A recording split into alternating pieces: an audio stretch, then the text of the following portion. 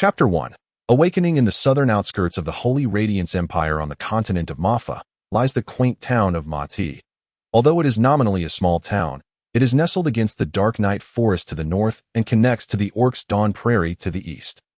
While the west leads directly to the heart of the Holy Radiance Kingdom. As a result, it has become a bustling hub for countless mercenaries, merchants, and adventurers. The substantial foot traffic has allowed Mightiest, despite its modest size, to develop in a manner that rivals even the most fortified cities. This transformation can be traced back to the iron-fisted policies of Emperor Mor III of the Holy Radiance Empire a century ago, who consolidated the disparate noble fiefdoms within the empire, establishing new cities in strategic locations and gradually forming a systematic hierarchy from the smallest villages and towns to fortified cities, castle cities, and ultimately the capital.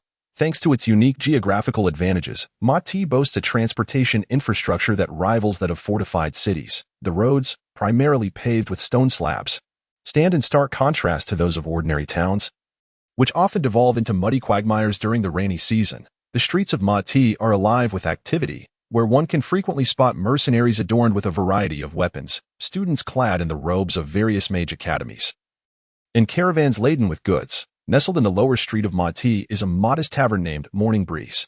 Chen Feng, standing behind the bar, gazes at the sparse clientele within, letting out a resigned sigh. It has been nearly a month since he inexplicably crossed over into this world. Just a month prior, on a fateful evening after finishing a live stream of Skyrim, Chen Feng had shut down his computer, intending to head downstairs for a snack. However, upon opening his front door, he promptly fainted. When he regained consciousness, he found himself in this bewildering realm, assuming the role of a bar attendant without any prior warning. Despite the extraordinary nature of his situation, Chen Feng, having been shaped by the information explosion era, did not feel fear, but rather accepted his new identity with an open heart. Unlike the typical protagonist who embarks on grand adventures, seeking out legendary masters to learn unparalleled skills, and gathering a cadre of enchanting companions while declaring a desire to defy fate, Chen Feng harbored no such illusions. He was well aware that mastering extraordinary abilities was beyond his reach. Survival meant staying within the tavern and earning enough to make ends meet. This pragmatic outlook had influenced his earlier decision to become a game streamer, particularly focusing on single-player titles. As long as he could continue to live, Chen Feng had little regard for the opinions of others. Family, if he had any, they were a distant thought. The tavern's wooden door creaked open with a gentle push, and an elderly man, simply yet respectably dressed, entered. This was Hans Milton, the longtime steward of Canis, the real estate owner of the lower street, and notably, the second most disliked person among the residents. Canis held the dubious honor of being the first, as few appreciated the monthly visits demanding the meager copper coins they owed, which were, after all, their rightful dues. Clearing his throat, old Hans was about to speak when a hearty laughter erupted from the tavern's second floor. "Ha ha! Look who has arrived. Is that not my dearest friend, the most benevolent steward of the lower street, Mr. Hans?" An elderly yet imposing figure, hunched but brimming with vitality, limped down the stairs and turned to Chen Feng at the bar, saying, "Please serve our charitable friend a pint of wheat beer, and charge it to my account." Old Hans furrowed his brow momentarily, but his cultivated demeanor and years of interacting with the lower street residents allowed him to quickly regain composure. "Cole, when will you settle your rent?" he inquired. "Old Hans, you know my situation," Cole replied, patting his left leg, which ended in a wooden stump, evoking a rather piratical image if paired with a hook for a hand. "Business on the lower street has not been thriving, and rents are rising rather than falling. Can we perhaps defer payment for a while longer?" "While that may be the case, you have not paid rent for 3 months, Old Hans responded with a hint of exasperation. "At most. You have another half-month. If you cannot settle it by then, I will have no choice but to express my apologies." With that, Old Hans turned and made his way outside. "Hey, your beer," Cole called after him, a twitch of annoyance at the corner of his mouth as he quickened his pace to exit. He then downed the watered-down beer with a loud glug, proceeding upstairs without a backward glance. Just before reaching the second floor, he suddenly remembered something and leaned over the railing, shouting down, "Chen, come to my room after closing." Chen Feng quietly observed this exchange. In his short time here, he had learned that Old Hans and Cole were once comrades in the same mercenary band, having shared not only battles but also the pleasures of life. After leaving the mercenary life, Cole's fortunes had taken a turn for the worse. From a certain perspective, old Hans had been quite supportive of Cole, after all. It was evident that Canis was not a true philanthropist, and the fact that Cole had managed to avoid eviction for 3 months without paying rent spoke volumes about old Hans's influence. As night descended, Chen Feng completed his cleaning of the hall and prepared to close up. Under normal circumstances, this would be the peak business hour for a tavern, provided it were not located on the lower street, and Cole had the means to hire some attractive, beast-eared waitresses from the Dawn Prairie. After extinguishing the magical lamps in the hall, Chen Feng ascended to Cole's room on the 2nd floor, surprised to find Cole sober and seated formally in a chair amidst a room full of large barrels. Chen Feng was taken aback when Cole gestured for him to sit across from him. "I am preparing to leave. I wish to hand over this establishment to you." "Brother, that is rather abrupt," Chen Feng thought to himself, feeling that the usual protocol would involve a more sentimental preamble, followed by an emotional exchange before being entrusted with such a responsibility. Unable to suppress his thoughts, he asked, "2 questions. 1. Why me? 2. When will you return?" Chen Feng refrained from inquiring about Cole's destination. Everyone has their secrets. Yet, he felt a twinge of concern for the well-meaning Cole who had taken him in. "First, do you believe I have any other options?" Cole, the one-legged captain, looked earnestly at Chen Feng. "As for the second, this world is vast, and I wish to explore it. Who knows if I will return?" "You just want to run away, don't you?" Chen Feng felt utterly exasperated. "But what about the rent? Do you expect me, a mere bar attendant with no skills, to manage the debts of 30 silver coins with a tavern that barely covers a piece of cuckoo chicken breast?" "Hey, Chen, calm down. Remember, you need a sense of humor. Don't wear such a serious expression. With your dark hair and eyes, coupled with a smile, trust me, the little daughter from the Tassi family will surely come seeking you," Cole said, attempting to lighten the mood as Chen Feng stood up to leave. "All right, enough of your antics," Cole said, pulling out 20 silver coins emblazoned with the visage of the great emperor of Holy Radiance. "Here, take this to settle things with old Hans. He is quite reasonable." Emerging from Cole's room, Chen Feng felt a surge of gratitude. The gesture touched him deeply, especially when he noticed Cole's brief flash of gold as he tucked it away without a care. He was nearly moved to tears. Returning to his small room, he lay on his bed, rubbing his temples as he reflected on the evening from a month ago when that cantankerous yet kind-hearted old man had rescued him from the jaws of the wind wolves and offered him shelter. Though the tavern left much to be desired, Cole had treated him well. He also recognized that without any skills or familiarity with this world, he could quickly find himself in dire straits should he lose the tavern. Thus, he needed to devise a plan to safeguard this establishment that he pondered. Chen Feng inadvertently drifted into slumber, the pure moonlight streaming through the window and illuminating him, a faint, invisible glow pulsating from his heart. Integration with the host successful. Integration rate at 1. Host has entered sleep mode. The system autonomously selects a type based on the current world. Chapter 2. Mercenary Guild and E-Class Tasks. Darkness enveloped Chen Feng, leaving him unable to perceive anything beyond the void. He recalled having fallen asleep, which meant he must be dreaming. Yet, strangely, within this dream, he felt more awake than ever. "Congratulations, host, on successfully merging with the Mercenary Guild system," a voice echoed from the darkness, before Chen Feng could fully comprehend the announcement.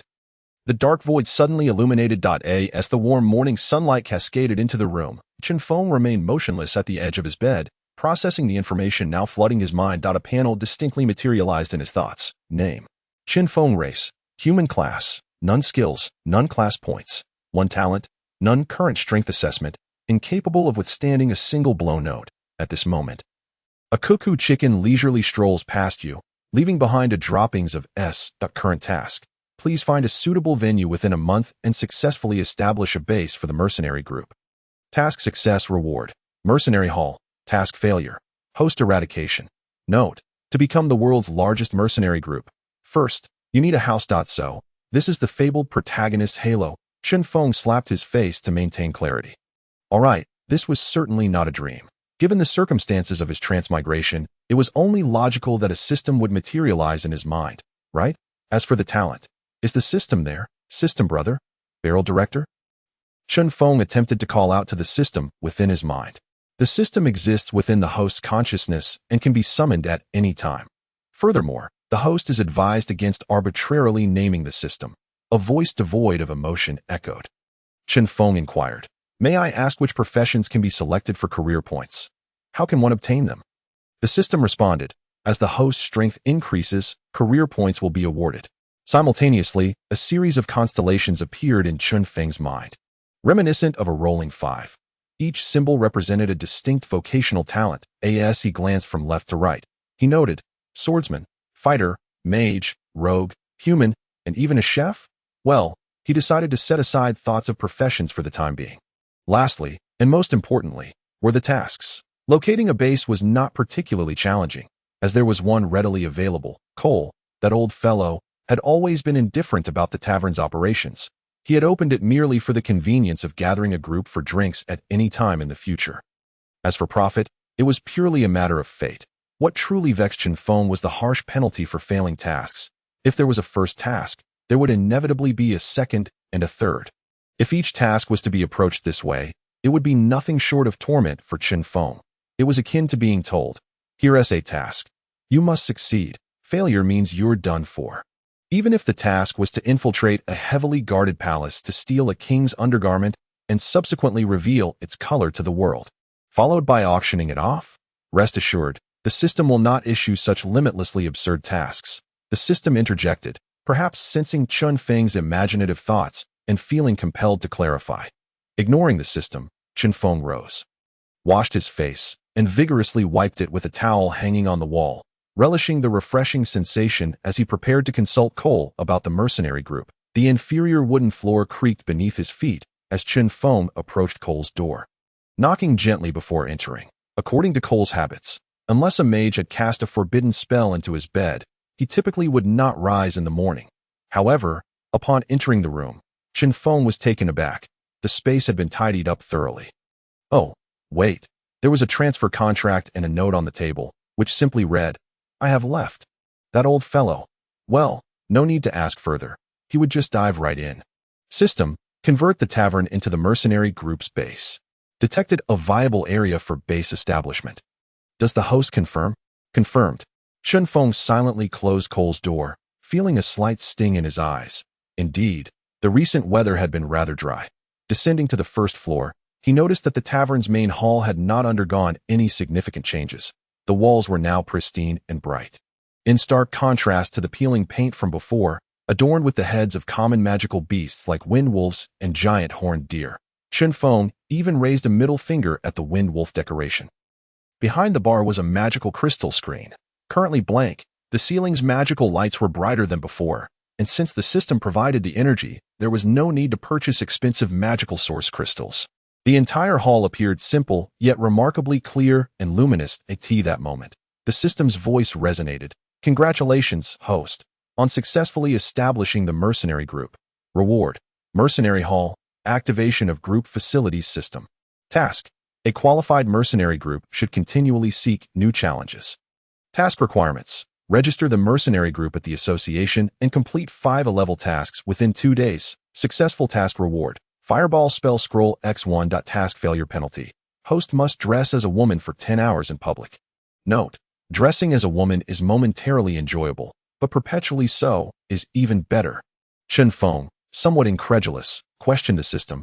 Did you not say you wouldn't issue boundless tasks? The system will not issue tasks without limits, but penalties can be applied. The system retorted with unyielding logic. After a moment's consideration, Chen Feng decided to let it go. He would first focus on the tasks at hand. Completing this task was imperative. As a staunch man, Chen Feng could endure some humiliation, but cross-dressing? That was out of the question. The mercenary task system was categorized into E, D, C, B, A, S, SS, and the legendary SSS levels. The E-level tasks were the most basic, while A-level and above typically involved region-wide tasks issued by kingdoms or organizations, which were rarely encountered. A-level tasks often pertained to ancient ruins or perilous regions like the Abyssal Sea or the Cemetery of the Buried Bones.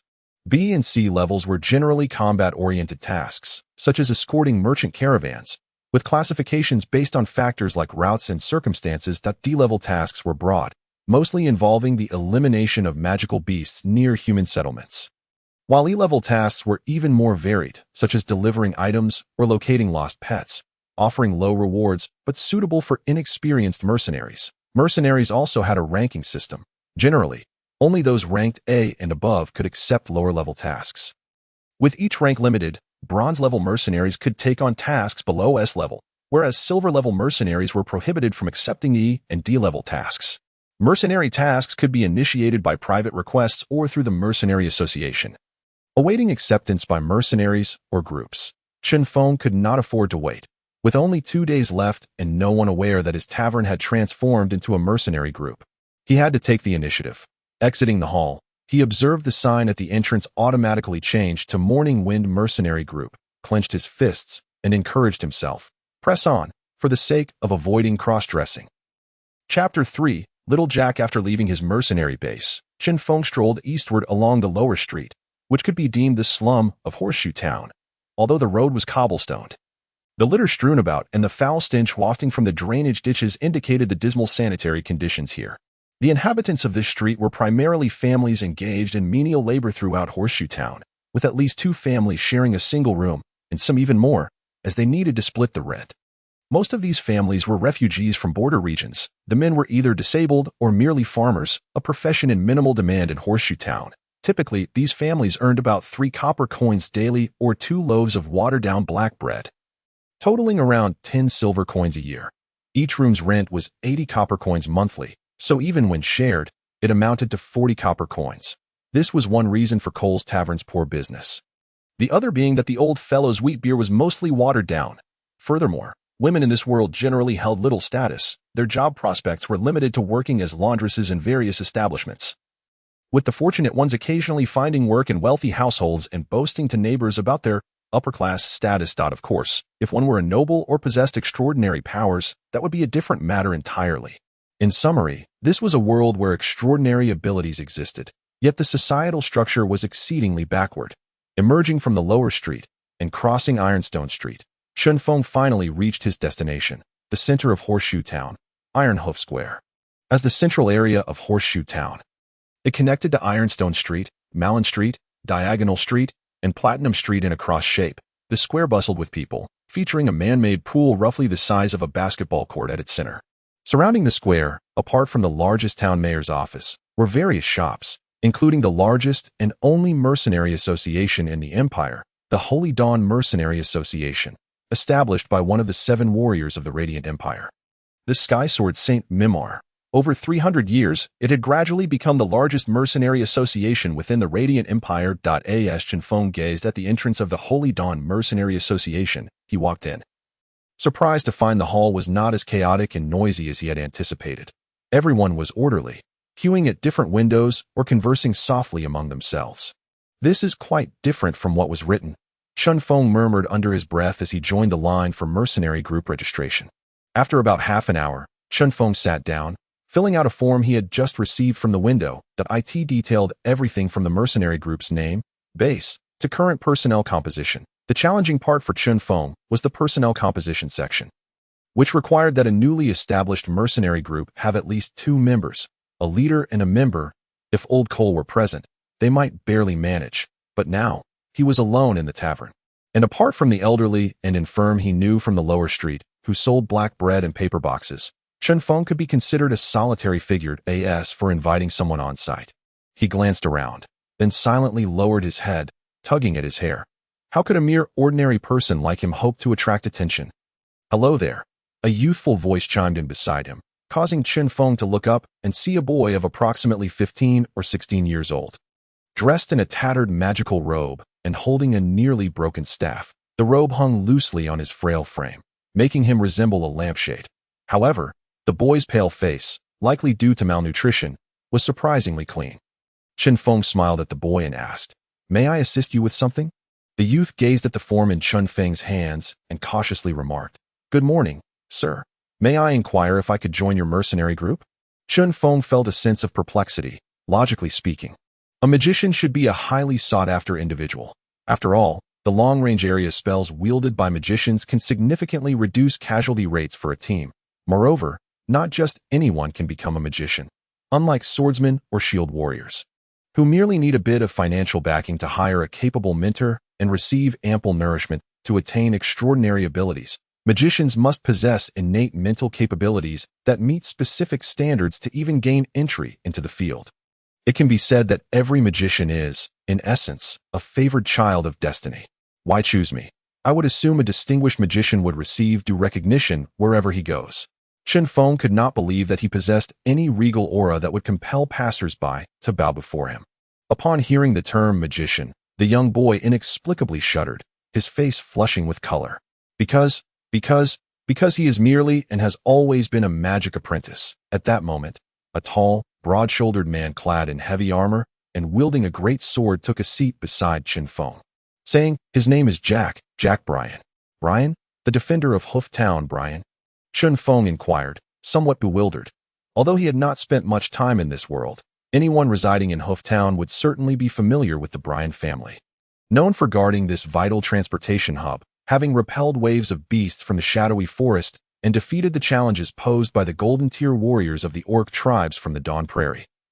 It could be said that Hoof Town's enduring prominence and burgeoning prosperity were largely due to the stabilizing presence of the Bryan family, often rumored to be on the verge of receiving the sacred Mark Medal from the Empire, granting them even greater authority. While the specifics remained unconfirmed, it sufficed to illustrate the family's formidable strength. The middle-aged man chuckled. "That's about right. However, Jack is merely a bastard son of the Bryan family and, due to his passion for magic and lack of talent, has faced considerable ostracism from his K.I.N.O. mercenary group here would be willing to accept him. After all, choosing a magician devoid of talent while incurring the wrath of the Bryan family is something even a fool would avoid." After hearing the middle-aged man's words, Chen Feng turned to young Jack. "Why persist?" Young Jack had expected Chen Feng to dismiss him outright, but was taken aback by the sudden inquiry. After a brief pause, his gaze grew resolute. "I simply wish to continue pursuing what I believe in. I want to prove myself. What if you were to disappear without a trace?" "Then I would disappear without a trace." Gazing into young Jack's steadfast and innocent eyes, Chen Feng unexpectedly smiled. "Welcome to the Morning Breeze Mercenary Group. My name is Chen Feng, and from now on, I shall be your captain." With that, Chen Feng inscribed Jack Bryan's name on the form, turning to head toward the application window amidst young Jack's excited gaze. "Sigh." As he handed the mercenary group application to the window, Chen Feng silently exhaled, fully aware of the difficulties he was choosing to face by accepting young Jack. Yet, when confronted with the challenges of societal expectations and external pressures, he resolutely opted for the path of hardship. As for the questions posed to young Jack, they were merely for show. An hour later, Chen Feng beheld the written certification bearing the words "Morning Breeze" in his hand, alongside the starry-eyed young Jack standing before him, and couldn't he help but feel a sense of tragic grandeur. The life of a couch potato shall henceforth depart. Meanwhile, the middle-aged man in heavy armor, bearing a great sword, wore a grim expression as he swiftly exited the Mercenary Association. Chapter 4. Tactical retreat. By the time Chen Feng concluded his business with the mercenary group and applied for a bronze-level mercenary certification, half a day had passed. Observing the Mercenary Association as individuals either departed with or without tasks, Chen Feng led young Jack out of the establishment. Having been preoccupied with the system and mercenary affairs since morning, he realized he had scarcely eaten anything and was now ravenously hungry. Accompanied by young Jack, he made his way to a restaurant on the opposite street of the central plaza, spending 5 of the 20 silver coins left by Old Cole to treat himself and young Jack to a blueberry-glazed steak from the Dawn Prairie, which could be considered quite extravagant, equating to half a year's rent for a street dweller. After placing their order, Chen Feng glanced at young Jack opposite him, who had been unable to contain his excitement since their departure from the Mercenary Association. "All right, young Jack, as a magician, I believe your mentor's first lesson should have taught you to maintain composure in any situation, correct?" Chen Feng said with a hint of exasperation. Upon hearing this, young Jack felt a bit embarrassed and replied, "I apologize." "Oh no, Captain, I am simply overwhelmed with excitement. You have no idea. For the past 6 months, I have traversed every mercenary group in Hoof Town, and not one would take me. My research funds have long been depleted. And as you know, being a magician is an expensive endeavor, compounded by my lack of talent. So, Chen Feng understood well that being a magician indeed incurs significant expenses, whether for spellcasting materials, research tools, or personal equipment. Although young Jack appeared to be poorly clad, the fabric of his magical robe was crafted from the hide of a Tier 3 magical beast, the night fox, which could withstand attacks that an ordinary person would find insurmountable. Furthermore, his nearly broken magic wand was made from the branches of the unique Anshi wood found in the shadowy forest, possessing calming properties, not to mention the Eye of a Frost Cat demon embedded within the wand, amplifying ice magic. But why did you not opt for individual tasks? This was the aspect that puzzled Chen Feng the most. While the rewards from individual tasks were less than those from team endeavors, they were straightforward and had clear objectives. Even though young Jack was merely a bronze-level intermediate magic apprentice, he could easily complete numerous D-level tasks in a short time, thereby accumulating rewards. I have tried, young Jack suddenly expressed, a hint of frustration creeping into his voice. Previously, I attempted to undertake some solo tasks, but for some inexplicable reason, something always went awry at the most critical moments. Chinfong, intrigued, asked, "Oh, what sort of mishaps? Do elaborate." Young Jack pondered for a moment before responding. For instance, last month I accepted a task to capture a blue-eared rabbit on the outskirts of the shadowy forest, but as I approached the rabbit, a large rock slide from the cliff startled it away. This happened several times, and then there was a task that required me to gather some bloodroot, a common hemostatic herb, yet every location I searched had already been picked clean. It seems that every time I attempt a D-level task, I encounter such predicaments. E-level tasks go relatively smoothly, but the rewards from D-level tasks barely suffice, let alone E-level ones. After listening to young Jack's account, Chen Feng couldn't help but feel a tactical retreat coming on, inwardly scoffing. This lad is either fated to live a life of poverty, or someone is deliberately sabotaging him. How utterly kitsch, the struggles of the affluent. Naturally, he would not share these thoughts with young Jack. If this boy were to discover the truth, he would likely find himself sold out by his own kin. Yet, it seemed that no one had any intention of taking his life. Otherwise, he would have perished countless times by now. Since Chen Feng's mercenary group had already accepted the lad, he would need to find a way to smooth things over as a half-beast cat-eared waitress brought their dishes to the table. Chen Feng dismissed any further thoughts and began to savor the meal alongside young Jack. Indeed, the black bread they had been consuming was of an entirely different caliber, while Chen Feng and young Jack relished their feast. Inside the Bryan family estate at number 1 Platinum Street, the eldest son, Fair Bryan, sat in his room sipping coffee. Abruptly halting mid-sip, he addressed the air before him. "Serpent, any updates?" The curtains in the room seemed to flutter slightly as a deep voice responded, "Young master, Jack has joined a mercenary group." "Oh," Fair replied nonchalantly, seemingly unfazed. "Which mercenary group would dare accept him?" The deep voice continued, "It is a newly formed group called the Morning Breeze Mercenary Group, led by a captain named Chinfong. As for his background, aside from being taken in by Old Cole from the Morning Breeze Tavern a month ago, we have been unable to uncover anything else. Currently, the entire mercenary group, including Jack, consists of only 2 members." "Ah," Fair chuckled lightly. "You know, Serpent, sometimes I truly fail to understand why my father permits us siblings to compete against one another yet forbids any bloodshed. The wisdom of Lord Yagri is beyond my comprehension," Serpent replied ambiguously. Fair paid little heed to Serpent's answer. "Perhaps Jack does not require many hands on deck. I believe my dear little Jack merely hopes to acquire additional materials for his meager path in magic, particularly for casting Ice Arrow. Keep a close eye on my second brother. He seems to be getting rather chummy with Deputy Commander Cohen of the station troops, though it may just be trivial antics. It is nonetheless as bothersome as a fly." As he spoke, a look of disdain involuntarily flickered in Fei Er's eyes. "Understood," the Serpent replied, preparing to take his leave. "Oh, by the way," Fei Er suddenly called out to the Serpent, "remember to address young Jack as young master next time. Though he may be somewhat dim-witted, he is nonetheless a descendant of our Bryan family and deserves at least a modicum of respect. You do not possess the privilege to call him by his name directly. Do you understand?" "Understood." The Serpent's voice remained devoid of any mockery. "Does the young master have any further instructions?" "None," Fei Er said lightly, raising the now lukewarm coffee from the table to take a sip, as if he had never uttered those previous words. After finishing their meal, Chen Feng and young Jack returned to the Mercenary Guild, with a day and a half remaining until the system's stipulated 2-day period.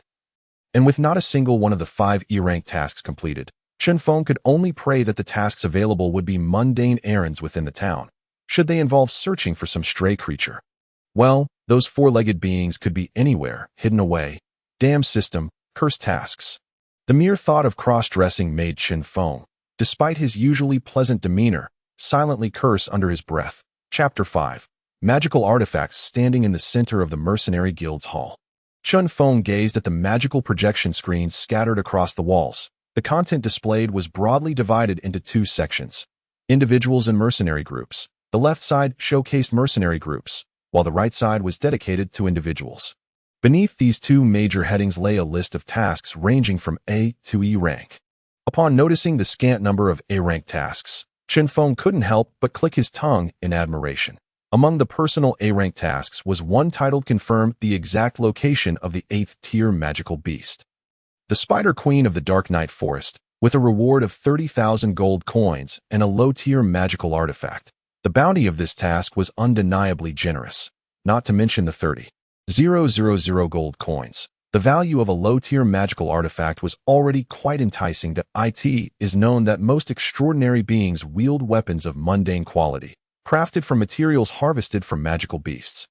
Such weapons, derived from magical creatures, can withstand the extraordinary powers of their wielders. However, these mundane weapons are merely shaped from the materials without any magical enhancements. In other words, even a sharpened bone drawn from a 9th-tier magical beast could be deemed a mundane weapon, though one cannot compare it to the artifacts from sacred-tier beasts due to the difference in their life levels. Magical artifacts, on the other hand, are created by engraving magic runes onto the materials themselves.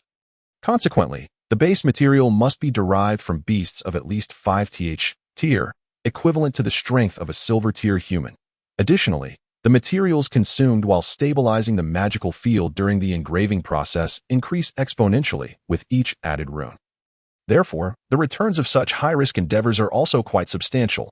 For instance, two weapons of silver-tier caliber might yield vastly different results. One might be a plain weapon, while the other, a low-tier magical artifact, could possess effects like speed or mighty strength, or even both simultaneously, leading to predictable outcomes. It is said that the defender of the Bryan family possesses a mid-tier magical artifact shield named Mountain Suppressor, which is imbued with the runes Immovable and Earth Shatter. Chen Feng, however, held no particular thoughts regarding the A-rank task.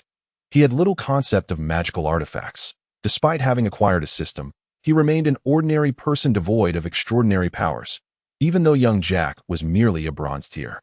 10 of him combined could not match the strength of a single young Jack. The Team A-rank task was to eradicate the lair of the Spider Queen and present her corpse, with a reward of 100,000 gold coins and 2 low-tier magical artifacts. Individual tasks and mercenary group tasks do not conflict. Members of a mercenary group can also undertake individual tasks, though the outcomes do not count towards the group's promotion criteria. At this point, a thought struck Chen Feng, causing him to question the system in his mind. System, if my mercenary group completes a D-rank task, will it count as multiple E-rank tasks? The system responded, indeed, one D-rank mercenary group task can be counted as 3 E-rank tasks. However, please note that you currently belong to the category of ordinary individuals without mastery of extraordinary power. D-rank mercenary tasks require participation in combat, so choose wisely. Chen Feng was not overly concerned about the system's mention of his strength. He had yet to allocate the professional points awarded for completing his first task, and now seemed the perfect time to do so. Having decided on his objectives, Chen Feng promptly accepted 2 E-rank tasks involving the transportation of goods and 1 task to eliminate 3 Redmane jackals located on the outskirts of Mightiest town. He chose the Redmane jackals because young Jack excelled in ice-type spells, which would provide a level of counter against fire-type magical beasts. After selecting the tasks, Chen Feng and young Jack resolved to first complete the 2 E-rank team tasks. The E-rank team tasks, in comparison to individual tasks, merely varied in the volume of goods to be transported. Wealthy merchants or nobles often preferred to employ extraordinary beings for such tasks rather than ordinary folk, as it lent an air of sophistication, even if the extraordinary beings were of lower rank. By the time Chen Feng completed the 2 E-rank team tasks, night had long since fallen, dragging his fatigued body back to his guild's base. He felt utterly exhausted. Young Jack, too weary to explore the base, hurried home to rest. Chen Feng had not anticipated that E-rank team tasks could be so taxing. First, he had to protect the young lady of the Riley family, the representative of the Ruby Chamber of Commerce residing at 31 Platinum Street. As she rode around the entire perimeter of Mightiest town, her servants could easily overpower Chen Feng several times over. Next, he assisted in organizing scattered low-tier magical materials at a shop on Diagonal Street that sold magical supplies, barely managing to complete the task with young Jack's help. Now, Chen Feng lay sprawled on a chair in the hall, feeling as lifeless as a dog. In truth, even two low-tier extraordinary beings should not have been exhausted by such tasks, but being an ordinary person made it a different story. Young Jack had shouldered the majority of the workload. And upon glancing at the day's earnings, 3 silver coins and 30 copper coins, he lamented the paltry rewards of E-rank tasks, even for a team. Resolving to shake off his fatigue, Chen Feng forced himself to focus, bringing up the talent panel in his mind. Tomorrow, he must complete the D-rank task and strengthen his abilities. Looking at the talent options, Chen Feng decided to choose the fighter class. The star-labeled fighter at the bottom of the constellation lit up, and the system announced, "Host has successfully unlocked the profession tree. Current world strength assessment criteria initiated." Knowledge pertaining to the fighter class flooded into Chen Feng's mind like a sudden revelation. He stood up, adapted to the newfound information, and suddenly threw a punch straight ahead, creating a whoosh sound as it sliced through the air, a skill known as charging punch. Simultaneously, Chen Feng accessed his status panel.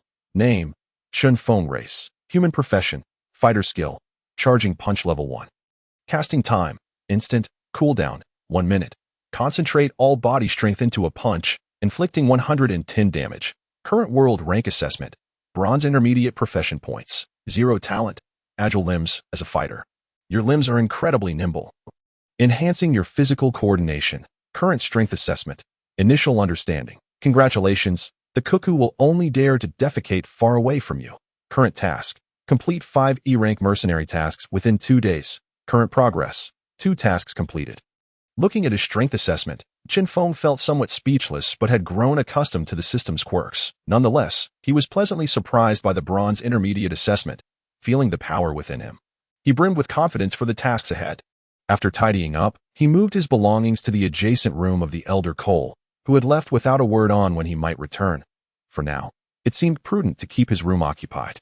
Lying in bed, Chen Feng pondered this and, before he knew it, his eyes drifted shut. Chapter 6. D-rank task, first battle. When he awoke, it was around 5 o'clock the next morning. Glancing at the magical energy timer on the table, he realized he had risen about an hour earlier than usual. Perhaps it was due to the enhancements from the system. After freshening up, Chen Feng descended to the hall. Yesterday, he had arranged to meet young Jack at the guild's base around 6 o'clock. Although young Jack was not particularly favored at home, Chen Feng surmised that he might take some time to arrive at a place like this. Making use of the time, he found some leftover black bread and, accompanied by water, began to eat while studying the system. Due to the multitude of tasks yesterday, he had overlooked the guild's facilities panel mentioned by the system. Chen Feng promptly opened it for inspection. Mercenary Group Name: Morning Breeze Mercenary Group Base, 23, Lower Street, Mightiest Town, Holy Radiance Empire. Current facilities: Guild Hall for members to rest and communicate briefly. Note: even the Blue Skies communication room is more magnificent than yours. Rank: Bronze level. Mercenary Group members: 210. Leader: Chen Feng, Bronze Intermediate Fighter, Vice Leader: none. Teams: none. Members: Jack Bryan, Bronze Low Tier, Ice Mage. Chen Feng finished the last bite of black bread and queried the system in his mind. Are there other buildings in the base? Of course. In addition to the most basic hall, there are also training rooms, lounges, forges, and so forth, which will provide certain ability enhancements based on varying needs. Specific details may be explored by the host, the system stated. Just as the system and Chen Feng engaged in their mental exchange, the tavern door swung open, and Jack entered, accompanied by a refreshing chill of early morning. Good morning, Jack. Chen Feng greeted him, somewhat surprised. I didn't expect you to find this place so early. I thought you would be half an hour late. Not too bad, young Jack replied, surveying the entire hall. I know the Taisai family from down the street. They did some odd jobs at my home before, and I've heard them mention this place. Taisai. Chen Feng's eyes twitched, recalling some rather unpleasant memories. Young Jack, oblivious to Chen Feng's change in demeanor, inquired with curiosity. Oh, do you know her as well, Captain? It makes sense. Since she mentioned you, you must have crossed paths. All right, let's discuss the task. Chen Feng successfully shifted the topic. 3 red-maned jackals, according to the existing intel. Their current location should be near the southern bank of the Lawrence River, just outside Hooftown. 2 of them are first tier, and 1 is a cub. Recently, the residents from outside the town reported attacks on both people and livestock, characterized by their ability to unleash a low-tier fire spark spell, which is not a major concern. However, they are quite swift and exhibit a degree of coordination, so I suggest we ambush one first. Then confront the other directly. The cub should be manageable. Do you have anything to add? Chen Feng inquired. Nothing at all. Young Jack replied earnestly. Chen Feng inwardly mused. This kid hasn't thought this through at all. As Chen Feng and young Jack searched for the 3 red-maned jackals, they found themselves in an awkward situation. The reason was simple. Although the red-maned jackal was merely a first-tier magical beast, the presence of jackal in their name made it clear they belonged to the canine family. Possessing an acute sense of smell the 2 strutted towards their target. It was evident that even with young Jack's robe often washed with fragrant detergents, and Chinfong having just cleansed his face with oil soap that very morning, the creatures had already caught their scent from 2 miles away. An ambush. The pair was instead ambushed, if not for Chen Feng's enhanced reflexes, which allowed him to swiftly pull young Jack to safety. The latter might have been singed bald by a sudden fire spark spell. What a blunder! What a blunder! Didn't I read online that hunters would mask their scents before tracking? How could I forget? Chen Feng berated himself internally. Though he maintained a composed facade, if he displayed any anxiety, it would only worsen young Jack's already pale countenance. Faced with the menacing red-maned jackals, there was no choice but to charge forward. Jack, can you still move? Chen Feng cautiously asked the young man behind him, as the jackal slowly approached. Listen carefully, I will throw you out, and then I will deal with the one in front of me. You just need to ensnare the other after you land, understood? Got it, Jack replied, his voice trembling. All right, on 3.1, 2-inch Chen Feng wrapped his arms around Jack. 3. As if responding to a command, Chen Feng hurled Jack away just as the 2 red-maned jackals lunged at him. With a powerful push of his right leg, Chen Feng disregarded the jackal behind him and darted towards the one ahead like an arrow. The distance closed rapidly, and the jackal bared its sharp fangs, leaping to bite at Chen Feng's head. Just as its maw approached, Chen Feng suddenly dropped to one knee. His right fist clenched. He struck upward towards the jackal's jaw. Fist of fury. Bang! The jackal's body, with its deformed head, was sent flying, while a drop of foul-smelling saliva slid down Chen Feng's forehead. He had no time to wipe it away. Another jackal was still behind him. Meanwhile, at the edge of the battlefield, Jack completed his incantation, launching an ice arrow towards the narrow gap of mere 2 or 3 meters between Chinfong and the remaining jackal, attempting to thwart its advance and provide Chinfong with a moment's respite. Just as the ice arrow was about to reach its target, a stone struck it, causing it to veer off course. What the hell? Chinfong shouted in frustration. In a moment of panic, he rolled to the right, narrowly avoiding a fatal blow. Though his left arm was still grazed by the jackal's claws, that a quick glance revealed Jack still in shock, oblivious to the unfolding chaos. Chinfong knew he could not rely on this guy any further. This is it. I must confront this bloody family feud. As he beheld the rapidly approaching jaws of the beast, disregarding the pain in his left arm, he seized the jackal's jaws with both hands, feeling the sharp teeth pierce his palms. I'll show you. Boom! Chinfong roared, eyes ablaze with fury, as he slammed the jackal to the ground, kicking up a thick cloud of dust that a gentle breeze swept through, and young Jack caught a glimpse of Chen Feng kneeling in the center of the dust cloud. Gazing skyward, Chen Feng's chest heaved violently as he caught his breath, staring at his trembling, bloodied hands, feeling the agonizing pain and the cool breeze against his face. Today's wind is truly deafening, Chen Feng thought, feeling utterly miserable. What on earth does ILL show you even mean? Jack was left utterly bewildered. Chapter 7. Who strikes first? Gradually regaining his composure, Jack rushed to Chen Feng's side, gasping at the sight of Chen Feng. Drenched in blood, the jackal's claws had carved 3 deep gashes into his left arm, but that was not the worst of it. The true danger lay in the puncture wounds inflicted by the jackal's teeth on both palms, from which blood steadily seeped. Without prompt medical attention, he risked losing the use of his hands, or worse, his life. Jack felt a pang of guilt. Not only am I too weak, but I've also burdened the captain. The 2 were situated on the outskirts of Hoof Town, where no priest resided, and common folk would merely use herbs to bandage their wounds. Fortunately, young Jack was an ice mage. Chinfong tore his clothing into strips for a makeshift bandage, and had Jack use ice magic to seal the wounds, providing at least temporary relief from the bleeding.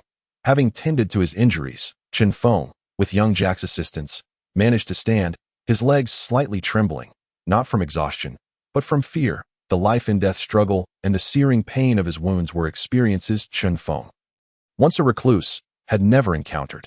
"All right, Jack, let us head to the lair and deal with the remaining cub," Chen Feng said, his voice weak. Jack looked at him with concern. "Captain, let me go alone. You should rest here." "Nonsense. Let us go together," Chen Feng insisted resolutely. Though he had little combat experience, he had been through enough in the virtual realm to consider himself battle-hardened. What conspiracy had he not witnessed from the earlier events? It was evident that someone was targeting Jack, yet it was equally clear that the adversary was cautious, unwilling to risk Jack's life. This meant that as long as Chen Feng stayed close to Jack, their enemy would likely refrain from direct attacks. That Tio put it bluntly. Even if the enemy had fled, in Chen Feng's current state, he would struggle against even a mere cuckoo, while Jack, despite his low spirits, was in the best condition to lead them forward.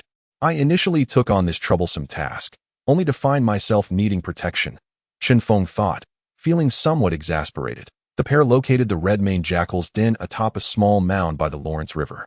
Inside the den, aside from the lingering stench of beast, lay a small red-maned jackal cub, approximately 30 centimeters long, soundly asleep. Its diminutive form lacked the ferocity of its adult counterparts, and the line of red fur along its back rendered the little creature almost adorable. "Who strikes first?" Chen Feng asked, his expression serious.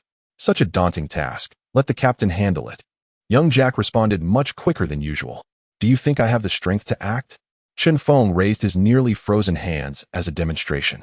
"Then you can use your feet." Jack, displaying the wisdom expected of a mage, suggested. "I have lost too much blood. My legs are weak," Chen Feng declared, unbothered by the foul odor, as he plopped down on the ground, signaling he would not rise again. "Moreover, as your captain, I hereby command you to complete the task immediately." Young Jack glared at Chen Feng in frustration, trembling as he raised his wand toward the cub's neck, following a brief incantation. A crimson-tinted ice arrow shot forth, ending the life of the unfortunate little creature. Young Jack squatted down, nearly in tears. If only there were dog lovers in this world, even a saint-level powerhouse would think twice before doing such a thing, Chen Feng remarked nonchalantly, observing Jack's disheveled state. "Congratulations, host, for completing 5 E-rank missions within the stipulated time. You are rewarded with a Fireball spell scroll X1. Additionally, you have successfully completed a D-rank mission during this task, earning an extra reward of a basic life potion X1. The system's voice resonated in Chen Feng's mind. He glanced at young Jack, still engulfed in sorrow, and quietly moved aside to check his rewards in his mind. Fireball spell scroll can be activated for a single use of a low-tier silver fireball spell. Basic life potion can be used to provide simple healing for current injuries. 2 items. Accompanied by a remarkably succinct introduction, the fireball spell, categorized as a low-tier incantation for fire mages, exists in a similar realm to that of the ice arrow. However, when unleashed by one of silver-tier prowess, the fireball's destructive capacity can be elevated to that of a bronze upper echelon, owing to the purity and mastery of the magical elements. This scenario parallels the distinction between an ordinary person's accuracy with firearms, reliant on faith, and that of a marksman, who hits every target with unerring precision. Ultimately, it is one's own strength that serves as the decisive factor. As for the second item, it brought Chen Feng a sense of ease. His hands, currently under the influence of the ice element, were free from bleeding, yet they faced a prolonged risk of necrosis. The price for a single application of the vitality regeneration spell by the priests of the Holy Church would likely require selling off all of Little Jack's gear to barely afford it. Manifesting a basic life potion before him, Chen Feng knelt in an exceedingly awkward manner, using his 2 icy hands to secure the red vial. He then bent down to bite the cork open, clamping the bottle's neck between his teeth before straightening up and tilting his head back to pour the potion into his stomach. What a disgraceful sight, he thought, feeling the potion's power surge into his arms, visibly healing the wounds on his limbs and palms. Within half a minute, the formerly injured areas were reduced to mere white marks, though the lingering weakness from blood loss remained. A product of the system must be of exceptional quality, Chen Feng marveled, simultaneously shattering the ice encasing his hands. Little Jack, too, appeared to have emerged from his despondent state, and as Chen Feng observed his forlorn expression, he pondered, Jack is quite capable in many aspects, yet his mental fortitude is woefully inadequate. I shall need to dedicate time to help him strengthen it. As a member of his own mercenary group, Chen Feng felt obliged to consider the well-being of his comrades. He patted little Jack's shoulder and said, "All right, Jack, this is an unavoidable circumstance. We may encounter similar situations in the future, so you must swiftly grow into a competent mage." Chen Feng spoke true. Being a mage involves the study of the elemental essence. And dissecting a young magical beast is merely child's play. Some even go so far as to capture elves and dwarves for dissection, attempting to stitch their organs together to test whether different species possess compatible magical properties. Jack nodded vacantly, failing to notice that Chen Feng's wounds had fully healed. Together, they extracted the fangs of the young beast and returned to the spot where the two red-maned jackals had perished. Fortunately, little time had passed, and the bodies had not been scavenged. After retrieving the fangs from both corpses, the Mercenary Guild would authenticate the completion of the task based on the genuineness of the teeth. Rather than accepting any random replacements, they also collected a tuft of the jackal's red mane, imbued with a trace of fire element, which was of decent quality and could fetch a few silver coins. Given Chen Feng's current debt, he couldn't afford to overlook even the smallest gain. The remainder of the jackal's body was of no use and inedible, leading to its abandonment on the return journey. Chen Feng remained vigilant. Fortunately, it seemed the adversary had either truly departed or had not found an opportunity to eliminate Chen Feng without harming little Jack. They returned to Horseshoe Town without incident. Chapter 8. Enhancing strength. By the time Chen Feng and little Jack completed their task and dealt with the materials from the red-maned jackals, it was already lunchtime. The reward for this D-grade mission amounted to 20 silver coins, with the Mercenary Guild taking a 1 fee, equating to 20 copper coins. The materials from the two jackals sold for 6 silver coins, leading to a total of 25 silver coins and 80 copper coins for the mercenary group. Including the funds Chen Feng already possessed, he now had a total of 40 silver coins and 80 copper coins. After paying the rent, he still had a neat sum of 10 silver coins left, which, while appearing substantial, was diminished by the mercenary group's weekly wage system. Little Jack's current salary was 3 silver coins per week, and for this mission, he would earn a 2 silver coin bonus, leaving Chen Feng with just 5 silver coins. Contemplating whether to celebrate their victory in their first battle, Chen Feng decisively concluded, "Food. I must indulge." After a hearty meal, the two parted ways. Little Jack decided to advance his weekly salary to purchase some low-tier magical materials, while Chen Feng planned to stroll through Ironstone Street. Ironstone Street, the marketplace for weaponry and equipment in Horseshoe Town, boasted a myriad of weapons for sale, as well as custom orders. However, magical artifacts were a rare find in circulation. Following their recent mission, Chen Feng was eager to enhance his strength. If he became powerful enough, he could dispatch the two red-maned jackals without assistance, emerging unscathed. Enhancing strength entailed improvements both external and internal, with the former primarily involving weaponry and gear. Entering Ironstone Street, Chen Feng was greeted by the incessant clang-clang of metalwork. He scanned the street, observing stalls selling swords, shields, and armor, even spotting a few vendors offering mage equipment. After a moment's consideration, he entered a shop named The Forge. Upon stepping inside, he was met with the distinct scent of beast oil, a rust preventative used to maintain most weapons. Behind the counter stood a girl of approximately 16 or 17. Her skin a warm bronze. Upon noticing a customer, she greeted him with a bright smile. "Good afternoon, esteemed guest. Welcome to our store. May I inquire what type of weapon you seek? We have just produced a new batch of weapons made from materials of Tier 3 magical beasts. Would you like to take a look?" "Yes, let's have a look," Chen Feng replied. The girl retrieved a long sword, entirely black, measuring 12 meters in length, shorter than a great sword, but slightly longer than an average sword. With a balanced weight, the hilt was wrapped in a non-slip material. Chen Feng wielded it a couple of times, appreciating the feel, before returning it to the counter and asking, "This is a fine weapon. Does your shop accept custom orders?" "Certainly," the girl replied enthusiastically. "Our custom weapons are the finest in all of Horseshoe Town." Chen Feng smiled at her exuberance, knowing well that such claims were common across any shop. "I would like to commission a pair of knuckle dusters. If possible." "Knuckle dusters? You mean gauntlets? But we have never crafted just gauntlets.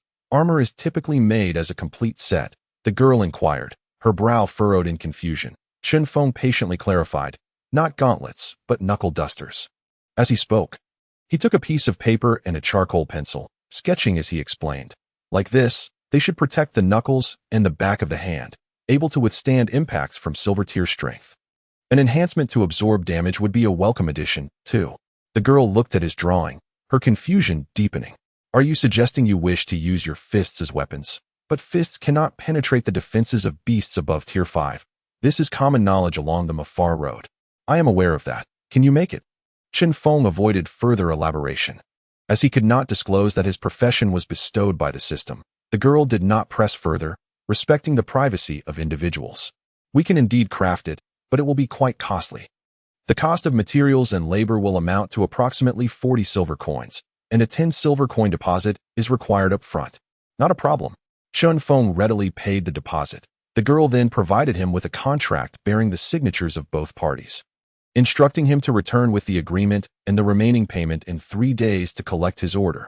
After securing the contract, Chen Feng exited the weapon shop and wandered into a store selling leather armor.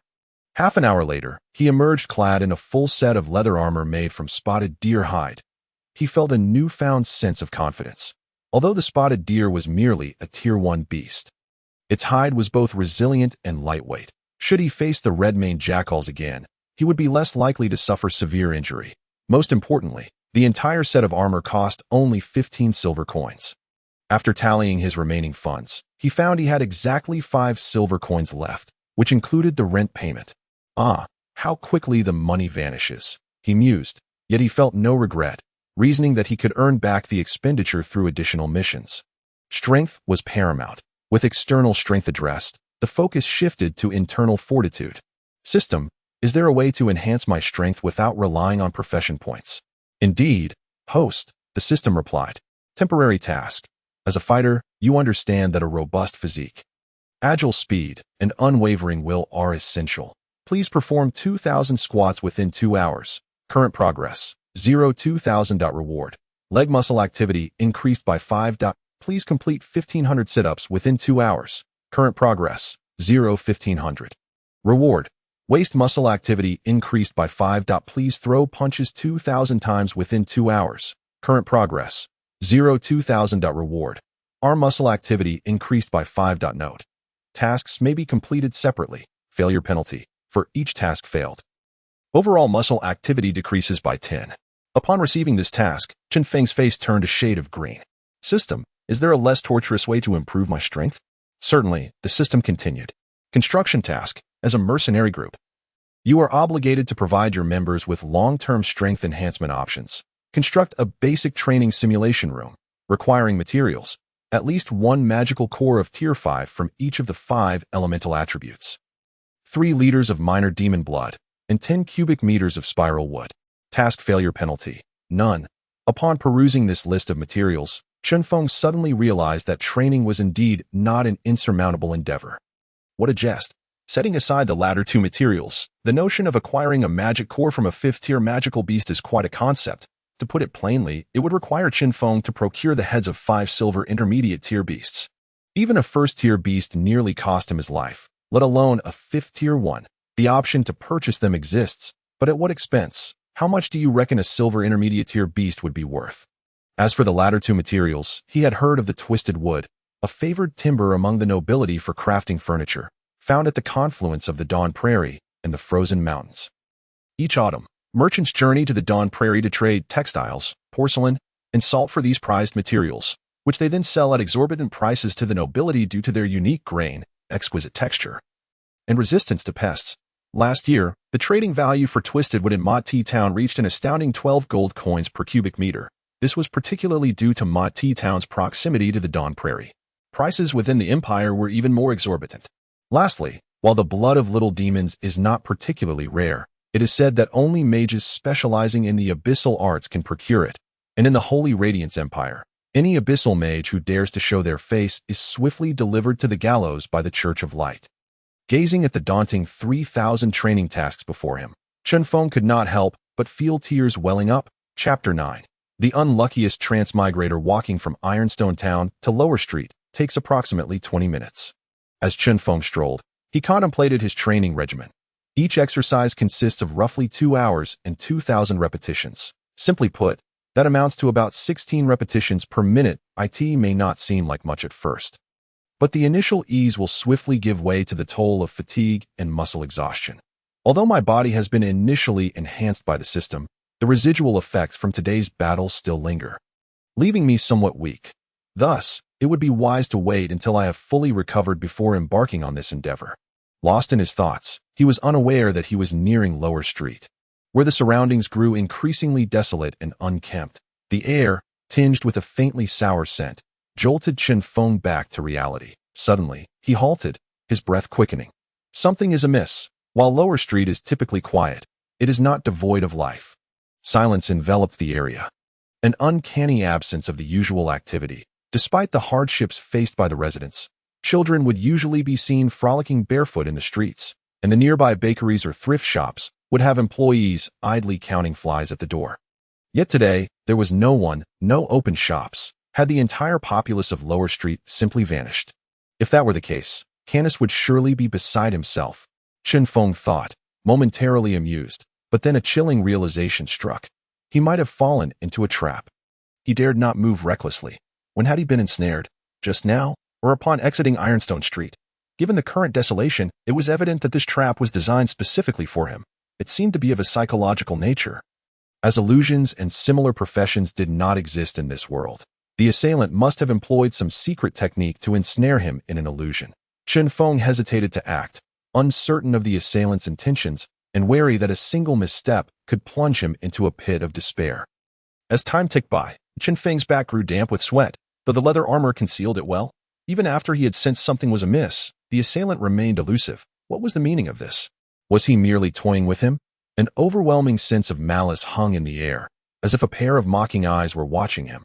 Perhaps the perpetrator had grown bored, or perhaps they had lost interest. Suddenly, a ripple in the air behind Chen Feng heralded the silent emergence of a dagger, stealthily inching toward him, yet he appeared oblivious, remaining utterly still, just as the blade was poised to claim his life. Chen Feng sprang into action. With a powerful leap, he twisted midair, a flash of crimson light illuminating his hand as a fireball, the size of a basin, hurtled toward the dagger's trajectory. Behold my backward jump shot. Chen Feng had gambled, wagering that the system's rewards could be utilized without physical manifestation, that he had won the wager. Had he known, he would not have resorted to such a furtive method of consuming potions. A startled exclamation echoed in the air, and the atmosphere quivered as a figure cloaked in black materialized before him, narrowly evading the oncoming fireball, which seared a portion of his dark robe. The figure, known as the Serpent, regarded the black-haired, black-eyed youth with caution, for the fireball he had just unleashed was indicative of Silver Tier prowess. Although the Serpent himself possessed Silver Tier initial strength, facing off against a mage of equal rank was hardly advantageous. He had mistakenly assessed Chen Feng as an equal-tier mage.as for the magical scrolls. While they were not particularly rare, it was absurd to attach a low-tier spell, like a fireball, to one. A silver-tier scroll would more likely contain something akin to a barrage of fireballs or explosive fireballs. Furthermore, activating a scroll necessitated unfurling it and targeting an enemy. While this youth had unleashed the fireball directly, clearly, the intelligence he had gathered was flawed. The Serpent found himself puzzled as to why a fire mage would detect his presence, especially one clad in leather armor. Had the recent trend in robes shifted? Meanwhile, Chen Feng scrutinized the cloaked figure before him, recognizing that his previous strike had been a stroke of sheer luck. In that moment of acute awareness, the system's notification rang in his mind. You have learned to utilize your perception to sense potential dangers in times of crisis, gaining the fighter's skill. Chi Sensation, Level 1. In a state of heightened mental concentration, you can sense all living beings within a meter radius.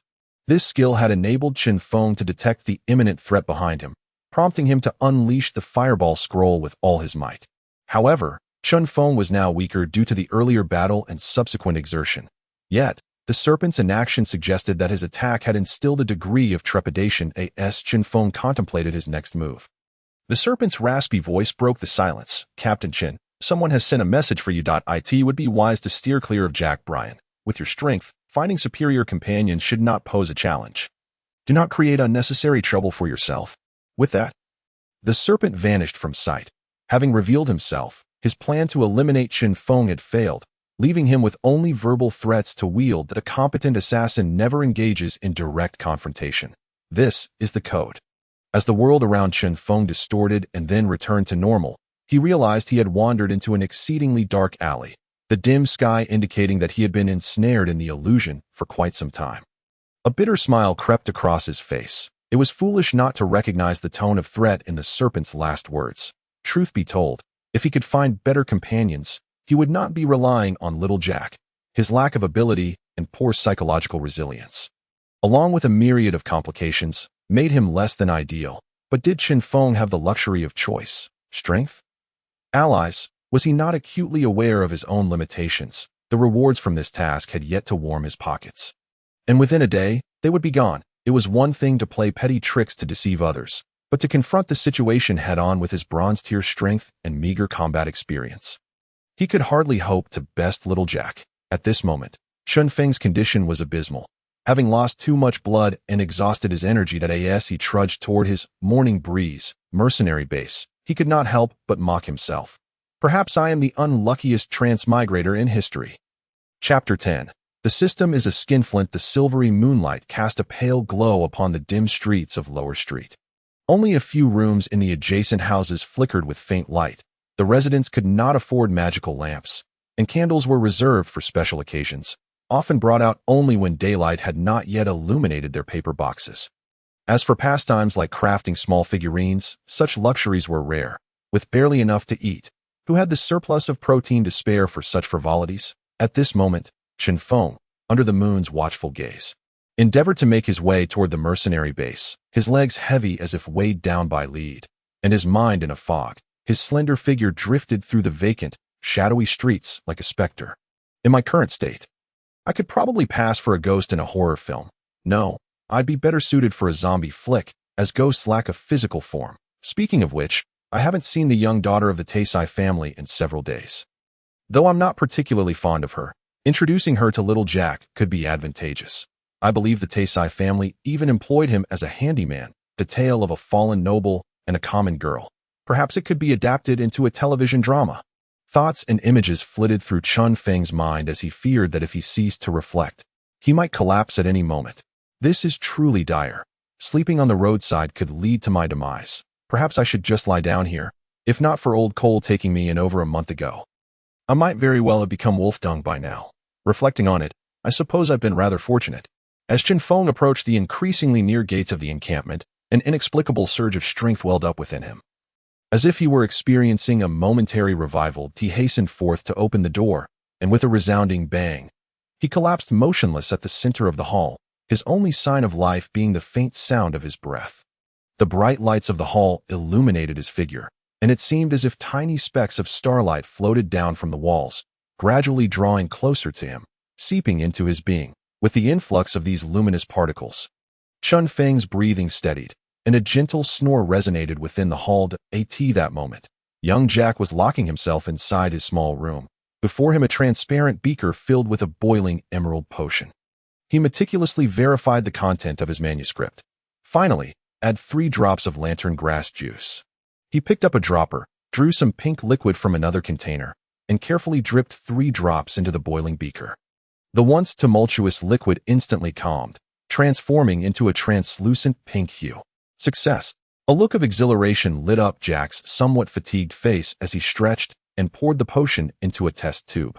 Sealing it tightly with a cork, he gently closed the book before him, carefully covering it with a velvet cloth. The somewhat worn cover bore the words Carmo's Alchemy in dark golden lettering. In the central area of the Bryan Manor, Faye stood by the window, gazing at the vibrant streets of Platinum Avenue. Unlike the darkness of the lower streets, the homes of the nobles and wealthy residents on Platinum Avenue remained aglow with magical energy lamps throughout the night. Some even adorned with crystals of various colors, casting a spectrum of hues. With a smile, Faye remarked, "Isn't it beautiful? The Bryan family has cultivated this once obscure town into this thriving spectacle over the course of a century. And I shall become its new master, bestowing an even more splendid future upon it." The figure of the serpent behind him remained silent. "Do you know, serpent, sometimes I truly detest your demeanor." After saying this, Faye pinched his brow with 2 fingers. "Is there any new intelligence?" The information was incorrect. The mercenary group that young Master Jack has joined is not as weak as anticipated. The serpent cut straight to the point. The opposing side has at least a low-tier silver fire mage with a strong perceptive ability who saw through my illusionary assassination. A low-tier silver fire mage. Fei Er furrowed his brow as he noticed the serpent's black robe bore scorch marks. Did he attack you when you left? Or say anything? The serpent replied. Nothing at all. He appeared quite calm. Fei Er pointed at the windowsill before him. I see. Is there any other news? Our people have managed to win over Vice Commander Cohen of the station troops. The serpent's voice remained steady. Upon hearing this, a smile graced Fei Er's face. Well done. Now, the only force left for the second son is that bunch of muddy-footed steel mercenaries, with the vice commander of the Imperial Station troops on our side. Along with the support of the Bougainvillea Chamber of Commerce and the majority of the town's nobility, when the family assessment arrives, whether in terms of skill or martial prowess, the old man will have no other choice. You may leave now. Continue to keep an eye on the second son and Jack. And refrain from making too many small moves. We must still consider the old man's stance.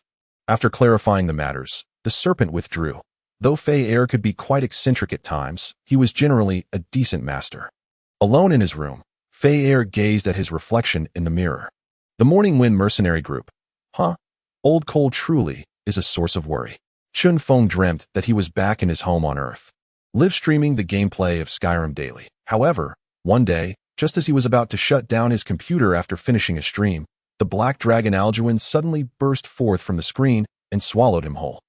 Then, Chinfong woke up. Rising from the floor, he looked around the encampment hall in bewilderment. I actually didn't die last night. Chinfong was acutely aware of how dire the situation had been, but all he could recall was collapsing in the hall, and everything afterward was a blur. Feeling his body restored to its former state, he queried, Is the system present? Did you assist in my recovery last night? The system's voice responded, No. The system itself does not possess any restorative or healing capabilities. The reason you have recovered is that the encampment hall inherently enhances the bodily recovery speed for members of the mercenary group. And as the leader of the group, you naturally receive more favorable treatment than ordinary members. What? Such an extraordinary effect, and you didn't bother to inform me. Chen Feng exclaimed, somewhat excited. The system's voice remained devoid of emotion. Firstly, the system merely serves a guiding role. The specific effects are for the host to explore on their own. Secondly, such effects are not permanent, for future mercenary group facilities, in addition to normal operational functions. Special capabilities will require the host to provide their operational energy core. With a grimace, Chinfong replied, More expenses, huh? Magical cores only exist from magical beasts. Not just magical cores, the system explained. According to gathered data, this world contains many energy-rich items, including tears of the goddess, demon hearts, oceanic hearts, and the wings of holy angels, all of which can provide sufficient energy for short durations. Chen Feng silently raised a middle finger to the system in his mind. Chapter 11. Sweat. While Chen Feng was still engaged in a dispute with the system regarding facility consumption, young Jack burst through the doors of the encampment, breathlessly exclaiming, Commander, Commander. Upon entering, Jack spotted Chen Feng, who was lost in thought in the hall. Commander, you have recovered. Oh. Chen Feng snapped back to reality, looking at young Jack. Good morning, Jack. I am fully healed. The hall is inscribed with magical runes that enhance bodily recovery. As he spoke, Chen Feng tapped the floor beneath his feet. He did not conceal this from Jack, as such matters were easily felt by anyone injured who came to the encampment. More people would come in the future, and it would eventually be exposed, a situation that would be harder to explain later. However, Chen Feng told a small fib, knowing that no one would genuinely pry up the floorboards, and besides, was the system's design so easily lifted? After the events of the past few days, Chen Feng had come to fully appreciate the system's formidable capabilities. That's incredible! Jack was astonished. Though he lacked strength, it did not mean he was unenlightened, being a mage himself. He understood that rhenology and alchemy were two branches of magical study. Yet, few mages were willing to delve into these disciplines due to the immense talent required and the considerable financial and energetic resources needed for researching both potion materials and rune crafting. As a result, this often hindered the mage's own power. Every master-level potion maker and rune master was usually not very powerful, but wherever they went, they were treated like the focus of admiration, based on what Chinfong described. This magical inscription encompassing the entire hall was beyond the capability of an ordinary rune master, not to mention the magical materials consumed. Had the commander once possessed such wealth and influence? He had never heard of it before. By the way, Jack, did you rush over today for something in particular? Noticing Jack's pensive expression, Chen Feng quickly shifted the subject, knowing that the children of noble families were never particularly simple-minded. Upon hearing Chen Feng's prompt, Jack snapped back to reality, excitement returning to his face, only to be quickly overshadowed by a hint of disappointment. Here, this is for you. Jack handed Chen Feng a test tube containing a pink liquid. Chen Feng accepted it, puzzled. Is this for me? What is it? A healing potion I made last night. Although it's only the most basic type, I thought I could apologize for dragging you down yesterday with this. As he spoke of his creation, Jack's face brightened with confidence. You advanced my salary yesterday, just for this. Looking at the youthful face still bearing traces of sleepiness, Chen Feng felt a surge of emotion. The slight resentment he had harbored towards Jack after the ambush yesterday dissipated. Very impressive. I didn't expect you to have knowledge of alchemy. Upon hearing Chen Feng's praise, Jack replied, although my magical talent isn't exceptional, I have a knack for potion making, formulas that others struggle to memorize after several repetitions. I often remember after just a glance. However, Jack's expression shifted to one of dejection as he continued. But this is quite costly. The formula requires materials for practice, and this bottle of basic healing potion is the only formula I can currently handle. Money. Money. Money.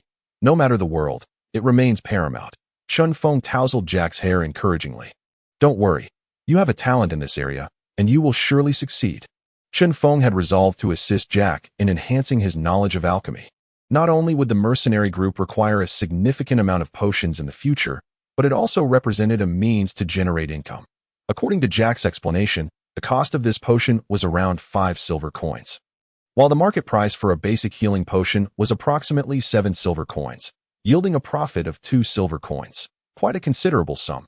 Moreover, although the system's potions were powerful, they could not be supplied in bulk, only reserved for critical moments. With these thoughts in mind, Chen Feng looked at Jack as if he were gazing upon a cuckoo that laid golden eggs. He had found a treasure. Young Jack felt a shiver run down his spine under Chen Feng's penetrating gaze, and he quickly inquired, Captain, do we have any plans for the next few days? Young Jack was once again short on funds. Of course, today you may have some free time as I have personal matters to attend to. We will take on tasks again tomorrow, Chen Feng replied. After giving his instructions, young Jack did not leave but instead found a corner in the hall to sit down and meticulously read a manuscript he had pulled from his pocket. Chen Feng chose not to disturb young Jack, who was engrossed in his studies, and turned to ascend the stairs, returning to his room and closing the door behind him. In his mind, he accessed the task panel. Temporary task. As a fighter, you understand that a robust physique, swift agility, and unwavering willpower are of utmost importance. Please perform 2,000 squats within 2 hours. Current progress, 0-2,000. Reward, 5 points for leg muscle activation. Please perform 1,500 sit-ups within 2 hours. Current progress, 0-1,500. Reward, 5 points for waist muscle activation. Please throw punches 2,000 times within 2 hours. Current progress, 0-2,000. Reward, 5 points for arm muscle activation. Note: tasks can be completed separately. Penalty for failure. For each task failed, overall muscle activation decreases by 10. Reflecting on his current physical state, Chen Feng felt ready to commence his training, starting with the 2,000 squats. 1, 2, 3, 4. Chen Feng silently counted in his mind, maintaining a steady pace of 1 squat every 3 seconds, carefully managing his stamina. After 30 minutes, he counted 601, 602, 603. Feeling quite good, it seemed that this level of exercise, after enhancement, was indeed manageable, boosting Chen Feng's confidence. An hour and a half later, Chen Feng was drenched in sweat, his leg muscles trembling, feeling an intense soreness. 1821, 1822, 1823. No longer counting in his head, he began to vocalize encouragement for himself. 2,000. After completing his final squat, he leaned against the wall, maintaining his standing posture. Squat practice completed. Reward, 5 points for leg muscle activation. As soon as the system's voice faded, a surge of warmth rushed into Chen Feng's fatigued thigh muscles. Refreshing. The fatigue induced by the vigorous exercise dissipated almost instantly. Within about 2 seconds, The warmth vanished. Chen Feng attempted to stretch his legs. It was manageable now, though there was still some lingering soreness. It was no longer unbearable. Grabbing a towel, he wiped the sweat from his face and steeled himself for the next training session, sweat once again trickling down his forehead. Meanwhile, in the hall below, young Jack was diligently engrossed in his manuscript notes. Though both were currently weak, they were both striving to strengthen themselves through different means. The warm sunlight streamed through the window, bathing them in its glow. Reminiscent of every powerful individual in the Mafa continent who once toiled in obscurity during their weaker days, shedding their sweat in silence. Chapter 12. Beast Attraction Powder Mafa Year, 1745, Fire Month.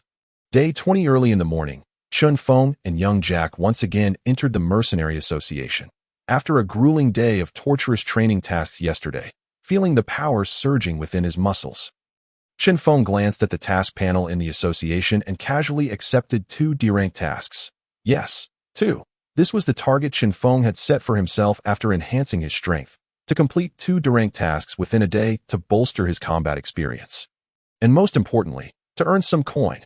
The day after tomorrow, he needed to pay the remaining balance for weapon crafting, and Chen Feng's pockets held a mere 5 silver coins. This morning, he was still nibbling on black bread. D-rank team task. Capture 20 fresh red-mouthed toothfish by 6 p.m. today. Reward, 15 silver coins. D-rank team task. Collect 30 grams of fragrant spotted grass seeds by 6 p.m. today. Reward, 22 silver coins. Which noble is hosting a banquet? Young Jack queried in confusion. Chen Feng shrugged indifferently. Who cares? We just need to complete the tasks. Chen Feng headed out of town, with his first objective being to collect the seeds of the fragrant spotted grass, which grows on the outskirts of the Dark Night Forest. Though the grass itself is toxic, its seeds are harmless and possess a slight fragrance and numbing quality, somewhat akin to Sichuan pepper on Earth. When processed correctly, they become a highly sought-after seasoning. But obtaining them is no easy feat generally. Areas where the fragrant spotted grass grows are inhabited by the spotted silver ring snake, a second-tier magical beast, while it does not possess any special attribute skills. It is highly venomous and capable of spitting venom to attack. Even a silver-tier expert could face life-threatening danger if struck in a vulnerable area, like the eyes. 2 hours later, Chen Feng found a patch of fragrant spotted grass nestled among the bushes. He casually picked up a stone from the ground and tossed it into the grass. Hiss! The grass rustled violently before settling down again. TSK, I need to devise a way to lure them out, Chen Feng mused. Despite his increased strength, he was no fool. Charging into the grass to confront the spotted silver ring snake would surely be suicidal. Yet, this creature was cunning, refusing to emerge no matter how many stones he tossed in. Setting the area ablaze was out of the question. Just as Chen Feng was at a loss, young Jack removed a satchel from his waist, pulled out a black wooden bottle, opened the cork, and sprinkled some powdery substance onto the ground. What did you just throw? Chen Feng asked curiously. As young Jack stowed the bottle, he replied, Beast Attraction Powder, a formula I just learned. It can lure magical beasts. As the book says, up to level 6. Chen Feng felt his legs weaken. Young Jack clapped his hands regretfully. Unfortunately, mine won't work. The ingredients are too basic, and it can only attract second-tier beasts at best. What a pity. If it could attract a level 5, or even a level 4 beast, we'd both be in serious trouble. Chen Feng thought frantically, yet his expression remained solemn as he focused on an open patch of ground nearby. At that moment, a spotted silver ring snake, approximately 4 meters long and as thick as a calf, was fixated on the two of them, its body slightly coiled, flicking its dark tongue and hissing ominously. Without further ado, Chen Feng charged straight at it. The 5 muscle enhancement granted Chen Feng greater speed, strength, and explosive power, as the spotted silver ring snake lunged towards him like an arrow released from a bow. Its triangular head opened wide, revealing venomous fangs aimed at Chen Feng's shoulder. Chen Feng did not flinch or evade. He couldn't afford to. Young Jack was not as agile. With a powerful push, he managed to draw an arc on the ground, narrowly avoiding the strike, and seized the snake's tail, slamming the spotted silver ring snake to the ground. However, Chen Feng did not pursue the advantage but instead retreated abruptly. In that moment, the snake shot 2 streams of foul venom from its fangs towards him. As he landed, Chen Feng grabbed young Jack and continued to retreat, while young Jack's staff emanated a blue frosty mist that wafted forward. The incoming venom collided with the blue mist, instantly freezing into chunks of ice that fell to the ground. Frost Mist Technique, a small spell akin to the Fireball Technique, was a strategy Chen Feng and Jack had discussed on their way here. When the last drop of venom fell to the ground, Chen Feng lunged forward again, targeting the spotted silver ring snake's vital spot as it coiled back up. Charging Fist, the enhanced punch unleashed tremendous force, obliterating the connection between the snake's head and body into a mass of gore. The spotted silver ring snake crumpled to the ground, and without a glance at its corpse, Chen Feng moved on to collect the grass seeds. While young Jack carefully extracted the snake's venom and gallbladder into a crystal vial, materials from second-tier magical beasts held significant value. Once they had gathered enough seeds, the two continued toward a waterfall along the Lawrence River. Every year, as autumn approached, vast numbers of red-mouthed toothfish would return from the abyssal sea to spawn in freshwater areas. These fish were not magical beasts but were exceptionally fierce, especially during spawning season, as they would pierce through any creature that obstructed their path with their sharp, pointed mouths. Only in areas with waterfalls could their speed be somewhat mitigated. Splash! Chen Feng kicked off his shoes and jumped into the waterfall. After locating a spot to stand, he slowly closed his eyes, concentrating to activate his chi sensation. Chen Feng began to sense the flow of wind and water within a 1-meter radius. Left side. Suddenly, Chen Feng opened his eyes and struck leftward, connecting with a red-mouthed toothfish that had just leapt from the water, slamming it back down. Without pausing, he struck again to the right, hitting another fish. Again and again, he struck with precision, becoming increasingly familiar with the state of chi sensation. His speed surged, and within a 1-meter radius, he felt as if it were his domain, allowing no drop of water to escape. Soon, he had gathered 20 red-mouthed toothfish and withdrew from the state of chi sensation, returning to the shore. Rubbing his head, he felt slightly fatigued and experienced a mild dizziness, but otherwise, he was unharmed. Indeed, only through battle could one grow swiftly. Gathering the fish strewn along the shore, he instructed young Jack to freeze them briefly with Frost Mist Technique, as the task required maintaining the freshness of the red-mouthed toothfish, which was why Chen Feng had initially hesitated to undertake this task. As he carried the frozen fish back, feeling their weight and glancing at the slender, frail young Jack beside him, Chen Feng couldn't help but exclaim, "It's time to recruit more people." Chapter 13. The banquet silence enveloped the journey as Chen Feng returned to the Mercenary Guild. Mere minutes from the expiration of the task's effective time, after a thorough review of the task items by the staff, it was determined that the requirements had been satisfactorily met at that moment. A sudden voice echoed in Chen Feng's mind. "Congratulations, host. On completing 3 consecutive D-class tasks, the system has reached the upgrade threshold. Award. 1 career point for the host. The system is entering upgrade mode. With an upgrade duration of 24 hours. During this period, aside from basic services, the system will provide no further assistance." "Ah, the system can upgrade?" Chen Feng inquired with surprise, yet the system offered no response. Seemingly unwilling to engage until the upgrade was complete, after collecting his task reward, Chen Feng, accompanied by little Jack, was preparing to head out for a meal when a carriage came to a steady halt before them. A servant, dressed in formal attire and wearing a face of urgency, dismounted and bowed deeply to little Jack, exclaiming, "Young master, we have finally found you." "What is it?" Little Jack replied with a hint of coldness in his tone. The servant presented a velvet-lined invitation to little Jack, stating, "The Viscount Laurent invites the eldest young master to tonight's banquet. The second young master is also included in the invitation. The banquet will commence in 2 hours. And you have yet to change your attire." The current noble system of the Holy Radiance Empire is divided into emerging nobility and traditional nobility. Emerging nobles acquire titles after merchants contribute substantial political donations to the empire. These titles bear no real power and are not hereditary. Yet they afford certain privileges in numerous areas. Conversely, traditional nobles were retained following Emperor Moore's consolidation policies, with titles inheritable for 3 generations, no fiefdoms allowed, and private armies prohibited. They can serve in various imperial departments. Wielding a degree of real power, the Viscount Laurent, being a traditional noble, was clearly not in a position to extend an invitation to someone of Count Yaguli's status, despite Yaguli being merely a count.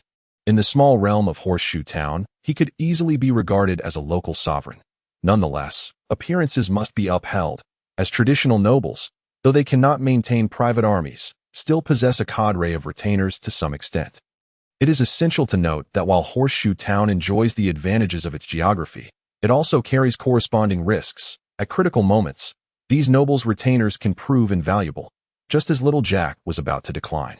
A hand firmly rested on his shoulder. Though puzzled, Little Jack instinctively accepted the invitation, promptly entering the carriage, with Chen Feng following suit. The servant, though curious about Chen Feng's identity, refrained from questioning, given Little Jack's acquiescence. Seated in the carriage, Little Jack turned to Chen Feng and asked, "Captain, why should I accept the invitation? I am not particularly fond of their company." Chen Feng, reclining on the soft blanket and stretching lazily, replied with a grin, "Why refuse a meal when one is offered?" "Is that all?" Little Jack responded, somewhat exasperated, as this demeanor did not align with his perception of the captain. Chen Feng chuckled softly, choosing not to respond, allowing Little Jack to wallow in his discontent. Yet, Chen Feng's motivations for attending were not solely based on the prospect of a meal. He was not as lacking in dignity as Old Cole, who had been targeted twice without knowing anything about his adversaries. To mitigate any potential risks, Chen Feng accessed his career panel in his mind, illuminating the second star above the singular activated star on the fighter's constellation chart. Consequently, a new skill appeared in the Attributes panel. Swift Step. Level 1. This skill enhances your mastery over your physical form for an extended duration, allowing you to temporarily increase your speed by 30% for 1 minute. Moreover, Charging Punch had advanced to level 2, with a damage increase to 130. Categorized as a high-tier bronze skilled AS, the carriage gradually came to a halt. Chen Feng followed Little Jack to the Bryan Manor on Platinum Street. Little Jack could not attend the banquet dressed in his outdated robe, as it would be a sign of disrespect to the guests and tarnish the Bryan family's reputation, despite his status as a bastard. After navigating countless turns in the castle-like estate, they finally reached Little Jack's room. Leaning against the sofa, Chen Feng observed Little Jack, who was adjusting his formal attire in front of the mirror, and quipped, "The layout of your manor is rather excessive. Is there not a single signpost? Do you not worry about your servants getting lost?" "What need have we for signposts? Most of them cannot read," Little Jack replied, meticulously adjusting his collar before turning to say, "Each servant has their designated area and may not wander freely, except for those tasked with delivering messages." "Speaking of which, Captain, do you truly intend to attend the banquet as my bodyguard?" Little Jack inquired, looking at Chen Feng with curiosity. Chen Feng stood, brushing off his unadorned formal attire, and replied, "As a noble, how could one not have a bodyguard?" Little Jack shook his head in resignation, unable to fathom the rationale behind Chen Feng's peculiar decisions. The banquet was hosted at 38 Platinum Street, within the estate of Viscount Laurent. After presenting the invitation to the guard at the entrance, Little Jack entered the gathering, with Chen Feng trailing closely behind, resembling a common yet loyal bodyguard. The festivities appeared to be in their early stages, with attendees mingling, glasses raised in cheer, and laughter echoing throughout the venue, enveloping the atmosphere in a sense of harmony and joy. "Ah, Jack, my dear brother, you look like a fairy tale prince riding a unicorn tonight." Amid this cheerful ambience, an incongruous voice reached Chen Feng and Little Jack's ears. Turning, Chen Feng spotted a striking young man with golden hair and blue eyes, clad in an immaculate white suit, standing behind him, truly handsome. Chen Feng squinted, not from admiration, but due to the dazzling brilliance of the young man's attire, illuminated by a white magical lamp against the night, causing Chen Feng's eyes to squint in discomfort. "Is this fellow raiding Pingru's wardrobe?" Chen Feng couldn't suppress his urge to comment. "Good evening, Fair," the young man greeted. Fair Brian, Little Jack's elder brother, the very architect of Chen Feng's troubles, though Chen Feng hesitated to confirm whether Fair truly intended to ensnare him. "This is Chen Feng, my personal bodyguard," Little Jack introduced, gesturing to Chen Feng. "Good evening, Lord Fair. The strength of the Bryan family is indeed impressive." Chen Feng bowed respectfully to Fair. Having never encountered such circumstances, he was unperturbed. "I commend you, Mr. Chen. Your loyalty is admirable, and I trust you will protect my brother well," Fair replied, returning the courtesy, seemingly treating Chen Feng with respect, at least outwardly. "Fair Brian." At that moment, another voice rang out nearby. Though it was deliberately subdued, yet the undercurrents of tension and anger were palpable. Chapter 14. Michelle Fair Brian. A grim voice echoed at this moment. Maury Bryan glared at the smiling Fair before him, his expression darkening as if a storm were brewing. Over the past month, the factions that had once supported him had dwindled one by one, from traditional noble families with legacies to the deputy commander of the imperial garrison, all defecting to the man before him. Why? All were descendants of the Bryan family. Why did everyone choose to support him? Ah, good evening, Mori. You seem unwell. Are you feeling all right? Fair inquired with feigned concern, such that one might believe he was a caring older brother worried for his siblings' health. Do not fret. After the banquet concludes, I shall arrange for a priest to attend to your ailments. Fair's tone was laden with insincerity, and Chen Feng had long since dragged little Jack to the side, adopting the role of an onlooker while elegantly sampling a red-mouthed fish from the table. Little Jack, your family seems rife with conflict. I am aware. The rivalry between him and Mori has persisted for years, Little Jack replied, his tone devoid of emotion. Chen Feng noted that from the outset. Little Jack had refrained from referring to them as brother. With a sigh, Chen Feng casually retrieved another red-mouthed fish from the table, presenting the plate to Jack. Care for some? It's seasoned with fragrant herbs, quite delectable. Little Jack momentarily appeared taken aback by Chen Feng's offering, but soon broke into a smile, taking up his knife and fork to indulge. Meanwhile, it seemed the quarrel between Fair and Mori had reached its conclusion, with Mori storming off without casting a glance at Little Jack. Fair approached, holding a glass in hand, and apologized. I regret the disturbance. Gentlemen, Mori seems to be feeling unwell that I hope it has not affected you, especially you, Little Jack. He even tousled Jack's hair affectionately. Little Jack made no effort to evade the gesture. Nor did he respond, silently battling with the fish before him. Chinfong sensed Fair's demeanor, as if he were the master of the gathering. What a piece of work, was Chen Feng's succinct assessment of Fair. At this moment, the Earl of Lorand, clad in a deep purple gown, strode with a measured pace towards the podium at the front of the banquet, as the entire venue gradually fell silent. First and foremost, I extend my heartfelt gratitude to each of you for attending my soiree. Yet many of you may be pondering the reasons behind this gathering, and the answer is rather straightforward. It harkens back to my ancestors who followed Emperor Morai in the establishment of the Radiant Empire. The Earl began to recount his family history, a customary practice among traditional aristocrats during social gatherings, aimed at showcasing their superiority over the unfounded nouveau riche. Yet, Chinfong found little interest in the narrative, already teetering on the verge of slumber. Therefore, the Earl cleared his throat. I, Lorand Payne, hereby declare that I shall bequeath the title of Earl of the Payne family to my child, Michelle Payne. Amidst the astonishment and applause of the crowd, a young lady of 18 or 19, dressed in royal blue, with skin as fair as snow and a figure of ample grace, elegantly ascended the stage to bow and greet the attendees. The impending emergence of a young female earl elevated the atmosphere of the gathering to a crescendo. All the gentlemen present cast their admiring gazes upon Michelle's exquisite visage. However, she appeared blissfully unaware, remaining poised and composed. Although the Earl had merely proclaimed the title's inheritance to Michelle, the substantive matters required reporting to the Imperial Center and would not take effect until duly recorded.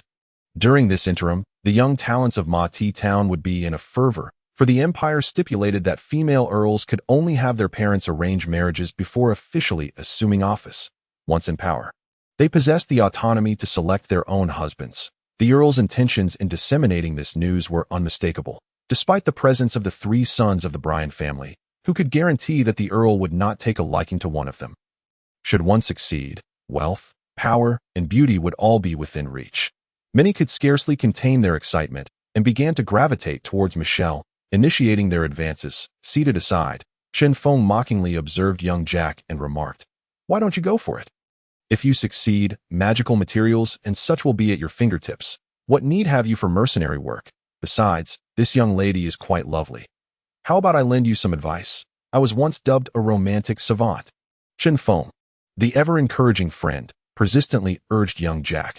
Jack looked up, speechless at Chen Feng's antics. "Captain, could you please refrain from further tarnishing your image in my eyes?" Turning away, Jack stuffed a piece of fish into his mouth and mumbled, "Besides, being a mercenary is quite enjoyable, freedom, excitement, and money." Suddenly, Jack belched rather unbecomingly, glaring at the sycophantic young nobles and muttering, "QTD nobles." Chen Feng couldn't help but chuckle at the scene. At that moment, Michelle, with a melodious voice, interjected, "Gentlemen, It is an immense honor to be invited by so many distinguished gentlemen, yet it renders my choice exceedingly difficult." She then furrowed her brow, adding a touch of playfulness to her already beautiful countenance. "Oh, the allure of a femme fatale? Just look at these lovesick fools, utterly bewitched by her mere words. Truly, the plight of the simps is all-consuming." Chen Feng mused with delight, akin to witnessing a splendid performance. "Though I am unaware of what you are referring to. This Michelle is undoubtedly formidable. I have heard she is a top student at the Violet Magic Academy, possessing bronze-tier strength 2 years ago. She must be on the verge of breaking into silver now," Jack remarked with a hint of envy. "By the way, what exactly is a tadpole? It sounds like something that can control the brain." With utmost seriousness, Chen Feng replied, "Indeed, it is a particularly formidable magical beast, omnipresent and insidious, specifically targeting men. Just look at their current state. They are undoubtedly under the influence of the tadpole." Young Jack gasped in astonishment. "So powerful. How come I haven't felt it? Should we alert them to disperse?" Chen Feng, suppressing laughter that threatened to escape, calmly said, "No need. It will wear off by morning. Under normal circumstances, this magical beast poses minimal threat." Jack nodded uncertainly, yet his gaze remained fixed on the group of young lords, his hands subtly channeling magical energy. "Please excuse my abruptness, gentlemen, but if you would not mind, I propose a small suggestion. Why not employ the most traditional method of noble dueling to determine who shall have the honor of courting Miss Michelle? This would maintain decorum while simultaneously showcasing your prowess. I believe only the strongest are worthy of the enchanting Michelle," Chen Feng declared, stepping forward, much to the astonishment of young Jack, who had been merely spectating. Since he sought excitement, he would see it through to the end. All eyes converged upon Chen Feng, noting his unadorned attire. Among the crowd, a young noble frowned and inquired, "To whom do you serve? Has your master never imparted the lessons of etiquette upon you?" He waved dismissively, as though swatting away a fly that had landed upon his cheese. "My apologies. I neglected to introduce myself," Chen Feng replied. Unperturbed, "I am Chen Feng, a guardian of the Bryan family." Upon hearing the mention of the Bryan family, the noble fell silent, for in Mightiest town, the Bryan family was not to be disparaged, even if only in the public eye. Nearby, Fair suddenly stepped forward with a smile, stating, "Indeed, I wholeheartedly agree with Chen Feng's proposal. I believe nothing serves to earn Miss Michelle's esteem more than demonstrating one's strength." He shot a playful glance at Chen Feng, as if he had stumbled upon something amusing. Meanwhile, Michelle merely smiled, observing the unfolding scene with a hint of discontent in her eyes, betraying her current emotions. Accustomed to controlling her surroundings, she despised unforeseen variables. Her lifelong endeavor to gain her father's approval had been in pursuit of autonomy, and she inwardly cursed, "Cursed man." With Fair's endorsement, the other nobles had little recourse to object, recognizing it as the most effective means of addressing the matter at hand. The crowd transitioned to the lawn outside the venue, where ample space for the contest awaited. Fair, holding a glass of wine, turned to the still gorging young Jack, saying, "Dear young Jack, if it is not too much trouble, I would like to borrow your loyal guardian for a brief moment." Young Jack hesitated, glancing at Chen Feng, who nodded in affirmation before he acquiesced. Chen Feng and Fair made their way to the lawn, maintaining a respectful distance from the dueling crowd. Holding a cup of fruit wine, Chen Feng refrained from speaking first, uncertain of Fair's intentions. Fair observed the two nobles in the distance engaging in a mock duel with wooden weapons, and then said, "I have a favor to ask of Captain Chen." His voice was icy. "Keep your distance from Jack, or rather, do not interfere in matters concerning the Bryan family." It was he. Chen Feng was now completely certain that Fair was the one scheming against him. He fought against the urge to deliver a punch to Fair's face. "Is this a threat?" Fair smiled. "Perhaps it is. I prefer to call it a friendly reminder. I have a question." Chen Feng gradually regained his composure. "It is evident to anyone with eyes that Jack poses no threat to you in terms of lineage, status, or strategy that I fail to comprehend why you would target him so." Perhaps recognizing Chen Feng's strength or finding him genuinely intriguing, Fair elaborated, "Just because you do not perceive it does not mean it does not exist." That was hardly enlightening. Chen Feng pondered, his gaze drifting to the crowd where a recent victor, Mori, had just concluded his duel. Suddenly, a smile crept across Chen Feng's face. "I wonder if Mr. Fair would be interested in making a deal with me." "Oh," Fair's demeanor shifted, the previous chill evaporating as he perked up at Chen Feng's proposition. I can assure you that Jack will never obstruct you, and in return, you shall cease your machinations against him. Fair scoffed. Only the dead pose no hindrance. Do they not? Not at all, Mr. Fair. That I believe everyone possesses a value that can be leveraged, but the worth of the deceased is negligible. Chen Feng disregarded Fair's derision. Fair furrowed his brow. What exactly are you implying? Chen Feng smiled. In my homeland, we have a saying, virtue and ability must match one's station. I believe that one who stands to protect their brother from peril during the tribulations of familial strife deserves greater support and allegiance. He gestured toward Mori, who had just emerged victorious once more. Understanding dawned on Fair, and his smile widened. You know, Captain Chen, I truly feel the urge to eliminate you right now. You are quite the dangerous individual. Chen Feng chuckled. Once our arrangement is fulfilled, I shall ensure that young Jack permanently departs from the Bryan family. I suspect Captain Chen's request is not solely for young Jack's sake, is it? He is hardly worth such a price. Fair's spirits were notably high now. Conversing with an astute individual was indeed a pleasure. I commend your wisdom. Recently, my mercenary group has encountered some financial difficulties. You know how it is with D-tier missions. One must be frugal even when it comes to black bread. Fair narrowed his eyes. 100 gold coins. Along with young Jack's freedom. Once more, I commend your generosity.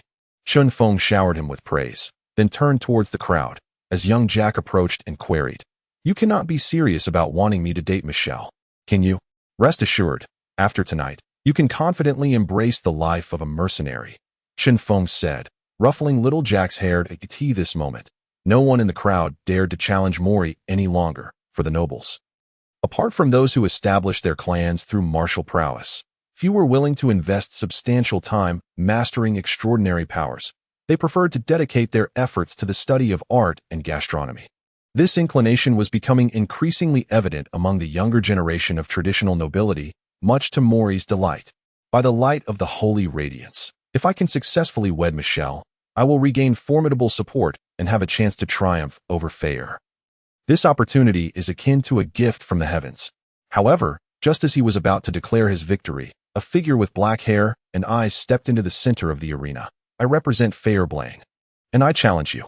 In noble duels, it was ostensibly forbidden for retainers to participate. However, if a noble lacked extraordinary power, a retainer could take their place. The ability of an unremarkable individual to command a powerful extraordinary being was, in itself, a testament to their strength.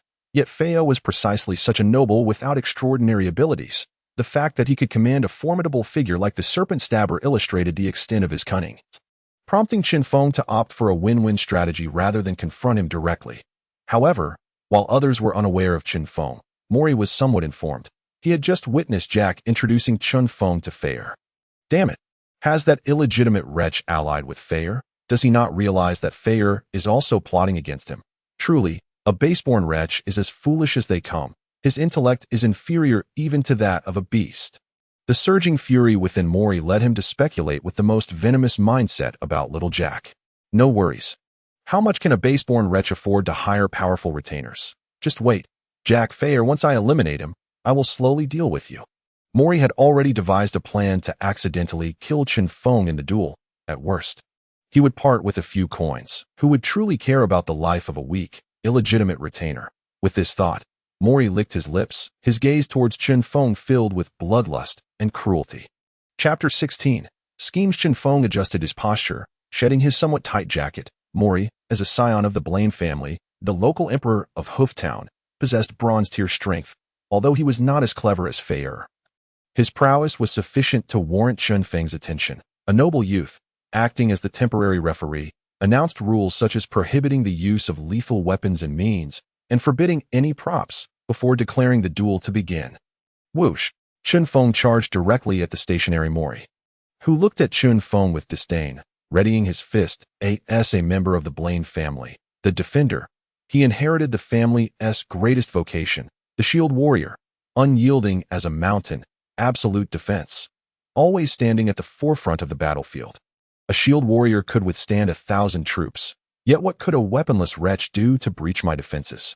Charging fist. Empowered by the level 2 charging fist, Chen Feng's fist struck Mori's wooden shield with tremendous force. Mori felt a surge of power emanate from the shield. Crack!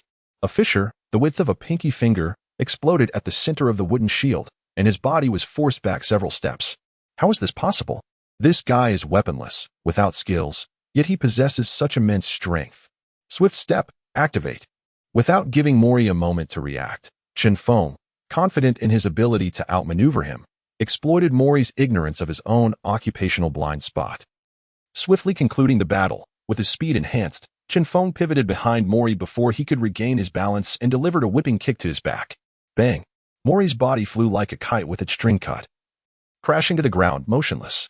Good heavens, I hope I haven't killed him. He shouldn't be that fragile, right? Gasping for breath, Chen Feng glanced at the fallen Mori, a twinge of concern creeping in. The watching nobles were now in disbelief. What just happened? The Mori who just sent 4 or 5 people flying has been dispatched in the blink of an eye. In the crowd, Fayer felt increasingly puzzled. Wasn't he supposed to be a platinum tier mage? What kind of mage is this? A melee mage? Is his teacher Gandalf? Huh. Who is Gandalf? Mori, lying on the ground, did not suffer any significant injuries. The pain radiating from his back and the astonished gazes of the nobles ignited a furious and humiliating blaze within him. Why? I was so close to success. Why obstruct me? Kill, kill, kill him. Eliminate this bothersome wretch. Consumed by wrath and humiliation, Mori transformed all his fury into murderous intent, rising swiftly while the crowd remained lost in shock. Launching himself at Chen Feng with all his might, the shield he wielded bore a glimmering metallic sheen, revealing its extraordinary nature. Hiki, a magical artifact, you truly hold me in high regard, Chen Feng thought bitterly. Charging forward. If evasion was futile, then let us engage in battle. Chapter 17. The Midnight Blackstreet Murder Incident of Mori. Bang, bang, bang. On the dimly lit streets, 2 figures clashed incessantly. They were not colliding for the sake of humanity, as propagation. But rather, one of them was destined to fall here today. Chen Feng felt far from well. His condition was dismal. The relentless assaults had swiftly drained his stamina, and more importantly, Mori, on the opposite side, remained unscathed. The reason lay in the large black shield shimmering with peculiar radiance that stood before him. The low-tier magical artifact known as quicksand was an unexpected acquisition for Moriai during an auction 2 years prior. Although it exhausted all of Moriai's savings at that time, it was undoubtedly worth every coin spent. This shield is inscribed with the quicksand magical pattern, which can effectively mitigate all physical attacks directed at it to a considerable extent, rendering assaults below the silver tier virtually inconsequential. Each punch from Chen Feng felt akin to striking a mound of cotton, leaving him with the sensation of wanting to vomit blood from the discomfort. Bang! Yet another kick was effortlessly neutralized, prompting Chen Feng to swiftly reposition himself. This disparity in equipment is simply outrageous, he thought furiously. Meanwhile, Moriai, though protected from harm by the presence of quicksand, was acutely aware of the speed that Chen Feng possessed, speed that he himself lacked. It was astonishing. When had such a powerful and extraordinarily swift profession emerged, Moriai could only remain rooted in place, passively defending. No, I must swiftly conclude this battle. As he watched Chen Feng dart around him like a pesky fly, a wave of unease washed over Moriai. Something's amiss. This wretch is stalling for time. It cannot be delayed any further. Earthquake wave. Moriai bellowed, thrusting the base of his shield into the ground with fervor. Chen Feng, who had been circling Moriai and playing a game of guerrilla warfare, suddenly experienced a disorienting sensation. The cobblestones beneath him rippled like waves emanating from Moriai's center. Shield slam. Moriai pulled out his shield, aiming directly for Chen Feng's vital point. Dazed, Chen Feng felt a fierce gust of wind rush towards him, compelling him to instinctively raise his arm in defense. Crack, puff. Chen Feng was sent flying, crashing heavily to the ground. His arms limp like noodles and his chest slightly concave. In his dazed state, he glimpsed Moriai's face, twisted into a grotesque smile, drawing ever nearer. Am I to perish? Forgive me, Cole. The tavern could not be saved. Darkness enveloped him as he fainted. Captain, little Jack, in a frenzy, dashed towards the fallen Chen Feng that he had not been able to intervene since the onset of the battle. The disparity in strength was brutally apparent. It's all my fault. It's my ineptitude. Mother met her demise in the same manner. Now the captain is to die because of me. Tears streamed down his face like a spring, filled with regret, resentment, and self-reproach. Little Jack positioned himself protectively in front of Chen Feng. Facing Moriai, I'm exhausted. utterly exhausted. Ever since my mother died when I was 6, I have borne the weight of everything alone. My father, a stranger, provided only a meager allowance to ensure I could survive. Perhaps merely to uphold the family's reputation. After all, even a bastard dying in rags on the streets is not a dignified fate. Reflecting on his 16 years, he turned to the fallen Chen Feng and then back to the looming Morai. His expression calm as he uttered the only harsh words he had spoken in those 16 years. Morai, if I do not perish, I will encase you in ice and shatter you piece by piece. Morai slowly raised the quicksand shield, exulting. Yes, feel the rage, the indignation. Only in this way can I cleanse the disgrace you have brought upon me.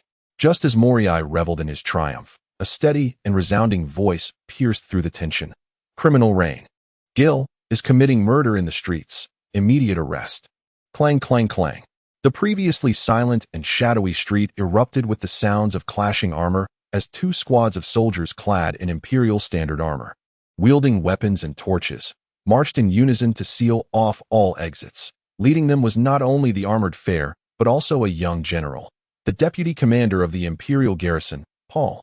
Archers lined the rooftops, bows drawn and aimed at Rain and Morai, ready to unleash a hail of arrows at the slightest provocation. Meanwhile, Gil, who had been responsible for the watch, now lay bound and motionless like a dumpling.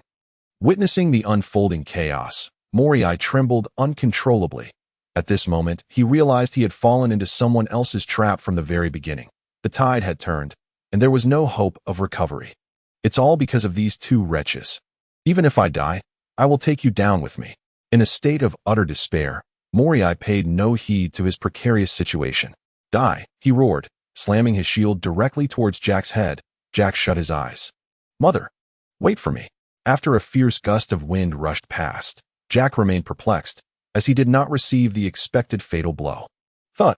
With a hint of confusion, Jack opened his eyes to see Morai sprawled on the ground, lifeless, and a dagger suspended in the air, glimmering with a greenish hue before gradually vanishing. That a standard for assassins was to coat their blades in poison. Help him.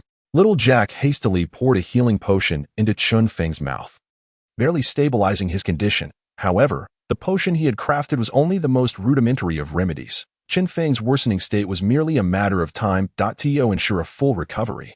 Only the divine arts of the Light Church as priest could suffice.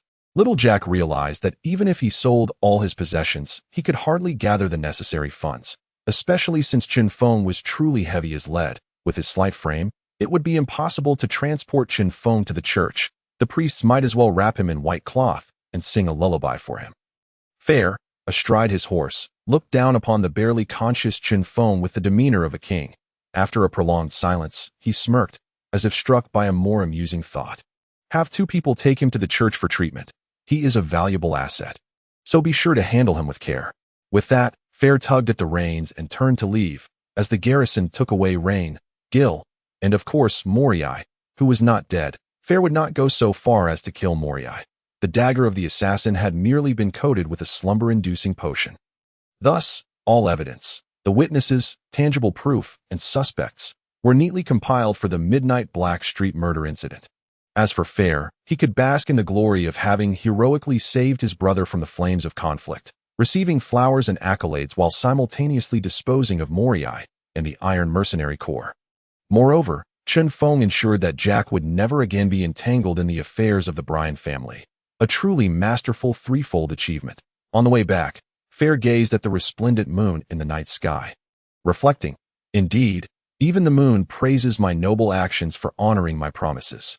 Somewhere in the air, a tremor occurred, while Paul beside him wore a countenance of distress. The alley behind them returned to its former darkness and tranquility, as if nothing had transpired, save for the pool of blood on the ground. Chapter 18. The Good Man Year, 1745 of the Fire Month. Day 21 in the St. Light Church branch of Mare's Hoof Town. Chen Feng lay resting on the bed in the lounge, the State Church of the Holy Radiance Empire. The St. Light Church had branches in every town, and its formidable healing divine arts drove many nobles into a frenzy. After all, why labor extensively to cultivate extraordinary powers when one could simply pay a small sum to receive remedies for ailments and prolong life? It is said that Emperor Morai, who founded the Holy Radiance Empire, was also the Pope of the St. Light Church. Though such tales belong to the realm of folklore, lacking verification, Chen Feng admired the pristine environment of the lounge, the vibrant murals and crisp white sheets. With the bright morning lights streaming through the colorful stained glass, infusing the space with an air of tranquility. No wonder they say the state church is extravagantly opulent. Chen Feng couldn't help but exclaim, simultaneously reveling in the sensation of his arms and chest, which, though still tinged with a faint ache, had returned to their original state. He vividly recalled being sent flying last night and genuinely believed he had met his end. He was pleasantly surprised to find himself restored by morning. Just as Chen Feng marveled at the might of the Saint Light Church, the door to the lounge creaked open, revealing little Jack and a priest. Upon seeing Chen Feng awake, little Jack rushed to his side, brimming with excitement. "Boss, you're awake. That's wonderful. How do you feel? Is there any discomfort? Does your chest still hurt?" The barrage of questions from little Jack touched Chen Feng deeply, while the priest behind him interjected, "I apologize for interrupting. Gentlemen, if Mr. Chen is fully recovered, please gather your belongings and leave, or pay 20 silver coins to extend your stay for another day." Little Jack immediately protested, "Fare has already paid, hasn't he? Can't we just rest a little longer?" The priest remained impassive. "Lord Fare only covered this gentleman's treatment costs. The discount for this lounge is a courtesy extended on Lord Fare's behalf." "All right. Little Jack, let us not trouble others any further. Let us go." While little Jack and the priest continued to argue, Chen Feng had already dressed and prepared to leave.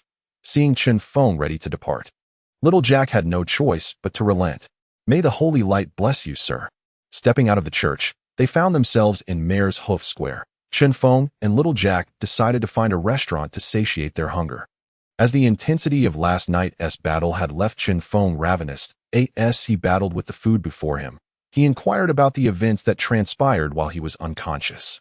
According to little Jack's account, in a moment of dire urgency, Fair had arrived with reinforcements, apprehending Morai and his cohorts, swiftly dismantling the Iron Mercenary Corps encampment, and dispatching messengers to spread the tale of Morai's fratricidal quest for power. With Captain Chen Feng valiantly defending against it, and Fair, unable to bear witness to his own brother's bloodshed, ultimately intervening with love and justice to halt the conflict. Cough, cough, cough. Chen Feng hastily took a sip of water to stave off choking. Although he indeed conspired with Fire to manipulate public opinion for his own gain, it was unexpected that this fellow could draw such insightful conclusions. "Oh, by the way, Fire asked me to deliver this to you." Little Jack wiped his mouth and produced an envelope from his pocket, handing it to Chen Feng. Upon receiving it, Chen Feng opened the envelope to reveal 2 slips of paper. The first was a voucher from the Honghua Chamber of Commerce, redeemable for 100 gold coins, or alternatively usable for direct purchases worth 100 gold coins at the chamber. What a good person. Chen Feng felt an overwhelming shock. Who would have thought that Fire, this sly-eyed character, was actually a good comrade? Not only did he cover the medical expenses, but he also delivered the promised 100 gold coins. Could it be that all his previous actions were mere facades? Was he secretly a benevolent soul performing good deeds anonymously? Chen Feng felt a twinge of embarrassment for his prior malicious speculations about Fire. As he glanced at the second slip, his previously slightly flushed face turned a deep crimson. Indeed, not a single noble is worth a damn. Chen Feng gritted his teeth. The content on the paper was straightforward. It began with an account detailing the expenses from his treatment to the labor costs incurred during his unconsciousness, totaling 120 gold coins and 35 silver coins. The subsequent content stated that Fire was a man of integrity who believed in fairness, thus stating that the compensation should first be given to Chen Feng. However, it also noted that Chen Feng now owed him over 120 gold coins, accompanied by a lengthy passage of approximately 500 words extolling Fire's equitable treatment of others. Naturally, Chen Feng disregarded that entirely. After reading the letter, Chen Feng slumped helplessly into a chair, the delectable dishes before him tasting akin to wax in his mouth, as he cast a mournful glance at little Jack across the table. Is this lad perhaps a fortune-spending prodigy in his past life? Ever since I encountered him, my debts have only multiplied. At this moment, Jack, the fortune-spending prodigy, looked at Chen Feng with concern. "Boss, your complexion looks terrible. Are you feeling unwell?" "It's nothing. Just eat." Chen Feng forced a smile that was more painful than tears, voraciously tearing into the meat on his plate as if it were Fire himself. After finishing the meal, Jack prepared to head home for some rest. having kept vigil over Chen Feng throughout the night. His eyes now bloodshot and his gait unsteady. Chen Feng took the voucher to the Honghua Chamber of Commerce to withdraw 50 gold coins, leaving the remainder in the chamber, regardless of how much he owed. He needed to prioritize the immediate matters at hand. He made his way along Diagonal Street towards Ironstone Street, where his custom-made weapon was ready for pickup today, upon entering the shop called the Forge. He found the young girl from behind the counter absent, replaced by a scruffy, middle-aged man with an oily demeanor. Chen Feng presented his identification, and the man, somewhat surprised, remarked, "So you're the one Bulais I mentioned." He then retrieved a wooden box from beneath the counter. Chen Feng opened it to find a pair of leather gloves, the main joints embedded with metal. That he slipped them on and clenched his fist. They felt excellent, with a fine texture, and the metal plates did not hinder his dexterity. "Remarkable craftsmanship," Chen Feng exclaimed. Of course, the man beamed with pride at the appreciation of his work. Explaining, the main body of the gloves is made from the hide of a second-tier magical beast, the withered grass crocodile. After treatment, its durability and defensive capability are beyond reproach. The metal embedded, though merely ordinary cloud steel, has been repeatedly forged and hammered, ensuring its quality is excellent and worthy of the price you paid. According to your specifications, they can fully withstand the power of bronze tier. The man suddenly fell silent for a moment. "Kid, don't blame me for not warning you, but using these to break through the defenses of a third-tier magical beast will be quite challenging. Attempting to take on a fourth-tier beast is nothing short of delusional. Are you really not considering purchasing a sharper weapon?" Chen Feng said little in response, merely smiling as he settled the remaining payment and exited the shop, leaving the man shaking his head in disbelief. Chapter 19. Upgrade complete. The midday streets of Hoya were devoid of the clamor and heat found elsewhere. Aside from a few shops in operation, only a couple of pairs of children played on the street corners. Old Hans gazed at the sign of the Morning Breeze Mercenary Group, with a mix of 7 parts confusion and 3 parts nostalgia. Could it be that old Cole has returned to his old profession? The Morning Breeze Mercenary Group. Is that the one that saved the young son of the Bryan family? But why is Chen Feng the leader? Old Hans had come after hearing Chen Feng's voice, and he was surprised to find that the tavern had transformed into a mercenary base in less than a week. With a heart full of questions, Old Hans pushed the door open. "Good afternoon, esteemed Mr. Hans."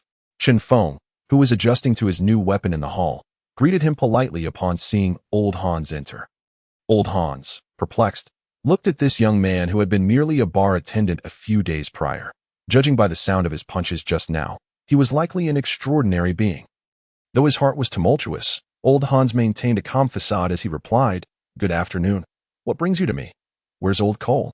"Uncle Cole has left. He entrusted the management of this shop to me temporarily." Chen Feng then handed over the transfer document that Cole had left behind. As Hans received the document, he was taken aback. "Left? When did he leave? Did he say where he was going?" "No." Chen Feng shook his head helplessly. "He left the day after you arrived. Or perhaps it was the night before. I woke up to find only this document and a note in his room." Old Hans fell silent for a moment before speaking. "Did you come to see me today regarding the rent?" Chen Feng smiled, sort of. "Please, take a seat. I'll fetch some drinks. Don't worry, it's not beer." With that, he moved toward the bar, while Hans found a seat and began to scrutinize the hall's environment. Quite ordinary, aside from the magical energy lamp overhead, which could be considered a luxury item. Everything else is similar to any typical mercenary base. However, it is certainly cleaner than when I was here. Old Hans mused as Chen Feng approached with a tea set. Cat's tail red tea. Bought this morning from the chamber on Diagonal Street. It's said to have come from the Dawn Grasslands. I'm not too knowledgeable about it, so please don't mind. Chen Feng poured a cup for Hans, who took a sip and savored the rich aroma of the tea. "Now, speak your purpose." "I wish to buy this shop." "How much?" Chen Feng stated directly without preamble. That Hans's teacup momentarily hovered in the air. As he countered, "Did you really save the young son of the Bryan family?" "Indeed," Chen Feng affirmed, providing no further elaboration. Hans studied Chen Feng's eyes.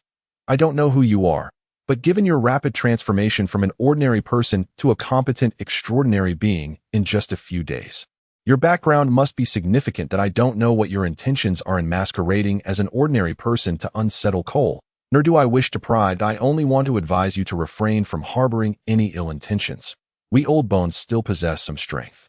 With that, Hans suddenly emanated an aura, making him feel like a lone boat amidst a tempest at sea.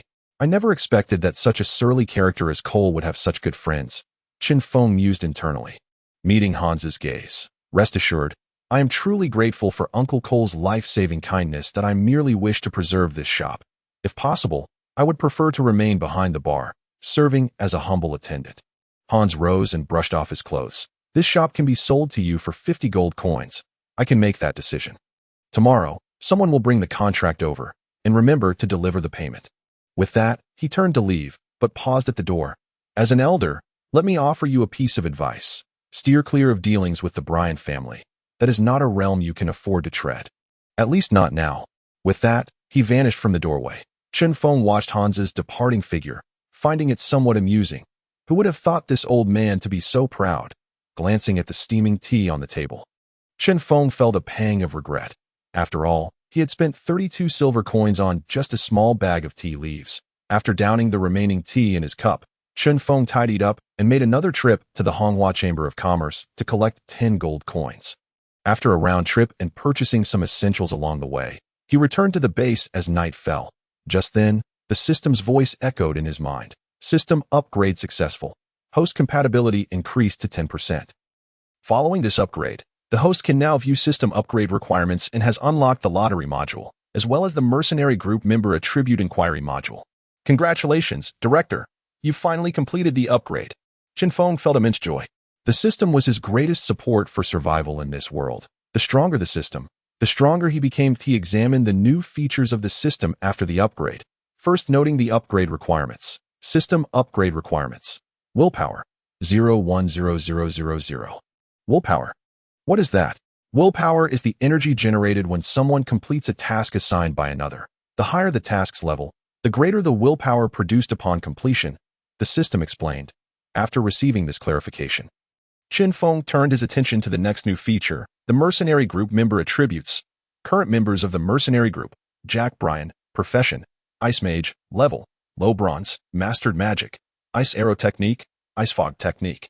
Secondary Profession: Junior Potion Master, Mastered Formulas, Junior Healing Potion, Low-Level Beast Bait Powder, Loyalty, 100. This is a system designed for mercenary groups, enabling the leader to swiftly ascertain the status of the members and allocate suitable positions, with the paramount function of promptly identifying the presence of traitors. Lastly, and most eagerly anticipated, the lottery system. Lottery system. Once the host meets certain conditions, they will be granted an opportunity to draw lots, encompassing items from all parallel magical martial worlds. Current lottery attempts: 1. Oh, quite generous, Director. You've even given me a free lottery chance. Thank you. Chen Feng exclaimed with excitement, while the system contemplated his demise. Let us commence the lottery. Without a moment's hesitation, Chen Feng activated the lottery. To hesitate is to invite defeat. A flash of white light surged through his mind. Congratulations, host. You have attained the current profession level 1. Is that it? No spinning wheel, dice, or slot machines? This is rather lacking in ceremony. Chen Feng observed his personal attributes panel. Profession level, low tier silver, triggering job change task. 1. Combat Specialist. As your understanding of the fighter deepens, you become increasingly aware of the potential of your physical form, capable of unleashing your body's strength to its utmost limit. Every part of your body can serve as a lethal weapon. 2. Chi Master. As your comprehension of the fighter evolves, you suddenly sense an immensely powerful energy within the human body. You attempt to cultivate and refine it, integrating it into your attacks. Choose one of the 2 job change tasks. Once selected, it cannot be altered or reversed. Please choose wisely. Chapter 20. Chen Feng pondered over the 2 job change options in his mind. The characteristics of both professions were fairly clear from their names. The former focuses on further developing physical strength, while the latter leans towards a form of magical attack. In essence, one is defensive, and the other is offensive, each with its own merits. Currently, the mercenary group consists only of myself and Little Jack. He can handle ranged magical output, albeit only for a brief period. We must recruit new members to replace him later. Additionally, in terms of melee combat, a combat specialist cannot match a shield warrior in pure physical defense. Moreover, the crucial point is that the Chi Master possesses internal damage capabilities that the combat specialist lacks. Without weapon support, as a fighter, my best choice for future battles would undoubtedly be the Chi Master. After assessing the mercenary group's development and his impending combat scenarios, Chen Feng resolved his job change direction. Does the host confirm the job change to Chi Master? Confirmed. Congratulations. Host, you have initiated the job change task. As the task was announced, the scenery before Chen Feng blurred momentarily. When the space stabilized once more, he found himself atop a lofty mountain. However, unlike other mountain peaks, he stood within a circular area of merely 2 meters in diameter, alongside a meditation mat often found in temples. Peering over the edge, Chen Feng summoned his courage to glance down the mountain, which stood like a solitary pole thrusting into the earth. Oh dear, I'm dizzy. Chen Feng's face turned pale as he slumped to the ground. System, what is the meaning of this task? Chi Master Job Change Task. Please comprehend the sensation of Chi in the most suitable environment. Upon successful completion, you may return to your previous location. Wait, is it not simply a flash of white light for success? Why must I comprehend it myself? Chen Feng trembled as he exclaimed, and what constitutes a suitable place? Exclamation point. Friendly reminder. If you cannot sense the Chi, the host will remain here indefinitely. The system's emotionless voice echoed once more, while Chen Feng muttered various curses at the system in his mind. He sat cross-legged on the mat and began to meditate. How on earth do I sense this? After a minute, Chen Feng found himself unable to suppress his exasperation towards the system. It was absurd to be inexplicably dumped into a space barely 2 meters wide and expected to sense the essence of Chi without any legendary techniques or wise mentors. Not even the most basic guidance. Anyone would be driven to despair. Suddenly, a strong gust of wind swept across the mountaintop, and unprepared, Chen Feng was blown to the edge of the cliff. Damn it! Cold sweat instantly drenched his back. Is this how I'm meant to die? Curses echoed in the skies. At the Hoof Town, in the main hall of the Bryan family, the usually arrogant Fire was presently bowing respectfully before the middle-aged man seated at the head. The man, resembling a slumbering lion, listened with closed eyes to Fire's report. That's the gist of it, Father. Fire appeared exceedingly deferential. The man before him, the true master of Hoof Town, the steadfast pillar of the southern border of the empire. The golden intermediate-tier powerhouse, Defender Agri Bryan. After hearing Fire's account, Agri opened his eyes, disregarding Fire, and instead turned to Little Jack, standing behind him. Is that correct? His voice, akin to the low growl of a lion, resonated in Little Jack's ears, who felt an overwhelming pressure bearing down upon him. Why, yes. Little Jack managed to stammer out the words, the suffocating aura dissipating in an instant. Very well. Agri's tone remained flat, leaving no indication of whether it was praise or something else. Bring Mori to me, Agri commanded, and the steward promptly arranged for Mori's arrival. The hall fell into silence. Agri resumed his stillness with eyes shut, while Fire, though uncomfortable, maintained his composure. The most distressed was Little Jack. Although Agri had restrained his aura, the weight of his long-standing power and status still pressed heavily upon him. Clatter, clatter.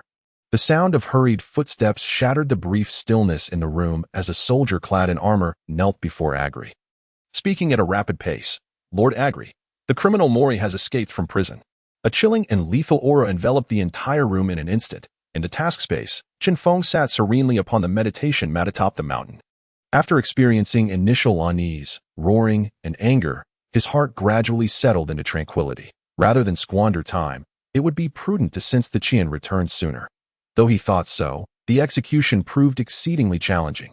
What exactly is Chi? It certainly isn't hydrogen, oxygen, or nitrogen. It belongs to a natural force, enigmatic and profound. While the Taoist ancestors of Huaxia left insights about Chi in their texts, apart from the unverifiable aspects, modern practitioners have yet to claim the ability to sense the legendary Chi. A gust of wind swept by, yet Chen Feng remained steadfast, feeling the breeze caress his skin. Every pore seemed to awaken to a refreshing and unrestrained essence. Is this the Chi of the wind? Chen Feng pondered, sensing something yet unable to grasp it fully. With a sigh of resignation, he steadied his mind and returned to a state of calm. At least he was headed in the right direction. As the sun rose and set, and the moon waxed and waned, Chen Feng maintained his meditative state amidst howling winds, torrential rains, thunderous roars, and swirling snow, all while immersing himself in the sensations around him, seeking to comprehend the essence of their Chi. However, he refrained from attempting to draw this energy into himself, knowing that it did not belong to him. He must discover his own Chi. Thus, After an indeterminate passage of time, Chen Feng sensed a thread as fine as a hair forming within his dantian. Devoid of fire's burning heat, ice's chill, or wind's clamor, embodying balance and serenity, that he guided it in a cycle within his body, observing it grow imperceptibly with each revolution. This was Qi, his own Qi. Congratulations, host, you have successfully completed the job change task. Ready to be teleported back to the initial location? The system's voice resonated once again. Chapter 21. C-tier task. Has it truly only been 10 minutes? Chinfong mused as he stared at the arcane clock on the wall. The systems might surpass anything he could fathom, particularly concerning the manipulation of space and time. He had never heard of anyone wielding such immense power. He recalled his attributes panel. Name, Chinfong.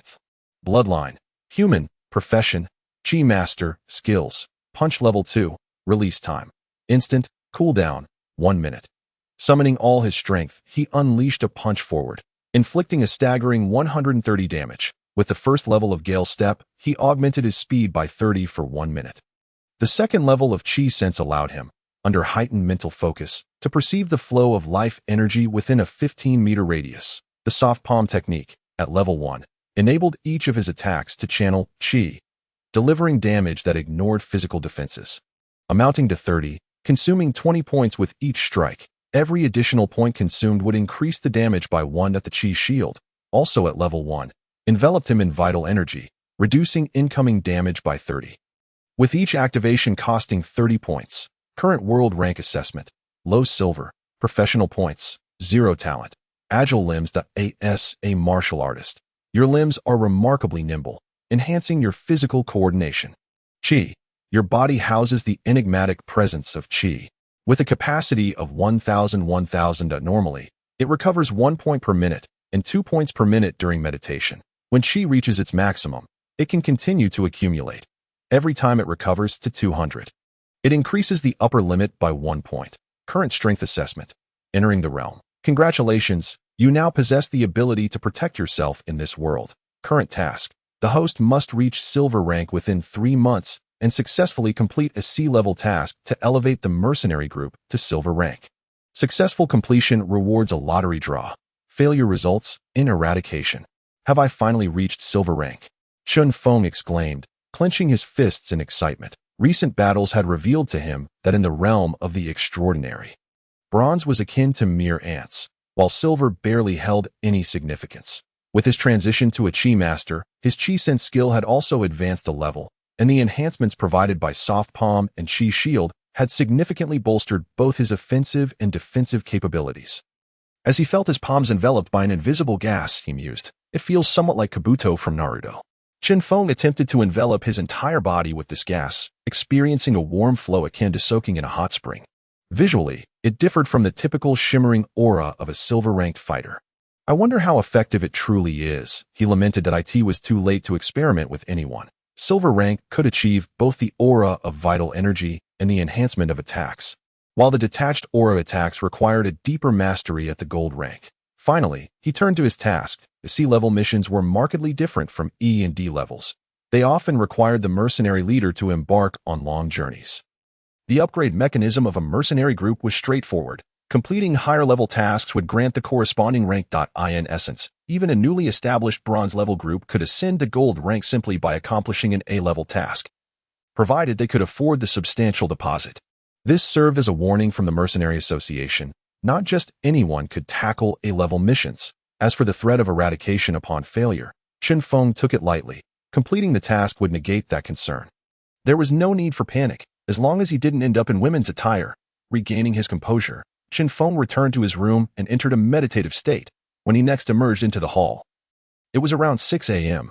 After a night of meditation, his Qi had reached 17,21,000. Although the upper limit hadn't increased, he had stored an additional 720 points of Qi. Little Jack had yet to arrive, which surprised Chinfong. It was only around 6:10 a.m. that Little Jack stumbled through the door, sporting dark circles under his eyes. What happened? Didn't I tell you to rest yesterday? Chinfong asked, perplexed. Ugh, don't even mention it, Little Jack groaned, slumping onto the table. Mori escaped from prison. He escaped, Chinfong exclaimed in shock, realizing that was the infamous Brian Manor, the stronghold of the local tyrant in Horseshoe Town. The dungeons there were likely more secure than the town's own prison. Moreover, Agri had been present at the manor. How could a bronze-level kid manage to break free? How did he escape? Chen Feng pressed urgently. No one knows. All the guards are dead. And there are signs of a struggle. It's preliminarily determined that he was likely rescued, Little Jack replied, his expression grave. The forces capable of abducting someone right under Agri's nose were undoubtedly formidable. Chen Feng felt a wave of frustration wash over him. Now, it wasn't he just a thief. They had directly boarded the pirate ship. They could summon a gang of brothers to eliminate him in an instant. To make matters worse, he had a life-threatening task looming over him, forcing him into the open. Chen Feng slapped his face decisively. No matter. Let fate take its course. If soldiers come, I shall meet them. If water comes, I shall damn it. Worst case, it's just death. With that, he hoisted the barely conscious Little Jack and headed straight for the Mercenary Association. Sea-level group mission. Please proceed to Diagonal Street by 3 p.m. today to escort the Shell Trade Caravan to the Dawn Grasslands for trading and return safely. Reward, 40 gold coins. Mission successfully accepted. Chen Feng exited the Association's task panel and approached the counter to pay a deposit of 5 gold coins, which would be refunded upon successful completion. With several hours until 3 p.m., he said, "Come on, Little Jack, we need to gather supplies for our journey." Little Jack lay slumped in a corner of the association, caught in a state of spiritual disconnection. Chen Feng sighed, arranging a temporary rest for Little Jack at the association while he prepared the essentials for their mission. Every year, at the end of the fire month, numerous caravans journeyed to the Dawn Grasslands to trade with the orcs. The route from Horseshoe Town to the various tribes of the Dawn Grasslands would likely be completed by the Falling Leaves month, and once trading concluded, they would enter the Cold Winds month. The caravan needed to return to Horseshoe Town before the Ice and Snow month to sort through the incoming goods, awaiting the spring month of the following year to transport these goods to the Empire's interior. In 2 months' time, Chen Feng had to prepare tents, food for storage, medicine, and warm clothing. The caravan would not provide these necessities. They were the responsibility of the Mercenary group. In total, these supplies cost Chen Feng 3 gold coins. The majority spent on food and medicine. However, for such missions, the Merchant Association typically assisted in transporting the Mercenary group's supplies, so Chen Feng arranged for the vendor to deliver the items to the Shell Caravan's base. If he had to purchase transportation, the task would have been hardly worthwhile. Chapter 22. Larry in the year 1745 of the Maffa calendar, on the 7th day of the Falling Leaves month. The early days of Falling Leaves month no longer bore the scorching heat of Fire month, nor did the nights possess the chill of Cold Winds month, at least not within the cities of the Empire, rather than the boundless Dawn Grasslands. "Hey, Little Jack, could you pass me the wheat beer?" At that moment, on the backside of a hill in the Dawn Grasslands, the Shell Caravan was encamped for the night, with mercenaries gathering around various campfires for warmth. While members of the caravan sorted the furs traded from the wolf tribe during the day. "Larry, I think you should control your drinking.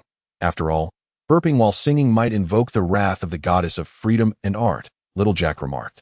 Tossing a water flask to a strikingly handsome man with wine-red hair lounging across from the campfire, Larry caught the flask effortlessly and gulped down several large swigs that a drop of liquor trickled down his chin. And in the flickering firelight, his already stunning features appeared even more radiant, provided one mistook him for a woman. If this fellow were on Earth, he'd be surrounded by admirers at night, Chen Feng thought. Observing Larry's infuriatingly charming expression, Larry had been discovered at the intersection of the Dawn Grasslands and the Empire, and the term discovered was fitting. He had been found in a drunken stupor. Initially, the group had assumed he was a woman until one of the core members of a mercenary group, captivated by his beauty, sneaked into Larry's tent during a break and attempted to take advantage of the situation, only to be met with a fierce beating from Larry. After that, they realized he was a man, an exceptionally skilled man. At that, as for how he ended up mingling with Chinfong and the others, it stemmed from Chen Feng's offhand comment during Larry's self-introduction. Upon seeing his exquisite visage, he couldn't help but recite, standing tall like an orchid, smiling like a radiant moon. Larry, proclaiming himself as the most devoted follower of the goddess of freedom and art, and the most charming bard of the Maffa continent, immediately expressed a desire to join Chinfong in a poetic exchange. Originally, the caravan was reluctant to allow strangers to join, but a significant part of their acceptance stemmed from Larry's beauty. Moreover, Larry's reputation preceded him. Some mercenary groups had indeed heard of him, a silver intermediate bard, on par with the imprisoned leader of the steel mercenary group, Ryan. However, due to his elusive nature, many had only heard of him without ever having met him. Furthermore, Larry explicitly stated that he would not accept any payment, prompting the caravan leader to readily agree. No, young Jack. You must understand that the goddess of freedom and art has taught us. It is only through fine wine and women that we can awaken the deepest wells of our artistic inspiration, Larry earnestly explained to young Jack.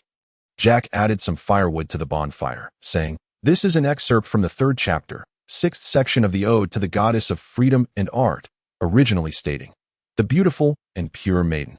The clear and fragrant wine, like the sweet spring of thought, intoxicates yet sanctifies the soul.'"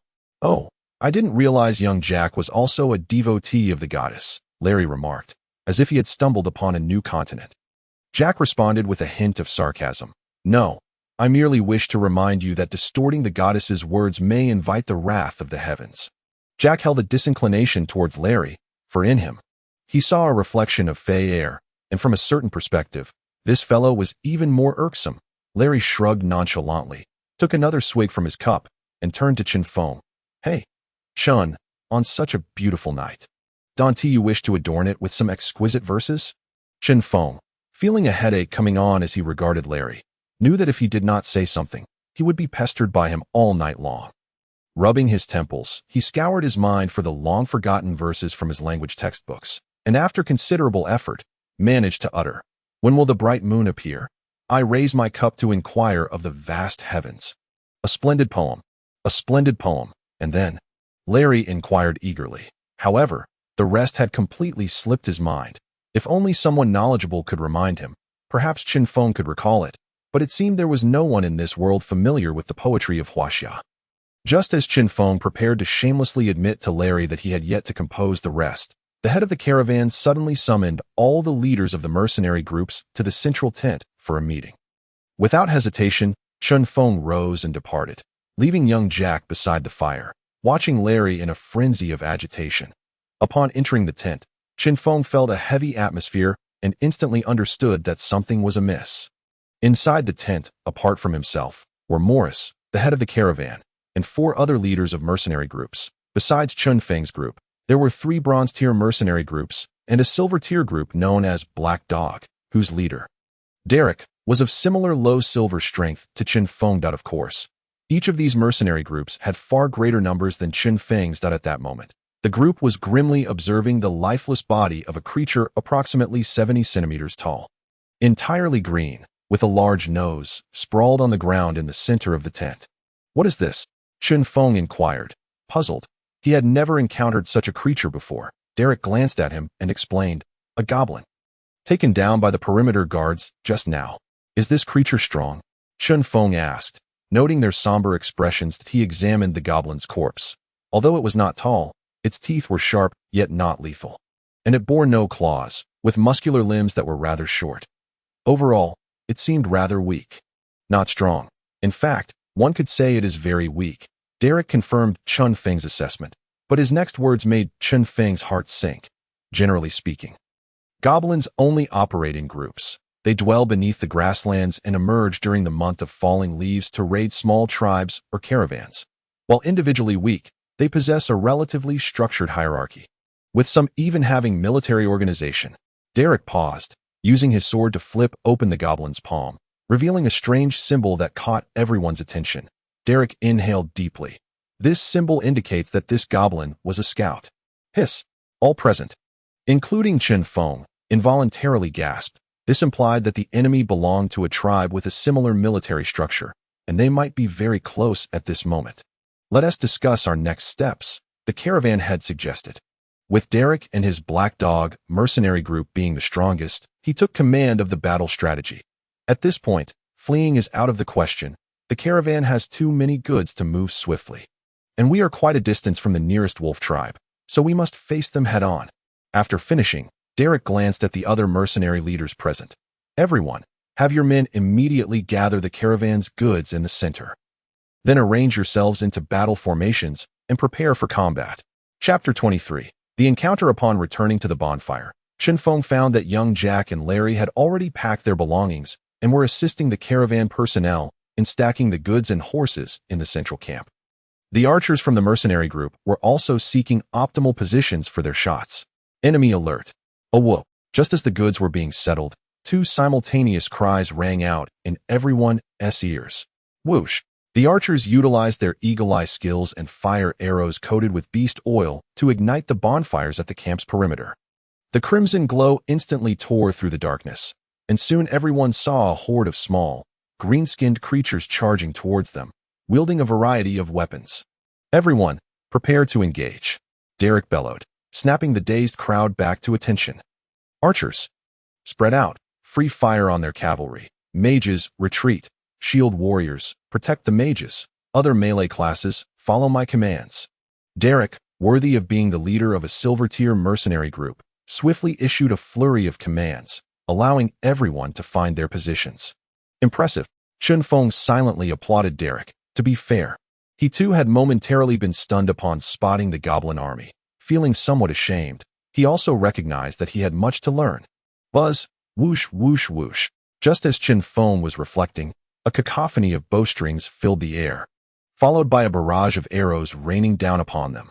Mages, Derek shouted, and the ice elements in the air rapidly coalesced. Two ice walls sprang up before everyone in an instant, one erected by a high-ranking bronze mage from the Black Dog mercenary group, and the other by young Jack, who had advanced to the mid-bronze tier just 3 days prior. In that short span, this was the only new spell Jack had mastered since his promotion. The ice mage from the Black Dog mercenary group cast a glance of praise at young Jack. For someone who had just leveled up, being able to release a newly learned spell at such speed was truly commendable. Clang, clang, clang. The arrows struck the ice walls, sending shards flying. Crack. Eventually, the pressure proved too much, and the two ice walls shattered. However, it was sufficient, as the enemy's vanguard was now perilously close, and they would no longer be able to launch projectile attacks. Boom. The moment the ice walls broke, a barrage of fireballs, each the size of a basin, shot forth from the mercenary camp, exploding amidst the goblin horde. The stench of burnt flesh and dismembered bodies filled everyone's nostrils as the three mages of the mercenary group made their debut with the fireball barrage. All melee classes, charge with me, kill. Derek unsheathed his great sword and led the charge into the goblin army. Kill. The others followed suit. Wind step, activate. Chen Feng did not plunge into the fray. He understood that his class was ill-suited for a head-on assault. Instead, he employed the speed of wind step to flank the enemy alongside the rogues, creating chaos on the battlefield.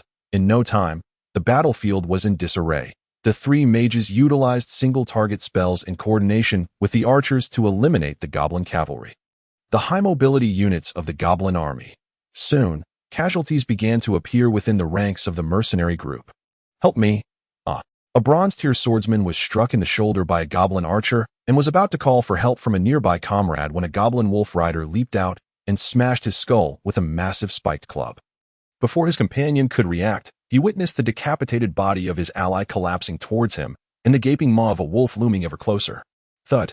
Chen Feng's fist, enveloped in energy, struck the wolf's head just before it could bite down.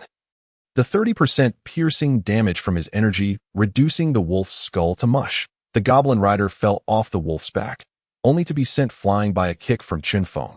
Don't lose focus, Chen Feng shouted as he re-entered the fray. The situation on Derek's side was similarly chaotic. On the battlefield, only the two silver-tier individuals still had the energy to assist others, as preserving as many combatants as possible was essential for effectively vanquishing the enemy. As for Larry, he was currently hiding with the caravan's common folk, mindlessly directing Chen Feng and the others. Look, Chun, how much like a wise and benevolent bard he is, just like me, though he lacks my charm, Larry said, a piece of grass hanging from his mouth, one hand resting on the shoulder of the caravan leader. The leader, somewhat put off by Larry's demeanor, had little else in mind. After all, a silver mid-tier expert was not charging him a penny. So why should he feel compelled to assist? At this moment, Chen Feng, employing his energy sensing skills, was charging through the battlefield. His second-tier energy sensing rendered a 15-meter radius around him an absolute defensive domain. This energy sensing ability was something that most extraordinary individuals would possess, with the distinction lying in the varying ranges at different stages. Chen Feng's energy sensing was a skill bestowed by the system, giving him the advantage of perceiving 100% of the area, while an ordinary silver-tier individual might only sense 50%. Coupled with energy shield, which reduced damage by 30%, Chen Feng was among the least injured on the battlefield. With Chen Feng and Derek leading the charge, along with the cooperation of other classes, the scales of victory gradually began to tilt in favor of the mercenary group, as Chen Feng became increasingly adept at wielding the power of Qi. Larry, who was merely an onlooker at the sidelines, suddenly gazed at the battlefield with a smile and remarked, "I never anticipated that a mere brigade of goblins could harbor such formidable entities. It seems that Chen Feng and his comrades may not be able to withstand this. Should we intervene?" At that moment, amidst the previously chaotic battlefield, an ancient, low chant resonated. Kabiyu ka, li ka la. The instant the incantation concluded, the once vulnerable goblin army erupted with astonishing vigor. Almost all the goblins' eyes turned crimson, and their bodies swelled ominously. Blood-devouring art. The enemy has a spellcaster. Puffed up. Bang! Save me! Save me! Ah! Before Derek could finish his words, anguished screams erupted from all directions as mercenaries cried out in despair. Archers, identify the enemy spellcaster. Quickly retreat. Derek commanded while fending off attacks from every angle, only to be struck in the lower back by a goblin. Fortunately, the heavy-armored swordsman possessed high enough defenses to suffer minimal harm, yet it indicated that Derek had no time left to rescue others. Chen Feng, too, was faring poorly. Although his sensitivity to Qi allowed him to evade all lethal strikes, the increasingly dense barrage of attacks made it progressively difficult to cope, even with a 30% damage reduction. The continuous hits made him feel as though he had been battered by a hammer, and the rapidly depleting Qi intensified the pressure in his mind, with casualties mounting and their defenses receding, just as despair threatened to engulf everyone. A melodious sound of strings suddenly filled the battlefield, clear and enchanting, akin to rain tapping on banana leaves, like pearls cascading onto a jade plate. Chapter 24. Mercenaries. Darkness envelopes the land. Dragons shroud the skies. Heroes wield their weapons, advancing towards the future. The soaring melody soared with the strumming of strings, as Larry chanted this ancient hymn in Elvish, infusing his voice with an ancient resonance. At that moment, the weary mercenaries on the battlefield felt a surge of newfound strength welling up within their parched bodies. Though it could not fully eradicate their fatigue, it granted them the vigor to fight once more. Chen Feng, too, sensed his internal Qi suddenly become exceptionally vibrant. The value of Qi on his attribute panel began to recover at an astonishing pace. Kill! Kill! The two sides re-engaged in ferocious combat. The mercenary line solidified once more and began to push back. Chen Feng glanced toward the rear of the goblin army, where a gray goblin, surrounded by a cluster of armored goblins, was murmuring with a tattered sailcloth held aloft whenever an archer's arrow flew toward it. The nearby armored goblins would promptly raise wooden shields to block, with those unable to shield simply absorbing the blows with their bodies. Derek.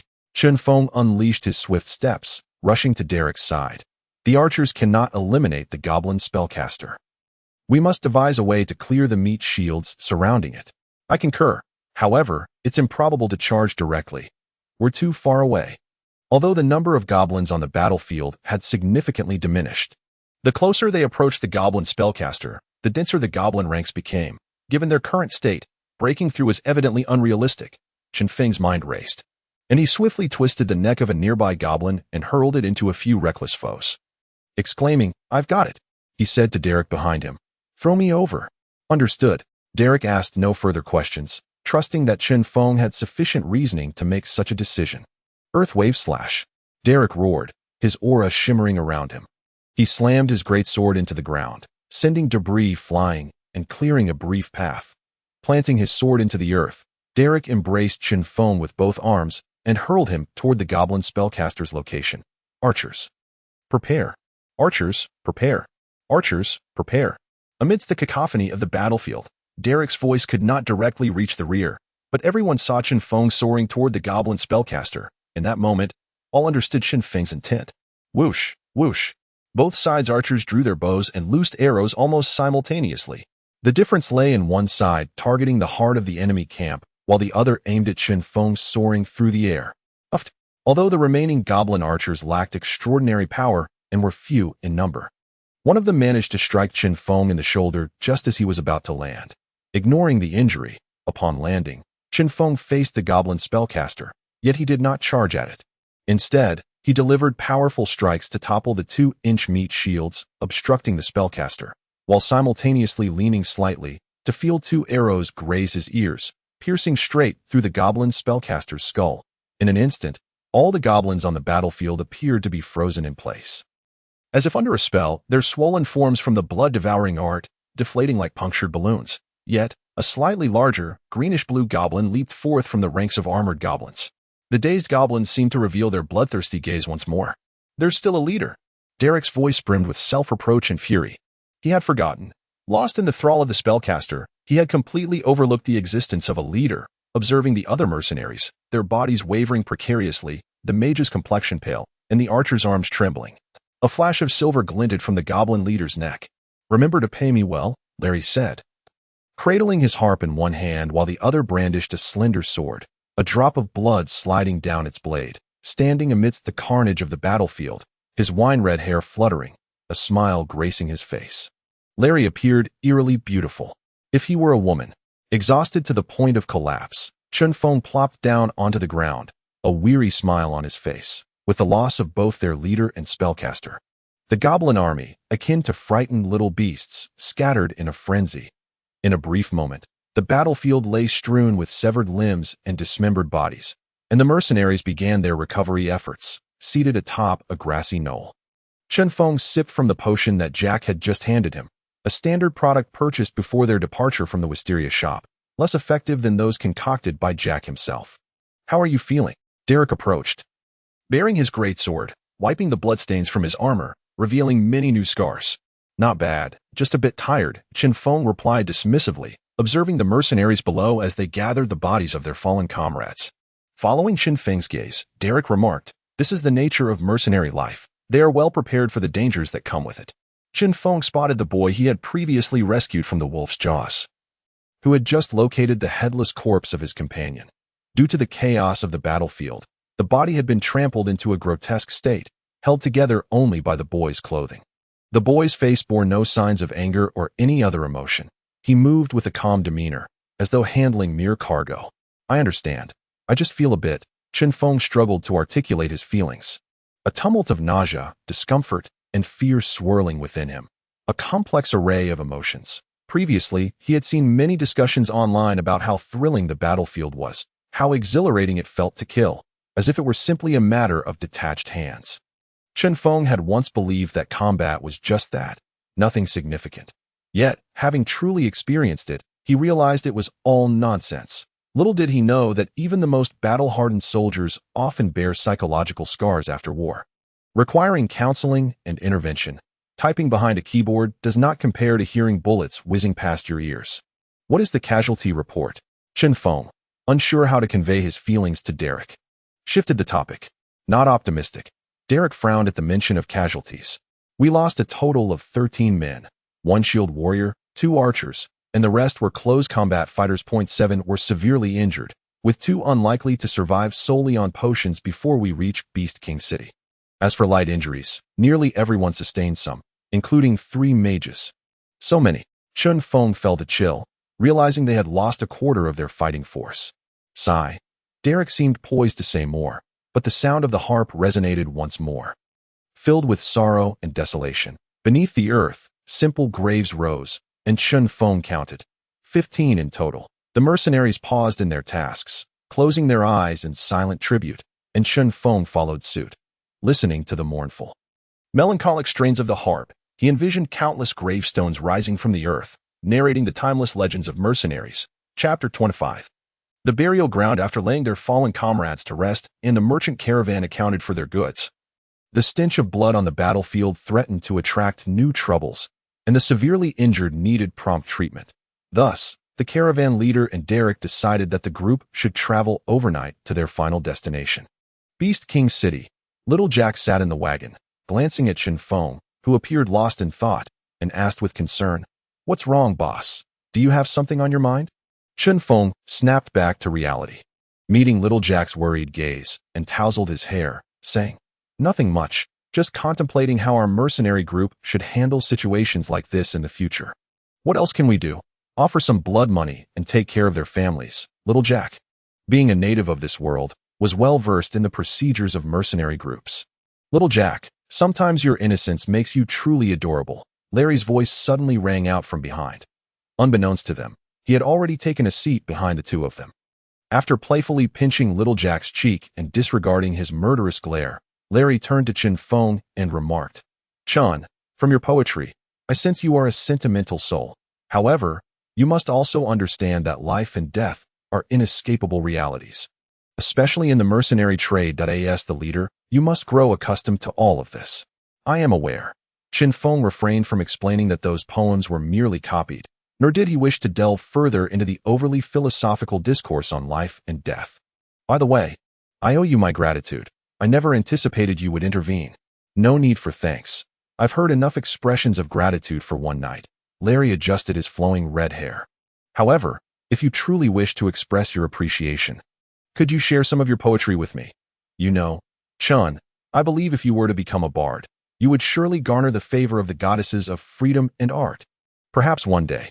Chen Feng casually deflected the compliment, then entered a meditative state, needing to replenish his dwindling chi. Little Jack scurried off to consult the ice mage of Black Dog, while Larry, observing that both were preoccupied, reclined on the wagon and began to drink. The entire caravan fell into a hushed silence, the only sounds being the rhythmic clatter of hooves and wheels echoing across the grassland. Shortly after their departure, amidst a blood-soaked battlefield, two shadowy figures gradually emerged, lingering for a brief moment before vanishing into thin air. Along with the pervasive scent of blood, the Buried Bones Path, the Dark Night Forest, the Abyssal Sea, the Emerald Forest, and the Fortress of Mechanical Beasts collectively formed the 5 forbidden regions of the Mafar continent. Yet, rather than being merely forbidden lands, the other 4 locations could be deemed paradises for adventurers.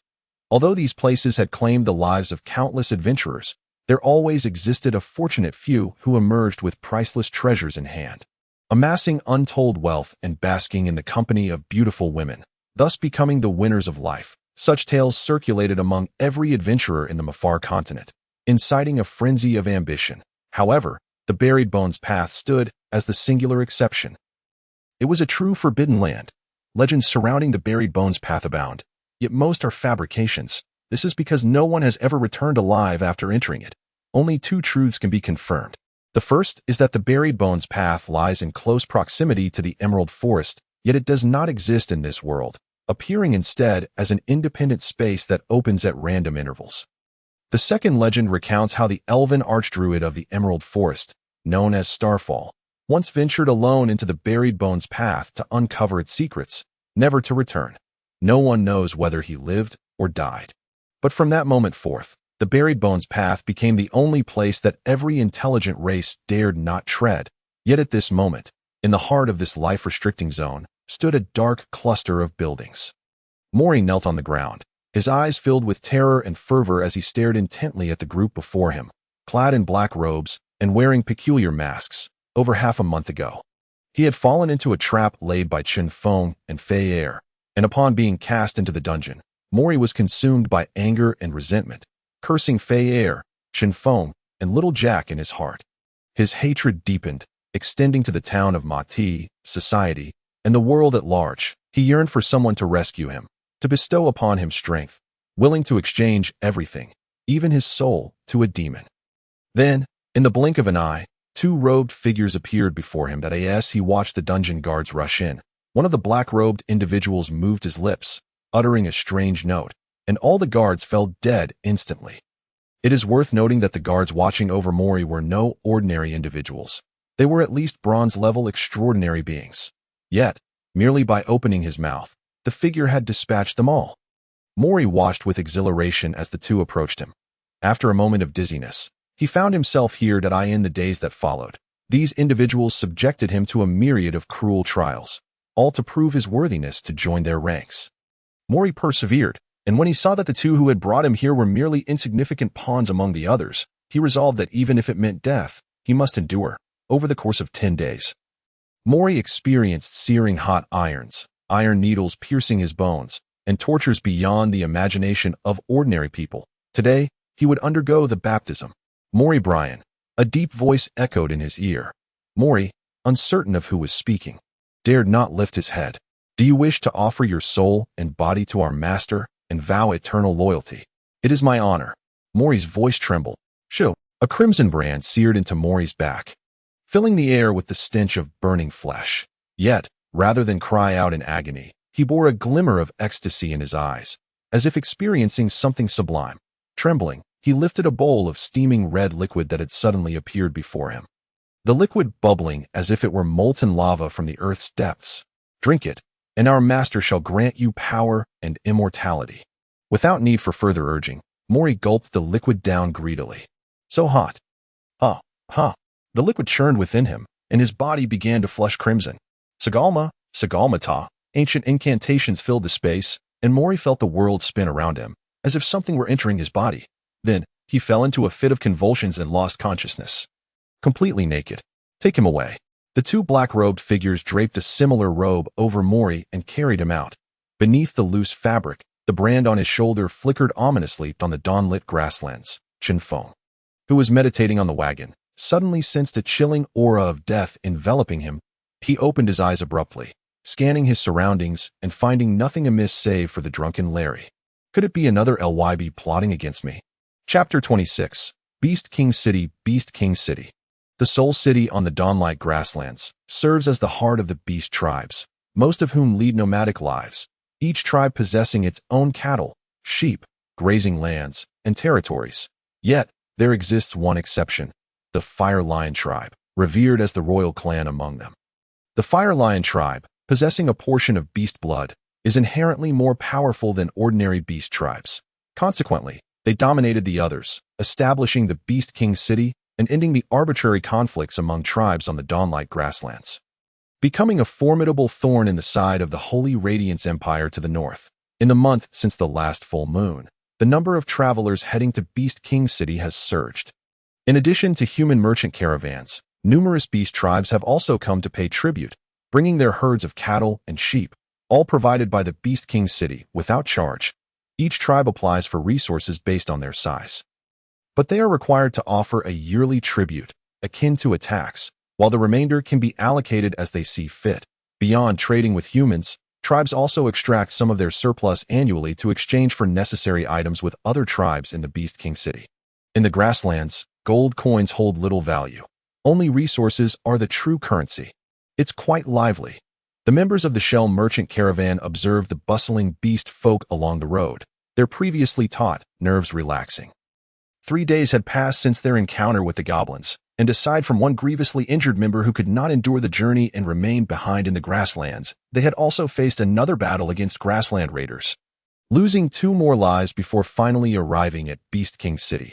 Upon entering the city, the caravan leader informed everyone that they would be staying for 20 days. During this time, mercenary groups were free to explore, and when the time came to return, they would gather at the city gate. Chinfong and Little Jack decided to find a place to settle down, while Larry expressed his desire to seek inspiration for his creations. Chinfong had no objections. After all, Larry was not a member of his mercenary group, but merely accompanying them temporarily, so his choices were his own. Little Jack, however, kindly warned him not to drink too much and end up in some beast woman's bed. Little Jack's warning was not unfounded. When Chen Feng first joined the caravan, filled with anticipation, his dreams of encountering beast-eared maidens were swiftly shattered. Pure-blooded beast folk not only possessed the ears and physical traits of beast-eared women, but also bore the faces of beasts. Can one imagine a creature with arms thicker than one's thighs, sporting a beastly visage, sharp fangs bared, asking if one would like to partake in an extreme wilderness racing adventure? Later, Little Jack explained that the type he had mentioned belonged to half-beasts, the offspring of humans and beasts, and he had seen illustrations of them in the Chronicle of Beasts on the Mafar continent. Even within Beast King City, they were a rare sight. After all, only a few individuals enjoyed extreme wilderness racing. Though Chinfong felt a tinge of disappointment, he recognized there was nothing to be done about it. After all, he could not expect Larry to conjure one on the spot. For him, it was merely a fleeting curiosity of a homebound soul. However, observing Little Jack's eyes gleam with excitement as he spoke, Chinfong mused, TSK, could this little fellow also be a homebody? Yet, as a mage, often confined to his studies, he could be considered a version of a homebody from another world. Derek, accompanied by his mercenary band and Chen Feng, discovered an inn dedicated to serving humans in Beast King City. Human presence is scarce outside of trading periods, and although there are inns catering to their needs, locating one without a knowledgeable guide can be quite time-consuming. The two secured 2 rooms at an establishment named Little Grass. Once settled, they prepared to head downstairs for a meal. At that moment, the inn's restaurant was bustling with activity. Not only the members of the Shell Merchant Group, but also mercenaries hired by other trading parties were taking respite, greeting each other with jovial exchanges such as, "Oh, isn't that so-and-so?" and "Ah, so it's you. Hey, Chen, over here." Derek spotted Chinfong descending the stairs and eagerly beckoned him to join. "Come, Chen, try this. I just ordered some flame-tail beef." "Flame-tail beef?" Chinfong queried. Somewhat perplexed, he had tasted this dish before, during his first outing with Jack when they dined out. Although it was indeed delicious, it hardly seemed worthy of praise from Derek, a silver-tier powerhouse. Chinfong took a piece and bit into it. "Truly delightful," was his immediate reaction. "Such robust flavor." "Heh. Didn't he expect that, did you?" Derek chuckled. "The flame-tail beef here is unlike that of Horseshoe Town. The meat is both tender and resilient, prepared using the unique roasting methods and special spices of the Orc tribes. Its flavor is truly unparalleled." Chen Feng nodded in agreement. While the fare from Horseshoe Town was tasty, it lacked the wild essence that this dish possessed. Unable to resist, he took another piece, enjoying the savory juices that splattered. Exclaiming, "Refreshing!" Derek watched with amusement, resembling a benevolent father. "Captain, hurry up and eat, or we'll miss the beast fighting contest," called out one of Derek's comrades from behind the table. "All right, you all go ahead. I'll join in a moment," Derek replied without rising. "Captain Chen, would you like to witness the beast fighting?" "Beast fighting, what is that?" Chen Feng inquired. "It's a competition held by the Orc tribes every year before the snow moon. Each tribe can participate, and the victors earn their tribe a bounty of cattle and sheep for the following year, along with the honor of being the strongest tribe under the royal family," Derek explained. "Understood. Then let's go take a look." "Come on, Jack, stop eating.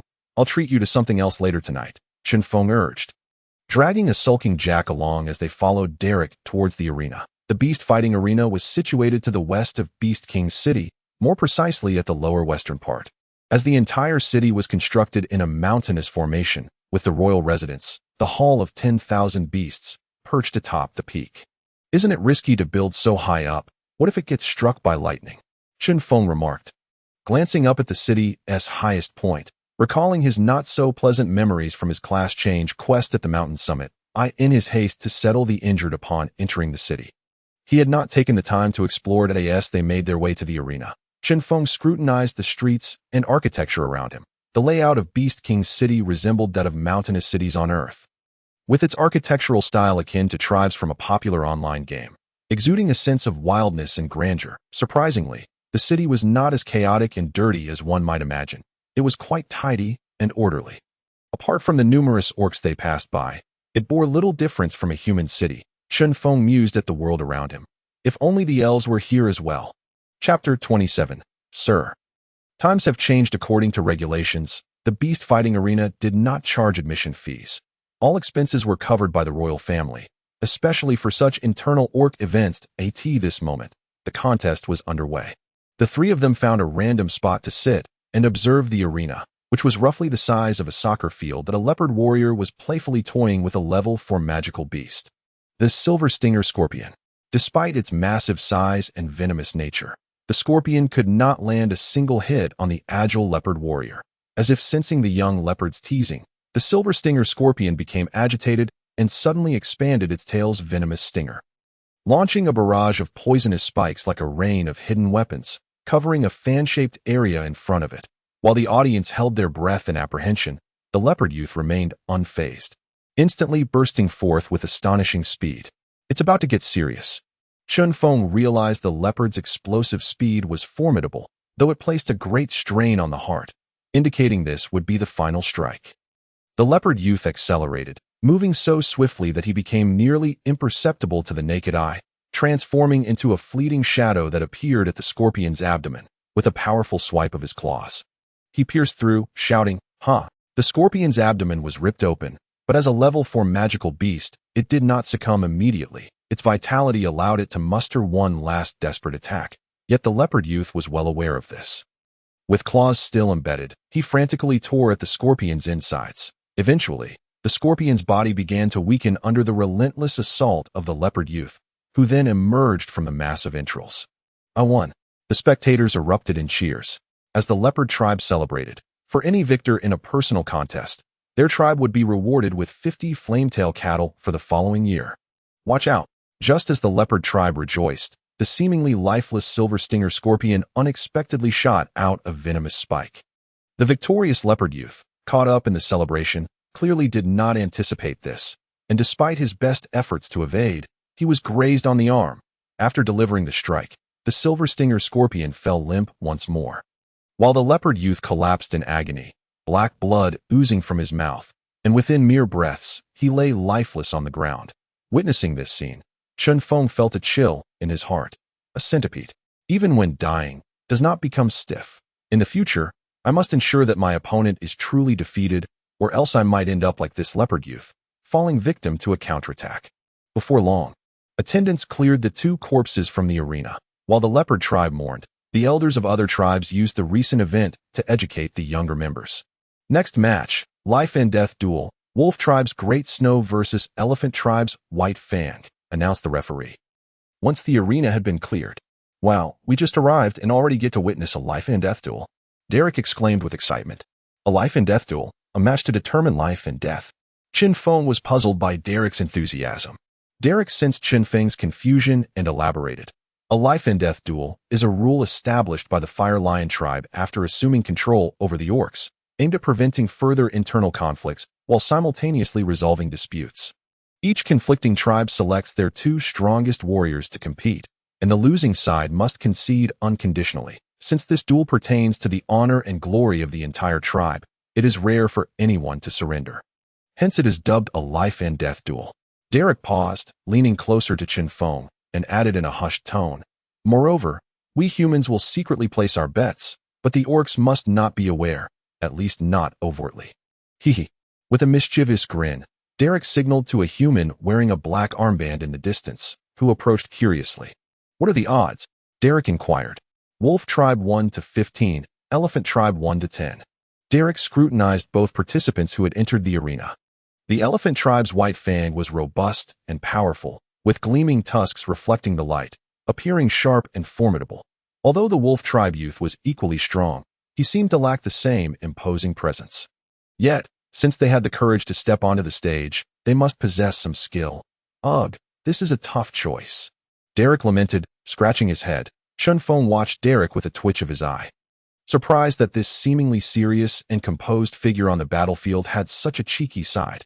Ultimately, after much internal debate, Derek chose to bet on the Elephant Tribe, simply because they appeared more formidable. Chen Feng declined Derek's invitation to gamble. He had no interest in such pursuits, preferring instead to observe the Elephant Tribe youth stepping into the arena, recalling a joke he had heard on Earth about a snake and an elephant. "The duel begins," declared the referee from the Fire Lion Tribe. Signaling the start of the match, Great Snow from the Wolf Tribe launched the first attack, fully aware that he could not match the brute strength of the Elephant Tribe's White Fang. Engaging in a pure contest of strength would be futile against them, except perhaps for the Fire Lion Tribe. He had to rely on his speed. Are you planning to exploit my slow speed?" White Fang sneered. "You are too naive." Observing Great Snow's clear intent to play a hit-and-run strategy, White Fang charged directly at him. Boom! Great Snow, confronted by the rapidly approaching fist, was sent flying, crashing against the wall of the arena. Impossible. The elders of the Wolf Tribe could not sit still in disbelief. This is impossible. How could the Elephant Tribe possess such speed? Meanwhile, the elders of the Elephant Tribe chuckled leisurely. Bone Claw, when did your perspective become so narrow? Iron Mountain, what do you mean by that? Bone Claw questioned Iron Mountain, though his gaze had already shifted back to White Fang in the arena. Is that a magical artifact? Times have changed, Bone Claw, Iron Mountain replied, still smiling as he regarded the furious Bone Claw. How dare you? You old fool, allowing the younger generation to wield the magical artifacts of humanity. Have you forgotten the honor of our orc clan? Bone Claw seethed, nearly shattering Iron Mountain's smug grin with a swipe of his claw. Honor. Ah, just take a look at your prize, Dashua. Does he appear to embody honor? Iron Mountain retorted with a cold laugh. The strong of the Orc clan have always adhered to the belief of not relying on external power. Yet how many times have we challenged the Bryan family in Mightiest town? Did we ever return with honor? The times have changed. Bone Claw's face turned pale with rage, yet he found himself at a loss for words. Indeed, the formidable warriors of the Fire Lion clan often faced defeat. Was it not due to the mid-tier magical artifact known as Zhunshan, wielded by the Bryan family? Moreover, in life and death battles, there have never been any rules prohibiting the use of magical artifacts, Iron Mountain added. His gaze fixed upon the formidable figure of White Fang in the arena. Chapter 28. The Master Commands, Kill. The Elephant Clan's use of magical artifacts has already led to their defeat. Get out. On what grounds? The rules do not state that magical artifacts are prohibited. Are we to let them cheat without consequence? This scene in the center of the arena ignited a frenzy among the audience, with supporters and dissenters alike, and onlookers like Chen Feng, who, as a human, felt it inappropriate to comment on Orc matters. Nonetheless, if pressed, Chen Feng leaned towards supporting the latter argument. Although the Orc clans had refrained from external aid for centuries in the name of honor, the rules did not explicitly forbid the use of magical artifacts. Thus, even if someone produced a backpack that transformed into a frying pan, one could hardly claim a violation had occurred, could they? Amidst the uproarious crowd, the final verdict rested with the Fire Lion clan's referee. The referee swiftly exited, returning moments later to announce, "There is no rule against the use of magical artifacts. The match continues." Upon this declaration, the audience fell silent, with no clan daring to voice opposition. Those who had opposed the Fire Lion clan had already become fodder for the morning twilight prairie. Iron Mountain's smile radiated even more brightly. Our Elephant clan is not merely brawn. In the arena, White Fang advanced towards Dashua, who had lowered his head against the wall at this moment. The entire right shoulder of Dashua had become severely deformed. The raw physical strength of the Elephant clan was beyond what the Wolf clan could endure. Repent before the Beast God for choosing the wrong opponent, White Fang declared, raising a fist to strike Dashua's head. One could only imagine the fate of Dashua's skull under the force of White Fang's blow. It would likely be reduced to a pulp. Boom. A figure was sent flying. But this time it was not Dashua, it was White Fang. What just happened? What is going on? As everyone expressed their confusion and astonishment, Chen Feng furrowed his brow. This feels off. Again. The moment White Fang was sent flying, Chen Feng sensed the chilling aura of death that he had encountered during his previous meditation. He fixated on the dust-laden arena. Right there. Something ominous lurks. As the dust began to settle, the scene came back into focus. What in the world is that? The first to notice the anomaly pointed toward the center of the duel arena, and all eyes turned to witness an unforgettable sight. There lay White Fang, once so formidable, now sprawled on the ground, his entire arm reduced to fragments, with only the rise and fall of his chest indicating any remaining signs of life. Not far from him, Dashua had just extricated himself from the wall, but he had transformed utterly. His previously broken right shoulder had not only healed, but had grown even thicker, covered in grotesque, writhing flesh. His eyes now glowed a menacing red, saliva dribbling from his mouth, revealing sharp fangs as he muttered mindlessly. Kill, kill. Master, wants to eat, kill. In a frenzied state, Dashua charged at the fallen White Fang. His splat. In an instant, the second strongest physical powerhouse of the Orc clan, White Fang, was torn to shreds. Yet it did not end there. After dispatching White Fang, Dashua turned his attention towards the Fire Lion clan's referee. Stop. Dashua, the elder of the Wolf clan, Bone Claw, rushed into the arena. He was bewildered. What had transpired? Dashua, who was previously doomed, had suddenly launched White Fang away, and before he could rejoice, Dashua had turned to attack the referee. This was perilous. Attacking a member of the Fire Lion clan on their own territory, even a fool would know the consequences. Impudent wretch. The referee, observing Dashua's approach, felt a mix of curiosity and concern regarding the changes he had undergone. Yet, as a representative of the Fire Lion clan, he could not afford to lose face. This was the Beast King city. To dare lay hands on the royal family here, it had to be suppressed. Stand down. Bone Claw watched as Dashua sent the already deformed referee flying. It's over. It's all over. Heaven has forsaken the wolf clan. Approximately a month prior, while grazing near their territory's boundary, the wolf clan had inadvertently discovered a cave. They promptly dispatched members to investigate, primarily to ascertain the presence of any dangers, as the safety of the pasture was tied to the security of their assets. After careful examination, the clan's elders concluded that it was a relic. However, they could not determine its age or the race it belonged to. For the orc clan had no particular interest in history, yet they understood that the treasures within a relic signified wealth, while gold and silver were of little use on the prairie. Whatever they unearthed could be offered or exchanged with humans for substantial resources beneficial to the clan's development. Thus, the chieftain ordered immediate excavation, just as the wolf clan was gleefully preparing to unearth the relic. The elephant clan happened upon the site as well. Ordinarily, this would not have been overly complex. The pasture belonged to whoever discovered it. However, the relic was split right down the middle, creating an awkward dilemma. For the sake of their clan's advancement, both the wolf and elephant clans believed the relic rightfully belonged to them. Thus, they decided to resolve the matter through a life-and-death duel. Could it be that something from that relic has affected Dashue? Boneclaw mused. Increasingly convinced of this possibility, the wolf clan did not inherently possess any hereditary diseases, and they typically had little contact with outsiders on the prairie. The most plausible explanation was that the relic discovered days prior held some nefarious influence. With that thought, Boneclaw felt a surge of regret. However, the priority remained: control Dashue. Otherwise, the entire wolf clan would pay the price. Evidently, Dashue did not disappoint Boneclaw. After easily dispatching the Fire Lion clan's referee, he continued his rampage towards the audience. Oh no! Run, this guy has gone mad. Kill! Kill! Master commands, kill! The stands erupted into chaos, a veritable bloodbath. Chen Feng, alongside Derek, hastily retreated. That referee possessed at least mid-tier silver strength, and Dashue had dispatched him with a single strike. Although underestimation played a role, Chen Feng and his companions were not foolish enough to believe they could withstand the wrath of this crazed wolf clan member, who dares to cause turmoil in the Beast King city. Roar! A mighty lion's roar suddenly reverberated through the arena. A Fire Lion clan member, shimmering with silver light, materialized overhead, exuding a powerful aura of silver battle energy, flecked with gold, an elite just one step shy of the golden tier. Even Dashue, caught up in his frenzied state, sensed the looming threat, raising his head to glare at the near-golden tier powerhouse above him with blood-red eyes. Kill, kill, your master is delicious, kill. Chapter 29, The Dark Aura. Has this creature lost its senses? The near-golden tier Fire Lion clan member observed Dashue, who appeared to be in a trance, muttering mindlessly as he gazed upward. He furrowed his brow. Regardless, I must subdue him first. Kill.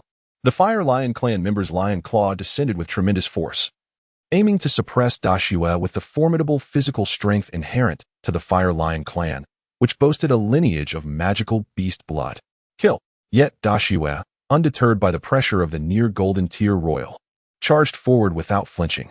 Bang, bang, bang. The two figures collided, the air crackling with the sounds of their physical confrontation. Damn, how can this kid's physical strength be so formidable? The Fire Lion clan member grew increasingly alarmed. As the overseer of the Beast King city's arena, he was well aware of the fighter's strengths. Typically, they hovered around low-tier silver. Life-and-death duels usually showcased mid-tier silver strength, for not every clan could afford a near-golden tier to supervise the matches. Under normal circumstances, a high-tier silver warrior would be regarded as an elder within most clans. Moreover, as a race possessing magical beast blood, the Fire Lion clan's physical prowess was unmatched by ordinary clans. The fact that Dashue could match him purely on physical strength was nothing short of astonishing, as Dashue effortlessly absorbed yet another of his attacks, and with the inky blackness of his arms swelling and expanding. The Fire Lion clan member's expression turned grave. I can no longer afford to delay. This must be resolved swiftly. Secret technique. Beast Soul Wave. The Fire Lion clan member bellowed, unleashing his fist toward Dashue. A massive phantom of a lion's head gradually took form in the air, shimmering in silver with golden flecks dancing around it. Look, a Fire Lion clan member is battling in the arena. At that moment, the entire Beast King city felt the violent tremors emanating from the direction of the arena. What on earth is happening? A multitude of onlookers hastened toward the Colosseum, at the pinnacle of Beast King city. Within the lounge of the Hall of 10,000 Beasts, a Fire Lion clan warrior, who had been deep in meditation, suddenly opened his eyes. The golden light emanating from his body receded instantly, as a look of confusion crossed his face. Is there a formidable being capable of compelling the full strength of the main lion to appear in the Colosseum? I have not heard of any tribe with a new golden tier warrior participating in the contest, he mused, gazing toward the vicinity of the arena. Wait, something is amiss. What is this aura? As if sensing a terrifying presence, the bewilderment in the eyes of this golden tier warrior swiftly transformed into sheer terror. He broke through the window and dashed toward the Colosseum. Meanwhile, within the arena, the Beast Clan's quasi-golden warrior, Main Lion, was gripped by fear as he beheld a colossal black energy mass swirling toward him through the flow of fighting spirit. Just moments ago, as his secret technique struck the snow, a dreadful smile had appeared onto Shue's face. Suddenly, his swollen black right arm exploded, and an enigmatic black energy enveloped the silver head of the Fire Lion clan. This black mist seemed to possess a life of its own, surging toward Main Lion along the currents of fighting spirit. With no means of evasion, Main Lion felt the black gas enveloping him in the blink of an eye. Sensing his fighting spirit rapidly depleting, "This entity seeks to devour me," he realized, struggling frantically against the encroaching darkness. Yet, every effort proved futile. The more he fought, the quicker his energy dissipated. "Damn it, no!" Main Lion roared in his heart. Despairing like a stranded fish, just as he was on the verge of surrendering, he faintly heard a lion's roar. This roar resonated like the wrathful bellow of an ancient beast king, echoing throughout the entire Beast King city. The black energy enveloping Main Lion seemed to sense a threat and quickly retreated, preparing to flee into the horizon. "Humph, do you think you can come and go as you please in the realm of my Fire Lion clan?" An aged, authoritative voice resonated once more. As the words fell, a beam of golden fighting spirit tore through the night sky like the rising sun, instantly reducing the black mass by half as if it had been doused in acid. Yet, a portion of it maintained its velocity, vanishing into the encroaching night. The golden tier warrior cast a glance at the barely conscious Main Lion and the half-dismembered, lifeless Shue before departing with their bodies toward the Hall of 10,000 Beasts. Has the golden tier warrior already attained the ability to fly? Chen Feng observed the departing Fire Lion clan warrior in silence. The Elephant clan and the Wolf clan engaged in a deadly struggle utilizing human magical artifacts. The contest has taken a turn. A Fire Lion clan warrior has intervened. One warrior has suffered grave injuries, with their life in jeopardy. What precisely was that black energy that vanished into the horizon? This night, Beast King City was abuzz with activity. Every living soul within the city was drawn to the commotion at the Colosseum. Marveling at the might of the Fire Lion clan's golden tier warrior while speculating about the nature of the departing black energy, after all, whatever could incapacitate a quasi-golden warrior in the blink of an eye was undoubtedly no trivial matter. After being interrogated by the city guards, Chen Feng returned to the inn alongside Jack and Derek. With such a significant event having transpired, the entire Beast King city was under lockdown. Even though the Fire Lion clan was affluent, quasi-golden warriors were not to be trifled with. At this moment, the most uncomfortable were the ironclad Taizan of the Elephant clan and Baya of the Wolf clan. As Chen Feng lay on his bed, he pondered the day's events. First, there was the Beast clan's contest and the emergence of the golden tier warrior. The combat style of the Beast clan bore a striking resemblance to his own, albeit with their innate physical prowess and sharp claws and fangs. Nonetheless, there were many aspects worthy of his study and emulation. Then there was the black energy. At the moment Shue's right arm had exploded, and the black mist appeared, Chen Feng felt an inexplicable stirring within the depths of his soul, as though the black energy was both hauntingly familiar and strangely foreign, akin to a lifelong friend or a fated adversary. Yet, he could not recall what that entity was. Chen Feng slapped his increasingly chaotic head. "Since I cannot discern the answer, I might as well cease my ruminations." He turned over and sat cross-legged on his bed, entering a meditative state. Neither the golden tier warrior nor the black energy was a challenge he could face at present. Rather than indulge in futile thoughts, it was far more prudent to focus on enhancing his own strength. A wisp of black energy melded into the night, flickering in and out of existence, silently burrowing underground at the border between the Wolf and Elephant clans, evading the notice of the guards stationed there. Before long, the previously submerged black mist re-emerged, soaring away into the distance, seemingly having grown larger. In the Hall of Beasts, within the Beast King Hall, the very core of the Beastman race, The hall lacked the opulent splendor of human royal palaces or the lush vitality of the Wood Elves' Emerald Council. Instead, the entire hall was composed of pristine rock, adorned with the bones of magical beasts, exuding a rugged majesty without appearing overly grotesque, an aesthetic uniquely appreciated by the Beastmen. At this moment, every individual in the Beast King Hall gazed solemnly at the corpse of Deshui, which was missing half its body, while Main Lion, still somewhat weak from awakening, recounted the nightmarish events he had endured. That is essentially the situation, Main Lion recounted with great difficulty. The events of the afternoon had inflicted not only physical harm, but also psychological trauma upon him. Once having reached the threshold of Golden Tier, he had been reduced to a mid-level Silver Tier by that black energy. Had it not been for the timely arrival of Zhong Yin, he might have become a mere human instead of a beastman. Very well. You should take your leave and rest. Heal properly. Strength can be regained through diligent training. A Fire Lion clan elder with somewhat dull fur and an aged visage comforted Main Lion from the head seat of the hall. Understood. Main Lion responded with a bitter taste in his mouth, his steps somewhat unsteady as he exited the hall. Is there anything else you wish to add? The old beastman scanned the remaining 3 individuals, ultimately resting his gaze on Zhong Yin, sensing the elder's scrutiny. Zhong Yin replied, Clan leader, this afternoon I engaged with the black energy that it appears to be remotely controlled by someone, though their power does not reach the Golden Tier. However, the origin of this incident lies at the ruins where the Elephant and Wolf clans meet. So I recommend we assign guards before proceeding with an exploration. The Fire Lion clan leader pondered for a moment. The situation within those ruins remains unknown. It is unwise to send our warriors there. But that ruin lies within our territory. Zhong Yin suddenly realized, yet hesitated. Will those humans take risks for our clan? Sigh, Zhong Yin, you must understand, cows and sheep produce abundant milk because they have sufficient fodder. Now, depart. I am weary. The Fire Lion clan leader concluded, closing his eyes and disregarding the others. Yes, with the conversation having reached this point, Zhong Yin would be foolish not to comprehend. What do you think? Derek inquired of Chen Feng. Our mercenary group will undoubtedly accept it. Chen Feng replied without hesitation.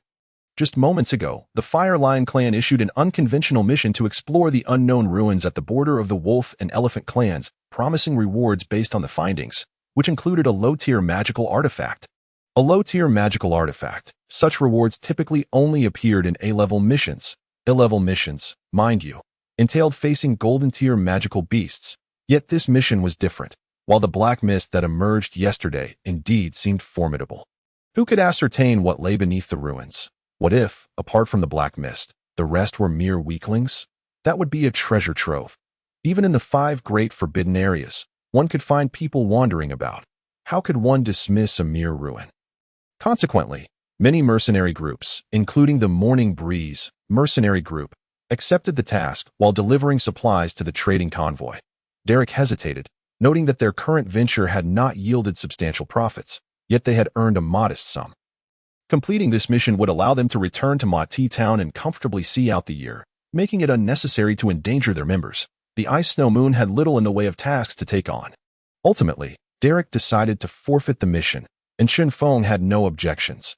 After all, it was not his place to intervene in the affairs of the mercenary group. In truth, Chen Feng himself was reluctant to take on the task.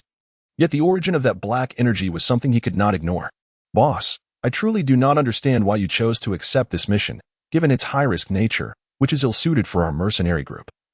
Especially considering we are still at the bronze level, Little Jack remarked, following Chen Feng out of the shop after a full day of preparing for the exploration of the ruins. Chen Feng replied with a hint of regret. I apologize. I may have acted impulsively in accepting this mission. The precise reason escapes me. I just felt something within the ruins calling to me, perhaps related to my homeland. This was Chen Feng's conjecture, for in this world, there was scarcely anything that could evoke such a profound sense of familiarity within him. The only conceivable connection would be Earth. If he could traverse here, why could not other things? Your homeland. Huh, you've never mentioned where you come from. Black hair and black eyes are quite rare, Little Jack inquired, curiously holding a hefty load of supplies. Homeland. Chen Feng suddenly raised his gaze to the moon above, feeling the coolness of the autumn night, and recalled a beautiful legend. My home is very, very far away. Very far. How far? Is it near the Abyss Sea? Little Jack speculated. From Mightiest town, The furthest distance must be the Abyss Sea. It's as distant as the journey from here to the moon. Suddenly, little Jack turned serious. Boss, while I know you are jesting, please refrain from making light of the deities in the future. The moon goddess is the gentlest among the pantheon, but that does not mean she cannot be angered. In fact, there have been several calamities on the Mafa continent due to the desecration of the moon goddess. Chen Feng chuckled. All right, I understand. I'll be more cautious next time. The moon goddess? I wonder if she raises rabbits. Lost in thought, Chen Feng suddenly sensed an unusual aura around him. However, he did not act immediately, sensing that the presence posed no danger, merely trailing behind them. After following them for 2 blocks, it seemed unable to contain itself any longer. A slight tremor occurring as a small paw slowly reached toward little Jack's satchel. After all this, it's just a little mouse looking for food. Chen Feng abruptly turned, grasping the tiny paw, feeling the resistance from its owner. Yet it was clearly insufficient against Chen Feng's strength. Come out. A slender figure was dragged out from the shadows. Let me go, came a crisp cry, as Chen Feng looked down at what he was holding. A girl with coffee-colored hair adorned with 2 upright orange cat ears, clad in a black form-fitting leather armor that hugged her petite frame, a fluffy tail whipping in agitation, her youthful face trying hard to appear fierce, yet exuding a certain cuteness. Wow, a cat-eared girl, and she's not just a cat-eared girl, but one with a cat face, and she's a loli too. Impressive, my friend. Chen Feng was taken aback, then suddenly recalled something. Glancing at little Jack, who was gaping and drooling. Hey, little Jack, are you really a pervert? Chapter 31. A new member upon returning to their hotel room. Chen Feng placed the cloth bag from his shoulder on the ground and untied the ropes. Revealing the furious face of a half-orc girl, her mouth gagged, and her body bound like a worm. After quickly surveying the surroundings and confirming that these two had not sent her to the guard station, the half-orc girl sighed in relief. Chen Feng looked at the half-orc girl in disbelief. Jack, are you not afraid of suffocating her by tying her up like this? But didn't you say, boss, that we shouldn't let her move around? Little Jack immediately deflected the blame onto Chen Feng. Chen Feng shook his head, too lazy to explain. Jack's intelligence had evidently plummeted to negative numbers since the half-orc girl appeared.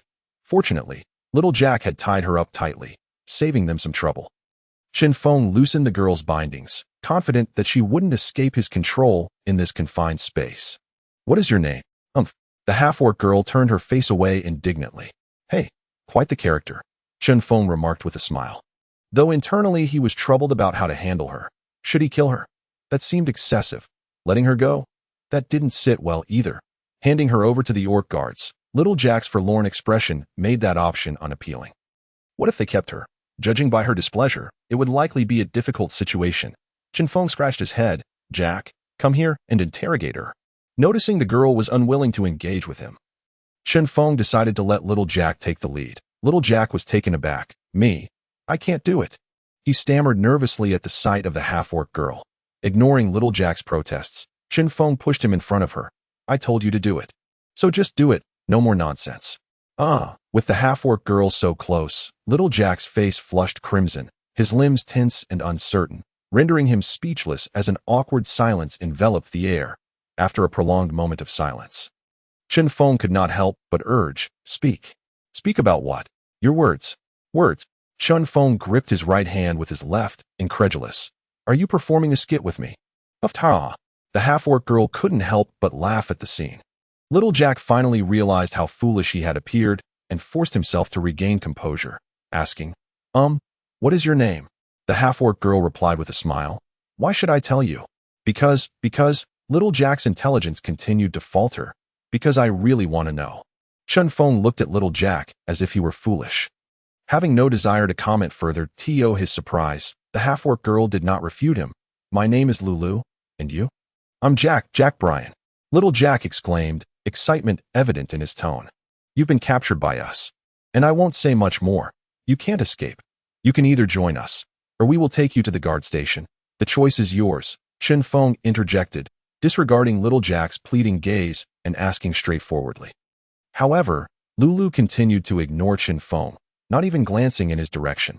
Little Jack turned to her with hopeful eyes. Join our mercenary group. You can earn money and won't have to steal. I absolutely refuse. Being a mercenary is too dangerous. What if I die? Lulu rejected him without hesitation.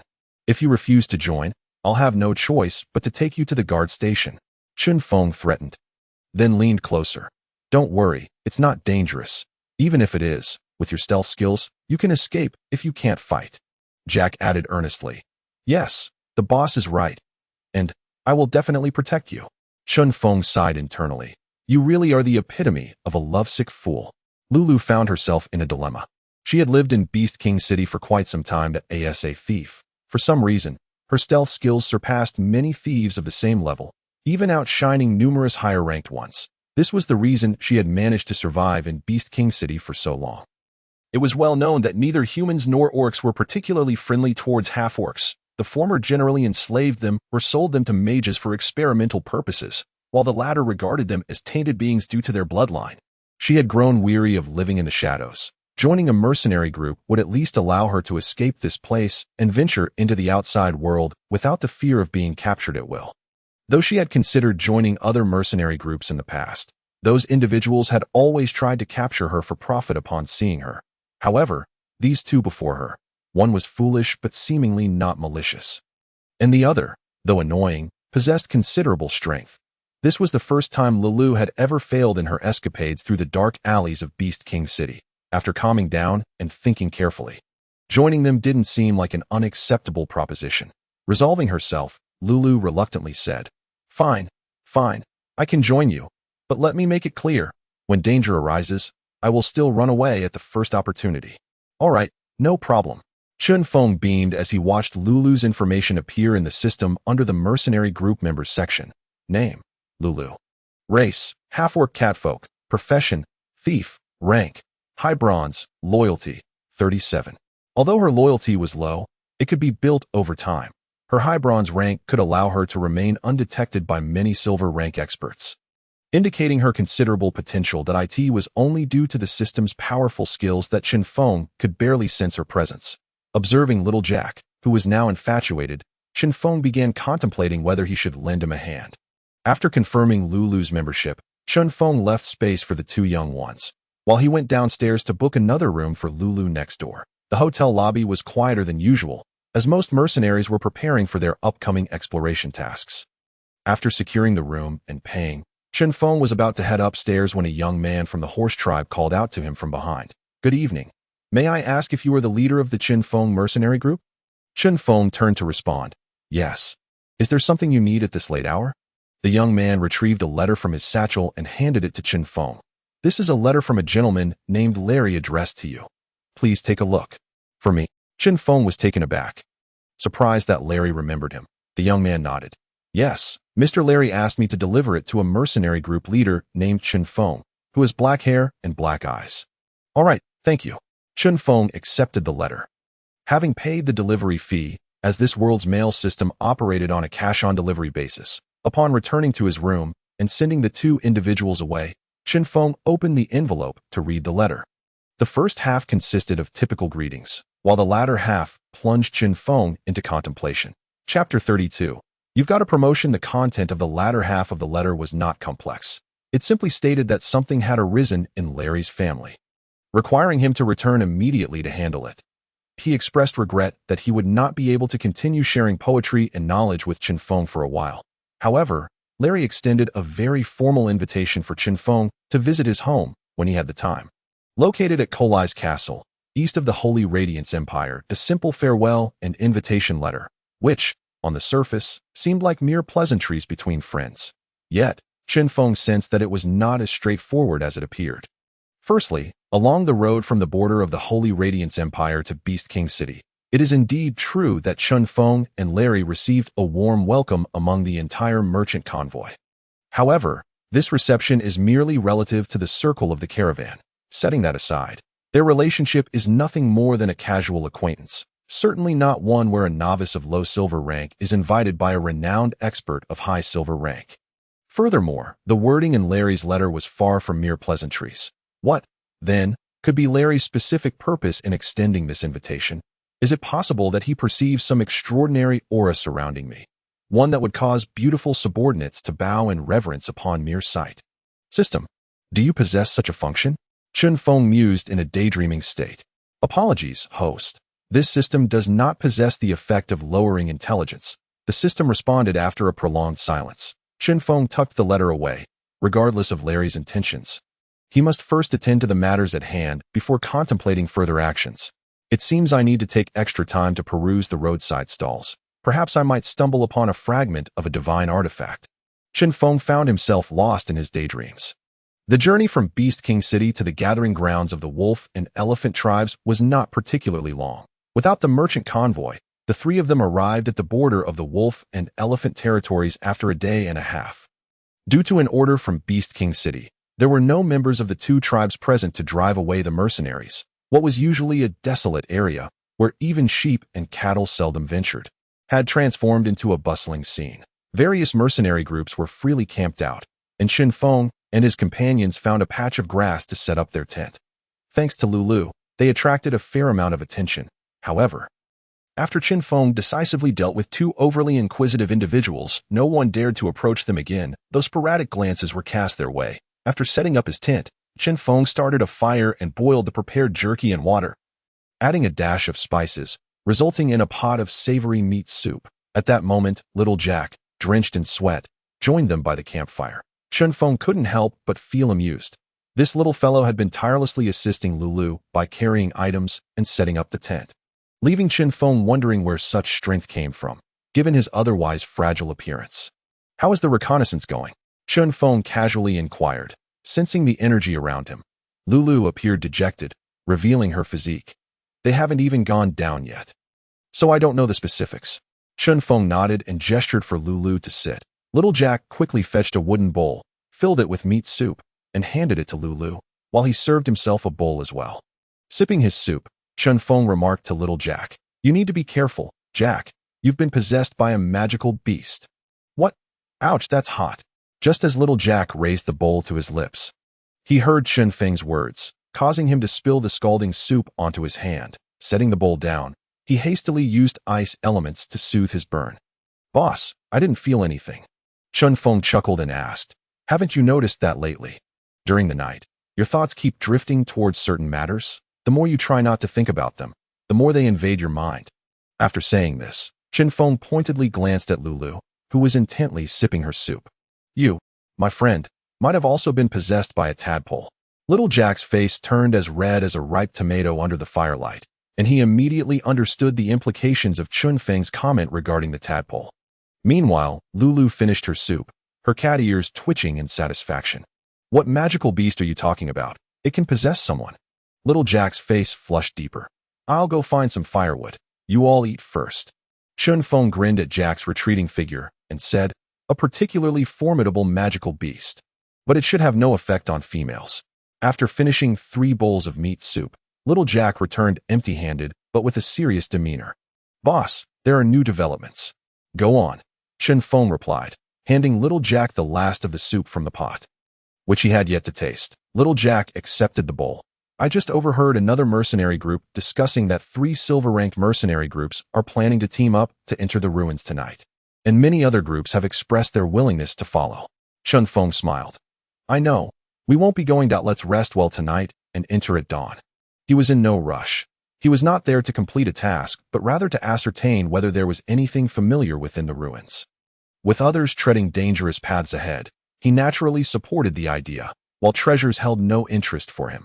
After leisurely packing away their cooking gear, they noticed that many mercenary groups had already prepared their gear and were heading towards the ruins entrance. Located 600 meters away, of course, there were also a few scattered groups lingering behind, most of whom were relatively weak and planned to wait for the others to explore before picking up any leftovers. Chen Feng and his companions waited until around noon the next day before meandering towards the entrance. At this point, only a couple of stray cats remained in the encampment, following Chen Feng and his companions to the entrance. Observing them, Chen Feng felt they resembled scavengers more than mercenaries. Notably, up until that moment, no one had emerged from the ruins. This suggested that the ruins were likely substantial in size. After presenting their identities to the orc guards at the entrance, they were granted passage. These guards were stationed there to quickly relay any unexpected developments back to Beast King City. Guided by torches, they descended through the dark cave for approximately 15 minutes. Just when everyone thought they were nearing the center of the earth, an open stone door finally came into view. The door was adorned with intricate patterns, and after a cursory glance, Chen Feng realized he did not recognize them. Little Jack, however, analyzed the markings by the light of the fire. For a mage, regardless of their strength, the pursuit of knowledge and truth remained a common belief. The dark door bears the inscription of anger and flames. Time fades away. Little Jack strained to translate this much. Boss. The writing on this door seems to be a combination of ancient Elvish and some form of pictographs. Can I take an imprint of it before we proceed? Chen Feng replied. Sure, we are not in a hurry. With that, Little Jack retrieved some beast skin and ink from his satchel and began the imprinting process. Meanwhile, the other mercenaries clearly had no interest in waiting for them and hastily advanced into the ruins. The imprinting process was quite straightforward. Unlike the intricate methods of ancient China, the continent of Mifa employed a more primitive yet effective technique. Using specially crafted magical ink, they simply applied it evenly to the inscriptions, then pressed the beast skin onto it to create an imprint. Simple and effective. Thanks to the conveniences offered by magical technology, after about 40 minutes, Little Jack carefully removed the final piece of beast skin. Confirming there were no errors, then rolled it up and placed it in his bag, wiping the sweat from his forehead. All right, boss, let's continue onward. Chen Feng gave Lulu, who was nearly dozing off against the wall, a gentle pat, and the three of them pressed forward. After walking approximately 200 to 300 meters into the entrance, the internal passage began to brighten. Glowing crystals emerged on both sides of the walls. Lulu, filled with delight, pried one loose for Little Jack to examine. It revealed no magical fluctuations, serving solely as a light source. Moreover, once removed from the wall, it extinguished immediately, and even if returned, it would not reignite. It was hardly surprising. If it were a truly valuable item, it would have been long claimed by previous mercenaries. With the aid of the crystal's light, the trio arrived in a spacious area that was not particularly large. Aside from a few empty stone coffins, there was nothing of particular note. Chen Feng approached the coffin to examine it closely. It measured about 2 meters long, entirely black, with intricate carvings adorning its surface. Just simple patterns. Not writing, Little Jack observed, reaching a conclusion, yet he received no response from Chen Feng. Chen Feng traced the surface of the coffin, his expression growing somber. He recognized these coffins. The side of the coffin lid being lifted revealed it to be completely empty. Mercenaries showed little interest in corpses, often merely scavenging items from the deceased. There were no signs of battle in the hall. So, it seems the contents of the coffins were taken by the mercenaries who passed through. Chen Feng mused.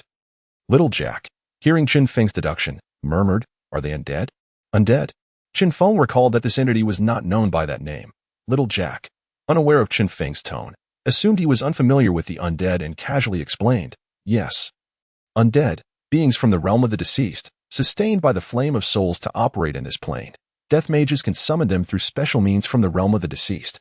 However, Little Jack paused. It is said that only in the path of the buried can the flame of souls continue to burn, or a level 7 undead lord can maintain it, but ordinary undead should fade away with time. Right? Surely, not all these coffins contain undead lords. Little Jack glanced around at the 7 or 8 coffins, shivering involuntarily. 7 or 8 undead lords could easily dominate the orc tribe, if not more than half of the Dawn Prairie. Puffed. How could that be? Level 7 undead beings aren't just common. They can't possibly be clustered all in one place. Lulu swished her little tail in frustration, having just scoured the hall and found that the previous group of mercenaries had left not a single trace. Yet, Chen Feng felt his suspicions growing more plausible. If they were not ordinary undead, then they were likely those entities. Unexpectedly, I have truly traversed through time alongside myself. Chen Feng withdrew his hands, which had been caressing the stone coffin, and addressed Jack and Lulu, saying, Let us proceed onward. I believe I have an inkling of what these entities are. Jack snapped back to reality, recalling Chen Feng's prior assertion that he had come to this ruin in search of clues about his homeland. Could it be? The boss is actually an undead, hailing from the realm of the deceased. Jack quickly dismissed this far-fetched notion. As the trio delved deeper, they began to encounter corpses within the passage, those of the mercenaries who had entered before them. Chen Feng extracted an arrow lodged within one of the bodies, a sardonic smile creeping across his lips as he mused. So it is indeed you, old friends. Suddenly, a blood-curdling scream echoed from ahead, causing Chen Feng to furrow his brow and rush forward with haste, closely followed by Jack and Lulu. Leon gazed at the monstrous figure before him, his eyes filled with despair. Their mercenary group had originally planned to enter and scavenge, and until that moment, their journey had been devoid of mishaps. However, upon spotting a corpse lying by the roadside, one belonging to a mercenary who had entered the previous night, Leon and his companions had felt a surge of joy. For the dead were merely others, not themselves, and scavenging included the act of rifling through bodies. Yet, in the midst of their gleeful search, a creature clad in armor had appeared behind them, its eyes glowing with an eerie blue light. Its emaciated form exposed beneath the tattered armor, seemingly proclaiming to the world that it was but an undead. However, have you ever witnessed an undead wielding a sword to strike down humans while simultaneously casting ice spells? Humans are not that formidable, save for Gandalf, of course. Most alarmingly, the creature emitted a resonant roar that reverberated through the air. Faced with this unprecedentedly powerful monstrosity, the group of scavengers fell one by one, feeling the cold blade pierce their bodies. Leon's pupils gradually dulled as a similarly blue aura seeped into the creature's form. Long time no see, old friend. Just as the creature savored its feast, a voice interrupted its meal. Roar! The creature bellowed towards the source of the voice, clearly displeased at being disturbed during its dining. Chinfong, unfazed, charged forward, eager to reminisce with this old acquaintance. Jack, stay alert and protect yourself. This thing possesses a remarkable resistance to ice spells. Lulu, maneuver around and avoid positioning yourself directly in front of it while engaged in combat. Chen Feng simultaneously directed the other two. His heightened senses allowed him to evade all incoming ice arrows from the creature. As for the creature's swordplay, it was so crude that it was almost laughable. Perhaps it was Chen Feng's constant evasion, coupled with Lulu's relentless attacks from behind, that incited its growing rage, causing the gaunt skin on its chest to swell ominously. Here it comes. Ice wall. Jack, sensing the impending danger, erected an ice wall between Chinfong and the creature in an instant. Roar. The creature unleashed a low, guttural growl, and a spherical wave of energy collided with the ice wall. Boom. A hole was blasted through the thick ice barrier. Chinfong was startled by the sheer force, exclaiming, "Goodness, it can't possibly have that much power." Without delay, he channeled all his energy into his hands. Knowing this technique had a lengthy cooldown, seize the opportunity. Take its life. Focus your fire. Go. Lulu's dagger plunged into the creature's nape, while Chinfong struck the top of its head with his palm, his energy bypassing 30% of the armor's defenses and penetrating into the creature's brain. Jack's ice arrow wobbled and struck the creature's body, producing a sound akin to ding as it scattered shards of ice, prompting Jack to sheepishly turn away. Chapter 34. The unyielding force. The armored monstrosity crashed heavily to the ground. Cough. Boss, what exactly is this creature? Jack coughed lightly, hastily shifting his focus, feeling embarrassed in the presence of his goddess. Curious, Lulu crouched down, prying open the creature's helmet to reveal a dark gray, emaciated face and exposed teeth. EW. What a disgusting sight. Lulu recoiled in distaste. Jack, however, approached the creature's corpse with a look of intrigue, poking at it with the end of his staff. This must be an undead, right? No, the fluctuations of the soul fire shouldn't be so intense. What exactly is this? As he spoke, Jack rummaged through his bag for a small knife, and, under Lulu's horrified gaze, he proceeded to extract various parts including skin, nails, bones, and teeth, looking quite satisfied as he stowed them away, seemingly allowing his instincts as a mage to triumph over the urge to impress his goddess. Once Jack finished collecting materials, Chinfong explained, "This creature is known as a corpse demon. It is a rather peculiar type of undead." Peculiar? Indeed. You understand how undead are formed, correct? Chinfong countered with a question. Jack, well versed in the realm of magic, responded without hesitation. When a species dies, its soul enters the realm of the deceased. Depending on the size of the soul, it transforms into an appropriate undead being. The known undead are primarily summoned by death mages, and it is rare for undead to venture into this plane of existence on their own. Chinfong nodded in agreement. But corpse demons are different. They are cursed. A whole community cursed, becoming corpse demons upon death, unable to find rest. A curse? What kind of curse could possess such power? A deity? Jack exclaimed, astonished, having never encountered such lore in any of his studies. How does the boss know so much? It is not a deity. Chen Feng clarified. It is the dragon race. In ancient times, a branch of humanity once served the dragon race, but after betraying them, they fell victim to a curse from the entire dragon lineage, resulting in their current state. Corpse demons possess a hierarchy of strength. The one we just defeated is known as a corpse demon phantom. While it can unleash troublesome dragon roars, it is not particularly formidable. The dragon race. That makes sense. Jack, regaining his composure from the shock, added. However, according to the records, the dragon race vanished during the second demon tide due to an unknown force. And there have been no traces of dragons in the entire Mafa continent for almost 1,000 years. Chen Feng felt a twinge of unease. The dragons have disappeared. This bears a striking resemblance to the game's setting. Could there be an inevitable connection between the two? Observing the corpse of the corpse demon phantom before him, he recalled that in the original narrative, corpse demons were ancient Nord people who served the dragon race and were transformed after enduring a dragon-s curse, inheriting a portion of the dragon-s roar abilities. The ability that had just shattered the ice wall was the unyielding force of the dragon's roar. The corpse demon phantom wielded merely a fraction of this power, which in the original tale was capable of merely knocking individuals back. He had not anticipated such immense strength manifesting in the real world. Chinfong hesitated, initially believing there might be others like himself who had traversed through time within the ruins, yet he was instead confronted with a corpse demon, and it was none other than a corpse demon phantom. If such creatures could be encountered at the periphery of the ruins, what lay deeper within? As Chinfong pondered, a group of individuals suddenly burst forth from the depths of the ruins. Their faces etched with terror. Rose up. A voice that seemed to echo from the depths of antiquity catalyzed Chen Feng's decision. Run. Without a moment's hesitation, the trio took flight. A corpse demon death lord. What manner of place is this to harbor such a being? The corpse demon death lord, a beginner slaughterer in the game, possessed 3 segments of unyielding force of the dragon's roar, along with the ability to disarm with the dragon's roar, rendering any melee class utterly defenseless. Add to the absurdity. Among the 10 corpse demon death lords, 9 were archers. Their arrows wielded enough power to skewer 100 mages in a single shot. Such a creature was far beyond the capacity of even silver-tier transcendent beings to confront. Run, everyone was fleeing. Even the 3 major silver mercenary groups that had entered the previous night were in retreat.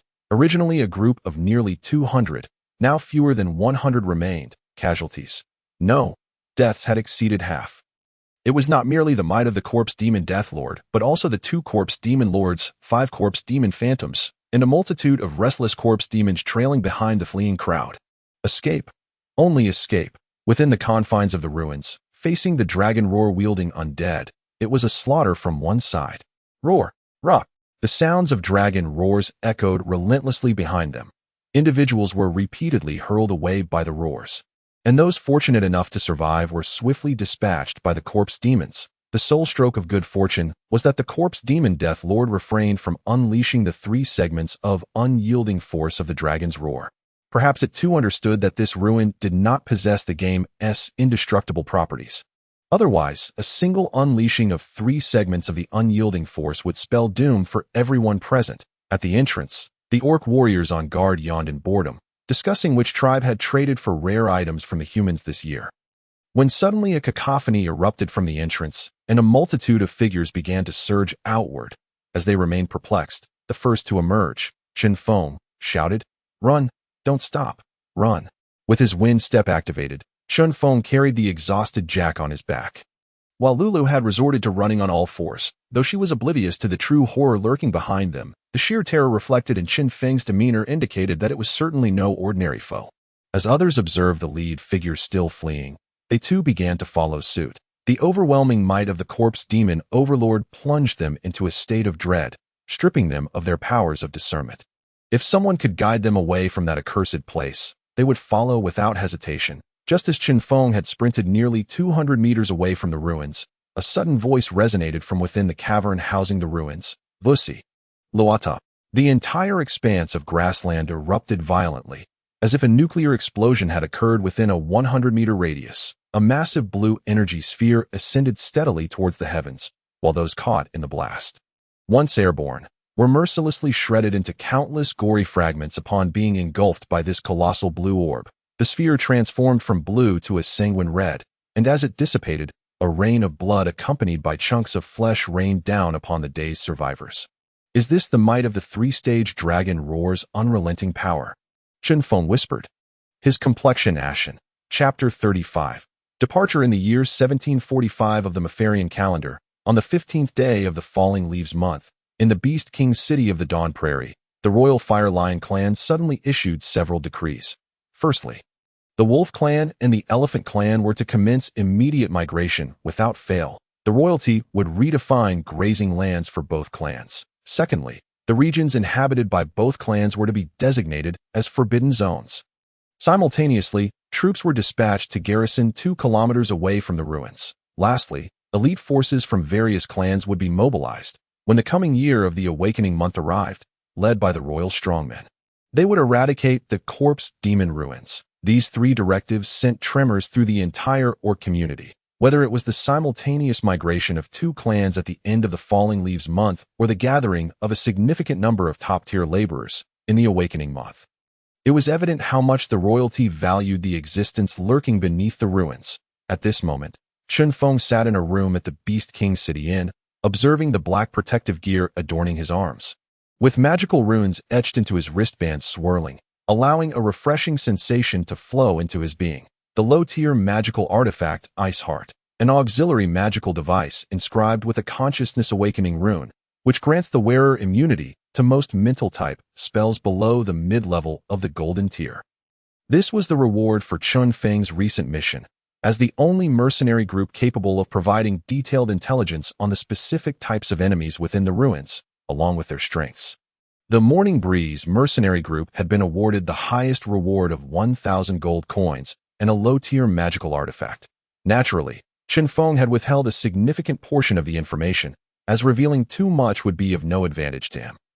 Furthermore, the sudden appearance of the corpse demons left Chinfong pondering. Did they accompany me during my traversal, or had these beings always existed, yet remained undiscovered, with the emergence of the corpse demon ghost overlord? Might there be even stronger entities lurking in this world? The system, the traversal, the monsters from the original World S game. Chinfong felt there had to be some connection, but why was he the one who had traversed? Scanning through his lineage within the system, he realized, indeed, he was of the human race, not a mere trinket. After much contemplation, Chen Feng accessed the interface for the mercenary group's base, focusing on the task of constructing a basic simulated training room. Now that he had reached the silver tier, albeit the lower echelon, he was not entirely defenseless against level 5 magical beasts.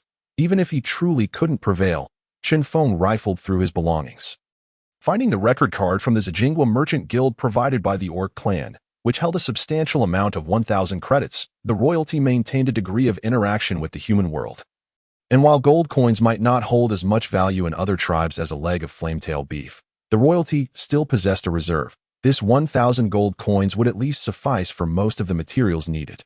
His strength was fundamentally built upon the system, and even training could not be accomplished through conventional means, thus he could only strive to complete the tasks issued by the system to enhance his power more swiftly. Only true strength assured his survival in this world and his quest to uncover the secrets behind it. In the days that followed, Chen Feng, along with Jack and Lulu, refrained from taking on further missions. Instead, they leisurely explored the scenic beauty of Beast King City, with Lulu taking over the role of their guide from Derek, upon witnessing their group, which had ventured to explore the ruins with many not returning. Derek felt immensely grateful for his earlier decision. Although the matter of the corpse demon ruins had instilled a sense of unease among the populace, the majority remained largely unaffected. For the Beast King City was under the protection of the royal family, boasting 3 golden tier strongmen in the open. Thus, there was no need to worry excessively about safety. During this period, Chen Feng exchanged 400 gold coins with the Shell merchant group for supplies, and subsequently acquired a level 5 fire-type magical beast Escort within Beast King City. Jack, having advanced his salary, purchased various medicinal materials native to the Dawn Prairie from the merchant group, that is for Lulu, being a recent addition to the mercenary group and finding little of interest in Beast King City. She was the lightest of the group after their shopping spree, in stark contrast to Chinfong and Jack, who were laden with bags that in the cold wind month, compared to the Holy Radiance Empire. The chill of the Dawn Prairie was far more vivid in the early morning. Despite the towering city walls, the garments of the townsfolk rustled against the brisk air. Final confirmation, Are all supplies secured? Moreover, each mercenary group should verify their members. Let no one be left behind. The leader of the shell merchant group tugged firmly at the straps, securing the cargo on the cart. Ensuring everything was taut before the convoy set forth into the icy winds towards the city gates. The shell merchant group was among the last to depart, the streets eerily quiet, while a few shops were opening. The majority had already closed for the season. In the cold wind month, the orc tribes retreated to their clans for the winter, which presented a significant drawback for them. While orcs could procreate with humans, intertribal reproduction was impossible, a mystery no mage could elucidate. One could only marvel at the creator's wonder, which resulted in the orc race existing solely in tribal formations, unable to truly integrate. The inhabitants of Beast King City, aside from the Fire Lion clan, were primarily survivors from destroyed tribes, rendering the city somewhat desolate. Upon reaching the city gates and confirming their passage permits, the caravan slowly exited the city. Lulu, who was typically vibrant, sat atop a cargo cart, gazing longingly at the receding silhouette of Beast King City, appearing somewhat melancholic. "Are you all right?" Jack inquired, noticing her drooping cat ears with concern. "Don't worry, we will have opportunities to return," Lulu replied, casting a glance at Jack before shifting her gaze to the faint outline of the city gate, speaking softly. "My mother was an orc, and my father a human, when I was very young. My mother raised me alone in Beast King City. Because I am half-orc, she never allowed me to go outside. She was just an ordinary member of the cat tribe, so our lives were not particularly affluent. Until 10 years ago during the ice and snow month, when she fell asleep holding me at night and never awoke." Jack instinctively asked, "What about your father?" Chen Feng shot a sidelong glance at Jack. Realizing he had again forgotten his emotional intelligence, Lulu replied in a flat tone devoid of emotion. "I don't know, why mother said my father was a mercenary, merely passing through the Dawn Prairie due to a mission, encountering my mother who had been ambushed by goblins while foraging." Lulu scoffed coldly. "Because my father saved her life, my mother disregarded the tribe's opposition and chose to be with him, but he still left and never returned. It has been 10 years, and he has yet to come back. This is also my first time leaving Beast King City." In Lulu's gaze, there was a tumult of anger, pain, reluctance, and rebirth. Jack watched the tears welling in Lulu's eyes with a pang of sympathy, coupled with a youthful sense of helplessness. Chinfong whispered a few words in Jack's ear, who nodded in a half-understanding manner before quickly shedding his outer coat and draping it over Lulu's shoulders. Chinfong sighed, recognizing yet another pitiable and cliché detail. For mercenaries, sowing seeds across the land had become a norm in many taverns. One could often hear mercenaries drunkenly boasting about their achievements. Nevertheless, Chen Feng was quite curious to meet Lulu's father. He longed to see what this wild, reckless driver, who surpassed even Su Xian and Lu Shi, truly looked like. What a breathtaking operation. Chapter 36.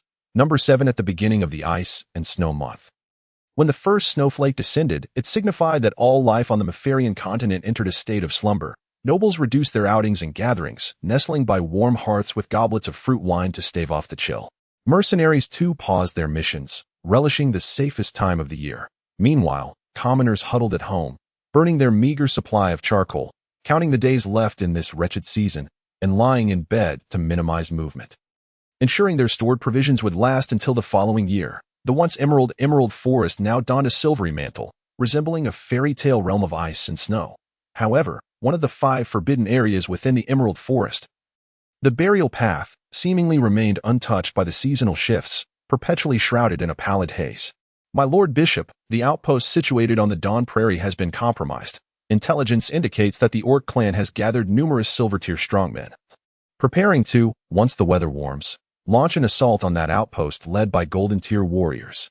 In the dimly lit main hall of the castle, shrouded in shadows, a figure clad in a brown robe bowed and spoke, his hood obscuring his features, rendering him indistinguishable amidst the faint illumination. Before him stood another robed individual, distinguishable by his black robe adorned with intricate magical patterns and a bat-like emblem embroidered on the cuffs.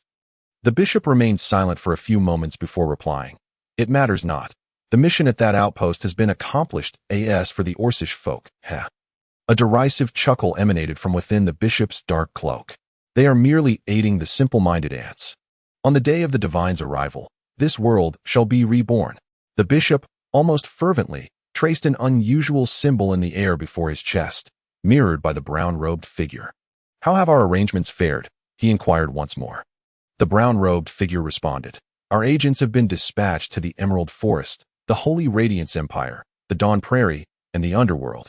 Exploiting the harsh climate of the Frost Moon, we have been preaching among the populace under the guise of distributing food. And the results thus far have been quite promising. Well done. We must establish a firm foothold before the Holy Light Church catches wind of our actions." "Yes, my Lord Bishop," the brown-robed man cautiously ventured. "My lord, I fail to comprehend. These mud-dwellers lack extraordinary power. Even if we manage to gather more of them, they serve no practical purpose, do they?" The bishop chuckled ominously. "Ah, you must understand. A great tree thrives due to the nutrients of the soil. The richer the nutrients, the taller the tree grows. Now, you may leave. I revere your will." The brown-robed man turned to depart, feeling as though the bishop's words had imbued him with the essence of a druid devoted to the goddess of life in the Emerald Forest. "Oh, wait." Just as the brown-robed man felt a pang of confusion, the bishop's voice resonated from behind. "Do you have further instructions? What of Subject 7? Subject 7. The brown-robed man envisioned the nearly deranged figure and involuntarily shuddered. "He is well, though his condition is somewhat peculiar." "Peculiar?" questioned the black-robed bishop. "Indeed, while his bloodline is not of exceptional quality, his body has absorbed the words of two true gods without exhibiting any violent reactions." This revelation startled the brown-robed man, since the bishop had permitted the words of the true gods to enter the revelation slates. Every initiate was required to approach the slates to master a divine word, whose power was formidable yet posed a lethal trial to the recipient. The brown-robed man had witnessed newcomers perish before the revelation slates. Unable to endure the overwhelming force of the divine words, most who had embraced the first divine word had already reached their limit. Even attempting to accept a second required extensive preparation. Yet Subject 7, this madman, had astonishingly absorbed two divine words within a mere few days, showing no signs of discomfort, but rather an intense exhilaration, as if a dreadful beast lurked beneath his human facade. "Very well. Continue to monitor his status. If all remains well, allow him to accept the third divine word." The brown-robed man's body trembled involuntarily. "I shall obey your will." He exited the dim hall, while the black-robed bishop slowly turned and gradually vanished into the shadows. The ghostly blue flames flickering along the walls extinguished, plunging the castle's hall into a deep, silent darkness. As he gazed at the increasingly familiar sight of Hoof Town, Chen Feng felt a wave of nostalgia wash over him. This mission had spanned nearly 3 months, yet fortuitously, it did not exceed that duration, thus sparing him from the fate of erasure by the system. In truth, the entire escort mission had been relatively straightforward, aside from a challenging encounter with a goblin horde. The rest merely involved dealing with prairie wolves or skirmishes against some marauders, who, despite wielding weapons, were as gaunt as reeds, lacking the combat prowess even of goblins. Snow blanketed much of the pathways. Yet the Bryan family had employed numerous hands to clear the accumulated snow, ensuring that the majority of caravans returning during the frost moon would find safe passage. A small number that failed to return would forever remain upon the prairie. And as a vital transit point, Hooftown had to guarantee the smooth operation of these caravans, a necessary measure for its prosperity. "It seems they understand the principle that one must build roads to attain wealth," Chinfong remarked, observing the meticulously maintained pathways amid the snowfall. Having presented their passes, they entered Hoof Town under the watchful, yet irritable gaze of the sentinels. "Brr, it's freezing, this cursed weather. Who would venture out in such conditions?" Soldier A grumbled, exhaling frosty breaths. "Hey, stop complaining. Once we change shifts, I'll take you somewhere fun," Soldier B reassured him. "I heard the Clover Tavern has procured some new stock. A half-orc. What do you think? Interested?" Soldier A scoffed. "You must be joking. With what you earn, you wouldn't even have enough to grope someone. Those things ultimately end up as tributes to the noble lords. You'd be lucky to afford a woman stronger than the captain." Soldier B, unfazed, chuckled. "Well, I haven tea, but didn't you see that half-orc girl sitting atop those cargo wagons just now?" He licked his lips. She looked quite fetching. "Isn't the Clover Tavern actively searching for female half-orcs? Let us find someone to tie her up, and we won't have to worry about money for enjoyment." After exchanging glances, the two soldiers shared a gleeful yet lecherous grin, oblivious to the slight tremor of the cat-eared figure. "Lulu, hidden among the cargo of the seemingly distant caravan. Chapter 37. Wealth. The caravan was escorted all the way to the Shell Trading Company on Corner Street, where the caravan leader expressed immense gratitude to the various mercenary groups for their assistance, promising a 30% discount for all future purchases at the Shell Trading Company. For a small trading company like Shell, establishing dozens of branches in Hooftown each year was not uncommon. The Holy Radiance Empire, of course, had even more, but due to plundering and other reasons, many would also close down every year. Those who managed to survive for 2 years in this business could be considered seasoned veterans. As for the Azalea Trading Company, it had a foothold among all races across the entire Mafa continent, existing as the sole representative. Thus, maintaining the integrity of goods while preserving one's life meant that everyone could gather enough gold coins to weather the freezing frost moon in comfort and have ample capital for the next trade. Chen Feng and his companions, along with the Black Dog Mercenary Group and another bronze-level mercenary group, proceeded to the Mercenary Guild to report the completion of their mission, while the other mercenary groups remained in the ruins on the Dawn Prairie. In this line of work, fate played a crucial role, and luck was paramount. Congratulations! Your mercenary group has officially been promoted to silver rank. The guild staff greeted Chen Feng with their characteristic smile.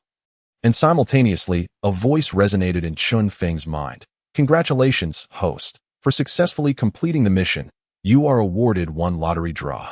Chen Feng's smile broadened. The rewards from this mission were substantial. The special mission encountered in the Beast King City had yielded generous rewards. The value of the low-tier magical item and the lottery opportunity aside, after purchasing a magic core, he still had over 600 gold coins left from the initial 1,000, a staggering sum.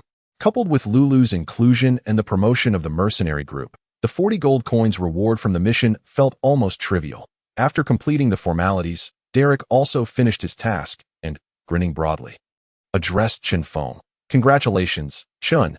Your mercenary group has leveled up. Derek was aware of the rewards Chen Feng had received from the Beast King City, and while it would be disingenuous to say he felt no envy, he was not jealous. He had heard of the circumstances. With dozens of members in his mercenary group, he could not guarantee that they would all emerge unscathed from such a situation. Chen Feng was in high spirits, and seeing Derek congratulate him, he cheerfully replied, "No need for formality. Today, I'll treat everyone to a meal." Celebrating the completion of a mission with a feast had become a customary activity for Chen Feng. Compared to those who squandered their earnings on women, he considered himself a breath of fresh air. Sounds good. Where shall we dine? Derek readily agreed. Dining extravagantly is a must. Besides, with the mission concluded, the mercenary group is entering a period of rest, allowing everyone to return to their families, so this will be the last gathering of the year, plus we have to pay for it ourselves. Then let us meet at Golden Times. Number 36 Corner Street, at 5 this afternoon. Chen Feng decided after careful consideration. Golden Times was regarded as one of the better restaurants in Hooftown, certainly not on par with establishments like the Azalea Paradise. But given that Derek's mercenary group had dozens of hearty eaters, it was the best choice. After confirming the venue, Chen Feng returned to the mercenary base with Jack and Lulu, who would temporarily reside there, as Chen Feng's former room was now being arranged for her by Jack.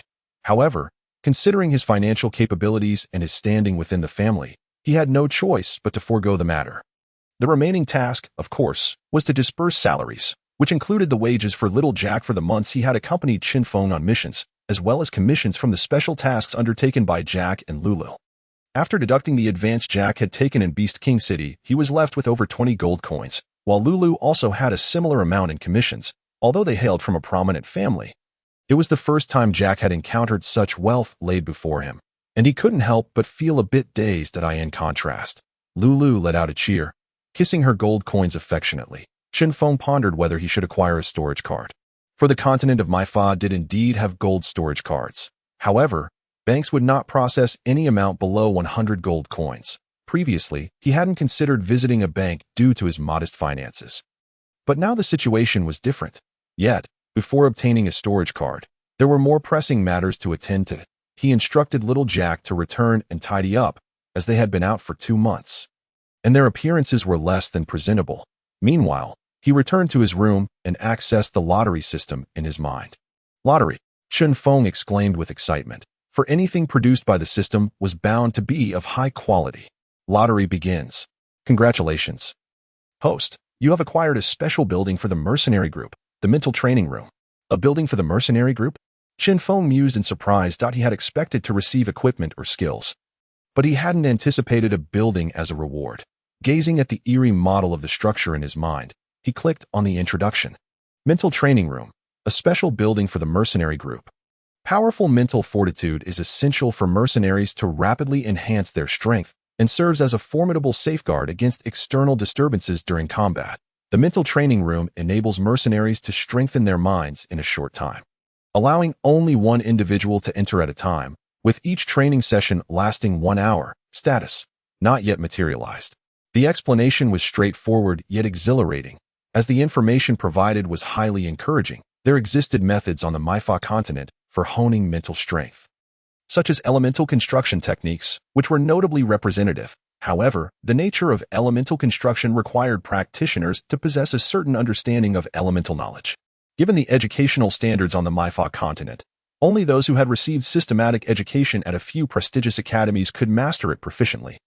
While the costs of attending these institutions were exorbitant, it would take an eternity for ordinary mercenaries to save enough to focus solely on their studies without undertaking missions. The mental training room, offered by the system, at face value, promised to enhance one's mental acuity in a short time, a brief duration. Although specific details were unclear, the system's assertion of a short time frame indicated that it wouldn't take long at all. Chen Feng rubbed his hands together in excitement, yet he refrained from materializing it immediately. It was broad daylight, and Lulu was still at the mercenary camp. The sudden appearance of an additional room would indeed be challenging to explain. Moreover, although the tavern's space was considerable, the main area had been converted into a common hall, and establishing a new section would require careful consideration of space constraints. Chen Feng rhythmically tapped his fingers on the table and sighed. Alas, it seems I will have to spend more money. Chapter 38. The bank. Exiting the system interface in his mind, Chen Feng retrieved a set of loose-fitting clothes from the wardrobe and entered the bathroom. Old Cole had a penchant for alcohol, thus a bathroom had also been installed in his room for convenience during late-night escapades. For Chen Feng, this was fortuitous, especially with a girl now residing with him. Sharing a single bathroom could lead to awkwardness. However, this arrangement was not a long-term solution, as more people would inevitably join the mercenary group, and Lulu would not be the only woman among them. It seems the dormitory issue needs to be resolved swiftly, Chen Feng lamented. Soaking in the tub, he glanced at the black bracelet adorning his wrist, the first magical artifact he had acquired. He was acutely aware of the power of Ice Heart, despite never having experienced a mental attack. Merely wearing Ice Heart had noticeably enhanced his meditative state compared to usual, indirectly increasing his internal energy limit. Nevertheless, if the mental training room proved to be as effective as he imagined, Ice Heart might become somewhat redundant. For no matter how powerful a magical artifact might be, it remained an external force. Should it be lost or damaged, he would ultimately have to rely on his own strength. Lost in thought, Chen Feng submerged himself in the water, bubbles rising to the surface. After approximately 10 minutes, with a splash, he emerged from the water, stark naked. Forget it. I'll wait until I experience the effects of the mental training room before making any plans. After drying himself off, Chen Feng took a moment to scrutinize his reflection in the mirror. The prolonged outdoor activities had not darkened his skin. Rather, it appeared somewhat fair and supple. His physique was remarkably well-proportioned, exuding latent explosive power, yet distinct from the bulkiness of a fitness instructor. With his black hair and eyes, Chen Feng couldn't help but chuckle. Am I a pretty boy or a muscle man? Regardless, looking handsome is what matters. He struck a few poses for his own amusement before donning clean clothes and heading downstairs to the hall. Upon entering, he found that little Jack had already departed, leaving only Lulu, who was sitting at a table, idly swinging her cattail. The items on the floor had vanished, indicating that she had tidied up. Chen Feng smiled at Lulu and asked, "Why haven't you changed your clothes?" At that moment, Lulu was still clad in her snug leather armor. Without turning her head, she replied nonchalantly, "No need to change. I'll just get dirty after eating anyway. I'll change when we return in the evening." Chen Feng pondered this, realizing that although there was no tobacco on the Mightiest continent, the tavern's beer was bound to leave an unpleasant odor. What are the plans moving forward? There's still some time until dinner, right? While Chen Feng was lost in thought, Lulu's voice brought him back to reality. Glancing at the time, he noted it was already 3:30 in the afternoon, but there were still a couple of hours until mealtime. Let's go to the bank. Using the gold exchange vouchers from the Zijingwa Commerce Association is indeed rather inconvenient. Chen Feng and Lulu stepped outside, where snowflakes had begun to fall from the sky, crunching underfoot as they walked. They, a southerner from the Huaxiao Empire, Chen Feng resisted the urge to scoop up some snow and mold it into a snowball. He turned to Lulu and inquired, "What do you think of your first visit to a human city?" Lulu contemplated for a moment and replied, "Not bad. It's livelier than Beast King City." This was certainly true, despite both being in the month of ice and snow. The population density of Mati Town was evident.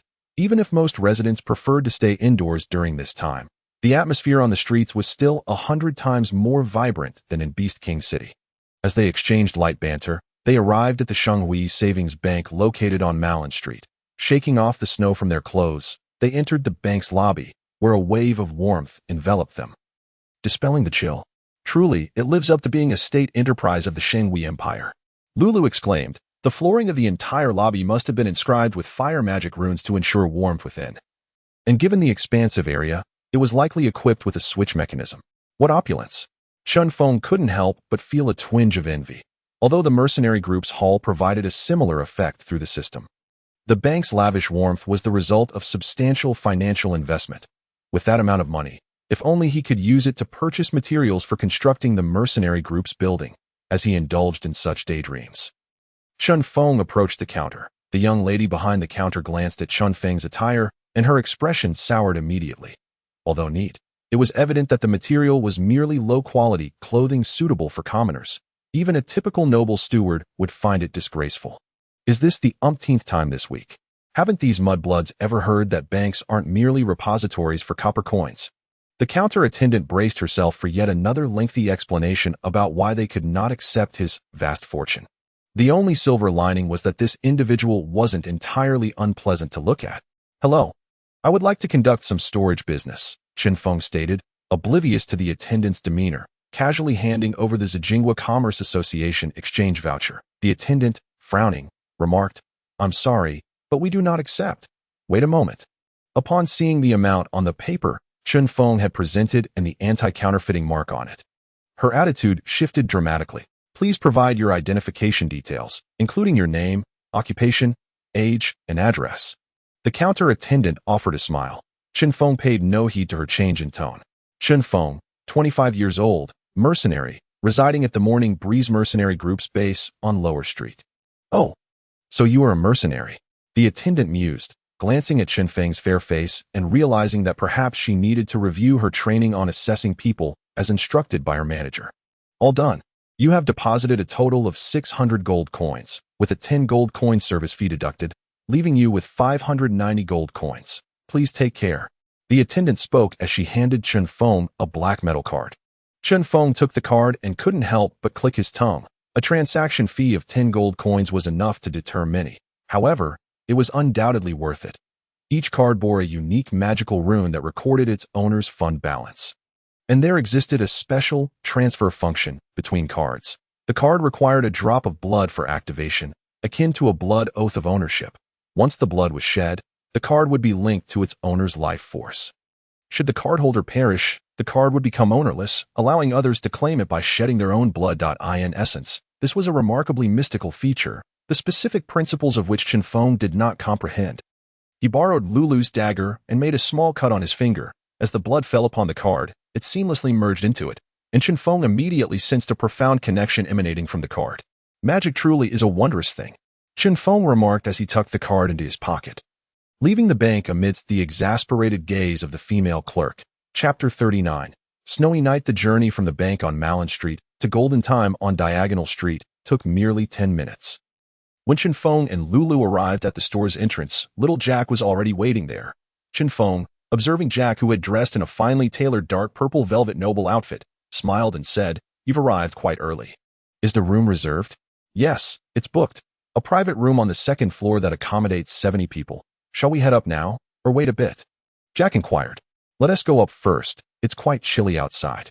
I'll have the waiter bring them up later," Chinfong replied, glancing at his own attire before casting a look at Jack's. "The leader looks more shabby than the members," he silently mused. Just then, Derek's boisterous voice echoed from behind. "Haha. Apologies for being late, Captain Chun." Chen Feng turned to see Derek in his casual attire, followed by a throng of mercenaries from the Black Dog Mercenary group. Even in the wintry evening of the ice moon season, their presence was enough to draw attention in the town of Mightiest. Fortunately, Chinfong had arranged for a slightly larger room with little Jack beforehand. While most mercenaries were single, that was not an absolute. There were indeed some in the group holding children or accompanied by their wives. With a broad smile, Chinfong said, "No worries. We're just here to share a meal. Not for a task assembled, and no need for formality." Derek chuckled ruefully. "You have no idea. With so many people, I had to distribute pay and arrange for the injured. I've been busy all day just to enjoy this meal with you."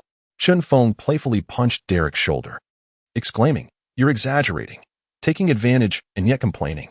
All right, let us drink a bit more later. I'll make it up to you." As they entered the restaurant, little Jack confirmed their reservation with the front desk, and the group jovially made their way to the second-floor private room. Surprisingly, even a room that could accommodate 70 still felt quite cramped, a reflection of the absence of a family planning policy on the continent of Mayful. Thankfully, they were mercenaries, unlike the noble elite. Little Jack was the exception. The restaurant served the dishes promptly, and the waitstaff brought in 3 barrels of wine, each as tall as a person. Women and children instinctively helped pour wine for the men. Acknowledging their risks in earning a living. Of course, female mercenaries were exempt from this. Reflecting their recognition, the alcohol flowed. The atmosphere of the gathering grew increasingly vibrant, with some dancing on tables, others engaged in arm wrestling bets, and some huddling together in sorrow, mourning fallen comrades. Meanwhile, the children, after serving drinks to the adults, sneaked sips from the barrels, creating a lively scene in the private room. Seizing the moment while still somewhat sober, Chinfong leaned towards the nearly intoxicated Derek and said, "Old Derek, I need to ask you for a favor, hic." Chinfong felt his tongue slightly numb. "Not a problem. Just say it. We're like brothers," Derek declared. Thumping his chest, Chinfong shook his head. "Here's the thing. Keep an eye out for some mercenaries over this time. After the new year, I want to recruit. My mercenary group is too small, and I don't know many people. My reputation is just average. You have connections in this regard. I do appreciate the help. What's the big deal? Consider it done. Just wait for the recruits to roll in. Come on, we need another drink." Derek raised his large cup. Chinfong, undeterred, clinked his cup with Derek's and downed the contents in one go. "I need to hit the restroom," he exclaimed, feeling a tumultuous churn in his stomach. Amidst Derek's laughter, he rushed to the restroom, where he emptied his stomach. Dizzy, he returned to the private room. Why is little Jack sprawled on the floor? Chen Feng wondered. Throughout the evening, Jack had been inseparable from Lulu. Yet now he lay there as if turned to mush. His once elegant noble attire was now disheveled. Scanning the room, he noticed Lulu was nowhere to be found. Off to the restroom, Chen Feng's thoughts were muddled. Sensing something was amiss, the members of the Black Dog Mercenary group, upon seeing Chen Feng return, pulled him back into the revelry. The private room was filled with joyous laughter in a small alley on Ironstone Street in Mightiest town. 2 figures were shivering against the wall. "Feline, are you sure this is where we're meeting them?" one voice queried. Feline huffed, rubbing his hands together. "I told them myself. Damn this weather. Damn those half-beasts." After waiting for a long time without any sign of their contact, Feline's patience wore thin by their voices. It was clear they were the 2 guards from earlier. Initially, they had planned to kidnap Lulu and sell her off, splitting the profits for a carefree life. However, their designated time and place had yielded no results. They shivered in the frigid air. Ironstone Street was slightly warmer than elsewhere, but still unbearable. "Why don't we just leave? Forget the money. This is torture. It would be better to spend less and find some fun instead," suggested the man accompanying Feline, visibly wavering. However, Feline's expression showed clear reluctance. "Rhoda, if you want to leave, go ahead. I'm staying. I've endured too much to not earn back my investment with interest." Rhoda, unable to dissuade Feline, could only smile in resignation as he continued to wait. Unbeknownst to them, a dagger was stealthily approaching from behind. At that moment, Rhoda noticed a figure in a black cloak at the end of the street and pointed. "Feline, is that the person you were waiting for?" Feline, too, spotted the figure, although puzzled as to why only one person had come. He called out, "Hey, over here. You're moving way too slowly. This deal is going to cost you." With that, the 2 approached. Well, they sure picked a convenient time to arrive. Lulu, who had been hiding, had used her considerable drinking ability to incapacitate little Jack. Intending to deal with the two henchmen before their associates appeared, she had overheard their earlier conversation and preferred not to involve Chen Feng and the others. After all, they were just two guards. Easily handled. However, since their accomplices had now arrived, she could only observe the situation unfold. As Fulin and Rhoda approached the cloaked figure, the latter ignored them, shoving past Fulin and continuing on his way. Fulin, already brimming with frustration, let his anger erupt at the sudden shove. Stop right there. The cloaked figure halted abruptly, slowly turning to face them. Against the pristine white of the snow, the figure's dark robe seemed to absorb the light. A raspy voice broke the silence. What is it you want? Chapter 40. The wine cellar. Night spreads its wings, shrouding the sky. Heroes have perished, and the earth lies in despair. Chen Feng groggily opened his eyes. Oh dear. My head is pounding. The effects of the hangover left Chen Feng's brain feeling miserable. He took in his surroundings, recognizing his familiar bedroom. How did I get back last night? He swayed slightly as he poured himself a glass of cold water. Trying to recall the events of the previous night, he vaguely remembered finishing dinner, then staggering with Derek from the second floor of the hotel to settle the bill before stepping out into the cool air. And after that, everything faded. Stumbling to the restroom, he was greeted by a chaotic sight. I can't fathom how I managed to return home in that state, yet I still remembered to vomit. After a moment of reflection, Chinfong cleaned up the vegetable soup in the restroom and took a refreshing shower. Emerging from the bathroom, he felt invigorated. He was grateful for his robust constitution in the past. A hangover of this magnitude would have left him feeling miserable for half the day. As for expelling the alcohol through breath, Chen Feng had tried that, but found it completely ineffective. Even when he controlled his energy to encase his organs, it only enhanced his defenses without yielding any results. Indeed, martial arts do not apply in this world, he mused. After changing into fresh clothes, Chen Feng descended to the second floor. The hall was eerily emptied. He couldn't recall how little Jack had returned home last night. But he had no worries about the black dog mercenaries abandoning him. That was the least of his concerns. His only apprehension was that the inebriated little Jack might fall prey to some female mercenaries' immediate justice. Oh, it's certainly not impossible, Chen Feng mused, his thoughts spiraling into a rather unsavory direction. The little fellow did possess an attractive appearance. Perhaps someone might indeed take advantage of the situation. After indulging in a plethora of imaginative scenarios involving Jack and the mercenary, he finally managed to rein in his wild thoughts, casting a glance at Lulu's room upstairs. He had found it peculiar last night when he noticed Lulu was absent from the dining table. Initially, he assumed she had gone to the restroom, but since then, he had not encountered any trace of her. Could she have returned early? Chen Feng pondered whether to knock on her door, but ultimately decided against it. After all, if she were resting, it would be rather awkward, and besides, he trusted in Lulu's capabilities. Although he was the leader of the mercenary group, he was not her caretaker, and it was unnecessary for him to oversee every matter. Having settled his thoughts, Chen Feng made his way to the kitchen to prepare a meal for himself. He found some leftover smoked meat and black bread from the previous mission. He crafted a bowl of meat soup with the smoked meat. While the black bread naturally transformed into a true black bread, the small bookstall that readers had previously used was no longer operational. Now, most were utilizing the app after finishing the soup in a few hearty gulps. Chen Feng began tidying up the kitchen, disposing of any spoiled food and scrubbing every surface until the kitchen appeared significantly cleaner. Just as he was about to take out the filled garbage bin, he suddenly noticed a wooden structure in a corner that spanned approximately 1.5 square meters, previously obscured by a heap of trash. With a resounding smack, he slapped his forehead, exclaiming, "How could I have forgotten about this?" His tone was laced with both annoyance and excitement. Chen Feng hastily carried the garbage bin outside to dispose of it, then casually set it aside and approached the wooden panel. He pried it up, revealing a strong scent of wine wafting from beneath. The pungent aroma made his stomach churn slightly, yet it also sparked a thrill within him. A wine cellar. This was once the storage area for wheat beer at the Morning Breeze Tavern. Previously, due to Chen Feng's lack of physical prowess as a newly arrived individual, it was always Old Cole who handled the heavy lifting of the barrels, often grumbling about feeling like a mere errand boy. With the increasing responsibilities of the mercenary group, Chen Feng had gradually forgotten about this place. Now, with the need for a space to establish a mental training room, he had originally planned to purchase an area. But now he could save the expense of constructing dormitories.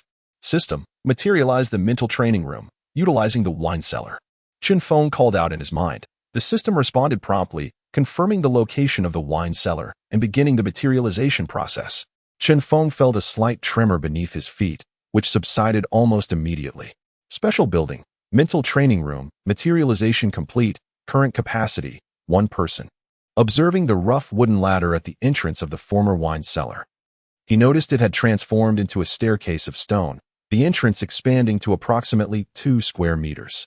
Quite impressive. It would have been even better if the entrance weren't in the kitchen, Chen Feng remarked, unable to resist a bit of sarcasm. Descending the stone stairs into the mental training room, Chen Feng surveyed the space that it was considerably larger than the previous wine cellar, though still limited in size. Which explained the single occupancy. The wheat beer that had once filled the space had vanished, leaving behind only walls as dark as ink, a floor as smooth as marble, and a dim magical lamp. So, how does one train here? Chen Feng inquired of the system, eyeing the empty training room at that moment. A mechanical voice resonated within the room. Detected entry of a mercenary group member. Would you like to initiate mental enhancement training? Yes. Let's begin. Chen Feng replied, eager to commence. As soon as he spoke, the entire training room began to twist violently, akin to water splashing into hot oil. Chen Feng felt dizzy, and just as he was about to lose consciousness, the tumult abruptly ceased. Shaking his head to regain composure, he was startled by a melodious voice nearby. Chen Feng, why are you just standing there? Everyone is waiting for you. Instinctively, Chen Feng turned towards the source of the voice. And in that moment, he froze as if struck by lightning. The voice belonged to a girl clad in white, standing 5 meters away. She had an exquisite figure, long hair, and an undeniably beautiful face, truly a paragon of attractiveness. However, what astonished Chen Feng was not merely her looks, but the fact that she was dressed in a fitted white short-sleeve shirt, denim shorts, and white sneakers. Was this not an entirely normal outfit from Earth? Chen Feng found himself in a state of confusion as he attempted to summon the energy within him. However, despite his efforts, he remained rooted to the spot like a fool. System, wake up. Yet, his mind yielded no response, as if the system had never existed at all. Chapter 41. The reckless team. The girl regarded the motionless Chen Feng with curiosity, quickly rushing over to grasp his hand and pull him forward. Come on. Chen Feng, Li Chang and the others have gone quite far. We mustn't get lost in this desolate countryside at this late hour. With that, she quickened her pace. As Chen Feng felt the warmth of her grip and navigated the rugged terrain beneath his feet. The sensation was all too vivid, sending his mind into a whirl. May I ask where we are headed? He inquired instinctively, glancing at the girl pulling him along. She turned her head, a look of confusion crossing her features. Chen Feng, what's wrong? Didn't we plan to go into that old building tonight for a live stream? How could you forget? Are you feeling unwell? After saying this, she halted, reaching up to check his forehead, murmuring, You're not hot. The faint scent of her fragrance wafted to Chen Feng's nostrils, and he marveled at how incredibly real everything felt. From the girl's intimate gestures and words, Chen Feng deduced that they shared a special bond, and the we she mentioned likely referred to a typical horror movie trope, the reckless team. How impressive the system is. Initiating mental training unexpectedly gifted me a girlfriend, albeit one who is undeniably beautiful. Chen Feng chuckled to himself, yet he refrained from any inappropriate actions. After all, this was merely an illusion, and he had no time to cater to every pretty face he encountered. Maintaining his composure, he gently withdrew his hand from the girl's grasp. It's fine now. Let's hurry and find Li Chang and the others. Embracing his role in this trial, Chen Feng proceeded with purpose. The girl, though still somewhat concerned, accepted his words without further argument, assuming he was simply nervous. With confirmation, they continued onward. During their trek, Chen Feng lagged slightly behind, having no idea where this dilapidated building lay. So he allowed her to take the lead. The mountain path was treacherous, particularly under the absence of streetlights. Their flashlight provided limited illumination, and the moon was obscured by thick clouds to make matters worse. His body, once enhanced due to his career advancement, had reverted to its original state. In other words, Chen Feng was once again the weakling he had been before. If any danger were to arise, he would likely be at a disadvantage even against this beautiful girl by his side.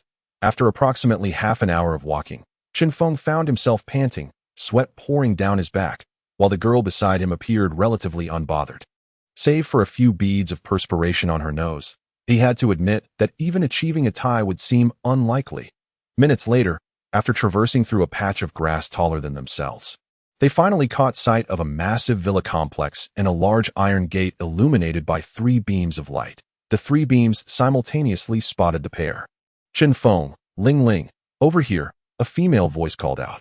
Ling Ling once again pulled Chen Feng along, and this time he made no resistance. After all, he needed to maintain a semblance of normalcy. Upon reaching the group, Chen Feng took a quick glance around. There was 1 girl and 2 boys. In counting himself and Ling Ling, it was a perfect standard configuration for a reckless team. Ling Ling addressed the short-haired, somewhat adorable girl, Xiao Xin. Where's Lu Ming? Great, a substitute team member, Chen Feng thought to himself. Before Xiao Xin could respond, a sturdy short-haired boy about 1.5 meters tall chimed in. Who knows where that fool has wandered off to?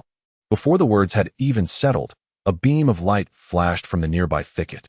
And Lu Ming, adjusting his glasses, said, It's not good etiquette to speak ill of others behind their backs, Li Lei. It seemed these two had some unresolved tension. Chen Feng remained a quiet observer amidst the group. Among the 6, one long-haired handsome guy who had yet to speak was likely Li Chong. Li Chong glanced at everyone, pulled out his phone, and declared, All right, since everyone is here, let's head inside, it's getting late. And it would be best to finish up quickly so we can rest. The sight of Li Chong's phone nearly brought Chen Feng to tears. How nostalgic it felt, in the land of Mafala. Countless sleepless nights had passed, and what Chen Feng yearned for most was a mobile phone. Even if it could do nothing else, playing a simple game of Snake or Candy Crush would suffice. He patted his pocket and, with hands trembling almost uncontrollably, retrieved his phone. He had almost forgotten it was there, caught off guard by his unfamiliar surroundings. Glancing at the time, it was already 11:55. Just 5 minutes shy of midnight. As was customary in horror films, at midnight in a desolate, dilapidated villa, a group of foolish streamers would undoubtedly encounter something ominous. This was a conclusion even a fool could draw. Chen Feng quickly skimmed through the information on his phone and learned that the group consisted of students from the forensic science program at a local university. Bored at school, they had joined a paranormal society, often venturing to rumored haunted locations to live stream their experiences under the pretense of building courage. However, Chen Feng surmised that they were merely seeking thrills out of boredom. Most so-called haunted sites were simply products of exaggerated tales, devoid of anything truly terrifying. Yet tonight's destination was uncertain. From a message in their group chat, it appeared someone had anonymously suggested this location to Li Chong for their livestream. TSK, TSK, TSK. What brave souls. They dare to wander into such places without knowing what lies ahead. If they don't perish, who will? Chen Feng couldn't help but admire the audacity of these thrill-seeking adventurers. While he distanced himself from their reckless pursuits, creak. The rusted iron door was forcefully pushed open by the burly Li Lei, the harsh sound echoing eerily in the stillness of the mountain. A gust of chilling wind swirled up dust, and Li Lei was the first to be hit with a mouthful of it. Ugh! Ugh! What terrible luck! He spat out a few times, while Lu Ming, standing nearby, snickered. Look at that, speaking ill of others behind their backs has brought divine retribution. Huh? Hee. You. Before Li Lei could retaliate, Xiao Xin interjected. Enough of that. If I had known, I wouldn't have brought the two of you along. Right, Changgu? She wrapped her arms around Li Chong's, casually brushing against him, yet he remained devoid of any expression of enjoyment, responding in a flat tone. Let us go. Any disagreements can wait until after the live stream. With that, he stepped into the villa. Chen Feng, however, caught a fleeting glance from Li Chang directed at Ling Ling beside him, revealing a hint of barely concealed fervor. Chen Feng was truly speechless. The dynamics of this circle were indeed chaotic. Instinctively glancing at his phone, he smirked. Just as I thought. Addressing the group, he remarked, It seems we won't be able to live stream after all. Perhaps we should switch to a recording instead. In response to their puzzled expressions, he revealed his phone, which displayed the ominous words, No signal, in glowing letters. Thus began Chen Feng's mental trial. Chapter 42.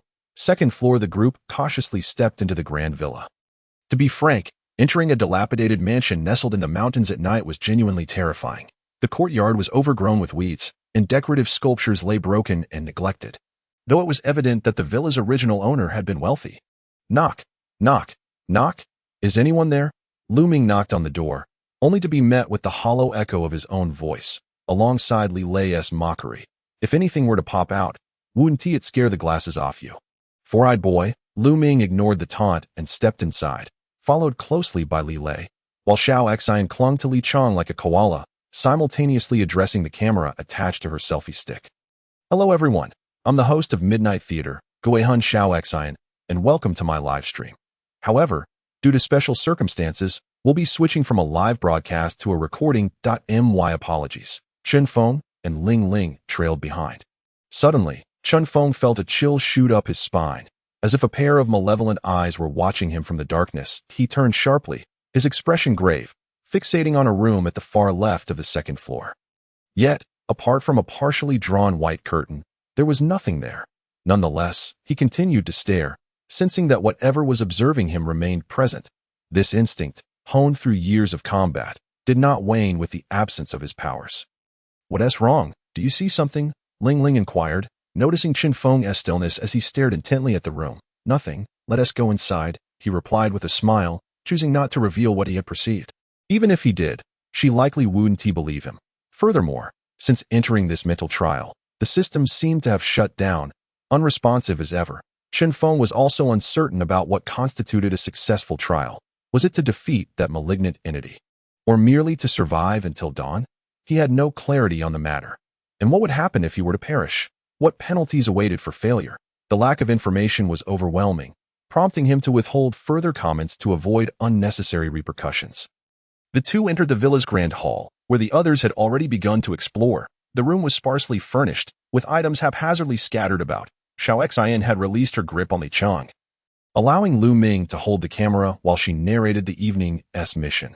"Hello everyone. Tonight we have ventured to an abandoned villa deep in the mountains of our Linghai city suburbs. First, we would like to thank the anonymous netizen for recommending this location.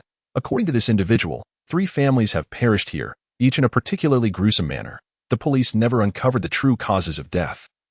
And since then, no one has lived here." Xiao Xian paused, suddenly feeling a chill at the back of her neck, instinctively shrinking her shoulders before continuing. Later, a developer intended to demolish it to build a resort. But to everyone's shock, all 8 individuals who accompanied him mysteriously died at home after visiting. Since then, this place has been deserted. Our task tonight is to explore and uncover the secrets hidden here.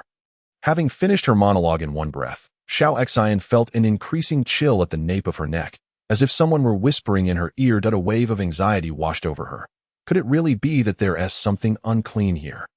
Just as that anonymous netizen suggested, she quickly shook her head, dismissing such irrational thoughts. A forensic science student.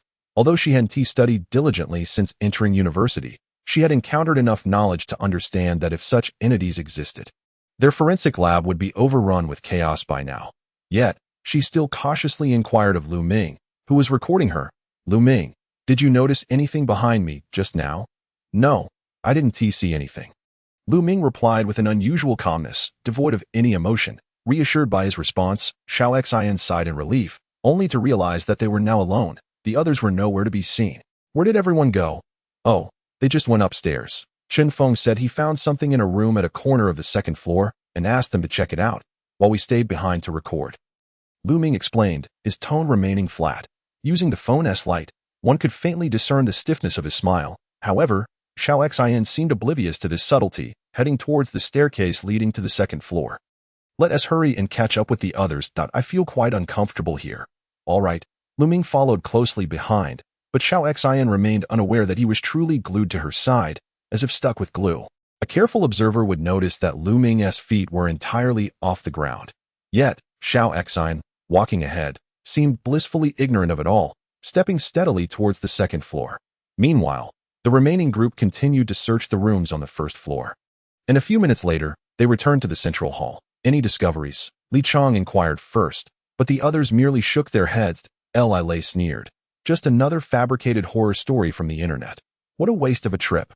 Who chose this dreadful place, hidden away in the mountains?" It seems Xiao Xian mentioned that an anonymous netizen emailed her about it.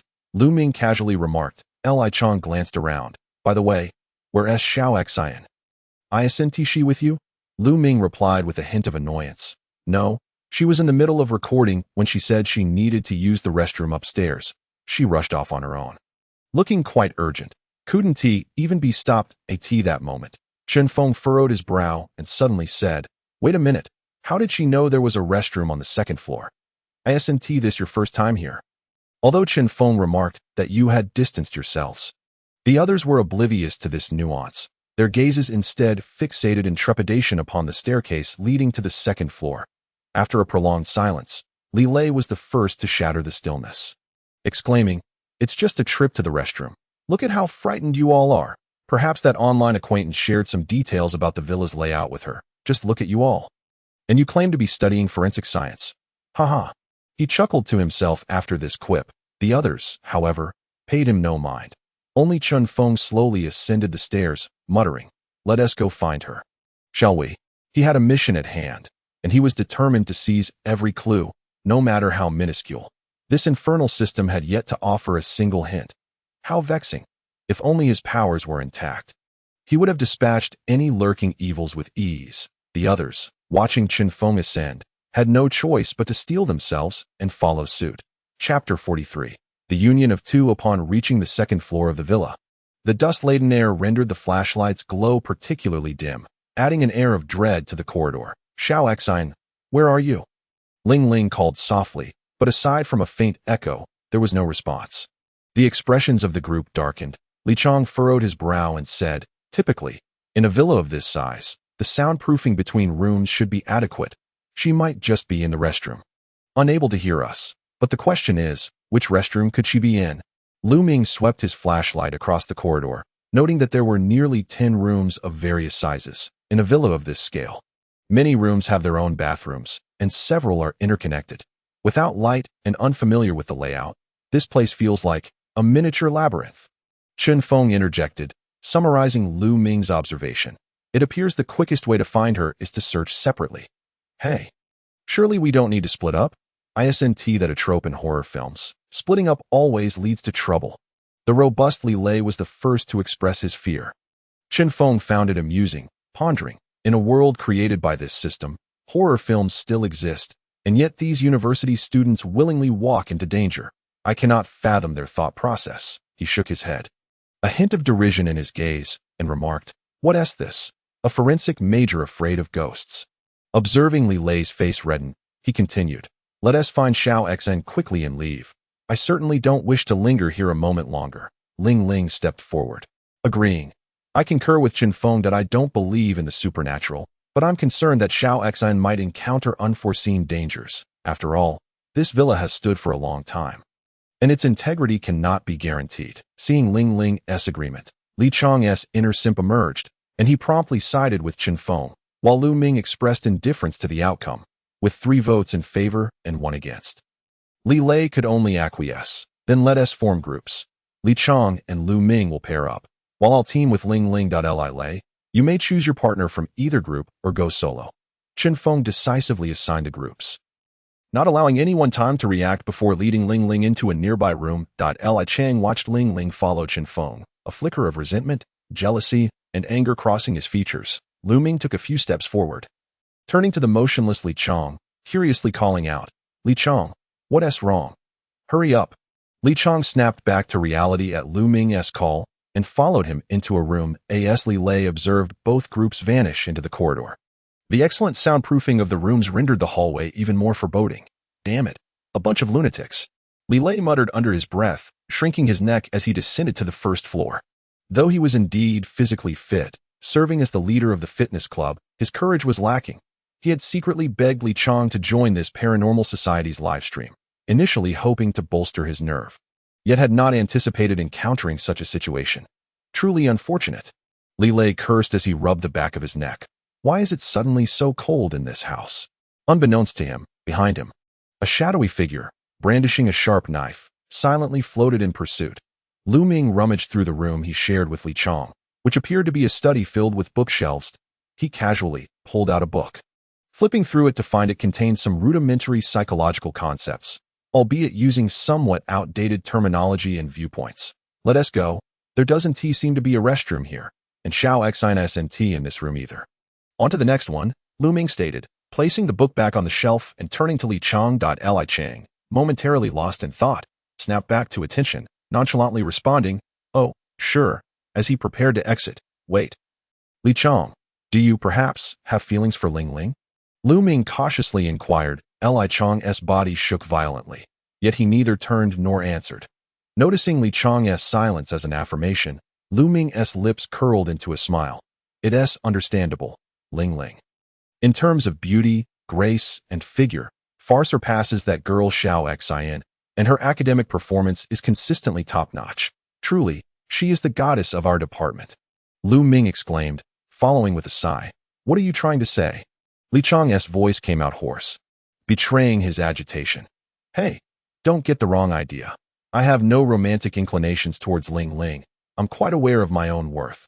Lu Ming quickly clarified, then shifted the topic. But I genuinely cannot fathom why Ling Ling would be interested in Chen Feng. Li Chong's body trembled again, clearly disturbed by Lu Ming's words, which struck a nerve. Yet Lu Ming seemed oblivious, continuing. In terms of looks, family background, or any other consideration, you, Li Chong, overshadow Chen Feng in every aspect. Why should he garner the affection of the goddess? Indeed. Why? Li Chong felt as though countless voices echoed in his ears. Why? I know the answer, but what can I do about that matter? At this moment, Lu Ming's voice was akin to a devil's whisper, yet also resembled an angelicum. Why not eliminate him? After all, we're in the middle of nowhere. No one would know if he were gone. Just find a spot to hide him. And it would be as if he never existed, right? Once he's out of the picture, you could have your chance with Ling Ling. Yes, kill him, just like that incident. No one will know. It will be fine. If I kill him, Ling Ling will return to me. Kill him. Li Chong felt as if he had grasped a lifeline in the depths of despair. He seized a decorative brass object from the study and made his way outside. Watching the furious Li Chong depart, Lu Ming's expression morphed into one of delight and bloodlust. The moonlight outside had quietly seeped in, casting an eerie pallor upon Lu Ming's face. Chinfong. I feel there is something different about you today, Ling Ling observed, watching Chinfong rummage around the room. Pausing in his search for a hidden door, Chinfong calmly replied, Oh, how so? Ling Ling's voice trembled slightly. You seem rather domineering today, somewhat frightening. Beneath the dim glow of the flashlight, her exquisite features and alluring figure made her appear as a lost fawn in the darkness. Yet Chinfong, like a steadfast warrior, responded, Is that so?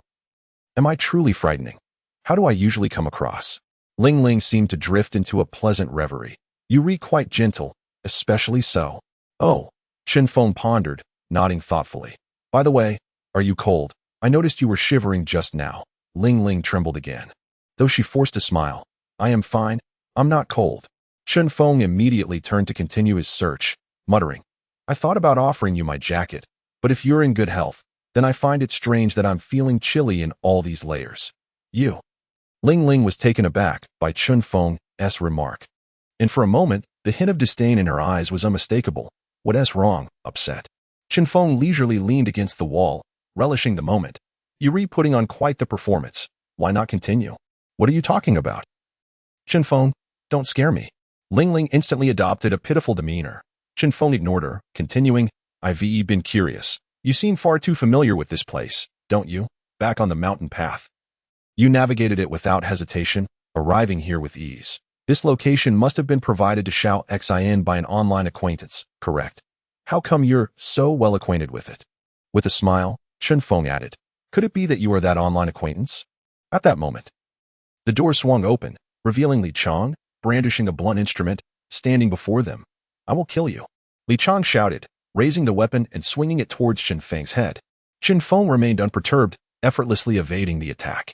Although his strength had waned, the extensive combat experience and techniques he had accumulated over time still lingered. An attack as clumsy as Li Chong's was hardly more formidable than that of a goblin.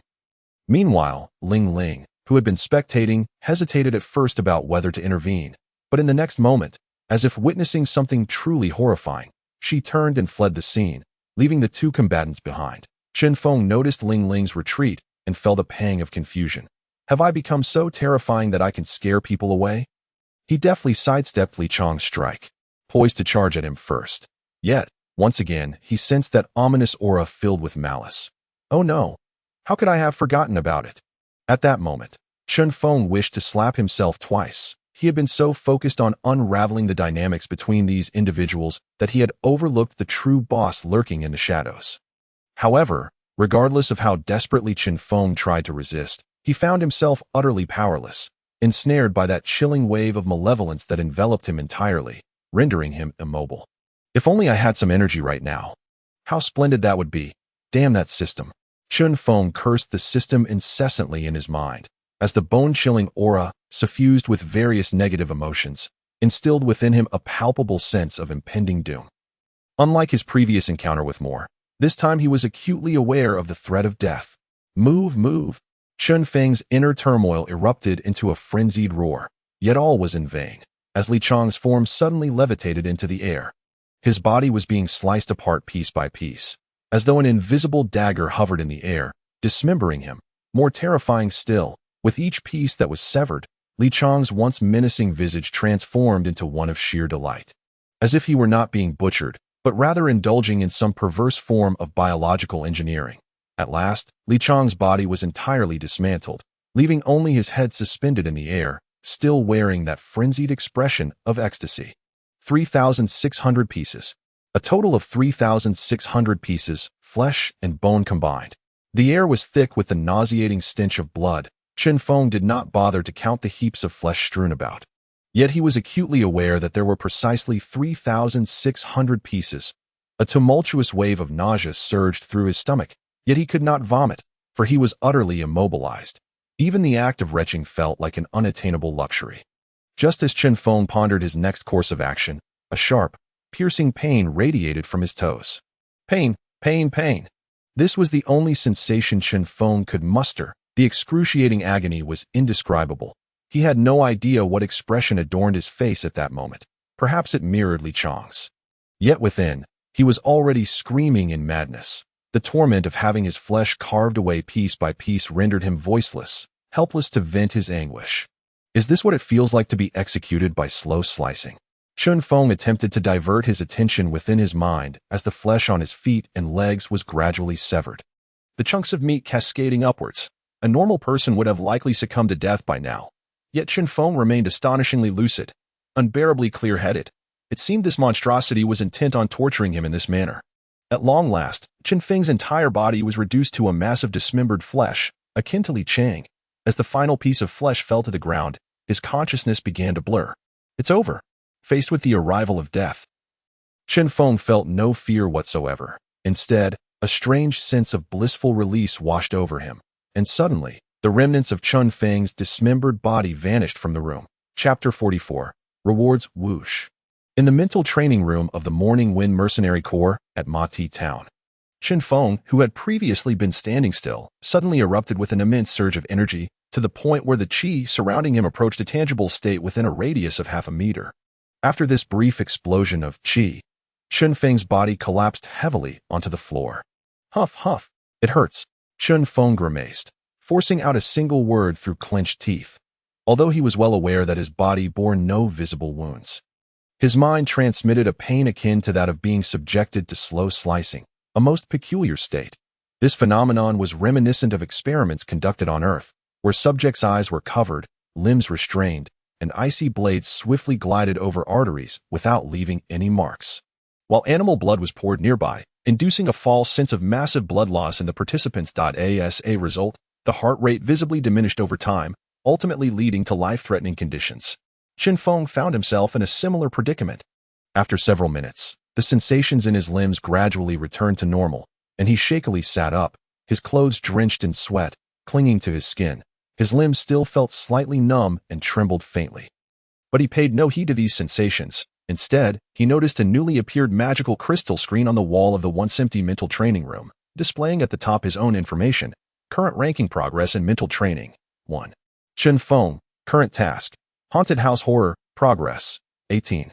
Simultaneously, a refreshing sensation surged through his mind, instantly invigorating his previously lethargic mental state. He could also sense an increase in his control over qi, albeit subtly, yet undoubtedly indicative of growth.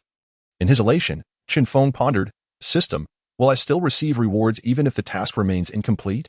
The emotionless voice of the system, which had been silent for 3 chapters, once again resonated in Chen Feng's mind. The mental training room is designed to refine the mental state of participants during trials. So as long as a trial is undertaken, it will invariably enhance the original mental state. Wow, that is quite impressive. Chen Feng, now returned to normalcy, stood up and exited the mental training room. His clothes had dried. Yet he felt the need for a thorough cleansing. Hey, system, if one were to remain inactive within the trial indefinitely, would that lead to continuous mental refinement? Chen Feng inquired while scrubbing himself in the shower. This being his second bath of the day, the system replied mechanically to his question. No, if one does not actively engage in tasks, there will be no progress in the trial, and consequently, no rewards for mental refinement. As he rinsed off the grime, Chen Feng suddenly pondered. System, on what basis are mental training trials generated? Mental training trials are formed based on the worldview held within the mind of the mercenary core leader. Is that so? Chen Feng reflected. Realizing that the trial he had just experienced closely resembled Earth's world as a fellow Earthling, he could naturally adapt to and accept those bizarre settings. However, how would he explain potential elements like mobile phones, cars, skyscrapers, or even aircraft carriers to individuals like Little Jack, Lulu, and future team members? Sensing Chen Feng's distress, the system interjected. Of course, when participants undergo trials, the system will make extensive modifications to the trial to align with the participants' worldview. Reassured by the system's response, Chen Feng felt a wave of relief. Indeed, the questions he pondered had long been considered by the system. However, as the mental training room was a unique asset of the Morning Wind Mercenary Corps, it could not be used without limit by everyone. With the current small number of members, it was not an issue, but regulations needed to be established. Chen Feng had already experienced the profound effects of the mental training room, which far surpassed those of basic cultivation methods. Moreover, it bore no prerequisites. Even ordinary individuals could partake in mental refinement. In other words, if Chen Feng so desired, he could easily gather a group of orphaned refugees and send them into the mental training room for trials. Even if these orphans could not become mages due to elemental affinity issues, transforming into extraordinary beings of other professions would surely be a natural outcome. This way, his mercenary corps would have a continuous influx of fresh blood. After changing into a clean set of clothes, Chen Feng returned to the hall downstairs, where Little Jack was already waiting for him. Good morning, boss. Little Jack exclaimed, his gaze darting behind Chen Feng. Chen Feng chuckled. Good morning. Little Jack, I didn't expect you to arrive so early that I thought you'd sleep until noon after last night. Little Jack had certainly been intoxicated by Lulu and the Black Dog gang, given the frail constitution of a mage. His swift recovery was indeed remarkable, and judging by Little Jack's rosy complexion, it seemed no extraordinary tales from the night with the female mercenary had unfolded. Little Jack, catching on to Chen Feng's teasing, awkwardly replied, I did drink a bit too much last night. This morning a servant informed me that the Black Dog crew brought me back. After rubbing his temples, he noticed there was no one behind Chen Feng and let out a sigh of relief. By the way, where's Lulu? Little Jack inquired. Chen Feng smirked. I don't know. She is probably still asleep. Why not go inside and wake her up? Little Jack's face flushed crimson as he retorted, a proper gentleman would never do such a thing. Come on. As if such actions are scarce within the noble circles, Chen Feng jested. Yet he refrained from further teasing Little Jack and instead remarked, by the way, I wish to establish some management protocols for the mercenary group, such as attendance regulations and contribution point systems, among others that you have any worthwhile suggestions. Although Chen Feng hailed from an era of information explosion, he was, after all, merely a reclusive individual. His theoretical knowledge was somewhat substantial, yet his practical experience was virtually non-existent. Conversely, although Little Jack was but a child, he belonged to the nobility. Even if he was not particularly favored in his household, the education provided to the younger generation within noble circles was undeniably comprehensive, encompassing subjects like business management and administration. Logically speaking, given Jack's status and age, he ought to be furthering his studies at one of the Empire's 5 prestigious academies. Setting aside these considerations, Little Jack had managed more servants in his youth than Chen Feng currently oversaw.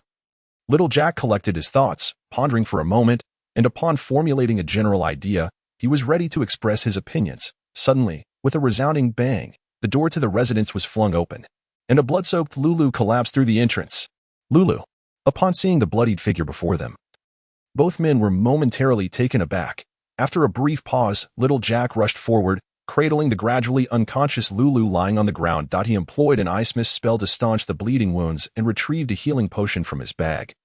Administering it to her, he observed the rhythmic rise and fall of Lulu's chest returning to stability. Little Jack let out a slow breath of relief.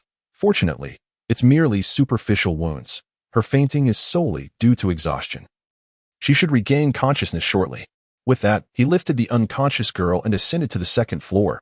Chen Feng did not follow suit. The blood on the ground would be automatically cleared by the system, which was one of the aspects he found quite satisfactory. The spaces provided by the system came equipped with self-cleaning functionality, a feature that greatly pleased Chen Feng, a former recluse who found cleaning to be quite troublesome. A few minutes later, little Jack returned to the hall, and Chen Feng teased, "Heh, you're back down so soon. I thought you might linger upstairs for a while longer." Little Jack's face flushed slightly, since Lulu's appearance. Any mention of her caused his cheeks to redden, seemingly becoming an instinctive reaction. Chen Feng was merely jesting and soon redirected the conversation. "Who do you think injured Lulu? Given her strength, if she were determined to escape, it would take more than just a few golden tier individuals to corner her so thoroughly." Little Jack nodded in agreement.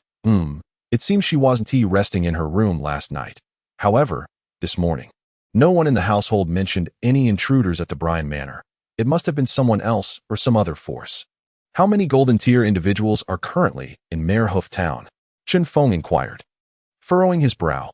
Although the most powerful individual in Merehoof Town was ruled out, golden tiers still held significant weight. Chen Feng was unclear about any grievances between Lulu and them, but it was prudent to be prepared.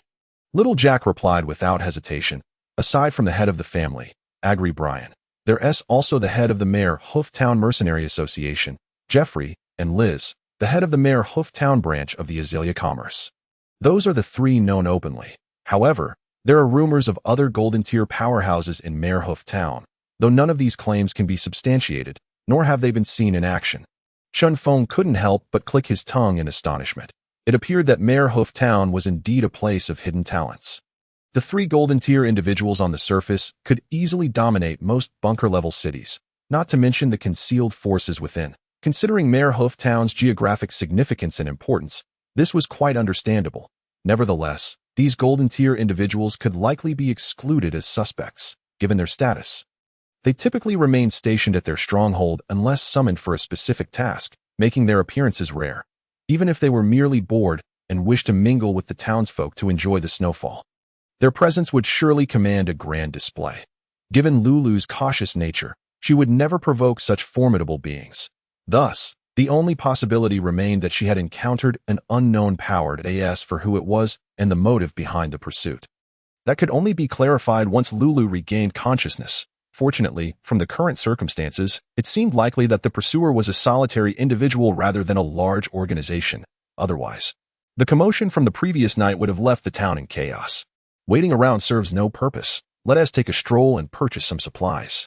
We might gather some information along the way. Chen Feng urged little Jack to step outside, as the clues were too scant, and they could only wait for Lulu to awaken before making further plans.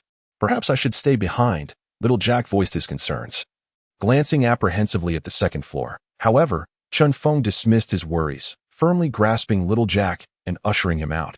"Rest assured, she will be fine. Our mercenary group's base is quite secure. Besides, don't you want to find the culprit sooner rather than later? Our outing is also to collect some leads, is it not?" Under Chen Feng's persuasive words and formidable presence, little Jack had no choice but to relent that in truth, Chen Feng had no grand intentions. He genuinely wished to procure some items. However, his lack of discernment regarding many magical goods compelled him to bring little Jack along. Naturally, gathering some leads would be ideal, but even if they did not succeed, they could wait for Lulu to awaken, as she would provide the most direct insights. Moreover, the mercenary group's base was indeed very secure. There had been no reports of theft during their time there, unlike Cole's previous tavern, which had been robbed several times under the cover of night. People living in the lower streets often resorted to desperate measures for a mere loaf of bread. Yet, Chen Feng remained oblivious to the fact that shortly after he and little Jack exited the base, a figure cloaked in black appeared at the entrance. "The aura seems to have severed here." The raspy voice emanated from within the black cloak as a gnarled hand pressed against the door. To his surprise, the door remained utterly unmoved. The cloaked figure paused momentarily. "Hey, A low growl escaped from the depths of the cloak, and a surge of power erupted, scattering the flying snow that surrounded him. However, the door remained unyielding. Not even a crack appearing. The words, Morning Breeze Mercenary Group, loomed above. A magic inscription? Morning Breeze Mercenary Group? Intelligence reports did not indicate the existence of such a formidable force in Merhoof Town. What kind of backing does this mercenary group have to possess a magic inscription of this caliber? The cloaked figure felt a tremor of unease. The members of this mercenary group are already aware of my presence. Operations in Merhoof Town cannot proceed for the time being. Should I expose the church, the consequences? The cloaked figure shuddered involuntarily, contemplating for a moment before scrutinizing the sign above once more, gradually fading from view. In the Bryan family manor, Agri Bryan meticulously examined a stone slab laid out on his desk, which was isolated beneath a piece of black-purple fur, the pelt of a sixth-tier magical beast, the violet lightning cloud leopard. The use of such a pelt as protection signified the immense value contained within the stone slab. A series of crisp knocks echoed through the room. Come in. How did it go? Agri covered the slab with the fur and looked up at his personal steward entering the room. Master, the commission has been dispatched. We did not approach the Mercenary Association, but as of now, no one has taken it up. Reports from the Dawn Grasslands have returned. Many mercenary groups are currently averse to similar tasks, and the larger ones are adopting a wait-and-see approach. The steward replied with a bow. Agri maintained his expressionless demeanor, appearing as though he were afflicted with a facial affliction. Has Jack returned? The steward responded. Yes. Master. Young master returned yesterday, but went to a gathering. He just woke this morning and has gone to the Morning Breeze Mercenary Group. Have him come to my study once he returns. You may leave, Agri instructed, not waiting for the steward's response before eagerly returning his gaze to the stone slab in his hands. Yes, master. The steward turned to leave, but the corner of his eye inadvertently swept over the stone slab on the table. Just that fleeting glance sent shockwaves through his entire being. His previously steady gait faltered uncontrollably. However, the astute Agri seemed engulfed in his world, oblivious to the steward's unusual demeanor. Indeed, he truly obtained that thing. Furthermore, could it really possess such formidable power? In the corridor, the steward, whose back was already damp with sweat, endeavored to maintain his composure as he walked away, yet his eyes betrayed an overwhelming fear, anxiety, and fervor. Chapter 46. Hot pot. The snow had ceased, having fallen throughout the night, blanketing the streets in a pristine white layer. This transformation rendered the usually filthy and chaotic lower streets surprisingly clean and orderly. However, for the residents of the lower streets, this was not necessarily a boon. After all, their supply of heating materials for winter was limited. Thus, apart from the frigid nights and heavy snowfall, many preferred to nestle in their blankets rather than ignite fires for warmth. In this regard, the residents of the lower streets were not significantly better off than those in the surrounding small villages. Yet, under the towering walls and vigilant guards of Merhoof Town, they need not confront the lurking magical beasts of the dark forests unarmed. Only when survival needs are met can one contemplate living. This immutable truth holds true in any era. 2 gene of white amaranth, 2 gene of potatoes, and 1 gene of green bracken, totaling 40 copper coins. Mrs. Leyland handed the vegetables to Chen Feng while accepting the copper coins from his hand. Chen Feng, has Cole not returned yet? Chen Feng received the vegetables and replied with a smile, not yet. I suspect he won't be back this winter.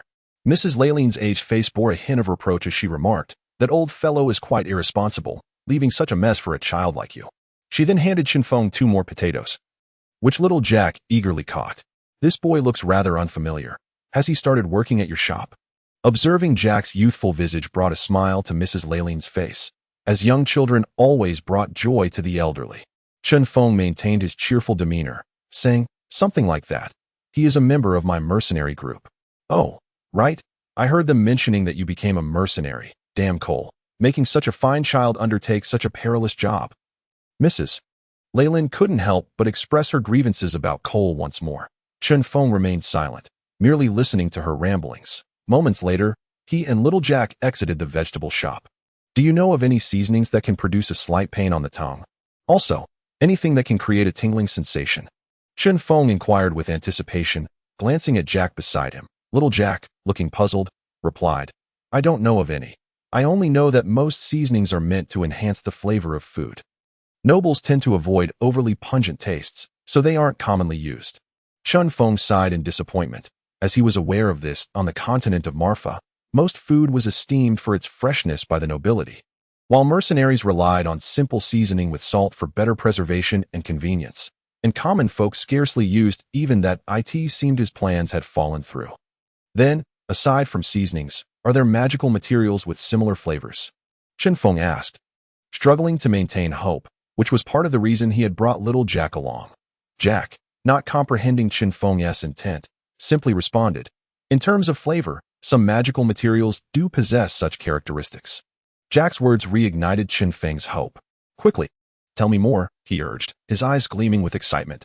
Little Jack, feeling somewhat uncomfortable under Chinfeng's gaze, continued, for instance, the petals of the sunflower have the effect of activating the fire elements in the body, and they possess a peculiar taste that can cause a tingling sensation at the base of the tongue. Many alchemists add some sourgrass juice to neutralize its flavor when crafting fire-enhancing potions. Of course, there are also magical materials that can induce a tingling sensation. Before Jack could finish, Chinfong seized him and sprinted towards the diagonal street. By the time they returned to the base, it was already 2 in the afternoon. In the kitchen, Jack watched as Chinfong brought out a large pot and began boiling water in it. Following the recipe they had discussed, Jack assisted Chinfong in adding various spicy and numbing magical materials to the pot. To prevent any conflicts among the magical materials, they also added some neutralizing potion, which puzzled Jack. After all, what Chinfong was concocting was certainly not a potion. Nothing in the study of Karmath potions resembled what Chinfong was currently preparing. This did not imply that Karmath's potion studies were the most complete record of potion types, but rather that what Chinfong was making in this pot was simply meant to preserve the flavor of the magical materials. Any other effects could be retained without altering the taste. Those that could not be preserved should be neutralized entirely. Thus, what he was making was definitely not a potion, but rather more akin to cooking. However, cooking with magical materials? Watching Chinfong busily at the stove left Jack feeling quite bewildered. Lulu stirred awake from her stupor. Her cat-like ears twitched as she surveyed her somewhat familiar surroundings, and her previously tense state relaxed instantly. Ah, right. I seem to recall fainting after falling into the hall of the base. After checking her injuries, she found that the originally minor wounds had healed completely thanks to the healing potion. It appeared that the clumsy fellow had been the one to administer it. Feeling the cozy warmth of the blanket, she mused, the mercenary group isn't so bad. After tidying herself up a bit, Lulu resolved to immediately inform the leader and the foolish one of the news she had received. That black-robed person I fought, and that strange ability. Why did it appear in a place like this? As she walked towards the door, her thoughts were interrupted by a rumbling sound from her stomach. Since last night, she had not consumed anything substantial. Damn it, that accursed black-robed figure. At this thought, Lulu couldn't help but curse. I couldn't kill what I should have. And now I'm left in this sorry state. Huh, what is that smell? So fragrant, so warm. As Lulu opened the door, she was drawn in by an enticing aroma. Hey, you're awake? Hungry? Come down and eat something, Chinfong called out. Seated at a round table in the hall with little Jack, in the center of the table sat a small stove, heating a large pot above it, where a vibrant red broth continuously bubbled. Revealing various ingredients, Lulu curiously peered into the pot and asked, what is this? Can we eat it? Chinfong replied confidently, of course, this is the best dish from our hometown. Hot pot. Hurry and try it. I guarantee you'll become addicted. Little Jack's face twitched at this, and he secretly conjured a small ice arrow in his hand. Under Chinfeng's coercion, he had just sampled this dish, and the sensation still lingered on his lips, leaving them feeling fiery, just in case. He prepared to hand over the ice block the moment Lulu took a bite. Thus, with Chinfeng's eager and Jack's anxious gaze, Lulu forked a piece of beef that had turned red from boiling into her mouth. Chapter 47. The roar of the dragon reemerges. Wow, it's so hot and so delicious. The meat soaked in broth rolled around in Lulu's mouth, and with each bite, an indescribable flavor filled her entire palate. Captain, what is this flavor? It's simply magnificent. Swallowing the meat, she eagerly forked another piece while asking Chinfong excitedly. Little Jack interjected, the boss says this is spicy, a flavor from their hometown. Shima. Lulu mumbled, swallowing another piece of meat. Fool. Why aren't you eating? Don't you like it? Chinfong, while retrieving his own chopsticks to fish out more ingredients from the pot, noticed Jack's face contorted in discomfort. Jack had already tasted the hot pot when it was first prepared in the kitchen. And at that time, he had licked the ice block while shedding tears, declaring that this dish was something only the senseless undead would dare to touch. He never expected Lulu to be so enamored with this flavor. Thus, as Lulu looked on with eager anticipation, Jack, still mastering the use of chopsticks, clumsily picked a piece of green bracken from the pot. Surprisingly, these two sticks made for quite convenient utensils. Before Chen Feng could stop him, Jack, eyes closed, swiftly shoved the green bracken into his mouth. Cough, cough. Arg, spicy, spicy, save me, boss. Jack, after tasting the green bracken, immediately erupted into a fierce coughing fit, his face turning beet red as he let out a series of gasps. Chen Feng covered his mouth and hastily handed him a cup of beer, saying, "Oh, I forgot to mention, when trying hot pot for the first time, it's best to avoid leafy vegetables. They tend to absorb oil and can get stuck in your throat. Why didn't you say that earlier?" Cough, cough. Jack's indignation transformed once again into a fit of coughing. "You didn't ask. How was I supposed to know you were so stubborn?" Ha ha ha. Chen Feng couldn't contain himself and laughed heartily. Beside him, Lulu also burst into laughter without a care for her image. As a native of Bashu, Chen Feng could say he had grown up eating hot pot. He recalled a joke stating that the biggest lie told by Bashu people was, "It's not spicy. Eat up." However, after moving to the northern coastal area for university and work, he hadn't had authentic spicy hot pot in years. He never expected to experience this delightful dish again in this frigid, otherworldly realm. As he savored the ingredients in his mouth, Chen Feng couldn't help but admit, "This is even spicier than what I've had back in Bashu." The meal brought immense joy to everyone. Eating hot pot indoors while it was cold outside was one of life's greatest pleasures, except for little Jack. Chen Feng considered preparing a dual-flavored hot pot next time, wiping the grease from his mouth. Chen Feng turned to Lulu with a serious expression. "Now that you've eaten your fill, tell me where you were last night." "Oh, right, Captain, I was just about to tell you about that." Lulu, still rummaging through the pot, immediately set down her utensils.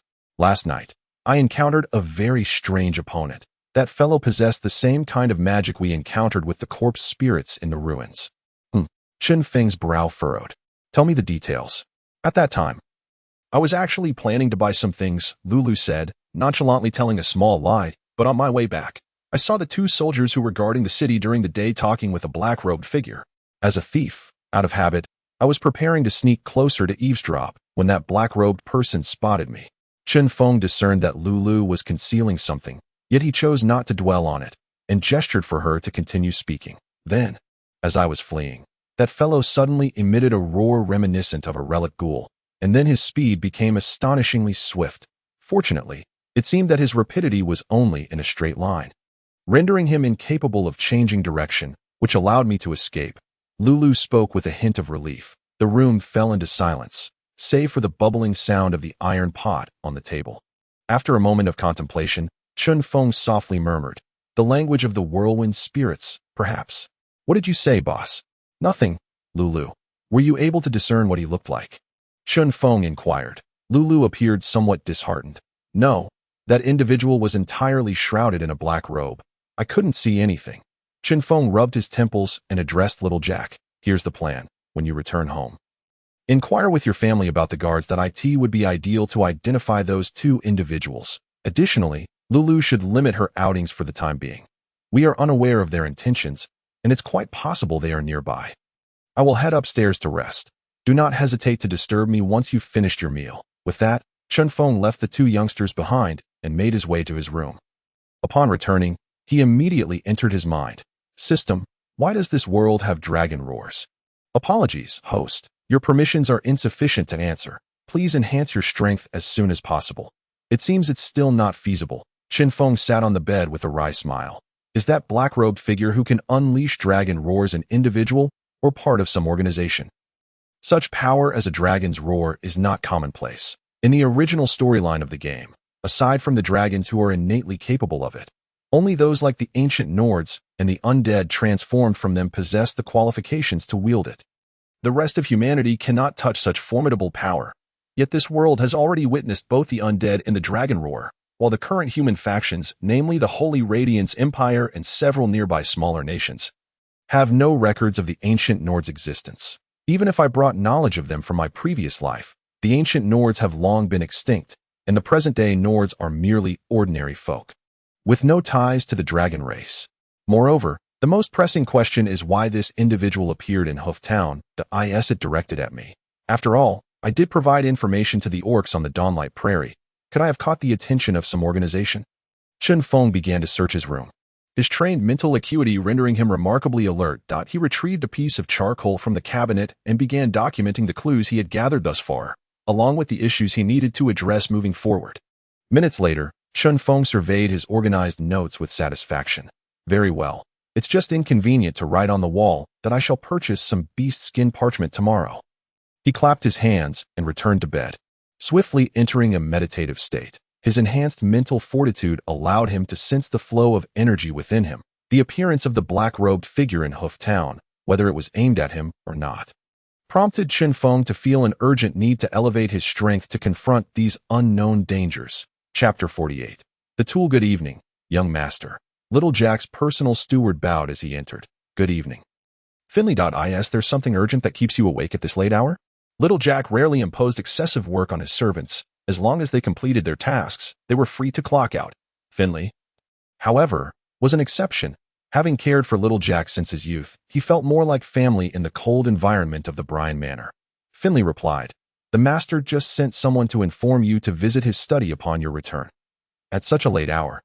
Is there something of great importance?" It was uncommon for Agerly to summon Little Jack, especially at night. "Wait a moment, young master," Finley called out as Little Jack turned to leave. "What is it?" Little Jack asked. Puzzled, Finley slightly bowed. "Though it may be somewhat presumptuous, I suggest you change your attire before meeting the master. There's a rather peculiar odor about you."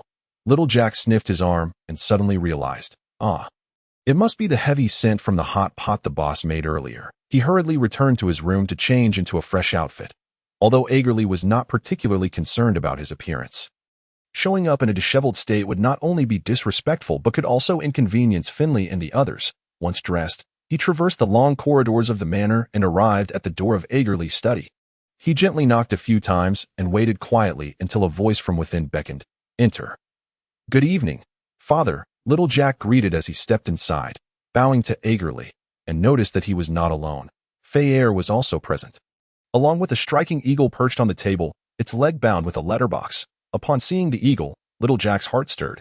"Is this the Arctic Eagle of the Empire? What brings it here?" The Arctic Eagle, a first-tier magical beast, was trained by the Holy Radiance Empire to deliver urgent messages. Due to the difficulty of training magical beasts, their numbers were exceedingly scarce, typically called upon only during emergencies. Agerly regarded Little Jack. "What insights did you gain from your visit to the Dawnlight Prairie?" Hearing Agerly's inquiry, Little Jack momentarily froze before responding. "It was satisfactory. I encountered some experiences and growth." Agerly nodded. "Indeed, young people should venture out more. Were you involved in the relic incident on the Dawnlight Prairie?"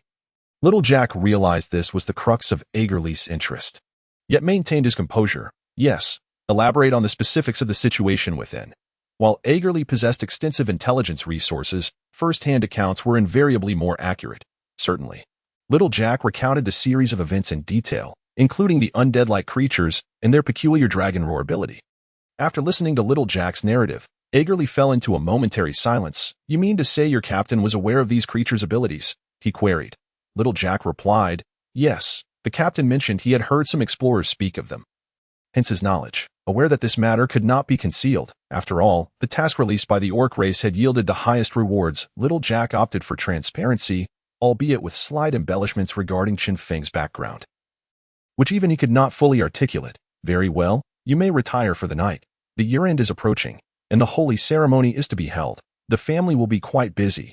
Thank you for your hard work. Little Jack, from now on, you may request a bit more for your monthly expenses," Agerly concluded, rising to exit, with the steward following closely behind. "Yes, Father," the two replied in unison. Once Agerly's footsteps receded, Fei turned to Little Jack and said, "Dear brother, welcome home. That I should have hosted a gathering for you last night. However, you seem to have your own circle of friends, so it is rather unfortunate." "Thank you. It's no trouble," Little Jack replied nonchalantly, recognizing Fei words as mere pleasantries. Fei, undeterred by Little Jack's indifference, continued, "You know, News has arrived from the Central Empire that Hooftown is to be elevated to a bunker-level city. Oh. Little Jack responded with little enthusiasm. The elevation of Hooftown held little significance for him. However, should it attain such status, Agerly's title would undoubtedly ascend, as well as the de facto ruler of Hooftown and a guardian of the Empire's borders. One could hardly fathom the prospect of Agerly Bryan, a golden tier powerhouse, being anything less than a duke. Yet, a marquis title seemed assured, and as the offspring of a marquis, Little Jack and Fay Air would also be entitled to at least a baronship, with the elevation to Viscount being a mere formality. Furthermore, if Little Jack wished, he could easily secure a modest position in the imperial capital and live a stable life, a scenario Fay Air greatly hoped for. Nevertheless, it was evident that Little Jack harbored no such ambitions. Just as he showed no desire for the position of family patriarch, Fay Air dismissed it as inconsequential. He merely sought to gauge Little Jack's sentiments. Fully aware of the likely outcome, just as Little Jack was preparing to leave, he suddenly recalled something. "Brother, may I inquire if there have been any unusual occurrences with the troops stationed in Hooftown today?" Little Jack intended to extract intelligence from Fay Air, knowing well the latter's connections with the garrison. Surprised by Little Jack's unexpected question, Fay Air observed his serious demeanor, which suggested he had no ulterior motives, and replied, "Indeed, there has been a slight anomaly. 2 soldiers on guard last night perished. Their bodies discovered this morning in a narrow alley on Ironstone Street. How did they die? Has anyone determined who was responsible?" Little Jack pressed on. From the scene, it appeared they succumbed to the cold. There were no visible wounds on their bodies, nor any signs of a struggle, Fay Air remarked, his eyes gleaming with a hint of amusement, as if he had stumbled upon something intriguing. However, they later discovered that these 2 had been in contact with an underground organization, planning to target a newly arrived half-orc. Little did they know they would meet such an untimely end. "What is the matter? Do you possess any clues?" Fay Air noticed Little Jack's fists clench momentarily before he quickly relaxed. "Nothing significant. I merely heard some rumors." "Thank you, brother. I shall take my leave now," Little Jack said, turning on his heel and exiting the study without a backward glance. Fay Air sauntered leisurely through the Bryan Manor, instruct the staff to keep an eye on Jack. However, do not act impulsively, merely observe. Additionally, inform the station troops to delve deeper into the matter regarding the 2 soldiers who perished last night. It seems that Chen Feng must possess some pertinent information, as it prompted Little Jack to inquire with me. This individual is indeed quite intriguing. A gentle breeze brushed past Fire, restoring calm once more, while the cunning toolman, Snake, resumed his menial tasks. Chapter 49. The Yearly Festival. The Yearly Festival is the most significant celebration on the continent of Mafa. Unrivaled in importance, according to the scriptures of various divine sects, including those of the god of holy light, the forest goddess, and the grand landlady, this day marks the anniversary of the world's creation by the deity Trains. In order to maintain the balance of order, he entrusted the rules of existence to the gods he created, ensuring the proper functioning of the world. Thus, the yearly festival not only commemorates the gods, but also unites various races in honoring the deity Trains. As Little Jack walked along the snow-covered path, he elucidated the origins of the yearly festival to Chen Feng, who appeared to be entirely unfamiliar with its significance. Could it be that his homeland does not observe the veneration of the deity? After hearing this, Chen Feng pondered. So, these gods are merely the offspring of officials, it seems. Little Jack replied with a wry smile, "Boss, it would be wise to refrain from such comments in public. Truly, if you encounter a follower of any church, you might find yourself tied to a stake and burned alive." Little Jack, a devotee of the Ice Crystal Queen, and Lulu, who worships the Grand Landlady, highlight the fact that every individual across the Mafa continent holds their own beliefs, with Chinfong being the sole exception. Chinfong shrugged nonchalantly, expressing that deities on Earth are merely regarded by the Huaxia people as historical and spiritual phenomena, with no real sense of reverence or fear. By the way, are there instances of individuals becoming gods? Chinfong inquired curiously. There are accounts of such occurrences, Little Jack explained. For instance, the god of courage, Soren, the god of merchants, Jinza, and the god of adventures, Reno, all ascended to godhood as ordinary beings. However, they cannot enter the first divine hierarchy, which results in their followers being quite scarce. Moreover, since the Second Demon War, there have been no records of ordinary beings attaining divinity. Chen Feng grasped the essence of Little Jack's words, likening it to the distinctions between innate and acquired abilities in Earth's cultivation networks. Are there currently any beings in Mafa who are close to that status? After a moment of contemplation, Little Jack responded, "It is rumored that the leader of the Holy Light Church has stagnated at the Holy Tier for many years. Whether he has touched upon that realm remains uncertain." The Holy Tier? What manner of existence is that? Chen Feng asked with a hint of longing. Little Jack shook his head. "I am unsure. There are no recorded battles involving Holy Tier experts, but it is said that when the bishop of the Holy Light Church entered that tier, light descended from the heavens, curing all ailments in the capital city of the Holy Radiance Empire overnight. Similarly, the Wood Elf warrior, Chinfong, shot down a 9th-tier magical beast, the Starry Eagle, upon achieving holiness, earning the title of Fallen Stars." Chinfong could not help but exclaim, "Impressive indeed." These words were uttered from the depths of his heart, for with his mere silver-tier prowess, he could hardly fathom the cataclysmic strength of Holy-tier experts, let alone that of divine beings. As the three of them engaged in casual conversation, they soon arrived at their destination, Iron Hoof Square in the heart of Mightiest town. The square was already teeming with people, and this year's yearly festival was more vibrant than ever before. It was said that a significant announcement was to be made, prompting the Bryan family to require the participation of everyone, even the commoners from the streets. The decorations surrounding Iron Hoof Square were also more lavish than in prior years. The snow in the spectator area had been promptly cleared, while the noble section featured grand viewing platforms constructed from fine timber, wrapped in thick furs for warmth. The entire street was adorned with the sacred symbols of the deity trains and the god of holy light, displayed in a grand manner. In the main sacrificial area, alongside the platinum emblem of the god of holy light, there stood a smaller emblem of the deity trains crafted from mithril. The first hierarchy of deities lacked physical representations, existing solely through their symbols. As proclaimed in the second chapter of the Genesis scripture, the deity is renowned, the gods are formless, all are for the sake of order. "Boss, I shall head over first," Little Jack stated as they found a place to stand. Traditionally, he would go to the cemetery to honor his mother during this time, as his absence would not significantly affect the Bryan family. However, this year, Yagri insisted he participate, which left him feeling quite uncomfortable. As Chinfong prepared to scan the vicinity for familiar faces, a melody woven from the sound of harps resonated in the ears of all present. The music was neither sharp nor jarring. Rather, it was gentle and pure, yet it penetrated the hearts of the listeners, bringing the previously raucous square to an immediate hush. The crowd turned their attention to the open doors of the Holy Light Church, where the choir of monks and nuns, clad in pristine pilgrimage garments, emerged, gracefully carrying harps. Following closely behind were the priests of the Holy Light Church, one hand wielding a short staff while the other held an ornament adorned with the emblem of the god of holy light, crossed over their chests, murmuring incantations. Their presence invigorated the light elements in the square. Should any undead beings have been present, they would undoubtedly have experienced a torment akin to being plunged into boiling oil. Seizing the opportunity, Chen Feng surveyed his surroundings, noting that no unusual occurrences were evident. That a fortnight prior, Little Jack had informed him of the deaths of the 2 city soldiers, though he surmised that if Fire were to investigate the matter forcefully, the other party would certainly exercise caution. He thought it best to confirm the situation. No, if the other party were to perish here in a scalding manner, it would be even more delightful. As Chen Feng's thoughts wandered, the procession emerging from the church underwent yet another transformation. The robed priests were now flanked by heavily armored warriors. Paladins, the visible armed force of the Holy Light Church, donned in heavy armor and wielding colossal swords, appeared as formidable as monstrous beings on the battlefield, bolstered by the priests and the light of the divine. The unique aura skills bestowed by the god of holy light could also enhance their comrades.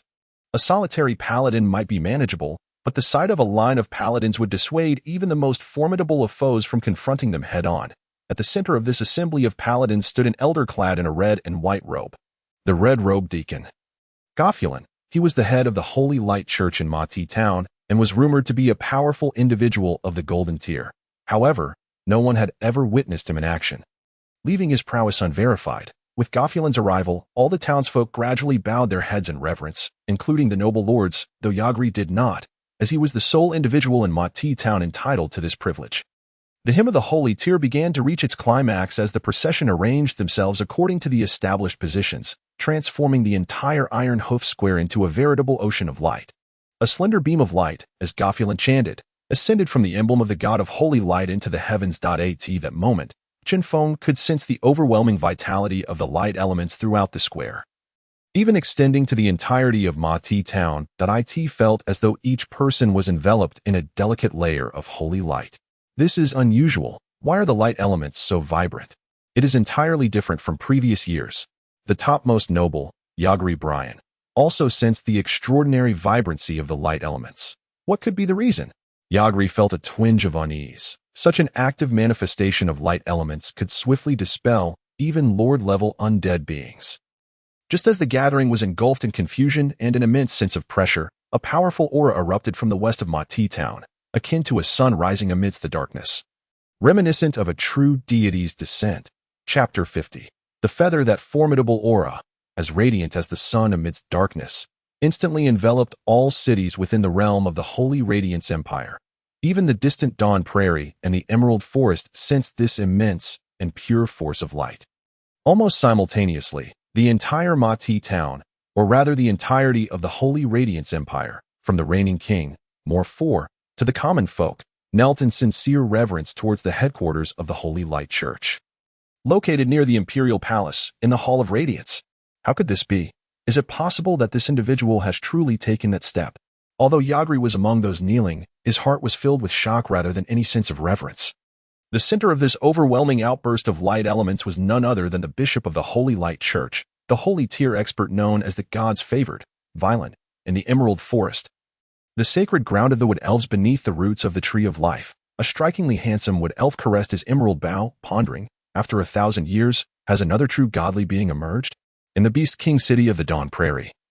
The seemingly decrepit elder of the Fire Lion tribe suddenly widened his eyes, his gaze radiating with a brilliance akin to the blazing sun. Is humanity about to witness the emergence of a true god? How long must my orc kind retreat into the prairies once more? Have our ancestors truly abandoned us? With that, a weariness and sense of loss flickered in the elder's eyes, within the palace of the Buried Bones Path. The flickering blue flames in the main hall danced restlessly. The figure in the black robe stood silently before the swaying flames, then sighed. Is this the power of a true god? Even the Buried Bones Path is affected. It appears that the god of Holy Light has sensed something. Otherwise, he would not be so hasty. Perhaps it is time to temper our recent actions? As the figure in the black robe pondered, the wall behind him suddenly trembled violently, and a beam of purple-black light shot forth from the emblem on the wall, soaring into the sky. The figure cloaked in black hastily knelt upon the ground, addressing the divine emblem with a trembling voice filled with reverence. Praise be to our Lord. The false deities shall surely submit beneath the radiance of our Lord's glory. Praise be to our Lord. Among those witnessing this spectacle was number 11, who had just returned from the town of Merhoof. Originally intending to report on the situation there, he happened upon the unfolding scene upon entering the hall. As a faithful adherent, what could be more exhilarating than witnessing a manifestation of one's own deity? Number 11. Why have you returned? Were you not dispatched to Merhoof to spread the glory of our Lord? The black-robed bishop also noted the entrance of number 11. At that moment, number 11 had donned a gray robe within the organization. The color and patterns of clothing served as indicators of rank and could not be worn indiscriminately. He steadied his agitated heart and replied, My Lord Bishop, an unexpected turn of events has occurred in Merhoof. What transpired? The bishop's tone was harsh. Merhoof, being a strategic stronghold on the southern border of the Radiant Empire, was vital for disseminating the Lord's glory, which would significantly aid future plans. Hence, the organization had dispatched a member of number 11's rank. Uncertain whether it was excitement or fear that caused his voice to tremble, he responded, I was discovered, and the individual fled into a mercenary group's encampment named Morning Breeze. Their base is inscribed with formidable magical runes. And despite my utmost efforts, I could not penetrate it. Moreover, the Morning Breeze mercenary group has not appeared in our intelligence reports, leading me to suspect the existence of a hidden force behind them. Thus, after ensuring all was in order, I hastened back. Number 11 divulged every piece of information he possessed, daring not to obscure a single detail. His garments, dampened by sweat, felt slick against his skin, yet he did not dare to make a sound. Quietly awaiting the bishop's judgment, after a brief silence, the bishop finally spoke. Enough. You have toiled well. Go and rest. Number 11 felt as though a great weight had been lifted, offering his apologies before turning to exit. Wait, the black-robed bishop suddenly called out to him just as he was about to leave. I recall that number 7 was previously from Merhoof. Have him come to me shortly. Number 11, whose heart had been in his throat, let out a long breath. Yes, my Lord Bishop. Without looking back, he exited the hall. Meanwhile, in the heart of Merhoof, The already vibrant light element surged even more intensely under the influence of a certain aura. Holy feathers began to float in the air, a manifestation of the light element nearing material form. The choir of the church sang hymns that harmonized with this scene, transforming the entire town into a realm reminiscent of the divine glory of the light god. Chen Feng, standing below, was equally astonished by this fantastical spectacle. Truth be told, his time in this magical world had not been brief. He had witnessed the magic of sorcerers, the stealth of thieves, the illusions of assassins, and the martial prowess of warriors. Yet this dreamlike scene left him utterly captivated. However, his wonder was short-lived as the voice of the system suddenly echoed in his mind. Rare material detected. Angel's wing, imitation. Does the host wish to collect it? Chen Feng was initially taken aback, followed swiftly by a surge of elation. Angel's wing? This item floating in the air was astonishingly remarkable. Collect. Immediately collect. Chen Feng decisively chose to collect. He recalled that one of the energy sources required to operate the mercenary group space was the wings of a divine angel, although this angel's wing lacked the sacred designation and had the term imitation appended. A malnourished camel is still larger than a horse. Angels, those legendary beings, even a mere hair would be of considerable use, let alone feathers from their wings. At that moment, Chen Feng yearned to dash around collecting the feathers suspended in the air. However, to his dismay, everyone around him, willingly or not, remained kneeling on the ground. If he were to leap about like a monkey, he would surely be met with wrath from the fervent followers of the holy light, who might reduce him to ashes. Thus, he could only suppress his frustration and kneel, relying on the chance that a feather might brush against him for the system to collect it. Yet, these elemental constructs would dissipate upon contact with solid objects, drawing no notice from those around him. Chinfong could only watch helplessly as the feathers drifted away, vanishing into the air after colliding with someone or something. With each disappearance, it felt as though a sharp dagger pierced his heart. No one could understand the bittersweet ache he experienced at that moment quite like Chinfong. Just as the holy light in the center of the square coalesced into a tangible form, seemingly on the verge of bursting forth, an inexplicable inertia suddenly seized the gathering brilliance. Everyone felt it. The once dense, yet gentle holy light became restless.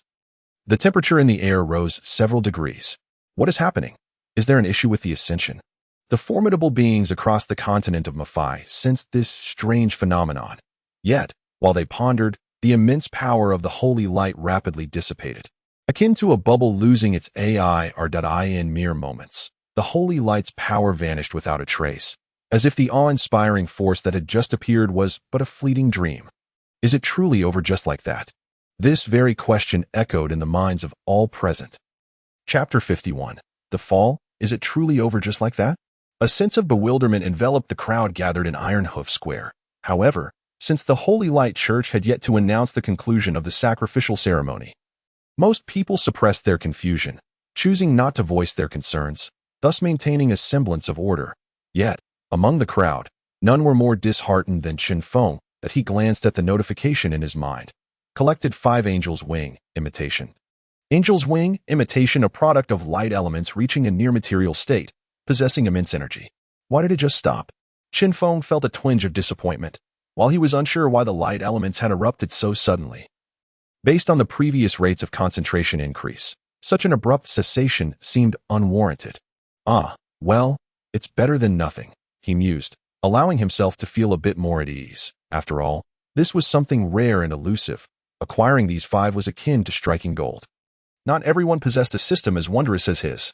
Even when light elemental forces reached a substantial form, they were mere illusions, not material entities. Thus, such substances were generally impossible to collect, at most. Only those well-versed in holy light magic would experience enhanced recovery rates and magical potency while present.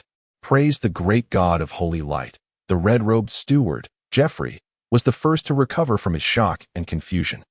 The annual ceremony was still in progress, and despite any doubts, he had to suppress them for the time being. The divine has heard our prayers, and his blessings have descended. Suffering shall fade with the illumination of the holy light. May the god of holy light be with us. He then traced a simplified emblem of the holy light god over his chest. The priests and paladins behind him, prompted by Jeffrey, swiftly followed suit with their own gestures of reverence. Concurrently, the priests cast a weakened version of a healing spell that enveloped Iron Hoof Square, and once again, the air resonated with praises for the god of holy light, although it was merely a weakened version of the healing spell. For many common folk, it was already a divine blessing, alleviating ailments and frostbite endured during the arduous labor of the previous year. Chen Feng also benefited from the weakened healing spell, yet he felt little impact. The severe injuries that could leave lasting effects on silver-tier extraordinary individuals could not be remedied by such a spell. The annual ceremony continued, and the forthcoming proceedings grew rather tedious. The red-robed steward recited praises for the divine Lord Treneth, akin to the tales of Pangu creating the world on earth. Meanwhile, Lulu had begun to nod off, as had most of the attendees. After all, the annual ceremonies followed the same formula year after year. They were even more monotonous than the monotonous speeches downloaded from the internet by certain leaders at their annual meetings. The latter often made minor modifications for the sake of appearances, while the former would not alter a single punctuation mark. Nevertheless, Chinfong listened with great interest. As an outsider, these tales were still quite novel to him. Following the lengthy praises, it was the turn of the mayor of Mare Hoof, Yuglibrian, to announce the plans for the upcoming year. The planning content from previous years had been equally dull for the common folk. The rules and regulations would not significantly alter their lives at most. They might receive an extra copper coin in their pay this year. But for merchants, such details were of utmost importance. The red-robed steward Geoffrey informed Yuglibrian that he would first return to the church to confirm the precise cause of the recent phenomenon, thereby excusing himself. Yuglibrian naturally could not detain him, as he too was eager to learn why the holy light had abruptly ceased in that final moment. However, he found himself unable to break free at that moment. In the past year, through our collective efforts, Mare Hoof has become even more prosperous and affluent. Derek stood upon the stage, gazing down at the throngs below, proclaiming that he was not a skilled orator, with his stiff countenance and stilted vocabulary. Even the most inept bard could outshine him by 100-fold. Yet, his formidable prowess and the commanding aura of a superior lent credence to his address. I shall dispense with pleasantries. I have several announcements to make. First, the town of Mati has officially been elevated to the status of a fortress-level city by the Empire. Aside from the Bryan family, none anticipated that Agley's inaugural announcement would be so explosive. Many might perceive it as merely a change in nomenclature from Mati Town to Mati City. However, the nobility understood that such an elevation entailed far more than a mere title change. Whether regarding the standing of the Bryan family as the true overseers of Mati City or the forthcoming resources it would garner, everything would ascend to a higher echelon. Despite the current commendable state of Mati City's development, it was primarily funded by the Bryan family themselves, as the Empire has a dedicated system for annual allocations to towns. Secondly, Mati City will embark on an expansion, increasing its urban area by 20%. And to commemorate its successful transition to fortress-level city status, all civilian taxes for this year will be waived, while merchant taxes will be reduced by 30%. With these two bombshells dropped, Agley promptly descended the stage, eager to confer with intelligence personnel to ascertain the circumstances surrounding the recent events. Meanwhile, the entirety of Mati City erupted in jubilation. Both commoners and merchants were destined to experience a year of unprecedented prosperity. The forthcoming expansion of Mati City would also yield a plethora of employment opportunities, providing idle citizens with work and generating a multitude of orders for merchants of construction materials. Thus, the ensuing year promised to be one of immense affluence for every inhabitant of Mati City. Chinfong, on the other hand, remained largely indifferent. Nevertheless, the expansion of Mati City would undoubtedly benefit his mercenary group, signifying that more assignments and formidable figures would soon emerge, perhaps even an opportunity to ally with a powerful entity. In stark contrast to the merriment echoing from Iron Hoof Square, the basement of the Holy Light Cathedral in Mati City bore a somber air. This was the exclusive chamber of Gofulin, the red-robed deacon, who stood before the communication magic rune with a woeful expression. The contents of the rune were starkly simple. Attention all red-robed deacons and those of higher rank within the Holy Light Church, our Lord, the divine chosen Valen, has failed in the process of crystallizing his divine status and has now returned to the realm of the God of Holy Light. All members of the Holy Light Church are forbidden from disclosing this matter. Furthermore, the tribunal will exert every effort to track down all heretics of the chaotic order within the Empire. All red-robed deacons with information are urged to contact tribunal members promptly. In the imperial capital of the Holy Radiance Empire, within the headquarters of the Holy Light Church, a woman clad in a form-fitting white robe with silver trim, her face partially veiled by a sheer fabric, walked barefoot along the immaculate corridor. Her brow furrowed, and her eyes, reminiscent of amber, sparkled with a hint of perplexity. What could that purple-black luminescence possibly signify? Chapter 52. The Dawn in the year of the Mafa calendar 1746, during the month of Dawn. A week after the annual festival, the month of Dawn commenced, symbolizing the renewal of life after enduring the trials of harsh winter, weeding out the frail and the obsolete, heralding hope and rebirth. This truth applied equally to both magical beasts and humanity. Over the past few days, Chinfong observed corpses being removed from a dilapidated building on the lower streets daily. Among them were the elderly, children, and also disabled middle-aged individuals. Such sights were not uncommon. Every year during this period, similar scenes unfolded. However, what perplexed the nobility was the seemingly unending procession of bodies, as if each decrepit, filthy room housed a portal continuously producing these undesirables. Yet, no noble ever sought to investigate the underlying reasons. After all, contemplating the origins of the undesirables seemed less pertinent than pondering whether tonight's dinner would be accompanied by imported fruit wine from the Emerald Forest or locally produced wine from the Empire. This year's month of Dawn, however, was different from previous ones. At least, the faces of those transporting the corpses bore a flicker of hope, a stark contrast to the numbness seen in years past. Agley's new policies and the expansion of Mati City promised ample work opportunities to sustain families, even allowing for savings to ensure future expenses, with the hope that perhaps one child in the family might touch the world of the extraordinary. It is worth noting that even the most basic warrior class requires substantial financial investment to cover daily training costs. Chen Feng, too, found himself particularly elated recently. Firstly, he had acquired a pseudo-angel wing during the annual festival, which served as an energy source to bestow additional attributes to his mercenary group. According to system calculations, the effects of a single pseudo-angel wing could enhance the healing speed of injuries among group members by 20% and training speed by 5%. Lasting for a month. Most importantly, the effect would not diminish with changes in the number of participants. Moreover, 3 pseudo-angel wings could be exchanged for a chance to draw from a lottery. Since the lottery system's inception, Chinfong had only enjoyed a single complimentary draw at the beginning, with no further opportunities thereafter. Thus, he was pleasantly surprised to discover the pseudo-angel wings possessed such capabilities. However, after the initial excitement, he found himself in a quandary. Such materials were exceedingly rare for Chinfong at this moment. Although the system guaranteed high-quality outputs, there could always be exceptions.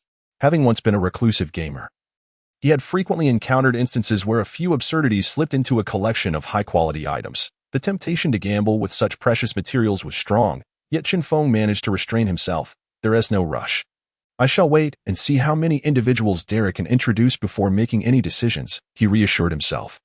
Recalling Derek's prior promise to present individuals after the new year, a promise he had effectively paid for with both money and effort. After breakfast, Chinfong tidied his room, noting that Lulu and little Jack had gone out shopping early in the morning. The weather during the early days of the month of Dawn remained chilly, with occasional snowfall, though not as heavy as during the month of ice and snow. The tasks provided by the Mercenary Guild were largely insignificant, consisting of E and D grade assignments. Silver-tier teams were not permitted to accept such missions, ensuring the survival of lower-tier mercenaries in groups. Chinfong, feeling bored, leaned over his table, counting his gold coins for amusement. Since his first venture into the mental training chamber, he had returned twice more, successfully advancing his mental training dungeon to level 47, concurrently enhancing his mental strength to approximately 150.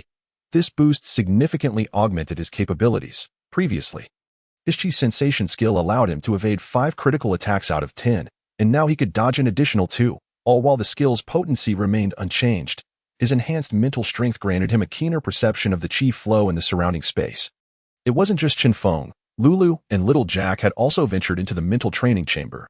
Chinfong recalled that Lulu had exited mere 5 minutes after entering, her face streaked with tears, her ears and tail drooping. When he inquired about her experience, she remained tight-lipped. Later, upon examining the panel in the mental training chamber, he discovered the dungeon she had encountered was labeled Nightmare on Elm Street, alternate dimension, with a completion rate of 5%. As one of the classic horror films on Earth, Freddy Krueger from A Nightmare on Elm Street had undoubtedly left Lulu with an indelible impression. However, what was truly surprising was little Jack, this timid young noble sorcerer, who often appeared somewhat dazed, achieved a staggering 15% completion rate on his first dungeon. This immediate success propelled him into a higher bronze tier upon exiting the dungeon, and with his enhanced mental strength, his future growth would undoubtedly accelerate. For sorcerers, The strength of their mental faculties and elemental affinity served as the most advantageous foundation for their power when little Jack emerged from the mental training chamber. Pallid and shaken, Chen Feng curiously inquired about his experience. Little Jack recounted how he had been transported to a peculiar castle's basement, which was so vast it resembled an underground city more than a mere basement. Before he could fully comprehend his surroundings, a group of mercenaries had appeared, urging him to flee from some unseen terror. Eventually, they found themselves cornered in a dead end, where little Jack discerned that the entities pursuing them were akin to second-tier undead creatures known as rotting corpses. Strangely, he found his magical power had vanished, and the surrounding mercenaries were not extraordinary beings, merely wielding bows and swords, relying on pure martial skills to resist. Thus ensued a harrowing cycle of evasion, confrontation, and death, interspersed with puzzles that led little Jack to understand that the castle's depths harbored a chaotic cult conducting research on a potion capable of transforming humans into undead beings. However, before he could delve deeper into the mysteries, his frail body was overwhelmed by a horde of undead creatures. Chinfong recognized that little Jack's ordeal was reminiscent of the classic horror film Resident Evil from Earth, albeit adapted into an alternate world version by the system. Since then, everyone has come to understand the tremendous benefits and significance brought by the mental training chamber. Consequently, Jack and Chinfong swiftly devised a management proposal for the mercenary group overnight, encompassing attendance regulations, evaluation criteria, contribution systems, and reward mechanisms. Currently, the frequency of usage of the mental training chamber has been incorporated into the reward system. Chen Feng is confident that as long as this incentive exists, even if he refrains from paying them salaries, the mercenaries will willingly choose to stay. No barriers, high rewards to enhance mental strength. There is no other force in the entire Mafar continent capable of such a feat. Is Captain Chen here? Just as Chen Feng was preparing to further refine the management system of the mercenary group, Derek's booming voice and imposing figure appeared at the entrance of the camp. Chapter 53. The woman. As Derek stepped inside, Chen Feng promptly rose to greet him. It seems someone has arrived. Chen Feng felt a surge of joy. The issue of personnel within the mercenary group had always been a thorn in his side. Although there were elite mercenary groups that operated with a small number of skilled individuals, such groups were exceedingly rare. After all, ensuring that each member possesses formidable strength while preventing personnel turnover is an extraordinarily challenging task. Welcome, Captain Derek. Chen Feng approached Derek, noting that he appeared to be in fine spirits after more than half a month apart. This place is quite impressive, Derek remarked as he surveyed the neat arrangement of tables and chairs in the common area, the bright magical lamps overhead, and the decorative elements on the walls. It's more spacious and cleaner than my place. Derek expressed a hint of envy. His own base, located on Ironstone Street, was modest, merely a rented space lacking any amenities such as a lounge, serving only as a venue for discussions. While he occasionally had it cleaned, it could not compare to the robust cleaning capabilities of the system.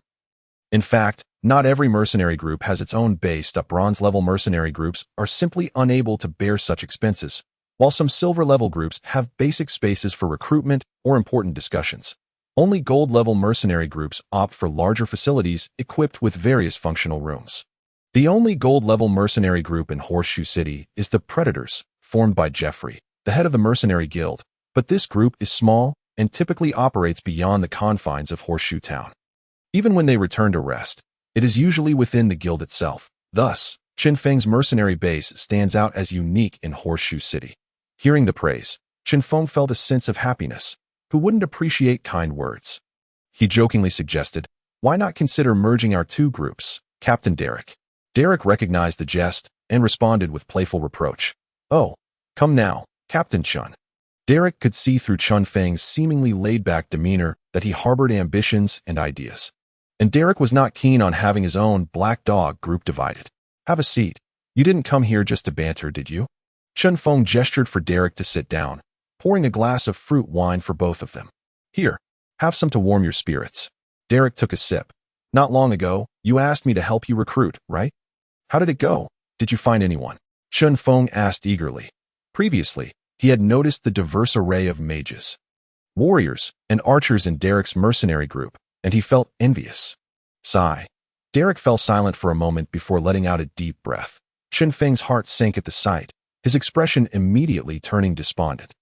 Derek, wearing a helpless look, continued, the thing is, I've contacted many people to see if they were interested, but the moment Chinsuan mercenary group was mentioned, they flatly refused without a second thought.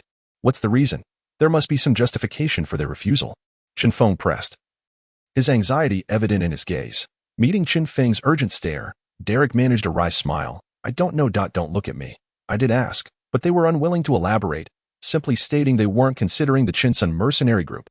Chen Feng averted his gaze, his formidable mental fortitude urging him to remain calm. Since the establishment of the Chinsun mercenary group, he had not engaged in any acts of pillaging or violence. While their reputation might be modest, it was certainly not negative. Clearly, someone was targeting him. The only entity that came to mind with sufficient power and previous interaction in Horseshoe City was the Bryan family. Of course, if that cloaked figure had some peculiar force backing them, they might also qualify. Yet without evidence, he dared not jump to conclusions. Noticing Chen Feng's silence, Derek assumed he was feeling disheartened. He could roughly guess that someone or some force was targeting Chen Feng. This was also why he dismissed Chen Feng's earlier jest, prompting him to reassure, "Don't worry. We can always relocate. Aren't we mercenaries meant to roam the world? It doesn't matter where we settle." Chen Feng felt somewhat helpless. He had indeed considered developing elsewhere, but this location had been sanctioned by the system and could not be easily changed. He smiled faintly, accepting Derek's consolation, and inquired, "So, does that mean there isn't a single person who is willing?" "Not exactly." Derek clapped Chen Feng on the shoulder. "I've been fortunate. During this time, I did manage to find someone. Would you like to meet them?" "Sure, where are they?" Chen Feng instinctively filtered out Derek's term found. "Come in." Derek called out to the outside. The door swung open, a gust of wind swirling in with snowflakes. And then, Chen Feng beheld a figure even larger than Derek guessed. This massive form was draped in a tattered gray cloak, ragged enough to be used as a rag, and a black heavy sword, almost the size of a door, was strapped to their back, in their left hand. They wielded a similarly large black shield, with a neat brown buzz cut atop their head that a holy emblem of the god of light hung around their neck. And their resolute features, along with arms broader than Chen Feng's waist, positioned them like a stout tower blocking the path. Chen Feng instantly felt that the bright light from the magical lamps within the room dimmed considerably. "Allow me to introduce." Derek stood between the two figures. "Captain Chen. This is Reina. Reina, this is Captain Chen Feng of the Chinsun mercenary group." Reina. Chen Feng felt a twinge of curiosity at how this towering figure could possess such a feminine name. "Greetings. Reina, welcome to the Chinsun mercenary group." Chen Feng extended his hand for a handshake, genuinely pleased that she was the only one willing to join his group amid all the refusals. "Hello, Captain Chen. Thank you for allowing me to join. May the god of light bless you." The rich timbre of her voice carried a hint of femininity, causing Chen Feng's outstretched hand to freeze mid-air. "What the?" The rigid Chen Feng felt a tempest of emotion surging within him. This towering figure was, astonishingly, a woman. Chen Feng's gaze involuntarily darted to Reina's chest, and he was nearly brought to tears. Truly, if one were to assert she was a male warrior, few would doubt it. Reina, oblivious to Chen Feng's reaction, reciprocated the handshake, effectively greeting him. "Ha." Derek, unable to contain himself any longer, erupted into laughter at Chen Feng's stunned expression. Chapter 54. Not clean anymore. After a few hearty laughs, Derek noticed Chen Feng and Reina standing silently, gazing at him. His mirth swiftly faded, though the muscles in his face continued to twitch, betraying his inner amusement. Chen Feng had regained his composure, though Reina's imposing presence was undeniably striking. "Now, let's discuss," Chen Feng stated, his expression impassive as he regarded Derek. It wasn't that he was angry. Rather, Derek's suppressed laughter made him feel an urge to deliver a reprimand. Derek rubbed his slightly sore face, attempting to suppress his amusement. "Reina was introduced to me by a friend. She possesses considerable strength and is a paladin." "You've truly struck gold here. A paladin." Chen Feng recalled the lavishly armored figures from the annual festival, and while he could accept Reina as a warrior, a paladin, he couldn't help but glance at the tattered cloak she wore, resembling a rag. Surely paladins are not permitted to join mercenary groups? Most clergy members are generally prohibited from joining such organizations. Even if they do, it is under very specific circumstances, and once their task is complete, they must return to their local church without exception.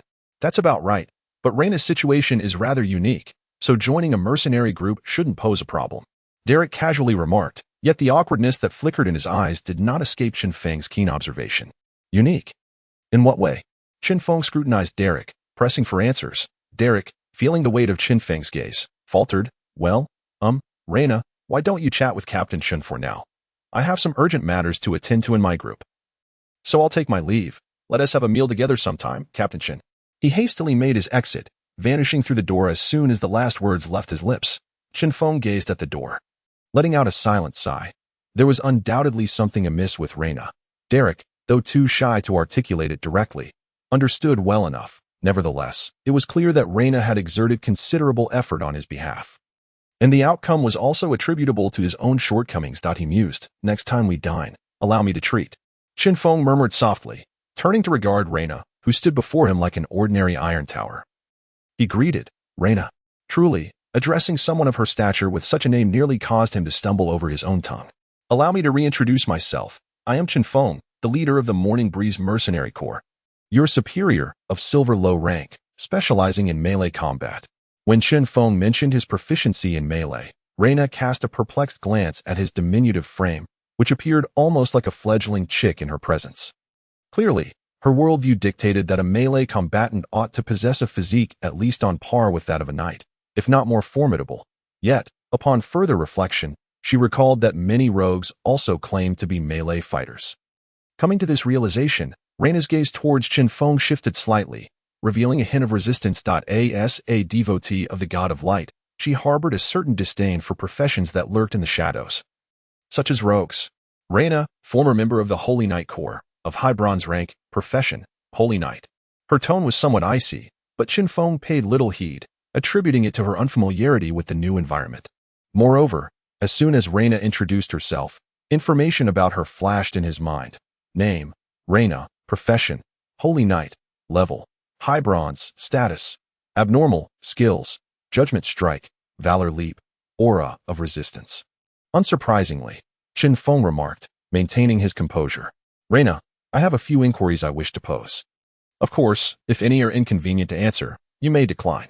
"Ask away," Reina replied, setting aside her heavy shield and the massive sword strapped to her back. Taking a seat opposite Chen Feng, he pondered momentarily. "It's quite simple. Really, it pertains to the question I previously posed to Derek. As a cleric, is there truly no issue with joining a mercenary corps?" "It's of no concern. I have already been expelled from the Holy Knight Corps," Reina responded flatly. "Expelled? Why?" Chen Feng inquired, aware that each Holy Knight, or cleric, was a resource-intensive investment for the church, and such dismissals were rare. "I am no longer pure." Reina's words struck Chen Feng like thunderclaps. What in the world? He felt as if his worldview was being shattered by the indigenous inhabitants of this realm, from the cross-racial races of the Dawn Prairie to the valiant warriors of Iron Hoof City. He could hardly contain his admiration for these predecessors. Unaware of Chen Feng's bewildered expression, Reina continued, "Recently, the church assigned a mission for us to venture to the machinery fortress in search of a certain item. However, at the outskirts of the fortress, we were besieged by a type of undead creature we had never encountered before. These undead were exceedingly formidable, although we returned safely. Half of our holy knights and a quarter of our priests perished in the fray." As she spoke, her clenched fist tightened, revealing the tension in her body. "As the captain, I was cursed by one of those powerful spellcasters among the undead during our retreat, and my strength has since plummeted from high silver to my current state." Upon hearing Reina's account, Chen Feng's confusion persisted, prompting him to ask, "Even so, they should not have expelled you. Surely, the Church of Light could lift a mere curse with ease?" Reina hesitated at this question, yet Chen Feng remained resolute. If a curse was beyond the Church's ability to dispel, he doubted his own capacity to resolve it. Even if he suspected that those peculiar undead creatures were likely ghouls, he needed to ascertain the nature of the curse. The presence of such a ticking time bomb in the team was unacceptable. Reina met Chen Feng's gaze and sighed. "In truth, it is not so simple. This curse incessantly devours my strength and affects my faith in the Order's divine pantheon. In other words, not only is my power steadily waning, but as a cleric, I am unable to pray, and this affliction possesses a degree of contagion." She seemed to have exhausted her will to conceal anything further from Chen Feng. Perhaps she was simply weary. This was not her first audition with a mercenary corps. The power she had suppressed within her was dwindling, and without a source of income and strength to support her, the curse would remain her eternal companion. Chen Feng, upon grasping the entire situation, silently chastised himself for his earlier impure thoughts while contemplating the nature of the curse within Reina. If those undead truly were ghouls, then the curse was indeed peculiar. In the original game world, there existed only one curse of such magnitude, the one placed upon the ancient Nord by the dragon race, which led to the annihilation of the Nords. Yet could ghouls wield such a curse? The answer was evidently no. Even the most powerful ghouls could not cast such a level of malediction. Beyond this, Chinfong struggled to recall any other curses present in the game. Could it be that the ghouls had begun to absorb knowledge from this world? However, if they were not ghouls, given the Church of Light's vast resources, it was improbable that Reina would have encountered a difficult problem without any leads, even if she had stepped in something unpleasant on her way out. Chapter 55. The task approaches. Chinfong felt somewhat exasperated. Ever since his arrival in this world and the awakening of the system, he had continuously encountered matters pertaining to ghouls or elements from the original game's storyline. Even when he consciously avoided them, related issues seemed to pursue him inexplicably, as if some unseen hand were orchestrating events from behind the scenes. This sensation is quite unsettling. Boss, we're back. Just as Chinfong fell into contemplation, Jack and Lulu returned from their outing. Quick, quick, boss, help me hold this. Jack's arms were laden with items piled higher than himself, leaving Chinfong bewildered as to how he had managed to carry them all back. Before Chinfong could rise, Reina, who was closer to the door, stepped forward and effortlessly took the burden from Jack's hands. Why is it so dark in the hall? Boss, did you forget to turn on the lights? Jack, who usually refrained from using foul language, couldn't he help but exclaim upon seeing Reina's imposing figure illuminated by the magical lamp. Allow me to introduce Reina, a high bronze holy knight, just brought in by Derek. She is a member of our team. Chen Feng stood to present her. Reina. This is Jack, a high bronze ice mage, and beside him is Lulu, a half-orc, also a high bronze rogue. Greetings. Reina's deep, resonant voice rendered Jack momentarily speechless. Chen Feng, observing this familiar scene, began to empathize with Derek's earlier feelings. In contrast to Jack's stunned silence, Lulu appeared quite delighted. Sister Reina, you are a holy knight. How impressive. She seized Reina's broad hand and scampered away, chattering excitedly. Lulu's life of thievery had not dulled her spirit. Rather, it intensified her yearning for friends and family. It said that clerics are prohibited from joining other organizations. Jack, coming to his senses, voiced his confusion. Reina's situation is somewhat unique. In short, there are no significant issues, Chinfong clarified. As for the curse afflicting Reina, if she could be trusted, there might be a chance for healing through the system's power. If Reina could be fully healed, it would mean adding a robust shield and support to the mercenary corps. Clerics from the Church of Light were a rare commodity. What made it even more valuable was Reina's experience as a former team leader. Her battlefield command would undoubtedly surpass Chinfong, who was merely an amateur. The only challenge would be the potential complications in transmitting the sacred skills of the light. Boss, the Mercenary Association is hosting a mercenary tournament. Should we enter? Jack suddenly recalled something and asked Chinfong. A mercenary tournament. This question delved into a realm of knowledge that Chinfong was not well versed in. Jack, accustomed to explaining, elaborated. The mercenary tournament was initiated by the great sword saint of the firmament, Mimar, when he founded the Saint Shi Mercenary Guild. It is held every 4 years, and in principle, any mercenary or mercenary corps meeting the criteria across the Mafa continent can participate. An Olympic-like event for mercenaries. Chen Feng exclaimed in surprise. Jack continued, the competition is divided into bronze, silver, and gold tiers, with distinctions between team and individual events. Where will the competition be held? Chen Feng inquired curiously, considering that it would be impractical to gather all participants in the imperial capital. The Mafa continent boasted numerous bronze and silver mercenary corps. Even the most powerful of empires would hesitate to take such a risk by allowing so many extraordinary individuals to converge in one location. The preliminary rounds will be held at the local mercenary associations in each region where mercenary corps are currently based. Each region will select one winner from the silver tier to advance to the capital for the semifinals, while the bronze tier will determine their champion through local competitions, and the gold tier will proceed directly to the capital for the finals. Chen Feng gradually came to understand that this selection method was akin to the World Cup on Earth. Only by advancing from their respective regions could they qualify to face the strongest teams from each area. As for the bronze-level mercenaries, their numbers were simply overwhelming, and there was no pressing need for them to compete in the imperial capital. Conversely, the gold-level mercenaries were far too few, rendering the notion of preliminary rounds utterly unnecessary. But what about the rewards? Surely there must be special incentives for winning the competition, Chen Feng mused, a concern shared by every participant. Little Jack shook his head. Specific rewards are only announced once the competition reaches the semifinals. However, based on previous years, whether for individuals or teams, the rewards are exceedingly generous. I heard that the first-place prize for the last silver-tier team included 2 cores from 7th-tier magical beasts and 3 low-tier magical artifacts. This year's bronze-tier team competition in Mightiest City offers a 5th-tier magical core and 1,000 gold coins, while the individual competition provides a 4th-tier magical core. Then what are we waiting for? Let's sign up immediately. Chen Feng sprang to his feet, eager to register at the Mercenary Guild. That a 7th-tier magical core was something a silver-tier mercenary group could hardly even dream of, let alone 3 low-tier magical artifacts. Possessing such treasures would almost guarantee their ascension to a gold-tier mercenary group, barring any significant mishaps. Hold on, boss. Don't get too excited. Our mercenary group likely won't be able to participate in the team competition, Little Jack said delicately. Why not? Chen Feng's expression darkened. Was that shameless person scheming against him again? Little Jack, startled by Chen Feng's demeanor, quickly clarified. Boss, don't misunderstand, it's just that the rules stipulate a minimum of 5 participants for the team competition, with a maximum of 20. Even with the newly arrived Reina, we only have 4 members. Defeated, Chen Feng slumped back into his seat, silently cursing the vile person conspiring against him. I curse you to bear a son without a father. No, I curse you to drunkenly stumble into a lizardman's bed. Although he had no idea if lizardmen existed in this world. Then let's forego the team competition and have everyone who wants to participate sign up for the individual competition, Chen Feng announced wearily. Just as he was about to resign from the individual competition, a sudden thought struck him, and he sat up straight, his expression darkening. Little Jack noticed Chen Feng's change in demeanor and cautiously inquired, What's wrong? Boss, are you feeling unwell?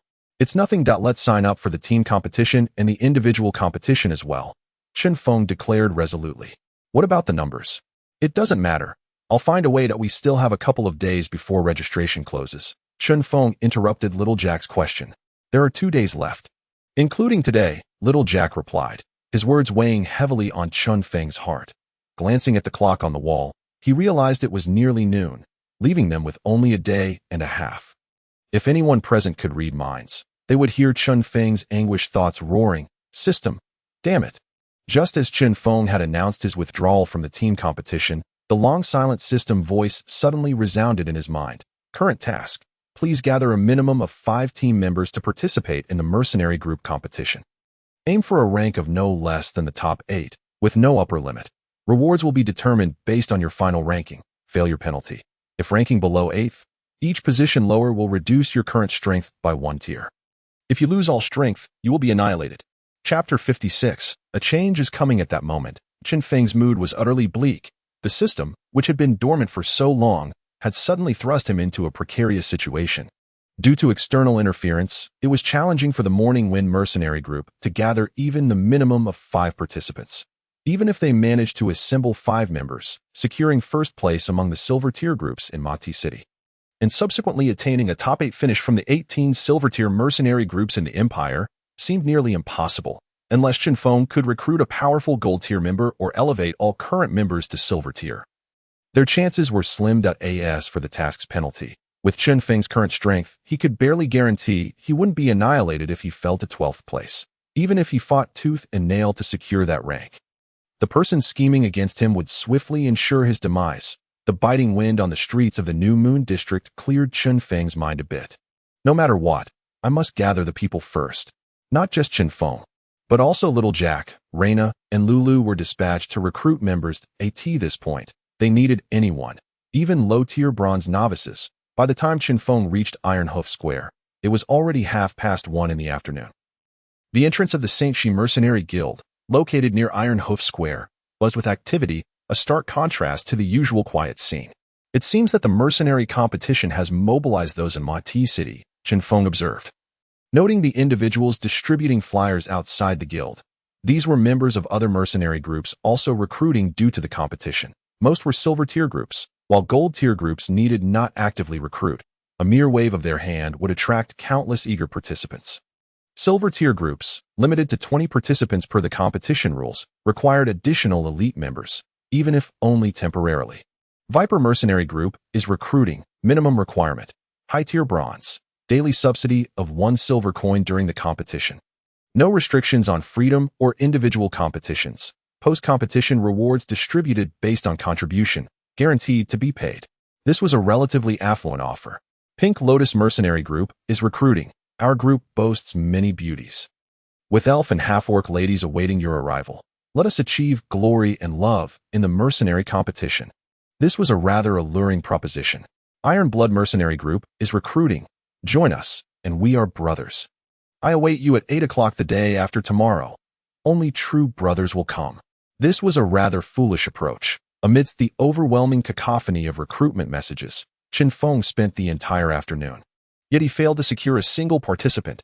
Employing every sales tactic and promotional slogan he had learned on Earth, Chen Feng even spent half an hour and several copper coins to create a simple banner, which had a modest impact. However, after numerous inquiries, every time he reached an agreement with someone, they would return within 10 minutes to inform him they had changed their minds. In a moment of frustration, Chen Feng even followed one of the individuals who had agreed to join, hoping to uncover who was sabotaging him. However, he escorted that person home, and no one appeared, just as he returned to Iron Hoof Square to continue recruiting. That same individual came running back to declare they were no longer interested. Infuriating Chen Feng to the point of jumping in anger. It seemed the only way to retain the few recruits he had was to guard them until the competition began the day after tomorrow. But that was utterly impractical. With a mountain of preparations still awaiting him, wasting time here would be futile come the competition. He packed away his banner, gazing at the darkening sky and the bustling activity of other mercenary groups. Chen Feng let out a quiet sigh. Now, I can only hope for those few individuals, he thought. Feeling a wave of despondency wash over him. He felt like a failure as a leader, unable to even secure individuals for his group. At most, he could rely on the system to give him a slight edge in strength over others. Perhaps I truly am not cut out for this, he lamented as he walked back. Have you made arrangements? Fei Er inquired. Looking at the serpent replied respectfully. All arrangements have been made. We have currently stunted the growth of the Morning Wind Mercenary Group, and for the foreseeable future, they should struggle to recruit members. Fei Er nodded in satisfaction. I originally hadn't planned on this. But ever since Little Jack returned from the Morning Dawn Prairie, the old man's attitude toward him has shifted. I couldn't discern the reason, but given Chen Feng and Little Jack's growth rates, I certainly perceive a threat. Fei Er turned to the serpent and asked, don't you think they're growing rather quickly, both Chen Feng and Little Jack, before they ventured to the Morning Dawn Prairie? Chen Feng was nearly beaten to death by that Morley fellow, and Little Jack was merely a low-tier bronze. Yet recent intelligence indicates that one is now a silver tier, while the other, once deemed useless, has risen from low-tier bronze to high tier. How many so-called useless individuals have you seen jump 2 tiers in half a year? Even the so-called top students of the Imperial Mage Academy can't boast of such progress. Fei Er nearly spoke in one breath. His sense of threat rekindled since Morley's mysterious disappearance. Even though Chen Feng had assured him that Little Jack would not get involved with the Bryan family, he still felt uneasy. The signs from Yagurli and Little Jack's rapid growth were alarming. As for Chen Feng's assurance, it was merely Fei Er's fleeting kindness toward 2 once-weak ants. Now, those ants had grown to a point of posing a genuine threat. The serpent, unfazed by Fei Er's agitated demeanor, calmly remarked, indeed, it is rather unusual. This includes the mercenary group's stronghold, from which we have received reports indicating that our people were utterly unable to gain entry. Regardless of the methods employed, we suspect that there must be exceptionally potent magical runes inscribed within. As for the potential forces backing the Morning Breeze Mercenary Group, we are currently investigating, yet we have no leads whatsoever. Fei Er furrowed his brow and exclaimed, no leads? How can that be? The number of rune masters capable of inscribing such strength and scope can be counted on one hand. Furthermore, it is inconceivable that there are no eyewitnesses. What about the sources of materials? You can't have investigated those either. We have not, the serpent replied with unwavering calmness, adhering to the fundamental principle of maintaining emotional stability as a phantom assassin. We have examined the whereabouts of several renowned rune masters in the Empire. And not only have we found no records of anyone approaching the vicinity of Hoof City within the past 6 months, or even a year, but there have also been no significant disturbances. However, it is said that the residents nearby felt a slight tremor the day after Old Cole departed, though it lasted but a fleeting moment. Terrifying, utterly terrifying. Fei Air lamented after hearing the serpent's report. What kind of power could stir such commotion beneath the very eyes of our Brian family, while leaving us without even a shred of useful information? Rubbing his temples, he felt the situation slipping beyond his control, leaving him somewhat perturbed. What of the investigation into the 2 deceased soldiers? He continued to inquire. There are also no leads. The serpent delivered this grim news without mercy, causing even the usually composed Fei Air to tremble slightly. Striving to regain his composure, Fei Air gazed vacantly at the serpent and murmured, "It seems a storm is brewing." Chapter 57. Leo casting aside the banner he held.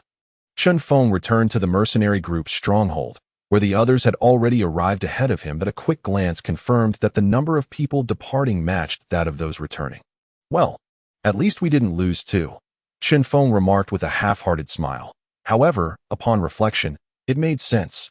Lulu was new to Hoof City and could hardly be relied upon. Young Jack's social connections were even less favorable than Chen Feng's, and although Reina was acquainted with several formidable, extraordinary individuals, whether she could persuade the Church of Holy Light to lend assistance remained dubious.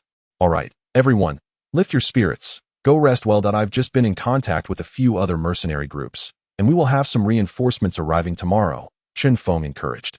Embodying the role of the leader, everyone could falter, but he must not. "Jack and Reina, you 2 head back first to in a couple of days. I'll arrange for dormitories, so you won't have to keep running back and forth." After seeing the 2 off, Chen Feng returned to his room on the 2nd floor, while Lulu also returned to her quarters. Reina's presence made it clear to Chen Feng that the matter of dormitories could no longer be postponed. Having accommodations for the mercenary group was an entirely different concept. To put it plainly, it was akin to companies on Earth hiring employees. When accommodations are provided, issues regarding employees' home addresses and commuting times need not be considered, allowing employees to save a considerable sum in expenses. Conversely, without such provisions, these matters often lead to numerous complications during recruitment. Chen Feng lay on his bed, hand pressed against his forehead. His formidable mental fortitude allowed him to think for extended periods without succumbing to headaches or other negative effects. Yet an overwhelming number of issues inevitably caused some irritation, which had nothing to do with the strength of his mind. The following morning, Chen Feng rose early, as only today remained before the regional competition. "No matter what, I must recruit suitable teammates today." After a quick wash, he hurried downstairs, but just as he was about to prepare something to eat, a sudden knock echoed at the door. "Knock, knock, is anyone there?" "Who is it?" "Please hold on a moment." Chen Feng set down the piece of bread he had just brought to his mouth and went to open the door. The first sight that greeted him was a diminutive old man, who appeared to be in his 60s, likely due to long-term malnutrition, his complexion a sickly yellow. Standing around 5 feet 7 inches, he seemed somewhat emaciated, with branches and leaves clinging to his clothing. While a pungent odor assaulted Chen Feng's senses, even in the chill of early spring, the stench was overwhelmingly potent. "Goodness, how long has this gentleman gone without a bath?" Chen Feng suppressed his discomfort and frowned. Inquiring, "What brings you here, sir? Is there something you need?" The old man, with his hands clasped behind his back, produced a foul-smelling rag, which, judging by its material and a corner of legible text, appeared to be the very banner Chen Feng had discarded the previous day. "Young man, is this your discarded item?" the old man asked, presenting the sodden banner before Chen Feng.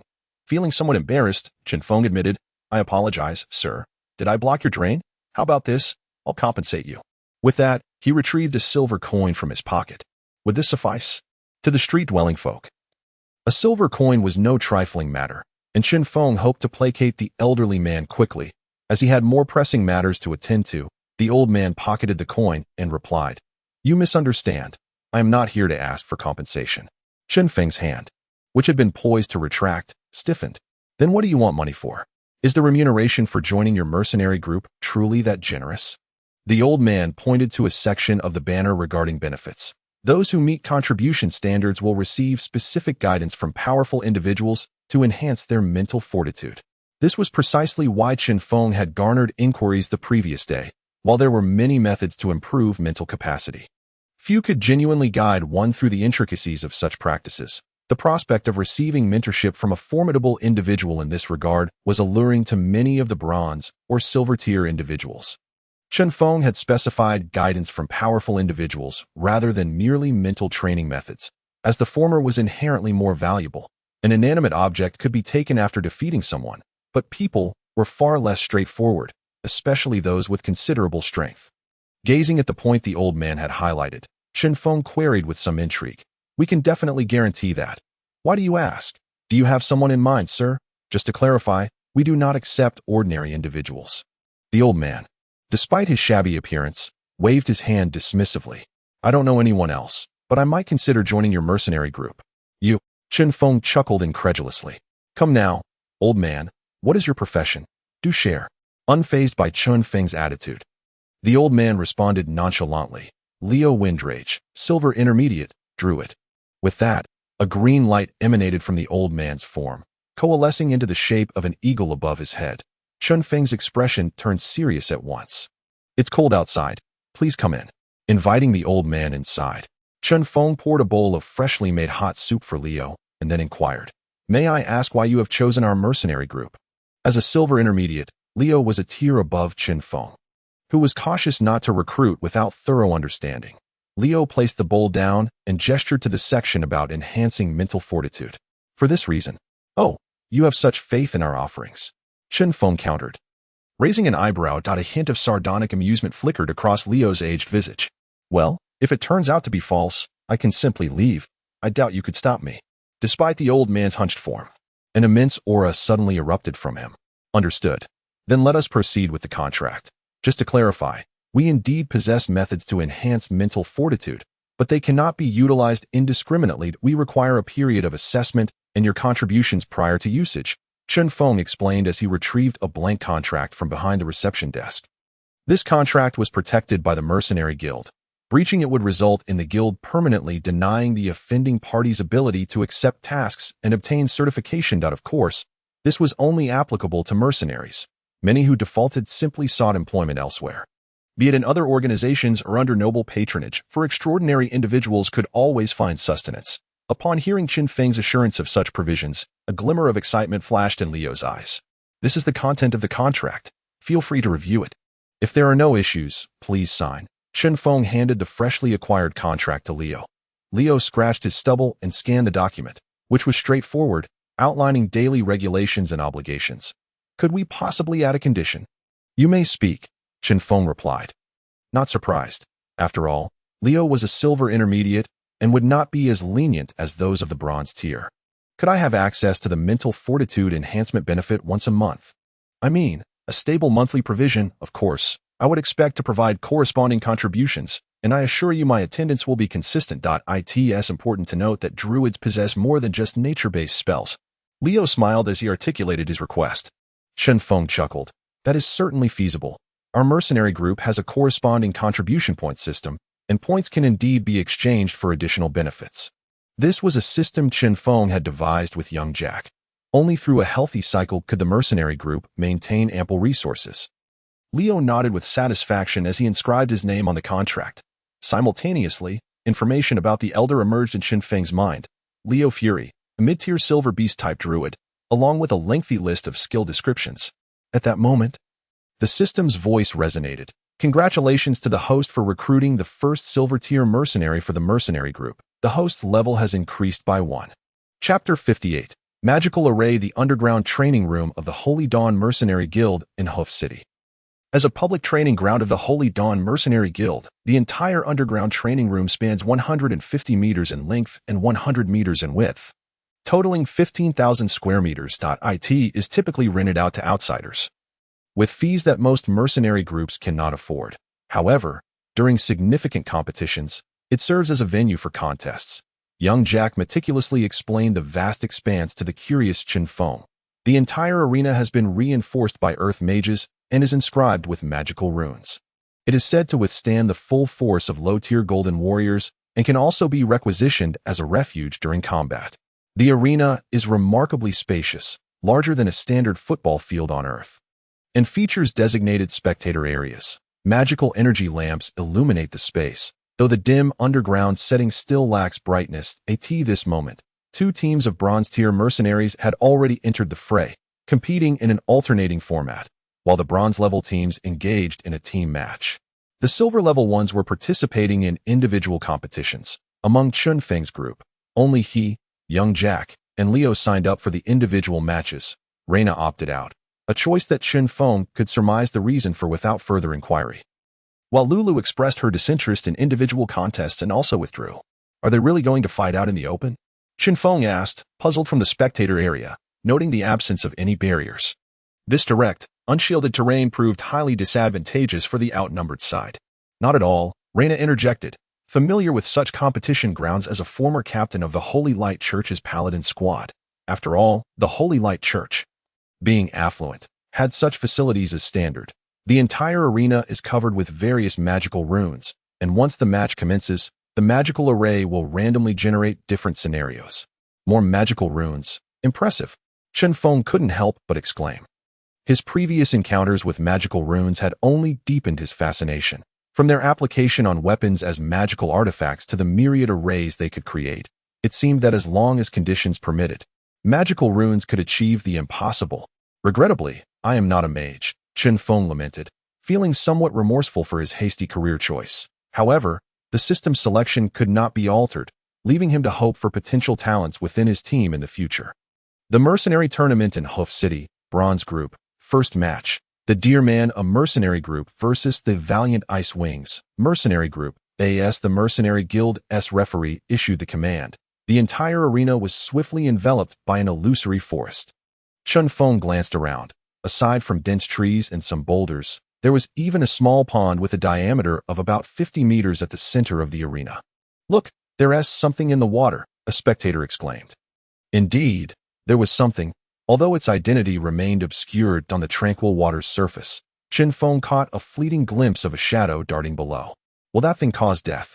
Chen Feng inquired, aware that both magic and skills from various professions could potentially lead to unforeseen accidents during full-force attacks. However, being overly cautious would not reveal one's true strength. Generally, death does not occur, young Jack explained. As long as one remains within the coverage of the magical runes, they provide a certain level of protection. If someone suffers a fatal blow and cannot effectively defend themselves, the runes will absorb the attack and declare that individual out of the match instead of allowing actual death. Meanwhile, the two mercenary groups had already engaged in combat, skillfully avoiding the central pond. The clash of martial techniques, the flickering of magic, and the whistling of arrows filled the confined space as the two bronze-tier mercenary groups fought fiercely, although the trees obstructed some views. Chen Feng remained thoroughly engrossed, reflecting, it's no wonder so many enjoyed PvP in games. It truly surpasses monster hunting in excitement. Suddenly, another gasp erupted from the crowd. During the skirmish, the shockwave sent one female member of a team flying toward the pond. Splash! It's a drygrass crocodile. With the crowd's outcry, a nearly 3-meter-long, dark brown crocodile leapt from the water, its jaws agape as it lunged at the airborne contestant. Chen Feng recognized the drygrass crocodile, as its hide was used to craft his gauntlets. However, as he feared for the contestant's life, a flash of white light enveloped her, and she was swiftly ejected from the arena, her pale face still betraying a hint of terror. The sound of the crocodile's jaws snapping was sharp and clear, if truly bitten. Survival would be a near impossibility for one of bronze rank. Ah, yes, the magical runes. Chen Feng chuckled, fully aware that while everyone understood the protective nature of the runes, the palpable tension of life and death instilled a sense of unease among the spectators. The remainder of the battle unfolded without further dramatic incidents, culminating in the Valiant Ice Wings mercenary group narrowly securing victory. It's over, let us go, Chen Feng remarked, feeling somewhat unsatisfied as he had hoped to witness another match. However, with his personal match scheduled for the afternoon, and having come primarily to observe the arena, akin to a pre-exam visit to the examination venue, he had originally intended to watch the individual competitions. Yet, on a whim, he opted to observe the team battles instead. After exiting the Mercenary Guild, the trio randomly selected a nearby restaurant to order a few dishes. The culinary offerings of the Mayful continent lacked overly pungent flavors, nonetheless. They posed no adverse effects for those about to engage in battle or with urgent matters. Chen Feng had previously experienced the discomfort of an upset stomach from a hot pot meal. a sensation he had not encountered in ages, and young Jack and Lulu had shared similar experiences. Interestingly, at the restaurant, Chen Feng encountered members of the victorious, valiant Ice Wings mercenary group. Although the rewards for bronze-tier mercenaries were modest, it did not hinder their jubilant celebration of victory. Many perceived mercenaries as individuals willing to sell themselves and their friends for money, valuing currency over camaraderie. Chen Feng had once shared this belief, viewing them as a faithless lot. However, upon gaining a deeper understanding of mercenaries, he realized they were not so different from others in their professions. They too cherished friendship, honor, and victory. Was money important? Certainly. Yet, at times, there existed things far more significant, such as the moment shared by the valiant Ice Wings mercenary group. After a brief respite, Chen Feng returned to the personal match area of the Mercenary Guild. Compared to the team arena, the individual competition space was considerably smaller, roughly a quarter of the size. Chen Feng drew the number 9, indicating he would be the first match of the afternoon. With 21 more competitors following in sequence, only individuals with matching numbers would compete against one another. It appears this grand tournament has attracted not only the elite of Hoof City, but anyone within the reach of the Holy Dawn Mercenary Guild's influence. As Chen Feng pondered this, the referee's voice rang out. Mercenary Tournament, Hoof City Regional Competition, Silver Group, Personal Match Number 9. Chen Feng from the Morning Breeze Mercenary Group versus Arno from the Four Leaf Clover Mercenary Group. Let the match begin. Chapter 59. The Sharpshooter as the referee's voice echoed. The competition arena transformed into a jungle setting. Having witnessed this scene earlier, Chen Feng felt no surprise but swiftly assumed a combat stance. Another jungle. Is my luck truly this poor in the first match? He thought, surveying the stout trees and dense underbrush. Upon entering the arena, he had glimpsed his opponent. The short bow in Arno's hands indicated that this environment would greatly favor him. Whoosh! An arrow suddenly appeared before Chen Feng. Aimed directly at his forehead, in a split second, he thrust both palms forward, releasing a gust of air that diverted the arrow, which grazed his scalp before embedding itself in the tree behind him. Seizing the opportunity, Chen Feng swiftly vacated his position. He actually dodged. Arno, concealed among the thick tree canopies, was taken aback. He had intended to catch Chen Feng off guard at the very start of the match. And that power shot arrow was his full force attempt. He had assumed that even if he couldn't eliminate Chen Feng, he could at least inflict significant damage. To his dismay, the opponent emerged unscathed. Well, aside from a few lost strands of hair. Arno's mood grew somber. However, as a silver-tier sharpshooter fighting in a favorable setting, he felt confident in his ability to eliminate Chen Feng. Yet, he required some preparation, and an eerie silence descended upon the battlefield. Perched atop the crown of a tree, Chen Feng surveyed his surroundings while anxiously reflecting on the recent events. To be frank, had he not activated his chi sensing at the onset of the competition and ascended to the mid-silver tier, acquiring new skills in the process, he would have undoubtedly been eliminated in that very moment. Indeed, it was in a moment of desperation that Chen Feng employed his newly mastered skill, Wind Fist, which, unlike the soft palm that envelopes chi for an enchanted attack, instantaneously releases chi from his hand to generate a formidable cyclone for striking. It can be classified as a mid-range attack skill, though its offensive power is moderate, accompanied by a repelling effect. Yet even the range of Wind Fist pales in comparison to the arrows of a skilled archer. The most pressing matter at hand is to swiftly locate the hidden archer. Given my current state, I am no different from a sitting duck, Chen Feng thought, a bead of sweat trickling down his forehead. This sensation was akin to playing a game where one finds themselves in a promotion match, with the opposing team rapidly demolishing towers while they, despite having top-tier gear, are plagued by constant disconnections, a feeling of being targeted that is torturous. The captain is in a dire state, observed Reina from the stands.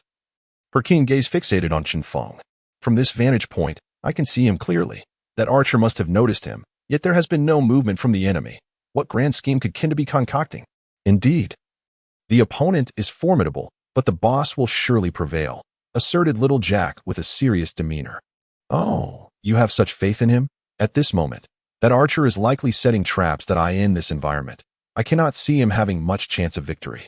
If he were clad in heavy armor and wielding a large shield, maintaining his current speed would afford him a better chance. Reina, the former captain of the Paladin squad, calmly analyzed the unfolding situation.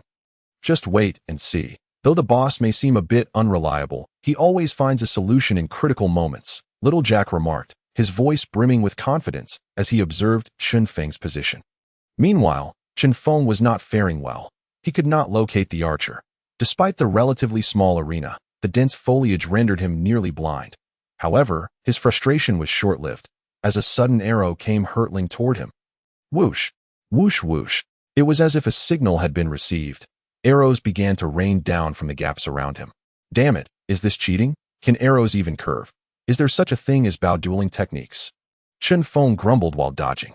The essence of an archer lies in their ability to manipulate the trajectory of their arrows using both skill and energy. It was said that the ancient wood elf, Chen Feng, could control his arrows to briefly traverse spatial rifts. Of course, Arno did not possess such prowess. His capability extended only to creating significant angles with his shots. Despite the complaints, Arno's arrows did not inflict any harm on Chen Feng, with his mid-silver Tirchi sensing. Ordinary attacks posed little threat within a 15-meter radius. Such vitality. Capturing such a target often brings greater satisfaction, Arno remarked with a smile, retrieving a red glass vial from his pouch and tossing it toward Chen Feng's head. Swish! An arrow whizzed past, shattering the vial and releasing dark red powder that enveloped Chen Feng in an instant. As the powder settled, it boiled violently, as if water had been dropped into hot oil, within 2 seconds. Chen Feng found himself encircled by red molten lava, the lava potion. A disposable attack item commonly carried by mercenaries, could yield remarkable effects in specific situations, such as now, just as Chen Feng prepared to leap out of the fiery ring. No fewer than 6 arrows simultaneously shot toward him mid-air. Even with chi sensing and protection in the air, he had no leverage to evade the onslaught of a silver-tier archer. It's over, Arno confidently declared. Even if Chen Feng managed to evade most of the critical strikes and escaped elimination, his subsequent condition was undoubtedly precarious. It truly was over. The environment was exceedingly unfavorable for him. In a slightly more open space, his speed would certainly have turned the tide. Reina continued her unemotional analysis. Yet as the flames blazed in the arena's center, memories of that retreating night surfaced in her mind. She had given her all, for the sake of her comrades, for the honor of the paladins, but such an environment, such a disparity in strength. Therefore, give up. You are already weary. The haunting voice of the curse she had long suppressed echoed in her mind. Yes, give up, it whispered. Boss. Suddenly, little Jack's exclamation jolted Reina, whose gaze had begun to lose focus. Upon awakening, she instinctively looked up at Chen Feng, who, instead of being riddled with arrows, vanished in an instant. The arrows that had been aimed at him fell into the surrounding lava, instantly vaporized by the intense heat. Arno, poised for the final strike from afar, sensed something amiss. However, as he prepared to flee, a mocking voice rang out behind him. Who are you aiming at, brother? Chapter 60. Skill Combination. The moment Arno heard the voice, he bolted. Regardless of whether one is an archer or a mage, all ranged professions possess lamentable close combat abilities, especially against opponents of the same tier. Once engaged in melee, they stand little chance. Naturally, some extraordinary exceptions exist, such as Gandalf. Create distance. As long as I can maintain distance, I still have a chance, was Arno's sole thought. With the traps he had set around him, he hoped to delay Chen Feng, even if only briefly, allowing him to widen the gap and formulate a plan. Wind Fist. However, reality is often cruel. Just as Arno began to plot his next moves while fleeing, Chen Feng's voice resonated once more from behind him. And suddenly, Arno felt a tremendous force strike his back, propelling him violently toward a nearby tree trunk. Boom! Cough cough! Shaking his dizzy head, Arno found himself embedded in the trunk, a trickle of blood escaping the corner of his mouth. That blow left him feeling as if his insides had been shattered. Every breath was a searing pain in his lungs. The magical runes could only block lethal attacks. The non-lethal ones he had to endure himself. Chen Feng had not anticipated that in a moment of desperation, simultaneously using both soft palm and wind fist would yield such results. Arno had set his traps expertly, although chi sensing prevented significant injury. Their sheer number made it impossible for Chen Feng to approach him directly, prompting the use of wind fist. What had begun as a strategy to disrupt Arno's actions inadvertently revealed that the skills granted by the system could indeed be combined for enhanced effects. I'll try combining Charge Punch with Wind Fist next time and see what happens, Chen Feng mused as he approached Arno. Hey there. Brother, you're quite impressive. Ever thought about joining us? Our mercenary group offers excellent benefits, with high pay, great returns, and we reject the 996 work culture. Care to learn more? Chen Feng inquired, gazing at Arno, who was now painfully encased in the tree. Caught off guard by Chen Feng's unexpected approach, Arno, a silver-tier expert, managed to chuckle. Sorry, I must decline. Charge punch. Boom. Arno's response was abruptly interrupted as the punch landed squarely in his gut as the arena gradually returned to normalcy. The judge announced Chen Feng's victory. Arno, pale and wide-eyed, stared in disbelief at Chen Feng's retreating figure. Chen Feng understood well that villains often perish from verbosity. As a silver-tier expert, one could never be certain of Arno's hidden means of turning the tide. Thus, upon receiving a response, he decisively eliminated Arno. Boss, you were amazing. Little Jack and Reina had been waiting at the exit for Chinfong, and upon seeing him emerge, they rushed to greet him. Chinfong smiled at them. So, how do I look? Impressive, right? He struck a somewhat flamboyant pose. Impressive, simply outstanding. Little Jack exclaimed, having learned the expression from Chinfong. Although he did not fully grasp its origin, he found it effectively conveyed his feelings, succinctly capturing what poets might take an age to articulate. Congratulations, Captain. Reina also congratulated Chinfong, who noticed that her expression had shifted from the confusion of her early days to a newfound resolve. Albeit just a hint more. Thanks. Let us celebrate after we secure first place in the regional competition. Chinfong replied, beckoning them back to the stands. When does Leo's match begin? The fourth match, just 2 matches after yours, Little Jack noted. Having memorized everyone's match schedules, Chinfong nodded and turned his attention to the arena, where the second match of the Silver Group was already underway. He no longer watched with the casualness he had exhibited during the Bronze Group matches. In the Silver Group competition, the contestants' experience, strength, mastery of the battlefield, and even their professional traits are all worthy of Chen Feng's study. Such gatherings of masters, where they unleash their full powers against one another, are indeed rare. The 2 battles, while not excessively lengthy, had stretched until nearly 8 o'clock in the evening by the conclusion of the 11th match. The 12th match of the Silver Group individual competition, announced the referee, features Leo from the Morning Wind Mercenary Group against Duel from the Iron Blood Mercenary Group. Once the venue had returned to normalcy, the referee declared the last match of the day in the Silver Group individual competition. Iron Blood Mercenary Group. Upon hearing the name of his opponent's mercenary group, Chen Feng felt a flicker of recognition. Oh, isn't that the group whose member once tried to attack me? He smacked his forehead, recalling the absurd encounter he had during his earlier recruitment efforts in the square. I never expected that fellow to be a silver-level expert, truly. Appearances can be deceiving, Chen Feng mused. Lulu, over here. The previously docile Little Jack, who had been sitting beside Chen Feng, suddenly sprang to life, bouncing on his toes and waving his hands energetically, without needing to look. Chen Feng knew Lulu had arrived. The half-orc girl dashed over, her cat-like tail and ears drawing no attention in the bustling mercenary crowd, where such sights were commonplace. So what do you think? The captain must have secured victory. Right? Lulu plopped down beside Reina, oblivious to the fact that Reina was a woman, causing Jack to internally lament. Yes, indeed, Reina replied, gently ruffling Lulu's hair in her eyes. Lulu resembled the little girl who had clung to her during the paladin selection trials, with the only difference being that Lulu was more outgoing, while that girl had been rather taciturn. That girl had since become the greatest saint of the Church of Light, Helen Shaw. Where did you go with Leo today? Leo had mentioned he needed to buy some supplies for the competition. And since Lulu had nothing to do, she accompanied him to lend a hand. After pondering for a moment, Lulu replied, We went to Diagonal Street, where Leo purchased a large quantity of potion ingredients. And then he returned to his place and shut the door. I see, Chinfong mused, recalling that Leo possessed skills in potion making. Dark Poison Druid Leo, an anomaly among druids. Isn't he one of your mercenary group members? A familiar voice interjected. Hey, Derek, you're here too. Chen Feng greeted Derek and his companions from the Black Dog mercenary group, who had joined him. Meanwhile, Leo's hunched figure had appeared in the center of the arena, facing a heavily armored swordsman. A friend mentioned that someone from your mercenary group was competing here, so I came to take a look, Derek explained. Do you not know anything about this individual? Chen Feng awkwardly shook his head. The system only displayed the professional details of mercenary group members, not their backstories. Dark Poison Druid? I've heard that title before. Reina suddenly spoke up. It is said that in the western part of the empire, he poisoned an entire noble family, humans and animals alike, leaving not a single living thing in that estate. And the corpses were in a dreadful state.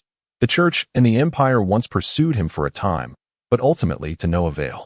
Reina's tone was calm, yet Chen Feng's heart raced, and cold sweat trickled down his forehead. He knew this old man was formidable, but he never anticipated the extent of his notoriety. More importantly, this fellow was a ticking time bomb, while he had noticed the potion names displayed in the system. Who could possibly deduce that lovely bouncing bunny was a poison?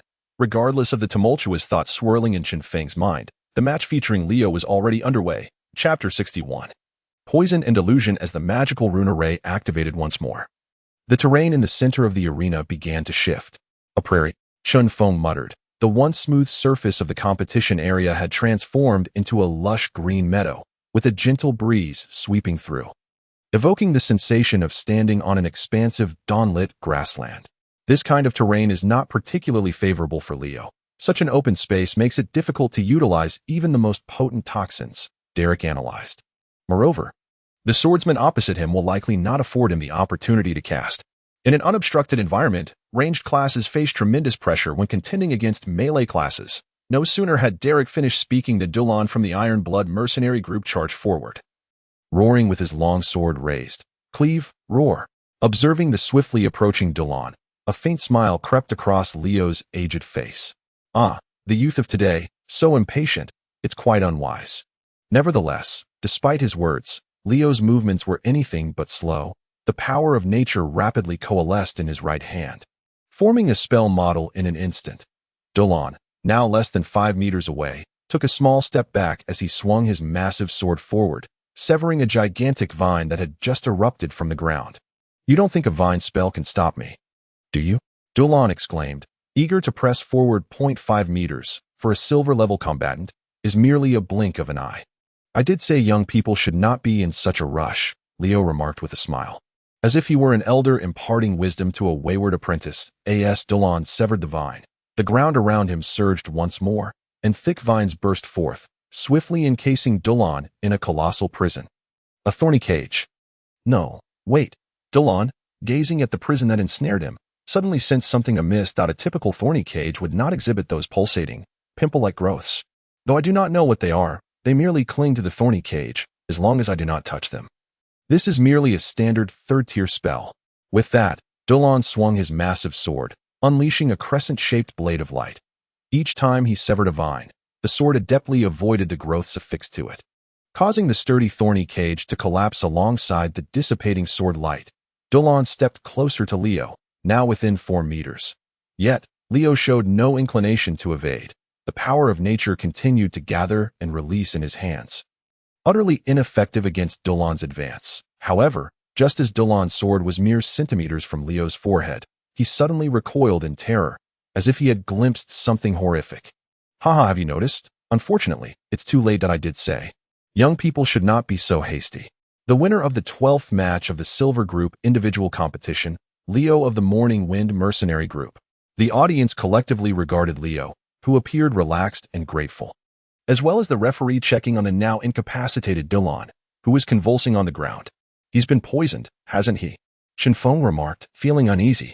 Indeed, little Jack, who had some knowledge of potion making, replied. However, his studies were conventional, contrasting starkly with Leo's focus on toxicology. He must have been poisoned at the very beginning, likely with a hallucinogenic toxin. Was it that gust of wind? They all recalled the breeze that had swept across the grassy field at the start. But none had considered that Leo had begun releasing toxins at that moment to them. Duel's bold charge toward Leo seemed valiant, yet after severing the thorny cage, he suddenly collapsed, writhing on the ground, frothing at the mouth, before losing consciousness moments later. A hallucinogen. Is it similar to an illusion? Chen Feng recalled his previous experience being drawn into an illusion by the stabbing serpent. Not quite. Little Jack shook his head. Illusions, specifically the techniques of the phantom assassin, require a medium to draw the target into the illusion, be it an object, a glance, a sound, or even a phrase, allowing the target to unknowingly slip into the illusion. Chen Feng meticulously recalled the day he was attacked by the stabbing serpent. The only detail that had seemed out of place was the incessant clanging of metal. Clang, clang, clang. Too rhythmic to ignore. However, he had been in Ironstone Street at the time, so he instinctively attributed it to his surroundings. Yet illusions do not directly inflict harm upon the subject. Thus, the final act must still be carried out by the phantom assassin. Toxic substances, however, are entirely different. Look at Dolan's condition. Does he appear unscathed? Jack pointed to the collapsed Dolan. At that moment, Leo approached Dolan, holding a small wooden vial. What are you doing? The referee, who was about to assist Dolan, suddenly grew tense upon seeing Leo draw near. Leo did not spare him a glance. He poured a pill from the vial into Dolan's mouth. Instructing, tell those accompanying him to ensure he drinks plenty of hot water and relieves himself. He'll recover by tomorrow morning. Having said that, he exited the competition area, leaving the referee anxiously watching him. It was no wonder the referee was so apprehensive. He was merely a bronze-level clerk, temporarily assigned as a referee due to the lack of personnel for the Mercenary tournament, with the Mercenary Guild overseeing the event. These mercenaries dared not cause any disturbances, rendering his role more symbolic than substantive. Greetings, I have returned. How are you all? I trust one did not bring shame upon our Mercenary Guild, old fellow. Leo exclaimed as he approached the viewing platform, waving at the crowd from a distance. The onlookers instinctively recoiled slightly, uncertain whether this old man was concealing any venomous creatures like scorpions, centipedes, or snakes, as is often the case with nefarious villains on television. Leo, however, paid little heed to their apprehension and, with unabashed boldness, nestled next to Chen Feng and declared, I am utterly exhausted. The youth of today truly lack respect for their elders. You clearly did not even move a muscle, Chen Feng retorted, suppressing the urge to shift in his seat, and quietly inquired, when did you release the poison? Oh, so you are all aware. Leo responded with feigned astonishment, yet Chen Feng discerned no genuine surprise in his eyes. Reluctantly, Chen Feng acquiesced. As you say, esteemed dark druid, I have long held admiration for your illustrious name. Please forgive my ignorance. Not at all, not at all. Leo waved his hand dismissively, chuckling. Nearby, young Jack observed with wide-eyed astonishment as Chen Feng and Leo exchanged lewd banter. Finally comprehending why Chen Feng often expressed a desire to open a tavern and work as a waiter, surely, that would be far more promising than being a mercenary. Leo, do enlighten us.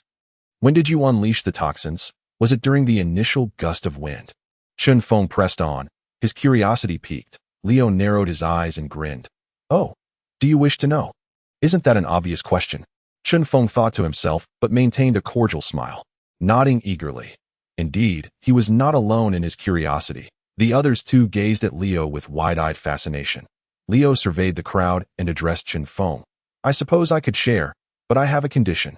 If it pertains to matters of mental prowess, I would rather not. Chen Feng surmised Leo's intentions. The notion of utilizing the mental training chamber was out of the question, not due to his stinginess, but because the regulations concerning the guild's benefits had already been established. And a mere act of poisoning hardly qualified one for access to such a facility. Then how about I offer you a sample of the very poison I just employed? It is personally concocted, boasting exceptional efficacy with absolutely no side effects. Truly a necessary remedy for both domestic and adventurous pursuits. What do you say? Leo persisted, undeterred. Chen Feng realized that the other contributions Leo had mentioned upon joining the team were likely related to this offer. Nevertheless, he shook his head in refusal, his reasoning straightforward. He simply could not make use of it. Poisoning was not merely a matter of tossing a handful of powder into the air. It required extensive knowledge of techniques, terrain analysis, and opponent assessment, all of which demanded considerable time and effort to master. Furthermore, one needed to delve into the study of concocting formulas and the fundamentals of alchemy, which Chen Feng did not believe he had the luxury of time to pursue. If he were alone, it might have been feasible, but with a plethora of responsibilities awaiting him within the guild, he found little time for such frivolities. Leo pouted, disappointment etched on his face as he turned away. At that moment, the referee announced the conclusion of the day's matches. The next bout for Chen Feng and Leo, along with the other advancing contestants, was scheduled for the day after tomorrow, while the Silver Group team matches were set for 2 days hence. Young Jack, due to his personal prowess, had registered for the Bronze Group individual competition, which also fell on the same day that if fortune favored him, he might manage to avoid clashing with Chen Feng's match schedule. As the crowd gradually dispersed from the viewing platform, they bid farewell to the Black Dog members before parting ways. Young Jack expressed his intention to accompany Chinfong and Lulu back to their base before returning to the Bryan Manor. Observing the scattering of individuals in various directions, Chen Feng contemplated utilizing his free day tomorrow to establish the dormitory for the guild members, sparing them the inconvenience of constant back-and-forth travel. Furthermore, given the expansive space of the base, his solitary existence had grown somewhat tedious, especially since Lulu would often be whisked away by young Jack as soon as she awoke. Upon returning to the Morning Breeze Mercenary Corps base and bidding a reluctant farewell to young Jack, Chen Feng freshened up briefly before accessing the information regarding the guild dormitory in his mind. Guild dormitory. An exemplary mercenary guild ought to provide returning members with a suitable resting place. Required materials: 20 cubic meters of white vein wood, 1 ton of fine iron, 1 kilogram of dream flower petals. Accommodates 10 individuals. Status: not constructed. Chen Feng had previously estimated the value of these materials to be around 200 gold coins, a sum well within his savings. Once the mercenary tournament concludes, I shall have to undertake several more missions, he mused. Money is fleeting, and numerous constructions still awaited completion, even with the dormitory accounted for.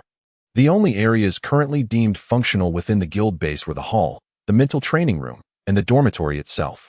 Ah yes, I must also resolve the land acquisition issue, Chen Feng suddenly recalled, realizing that the system's buildings must be situated on actual structures. Thus, on top of the 200 gold coins for materials, he would need to factor in the cost of the land. On the second day of the mercenary tournament, a significant event transpired in the streets beneath the Horseshoe City. The former Morning Breeze Tavern, now the Morning Breeze Mercenary Corps, had acquired 2 adjacent properties. Naturally, the young man named Chen Feng compensated each of the families within those 2 houses quite handsomely. This news spread rapidly throughout the streets of Horseshoe City, for the common folk found this development far more thrilling than the distant spectacle of the mercenary tournament. Consequently, Chen Feng spent the majority of that morning attending to the numerous girls introduced by the neighborhood aunties. As an extraordinary individual, Chen Feng evoked a different reaction from these women. While other extraordinary beings might not be overtly cruel to ordinary folk, they certainly did not exhibit kindness. However, Chen Feng maintained a demeanor of utmost politeness towards them. Of course, Aunt Mason, I shall certainly give your suggestions due consideration that I have matters to attend to, so let us discuss this further another time. Chen Feng smiled as he bid farewell to the somewhat plump middle-aged woman and her daughter. Internally lamenting his predicament, after the woman insisted several times that Chen Feng should carve out some time to spend with her daughter, she left with a satisfied expression. Bang! As the door closed behind them, Chen Feng felt an overwhelming sense of tranquility enveloping him. Young Jack, who had been quietly observing, queried, Boss, I failed to understand why it was necessary to purchase 2 houses for the dormitory. Ah, you do not comprehend. We will need this space for future constructions. It will all serve a purpose, Chen Feng explained. His intention was to resolve the land acquisition while he had the funds, thereby eliminating the need to repeatedly seek out old Hans for property purchases in the future. Little did he anticipate that the people in this world operated according to their own set of rules. By the way, young Jack, arrange a place for Lulu to rest tonight, that I will summon craftsmen for overnight construction. So it may be a bit noisy, Chen Feng said wearily, recalling the formidable power of the neighborhood aunties, which rivaled that of the howls of ghouls.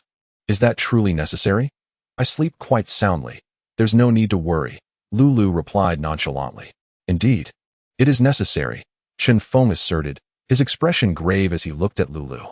In just a couple of days, we will be embarking on the team competition. Everyone must maintain their best condition, and there can be no room for carelessness. Young Jack seemed to grasp the underlying message and turned to Lulu, saying, Listen to the boss. Didn't you mention wanting to visit Marlin Street to purchase some lovely clothes? You could stay somewhere nearby. That way, you can explore a bit longer. Lulu glanced between Chen Feng and young Jack, sensing their intent to shield her from something. Having navigated the Beast King City for some time, she was neither naive nor foolish, so she opted not to pry further and nodded in agreement. Chen Feng felt a sense of relief as he observed the 2 of them. He recognized their concerns. Yet they refrained from pressing for answers, demonstrating a trust and acceptance that he deeply appreciated. One day, he would owe them an explanation, a fitting response to the trust they had placed in him. Chapter 63. The Mercenary Corps Dormitory. After young Jack and Lulu departed, Chen Feng took the key and ventured next door into the newly acquired property. The building consisted of 2 stories, each approximately 90 square meters. Not particularly spacious, sufficient for a modest family of 3 on Earth. However, here, the floor was divided into 3 rooms, each measuring less than 30 square meters. It is worth noting that in the Mafarian continent, there is no concept of family planning, and with the almost non-existent hygiene awareness among the impoverished, it was easy to imagine the squalor within these rooms. Chen Feng walked through the house. He encountered floors strewn with various debris, and with every few steps, he spotted remnants of dried stains. He dared not even glance at the shared restroom, fearing he might faint from the odor. Due to the hasty relocation, remnants of belongings were left behind in each room, epitomizing the essence of a slum. Chen Feng did not venture upstairs, suspecting it would be no better than the ground floor. At that moment, he felt immensely grateful for the system. As long as the materials were available, even the most dilapidated locations could be transformed into pristine and orderly spaces. In the afternoon, Chen Feng made a trip to the Shell Chamber of Commerce. Due to the nature of his previous tasks, he enjoyed certain discounts while shopping there. After selecting his items and completing the payment, he instructed the chamber's personnel to deliver the materials that evening. Exiting the Shell Chamber, Chen Feng headed towards Ironstone Street. His previously customized weapon had long since become dilapidated during yesterday's competition. It had disintegrated into mere shards under the pressure of the wind fist, and with a bit of money still in hand, he needed to promptly order a new set of equipment. After navigating several turns on Ironstone Street, Chen Feng once again found the forge named The Forge. This establishment was known for its commendable craftsmanship, and having previously had his weapon made there, communication was rather convenient. Upon entering, he noticed Blaze and her father engaged in a heated debate, seemingly discussing the necessity of striking several times correctly during the forging process. "Excuse me, esteemed artisans, I would prefer not to interrupt your scholarly discourse. But if this continues, the sun will soon set," Chen Feng interjected, somewhat exasperated as the two were caught up in their argument. Only then did they realize someone had entered the shop. "My apologies. Dear customer, we didn't notice you," Blaze responded first, quickly welcoming Chen Feng. "What can we assist you with today? We have the finest weapons and equipment in all of Ironstone Street." Chen Feng smiled and presented the utterly ruined gauntlet to Blaze. She gazed at it in confusion. "What is this?" "Oh, isn't this the gauntlet you made, Dad? How did it end up like this?" The middle-aged man, who had already moved to the back forging room, heard Blaze's voice and peeked out, instantly refuting. "Impossible. I would never craft such rubbish." "How can it be impossible? Take a look for yourself. Your mark is right here," Blaze exclaimed, locating a small insignia on the gauntlet's protective finger area. Chen Feng, curious, leaned in to see it too. Despite using it for so long, he had never noticed that detail. "Ah, it truly is," the middle-aged man acknowledged, suddenly enlightened as he pointed at Chen Feng. "Oh, I remember now. You are the young man who wields a gauntlet as a weapon." "Hello, sir." Chen Feng nodded and smiled. "Haha, greetings. You truly are fortunate. Using that as a weapon and still being alive is quite the feat." The middle-aged man regarded Chen Feng with astonishment. Chen Feng's eye twitched slightly, suppressing the urge to turn and leave, and said, "Could you help me design another?" "Of course. Just hand this over to Blaze. She can handle it completely," the middle-aged man reassured, patting the girl by his side. No, what I mean is to redesign it. This one no longer suffices for me. You see." With that, Chen Feng concentrated his energy into his hand. Silver rank. Both Blaze and the middle-aged man gasped simultaneously.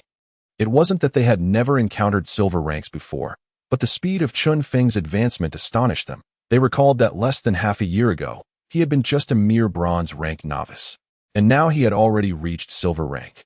Moreover, judging by the density of his fighting spirit, he was undoubtedly not of the lower silver tier. The embodiment of fighting spirit was the simplest and most effective way to distinguish between silver and bronze ranks. Even a high-tier bronze rank could not achieve such embodiment.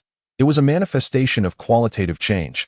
Although they were puzzled by why Chen Feng's fighting spirit appeared somewhat misty, it did not alter the fact that he was indeed of silver rank. "What on earth? What have you been consuming during your training? It hasn't been long, and you've already attained silver rank." The middle-aged man finally regained his composure, marveling at the rapidity of Chen Feng's ascent, a phenomenon he had only heard of but never witnessed. A flicker of envy crossed Blaze's eyes for a brief moment. After all, she was still young and held greater potential than Chen Feng, provided he lacked a system. "Well, to put it simply, Much has transpired during this time. Being a mercenary, anything can happen. Chen Feng laughed off the matter. Indeed, as a mercenary, anything is possible, the middle-aged man mused. In fact, I was considering sending Blaze out for some practical experience. Oh, have you considered joining my mercenary group? We offer excellent benefits, Chen Feng inquired, hoping to recruit a blacksmith for his team, as maintaining everyone's weapons and equipment was essential, while running errands to the forge posed no issue. It could become quite troublesome if their weapons sustained damage during intense battles. Haha, let's discuss that later. There's no rush at the moment. The middle-aged man politely declined. As a father, he had his own considerations. And Chinfong did not press the matter further. Now, what are your requirements for the new weapon? He redirected the conversation back to Chen Feng's weapon. I have no particular demands. I simply wish for the material to be sturdier and more durable. Capable of withstanding the intensity of silver rank attacks. Comfort should also be improved, but otherwise, it can be similar to the last one. Chen Feng replied he did desire a low-tier magical artifact quality. But it was unlikely anyone on this street could accomplish such a feat. The middle-aged man nodded in understanding. Got it. Please provide a deposit. This might be a bit pricey, as we don't have materials of tier 5 or 6 on hand, and will need to source them from elsewhere. Chen Feng acknowledged this, promptly paying a deposit of 30 gold coins, along with an additional 30 coins for the remainder, even adding 5 extra coins. His only request was for expedited completion. The middle-aged man recognized that these days coincided with the mercenary competition and, considering Chen Feng's generosity, assured him that it would be delivered within 3 days. The previous order had also been completed in 3 days, but a silver rank weapon was entirely different from a bronze rank one. Showcasing the middle-aged man's sincerity, Chen Feng was equally impressed by the blacksmith's skill. The rapid delivery of a silver rank weapon was a promise most ordinary blacksmiths would hesitate to make. Having wrapped up matters regarding the weapon, Chen Feng hurriedly repaired his leather armor. Currently, his funds were insufficient for purchasing a new set that would suit him, and he had to reserve some for expenses on the journey to the imperial capital. Rather than spending money on a nearly identical set, it was more prudent to patch up what he currently wore. After all, his ability to sense energy allowed him to evade most attacks. He could manage with what he had. By the time Chen Feng returned to the base, night had already fallen, and he had not eaten. He promptly entered the newly purchased building next door. The personnel responsible for delivering supplies from the shell chamber had arrived, and Chen Feng immediately instructed them to place the materials inside. He could have converted the materials directly into the room using the system, as long as they remained unmanifested. However, having so many items vanish in an instant among a crowd would undoubtedly raise eyebrows. He had no spatial ring to conveniently explain such occurrences. Once the delivery personnel departed, Chen Feng closed the door behind him and placed his hand on the materials, summoning the system in his mind. System, construct the mercenary dormitory. Materials for construction detected as complete. Please confirm whether to proceed with the construction. Confirm. Commencing construction. The materials surrounding Chen Feng vanished in an instant. Construction complete. Please confirm whether to manifest. Manifest. No sooner had he spoken than Chen Feng felt the space around him begin to whirl rapidly. As if he stood in another dimension, witnessing the transformation unfold before him. He had always been curious about how the system accomplished construction, and this was his first-hand experience. The filthy, disordered ground became impeccably clean. The dim room illuminated by bright magical lights, and numerous pieces of white-patterned wooden furniture emerged within. Simultaneously, several wooden doors appeared on the walls of the space, all completed within mere seconds. Fortunately, Chen Feng's mental fortitude was strong enough to prevent dizziness from the rapidly shifting environment. Once the manifestation was complete, the previously dilapidated area was now astonishingly bright and clean, the entire space rejuvenated. Chen Feng took a tour of the materials, surveying the entire hall, the second floor, and several rooms, concluding, excellent, simply marvelous. The central area of the house on the first floor spanned nearly 40 square meters, with 3 additional rooms, including 2 bedrooms and a kitchen. The second floor boasted 8 bedrooms. This left Chen Feng astounded, as the total area of the second floor matched that of the first. Each of those 8 bedrooms was nearly 40 square meters, complete with its own bathroom, resembling rooms found in hotels on Earth. This indicated that the additional space did not genuinely exist within this world. Is this mastery over spatial abilities? Chen Feng's voice quivered slightly. Although somewhat startled, he recognized this kind of power, having encountered it before, such as within the mental training room. but it still relies on the material of reality. Is it because it hasn't fully recovered yet? Chen Feng pondered in his mind. The longer he interacted with the system, the more he noticed its capabilities seemed to grow over time. However, he refrained from further speculation. At the very least, the system posed no harm to him, which was sufficient. Returning to the first-floor hall of the dormitory, Chen Feng opened a door to his left, revealing the hall of the mercenary group's base. The system had seamlessly connected the two spaces. Impressive, truly impressive. Chen Feng couldn't help but smile broadly. Chapter 64. Ice Grandma in the Mercenary Competition. Mightiest City, Silver Group Individual Match, Second Round.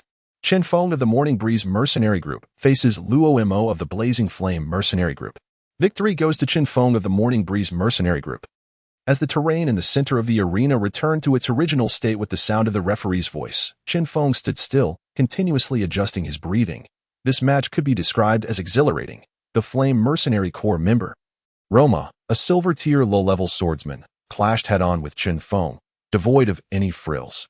Ultimately, Chen Feng emerged victorious, relying on his superior rank. To be honest, Roma's combat experience and skills far surpassed his own. Curiously, Chen Feng sensed that his final strike seemed to carry a trace of qi that was unaffected by the magical runes, directly impacting Roma's body, albeit only slightly. Could it be that qi possesses the ability to penetrate magical arrays? Chen Feng pondered as he moved towards Roma, who lay prostrate on the ground, his limbs aching, when the briefly unconscious Roma lifted his head. The first sight that met his eyes was Chen Feng, squatting in front of him with a somewhat lecherous expression. "What do you want?" Roma asked, sitting up despite the pain, wondering what tricks this guy had used to defeat him. "Hey, it's nothing. You put up a good fight. How about considering joining my mercenary corps?" Chen Feng attempted to adopt a friendly demeanor, though the soreness in his muscles rendered his smile somewhat peculiar. "No thanks. I'm quite content in my own mercenary corps. Perhaps we can collaborate in the future," Roma replied without hesitation, though he did not completely dismiss the idea.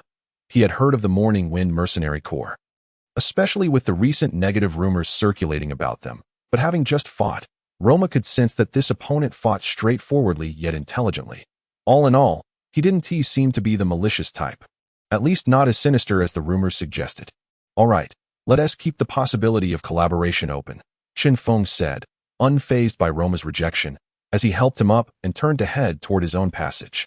"Hey, congratulations, Captain," Leo greeted Chen Feng with a smile as he stood in the player tunnel. "Thanks. So, it's your turn next. Are you nervous? Should I cheer you on?" Chen Feng asked, his face bright with mirth. Leo scoffed. "Humph. I've seen my fair share of storms. You think I'd be as melodramatic as you youngsters? Just go do your thing. I'll head back on my own once I finish."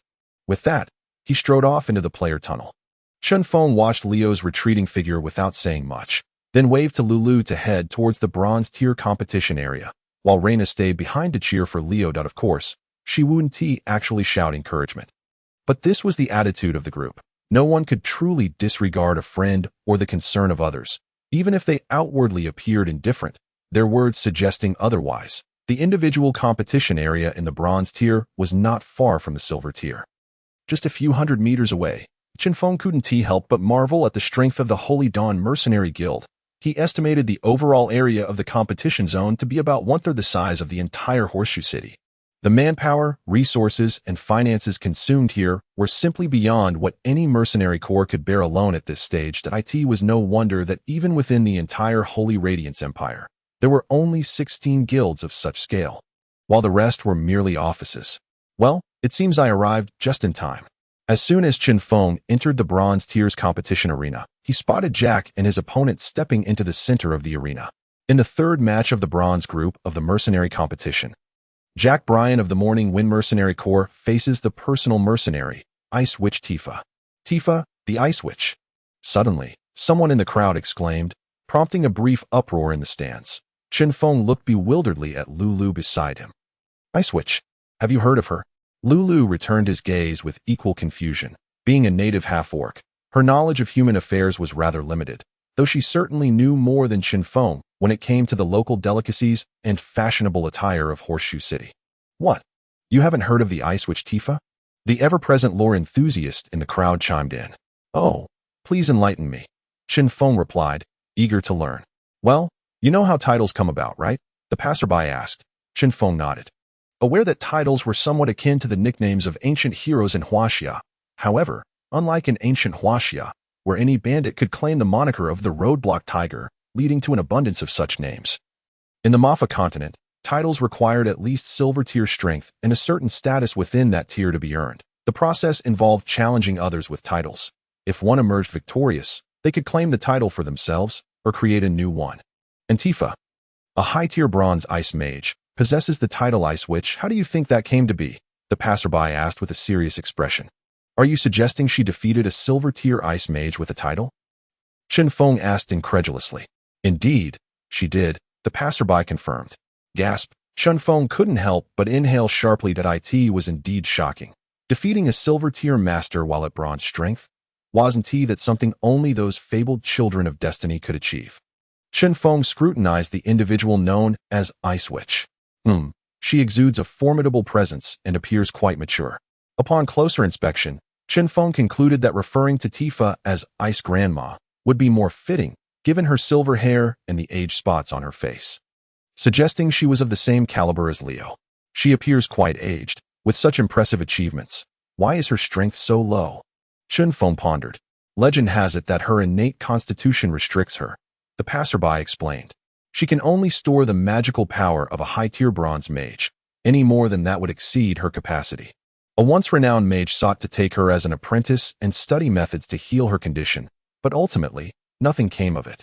However, it is precisely because of this limitation that she dedicated her entire life to studying the construction of magical formulas. Her understanding of ice magic far exceeds that of most silver-tier mages.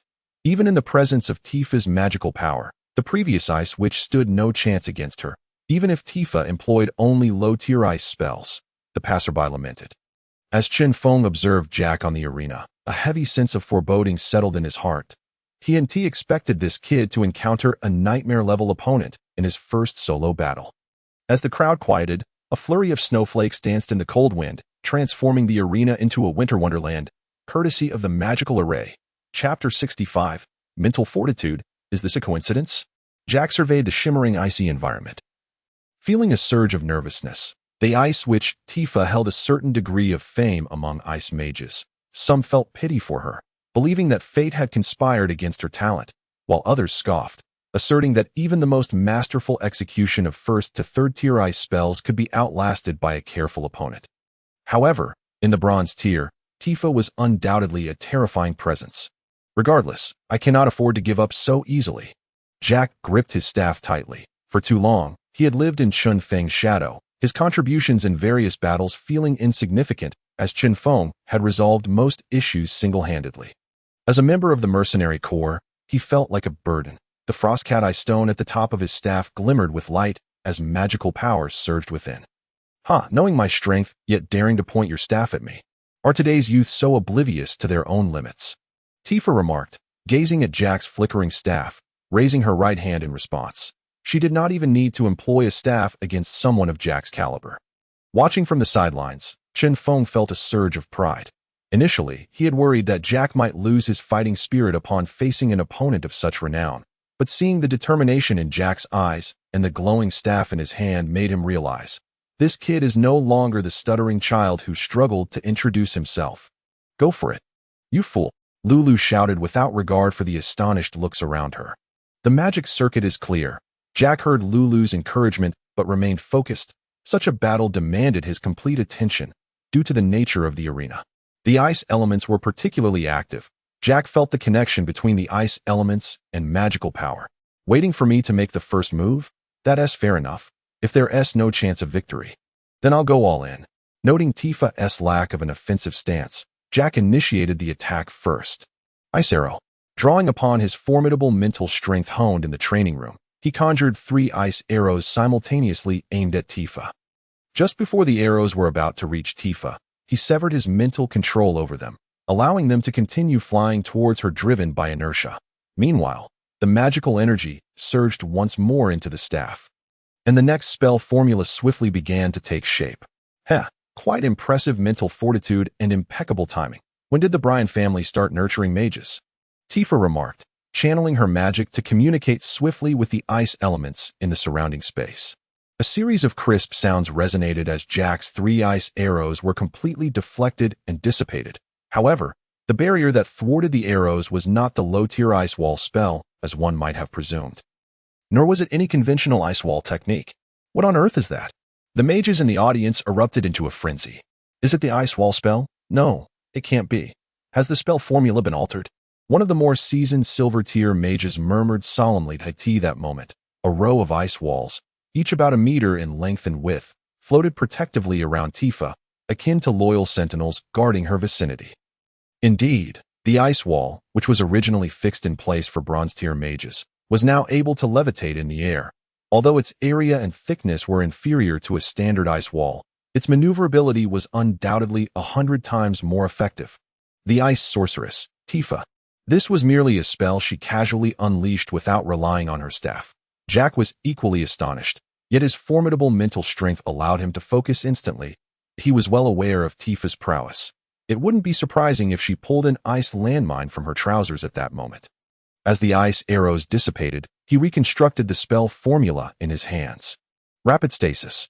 A flicker of blue light glimmered across Jack's staff, and Tifa immediately sensed the surrounding ice elements beginning to surge toward her with hostility.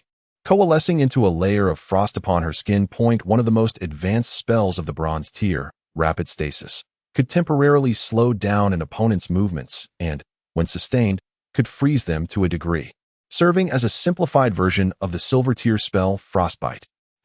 This little fellow possesses such formidable mental strength.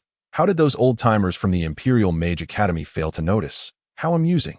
Despite being ensnared in rapid stasis, Tifa felt no sense of peril. Instead, she anticipated Jack's next move with keen interest. The rapid stasis spell could indeed bypass the ice wall and directly affect the target behind it, provided it was guided by substantial mental strength. Akin to a guided missile, the ice arrow technique could also achieve this and was even simpler, but the target was far too obvious. The mages present began to shift their attention toward Jack. When did the Bryan family have this child? His mental strength should not allow him to remain obscure. I've never heard of him. I only know of a fair Bryan. I've heard some rumors. They say he is just a useless, illegitimate child. Who would have thought the Bryan family kept such secrets? Jack paid no heed to the discussions around him. His expression was grave as he relentlessly guided the rapid stasis spell to operate on Tifa. Yet, it felt as if there was an abyss within her, continuously devouring and neutralizing the spell's potency. If the stalemate persisted, his magical energy would inevitably be depleted. No, I cannot afford to remain at a standstill, Jack concluded. His eyes narrowing, he forced a fragment of the mental energy that was previously guiding the rapid stasis to converge in his left hand. Utilizing this sliver of mental strength, he directed the magic within him to meld with the ice elements in the air. Dance. Spirits of ice in the frigid cold, in my name, transform into ice crystal arrows, piercing the foe before me, condense. The ice arrow spell, once effortlessly conjured, now required incantation as an an ice arrow formed beside Jack. This was his utmost limit. And at this moment, trying to manage 2 streams of magic without collision caused his head to throb excruciatingly. Go! Whoosh! Jack aimed to exploit the effect of rapid stasis to delay his opponent's movements and deliver this lethal strike. This was also his all-out attack. The spectators around the arena were left agape, witnessing a bronze tier mage simultaneously unleashing 2 spells. Even if they were low-tier spells, what did it matter? Did this little fellow harbor a monster within his mind? Among those observing this scene were Leo, who had just emerged victorious from the silver-tier individual competition, accompanied by Lena. It's real. It's real. These folks actually possess something that enhances mental strength. Leo's eyes sparkled with fervor as he gazed at Jack. Truly astonishing. Such immense mental power makes me somewhat envious. The ice sorceress, Tifa, withdrew her nonchalant demeanor, and with her left hand, a silver-white staff materialized. In return, I shall make you understand that magic is not merely a barbaric game that can be breached with mental strength and magical energy. As Tifa's surrounding ice walls dissipated, the ice elements surged violently like boiling oil. Chapter 66. Fusion Magic. Tifa commanded the ice elements around her, instantly shattering the ice magic Jack had unleashed when mages of the same tier and elemental affiliation clashed. The competition lay in their comprehension and mastery over elemental forces and spell formulas in either regard.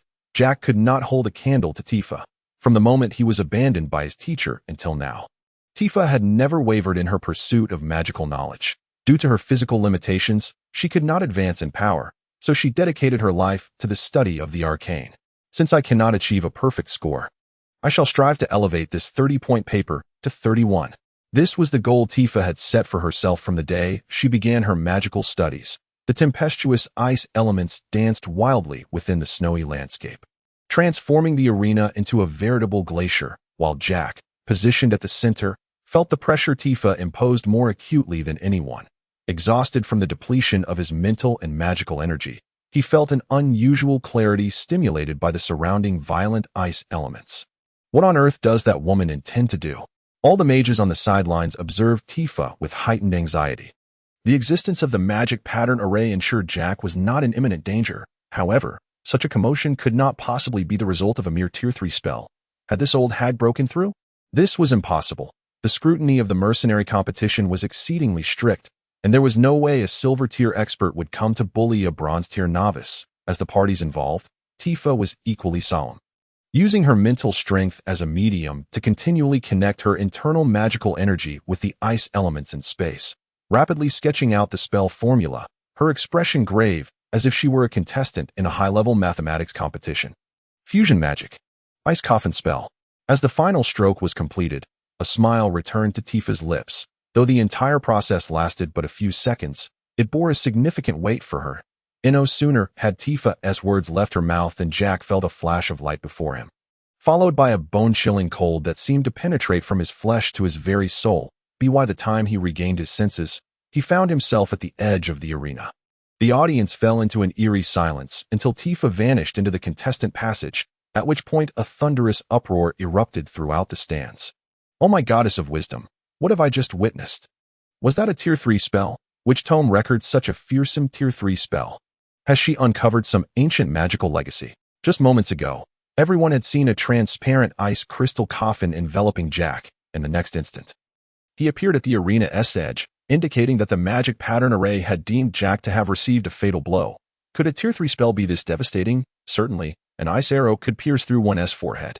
Evacuate all non-competing personnel immediately, and make it a priority to locate Tifa. Have the deputy commander bring some high-quality ice magic materials and follow the other mercenary groups. If Tifa's residence is discovered, we must pay a visit at once.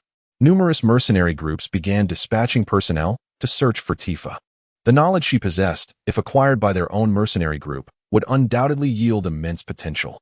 Exhausted, Jack emerged from the contestant passage, only to find everyone already waiting for him at the entrance. I'm sorry, boss, Jack began, but Chen Feng interrupted him directly. Jack, you did brilliantly. Incredible, you big oaf. Who would have thought you could hold your own against that old witch for so long? Lulu stepped forward to support Jack, who was swaying slightly. This is the first time I've seen someone at 16 using 2 spells simultaneously with such focus. Leo begrudgingly offered his praise, as Jack's battle had illuminated a path for him to break through his own limitations. Lena regarded Jack with earnestness, and after a long moment, finally remarked, "You are truly strong." She was not one for flattery. Thank you all." Jack's heartfelt smile radiated joy. It was a splendid feeling to be acknowledged. After years of being labeled a waste, today he had finally shed that designation. All right, let us head home and rest well, preparing for tomorrow's team competition. Chinfong called to the group as they exited the arena.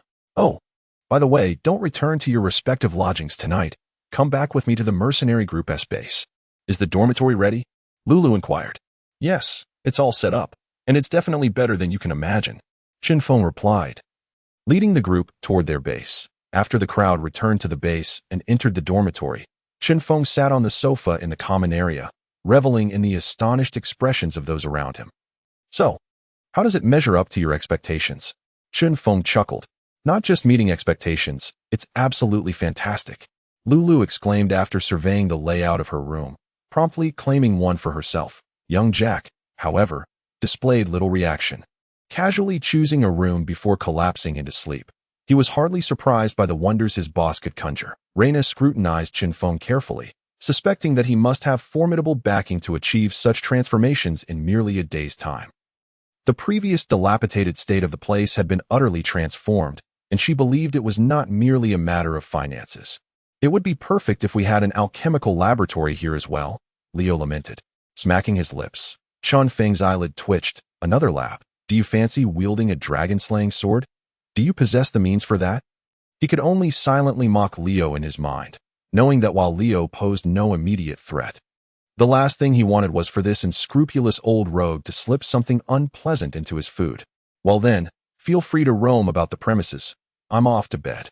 Good night. Chen Feng rose and returned to his original room, preferring the quaintness of his small space. Lulu waved goodbye and hurried back to her own quarters, eager to indulge in the enormous bathtub within. In the now empty common area, only Reina and Leo remained. After a moment of silence, Leo slumped into a chair and spoke first. So, what do you think? I assume you've sensed it too. It's not just you. Those two kids must have felt it as well, though they seem indifferent. Reina nodded, conceding the point. I advise you to refrain from any reconnaissance. Entities of this caliber, to put it bluntly, transcend our comprehension. Not just you as a bronze tier. Even I wouldn't dare to disrespect such beings lightly, Leo remarked, observing Reina prepare to ascend the stairs. Reina paused briefly before continuing her ascent. I'm merely heading to my room to rest. Good night. Leo watched her retreat, a flicker of fear and fervor evident in his gaze. Is it the ability to manipulate space? Even the gods are not beyond such prowess. Chapter 67. Command Authority. Bang. A beautifully crafted teacup shattered on the ground with a dull thud. Were Chen Feng present, he would undoubtedly feel a sharp pang of heartache. After all, this exquisite tea set from the Emerald Forest was of exorbitant value, and due to its rarity, even the average noble had never possessed such a complete collection. Sis Snake stood silently to the side, observing the irate Fair. In his recollection, Fair only exhibited such a volatile state on rare occasions, typically when matters had spiraled completely out of control. Everyone needs an outlet for their frustrations. Even the mightiest among us experience human emotions. Compared to some of the more deranged outbursts he had witnessed from nobles in the past, Fair was relatively mild. He preferred to smash things, especially the more delicate and expensive, the better. Fortunately, Fair's self-control was commendable. The Bryan family was affluent enough that it posed no significant issue to occasionally replace items with pricier novelties. Young magical prodigy. Is it? After venting, Fair regained his usual calm demeanor. The previous day's match had rapidly thrust Jack Bryan into the limelight. Some bored busybodies even delved into young Jack's background, unlike the mysterious and graceful nobles who dwelled in towers. Many had seen Jack on the streets, particularly during his lean years. Thus, the tale of a fallen genius magic boy oppressed by his family, who, through sheer will and the bonds formed with his mercenary companions, gradually carved out his own inspiring story began to take shape. Although much of the narrative was fabricated, mercenaries cared little for such trivialities. What could be more laudable than a noble youth transforming into a mercenary and ascending to the peak of life? It wouldn't be long before, buoyed by the mercenaries' tales and the enthusiasm of those curious, young Jack's reputation would eclipse his own. While this posed little obstruction to his plans, Fair could not shake the feeling that Jack's meteoric rise was too rapid, as if a blade hovered dangerously close to his back. Moreover, Jaegerle's recent attitude toward Jack was peculiar, further intensifying his anxiety. Make arrangements. I need to meet with Chen Feng. Fair's voice was hoarse. He understood the true reason behind Jack's rapid growth, yet the force backing Chen Feng rendered him hesitant to act rashly. Without Chen Feng, Jack was merely a pitiful pawn he could easily manipulate. Achu, in the Silver Tier Team competition passage. Chen Feng suddenly sneezed. What's wrong, boss? Caught a cold? Young Jack inquired with concern. Nothing, just an unexpected sneeze. Chen Feng rubbed his nose. Let us go. We shouldn't keep our opponents waiting. So, what is the strategy for today? Reina asked habitually, as the Holy Knight team always had a set tactical plan for their missions. Well, what are your thoughts? Chinfong countered, maintaining a calm facade. Reina frowned. Currently, I have none. We lack any intelligence on the opponent, making it impossible to devise a reasonable strategy. We can only adapt as we go. All right then, the command will be yours. Chen Feng readily relinquished authority, understanding that while his strength far surpassed Reina's, she possessed far more experience in commanding squad operations. Reina was somewhat surprised by Chen Feng's decisiveness but agreed promptly, as this was her area of expertise. Hey, what if Leo just poisons them all? Lulu chimed in unexpectedly. TCH. Do you think it's easy to prevent toxins from spreading in an open environment? I can't guarantee there won't be any mishaps if I attempt to poison their group, Leo scoffed, admitting that his control was indeed his greatest hurdle. As the group exited the passage, they were met with a vast arena for the competition. It's enormous, Chen Feng remarked. It's even slightly larger than the bronze-tier arena. The stands were already filled with mercenaries eager to watch the match. Silver-tier battles were notably deeper and drew interest from many bronze-tier spectators as well. The Mercenary Tournament. Mightiest City Regional Competition, Silver-tier Team Match. Morning Breeze Mercenary Group versus Fox Mercenary Group. The match begins. The magical array of the arena sprang to life. A swamp. Not bad. At least it's not an open field. Chinfong observed the bubbling ground around him. Come. A friendly sponsorship from Leo's specialty detox pills. 1 per person, rendering you immune to toxins for an hour. Get acquainted. Leo produced several emerald green pills from his pocket, declaring, "This area has considerable death energy, without detoxification. You won't last half an hour." Chen Feng and the others accepted the pills and swallowed them. The swamp was rife with methane and hydrogen sulfide. Excessive inhalation could lead to poisoning. On the continent of Mafai, chemistry as a discipline did not exist, so the gases produced in the swamp were collectively labeled death energy. Do you think if we hide for a while, those guys will all die from the poison? Lulu asked innocently. Stop dreaming. They are a silver-tier mercenary group. And surely they brought plenty of detoxification supplies, Chinfong chuckled, though he had entertained the thought himself. After surveying the surroundings, Reina pondered, the enemy has greater numbers. We're not suited for a frontal assault. Lulu, scout around for denser swamp areas. Return here in 3 minutes. Understood. Lulu drew her small dagger and promptly vanished from sight. Leo, maintain vigilance. In combat mode, Reina showed no regard for Leo's age or strength. Issuing commands without hesitation, Leo did not mind. He closed his eyes, channeling his natural power into a small, transparent green bird that circled him once before swiftly merging into a nearby tree. Communicating with nature, a practical spell for druids, allowed Leo to detect life forms within a radius of about 500 meters. However, the magical array in the arena diminished this effect, and he found he could only perceive up to roughly 9 meters. 10 o'clock direction. A small creature is approaching rapidly. Remain concealed, Leo warned the trio. Chinfong hoisted young Jack into the branches of a large tree, while Reina, hindered by her weight, sought refuge among some bushes. As for Leo, he melded into a tree. Without using toxins, this old fellow was indeed a genuine druid. Moments later, a small hawk flew overhead, circling once before veering off in another direction. The enemy sharpshooter has a flying reconnaissance pet. Reina's heart raced. Chapter 68. Trap flying reconnaissance pets are not common. While sharpshooters have some support in this area, it is difficult to find suitable magical beasts, and the costs are exorbitant, not to mention the significant risks involved. Thus, apart from golden-tier mercenary groups, most would not employ such a luxurious method of reconnaissance. We must relocate. Hasn't Lulu returned yet? Reina inquired. I have returned, Lulu declared as she disengaged from her stealth. There is a sizable swamp area in the thicket approximately 40 meters ahead. Reina nodded and replied. The captain and Leo will attempt to lure them over, Jack and Lulu. Accompany me to that location first. No problem.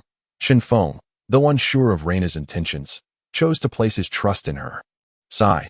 At my age, I shouldn't be engaged in such rough work, Leo grumbled, yet he followed Chinfong nonetheless. About 200 meters away from the Morning Breeze Mercenary Corps, the leader of the Fox Mercenary Corps, Luncent, was leading his team of 20 towards the previous position of the Morning Breeze Mercenary Corps. The reconnaissance pet that had been dispatched was theirs. Luncent had specifically arranged for its rental for this competition, knowing that death would not occur within the arena, a privilege extended to both man and beast. Everyone, be mindful of your surroundings. The enemy is fewer in number, but their strength is formidable. Upon spotting the target, do not engage alone. Luncent cautioned his team. The reputation of the Morning Breeze Mercenary Corps had been quite prominent these past few days. Known for its members like the venomous druid Leo, the youngest genius sorcerer from the Bryan family, Jack Bryan, and their captain, Chen Feng, who was at least of mid-silver rank, Tio claimed that Luncent felt no pressure would be disingenuous within the Fox Mercenary Corps.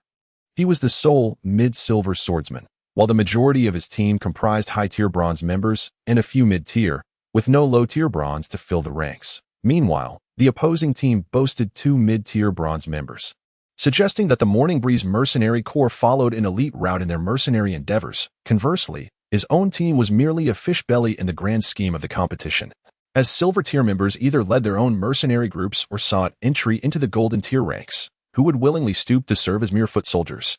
The Steel Mercenary Corps, which had supported Mori, managed to secure a top 3 position in Mighty Town precisely because they possessed 2 silver tier experts alongside a robust reserve force. Hey, are you gentlemen looking for me? Just as Luncent was deep in thought, Chen Feng's figure suddenly appeared on a tree before them. Everyone, assume battle formation. Mages and archers, fire at will. Without further ado, Luncent issued the command to attack. Whoosh whoosh, hoo-hoo, arrows, fireballs, and ice arrows whizzed past Chinfong, whose mid-silver energy sensing and formidable mental prowess allowed him to evade most of the onslaught. With only a few stray spells or arrows inflicting minimal damage due to the protective energy surrounding him. Mage, that fellow is too agile. Activate rapid stasis. Luncent commanded once more, directing the only high-tier bronze ice mage in the Fox Mercenary Corps to point his staff at Chinfong.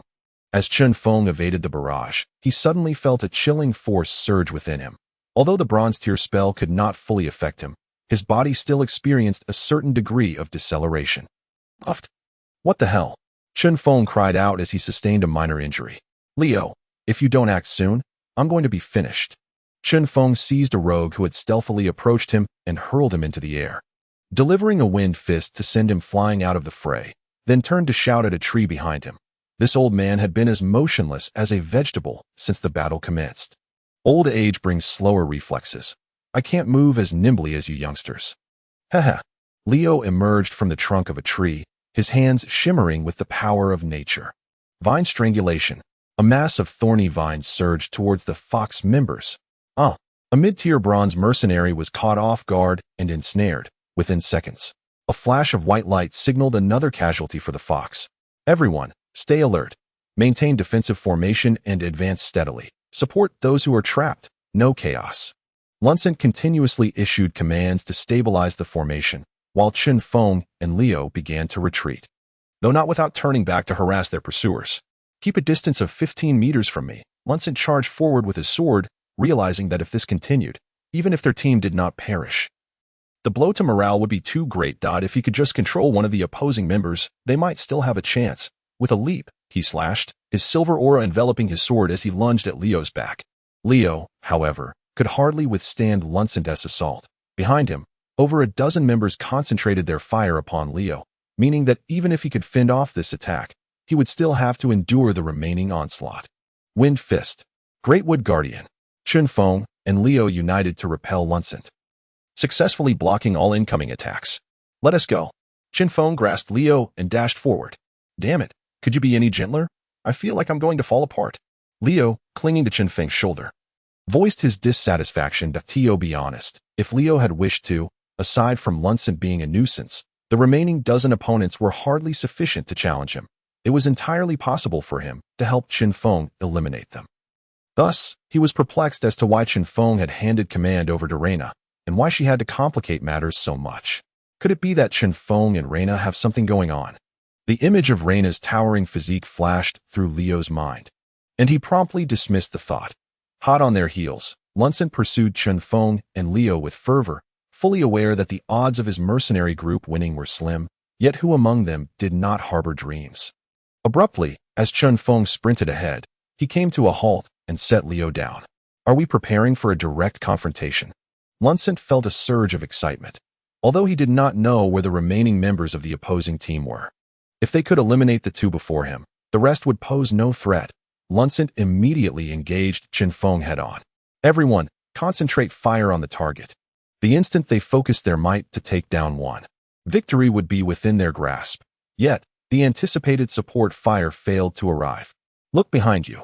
Chinfong evaded Luncent's sweeping sword and gestured behind him. Luncent turned, his expression shifting from confusion to shock. How could this be?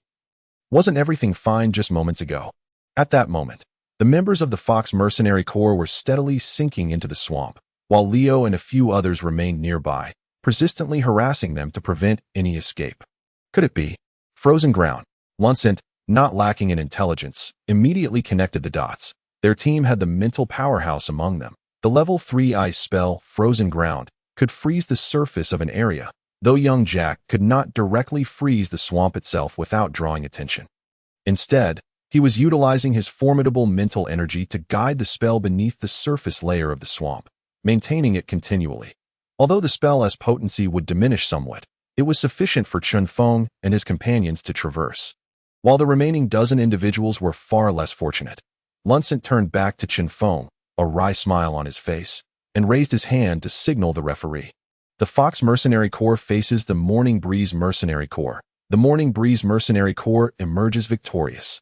Chapter 69. The task begins. Is that it? Are we surrendering? Chen Feng expressed a hint of regret as he looked at Luncent, as he had hoped for a one-on-one duel with him. Opportunities to engage a mid-silver opponent in direct combat were genuinely rare. And Chen Feng cherished each one. Luncent's eye twitched. Is this guy deliberately provoking me? Haha, your mercenary group is quite formidable. My members have been eliminated, so there's no point in continuing this fight. Why not surrender now and head out for a drink? Care to join?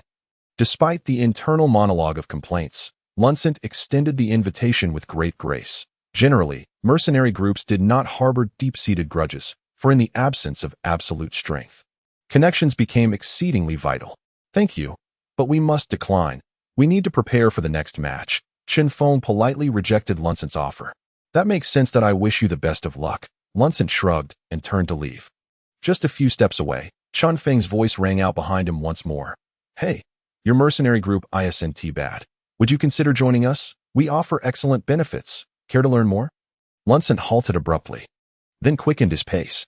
Why is he running so fast? Chen Feng wondered aloud.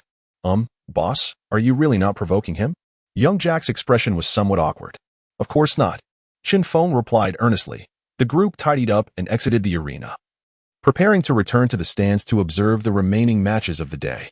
By the way, the list of the top 8 for tomorrow's individual competition has been released. Shall we go take a look? Lulu inquired of Chen Feng and Leo, as they were the only two from their mercenary group to make it into the top 8, with tomorrow marking the quarterfinals. Sure, let us go check it out. Chen Feng nodded in agreement. Curious about who their opponents might be, Leo expressed indifference. Thus, Chen Feng and Leo made their way towards the announcement area for the individual competition, while the other three continued to watch the matches. At that moment, the announcement area was already bustling with a crowd, discussing the competition details, whether bronze or silver tier. The early moon phase had not yielded particularly lucrative tasks, so mercenaries gathered to converse about the mercenary competition. Look, it's the venomous druid Leo. Those with sharp eyes had already noticed Chen Feng and his companion approaching. Although Chen Feng had gained some notoriety for advancing to the top 8, he still paled in comparison to the enigmatic and toxic druid. Leo. Chen Feng, feeling somewhat dejected, pursed his lips and followed the self-satisfied Leo through the path cleared by the crowd, arriving at the competition roster. Let me take a look. Chen Feng's gaze wandered across the list. Fraser, Mia, Tim are found, and Chen Feng. My opponent in the next match is... Oh no. Chen Feng's face contorted into an expression of dismay upon seeing his opponent's name, and Leo beside him also wore a grim countenance. In the third match of the Silver Group S quarterfinals, Chen Feng of the Morning Wind Mercenary Corps faces Leo of the Morning Wind Mercenary Corps. Chen Feng was momentarily at a loss for words. Although he understood that, given the competition structure, he and Leo would inevitably face each other. He hadn't anticipated that they would meet in the quarterfinals. He had expected at least to encounter him in the semifinals. Don't worry, Captain. I know my limits and will ensure your suffering is minimized, Leo. The cheeky old man quipped with a teasing grin. Haha, I'm actually quite concerned that you might accidentally injure your old bones. In my hometown, we hold the virtue of respecting the elderly and cherishing the young, Chen Feng retorted. Of course, neither of them genuinely meant to insult the other. It was merely playful banter. However, those nearby reveled in their misfortune. The Morning Wind Mercenary Corps had indeed garnered considerable fame recently. Although it didn't significantly impact these mercenaries, to claim there was no jealousy would be disingenuous. So, who is your opponent in the next match? Are they formidable? Do you have confidence? Lulu's barrage of questions left Chen Feng feeling somewhat awkward. What's wrong? Boss, is your next opponent particularly strong? Little Jack observed Chen Feng's prolonged silence and speculated. Well, how should I put it? They are indeed quite strong. Chen Feng replied with a wry smile. Not just strong. They are exceptionally formidable. Leo exclaimed, barely suppressing his amusement. As the calmest member of the team, Reina keenly detected this. In the next match, it won TBU2 facing off, will it? No way, boss. Is that for real? A hint of amusement surfaced on Little Jack's face. Go ahead and laugh. Holding it in can't be pleasant. Can it? Everyone was aware, and Chen Feng had come to terms with it. So, how do you two plan to fight in the next match? Little Jack asked curiously. I have no idea. Hey, Leo, do you have anything that makes one immune to all poisons? Chen Feng suddenly recalled seeing something like the Millennium Ice Silkworm before, which granted immunity to toxins. If I had such a treasure, I would have consumed it myself long ago. Why would I save it for you? Leo looked at Chen Feng with disdain. Fair enough. So how do you plan to deal with me tomorrow? Just so you know, as your captain, I command you not to use poison against me. Chen Feng looked at Leo with utmost seriousness. Leo mirrored his grave expression. Is it too late to withdraw from the team? Haha, I'm just joking. You, old man, have no sense of humor at all. Chen Feng patted Leo on the shoulder. I was joking too, Leo shot back. The Morning Wind Mercenary Corps had what he desired, and there was no way he would leave. The remaining 2 matches were equally thrilling. Reina, having procured a pen and paper from somewhere, diligently took notes. After the matches concluded, Chen Feng treated everyone to a sumptuous meal to celebrate their victory in the first team match that in the burial grounds. Within the organization's training facility, a 6th-tier magical beast. The Thunder Leopard stared in terror at a completely naked man before it could not comprehend how this human could force it into such a predicament with bare hands, rendering its once proud speed utterly ineffective. And the spells unleashed using its magic core proved futile. Bang! The human figure suddenly appeared before it with a resounding crash. Just as the beast prepared to evade, the man's voice echoed in its ears. Boring. It's over. Crack. No sooner had the words left his mouth than the Thunder Leopard felt a sharp pain radiate from its neck, and its strength was instantly siphoned away. Number 7. The master instructed me to inform you that the mission can commence. A figure cloaked in black addressed the silhouette in the arena. Oh. Is it finally time to begin? I've been eagerly awaiting this. Tossing aside the Thunder Leopard, which resembled a heap of mush, Number 7 donned his robe, the dim light failing to conceal his fury, excitement, and bloodthirsty gaze. Chapter 70. Impressive, indeed. Good morning, everyone. Chen Feng greeted the crowd in the hall. After a night of meditation, he had returned to his prime state, with enhanced spiritual power leading to increasingly efficient meditation. Good morning. Boss, have some breakfast. Little Jack offered Chen Feng the morning meal. Ever since their recent move, everyone had been taking turns preparing breakfast. Don't worry. Today's breakfast is made by me. It's absolutely fine. Chen Feng chuckled at Little Jack's cautious demeanor as he accepted the bread and began to eat.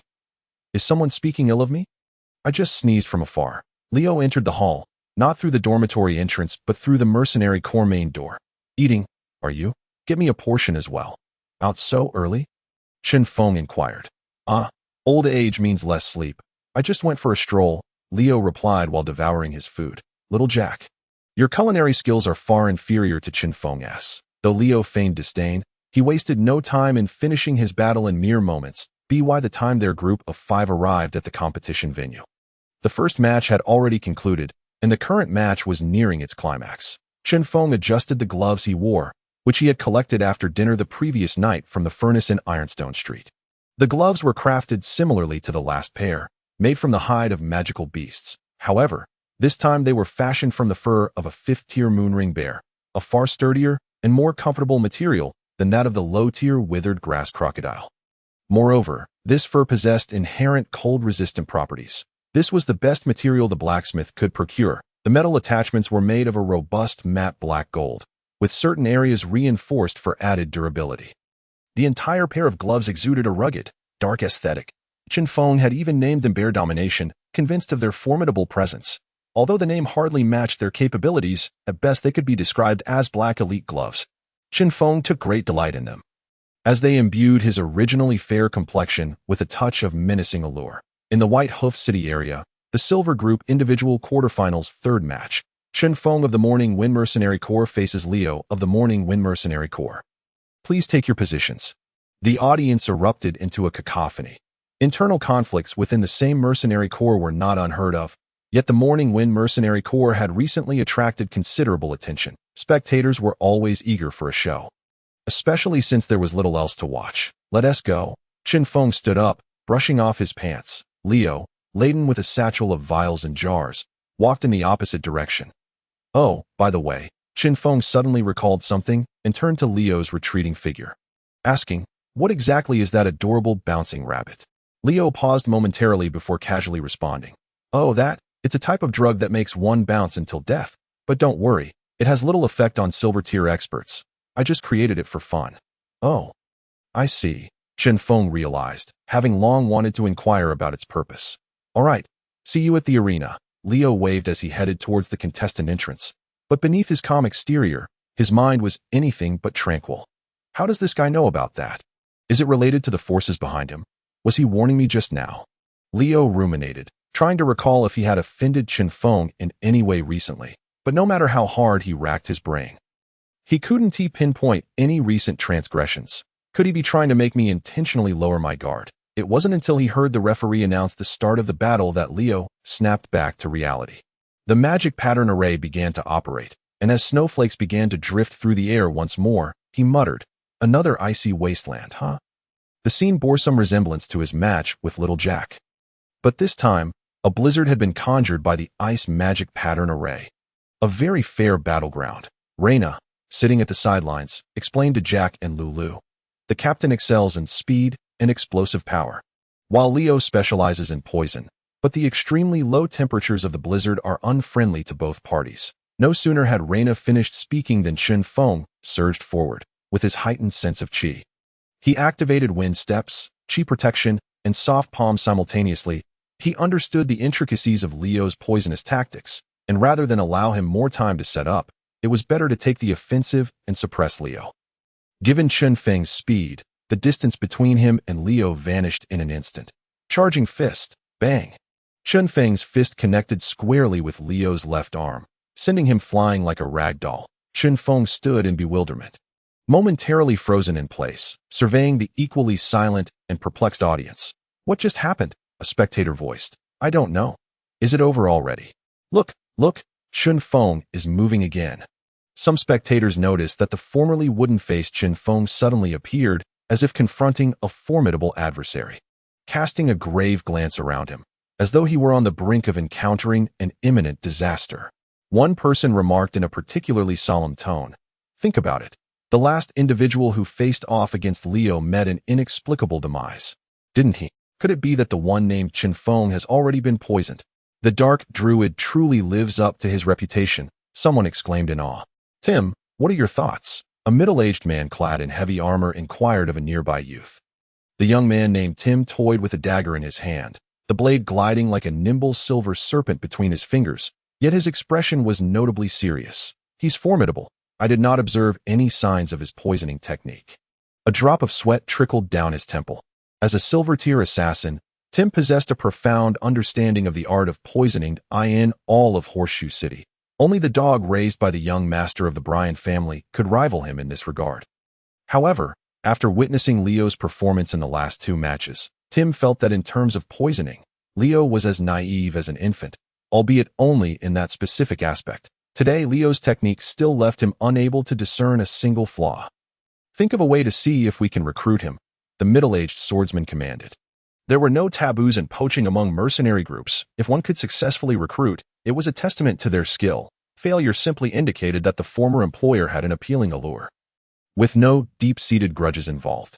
Meanwhile, Chen Feng on the field was too anxious to concern himself with such matters. He was incredibly tense. His sense of energy failed to detect any ominous presence. Yet he could not ascertain whether poison could indeed be forewarned by such sensitivity. As for Leo, lying somewhere, Chen Feng had no time to manage him. Who knew if that thing was even human? Chen Feng's formidable mental strength guided the energy within his body as it incessantly traversed, searching for any abnormalities. He was puzzled as to why Leo had yet to make a move, but but he believed that swiftly dispelling the abnormal state would better prepare him for the forthcoming onslaught. Hurry! Hurry, hurry! The energy within Chen Feng surged rapidly. He could find nothing. Absolutely nothing. There were no signs of any irregularity. In fact, the operation of his mental energy left him increasingly alert. Look, the thing lying on the ground has moved. Just then, Leo's body, which had been sprawled on the ground, suddenly twitched. It's coming. Tim halted his dagger, and everyone in the audience felt their breath grow heavy, as if in the next moment, that body would unleash a despairing force. Alas, this old fellow is truly astounding. Chen Feng grimaced, bracing himself for the final blow as Leo's body writhed more violently. Then, in the gaze of all, a flash of white light erupted, and Leo had already appeared outside the arena. Oh, it hurts. Someone help this old bone of mine. Ouch. The silence of the arena was pierced by Leo's agonized groans. Chapter 71. If you are threatened, just blink. The third match of the Silver Group's quarterfinals. Chen Feng emerges victorious. Leo's painful moans jolted the similarly dazed referee back to reality, and the referee's resounding voice awakened the entire audience. No way, this can't be real. Are you kidding me? Is Chen Feng cheating? This guy definitely pressured Leo because of his position as the captain. Otherwise, how could Leo just lie there without making a move? Scoundrel. Worse than a beast. The actions of Chen Feng and Leo undoubtedly incited fervor among the mercenaries present. Some captains of slightly larger mercenary groups began contemplating how to exploit this situation to recruit Leo. In the center of the arena, as soon as Chen Feng regained his senses, he rushed towards Leo. Having lain on the ground for a while, Leo had been ejected from the arena, which implied that his vitality was gradually waning. Realizing this, Chen Feng felt a twinge of guilt for having been a bit too forceful. Ow, be gentler, you're killing me. Leo was in considerable discomfort, feeling an energy rampaging within him, while his natural powers struggled to counteract it. Referee, get the healers over here. I request immediate treatment. Chen Feng called out to the approaching referee to prevent any mishaps. The tournament had enlisted priests from the church, but treatment fees had to be covered by the mercenaries themselves. Settled on sight, the referee assessed Leo's condition and recognized its severity, promptly turning to summon a healer. Chen Feng tried to lay Leo flat and asked curiously, "Why didn't you fight back just now? You can't be that weak, can you?" Leo, already feeling miserable, was overwhelmed by a wave of frustration. How could he explain? Was he intimidated by Chen Feng's warning? The presence behind Chen Feng, a group wielding spatial powers capable of compressing into the confines of a city's dwelling without notice, indeed exerted significant pressure on Leo. Yet, the more bizarre they were, the less he wanted to leave, for it was precisely this group that illuminated his hope for rapidly enhancing his mental strength. No, it wasn't just about strengthening. The divine-like power they possessed made anything seem possible. Chen Feng's earlier inquiry had instilled fear in Leo. Was the force behind him investigating him or issuing a warning? This thought momentarily distracted him. Feeling somewhat disheartened, Leo turned his face away as the referee arrived with the priest. Healing spell, 30 gold coins per use. Divine healing, 80 gold coins per use, the priest quoted with a professional smile. The silver tier power was quite potent, and basic healing spells were certainly inadequate. Divine healing, quickly, Chen Feng urged, noting that Leo's complexion had begun to pale. Payment up front, the priest insisted, maintaining his professional demeanor during the mercenary tournament. Many priests sought this work as a rare opportunity to earn extra income. "Oh, I'll pay you." Chen Feng pulled out his savings card, but just as he extended it, he quickly retracted it, turning to Leo, "Old man, where's your money? I'm running low. I only have 50 gold coins left, and I still need to pay your wages." Leo, bewildered, stared at Chen Feng, realizing that despite joining the mercenary group for several days and laboring through the competition, he had reaped no benefits and was now expected to cover his medical expenses. With such a powerful backing, capable of seizing spatial forces at will, he was telling him he lacked money. It was utterly outrageous. "At the very bottom of my bag, there's a savings card." Leo managed to squeeze out the words through gritted teeth. Chen Feng promptly rummaged through Leo's satchel, sifting through an assortment of peculiar bottles and jars until he unearthed the savings card, triggering another wave of excitement among the onlookers. Shameless, he injures his own team member and expects the member to pay for treatment. What kind of group is this? I must inquire. No, We absolutely must find a way to rescue Leo from Chen Feng's clutches and free him from this misery. Several captains of mercenary groups fervently proclaimed to their members, inciting a chorus of fervent support. The priest accepted the savings card from Chen Feng, and although he looked down on Chen Feng's actions, he would take money from anyone willing to pay. As the magical patterns flickered between the two cards, the priest returned Leo's savings card to Chen Feng, then produced a short staff from his robe and began to chant incantations. Strictly speaking, this was Chen Feng's first close-up observation of a divine spell being cast. Although he had been saved by divine magic before, he had been in an unconscious state, unlike a mage's spells. The druid's natural powers and divine arts are primarily composed of the cleric's energy, known as faith power, which they channel through prayer, and in response, the deity provides corresponding healing. The cleric's mastery lies in the chanting of various prayers. Paladin's prayers are relatively succinct, of course, requiring immense physical strength. Both the wording and syllables of these prayers are strictly regulated, rendering them inaccessible to ordinary individuals. This had been one of Chen Feng's greatest headaches since recruiting Reina. As the priest concluded the final syllable of his chant, a creamy white pillar of light beamed from his staff onto Leo, whose complexion gradually softened, indicating that the turbulent energies within him were beginning to heal. Simultaneously, Chen Feng could sense a faint, elusive aura connecting with the priest during the spellcasting process. What is this? A deity. Under the influence of his energy perception, Chen Feng could vaguely sense its presence. An aura both remarkable and yet seemingly non-existent. It felt immensely powerful, yet at the same time, profoundly fragile. Fragile. Chen Feng was curious as to why this word had sprung to mind, but he found no suitable alternative to fragile. Could a deity also be fragile? Just as Chen Feng, filled with questions, sought to approach this enigmatic aura, the priest abruptly withdrew the divine magic. The healing concluded, and the effects were unmistakable. Leo had already risen to brush off the dust from his attire. Chen Feng felt a twinge of regret but did not show it, as such matters could easily lead the zealots to burn him alive before the emblem of the god of holy light.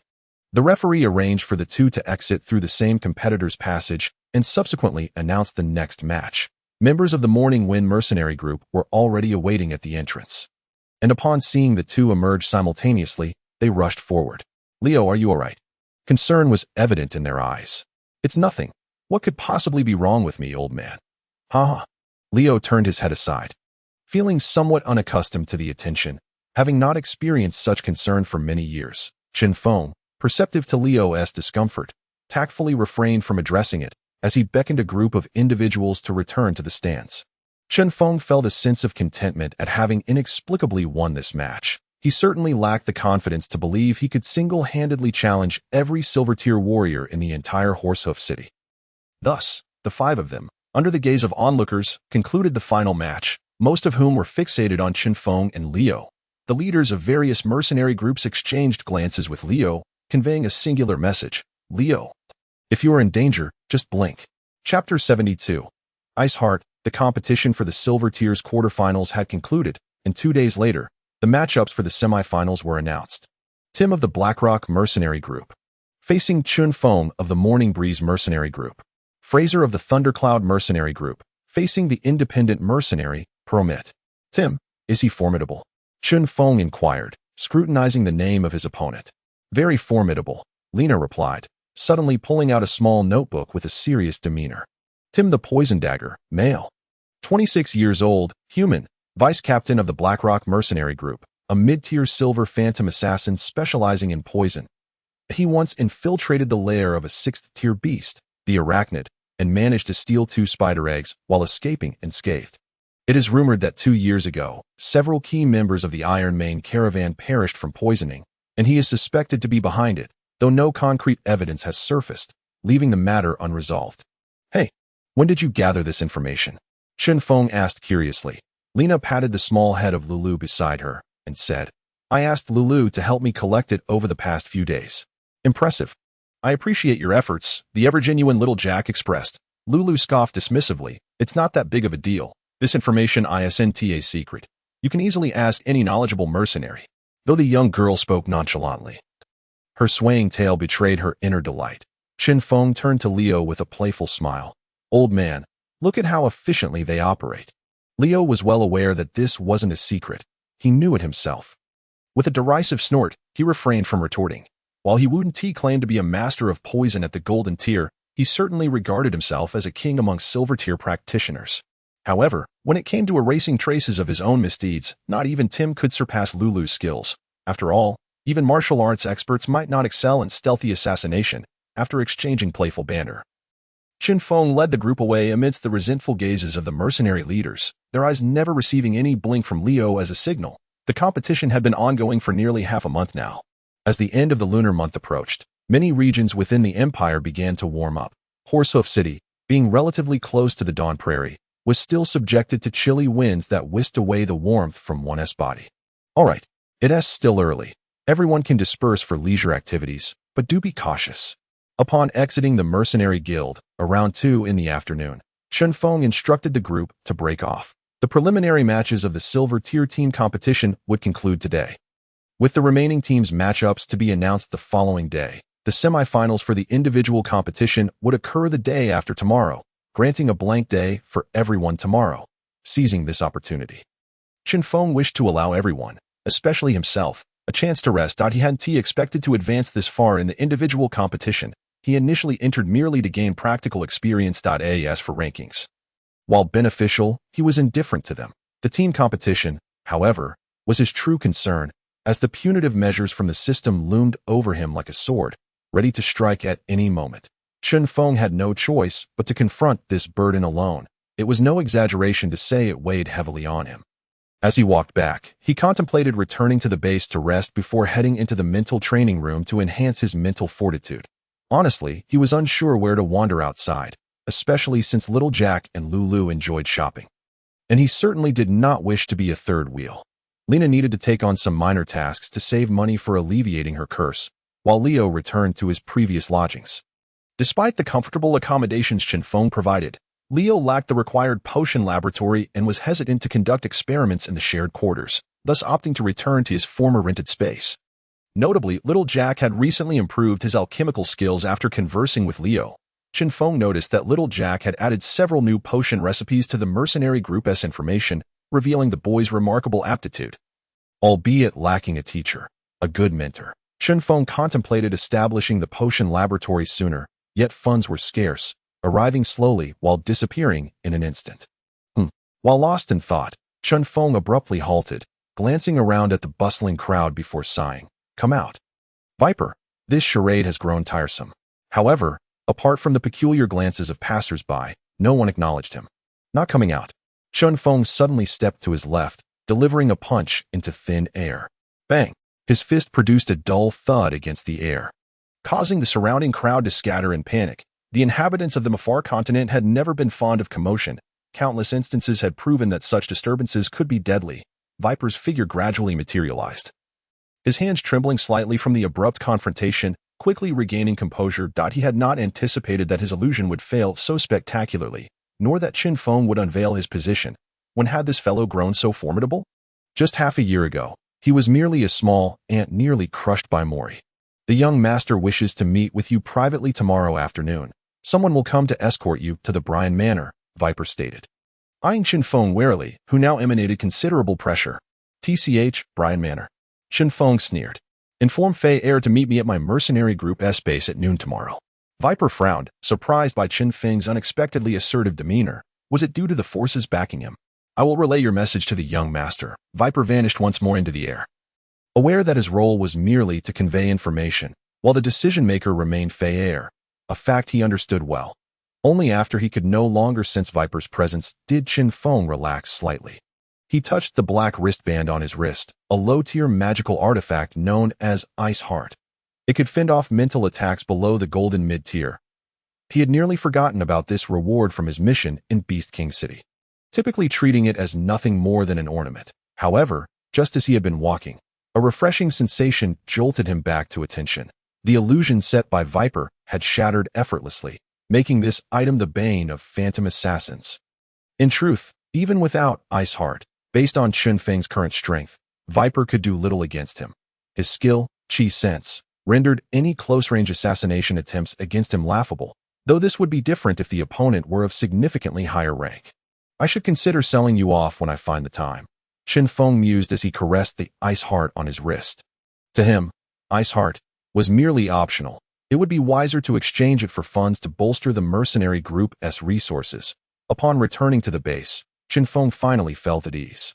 Thanks to the system's power, unless invited, no one could enter the mercenary group's premises. After tidying up a bit, he entered the mental training room from the original kitchen area. The crystal panel in the hall indicated that his completion rate for the mental power instance, Haunted Abode, had reached 49%. I wonder if exceeding 50% will yield any surprises. With such anticipation, the scene before Chen Feng began to twist, pulling him back into the instance once more. Chapter 73. 57% in the streets beneath Horsehoof City. Two small figures were making their way to the Morning Breeze Mercenary Group's base. One following the other. Lulu, can I discuss something with you? Little Jack, struggling to carry something taller than himself, panted. Could we maybe buy things in batches from now on?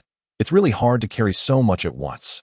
Lulu, walking ahead, halted and turned to face little Jack, pouting. No way, didn't you see?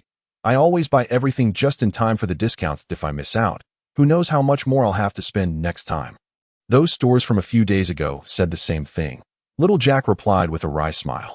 Oh, stop your whining. It's not like it's your money. Besides, your constitution is so weak. I'm just helping you get stronger. What if you run out of magic in battle? At least you'll have the energy to run. Right? Lulu proclaimed with a look of concern for him.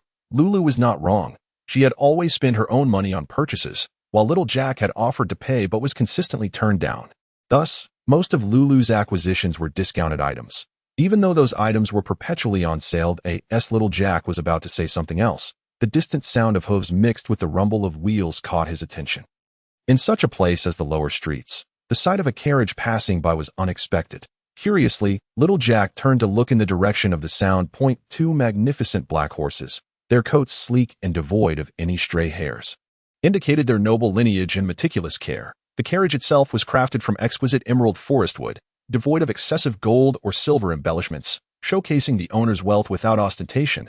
Most importantly, the carriage bore a shield emblem featuring a horse's iron hoof, an insignia of the highest status in Horsehoof City. The crest of the Bryan family. Why would he come here? What could be his purpose? Little Jack pondered, fixating on the family crest, easily deducing that the carriage's owner could only be Fei heir. In the entirety of Horseshoe City, aside from a select few formidable individuals of the Golden Tier, there are scarcely any who could warrant a personal visit from Yagri.as for the butler of the Bryan family. He lacks the standing to ride in such a finely crafted carriage. The only plausible candidate is Fire. When the carriage came to a stop before young Jack, the curtain of the carriage was gently drawn aside, revealing Fire, who regarded Jack with a warm expression. Good afternoon, brother, he greeted. Young Jack, burdened with his items and appearing somewhat flustered, did not bow in deference but offered a polite acknowledgement instead. Fire, unfazed, replied with a smile, Good afternoon. Dear brother, it seems you could use some assistance. Please, hop aboard. I happen to be on my way to visit your captain.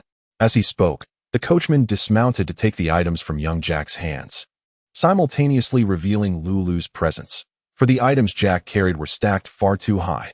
Oh, my sincerest apologies, beautiful miss. Please forgive me for not noticing you earlier, Fire said graciously to Lulu, then turned back to Jack, adding, Dear brother, might you introduce me to this lovely maiden? Her name is Lulu, my teammate, young Jack mumbled, slightly awkward. Although Lulu was unfamiliar with Fire, she instinctively sensed the tension between him and Jack, and the aura emanating from him unsettled her. His gaze felt as cold and predatory as that of a serpent on the savannah. Thus, she chose to remain silent, vigilantly observing Fire. Without protest, young Jack took Lulu's hand and boarded the carriage, and Fire's smile widened at the sight of their clasped hands. The carriage sped along, reaching the entrance of the Morning Breeze Mercenary Corps headquarters in just a few minutes. The coachman assisted Fire down from the carriage, and Fire turned to young Jack, saying, Kindly inform Chinfong that I am waiting for him outside. Fire was aware that the headquarters was cloaked in magical runes, making entry impossible for most. Young Jack and his companions understood that only those endorsed by Chinfong could gain access. Without further ado, young Jack hoisted the cumbersome load and stepped inside. In the moment the door closed, the serpent apparition manifested at the threshold, shaking its head at Fire. You cannot enter. Fire was not taken aback. He returned to the carriage to await young Jack's report. He had not heard that Chinfong would arrive the following day. The powers backing Chen Feng necessitated his caution, which is why he had come a day early, to ensure that Chen Feng had no opportunity to prepare. Was that your brother? Lulu immediately relaxed upon entering. Well, sort of, young Jack replied. It seems your relationship is rather strained. May I ask why? As an only child, Lulu struggled to comprehend their dynamic. On the savannah, every child was immensely valued due to biological factors. So adults did not exhibit favoritism. How should I put it? Young Jack scratched his head in frustration. It's akin to two young members vying for leadership within a tribe, though one of them has no interest in the position. Then why not settle it with a duel? Much like the Mercenary tournament, whoever wins takes the title, Lulu suggested. It's not that simple. Young Jack understood the nuances of human nature but found it difficult to articulate. Just then, Chinfong appeared on the second floor. You're back so soon? Did you not take the time to explore a bit? He inquired, drying his freshly washed hair as he descended the stairs. No, we just returned after Lulu bought a few items, young Jack replied. Huh. Captain, I can't shake the feeling that you've changed somewhat, Lulu remarked, suddenly moving closer to Chinfong, sensing something yet unsure of what it was. Prompted by Lulu's observation, young Jack also realized that Chinfong had seemed somewhat peculiar as he descended the stairs. He felt both near and surprisingly distant, initially attributing it to his own discomfort. Haha, what do you think? Am I more handsome now? Chinfong laughed. Not quite. It's just that there's a certain pressure emanating from your mental energy. Or rather, my mental faculties seem unable to detect your presence, young Jack bluntly analyzed. Mental energy, being one of the most crucial powers for a mage, is not merely a tool for communicating with magic and elements. It also serves as a means for mages to guide their spells. Capturing, locking onto, and directing them, akin to attaching a sight to a firearm. A potent mental capacity is like a holographic or red dot sight, while a weaker one resembles iron sights. Chinfong was stung by young Jack's merciless rebuttal. Casually responding, I entered the mental training chamber today, and after my spatial instance reached a 57% breakthrough, I've been like this. What? That's incredible, young Jack exclaimed, aware of the spatial instance as one of the perks of their mercenary corps. He and Lulu had both participated, with his instance currently at 24% and Lulu slightly behind at 21%. Having not endured the horrors of various horror films on Earth, they were far less accustomed to the challenges within. Moreover, since Leo and Reina joined, Chen Feng had restricted their access to the mental training chamber, as fairness was essential, yet they had not anticipated such a significant transformation halfway through the instance. They immediately began to pester Chen Feng for another opportunity to enter. Chen Feng finally agreed that after their team reached the finals of the tournament, he would open the floor for the entire corps to enter, which satisfied young Jack and Lulu, allowing them to release Chen Feng from their relentless inquiries. In truth, their banter was lighthearted. All matters within the mercenary corps were fundamentally attributed to Chen Feng. Their contributions scarcely equated to the construction of a simple dormitory, let alone the sophisticated mental training chamber that encompassed the rules of space and time. Chen Feng's allowance for them to join the mercenary corps was exceedingly generous, especially considering he had nearly sacrificed his life for young Jack previously. Oh, right. Young Jack suddenly smacked his forehead in realization. Fire is here, waiting for you to open the door. I almost forgot in my excitement. At that moment, Fire leaned against the carriage, observing the bustling street below, occasionally glancing around with an expression of discontent as he caught furtive glances directed at him, his demeanor darkening. Chapter 74. A greeting from the Zonites within the Morning Breeze Mercenary Corps headquarters. Fire sat in the center of the hall after having waited for half an hour, facing Chinfong, as steam wafted from the hot tea on the table, enveloping the space between them. I sincerely apologize. Baron Fire, I was preoccupied with Mercenary Corps matters and did not mean to neglect you, Chinfong said, his tone tinged with regret. Although Chinfong held little regard for Fire, basic etiquette must be observed. Furthermore, following the recent festival, both Fire and young Jack had officially attained the rank of Baron. No matter, Captain Chinfong, that I understand that you are busy with your affairs, and I did not inform you of my early visit, which was indeed my oversight, Fire replied, concealing any displeasure beneath a veneer of politeness. Fire's gaze swept across the hall, subtly nodding.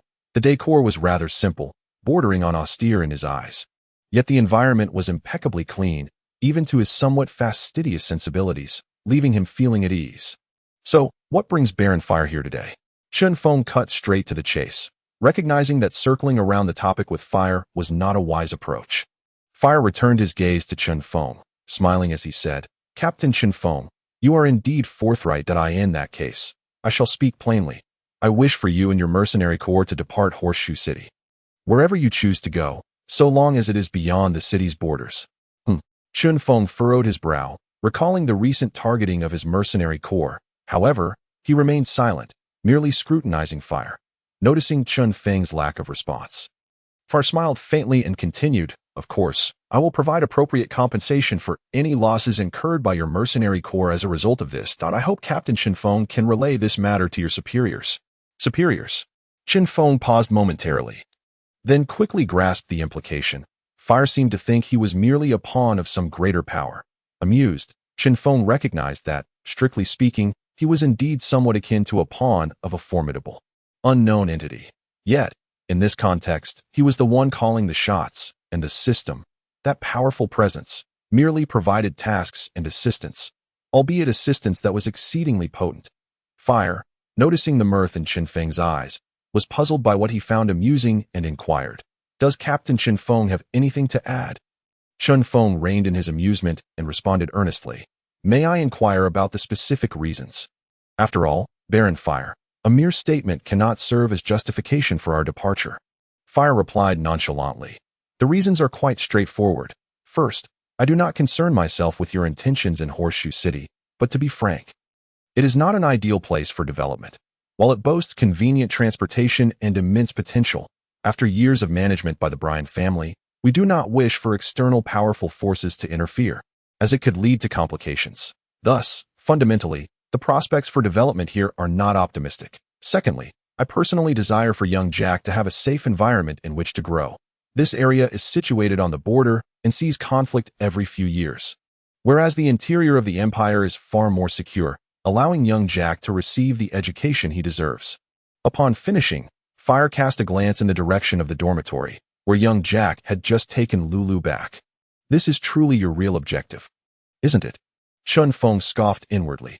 Fei initially informed Chen Feng about how long the Bryan family had developed in Horseshoe City and how solid their foundation was, no matter how formidable one might be elsewhere. It would be of no use upon arriving in Horseshoe City. Furthermore, he urged Chen Feng to promptly take little Jack and his entourage and leave, preferably never to return. In truth, if little Jack were to be sent away, it would merely take a word from Yageli. Even if Chen Feng were present, little Jack would be assigned to another location. However, the issue lay in the fact that Yageli's attitude towards little Jack had recently undergone a dramatic transformation, leaving Fei feeling as though he had a thorn in his throat. Seeking out Chen Feng had already been a desperate measure. So, what if I refuse?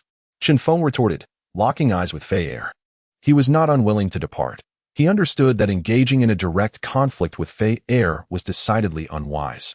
Were it not for the system binding the mercenary group's base here, and were it not for that bastard Cole, he would have fled long ago. Captain Chen Feng, you must consider this carefully. A confrontation between us would benefit neither party. Fei responded, maintaining his gaze upon Chen Feng. His anger palpable. Suddenly, the previously calm Chen Feng burst into laughter. Enough of your pretense, Fei. There's no one else here. You simply want me to take little Jack and leave, fearing that his growth might threaten your position. Aren't you tired of this charade? Let me be clear today. I will not leave, nor will little Jack. We have no interest in your family squabbles if you truly wish to target me. If you can walk out of this door today, I will take your surname. Fei was momentarily taken aback by Chen Feng's barrage of words, akin to a rapid-fire assault. Yet, as Chen Feng's expression returned to its usual frostiness, he regarded Fei with a steely glare. But, should you attempt to stab me in the back again, my superiors will not take kindly to it. I am genuinely curious. If you were to die unexpectedly, would Yageli compete with a living son of genius for the sake of a deceased one? Fei found himself momentarily at a loss for words, recalling how, during Chen Feng's days as an online keyboard warrior, he himself was still playing in the mud. How about a greeting from the Zhuanren? After a long pause, Fei finally regained his composure, his expression dark as he regarded Chen Feng. Just as Chen Feng had stated, there were no others present, and having been berated by Chen Feng, even a clay figurine would still hold some resentment, let alone a Baroness scion from the Bryan family. So, Captain Chen Feng, does this mean you intend to oppose our Bryan family? Fei inquired gravely. Enough with the grandstanding. I reiterate. My mercenary group will not vacate this place, nor will we involve ourselves in your family matters. We made our stance clear during our previous collaboration, unless there is something pressing. You may take your leave, Chen Feng said, his patience wearing thin. Fei Er was clever, indeed, adept at scheming for power, yet he exhibited a certain immaturity, having lived a life of ease without experiencing the harsh realities of society. His tendency to resort to the name of the Bryan family to exert pressure further illustrated this. Taking a deep breath, Fei Er attempted to calm his mind before addressing Chinfong. I comprehend your meaning, Captain Chinfong. However, I must caution you. You are no longer as weak as you once were, but it would be wise not to interfere in the affairs of the Bryan family. The depth of our resources is beyond your imagination. All right, I understand. You may leave now, swiftly, Chinfong urged. Goodbye, Captain Chinfong. Fei Er replied, refraining from any further discussion. Both parties understood each other's stance, and he soon rose to depart the base. Watching Fei Er vanish beyond the entrance, Chinfong sighed helplessly. The tree wishes to be still, yet the wind does not cease. Chapter 75. I am just an ordinary person. With a click, the door connecting the hall to the dormitory swung open, revealing little Jack, now dressed in a looser outfit, sitting before Chinfong. Boss, what did Fei Er say to you? Little Jack inquired, a mix of anxiety and concern evident in his demeanor. Chinfong smiled at little Jack, saying, Oh, nothing much. He simply asked how I've been lately, whether I needed money. If I do, I'll let him know, as I can't let his brother down. Little Jack gazed intently into Chen Feng's eyes, letting out a soft sigh. All right, boss, even if you don't say it, I can roughly guess. To be frank, if it's truly inconvenient, I could choose to leave. Upon uttering that last sentence, he seemed to deflate, as if all strength had been drained from him. Little Jack understood that while Chen Feng's backing was undoubtedly powerful, no force would willingly recruit such a troublesome member, especially one lacking formidable strength. From any angle, this was a poor bargain. Why speak such dispiriting words? You little rascal. Chen Feng rose, ruffling little Jack's neatly groomed golden hair. There's nothing inconvenient about this. That if you feel guilty, just focus on strengthening your skills. If anyone dares to bully us, we'll fight back. Little Jack lifted his head, gazing at Chen Feng's face illuminated by the magic lamp, as if bathed in a holy light. That a newfound determination flickered in his previously confused eyes. All right, we'll fight back. With that, he strode toward the kitchen. Hey, the mental training room is still off limits. Chinfong reminded him without mercy, and little Jack naturally redirected himself toward the dormitory. This kid, Chinfong mused, now alone in the hall. Truth be told, he had been aware from the beginning that allowing little Jack to join the mercenary group would inevitably lead to numerous complications. Initially, it had been to fulfill a system task, but after experiencing so much, he gradually felt a deep-seated acceptance of little Jack's presence. Chinfong was not a transcendent figure in a cultivation tale, nor was he a ruthless character who resorted to violence at the slightest provocation. He was merely an ordinary person, with emotions and desires, disliking what he detested while cherishing what he valued. For over 20 years, he had lived a solitary existence, devoid of family or friends, merely drifting through a life of gaming and aimlessness. Yet, he possessed a tender part within, yearning for familial and friendly bonds. Now, in this mercenary group, he felt the warmth of those connections, and thus he was willing to confront Fei Er's threats. It felt worthwhile. In life, isn't it all about pursuing what one deems valuable? With this thought, Chinfong found himself unexpectedly grateful to the system. Without it, perhaps he would never have experienced all of this. System, thank you. Chinfong knew the system would not respond, so he simply smiled and returned to his room. In the dormitory of the Morning Wind mercenary group, Reina was organizing the intelligence in her hands, all of which had been gathered by Lulu a few days prior, since Chinfong had entrusted her with command of the mercenary group. She was determined to perform her duties meticulously. This was Reina's approach to matters. The Purple Lightning mercenary group consists of 14 members, featuring a mid-tier silver shield warrior and a low-tier silver mage. Reina analyzed the strength of her opponents while contemplating corresponding strategies. Suddenly, with a thud, Reina collapsed onto the floor, her sturdy muscles convulsing uncontrollably. So soon, is it acting up again? Reina gritted her teeth as the insidious whispers in her mind surged with intensity once more. She fought against the malevolent murmurs while trembling, retrieving a crystal vial filled with a milky liquid from her person. She uncorked it and drank its contents. After a while, the convulsions ceased, and she crawled onto her bed. Her spirit somewhat flagging, glancing at the empty vial in her hand, she lamented, "The holy water is running low, and it seems its suppressive effects have shortened considerably." The holy water, provided by the Church of the Holy Light, was something Reyna, as a former squad leader of the Holy Knight Order, could procure to suppress the curse within her body, though it came at a steep price. This was no mere charlatan's trick. It was due from the statue of the God of Holy Light. And each year, the Church struggled to meet demand. For Reyna to acquire any was already a significant favor. However, her savings were all but depleted, and the most troubling aspect was that she could sense the suppressive power of the holy water waning, indicating that the curse was growing stronger, almost as if it were a living entity. The thought sent a chill of fear through Reyna. She was not afraid of death, as a devout follower of the God of Holy Light. Death was merely a return to the divine realm. Some fanatics even considered it an honor. Of course, the divine would not accept those who took their own lives, for the God had proclaimed, "The mortal body exists to refine the soul." What Reyna feared was ultimately being overwhelmed by the curse within her, losing herself and becoming a terrifying existence. Now that the Church of the Holy Light had abandoned her, who else on the continent of Mafa could lift such a dark curse? The beastmen shamans? Or the elven druids? The mere thought of the druid Leo's lecherous face sent a wave of despair over her, making her feel that her time was truly running out. "Oh, God of Holy Light, please grant your devout follower a glimmer of guidance amid this endless darkness. Praise be to you." Reyna sat up, closed her eyes, and traced the sacred emblem of the God of Holy Light over her chest. In that moment, it was only the faith within her heart that could offer her a semblance of solace. Suddenly, a series of crisp knocks echoed through the air that a sweet voice reached Reyna's ears. "Sister Reyna, are you asleep?" "Not yet, there's something you need."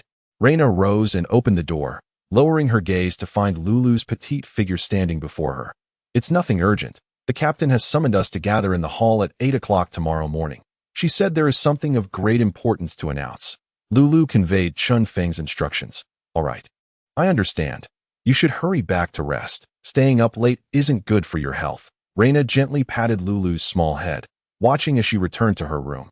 Reyna pondered with a hint of curiosity. A meeting? What could it possibly entail?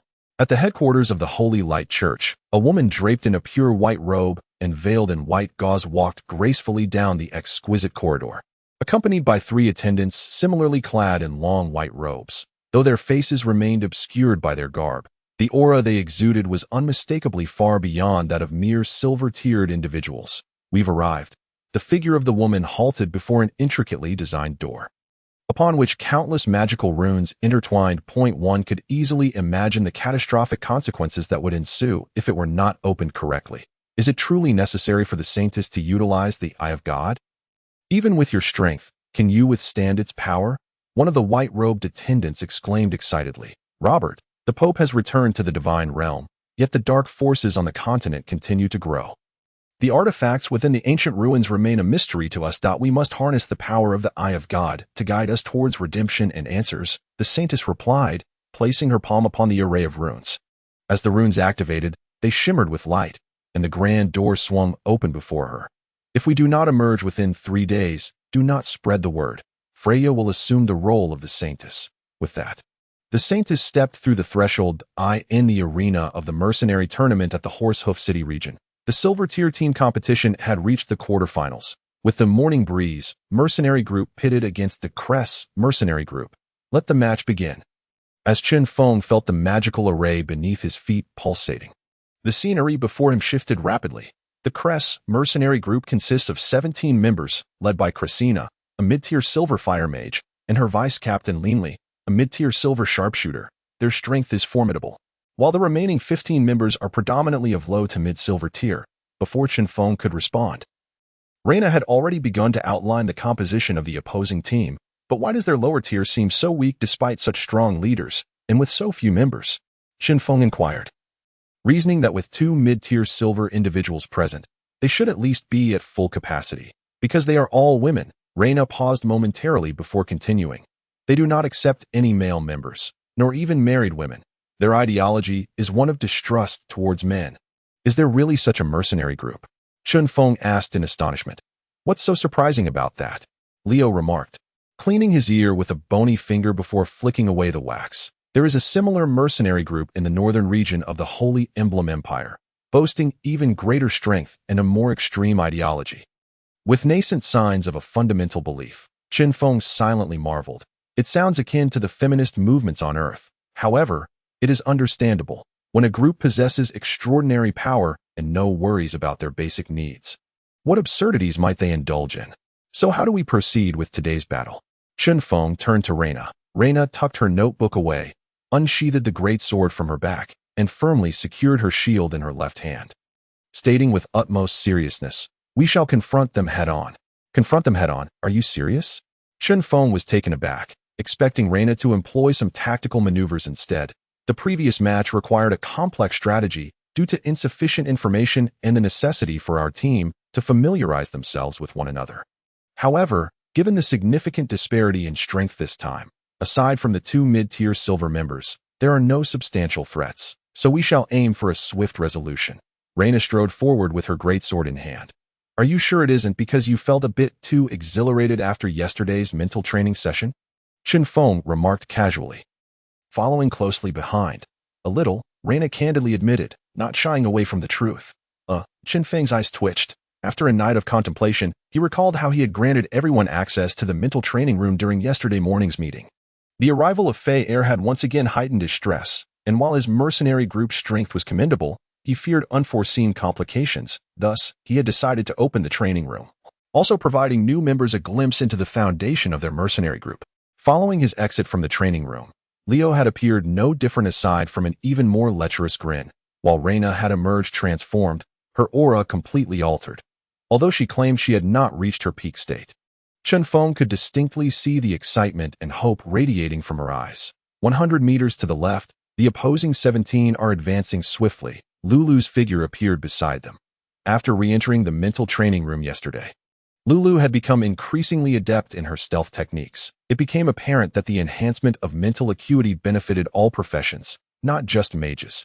Yet, the unsatisfactory training methods currently available had contributed to such misconceptions. Well done, Lulu, Reina praised. Everyone, prepare for battle. Leo and Little Jack shall stand behind me, focusing fire on their mages. Lulu, enter stealth mode and swiftly locate their sharpshooter.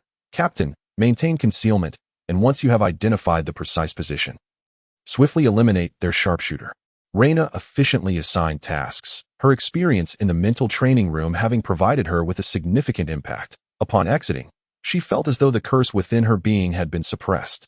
This suppression, however, was not merely a result of her heightened mental capacity. It stemmed from the training room itself. She sensed the curse cowering in a corner, as if it were afraid of something formidable. Indeed, that entity was filled with dread of the mental training room, or perhaps of the very existence that constructed it. Regardless, this was a positive development, at least for the time being. Reina need not worry about the curse re-emerging, saving her a substantial sum on purchasing holy water. Most importantly, she had discovered hope for ridding herself of the curse. In that moment, Reina was filled with exhilaration. She craved a cathartic battle to release all the pent-up negative emotions stemming from her curse, God of Holy Light. Above, as the first figure emerged from the thicket, Reina raised her greatsword and leaped forward, shouting, "Valiant leap slash! I have located them!" Boom! The greatsword in her right hand struck the first figure that emerged, punishing strike. The holy light surged around her left shield, sending another approaching female warrior flying. As fellow female melee fighters, Reina's combat skills and experience were leagues beyond theirs. Wow, this lady is particularly fierce today. Did she take some kind of stimulant?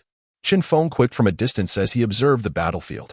Little Jack continuously supported Reina with ice spells from behind, while Lulu occasionally utilized her stealth to eliminate opponents. To be frank, the opposing members were woefully inadequate in strength. Surviving the first round was largely due to the formidable presence of the two mid-tier silver leaders. At this rate, Reina and her companions alone could easily handle this group of female adversaries. Just then, Reina sensed an intense heat in the air above her, as a fiery hand composed of flames descended towards her. Fourth tier fire magic. Hand of the fiery demon. Leo, Reina cried out. Understood, Leo replied as the natural energy surged swiftly within his grasp, conjuring a druidic spell in an instant. Fourth tier druidic spell, Nature's Guardian. The natural energy swirled around Reyna, forming a verdant sphere of light. As the hand of the fiery demon collided with the sphere, both spells vanished in an instant. Evenly matched, are we? A woman with flowing red hair appeared at the edge of the battlefield, her staff's tip glowing with a crimson aura. Simultaneously, an arrow swiftly pierced the battlefield, striking Lulu in the chest just as she had finished an assassination and before she could activate her stealth. Fortunately, at the moment of impact, the magical array ejected Lulu from the battlefield, leaving little Jack in a cold sweat. That a woman with brown hair, her face smeared with green grass juice, and clad in leather armor that accentuated her voluptuous figure, crouched in the nearby underbrush, raising her longbow once more, though she remained hidden, oblivious to Chen Feng's presence. The red-haired woman's short staff shimmered as she began to inscribe another fire magic formula, this time not aimed at Reyna, but at Leo. 5th tier fire magic, Fiery Ray. Chapter 77. Mastering mathematics and physics. With a sudden flash, a crimson beam of light pierced through the ice wall erected by young Jack, hurtling directly towards Leo, reaching him in the blink of an eye. However, the anticipated scene of Leo being expelled from the arena did not unfold. A colossal figure, approximately 4 meters tall and 2 meters wide, entwined with branches and vines, stood like a guardian knight, intercepting the fiery ray. Druid Tier 5 spell, Nature's Ally. Summons a treant to fight on your behalf, with the strength of a Tier 5 melee class, lacking physical skills. It requires the caster to expend mental energy for control. As one of the most representative skills of the Druid, Nature's Ally boasts formidable effects, akin to adding a silver tier melee fighter to the team. Although it cannot utilize skills, the inherent strength of a silver tier physique is not to be underestimated. Furthermore, it is said that at higher levels, one can summon powerful entities like the Warring Ancient Tree. However, advantages come with drawbacks. Controlling such a massive treant, while not conflicting like casting different elemental spells simultaneously, still demands immense mental energy. During this period, the caster cannot afford to be distracted by other spells. And due to the control radius, many druids must stand atop the treant to ensure effective management. Thus, druids generally refrain from using this skill alone, unless in large-scale battles where allies can provide mutual support. The treant that withstood the fiery ray had its shoulders significantly damaged. Tier 5 fire magic holds a distinct advantage over nature-based spells. Yet, Leo chose not to cancel Nature's Ally. Instead, he ascended the treant's shoulder, his palm touching its form, as a continuous flow of natural energy surged into the treant, instantly restoring its previously scorched body. With a thunderous thud, the fully restored treant charged toward the distant Kelesina. With the treant's speed, the frail mage Kelesina stood no chance of escape, nor did she intend to flee. Her staff shimmered once more, its core forged from the magic crystal of the Tier 6 fire beast, the Crimson Dragon, amplifying her casting prowess and speed to their zenith. Tier 4 fire magic, Burning Earth. The ground before Kelesina transformed into a vivid scarlet, the temperature rising several degrees, and within the magic's encompassing range, the fire elements became exceedingly animated. Watching the treant approach, Kelesina revealed a triumphant smile. This was her strategy, to use Burning Earth to seal off the routes that could bring her danger, then eliminate Leo with her spells. In a one-on-one magical duel, Leo was no match for her. Among spells of the same tier, fire magic is renowned for its destructive power, a fact well known even to children on the continent of Mafa. The magical formulas in her hands pulsed again as Kelesina unleashed her assault, a barrage of fireballs, bursting fireballs. Countless basin-sized fire projectiles rained down frantically upon Leo. Even the most rudimentary fireball spell, when wielded by a silver-tier master like Kelesina, bore formidable might. The surrounding fire elements surged with increasing vigor, and Kelesina's attack frequency accelerated, causing even young Jack and Reyna nearby to feel the oppressive heat in the air. Observing Leo, who was maneuvering the treant amidst a desperate evasion, Kelesina's lips curled into a satisfied grin. Dark Poison Druid. In my hands, you're merely a toy. As long as I'm powerful enough, all men are but playthings. The treant Leo commanded was rapidly being reduced to splinters under Kelesina's onslaught. The spectators were filled with incredulity, realizing that this was Leo, the Dark Poison Druid. How had he been reduced to such a state? Where were the fabled, unpredictable toxic tactics he had once wielded? Had he risen too hastily from his slumber this morning and forgotten his pillow? Is this truly the end? The audience watched as Kelisina's magical formulas flickered, a massive flaming hand descending from the heavens, bored with her previous attacks. Tier 4 Fire Magic, Hand of the Fire Demon. Not deploying the Tier 5 Fiery Ray was sufficient. Even should Leo cancel Nature's Ally, he could not evade this spell. And in the Trent's current state, it could not withstand such an assault. Furthermore, Chen Feng had yet to appear, prompting Kelisina to conserve some magical energy to deal with him alongside Leanly. Yes, this should suffice. This wretched thing is swaying about. I'm on the verge of falling apart, Leo exclaimed, his staff waving as the natural energy coalesced instantaneously. Tier 4 Druid Spell, Greatwood Guardian. This powerful defensive spell unfolded not around Leo himself, but at the focal point of all fire elements. Kelisina, what on earth is this? Is this fellow losing his wits?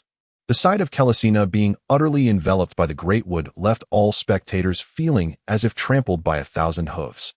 Nearby, Chen Feng observed this scene, and unlike the other's confusion, he felt an overwhelming sense of incredulity. When did this old man become so clever? Has he also traversed to this realm? No, could it be that he learned this in the mental training room? The hand of the fire demon descended slowly, poised to strike Leo, who remained motionless beneath its impending doom, continuously channeling natural energy into the Greatwood Guardian. In an environment where fire elements thrived, maintaining a nature-based spell was exceedingly challenging. A sudden sound echoed through the sky as the hand of the fire demon disintegrated into countless sparks. While Kelisina, pale-faced, gasped for breath, her chest heaving violently, a testament to the terror she had just endured. What just happened? The audience expressed their astonishment with unabashed zeal. Was it poison? But why can we not see any traces of toxic methods? Is the gap truly this vast? Tim, observing from the sidelines, found himself mired in confusion. It actually worked? Fascinating, Leo mused with satisfaction, turning to hasten towards young Jack and Reyna, for the match was not yet concluded. With a swift motion, a verdant arrow soared from the thicket, darting through the crowd toward Leo. Kelisina, having just eliminated Leo, momentarily stunned, soon realized that facing 2 silver-tier masters alone offered her scant hope. The previously devised strategy had crumbled, and her immediate goal was to eliminate Leo, preserving a flicker of potential for victory for her subordinates. They were no longer her concern. Dispatching Leo and Chinfong would render the remaining 2 no threat to her. Leanly's plan was commendable. She succeeded, at least partially. Leo was eliminated, unable to evade the full-force strike from the silver-tier sharpshooter, leading to his direct ousting from the contest. It is often said that on the battlefield, a mage's greatest adversary is not the assassin, but the archer. This adage is not without merit. Yet, Leanly simultaneously exposed her position. The moment she drew her bow and released her arrow, Chinfong had already sensed her presence. Leanly believed she had set a perfect trap, but to Chinfong, it posed no threat whatsoever. With his acute perception, he could detect even a single hair falling within nearly 2 meters of his vicinity. The outcome of the match was devoid of suspense. Leanly's hopes evaporated the instant Chen Feng's whip-like leg struck toward her head. Silver Group, Top 8 Team Match. The Morning Breeze Mercenary Corps emerges victorious. Chapter 78. Guidance. The Divine Prayer Chamber of the Church of Holy Light has been a sanctum exclusively accessible to the Pope and the Saintess since its inception. Of course, this is not a place for frivolous acts, as no one would dare to commit sacrilegious deeds before the eye of God.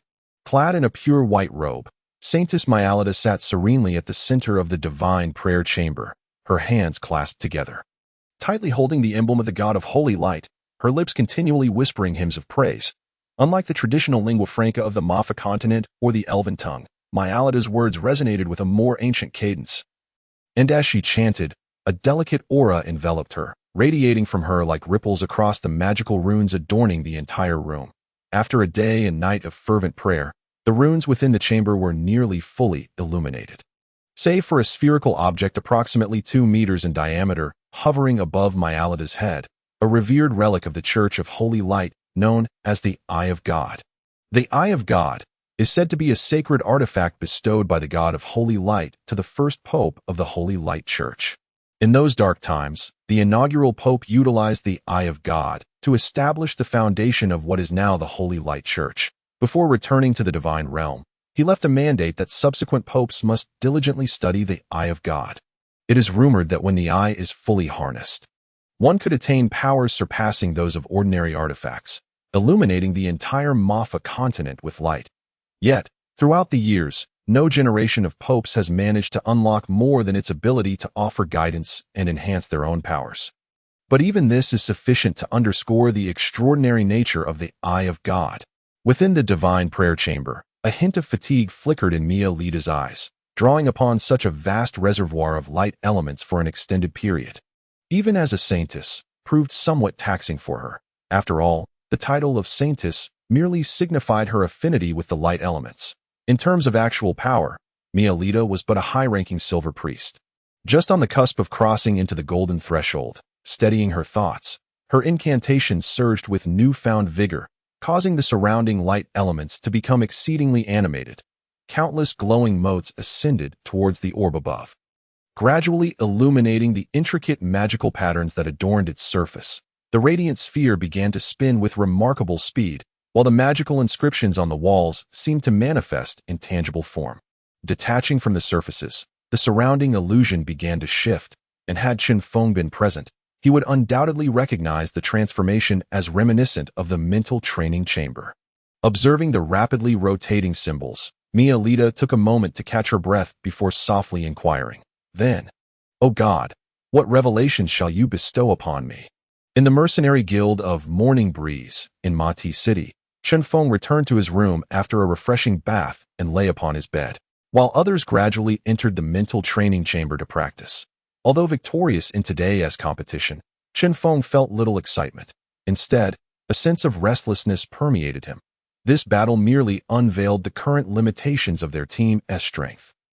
To be fair, while the Khaleesi Mercenary Guild possessed some prowess, it could hardly be deemed particularly formidable among silver-tier mercenary groups, since the Morning Breeze Guild had resolved to pursue an elite path. It would not indiscriminately admit anyone.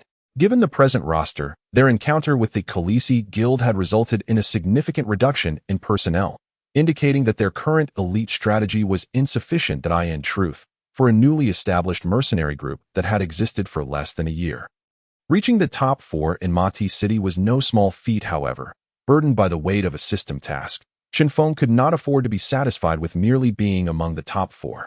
The current level of accessibility to the mental training chamber was a desperate measure, even though Leo and the others could considerably enhance their mental faculties. Such improvements could not be directly translated into tangible strength. Future battles would pose excessive risks unless Chinfong could elevate himself to the golden tier, single-handedly overcoming all challenges. Naturally, this was unrealistic. Hence, the only viable method to swiftly enhance combat power lay in the 5-inch Angel Wing pseudo-items acquired during the last annual festival. Chinfong recalled that these could be applied to augment the guild's residents' attributes, and 3 of these items could be exchanged for a chance to draw a reward. Initially, he intended to reserve them for emergencies. Alas, my life hangs by a thread, and I still ponder future endeavors. Chinfong chuckled self-deprecatingly, then declared, "System, exchange 3 Angel Wing pseudo for a chance to draw. Please confirm the exchange. Once confirmed, it cannot be altered." The system's voice remained devoid of inflection. "Confirm," Chinfong replied without hesitation, pondering whether this would be his second draw. As the drawing commenced, congratulations rang out for the host's acquisition. However, just as the system prepared to announce the prize, the voice abruptly halted, then became exceedingly urgent. "Warning, warning, energy source resonance detected, initiating communication conduit. Connecting in 3, 2, 1, connection established. Host consciousness is beginning transmission." In mere seconds, Chen Feng's mind was engulfed in chaos, and before he could fully comprehend the situation, the scenes before him began to warp and transform. Simultaneously, within the divine prayer chamber, Mialita observed a similar distortion of her surroundings. As the interior space transitioned into a battlefield, however, unlike an ordinary battlefield rife with clashing soldiers, this scene featured enormous, flesh-winged creatures soaring through the sky, blotting out the sun. Armored human soldiers on the ground clashed fiercely with undead beings. Yet the creatures above offered no assistance to the humans. Instead, they unleashed magical destruction upon the soldiers below. "Are those dragons?" Mialita gasped in shock, her golden eyes wide with disbelief. As a saintess of the Church of Holy Light, she had studied many essential subjects, and dragons, rare even in ancient times and now virtually extinct, were beings she had only heard about. She had glimpsed a dragon's skeletal remains beneath the sacred mountain, a dragon's tomb. Even at the tomb's periphery, the dragon bones, despite having endured the ravages of time, emanated an oppressive aura beyond the capacity of ordinary individuals to withstand, their surfaces still gleaming and beautiful. Now, glancing skyward, Mightiest estimated that there were at least 20 dragons, while the undead surged forth like a black tide, relentlessly attacking the humans, with dragons casting shadows over the battlefield, surging magical forces, and flames raging. Countless humans fell to death, staring at a distant, towering peak imbued with a sense of sanctity. Mightiest trembled as she whispered, "Where is this place?" Chapter 79. The Light Gate, a battlefield? No, more accurately, it was a massacre. Faced with the sea of undead and the formidable dragons, the human army's resistance appeared utterly trivial and laughable. Any position that fell under the dragon's breath was as easily cut through as butter by a heated knife. While the undead, undeterred by the residual chaotic elemental forces, charged into close combat with the human troops, Mightiest watched in horror as the human ranks fell like wheat before the scythe. Her eyes filled with fear and astonishment. Yet her shock did not stem from the dragon's overwhelming might, but rather from the insignias emblazoned upon the soldiers' armors, a pattern of a long sword crossed with a white feather. The feather symbolized the Church of Holy Light, while the long sword bore the design reminiscent of the legendary sword of the founding emperor of the Holy Radiance Empire, Sarkozy Moore. This intertwining pattern indicated that the soldiers below were indeed part of the Holy Radiance Empire's army. Yet, throughout the annals of history on the continent of Ma-Fa, no record had ever chronicled a conflict of such magnitude. If the army below belonged to the Holy Radiance Empire, then the luminous peak in the distance was self-evident. Whoa!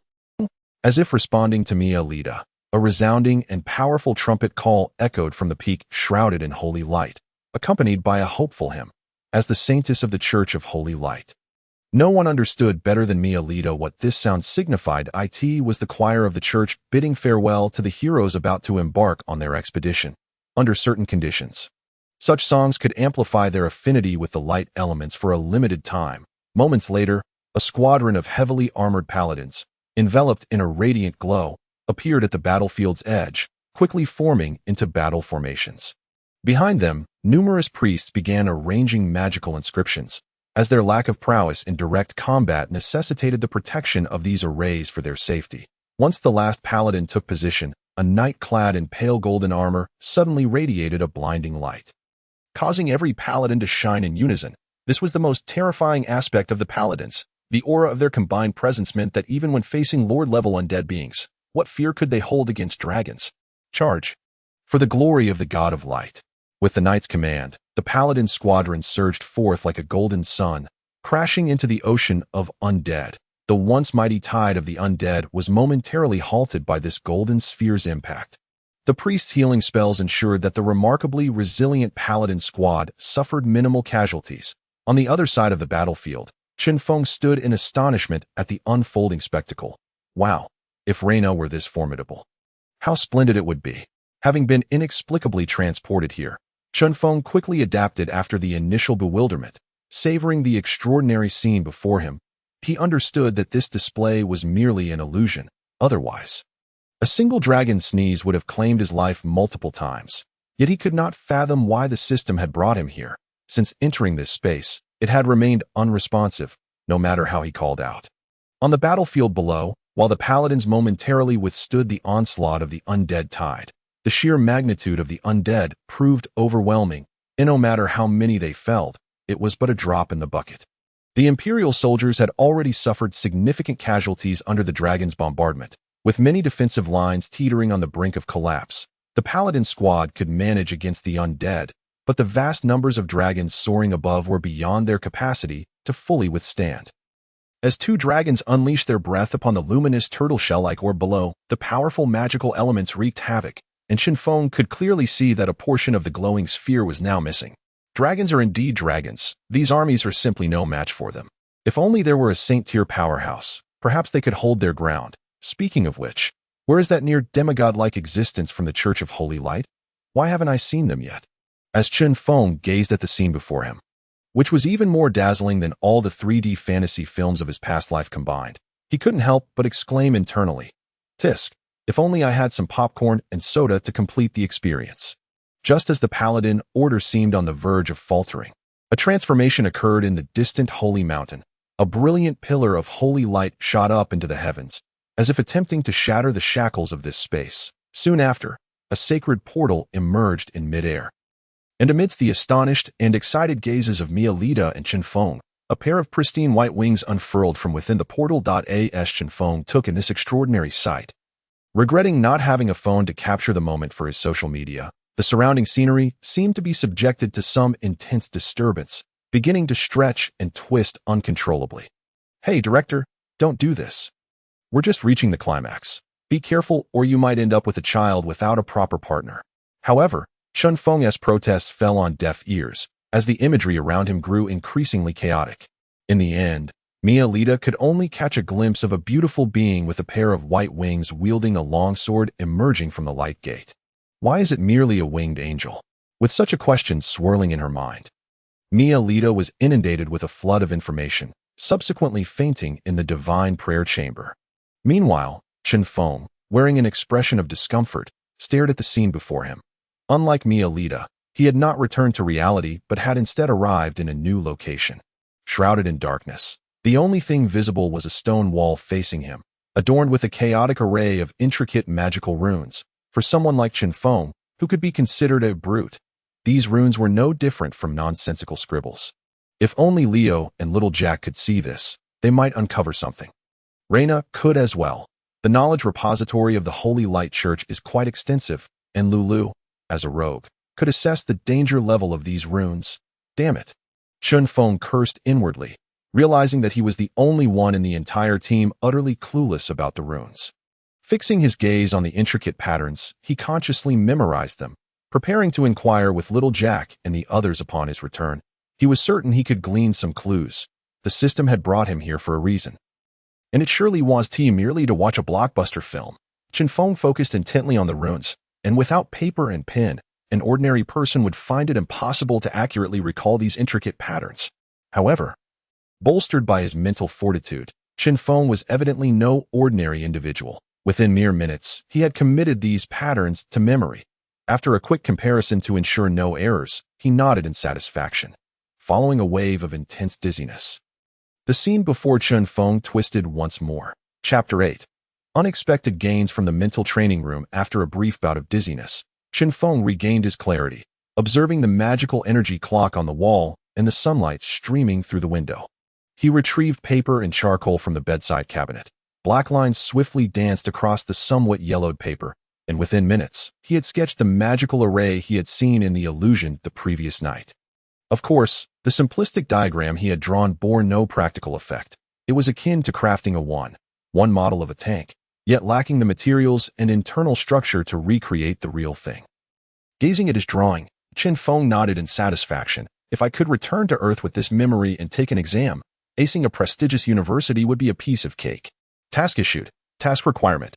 Please locate the physical manifestation of the magical runes within 1 month. Task reward. Current profession level 1 lottery chance.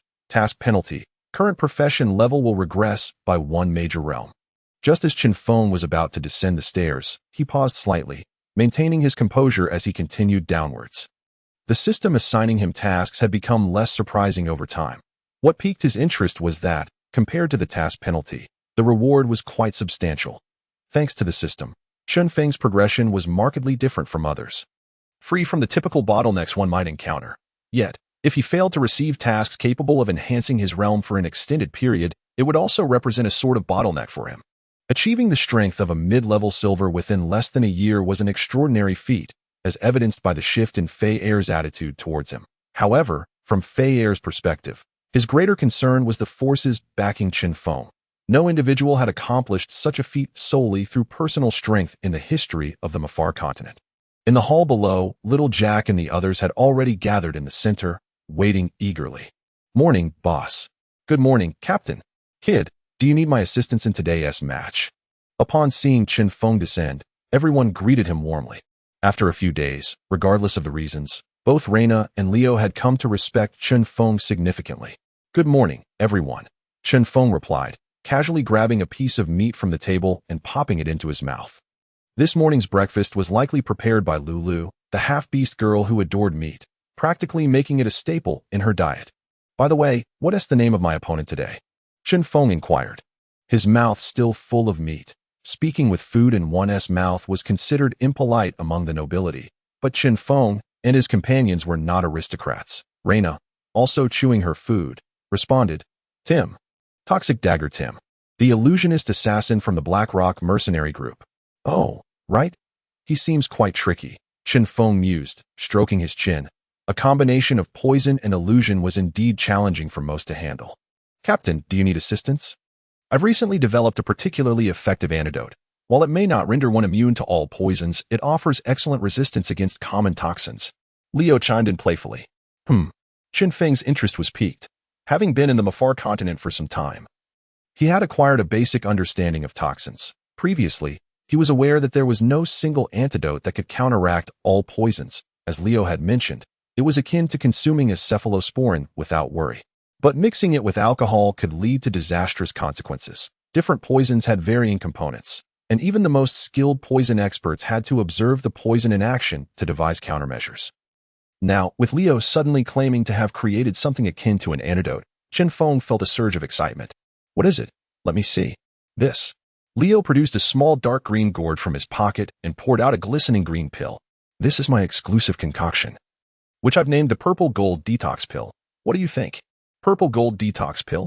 Chen Feng repeated the name, then smiled slyly. Old man, I doubt you came up with this method all on your own. Well, Leo's face flushed slightly, but he quickly regained his composure. I did indeed learn it in the mental training room, though I modified the formulation to create this Purple Gold Detox Pill. Chen Feng was somewhat taken aback. He had seen the title of Leo's mental training instance. It resembled a story akin to Jack's Biohazard, albeit seemingly a web movie infused with elements from the East, complete with absurdities. He hadn't expected Leo, while enhancing his mental prowess, to apply what he learned within that context that IT could be considered a serendipitous discovery, especially since the techniques he had employed in the previous team match likely originated from that instance.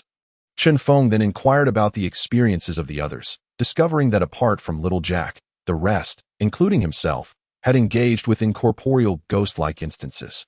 So, the distribution of instances in the mental training room is determined based on profession attributes. Chen Feng pondered. It made sense that melee-oriented professions, which focused on physical training, would struggle to learn anything in such an environment. As Chen Feng reached for the detox pill, his hand hesitated mid-air, uncertainty creeping in as he asked, does this thing have any side effects? Well, it's unlikely to have any, Leo replied, his face serious, resembling a wise elder imparting knowledge to the youth. However, everyone present was well aware of Leo's true nature, prompting Chen Feng to retract his hand and question, what do you mean by unlikely? And can you please remove that unlikely from your statement? Little Jack, possessing a solid knowledge of potion making, asked professionally, have you conducted any live tests with this? I've tested it on mice, and the results were satisfactory. The only side effect is a brief episode of dizziness once the effects wear off, but it's not significant, Leo explained with a serious demeanor when discussing professional matters. Mice. And you expect the boss to take this? Little Jack responded, a hint of skepticism in his tone. Leo shrugged helplessly. What else could I do? There aren't any humanoid subjects available for testing. And living magical beasts are quite expensive that if one dies, I'd have to buy another, and renting a laboratory isn't cheap either. Little Jack offered no rebuttal. Leo spoke the truth. His possession of a complete set of experimental equipment was indeed rooted in the substantial wealth of the Bryan family. And lately, he had not conducted any experiments that on one hand, after moving out, he had not taken that set of tools with him. On the other hand, although the dormitory provided at the base was quite nice, it lacked the ample space required for the arrangement of experimental apparatus. Chen Feng observed the debate between the two, contemplating the implications. If Leo's concoction could succeed, it would undoubtedly be a remarkable asset. While the scale of the mercenary group may not allow for mass production, the internal consumption would still be quite considerable. Moreover, during the first mission, Little Jack had demonstrated considerable knowledge of potion making, a talent that should not be squandered. At IT seemed the matter of the mercenary group's laboratory should be prioritized as well. Chapter 81. Chen Feng rose and brushed off his attire. Although Lulu's breakfast was somewhat greasy, it had the paramount advantage of being filling. Have you all had enough? It's time to head to the competition venue, Chen Feng called to the others, currently in the personal competition of the Mercenary tournament. Only Chen Feng remained as the sole representative of the Morning Breeze Mercenary group. Leo, hand me one of those pills of yours. It's the purple gold poison pill, Leo explained excitedly as he handed the pill to Chen Feng. Truth be told, he was eager to have someone test the efficacy of this pill, as mice were not suitable substitutes for humans. Their responses to drugs and adverse effects could only serve as rough references. Of course, Leo was confident that the pill posed no lethal danger. The five of them walked along the streets of Horseshoe City. Nearly a month had passed since the annual festival, and as the end of the new moon approached, the temperature had begun to rise. The air was no longer filled with that bone-chilling cold, and the streets of Horseshoe City saw an increasing number of ordinary people alongside the extraordinary. Since Yagri announced the expansion of Horseshoe City during the festival, the specific outlines and boundaries of the expansion had been delineated. A considerable amount of materials and manpower had been allocated for the construction of the city walls, which would not be dismantled. The former boundaries of Horseshoe Town had been transformed into the inner city, while the newly constructed areas would form the outer city. This indirectly led to a rapid increase in housing prices within the inner city, where areas once deemed slums were now approaching exorbitant value. A boon for those like Chen Feng who had purchased property, yet a catastrophic event for the impoverished who relied on renting. The city had nearly imposed a curfew due to rioting by the poor. Fortunately, Yagri subsequently issued a new decree. All citizens from the lower streets may participate in the construction of the outer city, and upon completion, they will be rewarded with a decent house in the outer city, with salaries maintained throughout the process.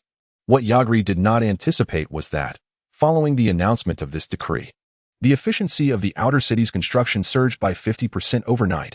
Under normal circumstances, even if the overseers broke their whips, such remarkable results would be unattainable. This decree was naturally suggested by Chen Feng through Little Jack, who had approached Chen Feng after witnessing the plight of the elderly Mrs. Raylin, who was on the verge of eviction after her vegetable purchase. The nobility in this world valued the power of the extraordinary, viewing ordinary folk merely as a source of tax revenue. However, Chen Feng, hailing from the vast populace of Huaxiao on Earth, understood the terrifying potential that the ordinary could unleash. At the entrance of the Mercenary Guild, a throng of mercenaries began to orderly stream into the passageway leading to the competition arena. But today's semifinals of the personal competition attracted a multitude of mercenaries, featuring renowned silver-tier powerhouses like Wild Wolf, Fraser, Crimson Cross, Param, and Poison Dagger, Tim. Only Chen Feng emerged like a dark horse, having bested several skilled contenders to reach the semifinals. Hey, you must be Chen Feng, right? Just as Chen Feng was about to step through the doors of the Mercenary Guild, a discordant voice rang out behind him. Turning to face the source, he saw a youthful boy wearing a straw hat, a blade twirling playfully between his fingers. Hey, look, isn't that Poison Dagger, Tim? Exclaimed nearby gossiping mercenaries. And that over there is the dark horse Chen Feng of this competition. It seems they are about to face off here. Chen Feng, overhearing the surrounding chatter, realized that this somewhat flamboyant youth must be his opponent, Poison Dagger Tim. Hello, may I ask what you need?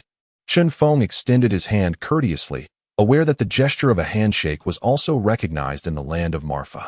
However, to his surprise, Tim stepped forward and with a sharp smack, swatted Chen Feng's hand away, lifting his chin slightly and arrogantly declaring, "You're unlucky to have encountered me. Allow me to advise you to surrender now. I am not Leo, who would show you mercy. Be cautious. The experience you will face later may be rather unpleasant." Chen Feng regarded Tim's withdrawn hand, frowning inwardly. Have I wronged this fellow? Why such animosity? It shouldn't warrant such behavior over a mere competition, should it? Hey, are you even listening? Tim, noticing Chen Feng's lack of response as he inspected his own hand, said with irritation, "Thank you for your advice. I look forward to our match." Chen Feng replied with a smile, showing no signs of displeasure. TCH, unappreciative. Tim shot a disdainful glance at Chen Feng before striding past the crowd into the entrance. What a weirdo, Little Jack muttered, watching Tim's retreating figure. Haha, indeed, that kid knows how to put on a show, Chen Feng scoffed, eyeing the entrance where Tim's silhouette had vanished. Did you sense that? Need assistance? Leo inquired, Having sensed something amiss the moment Tim struck Chen Feng's hand to Leo's surprise, Chen Feng shook his head in refusal. No need. I've just discovered something intriguing. Are you sure? That kid seems to possess some skill. Have you already consumed that purple gold poison pill? Leo's voice held a hint of excitement. In response, Chen Feng reached into his pocket and tossed a verdant pill into Leo's hand. Here. Take this back. I believe I want to be needing it. With that, Chen Feng strode toward the entrance, the others following closely, albeit with some confusion, once they finally found seats in the packed stands. The referee announced the entry of the two competitors. The magical patterns in the arena whirled into action, the surroundings transformed, and unlike the previous arenas with forests and glaciers, this one was stark and straightforward. The ground beneath their feet elevated slightly, forming a simple platform, with no barriers to obscure the view.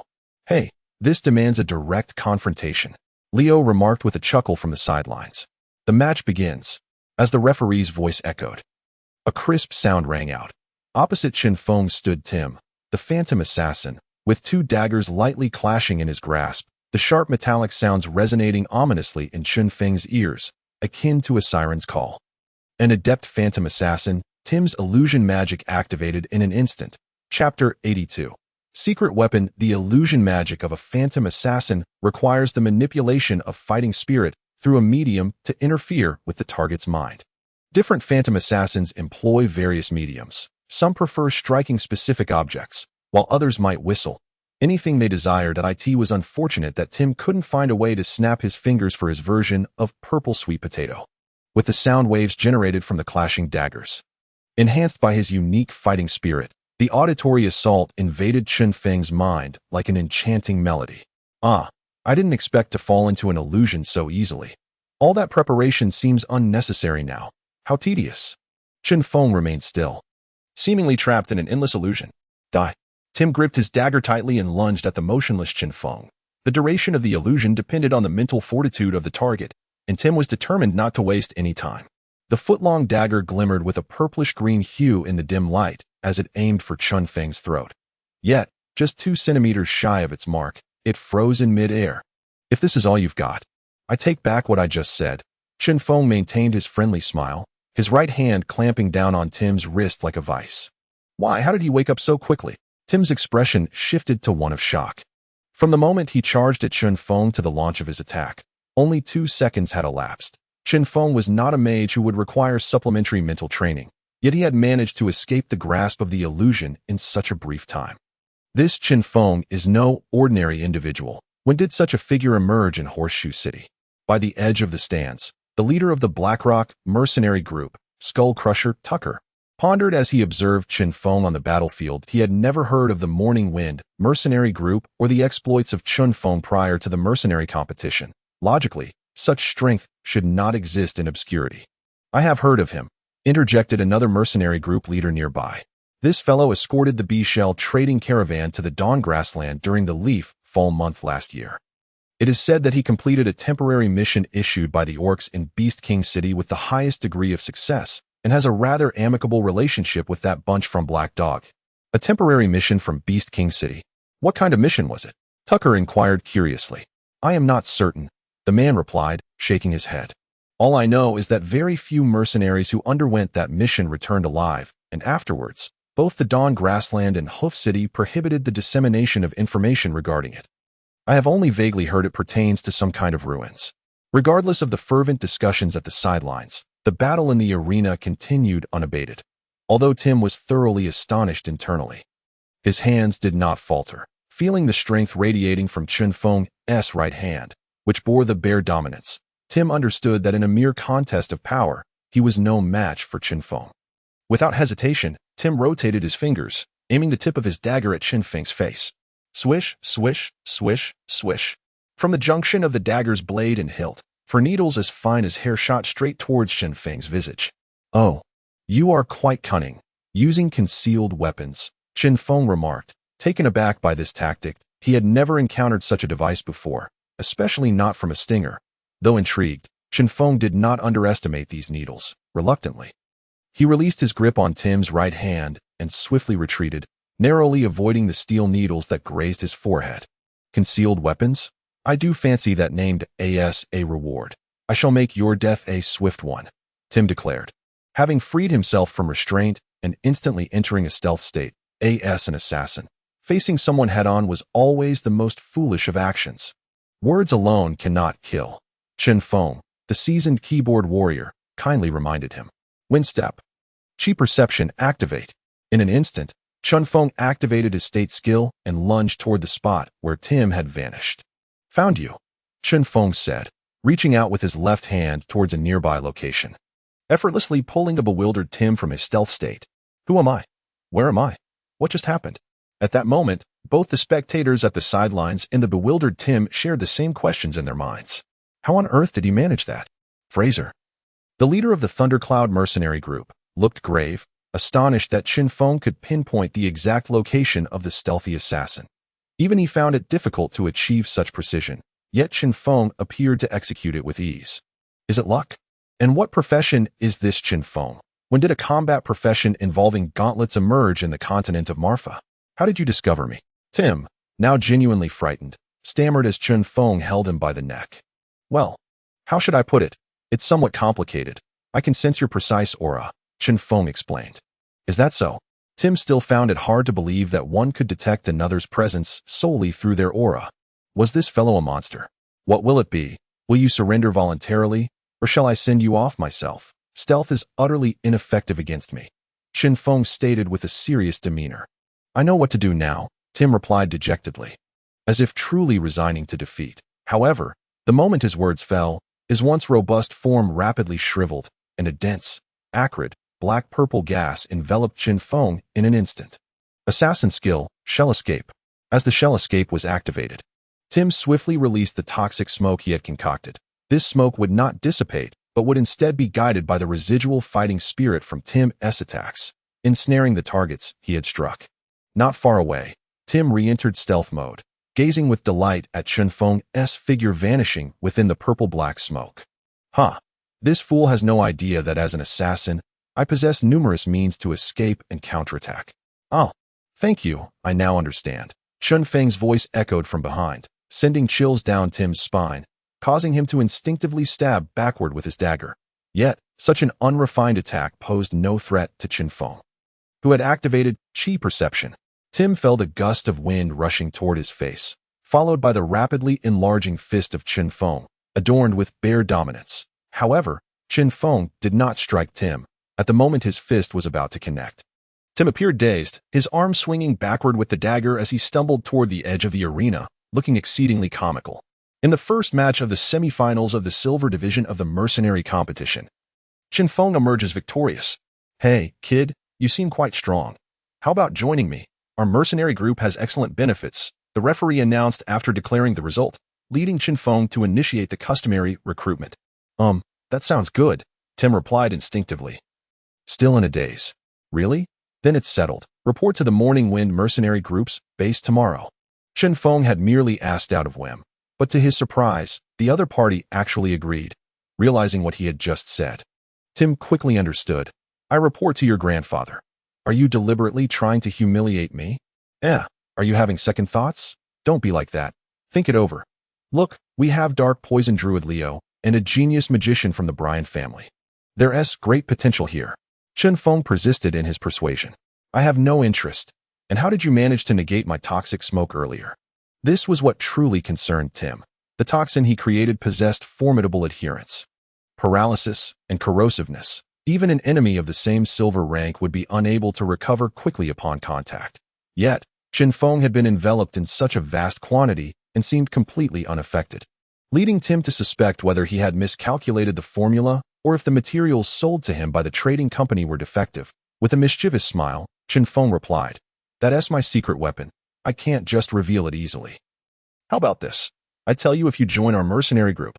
What do you say? Get lost. Tim turned to walk away down his path. To hell with your secret weapon. This brat is just trying to trick me. Don't you want to know? What a pity, Chen Feng lamented, shaking his head as he walked toward his own path, leaving behind the stunned spectators and the leader of the Blackrock mercenary group, who appeared utterly constipated. Chapter 83. Cultivation System. Hey. How did I perform just now? Chen Feng greeted the crowd waiting at the exit, as it had become customary for everyone to wait for the competitors to emerge after each match. He could no longer recall who had initiated this tradition, but it had become a habit for all.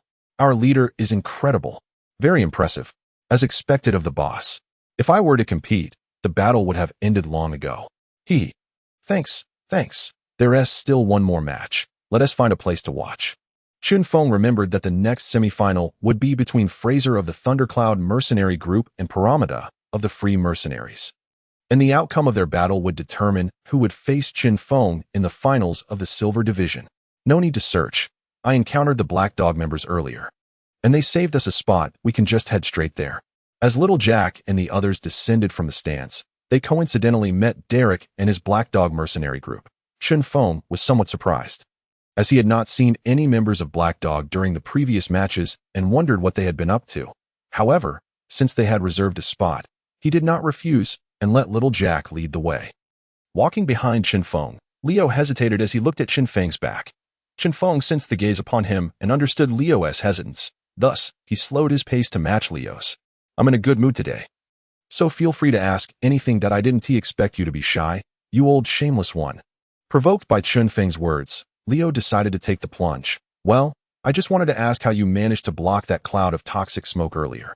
Of course, if it's inconvenient, you don't have to say. As a significant figure in the domain of poison, Leo had a comprehensive grasp of both poisoning and detoxifying methods. He was well aware that Chen Feng was a novice in the realm of toxins, even lacking the knowledge of a newcomer to the extraordinary circle of Marfa. Furthermore, Tim, the poison dagger creator, while not as skilled as Leo, still possessed some abilities, given Tim's earlier toxic smoke and the trick he played at the entrance. Even Leo himself might have fallen victim if not attentive. However, Chen Feng calmly navigated through these tactics, and more importantly, Leo had not detected any signs of Chen Feng attempting to neutralize the poison. In the vast realm of Mayful, there are indeed magical artifacts capable of resisting toxins, yet each one typically exhibits a fleeting magical aura as a warning sign. Remarkably, no such indication was observed on Chen Feng. As Leo, known as the Dark Poison Druid, witnessed this astonishing phenomenon, he felt an overwhelming urge to uncover the truth that, of course, such matters pertain to personal secrets, and to brazenly pry into someone else's affairs is a breach of decorum that would warrant a severe reaction, especially within the Mercenary Guild, an organization not known for its restraint. Encountering a suspicious individual could easily lead to dire consequences. As Chen Feng observed the flicker of urgency in Leo's eyes, contrasted by his efforts to maintain a facade of composure, he couldn't help but find it amusing. It's really nothing extraordinary. My fighting aura is rather unique, allowing me to be immune to toxin infiltration. I am uncertain about the more advanced poisons, but those used by that fellow named Tim should pose no issue. Up until this point, Chen Feng had primarily utilized the concept of qi for skill consumption. Whether in offense or defense, in terms of its outward manifestation, qi was quite standard, lacking the destructive force of fighting aura, yet also not as feeble as fighting aura, which focuses solely on attack while relying on equipment for defense. Even the most steadfast shield warriors, in the absence of their shields, would not necessarily possess the defensive strength that Chen Feng had. Regarding the profession of Qi Master, Chen Feng merely regarded the skill of sensing Qi as extraordinarily formidable.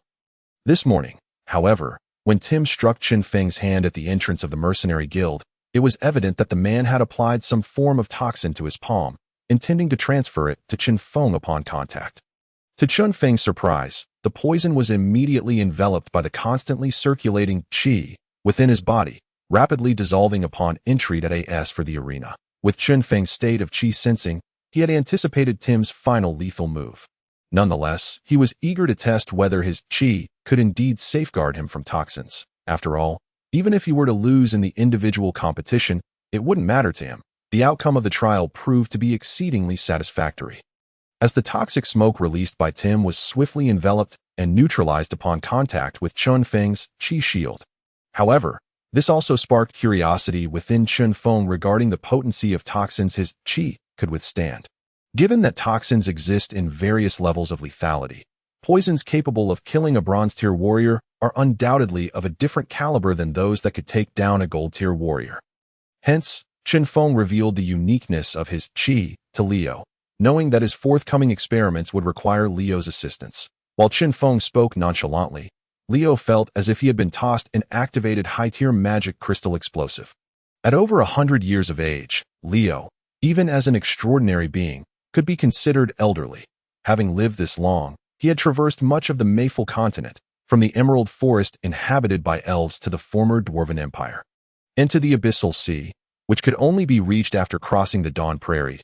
He had encountered countless peculiarities, yet he had never heard of a fighting aura, or any cultivation system capable of resisting the encroachment of toxins. The cultivation systems of fighting aura and magic had been passed down since ancient times, modified by innumerable powerful beings over millennia to form the comprehensive systems we see today. Fighting aura is generated through the stimulation of the physical body. Producing extraordinary power from within, while utilizing various techniques leads to different manifestations of fighting aura and their respective attack effects. Its hallmark is immense destructive capability, which does inflict some damage to the body. However, with ample financial resources to procure high-tier magical beast blood or specialized potions for recovery, such damage becomes negligible. Conversely, magic relies on formidable mental strength to commune with the elements of the world, drawing power from the outside in, and employing magical formulas to arrange elements into various magical attacks that inflict virtually no physical harm, albeit requiring exceptional innate talent. In summary, neither fighting aura nor magic possesses the capacity to confer immunity to toxins. Both prioritize destruction and offense, while defense largely depends on skills and equipment. Thus, when Chen Feng disclosed to Leo that his fighting aura could defend against toxins, what implications did this carry? On a smaller scale, mastering such a fighting aura would allow any profession to effectively disregard the threat posed by toxins or poisoners, rendering toxic traps and ancient ruins mere decorations. Furthermore, the most feared assassination method among nobility, the use of poison, would be rendered completely ineffective. On a larger scale, Chinfong, or rather the organization behind him, possessed not only boundless financial and material resources but also mastery over time and space. More importantly, they held a unique and comprehensive cultivation system. Such a formidable organization had never been discovered by any powerful being across the Mayful continent. What could their true intentions be? However, upon reflection, it's not entirely implausible. The ability to manipulate time and space could indeed lead to the creation of a unique cultivation system. Leo pondered, observing Chen Feng, who casually explained matters beside him. His gaze shifted, transforming as if he were contemplating a terrifying creature. Chapter 84. Swordsmanship. Congratulations, Captain Chen Feng. Please, have a seat. Derek beckoned Chen Feng and his companions over. You all squeeze in a bit to make room for Captain Chen Feng. The number of spectators for the semifinals had significantly increased compared to usual. Yet fortunately, most members of Black Hound and Morning Breeze were familiar with one another, so a little crowding was not an issue. Chen Feng did not decline and settled beside Derek. Thank you, Captain Derek, that it's been a few days since we last met. Where have you been to make your fortune? Noticing a hint of fatigue in Derek's expression, with bloodshot eyes and a faint aura of blood lingering about him, Derek forced a wry smile and waved his hand. Please, Captain Chinfong, don't tease me that I've been having a rough time lately. What happened? Derek, is there something troubling you? If you need assistance, just speak up. Chen Feng's offer was genuine, as Derek's Black Hound Mercenary group had maintained a solid relationship with the Morning Breeze Mercenary group since their journeys from the Dawn Prairie to the present. Derek had always been forthcoming with insights regarding the construction of mercenary groups, and if his troubles were within Chen Feng's capacity to assist, he was willing to lend a hand. Sighing, Derek did not respond. His gaze fixed on the arena, seemingly lost in thought. Chen Feng, respecting Derek's silence, refrained from pressing further. If he was unwilling to share, it was undoubtedly a matter he preferred to keep private.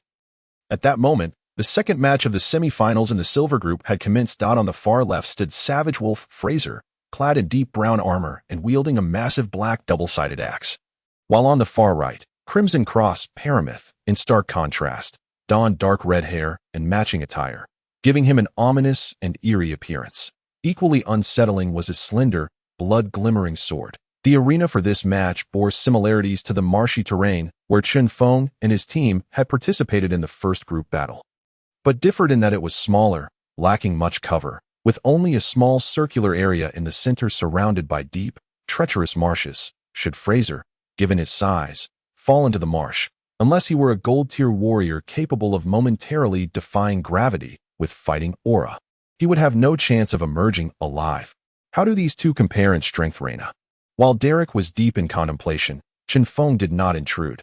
Instead, he instinctively turned to Reina for information. Reina did not consult her notes. Having long memorized the details of the semi-final participants, Savage Wolf Fraser, leader of the Thundercloud Mercenary Group, a mid-tier silver heavy armor warrior, reportedly very close to high-tier silver, utilizes a double-bladed battle axe. Though it appears cumbersome, he strikes with remarkable speed, hence the title Savage Wolf. Crimson Cross Param, a free mercenary, possesses mid-tier silver strength, but his profession remains unknown. Unknown? Chinfong turned to Reina, puzzled. Has no one ever seen him in action? Reina glanced at Lulu beside her, and Chinfong followed suit, aware that most of Reina's intelligence was gathered by Lulu, who handled the organization and selection of information. Lulu, caught between their gazes, hesitated. I'm not entirely certain. Many have heard of his title, but few have witnessed his actions. All I know is that his combat skills are quite unique. He seems capable of siphoning through the manipulation of fighting aura. Siphoning. Chinfong instinctively frowned. Indeed. Lulu, shaking her cat ears and puffing her cheeks, continued. This individual seems to have originally been a student of the Swordsman Academy, one of the 5 prestigious academies of the Empire, and was notably the named disciple of the renowned Golden Tier powerhouse, Thunderblade's Sword Saint Soul. However, for reasons unknown, he was expelled from the academy and vanished for approximately 2 to 3 years. When he was finally discovered again, he had completely transformed into his current state and mastered a peculiar combat technique capable of absorbing the blood from his opponent's wounds. After finishing her account, Lulu felt a bit parched and went to ask little Jack for some water, having already drained her own supply. Cats, it seems, have an extraordinary capacity for drinking, especially female cats. Is he a bloodsucker?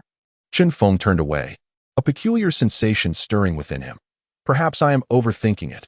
After all, there's always a vampire or something akin to a blood clan in a fantasy world, isn't there? He shook his head, suppressing his feelings. Unlike the initial clash between Chen Feng and Tim, the two combatants in the arena did not engage immediately. Instead, they slowly approached the center, seemingly assessing one another. That iron canister, Fraser, might prove challenging for Param. The group seated behind, including the Black Hounds, began discussing the unfolding situation. Not necessarily. Param has been renowned for many years and must possess some unique techniques. He is likely analyzing Fraser's weaknesses right now, Leo chimed in, engaging them in conversation without hesitation. The bronze-tier newcomers, thrilled to receive a response from the dark toxic druid, eagerly approached to chat, recognizing that as a prominent poisoner, any antidote he might casually offer could be a lifesaver. Even a few poison pellets could be essential for adventuring or illicit dealings. While they were flattering Leo, the battle in the arena shifted. Standing on the left, Fraser seemed unable to contain himself any longer, with his legs slightly bent. He suddenly surged towards Param. Known as the Wild Wolf, Fraser truly lived up to his title, as despite being clad in heavy armor, his speed surpassed that of most swordsmen in leather armor. He executed the technique Wolf Fong charge. The double-bladed axe in his hands lunged at Param like a wolf-s fong. However, Param did not meet the attack head-on. He deftly sidestepped, narrowly evading the strike, resulting in a few droplets of crimson cascading down from a superficial wound inflicted by the fierce wind generated by Fraser's technique. Undeterred by his missed strike, Fraser recognized that Param, as a seasoned powerhouse, would not be easily dispatched. He maintained enough self-awareness to know this. With his initial strike failing, Fraser swung his double-bladed axe horizontally towards Param. The howling sound of the air being sliced and the violent gusts created by the axe left the audience in the stands feeling the sheer force of the blow. Fraser, the Wild Wolf, was indeed formidable. In the face of this powerful strike, Param's expression remained stoic. He lightly tapped the blade that seemed like a mere toothpick against the axe's edge. Clang. The crisp sound of metal meeting metal resonated as Param's form gracefully soared to the arena's edge, landing deftly on the solid ground after a few nimble steps, just before plunging into the swamp. Well done. Impressive. That was absolutely stunning. Countless spectators, including Chen Feng, were left in awe of Param's maneuver.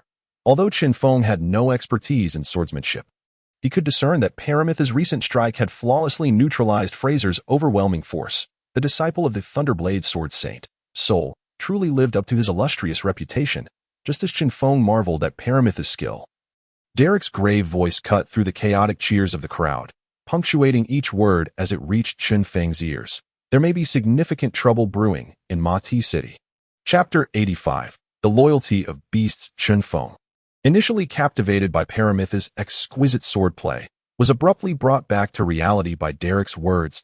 He glanced at the crowd behind him. The atmosphere in the competition venue was quite noisy, and Derek had intentionally lowered his voice, seemingly ensuring that no one else had overheard. Chen Feng sensed Derek's desire for discretion and quietly inquired, "What kind of trouble, and why the uncertainty?" "Just a few days ago, our mercenary group received a task." Derek leaned slightly closer to Chen Feng. "This task didn't come through the mercenary guild, but was initiated by someone who contacted us directly. In mercenary work, aside from the guild, clients could bypass the intermediary and approach a trusted mercenary group for commissions. While this method alleviated waiting times, the guild typically rated tasks, providing a degree of assurance regarding their nature. However, the downside was apparent. Relying solely on the information provided by the client often made accurate assessments difficult. Such tasks were generally offered to mercenary groups with a certain reputation in a region. And Chen Feng's group would potentially have the opportunity to accept similar missions after this tournament, contingent upon their success in securing first place in the team competition and advancing to the top 8 in the subsequent formal matches. He had no desire to experience the system's erasure effect firsthand. After a brief pause, Derek continued. "The task involves locating the lair of a 4th-tier magical beast, the Ironback Ape, on the outskirts of the Dark Night Forest, and retrieving a corpse." "So, is there something unusual about this lair?"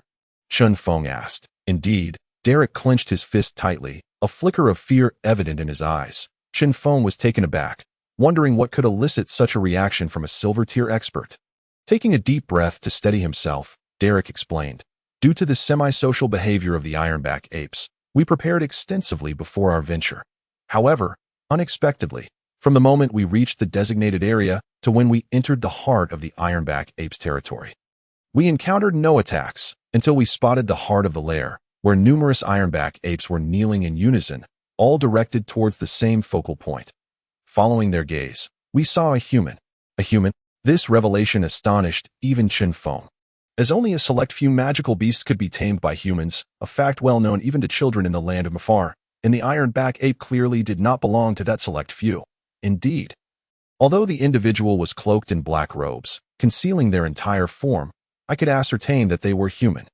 Derek's voice turned somber. The Ironback ape, being a 4th-tier beast, possessed strength equivalent to low-tier silver humans, and its leader could reach 5th-tier status.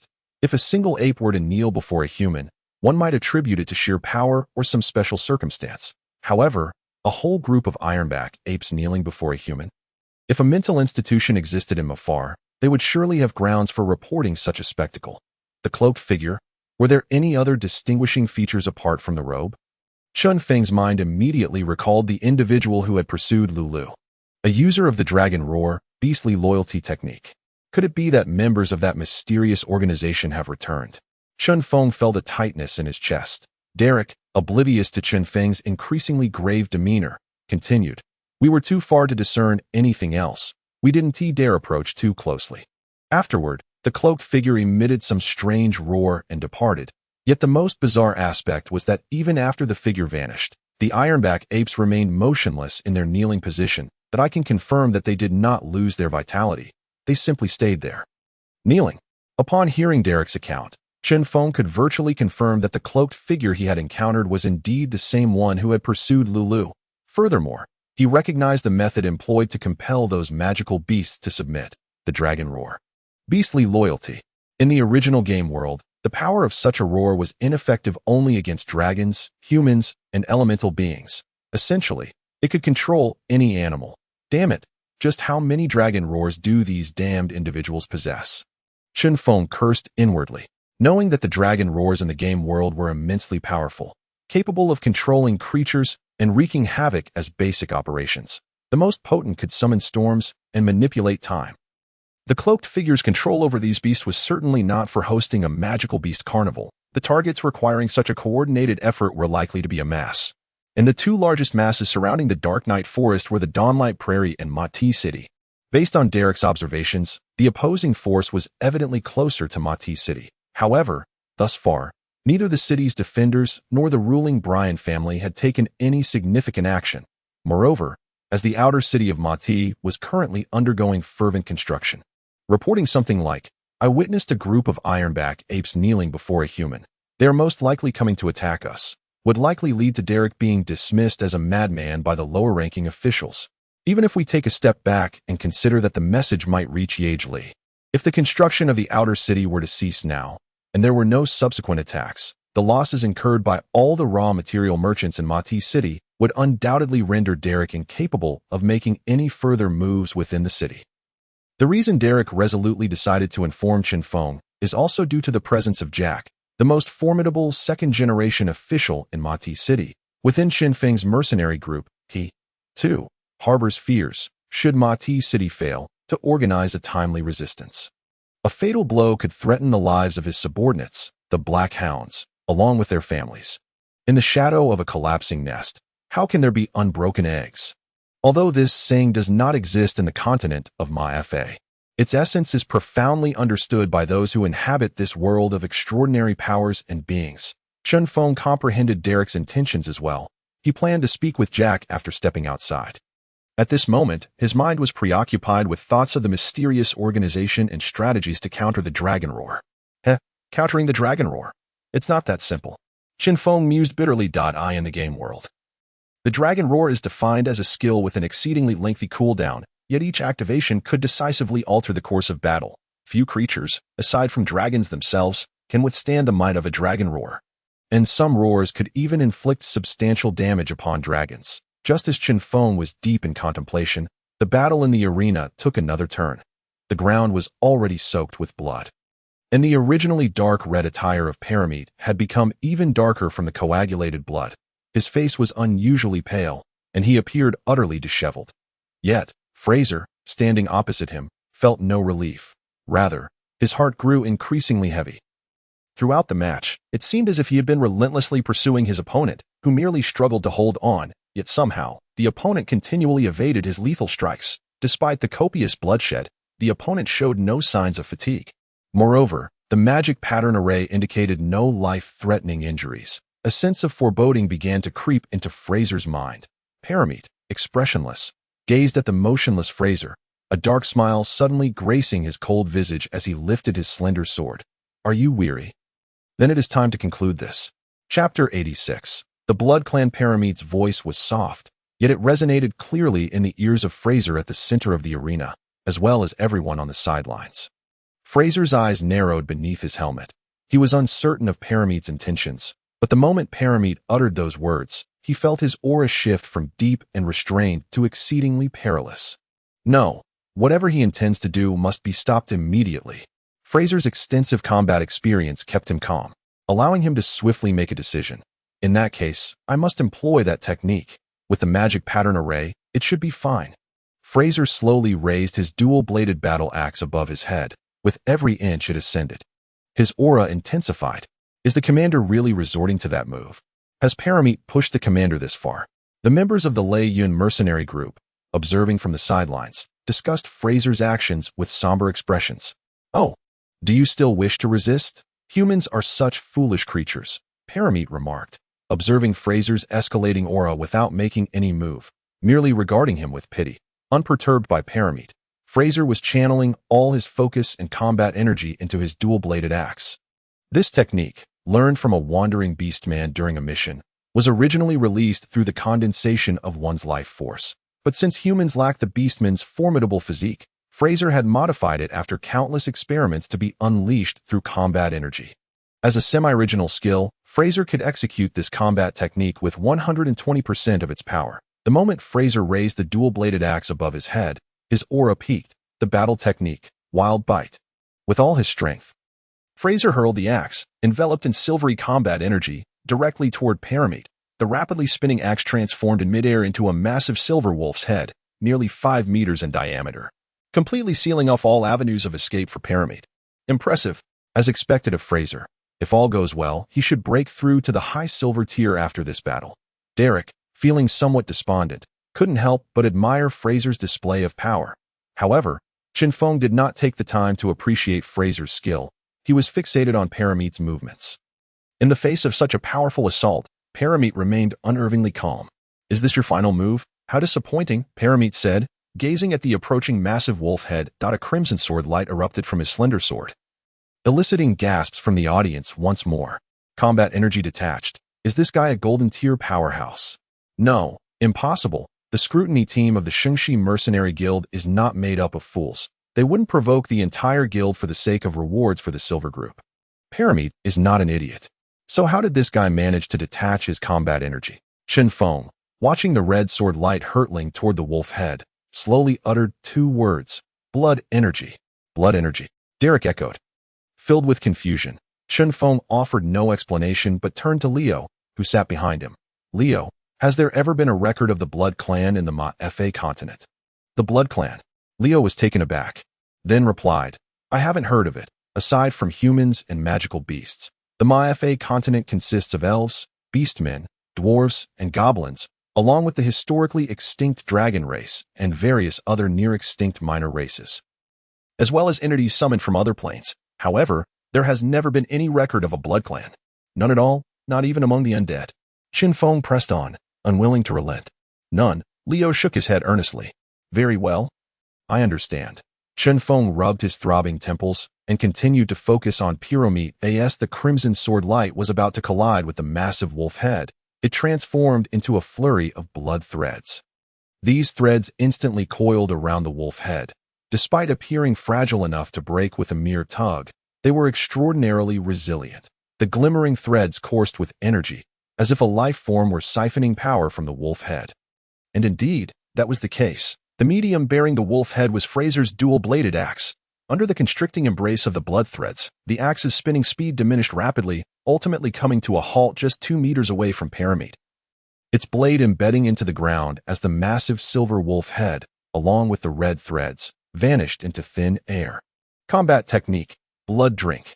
Paramid slowly approached the paralyzed Fraser. This moment, Fraser found himself enveloped by fear.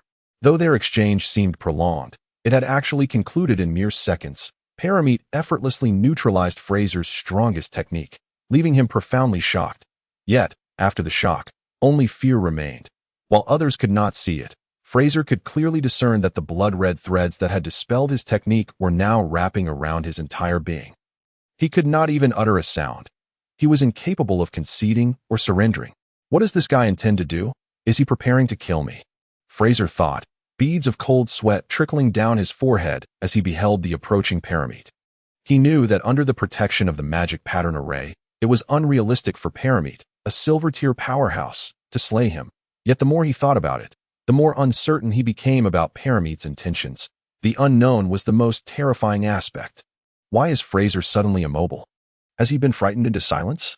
The judges on the sidelines were puzzled. Should we intervene? Another judge expressed concern, noting the increased number of judges present due to the semi-final nature of the event. It's unnecessary. With the protection of the magic pattern array, there shouldn't be any life-threatening danger.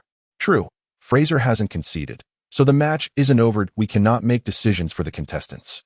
The 2 judges reached a consensus and continued to observe the match. Meanwhile, Fraser inwardly cursed the judge's ancestors as he stared at Paramid, who now stood before him, nearly brought to tears. Damn it! Is there anyone who can come to my rescue? To the astonishment of everyone, Paramid did not lift Fraser's mask to stab him, but instead gently placed his right hand on Fraser's dantian, the very spot where combat energy is stored in the human body. Blood technique. Bloodstream. Suddenly, the blood that Paramid had shed earlier began to levitate, as if imbued with life, wrapping around both Paramid and Fraser. In mere seconds, a massive crimson sphere enveloped the 2 entirely. What on earth is happening? The audience below had begun to lose their composure. Such a scene was undeniably bizarre, surpassing the comprehension of most onlookers. Referee. What is the referee doing? Announced the end of the match at once. Members of the Thundercloud Mercenary Corps were in a state of panic, with some even preparing to rush into the arena to rescue the participants. However, the area surrounding the viewing platform was also fortified with magical rune arrays. Unless there were individuals of the golden rank among them, it was utterly impossible to breach the barrier. According to the tournament regulations, the match cannot be interrupted unless a participant voluntarily concedes, or the magical rune array determines that a lethal blow has been dealt. The referee's unyielding voice dispelled all notions of interference. In the center of the arena, the crimson sphere rotated slowly, its blood-red glow pulsating like a placenta harboring a terrifying creature, tugging at the hearts of everyone present. Chapter 87. Preparation. Gazing at the sphere enveloping Param and Fraser, its blood-colored aura shimmering ominously, the expressions of all were grave. The referee's intentions were clear. Although the Mercenary tournament's arena was equipped with magical rune arrays to ensure the safety of participants, it had never explicitly declared a prohibition against death. The profession of a mercenary inherently flirted with danger, a fact well understood by both bronze and golden rank mercenaries alike. The blood-red orb did not last long. After approximately 3 minutes, it gradually dissipated, revealing the two figures it had cloaked. Fraser, clad in heavy armor, lay limply on the ground. Yet, even in this state, the magical rune array did not expel him from the arena. Referee, he can no longer move. It is time to declare the results of the match. Param called out towards the referee. His wounds had completely healed, and even the bloodstains on his garments had vanished without a trace, presenting him as seemingly unscathed, with an aura that appeared even more profound and imposing than when the battle commenced. This eerie spectacle plunged the entire audience into silence. The referee cast a deep glance at Param before loudly announcing, in the second match of the semi-finals of the Silver Group of the Mercenary Tournament, Param is the victor. Moreover, the finals of the Silver Group will take place in 2 days. I urge both contestants to prepare in advance. Once the referee concluded the announcement, members of the Thundercloud Mercenary Corps rushed into the arena to assess Fraser's injuries. A few frantically removed his armor and summoned the resident priest to administer healing. From Fraser's gradually stabilizing breathing and healing injuries, it seemed he was no longer in imminent danger. However, for reasons unknown, he remained in a state of unconsciousness. The Thundercloud mercenaries glanced towards the exit where Param had disappeared, choosing not to speak further as they carried Fraser away from the arena. Tomorrow's semi-final in the team competition will be against the Thundercloud Mercenary Corps. I wonder if Fraser will be able to recover in time. From the perspective of the opponents, they should have felt pleased that Fraser, the strongest member of their lineup, had been dealt with, yet the bizarre scene and the accompanying uncertainties rendered Chinfong unable to feel any joy. Let us go. It's time to return. Observing the departing mercenaries, Chen Feng beckoned his own team to prepare to leave. By the way, Derek, I will convey the matter you mentioned. For now, refrain from accepting any tasks related to the Nightshade Forest. We will address it once this situation has passed. Thanks. Don't worry. I'm not foolish. I will definitely come to watch your matches over the next few days. That if you can clinch the championships in both the individual and team competitions, I'll have plenty to boast about. Derek replied with a grin.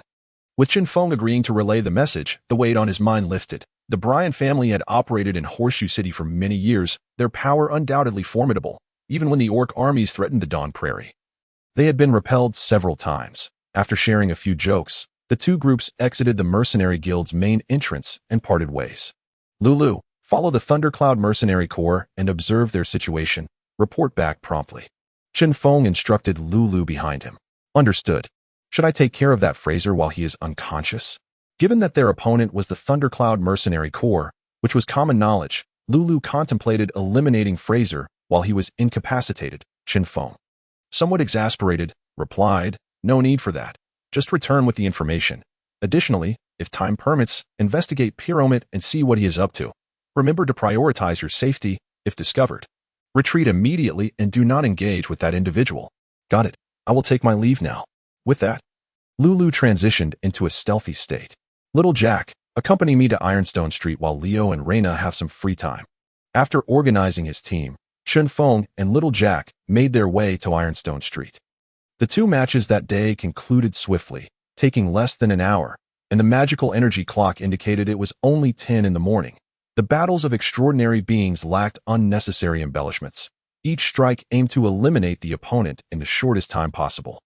After all, in a true battlefield scenario, there are no referees to tally points, nor are there halftime breaks. Often, a single encounter determines life or death. Consequently, Horseshoe City was bustling at this hour, as mercenaries, having just finished their matches, called out to their companions and flocked to various shops along the streets to procure supplies, bringing in cartloads of building materials from outside the city. After registering and storing them in their respective merchant guilds, The materials would be dispatched to construction sites in the outer city. As Chen Feng and little Jack walked through the crowded streets, they absorbed the surrounding clamor. How has everything been at home lately? Has that fellow Fei caused you any trouble these past few days? Everything is fine at home. Fei hasn't bothered me again. Little Jack recalled his recent visits home, where he encountered Fei at the estate, finding amusement in the pained expressions that occasionally crossed Fei's face. By the way, boss, I have a favor to ask of you. Just speak plainly. Be a man. Don't beat around the bush, Chen Feng chided with a grin. Yes, boss, I have an old steward who raised me since childhood. I would like to bring him into our mercenary corps, but I'm no longer willing to return to that home of mine, and he is getting old. I'm concerned that Fei may make things difficult for him. Little Jack explained that in truth, no matter how much trouble Fei caused little Jack, as a young master of a prominent family, he would hardly trouble a servant.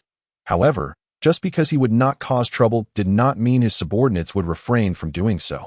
Such scenarios had played out countless times in the palace dramas of the 21st century China.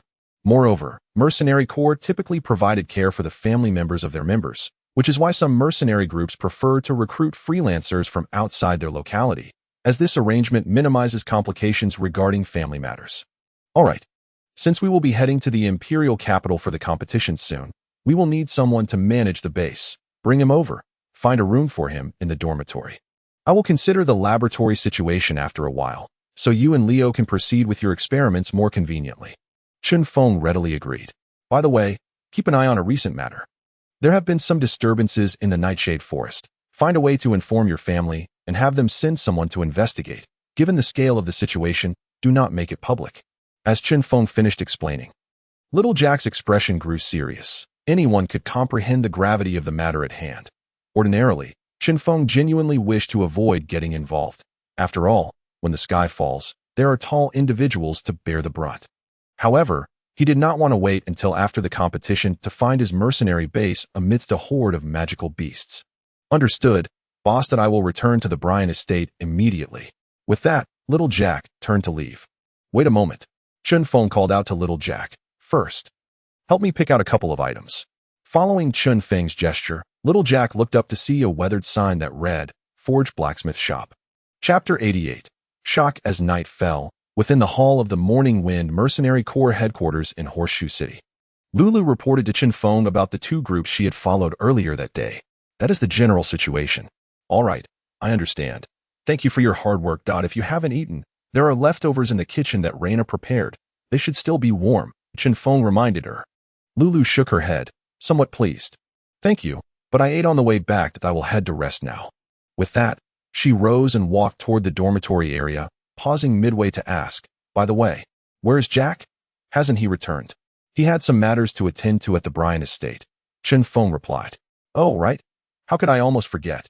Chen Feng got up and retrieved a leather case from behind the reception counter. The metallic grips visible on the case indicated that it contained two exquisitely crafted daggers. These are from earlier today, when little Jack and I were out shopping. He asked me to pass them on to you. Chen Feng tossed the leather case containing the daggers toward Lulu. Hey, Lulu caught it effortlessly. Unsheathing one of the daggers, the dagger measured about 33 centimeters in length, shaped like a crescent moon, and crafted from matte materials to avoid revealing its wielder's intentions. The hilt was wrapped in non-slip beast hide. And the entire design of the dagger appeared remarkably simple, yet its quality was undoubtedly exceptional. Lulu's current prowess at the advanced bronze level is entirely sufficient. Thank you, Captain. I shall take my leave now. Lulu, brimming with joy, embraced her dagger and made her way to the adjacent dormitory area. Although she never spent a single coin of little Jack's, which girl does not relish receiving a gift? After Lulu departed, Chen Feng did not return to his previous position. Instead, he seated himself behind the counter, lost in contemplation, analyzing the intelligence Lulu had brought back today. It was said that not long after the members of the Thundercloud Mercenary Corps returned, Fraser regained consciousness, appearing to be in good health. However, the security at the Thundercloud Mercenary Corps headquarters in Horseshoe City remained quite stringent, and Lulu was unable to infiltrate and ascertain the specific situation. Regarding Pyramid, Lulu discovered during her surveillance that not only he, but several mercenary groups had sent personnel to follow him. Some of these pursuers exhibited rather clumsy methods. Nevertheless, even if Pyramid noticed them, He displayed no remarkable reaction, merely returning to his lodging that he only emerged in the evening to pack some food before retreating to his room, with the entire afternoon yielding no suspicious activity. Considering the team competition was scheduled for the following day, Lulu decided against staying overnight to keep watch and returned instead. At this juncture, Chen Feng glanced at his boxing gloves, bare dominance, resting beneath the counter. The gloves were identical to the previous pair, save for one notable difference. Numerous small silver spikes had been added at the knuckles. During the finals, I shall rely on you, Chinfong murmured, gently caressing the spikes. They had been crafted from secret silver by the father-daughter duo he had entrusted this afternoon at the furnace. This was also the reason he had brought little Jack along, while he could manage the general materials. Selecting based on purity and quality was beyond his expertise. This equipment was crucial for the individual finals the day after tomorrow, and thus, he could afford no carelessness. He had to rely on those he trusted most to oversee the selection. Whether it be dragons or vampires, the occurrences around him were multiplying, and this was no mere coincidence. Chen Feng gradually realized that evasion was futile if he could not escape. He must clarify and resolve each issue one by one. Just then, a series of knocks interrupted his train of thought. "Is anyone there?" A resonant voice called from outside the door. Chen Feng set down his gloves and approached the door, perplexed. At this late hour, who could it be? Members of his own mercenary group would not knock, as only strangers would be kept at bay by the system. "Greetings, may I inquire if you are?" Chen Feng opened the door to find two middle-aged men of similar age standing outside. The one in front was rather diminutive, clad in a mage's robe, while the other, towering behind him, appeared somewhat haggard in the light filtering from the hall. "What brings you two here at this late hour? Is there something of significance?" Chen Feng inquired. "Good evening, Captain Chinfong," the front man replied courteously. "I have a rather important task I would like to entrust to you. Should you be interested?" "A task?" Chen Feng's curiosity deepened. The majority of those in Horseshoe City were aware of his participation in the mercenary competition, with some gambling houses even opening betting pools. Yet, here was someone seeking to delegate a task to him. Nevertheless, as a host, he felt compelled to accommodate guests. The mercenary profession was, after all, a service industry.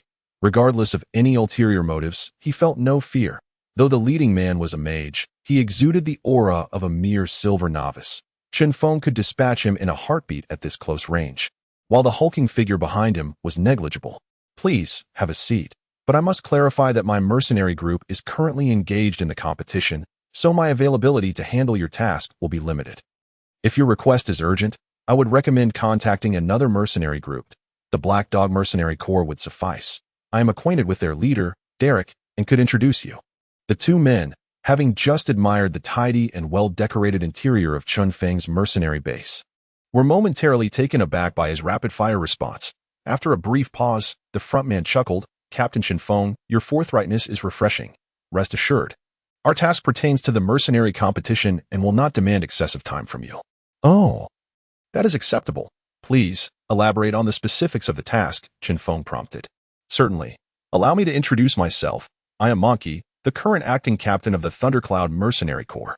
Chinfong stared at the man in the mage's robe, momentarily stunned, before directing his gaze at the individual beside him, exclaiming in astonishment, "Pray tell, this gentleman is not—" Monkey forced a smile. "Indeed, he is." "Monkey, allow me," the other man interjected. "I am Frezer, the former captain of the Thundercloud Mercenary Corps." Chen Feng's heart sank. The Howling Wolf, Frezer, the strongest man in the Thundercloud Mercenary Corps, on the verge of entering the Silver Advanced Tier, a seeker of the Golden Tier's realm. Now, under Chen Feng's perception, the intensity of this man's aura was far beyond that of a mere Silver Mid-Tier. No, it was more than that, this fellow might. "I believe Captain Chinfong has discerned the truth," Frezer observed, his expression tinged with bitterness. "I am no longer an extraordinary being. You are no longer extraordinary." Chen Feng grasped the implication of Frezer's words. Yet the shock within him compelled him to ask again. The emotion behind his inquiry deepened Frezer's despondence. "Upon waking, I discovered that all my fighting spirit had vanished. In other words, I am now an ordinary man." With that revelation, Frezer exhaled deeply, as if aged a decade in an instant. After hearing Frezer's plight, Chinfong fell silent. He refrained from offering empty words of consolation. At this moment, to express sympathy would only serve to make Frezer feel pitied.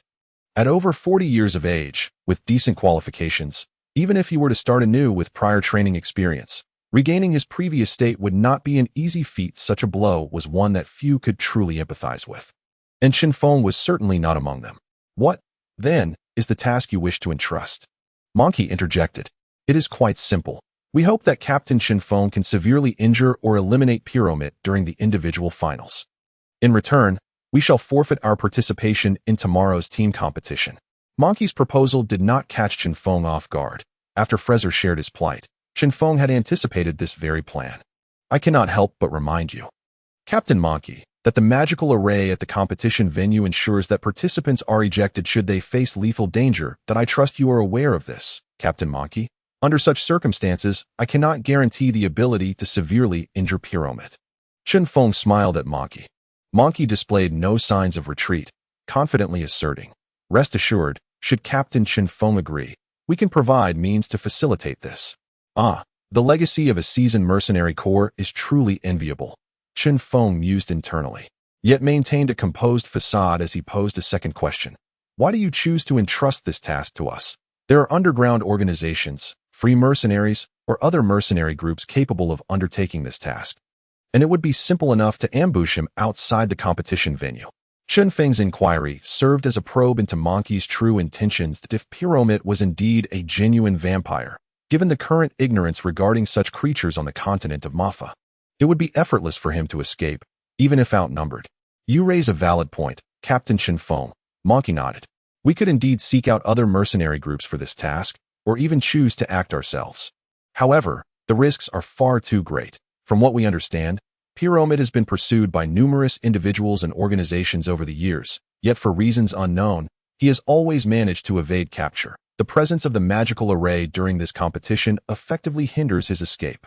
At this juncture, Fraser clenched his fists in excitement. Chen Feng nodded in understanding and raised a finger, stating, lastly, Captain Monkey, you do not genuinely believe that forfeiting tomorrow's competition would suffice to secure my agreement?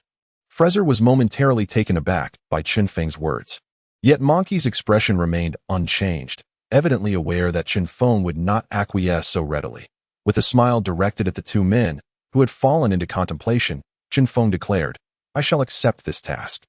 In fact, I can confidently say that aside from myself, no other individual or organization could successfully undertake this mission. Of course, if you can enlist the aid of a golden tier powerhouse, then disregard my statement. To speak candidly, Chen Feng is indeed unconcerned about Meng Ke's recent suggestion regarding the abandonment of tomorrow's competition. Given the current circumstances, the Thundercloud Mercenary Corps has lost a formidable weapon in Fraser, which can be said to have diminished their strength by at least half. Relying solely on a low-tier silver mage like Meng Ke and another supposedly newly promoted low-tier silver thief, it is not that Chen Feng looks down upon them. However, the present Thundercloud Mercenary Corps is, at best, questionable in their ability to contend with the Kale's Mercenary Corps. What Chen Feng intends to do now is to take advantage of their misfortune. Chen Feng is a man of extremes. He appears exceedingly kind to those he acknowledges or holds dear. But he is indifferent to the fates of others, if necessary. He would not hesitate to inflict further harm. Meng Ke has grasped Chen Feng's intentions and understands the precarious position of the Thundercloud Mercenary Corps. The matter of Fraser becoming an ordinary person is known to few within the Corps. When Fraser was present, the Thundercloud seemed calm and undisturbed. However, the current situation is different. The low-tier silver thief, upon realizing the circumstances, would certainly not heed Meng Ke's leadership. The fact that they have come to find Chen Feng tonight is due to two reasons. One, he is indeed the only one with the best chance of dealing with Param. And two, the Morning Breeze Mercenary Corps was not particularly renowned before. Thus it is reasonable to assume that Chen Feng's asking price would not be exorbitant. Nevertheless, it appears that the reality diverges significantly from their prior expectations. Then does Captain Chen Feng have any other requests? We will certainly do our utmost to accommodate what is feasible. Although Meng Ke said this, his face betrayed the difficulty of the situation. However, Chen Feng dismissed his concerns with a wave. Wait a moment. He then retrieved paper and pen from the counter, writing down the names of several materials before handing the list to Meng Ke. As Meng Ke examined the list Chen Feng had provided, his expression grew increasingly grim, to the point where his hand trembled involuntarily while gripping the list. Bang! Meng slammed the list down onto the table, pushing it toward Fraser beside him.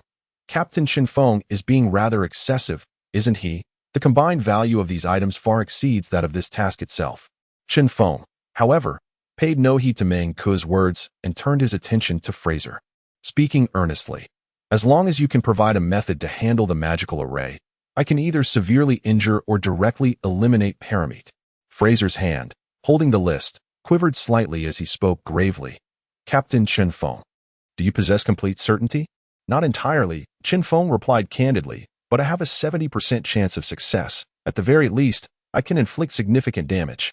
Fraser's gaze remained fixed on Chinfong, and after a lengthy pause, he stated solemnly, I can personally procure 70% of the items on this list for you, but there are a few that I cannot provide, and neither will Thundercloud.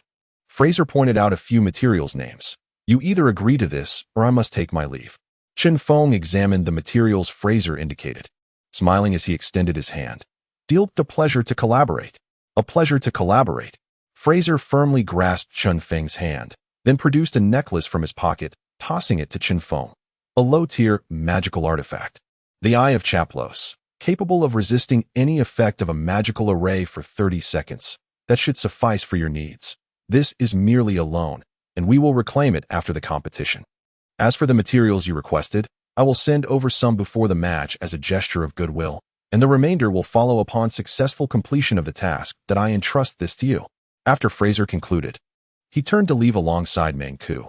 Chinfong gazed at his somewhat dejected silhouette, reflecting on the fact that his list, as Mengku had stated, was indeed rather excessive. Fraser's willingness to concede 70% must have represented all his personal assets, and making such a decision signified that he had relinquished his desire for revenge. Instead of relying on the mercenary corps, he had personally financed this endeavor, which spoke to Fraser's integrity. Why am I overthinking this? It seems I must have Leo and Little Jack prepare some necessary items for me. Chinfong rubbed his temples, folded the list, and tucked it into his pocket with a pat. Excellent. This will ensure the alchemical laboratory is once again put to use. Chapter 90. Secretary Little Jack, knock. Knock, knock. Just as Leo had awakened and had yet to tidy himself, he heard knocking at his door. Who is it? Isn't it too early for the competition? Leo glanced at the mana clock and opened the door to find Chinfong standing before him. Captain. Good morning. What brings you here so early? Please, come in and have a seat.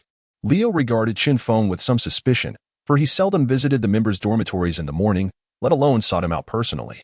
I apologize for disturbing you at this early hour. Chinfong followed Leo into his room. The dormitories provided by the system bore identical decor, yet Leo had arranged a colorful assortment of bottles and jars on his cabinets and desks. Leo invited Chinfong to sit, while he washed up in the nearby bathroom, as it was rather inappropriate to converse while disheveled. The competition is still some time away. There's something urgent you need to discuss, Captain?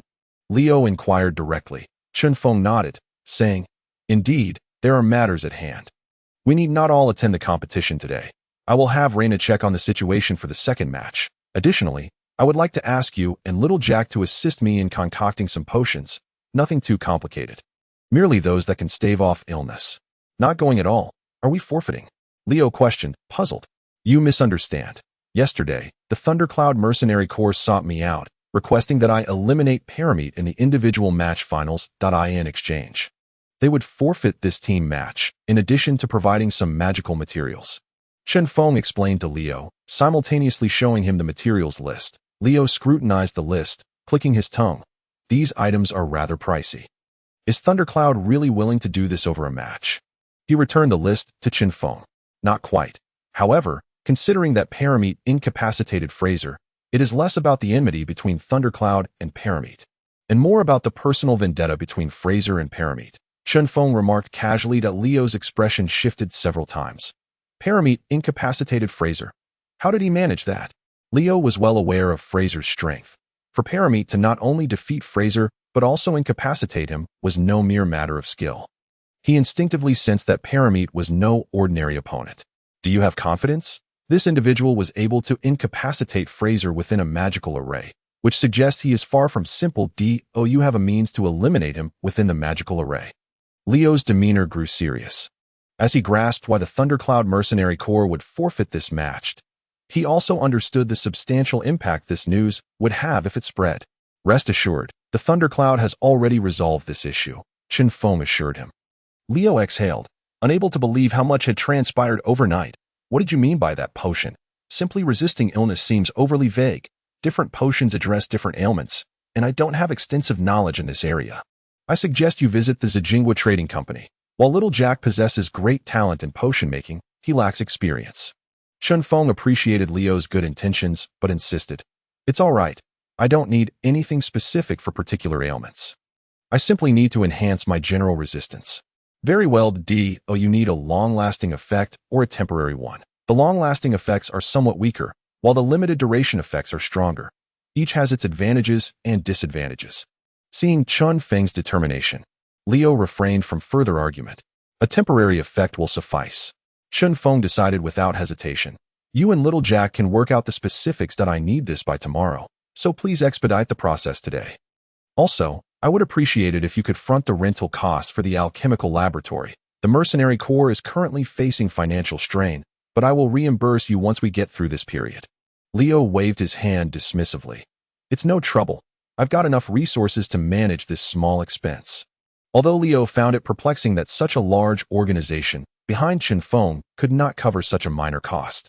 The benefits he derived from the Mercenary Corps far exceeded monetary value, so he did not dwell on it. Thank you. Then let's head downstairs for breakfast. They should be waking up by now. Chen Feng rose to leave the room, while Leo indicated he needed to prepare a few things before heading down. Good morning, boss. I forgot my things. Let me just grab them. As Chen Feng stepped out, he encountered little Jack ascending the stairs. His eyes beset by dark circles and bloodshot. Are you all right? Perhaps you should take the day off. You worked rather hard last night. Chen Feng expressed concern upon noticing little Jack's disheveled state. Yesterday, Chen Feng dispatched little Jack back to the Bryan Manor to report on the matters concerning the dark-robed figure mentioned by Derek. However, Chen Feng cautioned him not to approach Yagri directly, but rather to consult with Fair first, and then to approach Yagri together with Fair. Although Chen Feng had previously berated Fair rather harshly, it was prudent to avoid unnecessary complications. Fair, being an astute individual, understood Chen Feng's intentions quite well. Thus, little Jack remained occupied until the late hours of the night before returning. Chen Feng, engrossed in meditation, noticed little Jack's return, and the two engaged in conversation until dawn before little Jack finally retired to his room. With a look of bewilderment, little Jack glanced at Chen Feng and shook his head, saying, It's all right, boss. You have a match against Param tomorrow. Today, I will diligently work with Leo to concoct the potions. Also, I've already informed Reina and Lulu about the competition today. Reina is prepared to head to the venue, and Lulu is accompanying her. Rest assured, boss. Chen Feng, feeling a sense of relief, patted little Jack on the shoulder. Although little Jack's abilities were still developing, his thorough education allowed him to manage many affairs within the mercenary group on Chen Feng's behalf, and he never engaged in superfluous actions, which often made things considerably easier for Chen Feng.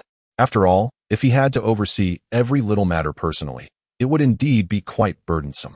Once little Jack returned to his room, Chen Feng did not linger at the encampment. He stepped out of the encampment's gates and headed towards the outskirts of the city. Contemplating the dark-robed figure Derek had mentioned, feeling it was far from a trivial matter, after much deliberation, Chen Feng resolved to investigate the periphery of the Dark Night Forest himself, given his current strength. As long as he did not encounter a formidable adversary of the golden rank, escaping should pose no issues. Chapter 91. The advantages of primates as the new moon approached the end of the month. The morning mist enveloped the Dark Night Forest, imparting an air of mystique compared to its usual appearance. Through the haze, Chen Feng could discern the bustling construction site on the outskirts of Hoof City. Has it expanded to such proximity already? He mused while shaking off the droplets from his attire. Making his way deeper into the Dark Night Forest, he recalled the first time he undertook a mission with little Jack. Back then, it took over an hour to reach the vicinity of Hoof City from the outskirts. But now that area had already been designated as part of the outer city of Hoof City.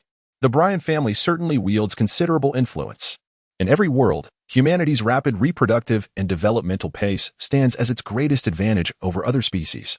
After advancing into the depths of the Dark Night Forest for about an hour, Chen Feng gently caressed the trees before him, whispering, I should be nearing the location Derek and the others discovered. Right. The treetops bore numerous silvery fruits that appeared to possess a metallic sheen. The ironwood fruit, one of the preferred foods of the ironback demon ape, has not been found to possess significant medicinal value despite centuries of magical studies. And many magical beasts tend to avoid consuming such fruits.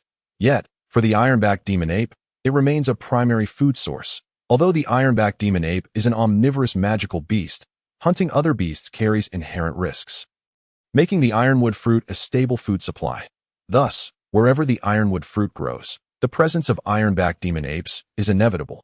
This was information Chen Feng obtained after consulting with Little Jack prior to his visit. As a group of fourth-tier magical beasts, it was unlikely that there would be other groups of the same rank within close proximity. Chen Feng lowered his posture slightly and activated his energy sensing and protective aura. As he traversed the outskirts of the Dark Night Forest, he found no magical beasts capable of threatening him.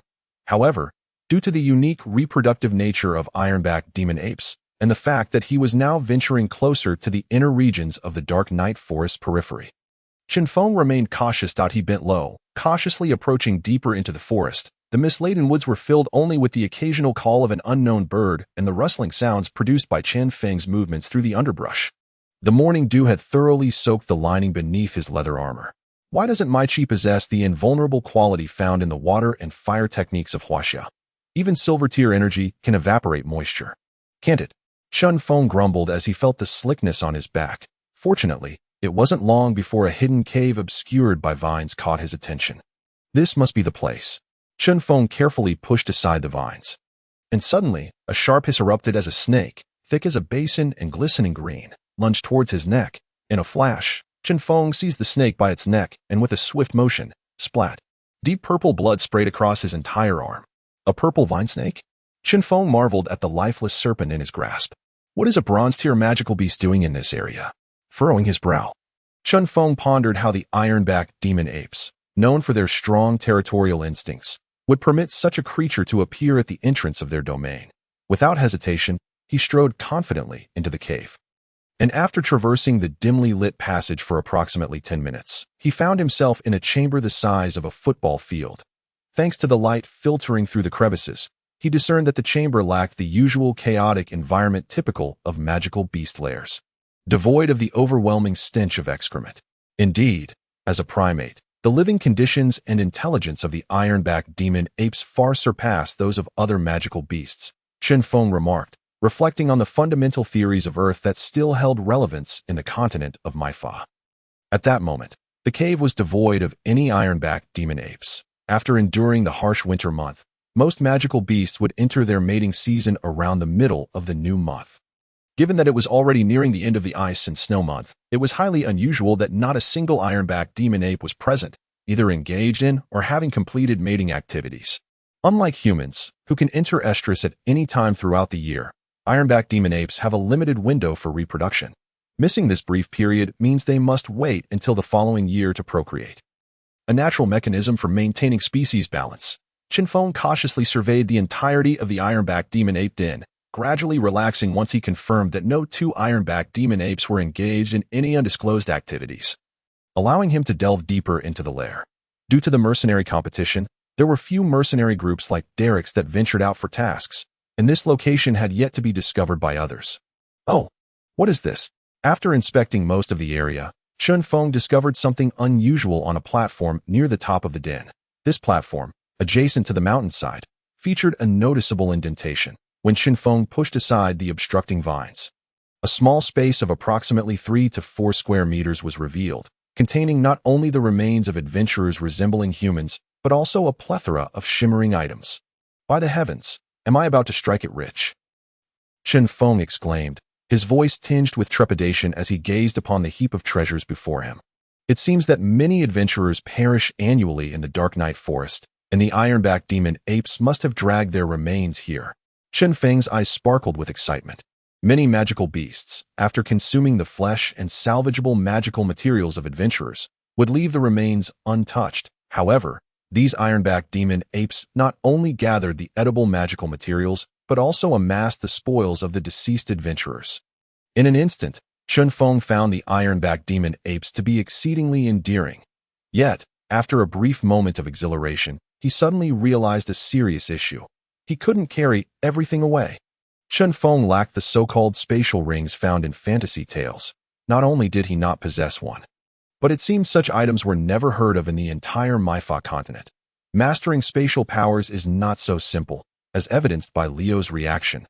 Gazing at the wealth before him, Chen Feng awkwardly inquired in his mind, "Hey, system, don't you have a storage space?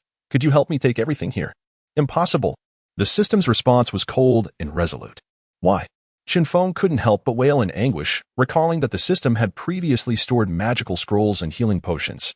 Reminder to the host, the system's storage space can only accommodate items provided by the system. It cannot store items existing in the real plane. Listening to the system's response, Chinfong couldn't help but unleash a torrent of expletives he had mastered throughout his life. Chapter 92. The more he thought, the more he felt he was at a loss. Robert, the guardian paladin of the Holy Light Church, was a golden tier powerhouse who, prior to the Pope's demise, ranked among the highest echelons of the Holy Light Church. Moreover, he was the fifth individual within the Holy Light Church to forge a pact with a divine being, allowing Robert's strength to earn him reverence in any organization across the Mifa continent. Yet, this formidable figure now paced anxiously before a lavishly adorned building, appearing no different from an ordinary person. "I say, can you not remain still for a moment? At this rate, I'm about to be sick from your incessant pacing." A young man, leaning against the wall and clad in a similarly pristine white robe, spoke with a hint of impatience. "It has been 3 days, and the Lady Saint still has not awakened. Can you blame me for my anxiety?" Worry and distress were etched across Robert's face. Catherine, observing his friend's palpable agitation, could only shake his head in resignation. It was evident to anyone in the Church of Holy Light, provided they were not blind, that Robert's feelings for the saint transcended mere master-servant dynamics. As a friend, he could only offer reassurance. "Do not fret. Linfa has already entered. With her prowess as the most exceptional priestess of the entire church, I assure you, everything will be fine." Upon hearing Catherine's words, Robert's anxiety eased slightly. However, despite Catherine's outward calm, a glance towards the closed door revealed an inner turmoil that contradicted his composed demeanor. Since the Pope's fall, although the Church of Holy Light appeared tranquil on the surface, a tumultuous undercurrent surged beneath. Current intelligence indicated that several branches along the borders of the Holy Radiance Empire were showing signs of unrest. These regions were, without exception, under the influence of the 4 prominent cardinals who had served the late Pope. Furthermore, a previously unknown chaotic ecclesiastical organization had recently emerged within the empire, its power and rapid expansion far exceeding that of any mere small faction. Were it not for the relentless pursuit and suppression by the Inquisition, one could only imagine the chaos that would have ensued. Should the saint fall at this juncture, the Church of Holy Light would likely descend into utter disarray, as both men were engulfed in their respective concerns. The tightly shut door slowly creaked open. A woman, also draped in a holy robe yet adorned with the priestly insignia upon her chest, emerged, her short staff trembling slightly in her grasp. "The Lady Saint has awakened," she announced, her words bringing a sigh of relief from the 2 anxious souls waiting outside. "Come in, for the Lady Saint has pressing matters to discuss with us," Linfa conveyed wearily, relaying Mia Lida's instructions. However, Robert, still anxious, interjected, "The Lady Saint has just regained consciousness. Perhaps she should rest a while longer." Just as Linfa was about to explain, Mia Lida's voice resonated from within. "There is no need for that. Robert, you may all enter. I have rested long enough.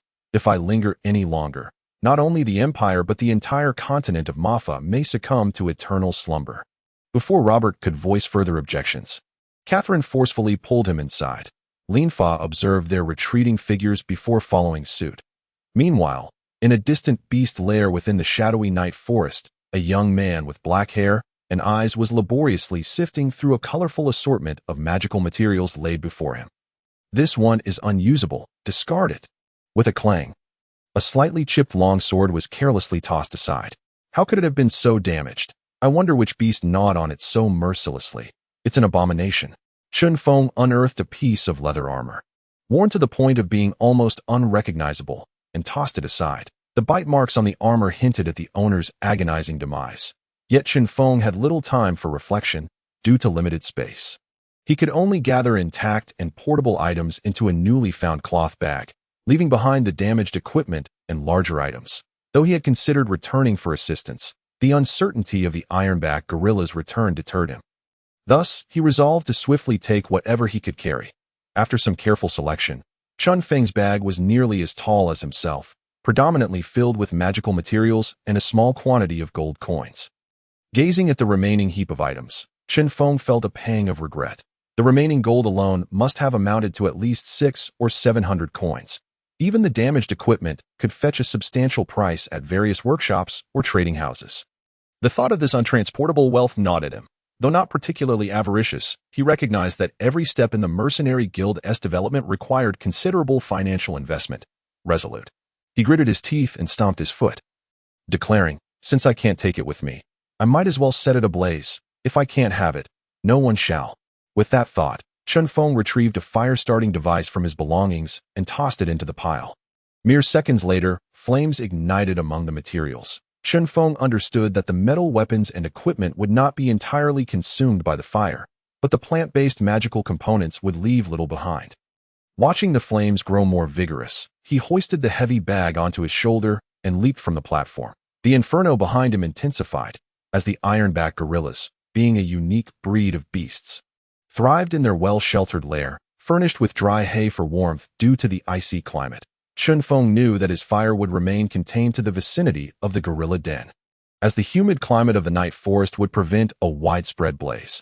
Otherwise, fire-affiliated beasts or sorcerers would have long since scorched the land bare. He felt the weight of the bag pressing down on him. Chen Feng cast aside his earlier frustrations, delighting in the thought. Even though I didn't uncover any valuable clues, acquiring this substantial haul of magical materials is still commendable that I can sell them at the trading houses. And with this, I should be able to procure that initial simulation training room. The alchemy laboratory should not pose too much of a challenge either. The initial simulation training room required 5 fifth-tier magic cores of different attributes. Chen Feng recalled purchasing a fire attribute core for 400 coins in Beast King City. The remaining 4 should be attainable within 1,500 coins, thanks to his discount at the Shell Trading House. Obtaining twisted wood would be even simpler, and as for the blood of a minor demon, even if the Shell Trading House lacked it, he could likely procure it at a premium from the flower shop in Zijingwa. On the other side of the night forest, a dark cloaked figure, having just employed the beastly loyalty spell, observed the growing army of magical beasts before him. Beneath his feet, a gigantic spider with a human face lay weakly gasping for breath. The power of the dragon's roar was indeed formidable, yet its limitations were considerable. The stronger the roar, the greater the constraints. After all, even the ancient Nord people were not true dragons, and the beastly loyalty could only be cast once a day. Furthermore, it required the beasts to be in a weakened state during its initial application. It was for this reason that he had spent nearly half a month gathering various magical beasts before daring to subdue the 8th-tier human-faced Spider Queen. After a brief respite, the cloaked figure retrieved a silver-white iron rod from within his robes, dipped it in the Spider Queen's blood, and began to inscribe runes upon the cave wall. Any rune master present would recognize this silver pen as a common tool for rune inscription. The pen danced swiftly across the cave's surface, and just as the last rune was completed, a cacophony of battle sounds erupted from outside the lair, prompting the cloaked figure to hasten towards the entrance. Chapter 93. A great loss. The chaos among the army of beasts was swiftly quelled, with the source of the disturbance stemming from the ironback gorillas he had captured 2 days prior. Yet, under the siege of the human-faced Spider Queen and numerous other beasts, even the gorilla leader could not withstand for long. The price paid, however, was that the already weakened human-faced Spider Queen now lay sprawled, utterly exhausted, and would require at least 10 days for recovery. Sunlight filtered through the dense foliage of the night forest, casting a blurry shadow across the face of the cloaked figure. Damn it! I cannot fathom which fool has destroyed the runes within the ironback gorilla den. This will significantly delay my collection of magical beasts. My revenge plan will have to wait even longer. Indeed, this dark figure was none other than Moray. After emerging from the burial ground, Moray had utilized flying magical beasts to traverse from the Emerald Forest to the Night Forest, taking him nearly half a month to reach the vicinity of Mightiest City. The church had tasked him with gaining complete control over the city. Beyond merely seizing Mightiest City, Moray sought to exact his revenge on Fire, Little Jack, and Chinfong. He longed to return to them the suffering he had endured. Multiplied, however, he understood that going solo presented considerable risks. The power granted by the church was not well suited for assassination. Thus, he aimed to build his own strength, leveraging the beastly loyalty ability to command these magical beasts. The roar's power enabled him to control creatures stronger than himself, though the duration of the roar was limited. Nevertheless, the church's research into this mysterious power had provided him with a means to extend its effects through rune arrays. By subduing various beast leaders, the rest would be easily manageable. Moray focused on regulating his breath, calming himself. Following his previous failure, he had learned to approach problems with a level head. Although he knew his intellect might not rival Fire's, he was determined not to repeat the same mistakes.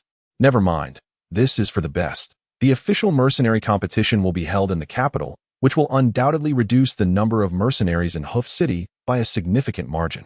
When the beast tide is unleashed, it will swiftly deplete the forces within Hoof City, thus aiding my subsequent plans.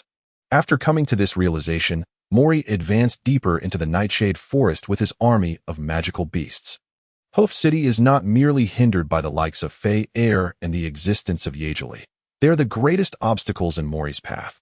While revenge is indeed vital, Mori is acutely aware of the dire consequences he shall face should the church's mission remain unfulfilled. Chinfong. Little Jack, may your lives linger a while longer. Achu. Chinfong, who had just exited the Zijingwa Chamber of Commerce, winced at the pain in his wallet and couldn't help but sneeze. Tisip. Look at that. Spending too much has even made extraordinary beings catch colds.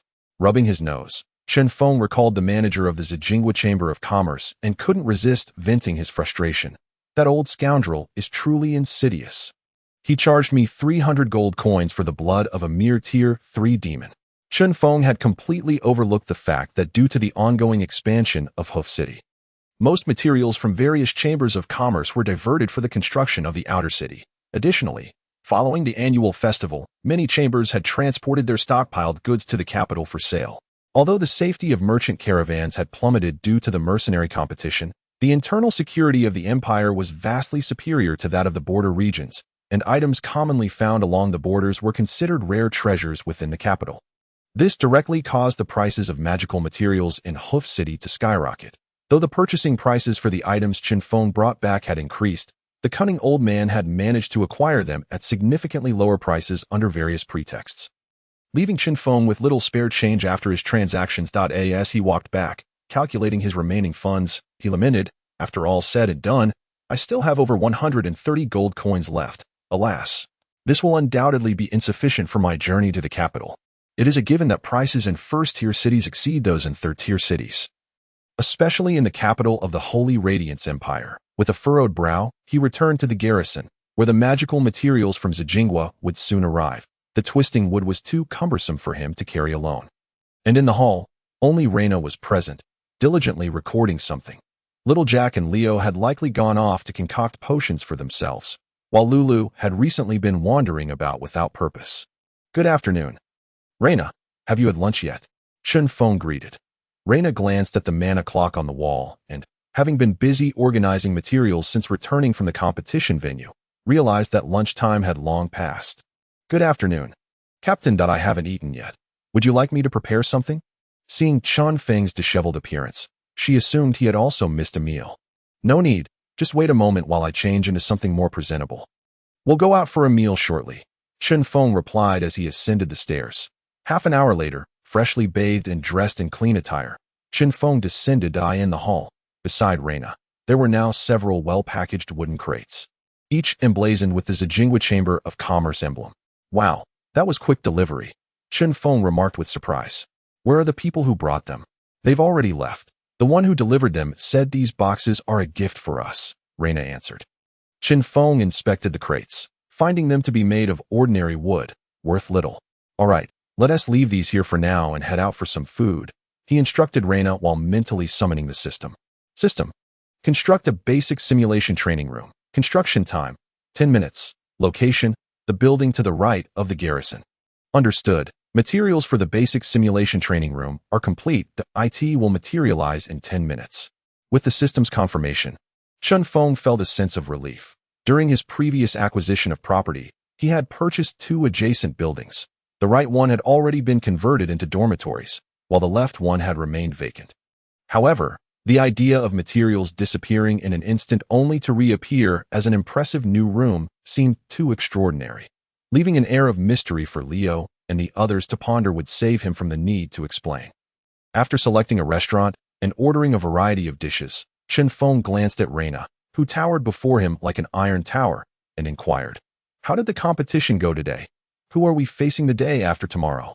Reina, maintaining her ever-serious demeanor, replied, "Our opponents the day after tomorrow are the Clyston Mercenary group. Their strength is formidable, to say the least." How strong? Chen Feng felt a surge of anxiety, as this directly pertained to his life. The opposing mercenary group consists of 20 members, with 3 silver-tier experts among them. The rest are all at least mid-tier bronze, and unlike the Carice mercenary group, these mercenaries are seasoned fighters who have been through numerous battles, excelling in teamwork. Taking a deep breath, Chen Feng inquired further, "What are the capabilities of their silver-tier members? How are their roles distributed?" Deet, a silver mid-tier archer, Lan Luo, a silver mid-tier fire mage, and Asker, a silver low-tier shield warrior. Hiss. Chen Feng couldn't help but inhale sharply. With such a configuration, they had ranged, tank, magic, and physical capabilities all covered. Were they attempting to clear a dungeon? He was no mere boss. Chapter 94. Reina's eager gaze in truth. Given the prior strength of the Thundercloud mercenary group, it was to be expected that any group capable of reaching the semifinals would not be mere pretenders, had it not been for Fraser being incapacitated by Param, based on his previous hand. Chen Feng would have been uncertain about easily progressing to the finals, let alone gathering materials for the construction of the basic simulation training room in the Nightshade Forest. In this regard, Chen Feng felt grateful for Paramitha's assistance. However, at this moment, Chen Feng resolved to place his hopes on the basic simulation training room. The effects of the mental training room were evident, and products from the system delivered excellent results swiftly, ensuring he would no longer fear rolling over at night. With this thought, Chen Feng hastened his meal. "Captain, I wish to ask you something." Reina suddenly broke the silence, catching Chen Feng off guard as he was devouring his food. Instinctively, he responded, "Oh, what is it? Please, go ahead." Wiping the grease from his mouth, he looked up to find Reina staring intently at him. While her expression remained serious, Chen Feng could discern a glimmer of desire and urgency in her gaze. Causing the hairs on his body to stand on end, he glanced at the food on the table. Everything seems normal, no strange ingredients in it. But what on earth is with Reina's gaze? "I have no interest in such things." Chen Feng began, but Reina interrupted him urgently.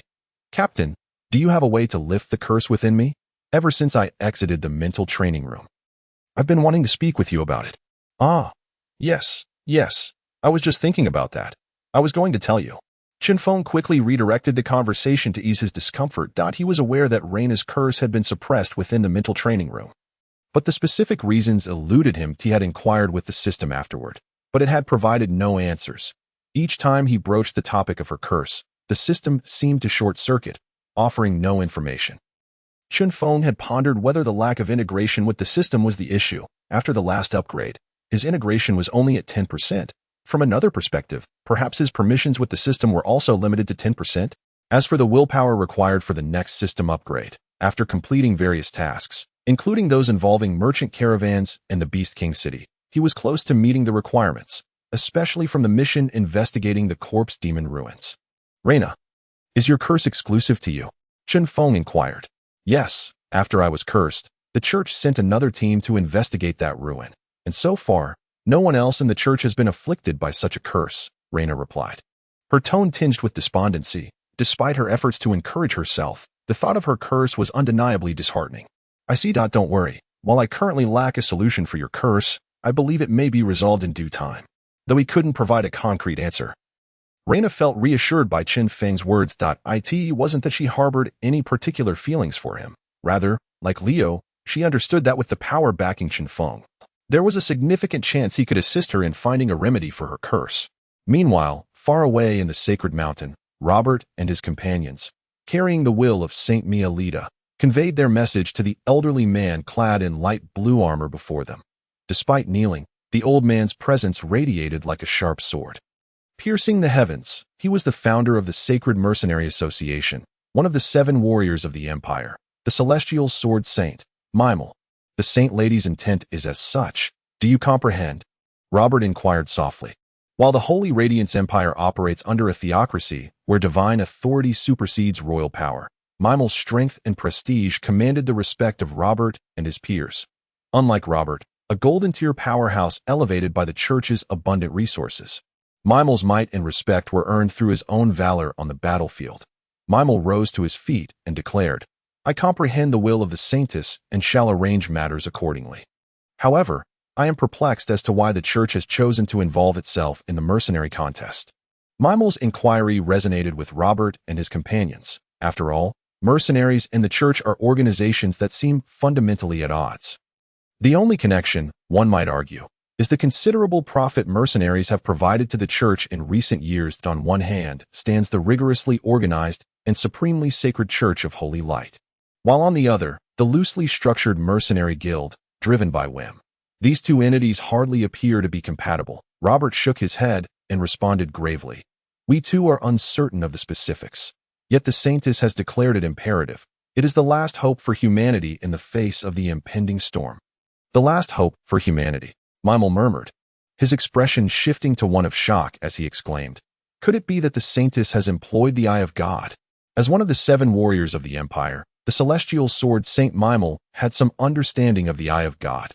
If the Saintess indeed wielded such power, then the implications of Robert's statement were monumental. Observing the seriousness etched on Robert's face, Mimel recognized he was not jesting. With a respectful bow, he turned and departed. "Robert, do you truly believe the words of the Saintess?" Kaysen inquired gently, gazing at the sunlight streaming through the colorful stained glass windows of the cathedral. "Kaysen, are you questioning the Saintess?" Robert's tone turned somewhat unfriendly upon hearing Kaysen's words. No, you misunderstand. I am not doubting the Saintess. It is simply that she could not possibly lie about such a matter, for it is utterly preposterous," Kaysen replied, recalling the vivid scene Mialita had described. Involuntarily shivering.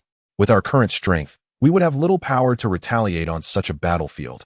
Linfa's voice was tinged with melancholy. Turning to face the two, Robert's gaze grew resolute. "Thus, we require greater strength.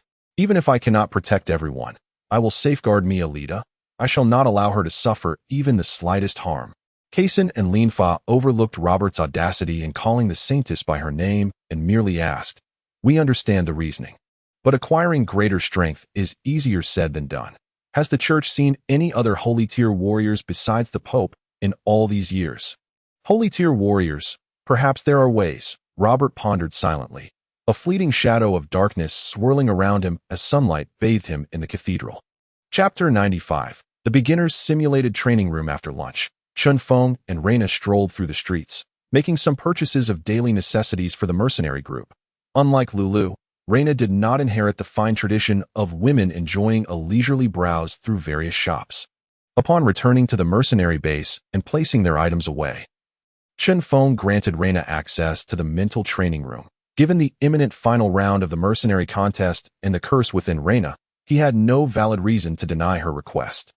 Minutes later, after Reina exited the mental training room, Chen Feng observed her retreat to the dormitory before making his way to the large door on the right side of the hall. This door led to a space that had previously been left in disarray after the departure of the impoverished. However, it had now been transformed by the system into a beginner's simulated training room. The reason for avoiding Reina was not due to Chen Feng's stinginess. Truth be told, even if she learned of it in advance, it would not be a significant issue. However, such matters are best announced collectively in the presence of all, as it fosters a sense of honor and belonging among the members of the mercenary group, much like how many companies on Earth conduct annual award ceremonies at year-end, though many may outwardly dismiss it. Their true feelings are often betrayed by their body language when nominated. As the group's manager, Chinfong must be mindful of the approach he takes in important matters. With a click, the wooden door handle was turned, and Chinfong couldn't help but remark, "I say, system, couldn't you at least change the way the door opens? In such an advanced facility, wouldn't a fingerprint or retinal scanner be more fitting? Even saying open sesame would seem more grand than just a door handle." Reminder to the host. Even the method of opening the door will not permit unauthorized personnel to enter without the host's confirmation. Therefore, the manner of opening is inconsequential. Fine, I understand and no need to emphasize it," Chen Feng replied, somewhat exasperated as the door swung open. Chen Feng was taken aback by the world beyond. He had anticipated the beginner's simulated training room to resemble the mental training room. Yet the scene before him was vastly different. The architectural style of the beginner's simulated training room was not cold and filled with sci-fi elements. Instead, it mirrored classical Chinese architecture, with wooden walls adorned with intricately carved patterns that exuded elegance. The moment Chen Feng stepped into the room, information regarding the beginner's simulated training room's functions and usage flooded his mind. Beginner's simulated training room. The training room will devise the most effective training regimen based on the user's current strength. Upon completing Level 1 training, the user may advance to the next training room. Current user, Chen Feng. Training content level, Bronze Beginner. Bronze Beginner, next level. Chen Feng instinctively noticed a staircase leading upward at the edge of the wall inside the room.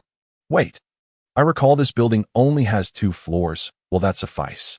Although he directed this question at the system, it was evident that the system ignored him once more at times. Chen Feng felt frustrated, wondering why other systems could engage in casual banter with their hosts while his seemed devoid of emotion. Akin to a cold-blooded killer. Initiate training. Despite his grievances, Chen Feng did not lose sight of his objective. Command confirmed. User Chen Feng initiates Bronze Beginner training. The system's icy voice echoed within the room, and suddenly, a figure appeared before Chen Feng. Is that not myself? Intrigued by the identical figure before him, Chen Feng remarked, "Wow, I never realized I looked even more handsome than in the mirror." However, the Chen Feng, opposite him, wasted no time admiring his reflection and immediately lunged forward, throwing a punch aimed at his forehead. Whoa, so aggressive. Chen Feng instinctively turned his head, feeling the rush of air from the punch graze his ear. Chi sensation activate. Sensing the air currents on his face, Chen Feng prepared to unleash his skills, but the next moment, he couldn't help but curse. Damn it, not again. Before Chen Feng could react, the doppelganger's arms snaked around his neck, locking him in place. Crack! The sharp sound of bones fracturing echoed, and pain surged through Chen Feng's body as he collapsed to the ground. In an instant, the duplicate Chen Feng and the lifeless body of Chen Feng vanished, replaced by a new Chen Feng, pale and crouching on the ground. Chen Feng struggled to regulate his breathing, recalling the scene of his death and the system's prompt that flashed in his mind. Bronze Beginner simulated training. The trainee is prohibited from using any martial energy or skills. I should have anticipated this would not be so simple. Chen Feng chuckled wryly, recalling his previous experience with the mental training room. Why had he not learned from it? Gradually regaining his composure, Chen Feng stood up and declared, "Initiate training." Command confirmed. Commencing training. As the words fell, the familiar figure reappeared before him. This time, Chen Feng chose not to admire his magnificent visage, opting instead for a proactive approach. "Hey, you, just because you caught me off guard earlier doesn't mean I can't deal with you," Chen Feng shouted, launching a sweeping kick aimed at the doppelganger's lower body. Even without using chi or skills, my enhancements from leveling up to silver intermediate ensure you're no match for me, you bronze beginner. Chen Feng's inner thoughts were abruptly silenced by the scene before him. Despite the force of his attack, the doppelganger did not flinch. Instead, it executed a perfect flip, narrowly evading the strike. Chen Feng found himself momentarily off balance. The doppelganger soared above him, and he seized the opportunity to observe its features closely. Faced with the emotionless gaze of his own likeness, Chen Feng couldn't help but exclaim, "Wow, I really am handsome." The doppelganger's hands seized his head, and with a sudden surge of strength, it snapped. Crack! The sound of bones breaking rang out, and not far away, another new Chen Feng lay twitching on the ground. Chapter 96. Skills. I'm back. The gates of the Morning Wind Mercenary Group's headquarters swung open as Lulu cheerfully entered the hall, her hands laden with numerous items. "Hi, Jack." "Hi, Grandpa Leo, you're back so early." "My dear, what have you bought this time?" "Let me have a look," Leo replied with a squinting smile. He was quite unbothered by Lulu's endearing address, even seeming to take pleasure in it. Who would have thought that the infamous dark poison druid could exhibit such a demeanor akin to that of an ordinary old man? In contrast, Jack, who usually displayed the most enthusiasm towards Lulu, appeared almost catatonic, slumped over the table with vacant eyes. Having been busy since last night, he had barely rested for 2 hours upon returning that morning. Fortunately, as a mage, his mental fortitude was formidable enough to keep him awake, but he could only endure the physical fatigue on his own. "Jack, are you all right? Do you need to rest for a while?" Lulu asked, her concern evident as she gazed at him.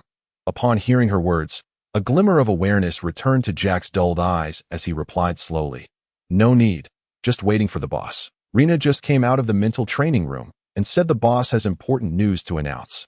Are you sure you're really okay like this?" Lulu fretted, worried that he might collapse at any moment. "Where are the captain and Rena? I haven't seen them," she inquired. Leo conjured a refreshing spell in the air and directed it towards Jack. A druidic assistive magic that could somewhat alleviate the mental strain on the recipient. Although it was ineffective against physical exhaustion, it was better than nothing. Rena went back to her dorm to freshen up after leaving the mental training room.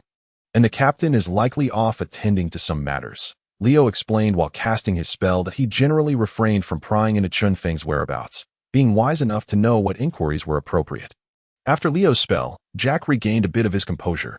Had it not been for Leo's continuous support, he would have already succumbed during their potion preparation earlier. "Then let us have something to eat while we wait. A few new roasted chicken shops have opened on Diagonal Street, and I heard their grilled chicken is quite good that I bought a few for us to share," Lulu said, dismissing further questions as she retrieved the cooked food from her bag. And the three immediately began to feast, with a crisp sound echoing in the training room. A flash of white light revealed Chen Feng's figure. He had lost count of how many times he had had his neck snapped by the clone. Was it the 58th or 59th time? Whatever, I can't recall. Chen Feng shakily stood up, adjusting himself. "System, you must be doing this on purpose, right? Why does this creature always prefer to twist my neck?" he lamented, rubbing his still aching neck while mentally venting to the system.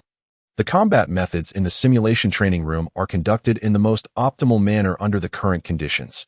Without any specific behavioral preferences, please, host, focus on the experience.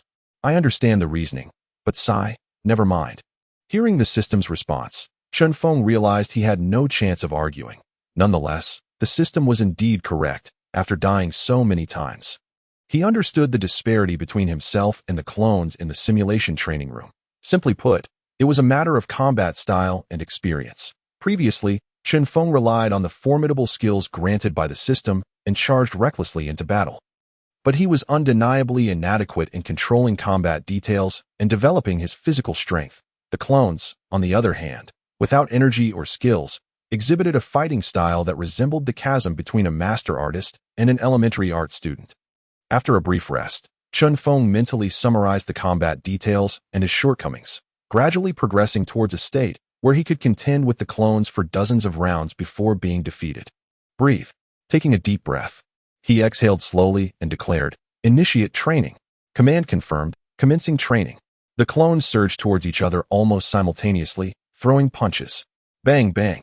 Their fists collided in midair before retracting simultaneously, only to collide again. Having learned from previous experiences of full frontal assaults, Chen Feng gradually began to control the force behind each strike, effectively reducing the burden on his body while allowing him to respond swiftly to unexpected situations. Bang, bang, bang. The sounds of their physical clashes reverberated throughout the training room. Not just fists, but also headbutts, kicks, and various other strikes. The previous combat encounters with the clones had perfectly illustrated for Chen Feng that every part of the body could serve as a weapon in a pure melee profession. Fist blades, elbow axes, hand knives, finger swords, leg whips, head hammers. Under the tender guidance of the clones, Chen Feng learned to transform every inch of his muscle into a lethal weapon. Huff, huff. Even as Chen Feng gradually mastered muscle control techniques, the physical exertion began to take its toll. Sweat poured from his body, evaporating rapidly in the heat, creating wisps of white steam that made him appear as if he were on the verge of transcending. His breathing grew heavy, like a fan laboring away. Damn, doesn't this guy ever get tired? Isn't this cheating? Faced with the clone, which appeared utterly unfazed, Chen Feng felt a twinge of despair. Bang! Lost in thought, he was suddenly struck in the chest by the clone. Fortunately, the force was not great. He felt a sweetness in his throat and had to swallow the blood that threatened to escape. Wait, why didn't this guy just kill me outright? Chen Feng suddenly realized that in previous encounters, the moment he exposed a flaw, the clone would have finished him off. Yet this time, after he was injured, the follow-up attack from the clone was blocked. Could it be? Is this guy tired? Chen Feng quickly connected the dots. Yes. The duration of this engagement has been longer than before. Although this opponent appears to bear no burden, It could very well be an illusion conjured by the system, meaning I still have a chance. With this realization, Chen Feng felt a surge of excitement. However, the clone's strength still exceeds mine by a fraction, so if I am to win, I must strike hard. Having made up his mind, Chen Feng's approach to attack became more vigorous. In the hall of the mercenary group's headquarters, Rena flicked the droplets of water from her cropped hair. The advantage of not having long hair was that washing it was incredibly convenient. Is the captain not back yet? How long has it been? Little Jack can hardly hold on. Upon hearing Lulu's words, Rena glanced at Jack, who looked as though his very soul was about to disperse, then at the mana clock on the wall. He should be back soon. Though he didn't specify where he went, since he asked us to wait for an announcement, he shouldn't take too long. Click. Just as Rena finished speaking, everyone heard the sound of a doorknob turning. Hello. I apologize for keeping you all waiting, Chinfong said, appearing pale amidst the bewildered gazes of the crowd. Chapter 97. The finals begin in the underground arena of the Mercenary Association in Horsehoof City. As the individual finals of the mercenary competition approached, the stands around the competition area were already overflowing with spectators. In fact, earlier, some mercenary groups had even clashed over seating disputes. But fortunately, no one dared to cause trouble on the Mercenary Association's turf, thus preventing any bloodshed. Meanwhile, Chen Feng, one of the main actors, found it surprising that no one from the Morning Wind mercenary group had come to the venue to cheer for their captain.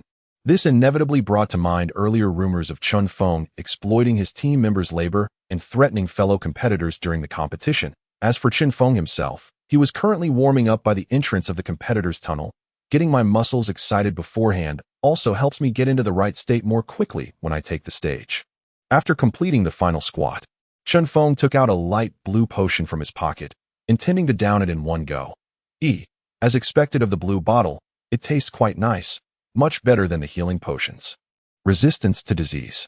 The effect of this potion was as straightforward as its name suggested. Capable of temporarily enhancing the user's immunity, that it was expensive and not particularly cost-effective. Even with the collaboration of Leo and Jack, they could only enhance the potion's purity, although the effects were undoubtedly superior to ordinary potions. Its duration was merely 30 minutes. For mercenaries engaged in outdoor activities, this was hardly significant, and the cost of purchasing this potion could easily cover 2 low-grade healing potions that could save one's life in critical moments. However, for Chen Feng, this potion was precisely what he needed for today's competition.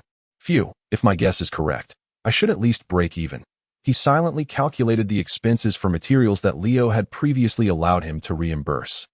On the opposite side of the arena, within the competitor's passage, Chen Feng's adversary, the Crimson Cross, Param, sat silently on the ground, resembling a monk deep in meditation. However, the subtle tremors emanating from his shoulders, the beads of sweat trickling down his forehead, and the faint traces of blood swirling around him indicated that his condition was not as favorable as one might imagine. Damn it, am I still unable to harness this power, despite my regular supplementation of strength? Why is there still such a disconnect? Why can't I achieve a more perfect fusion? The madness flickered in Paramite's eyes like a burning flame. No, it's still insufficient. Perhaps the power I have absorbed lacks purity. I require a more potent and untainted force. If I can successfully integrate this blood power within me, ascending to the golden stage will merely be a matter of time, and I shall reign supreme even among the golden stage. Through the iron bars of the passage before him, Paramite's gaze fell upon Chen Feng's entrance, which was now clearly visible. Then, my dear opponent, let your ant-like strength serve as a stepping stone on my path to greatness. His scarlet tongue slicked over his lips, causing the air around Paramite to drop significantly in temperature. Individual finals of the Mercenary Tournament. Representing the Morning Breeze Mercenary Group, Chen Feng faces the Free Mercenary, Crimson Cross Paramite. Please welcome the contestants. As the referee's voice echoed, the two figures slowly advanced towards the center of the arena, igniting a fervor among the spectators. Go, Paramite, crush that insufferable Chen Feng.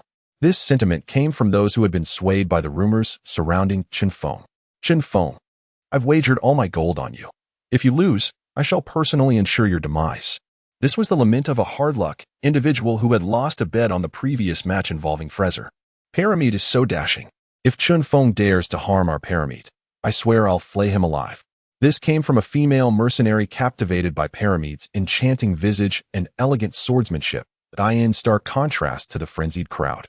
The two combatants maintained an unusual calm, halting just 4 or 5 meters apart, a dangerously close distance that in a confrontation between a mage and an assassin at this range, the battle could conclude in mere seconds.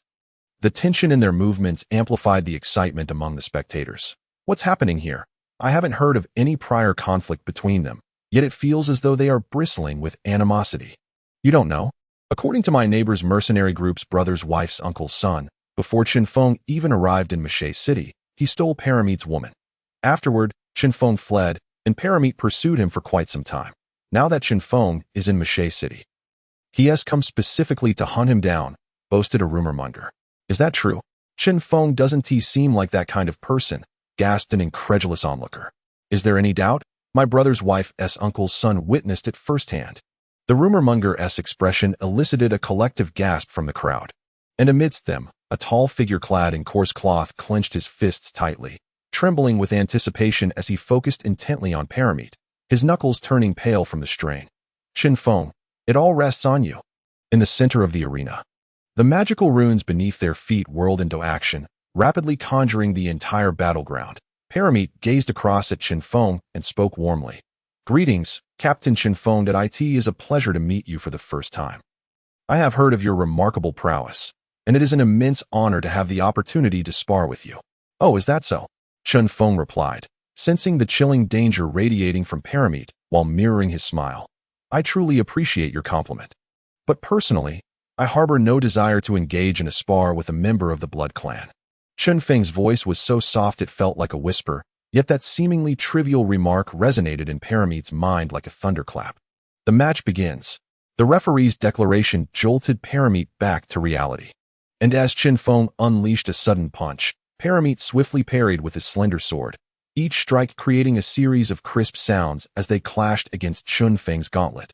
Though Chen Feng's assault had been neutralized, Paramit did not experience the same ease he had felt during his previous match against Fraser. The punch that Chen Feng had thrown appeared ferocious, yet upon contact with Paramit's sword, it felt as if it had struck a wall of cotton, causing a profound discomfort that made his arm ache intensely. I'm curious, how did you come to acquire the blood ritual? Without waiting for Paramit's response, Chen Feng's fist surged forward once more, accompanied by his words. Chapter 98, Abyss of Eternal Torment. Clang. The gauntlet met the tip of the sword again, and once more, Paramit adeptly utilized his swordsmanship to deflect Chen Feng's onslaught. However, unlike the previous ease he displayed against Fraser, Paramit's heart felt heavier than ever. While others may not have grasped the chilling undertones of Chen Feng's words, he understood their implications all too well. Why? How does this guy know my secret? Even my mentor could not possibly be aware of the existence of the Blood Clan. Who exactly is he? Paramit struggled to fend off the relentless barrage of attacks from Chen Feng. From the onset of the battle, Chen Feng had maintained the upper hand, a fact that, under normal circumstances, would have warranted Paramit's utmost vigilance. Yet now, his focus had been utterly shattered. The spectators in the stands were equally astounded. Unable to hear the exchange between Chen Feng and Paramit, yet they were left in awe of Chen Feng's displayed strength. It was well known that Paramit's swordsmanship was formidable due to his background as a top student at one of the Empire's 5 esteemed academies and as a recognized disciple of the Stormblade's swordmaster Soul. Unlike the mercenaries, whose combat techniques were often haphazardly developed through experience, Paramit had received a systematic education in swordsmanship from a young age at the Swordsman Academy, not to mention the privilege of attending lectures by the swordmaster himself. It was akin to comparing a first-grade student learning basic mathematics with another under the tutelage of a university-level mathematics doctoral advisor who was already delving into advanced concepts, an entirely different realm of understanding. Yet, according to the information available to various mercenary groups, Chinfong was merely a down-and-out, disabled old mercenary who had saved an ordinary person from a wolf's jaws 6 months prior. Not a distinguished graduate from any prestigious academy, let alone a recognized disciple of a swordmaster. Yet he was managing to overwhelm Paramit with relentless strikes, indicating a parity in their combat prowess, while revealing that Chen Feng's combat skills far surpassed Paramit's. Did Captain Chen Feng seen this formidable before? Inquired a mage from the Black Dog mercenary group. Directing the question at Derek, however, Derek remained silent, furrowing his brow as he scrutinized the combat unfolding before him, pondering, this can't be right. It feels unreal. Chinfong wasn't this fierce when he was in the Dawn Grasslands. What on earth has he experienced? Has he been possessed by the god of holy light? Meanwhile, Escort, the leader of the Creston Mercenary Group, who was set to face the Morning Breeze Mercenary Group in the team competition the following day, observed with a grave expression. Though he did not betray any signs of panic, he recognized Chen Feng's strength. After all, given Chen Feng's current abilities, even bringing forth 3 silver stage mercenaries from his group would not suffice to match him. However, the team competition is not a solo endeavor. Escort mused quietly. Regardless of the thoughts swirling in others' minds, Chinfong was currently reveling in the fight, after being bested by a clone countless times the previous night. He finally felt a flicker of confidence against Param. The combat experience gleaned from numerous defeats at his own hands was beyond what an ordinary individual could comprehend. Life offers no second chances. No one dares to casually traverse the boundary between life and death for growth and enlightenment. Yet the system's introductory simulation training room provided such an opportunity. As Chen Feng's assaults grew increasingly relentless, Param was compelled to abandon his thoughts and focus entirely on countering Chen Feng's strikes. Yet no matter from which angle he swung his sword, it felt as though his weapon was mired in quicksand. Rather than offering any resistance, it only exacerbated his discomfort, nearly making him vomit blood. This state, however, did not persist for long. He truly began to cough up blood. Chen Feng's fist appeared suddenly from an unexpected angle, aiming directly at his chest, despite Param's desperate attempt to retract his sword in defense. It was far too late. Thud! A crimson line arced through the air as Param was sent sprawling backward, his body propelled by the force of the blow. Awesome! Incredible! Cried Fraser from the corner of the stands. Unable to contain his excitement, this outburst ignited a chorus of admiration among the spectators. Beautiful! The battle between these two is exhilarating. I've learned so much, I wonder if I can apply it. Please don't. The skills of these two individuals should not be recklessly tested. One might end up losing oneself in the process.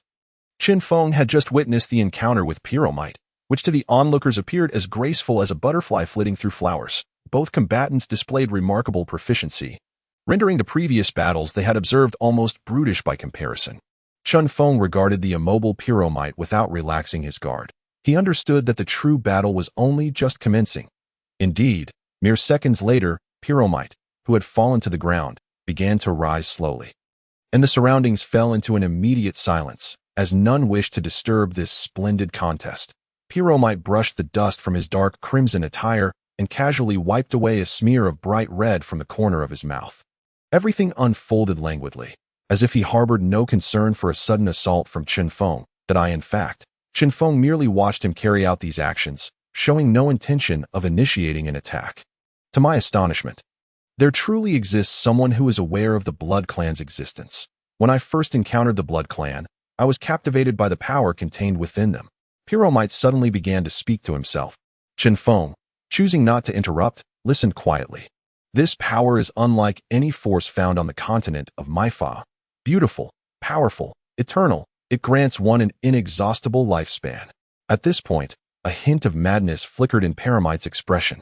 I discovered the source of this power in that underground castle, and without hesitation, I embraced it.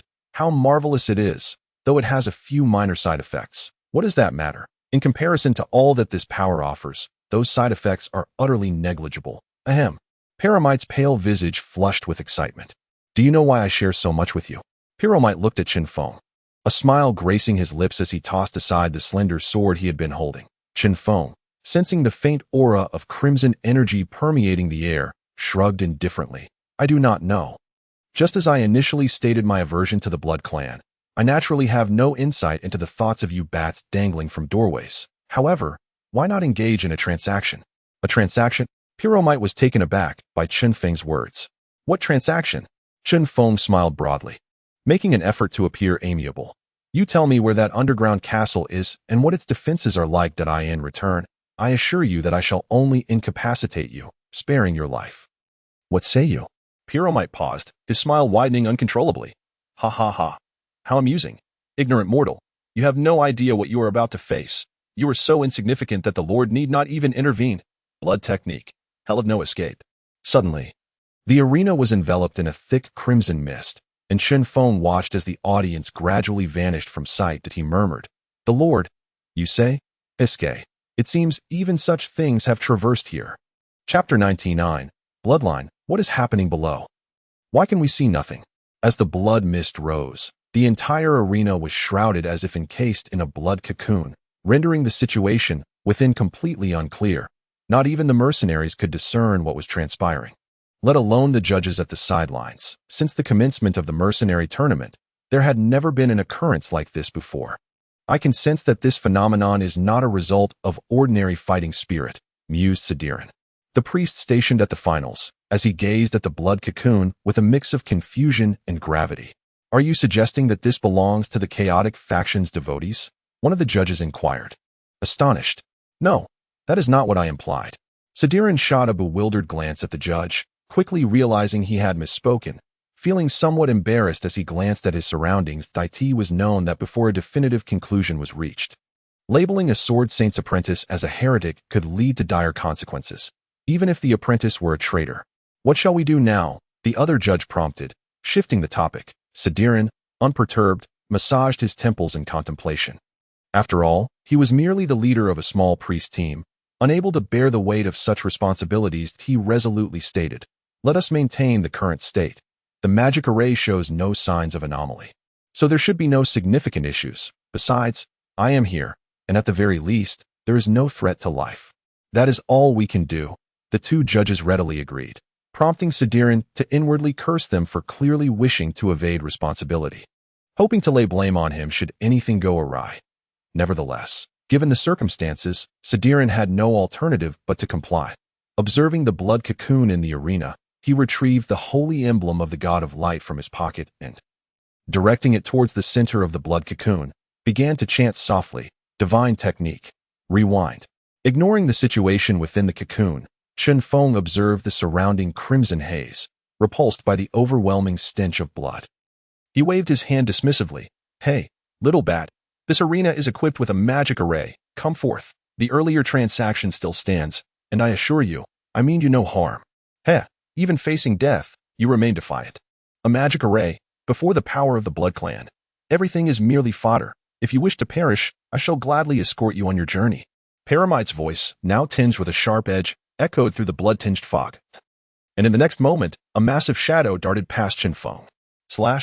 Despite Chen Feng's attempt to evade, a section of his clothing was still torn away, gazing at the 3 enormous claw marks on his attire. Chinfong exclaimed in surprise. Well, it seems those little bats have not treated you poorly. You possess such an advanced bloodline. What secrets do you hide? Have you engaged in some shady dealings with them? Upon hearing Chen Feng's words, the blood mist abruptly fell silent. The next moment, Chen Feng felt a rush of foul wind approaching. The force was tremendous, and the speed was blinding, leaving him no time to react. Chi shield, activate. Bang! The violent impact caused Chen Feng's insides to jolt, and he nearly coughed up blood. Upon landing, he quickly stabilized himself and regulated his breath, only to see a gigantic, magnified bat creature flash before him, with a yellowish-brown skin, greasy texture, and a gaping maw dripping with drool. That was the essence of the Blood Clan. Or rather, a vampire. Vampires are inherently unattractive. In later depictions, numerous handsome and beautiful figures sport great fangs, but that is merely artistic embellishment. However, the designers of the original game seem to disagree with such beautification. When a vampire takes on a human form, there is little difference, but upon transformation, they become exceedingly grotesque. Nonetheless, according to the game's lore, only high-ranking Blood Clan members possess the ability to transform, and the transformation of a Blood Lord results in a truly monstrous being. Thus, Chinfong was somewhat astonished that Pyro might possess the ability to transform. He had initially assumed that this individual could merely wield certain Blood Clan magic. TSK, how infuriating. Once I dispatch this large bat, I must find a way to persuade Fraser to provide me with additional enhancements. Otherwise, I shall truly be at a loss. As Chen Feng spoke, he activated a mechanism within his gauntlet. Simultaneously, 3 elongated claws, each exceeding 10 centimeters, sprang forth from the joints of the gauntlet. Unlike the matte materials used for the weapons of other mercenaries for stealth, these claws gleamed silver-white, reminiscent of Wolverine's claws from the X-Men. Albeit slightly shorter, the design had sacrificed the gauntlet's overall stability for the sake of these claws. Based on the force with which Pyro might had struck him, Chen Feng realized he had but one chance. Should he fail, the gauntlet could be ruined, and he might even lose his life. Hey, old Pyromite, do you find it amusing to present yourself as neither human nor ghost? You see, I am aware that the Blood Clan can only engage in such activities amongst themselves. Just ponder this. You transform into such a grotesque creature, yet your partner beneath you is likewise a monster. TSK. I am nearly on the verge of retching. Chen Feng endeavored to channel the proud bloodline of his Zan heritage, simultaneously activating his chi perception. Yes, in the preceding battle, Chen Feng had not utilized his chi perception. He had initially intended to test the strategies he had formulated within the simulation training room. But upon witnessing Paramite's transformation, he no longer dared to be complacent. This was not an opportunity to squander. The atmosphere surrounding him remained eerily silent. The unique talents of the Blood Clan allowed them to move soundlessly. Even with their massive forms, an ability that would leave even phantom assassins in awe. Time passed, yet Chen Feng remained vigilant, acutely aware of the formidable strength of a transformed Blood Clan member. A lesson he had learned even in the realm of gaming. Just as Chen Feng prepared to unleash the innate skills of his Zan lineage, the ground beneath him suddenly quivered. Alarm surged within him, and instinctively he attempted to leap away. However, just as he exerted his strength, a massive yellowish-brown claw seized his ankle. Suddenly, a colossal figure erupted from the ground. Good heavens, is this how you want to play?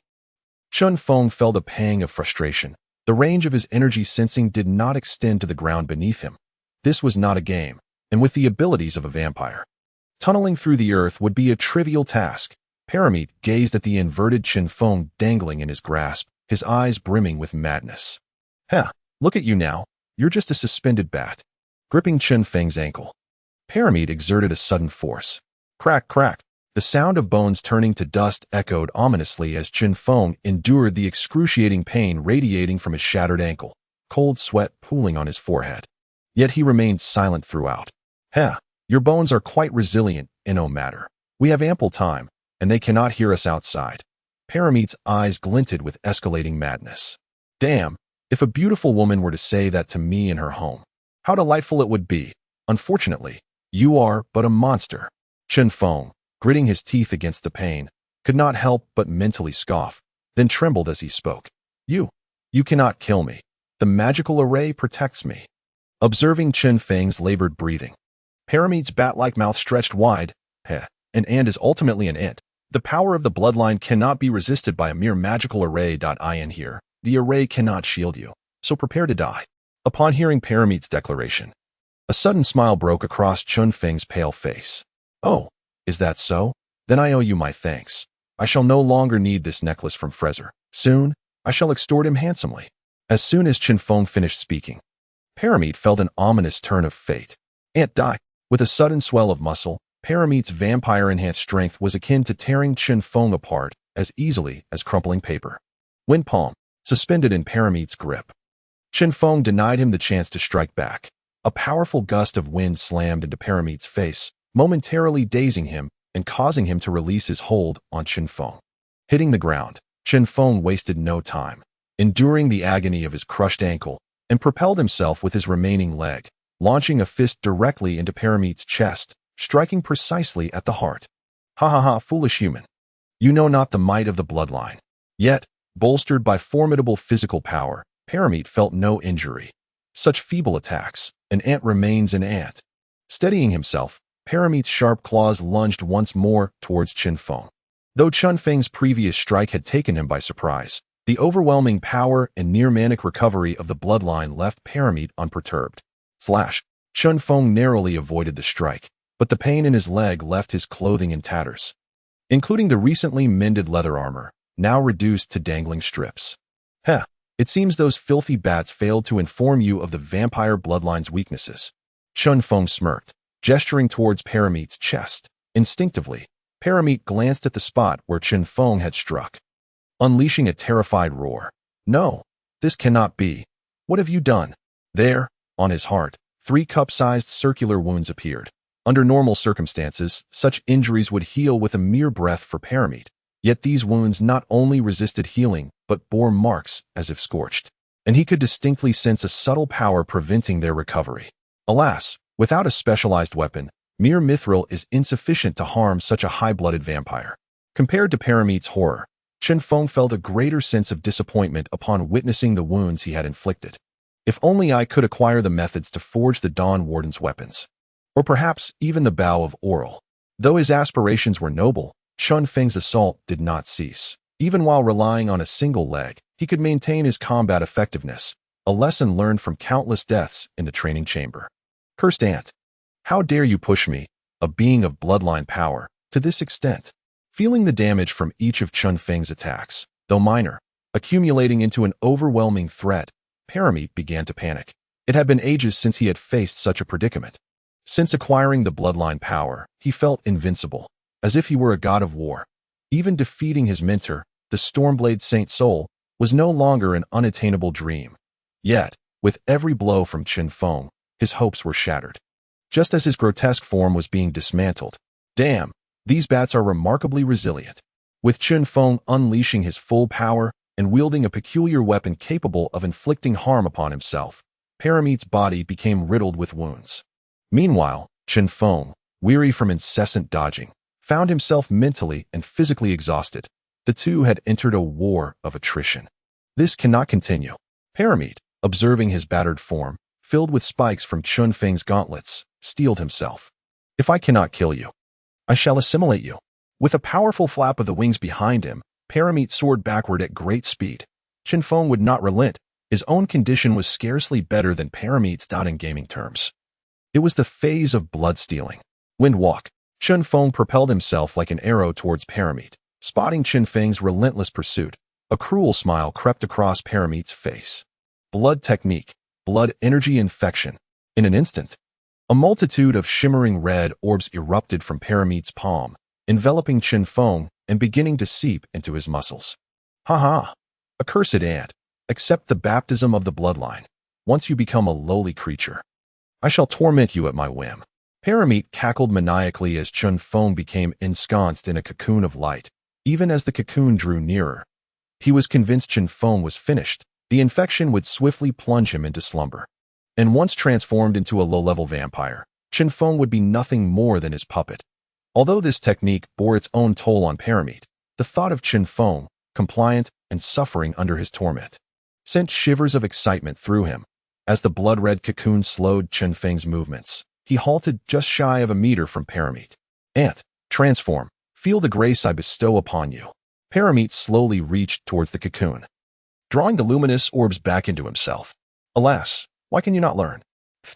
In a blur, Chen Feng's fist once more struck true against Paramit's heart, the spikes on his knuckles piercing the earlier wound. Why crack? Hiss. Before Param could utter another word, Chen Feng activated the mechanism within his gauntlet, launching 3 dark spikes that pierced through Paramit's heart. However, the vampire's formidable muscle power held the spikes firmly in place within his back, leaving only a small portion exposed. The gauntlet in Chen Feng's hand detonated, and without hesitation, he leaped backward on one leg, creating distance from Param. Surprisingly, Param did not attempt to stop him, instead staring blankly at his chest. Feeling as if his heart were being deep-fried in an oil pan, a wave of weakness washed over him. Who are you? Paramit's gaze shifted to the distance where Chen Feng stood, his voice laced with confusion. The burning sensation spread throughout him, and he realized it was over. Chen Feng, observing Paramit's demeanor, found it perplexing. There was no hysteria, no panic, only an eerie calmness and ease. As for me, I am merely the captain of a humble mercenary band. Though perplexed, Chen Feng responded to Param, unsure of how to articulate his origins. Is that so? Param discerned the casualness in Chen Feng's reply, yet he paid it no mind, or perhaps he had little left to care about.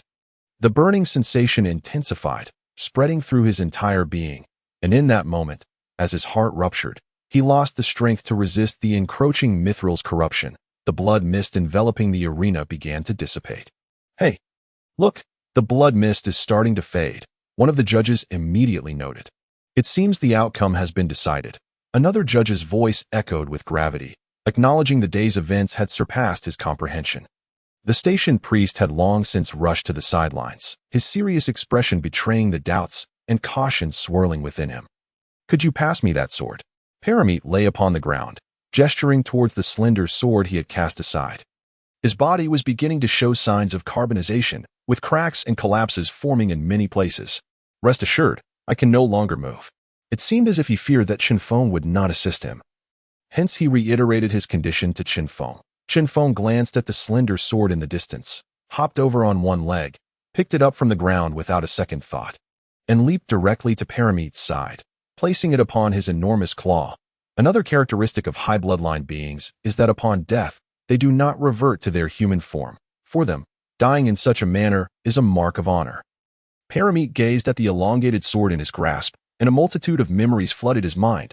The first time he wielded a sword, his inaugural entrance exam, his first duel, the moment he was hailed as a genius, and the occasion when he received guidance from the Thunderblade Saint Soul, and so on, until the image of her emerged before him, the one who had cast him aside for some absurd and sorrowful reason, and how his mentor had not acknowledged his desire for vengeance. This led him to seek strength alone, ultimately encountering that dreadful clan of bloodsuckers in a bizarre underground castle. Heh, teacher, I now understand that I was mistaken. A tear slipped from his grotesque eye, only to evaporate into steam mid-air.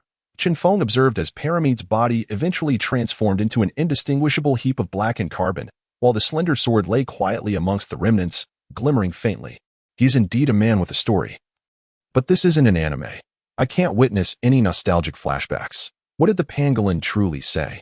As the blood mist dissipated, everyone beheld a disheveled Chinfong, propped on one foot, staring blankly at the pile of carbon. Motionless. Chapter 101. Thank her. What on earth just transpired? Chen Feng appears to be in a dire state. But what about Param?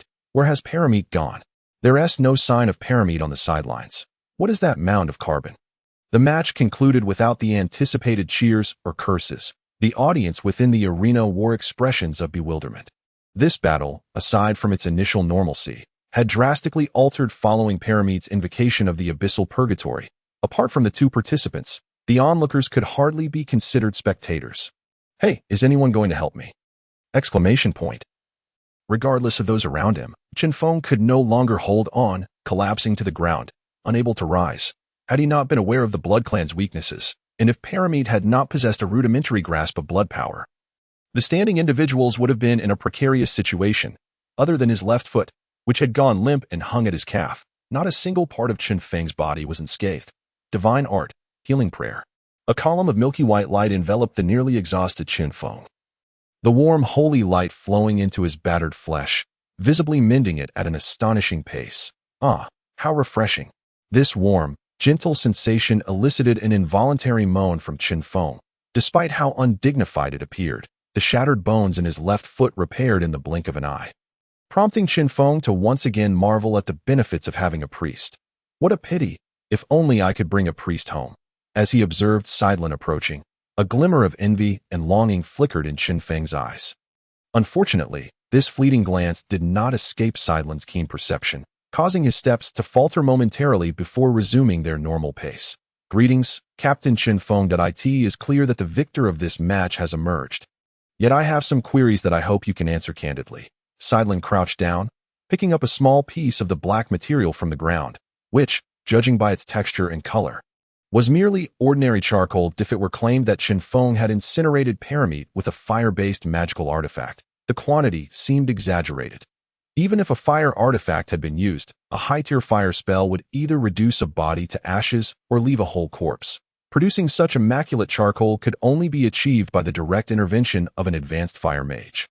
Chen Feng stood up and moved his limbs, having anticipated this line of questioning that an emergent species causing such a stir in plain view would inevitably draw scrutiny upon himself. Praise the holy light.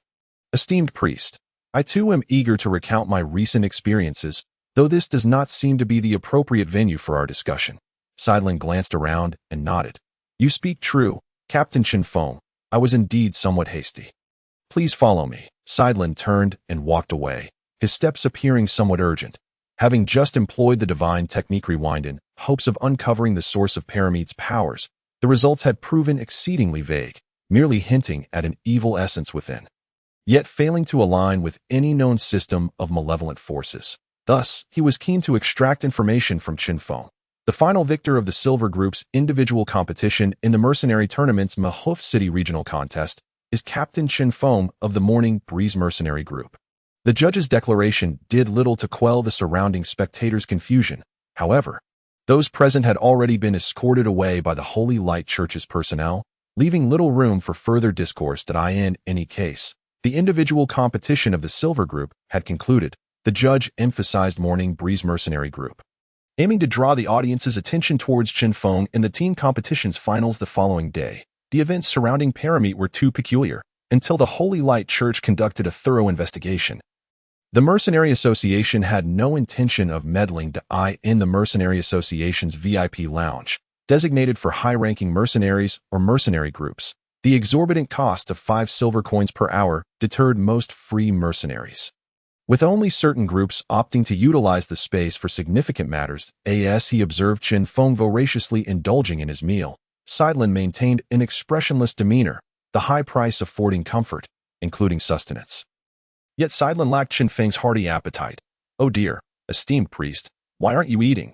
This dish is quite delightful." Chen Feng could not help but belch, having been profoundly hungry.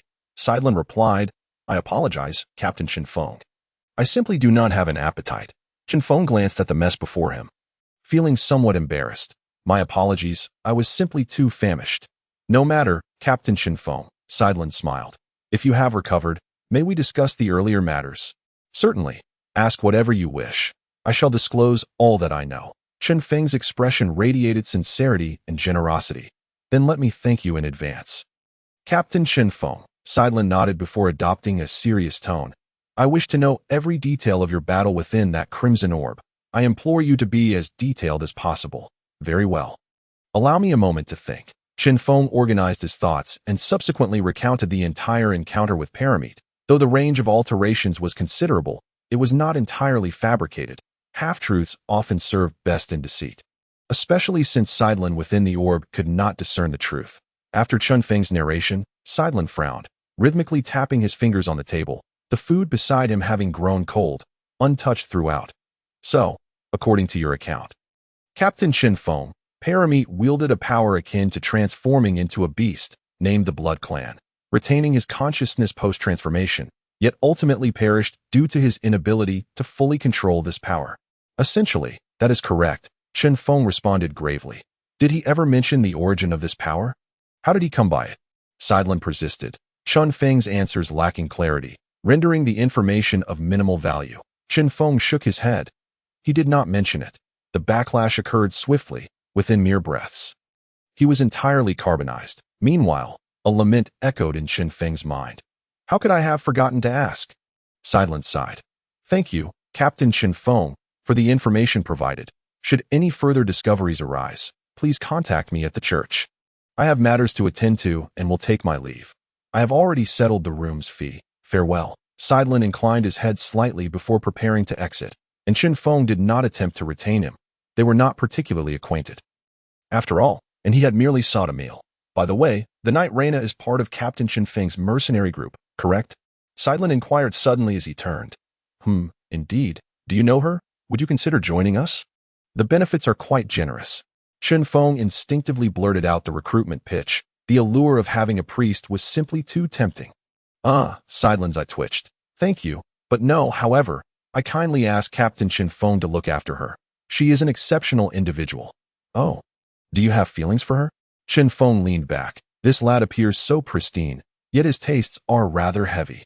"You misunderstand." Sidelin had grown somewhat numb to Chen Feng's reactions, which hardly conveyed the demeanor of a formidable individual. "She is our team leader. We are all immensely grateful for her assistance during the last incident. Please convey my message to her." Sidelin bowed once more and promptly exited, seemingly eager to distance himself from Chen Feng. What a pity. I was expecting some juicy tidbit." Chen Feng shook his head and continued to wrestle with the remaining food. Chapter 102. Unable to come up with a title. Master. This is the news just transmitted by the Arctic Eagle from the Imperial capital. Please review it. Inside the Brian Manor, the steward respectfully presented the scroll of the letter to Agri, who was diligently polishing a black shield. The shield, known as Jinshan, was the signature magical artifact of the Brian family, worthy of Agri's meticulous care. Gently placing the shimmering Jinshan on the table before him, his tender gesture starkly contrasted with his rugged exterior. As he took the scroll from the steward, Agri read it carefully. The fact that it was transmitted via the Arctic Eagle indicated the intelligence was of great significance. After a few minutes, Agri furrowed his brow and scanned the contents of the letter once more, saying gravely, "Strange, since when has the church begun to pay attention to the movements of the Mercenary Association?" He then turned to the steward beside him and inquired, "Have the Church of Hoof City and the Holy Dawn Mercenary Guild received it as well?" "Yes, Master Dai. In fact, they received the information even earlier and should be discussing it now," the steward answered respectfully. Agri rose and walked toward the bedside as the master of the Bryan Manor and the actual controller of Hoof City. Agri's room boasted the finest view in all of Hoof City. With his keen eyesight, he could even see the dust rising from the construction in the distant outer city. "How is the investigation into the matter reported by Jack going?" Agri asked without turning his head. If Serpent were here, he would undoubtedly feel that in this moment, Agri's silhouette bore a striking resemblance to certain individuals. Reporting to the master, "We have already dispatched people to investigate the Dark Night Forest. There are indeed many unusual phenomena. Numerous locations of previously collected magical beast nests show no signs of the beasts, which is quite perplexing." "What is the scale? Approximately how many?" Agri inquired. The old steward hesitated, saying, "The scale is significant. Currently, our people have only searched the outer regions. The known magical beast groups already number no less than in any past beast tide, but as for delving deeper, progress has been slow. Although the number of mercenaries in the city has increased in recent days, those with capable strength are reluctant to undertake such perilous tasks." Upon hearing the old steward's report, Agri said little. Yet the seasoned steward, having served Agri for many years, could keenly sense the gravity of his master's demeanor. After a brief silence, Agri turned to the old steward and said solemnly, "Have the Jinshan Guard select a team to conduct a thorough investigation. Additionally, notify the Imperial Garrison to send some personnel as well. Inform Paul with my seal that this matter is of utmost importance, and do not send me any mere rabble to fill the numbers. Lastly, instruct the Imperial Garrison to strengthen the patrols around the outer city. If there are any signs of disturbance, report immediately." "Understood, Master." The old steward replied promptly that in truth, he had already been somewhat astonished when the previous intelligence arrived. To stir such a commotion beneath the very nose of Hoof City while not a whisper of it reached the city was a chilling thought regarding the power behind this matter. "Master, how should we handle the church's affairs? Since the new moon, the church's internal activities have become more frequent. According to the intelligence, many key members of the church are hastily heading to the Holy Mountain in the imperial capital. But their purpose remains unclear," the old steward reminded. "Since it is the church's intention, there is no need for us to say much. Let us observe how the Mercenary Association decides that as for the rest. We shall act in accordance with the church's wishes. For now, we shall continue to monitor the church's activities, but do not intervene. We have more pressing matters to attend to," Agri instructed solemnly. "Yes, Master," the old steward responded, and after receiving the reply, he quickly exited to make arrangements. In the empty study, Agri gazed out at the sky, a cold snort escaping his lips. "Hey gods!" The Jinshan on the table shimmered as if it were breathing. At the Morning Wind Mercenary Corps camp, Chen Feng, with a roasted chicken leg in his mouth, listened to Leo's report about their morning session in the beginner's simulation training room. That's the general situation. After the refinement in the beginner's simulation training room, Mai, Reina's, and Lulu's strengths have significantly improved. Right now, little Jack is inside. He should be out soon. Leo's tone carried respect and disbelief. This was not the first time Chinfong had left him in awe. Yet each instance rendered him unable to remain calm. If outsiders were to discover everything happening here, the scene would be unimaginable. However, recalling Chen Feng's earlier recruitment tactics, Leo found it somewhat amusing. Those fools had no idea what they had missed. Chinfong paid no heed to Leo's complex thoughts, focusing instead on finishing his chicken leg before asking contentedly, "Where's Reina? Where did she go?" Chinfong did not inquire about Lulu, as the half-beast girl had a routine of strolling for an hour daily, a fact everyone had grown accustomed to. Leo casually tossed a piece of chicken into his mouth, chewing as he replied. Reina returned to the dormitory. She seemed to have some insights and hurried back to her room. "I'm not sure of the specifics." Chinfong summoned the system interface in his mind to check Reina's attributes. According to the system, nothing seemed amiss.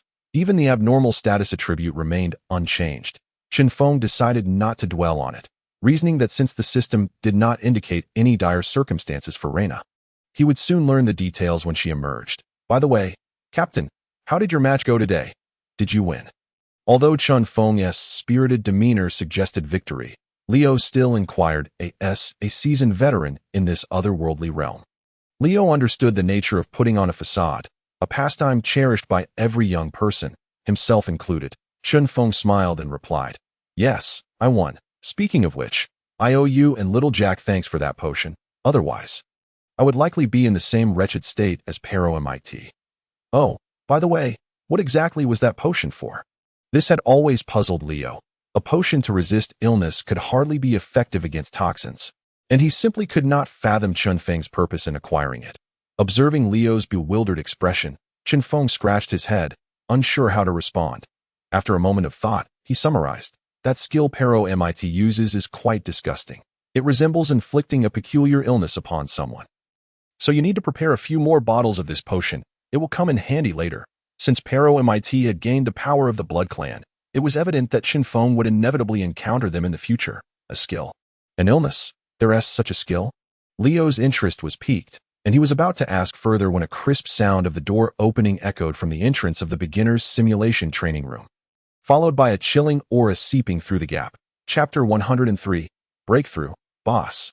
Accompanied by the spreading chill and a trembling moan, little Jack's frail figure emerged from the beginner's simulation training room. "Congratulations. Little Jack, you have finally entered the silver tier." Chinfong instantly appeared beside little Jack, supporting his wavering body. The moment little Jack stepped out, Chinfong had already seen the change in his tier status through the system interface in his mind. A weary yet proud smile graced little Jack's face as he recalled the experiences within the beginner's simulation training room. His body trembled involuntarily. Had it not been for the countless instances of death that compelled him to compress and construct magical formulas while understanding the flow of magic within him, he would likely still be inside, suffering at the hands of a self with the same initial bronze tier strength. After barely defeating that self, little Jack had directly broken through his existing strength bottleneck, stepping into the initial silver tier. The breakthrough for mages is considerably more challenging compared to other professions. This is due not only to the innate conditions affecting their training of internal power, but also to the demands placed on mages during their breakthrough to different tiers, which require them to guide and modify the magical nodes within their bodies by constructing magical formulas. Although this may sound like a simple mathematical exercise that merely involves applying formulas, in reality, the subtle adjustments required during the breakthrough process are numerous and vary due to each individual's physical condition, mental strength, and comprehension of magical formulas. The seemingly insignificant adjustments can lead to either success or failure in the breakthrough. Many mages of lesser talent may remain trapped at such bottlenecks, even with the guidance of renowned masters throughout their lives. However, little Jack's innate talent was already commendable. To put it simply, he possessed a high level of intelligence. His self-taught mastery of certain aspects of potion-making within a short time further illustrated this point. What little Jack truly lacked were mental strength and the so-called master's guidance. The first point, the mental training room, has impeccably resolved the troubles arising in this regard, and one might even say it exceeds expectations. The second point, the primary simulation training room, has also indirectly addressed this issue in terms of understanding magic. Young Jack, aside from receiving guidance during his initial enlightenment which enabled him to attain the bronze beginner level, has since relied solely on his own insights gained after meeting Chinfong. This means that his comprehension of magic is devoid of any external styles, consisting entirely of knowledge he has synthesized on his own. Through countless experiences of death in the primary simulation training room, he progressed from initial bewilderment to keen observation and understanding of the casting processes and timings of the replicas, ultimately absorbing and integrating this knowledge swiftly. Each step in this journey showcases Jack's extraordinary intellectual prowess, despite his emotional intelligence likely being in the negative. Observing Chinfong supporting Jack as they strolled toward the dormitory area, Leo squinted and remarked, "TSK. A silver-tier magician under 18, hailing from a mercenary background, and I wonder how the Imperial Magic Academy will react to this news. Oh, and let us not forget, this child is also a scion of the Bryan family from Hoof City. The aftermath in Hoof City will surely be quite lively." Leo harbored no concerns about the competition tomorrow, based on his conjectures regarding Chen Feng's backing, if Chen Feng chose to win. Securing the regional team championship would be a mere triviality. Instead, he was more intrigued by the sudden emergence of this power and its underlying motives. This was not born from worry, but rather pure curiosity. As possessing such inquisitiveness is one of the fundamental traits of a former adventurer. Let us rest well today. After the competition tomorrow, we shall celebrate together. Chinfong glanced at Jack, who was sitting cross-legged on the bed, then exited the room and turned his gaze toward another door. The descriptions of Reina's strength in his mind remained unchanged, and shaking his head, Chen Feng descended the stairs, opting not to disturb her. In Reina's room, her tower-like figure sat cross-legged on the bed, her face contorting through various expressions that reflected her discomfort at that moment. The 105th, the 106th, the 107th. Before Reina stood a slightly more robust girl with golden short hair, wielding a sword disproportionately large for her stature, tirelessly training in the training ground. The training ground was filled exclusively with boys far more muscular than her, all diligently honing their skills, emerging from countless deaths in the primary simulation training room. The curse within Reina surged once more. However, unlike the previous instances where it had drained her strength, this time it drew her consciousness into a realm of memories, allowing her to witness everything unfolding before her eyes from a spectator's perspective. Hey, Reina, practicing alone is rather dull. Let us spar a bit. A shrill voice pierced the air, marking the punctual and irritating entrance of the antagonist. Reina cast a glance at the hulking figure of Monk, who was a year her senior and the former leader of the sewage alley in Rienasburg, a one-time nemesis who had repeatedly robbed her and her sister of their food with a band of lackeys. Reina regarded him coolly, then continued her sword practice with a blank expression. 108, 109, 110. You insolent wretch. Monk brandished his heavy sword, ready to strike, but his lackey intervened just in time. Boss, let it go. Yesterday, this girl's sister was named a candidate for the Saintess by the Cardinal. It'd be wise to avoid trouble. Saintess. Monk scoffed dismissively at his lackey. That little wench could never become a saintess. Spare me the laughter. How many from the sewage alley are clean? He continued. Even if she were clean, with her background, she is bound to be eliminated sooner or later. But I must admit, that little girl is quite the looker that I didn't notice it before in the sewage alley, but after being dolled up yesterday. She indeed looks quite beautiful that if she gets eliminated and the Holy Knights don't take her, she might end up back in the sewage alley at that point. We could sneak out of the training camp.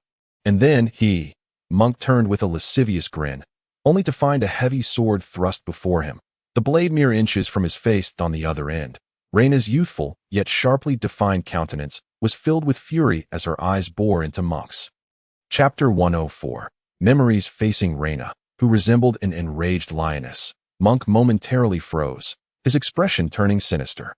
Oh ho, are we angry now? Monk's grin grew increasingly maniacal. What is the matter? Are you worried about your sister? Fear not. I am quite the gentleman. I shall be gentle with her. Absolutely no roughness whatsoever. Observing Reina's chest heaving with indignation, Monk seemed entirely unfazed, brazenly continuing. However, my brothers are rather brutish. I cannot guarantee their gentleness. Ha ha ha. No sooner had Monk's taunt left his lips than Reina's pent-up fury erupted, the sword in her hand swinging down in a furious arc. Heh, you think you can deal with me with such meager skills? Monk had anticipated this strike well in advance, evading it effortlessly and countering with a swing of his sword. For Monk, who had risen from the streets of the sewage alley to become the leader of ruffians, his combat experience far surpassed that of Reina, who had merely scavenged scraps from wild dogs. Clang! The moment their swords collided, Reina felt a jolt reverberate through her hands, despite her diligent training and the ample food provided by the church. Her physical prowess still paled in comparison to Monk's. The sword in her grasp was effortlessly knocked from her hands. Thud! Before Reina could even react, Monk's sword hilt slammed into her chin, sending sharp pain coursing through her as bloodied teeth fell from her mouth. She crashed heavily to the ground, while the nearby guards merely glanced over before turning away. As long as no life was lost, the church had not prohibited the children in the preparatory camp from fighting. To the church, those selected from the nightly preparatory camp were still merely ordinary commoners, and as long as the Church of the Holy Light desired, they could have as many as they wished. Only after undergoing baptism and divine prayer could they receive the blessings of the God of Holy Light, gaining extraordinary powers, at which point they would be considered true holy knights. Deluded wretch. Do you think you and your lowly sister can join the church? Dream on. Just wait. I shall enjoy watching your sister wail beneath me. Monk gleefully exclaimed, delivering a final kick to Reina's head before bursting into laughter and sauntering away. The surrounding onlookers offered no intervention and shared no further comments. Such scenes transpired almost daily within the preparatory training camp. The law of the jungle was a lesson these children had learned from birth. As training concluded, someone came to drag Reina toward her quarters, and as the heavy rain fell from the sky, crimson blood trailed behind them, spreading with each step as a mere observer. Reina knew the unfolding narrative without needing to watch. She had lain in bed all day, and the camp's instructor had punished her with a rigorous run around the camp for avoiding training, while Monk, of course, had not succeeded. As she later heard, he had gone missing under mysterious circumstances. The scene before her gradually shifted. This time, Reina was no longer the naive girl. Clad in the heavy armor of the Holy Knight Order, she trudged through a dark forest alongside her comrades. Knowing this was her first mission after joining the Order, coordinating with the Inquisition for a cleansing operation against a gathering of necromancers. Witnessing this, Reina, as a spectator, felt a sharp pang in her heart, realizing that aside from herself, everyone else had perished in this battle, including the one person she cared for outside her sister. Enemy attack. Assume combat status. Form up. The lead Holy Knight bellowed, prompting the following Holy Knights and priests to quickly align themselves. Reina among them, a novice on her first mission. From the surrounding thickets came a rustling sound, as a skeletal figure wielding a rusted long dagger staggered into view, followed by more skeletal figures emerging from the underbrush, each brandishing tattered weapons and gradually closing in on the group.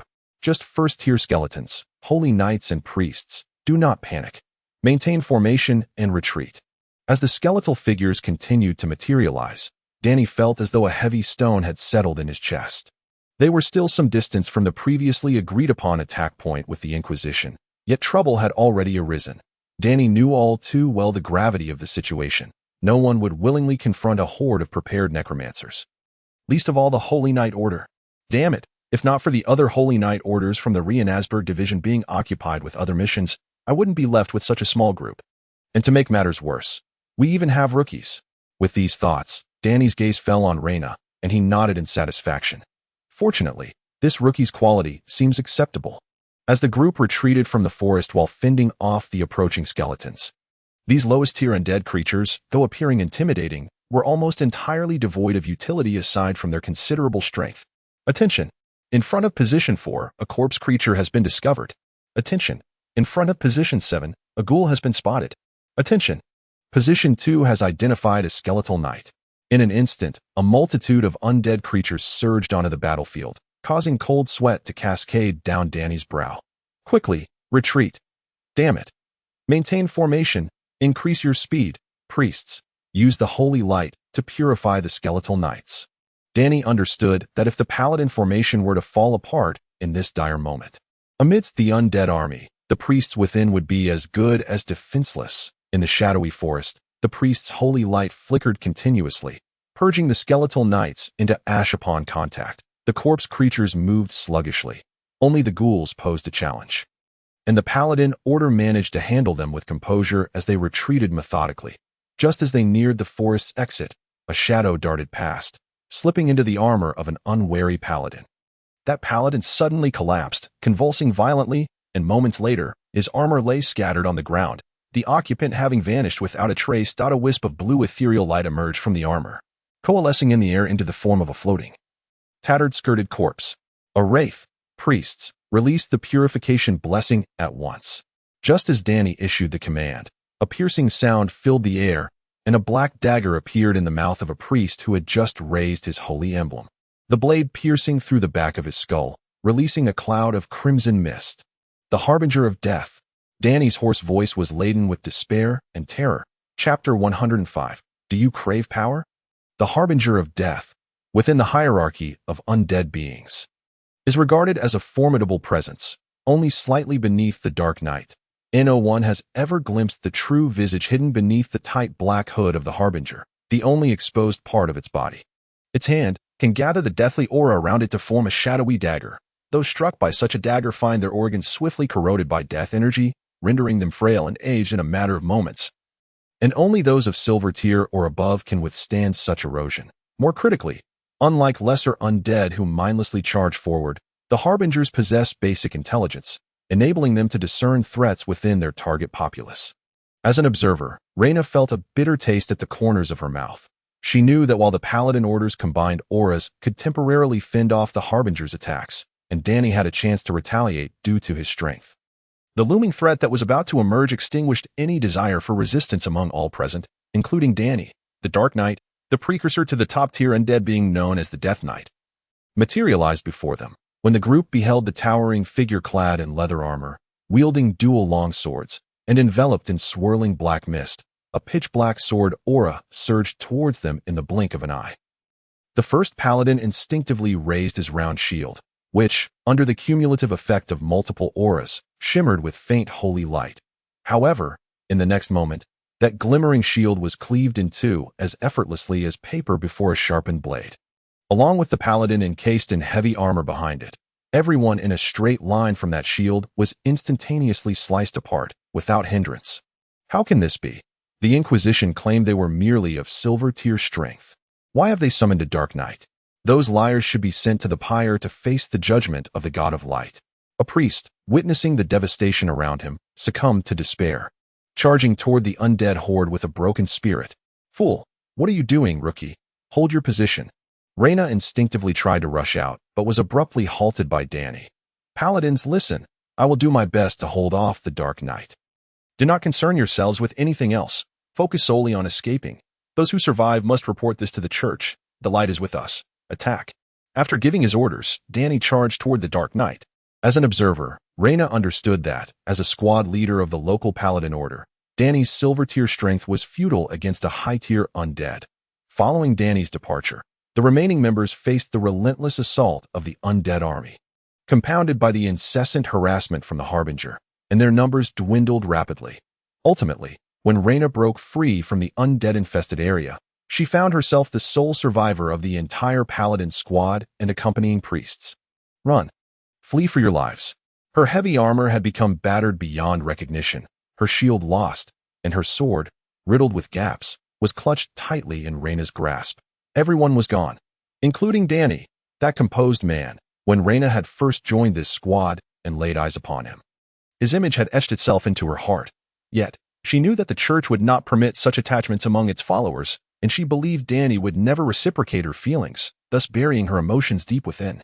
As an observer, Reyna's vision blurred, cycling through scenes of familiar faces fading into oblivion, even witnessing Chen Feng and companions from the Mercenary group.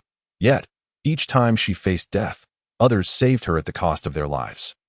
While her own strength diminished day by day due to the curse within her, ultimately, she envisioned her lonely demise in some dark corner of the night.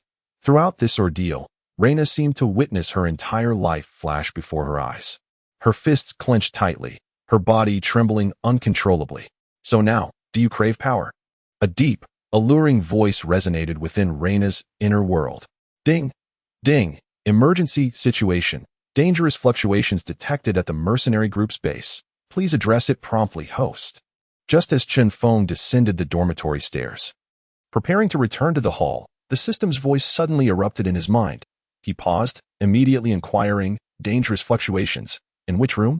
Dormitory area. Member Reyna is experiencing dangerous fluctuations. System analysis indicates her consciousness is being eroded by an unknown source. After hearing the system's report, Chen Feng activated Wind Step, leaping to the second floor, rushing toward Reyna's room. Fortunately, in this emergency, the system granted him access to members' private spaces, and the door swung open. Upon seeing Reyna sitting cross-legged, his brow furrowed in concern, she trembled violently. Her skin darkening as veins surfaced, creeping ominously toward her head. System, what should I do? Faced with this unprecedented situation, Chen Feng was at a loss and could only appeal for the system's assistance. Currently, Mercenary member Reyna is being invaded by an unknown consciousness. Her self-awareness is nearly relinquishing resistance. The host may actively invade her consciousness space with the system's aid to disrupt the encroaching consciousness.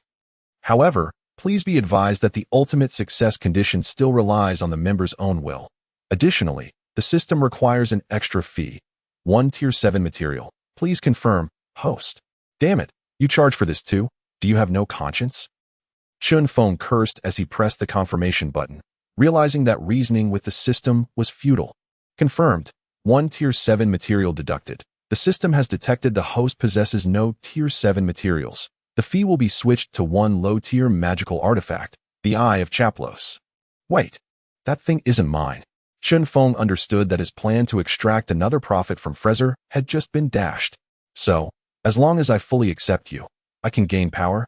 Within Reina's consciousness space, a swirling mass of gray mist floated before her, morphing into the forms of her sister, Danny, former comrades, and current companions from the Chinfong mercenary group. Indeed, simply accept me, and you can cast aside your useless self to gain power that will astonish the world. I have a question. Are you the curse that has been hidden within me all along? Reina suddenly inquired. The gray mist did not shy away from its response. Yes, that is me. However, I dislike the term curse. If you prefer, you may refer to me as Lich or Lord Dracolic Tadamio. Chapter 106. Titles can be quite a headache, Dracolic. Are you an undead creature? A hint of skepticism tainted Reina's tone. She was familiar with liches, top-tier undead beings possessing strength surpassing that of Golden Tier, due to the purging efforts of the Holy Light Church over the past century. No necromancer capable of summoning such high-level undead had appeared in the entire Maffa continent for ages. But what exactly was a Dracolic, a new breed of lich? Undead creature? No, little one. Do not conflate me with such a base species, the Dracolic Tadamio responded, his tone brimming with pride and disdain. My existence is beyond your imagination and contempt, understand? Not quite. If you are truly that powerful, why do you reside within me, even without having absorbed your power? My strength is still merely silver tier. Years of battlefield experience and mental fortitude had kept Reina's consciousness somewhat composed. Upon observing Reina's state, the dragon Lich Tada Miao was not taken aback, for how many resolute minds had once succumbed at their own feet. This one before him would be no exception. That was merely an accident. Do you understand, little one? A minor mishap that occurred when I entered this realm. But what does it matter? You yearn for power. Do you not? Tada Miao spoke with a nonchalance. Although I have slumbered within you for a time, I have nearly mastered the power structure of this world. If you are willing, I can bestow upon you strength far greater than before, so formidable that you shall no longer require the protection of others to stand your ground in this world. Powerful enough to extinguish any opposition with ease, strong enough that all you cherish shall suffer no harm. In truth, Tadao Miao would have preferred not to engage in idle chatter with Reina. Yet the laws of this realm exerted a tremendous repulsion against him. From the moment he entered this plane, the corrosive force of these laws was as swift as placing raw meat into sulfuric acid. Otherwise, he would not have found himself within Reina's body when she appeared before him. If Tada Miao delayed any longer, he would likely become the first dragon lich in history to be utterly obliterated by the very laws he sought to defy. Power, Reina murmured. Indeed. Power? Absolute power. As a form of rent for my prolonged slumber within you, I can benevolently grant you a taste of this power. As Tada Miao's voice faded, Reina noticed the surroundings beginning to shift once more. And soon a figure clad in black armor, wielding twin longswords, materialized before her. This is the Black Knight. As the sole survivor of the Black Knight's onslaught, Reina could never forget that nightmarish form.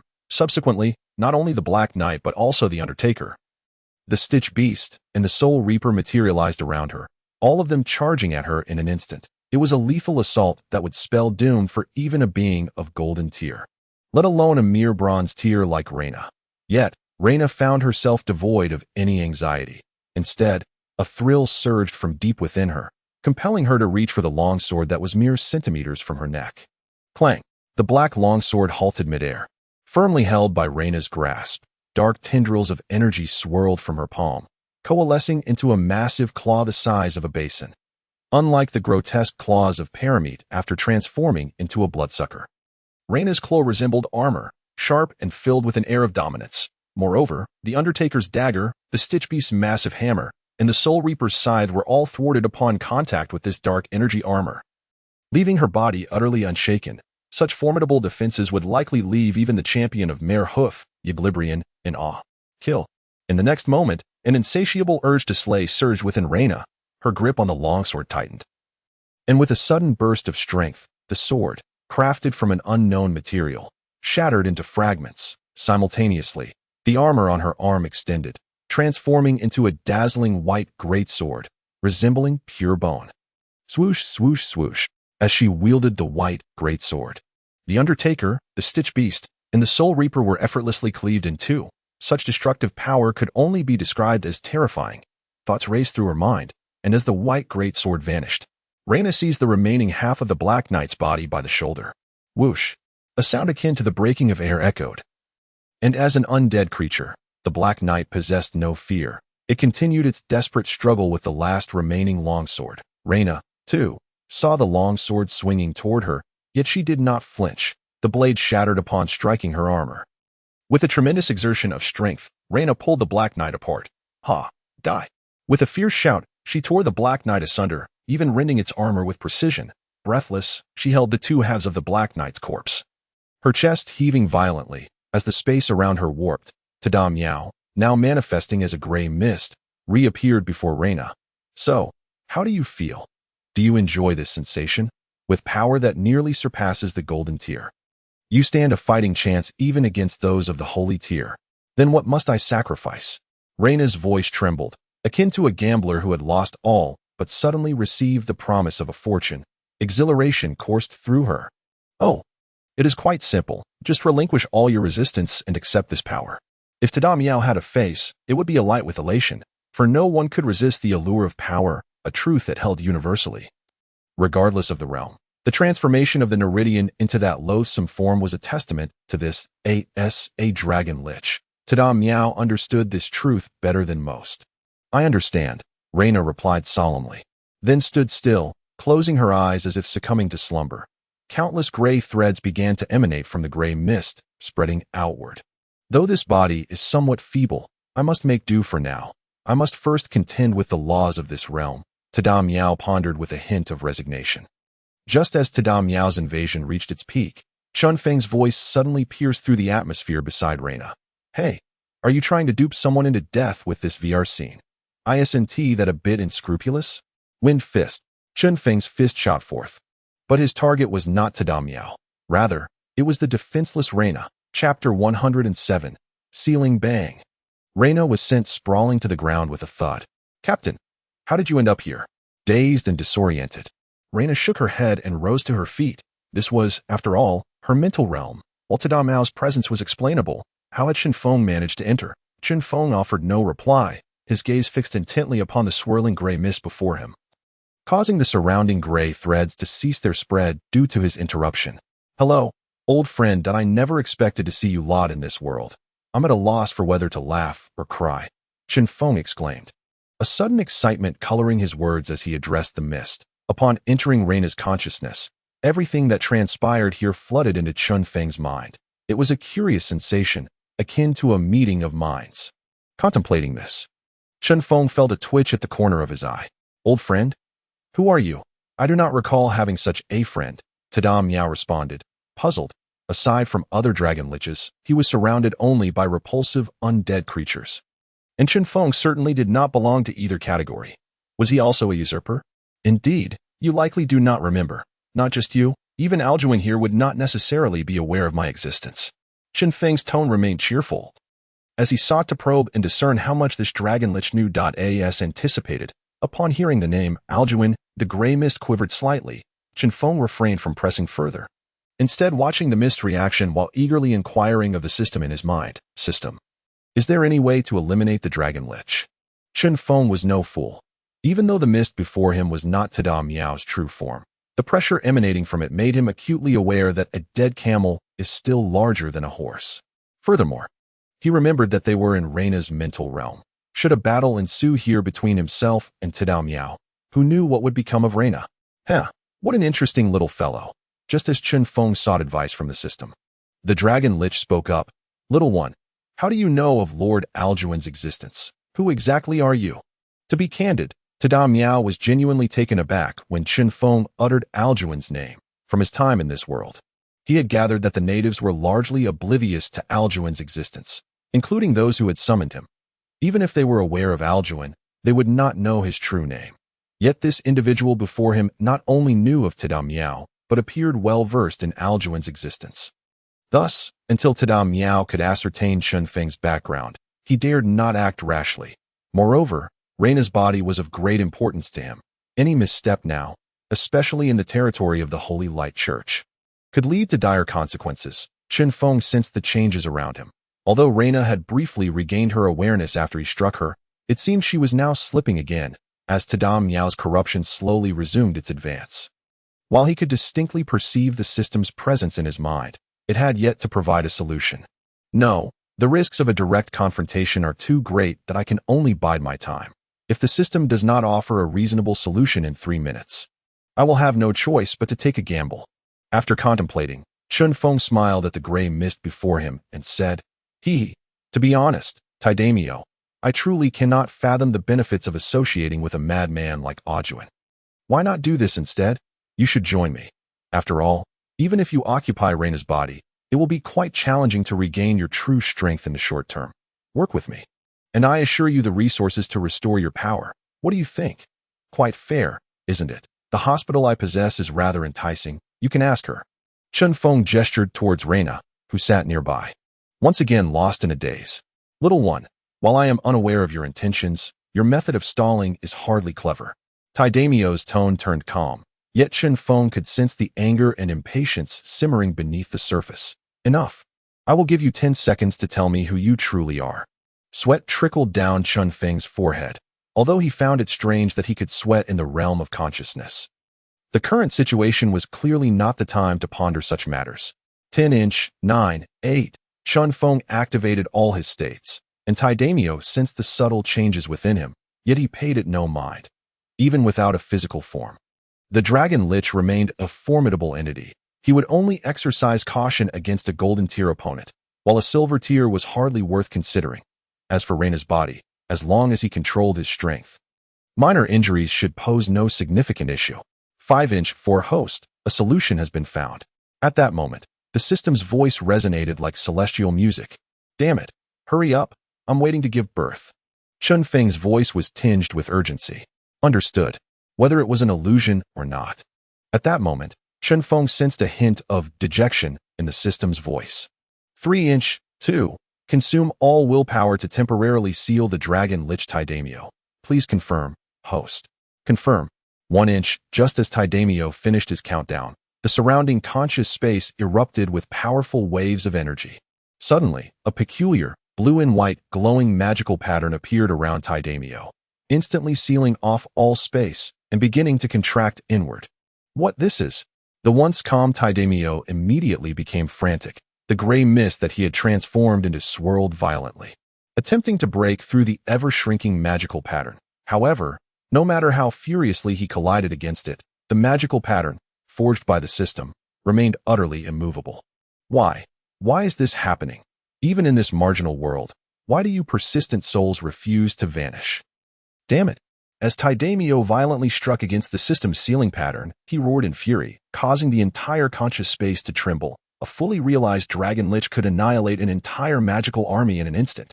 Observing this scene, Chen Feng anxiously shouted, Hey, big brother, can you calm down for a moment? You cannot break free, so there's no need to be so frantic, right?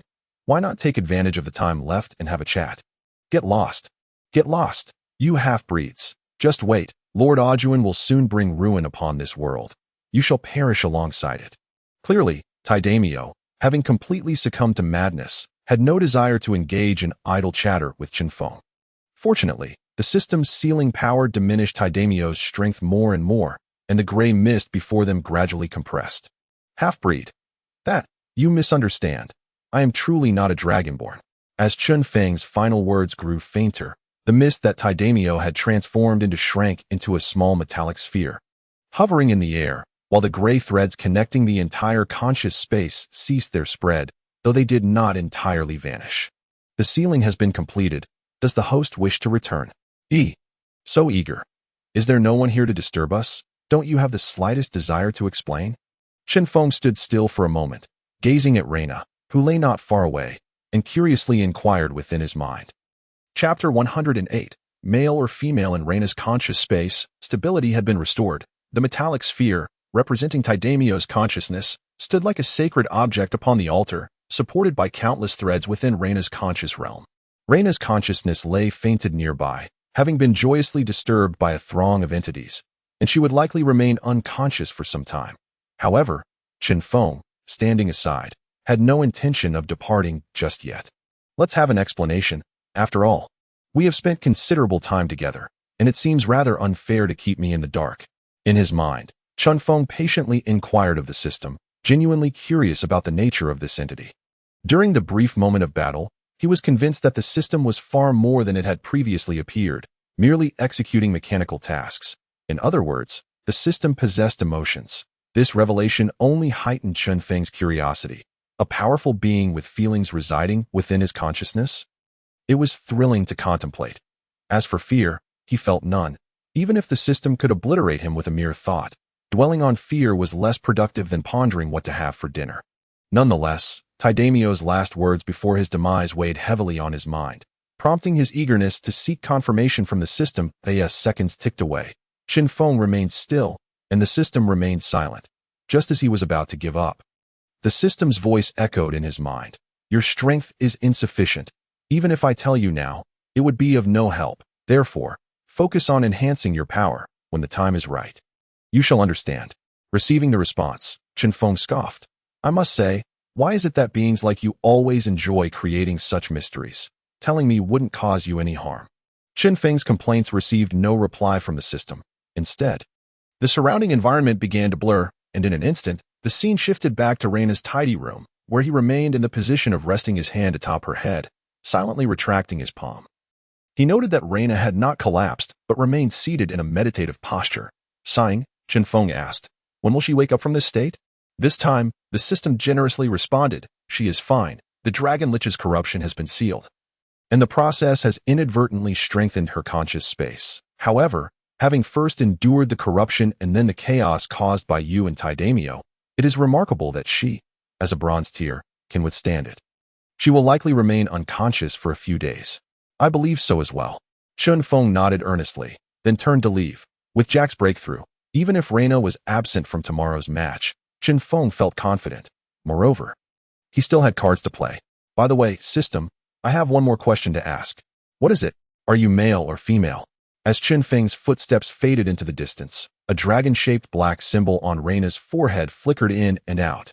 Synchronized with her breathing in the Mercenary tournament's Mayho City region, the final of the team competition commenced, featuring the Dark Horse, Morning Breeze, Mercenary group against the Clyston Mercenary group.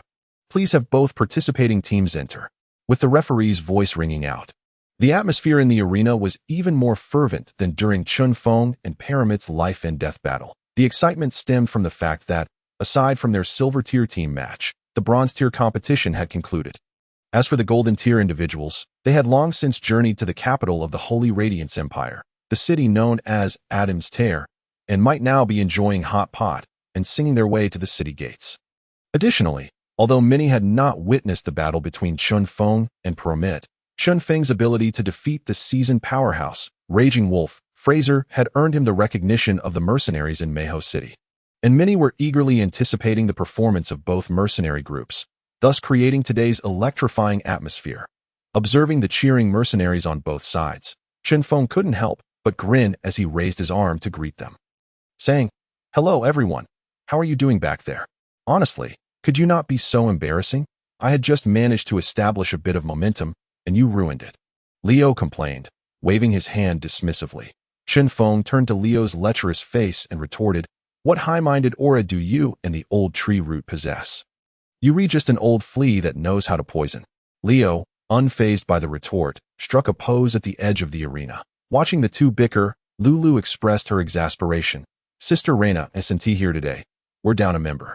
Aren't you both at all worried? What is there to worry about, little girl? With a sprinkle of my poison powder, I can take them down in a heartbeat." Leo's self-proclaimed high-minded image seemed to deepen. Chen Feng completely ignored the old lecher's words and replied to Lulu, "No worries. They are 3 silver tier, and so are we. There's nothing to fear." At this moment, Jack straightened his back, proud of his silver tier status. Such is the prowess of the silver rank. Moreover, this is the first descendant of the Bryan family to reach such a level of strength. In the past, little Jack wouldn't have dared to even dream of this. Lulu, Unaware of Jack's thoughts, merely pouted and said, "What about the 17 bronze rank opponents? Am I expected to handle them all by myself?" Although Lulu had indeed become significantly stronger after enduring the trials of the simulation training room and had subtly brushed against the threshold of silver rank, it was still a fanciful notion to expect a rogue, who was ill-suited for direct combat, to face 17 adversaries of equal standing alone. Upon hearing Lulu's complaints, Chen Feng chuckled and replied, "Rest assured, I am well prepared. Today's match will be a success." As the members of the Clayston mercenary group gathered across from them, the referee's voice rang out once more. The match begins. The magical array activated, causing the ground beneath their feet to tremble. Countless stone pillars began to rise, elevating everyone until they hovered approximately 10 meters above the ground, transforming the arena into a landscape dotted with stone columns. Each column was a rectangular prism, with barely a few square meters of standing space atop them, while beneath lay an array of sharp spikes, signifying that a fall would result in immediate elimination. Chinfong, gazing at the arena below, remarked in surprise, "Ah, an interdimensional version of the square formation." Chapter 109. Team Buffs, so what is your plan for the battle? As she watched the opposing group of bouncing figures approach, Lulu feared that Chinfong would indeed send her to face a multitude of foes alone. A few days prior, Chen Feng had tasked Reina with gathering intelligence on the strength of the Clayston mercenary group, a seasoned team boasting 3 silver rank warriors: the mid-tier silver archer Glimmering Arrow Date, the mid-tier silver fire mage Flame Hand Lan Luo, and the low-tier silver shield warrior Asuka. Although the remaining members were all of bronze rank, they were seasoned veterans, far from the cheerleader-like members of the former Carice mercenary group. Simple.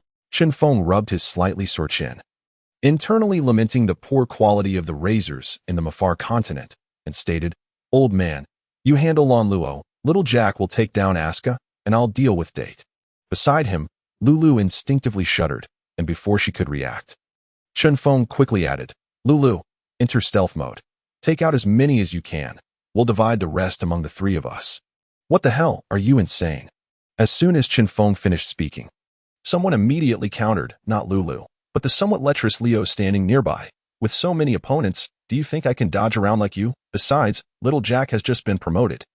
He might not even be able to defeat that silver shield warrior, let alone against a few more." Leo continued to prattle on, but Chinfong had no time to address him. In his mind, a starry sky began to expand, with several stars aligning into a shape reminiscent of a question mark. If an earthling were present, they would instantly recognize this celestial arrangement: the Big Dipper.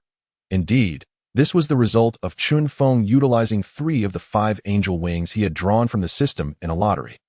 However, during the draw, he had been unknowingly guided into a realm where he witnessed a 5D film of a human battle against dragons, thus failing to take note of this detail. Now, facing the formidable Clayston mercenary group, Chinfong decided to test this secret weapon he had procured from the system: the 7-star formation.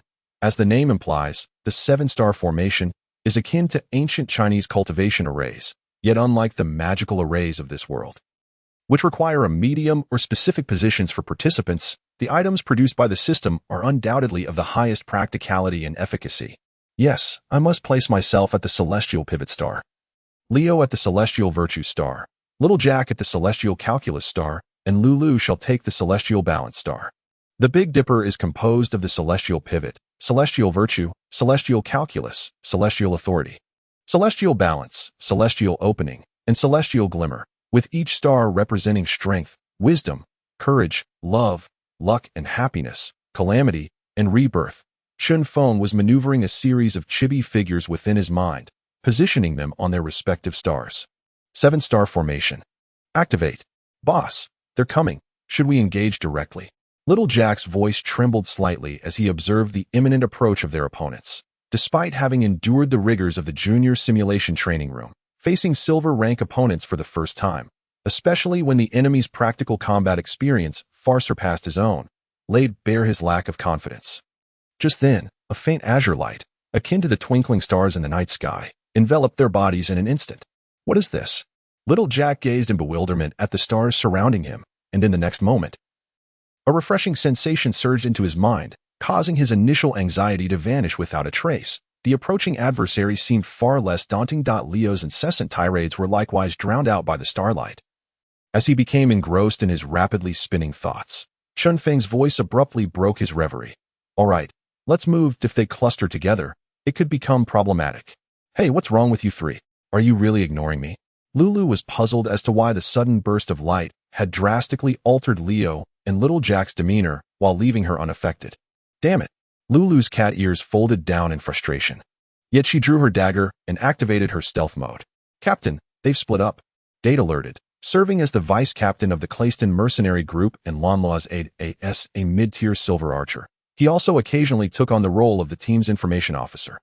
Lon Luo glanced at the three individuals who had scattered in different directions, nodding and saying, "Ignore them. Proceed as planned." Understood.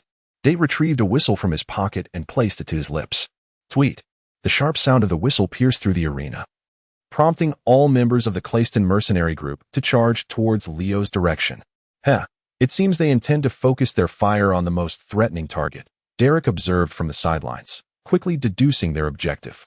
In Lon Luo's eyes, Leo, the dark poison druid, with his pervasive toxic capabilities and extensive experience, is the most formidable presence. If they can eliminate Leo, the remainder will be far less troublesome. Moreover, for some unknown reason, Reyna, the brain of the Morning Wind Mercenary Group, is absent from this final match.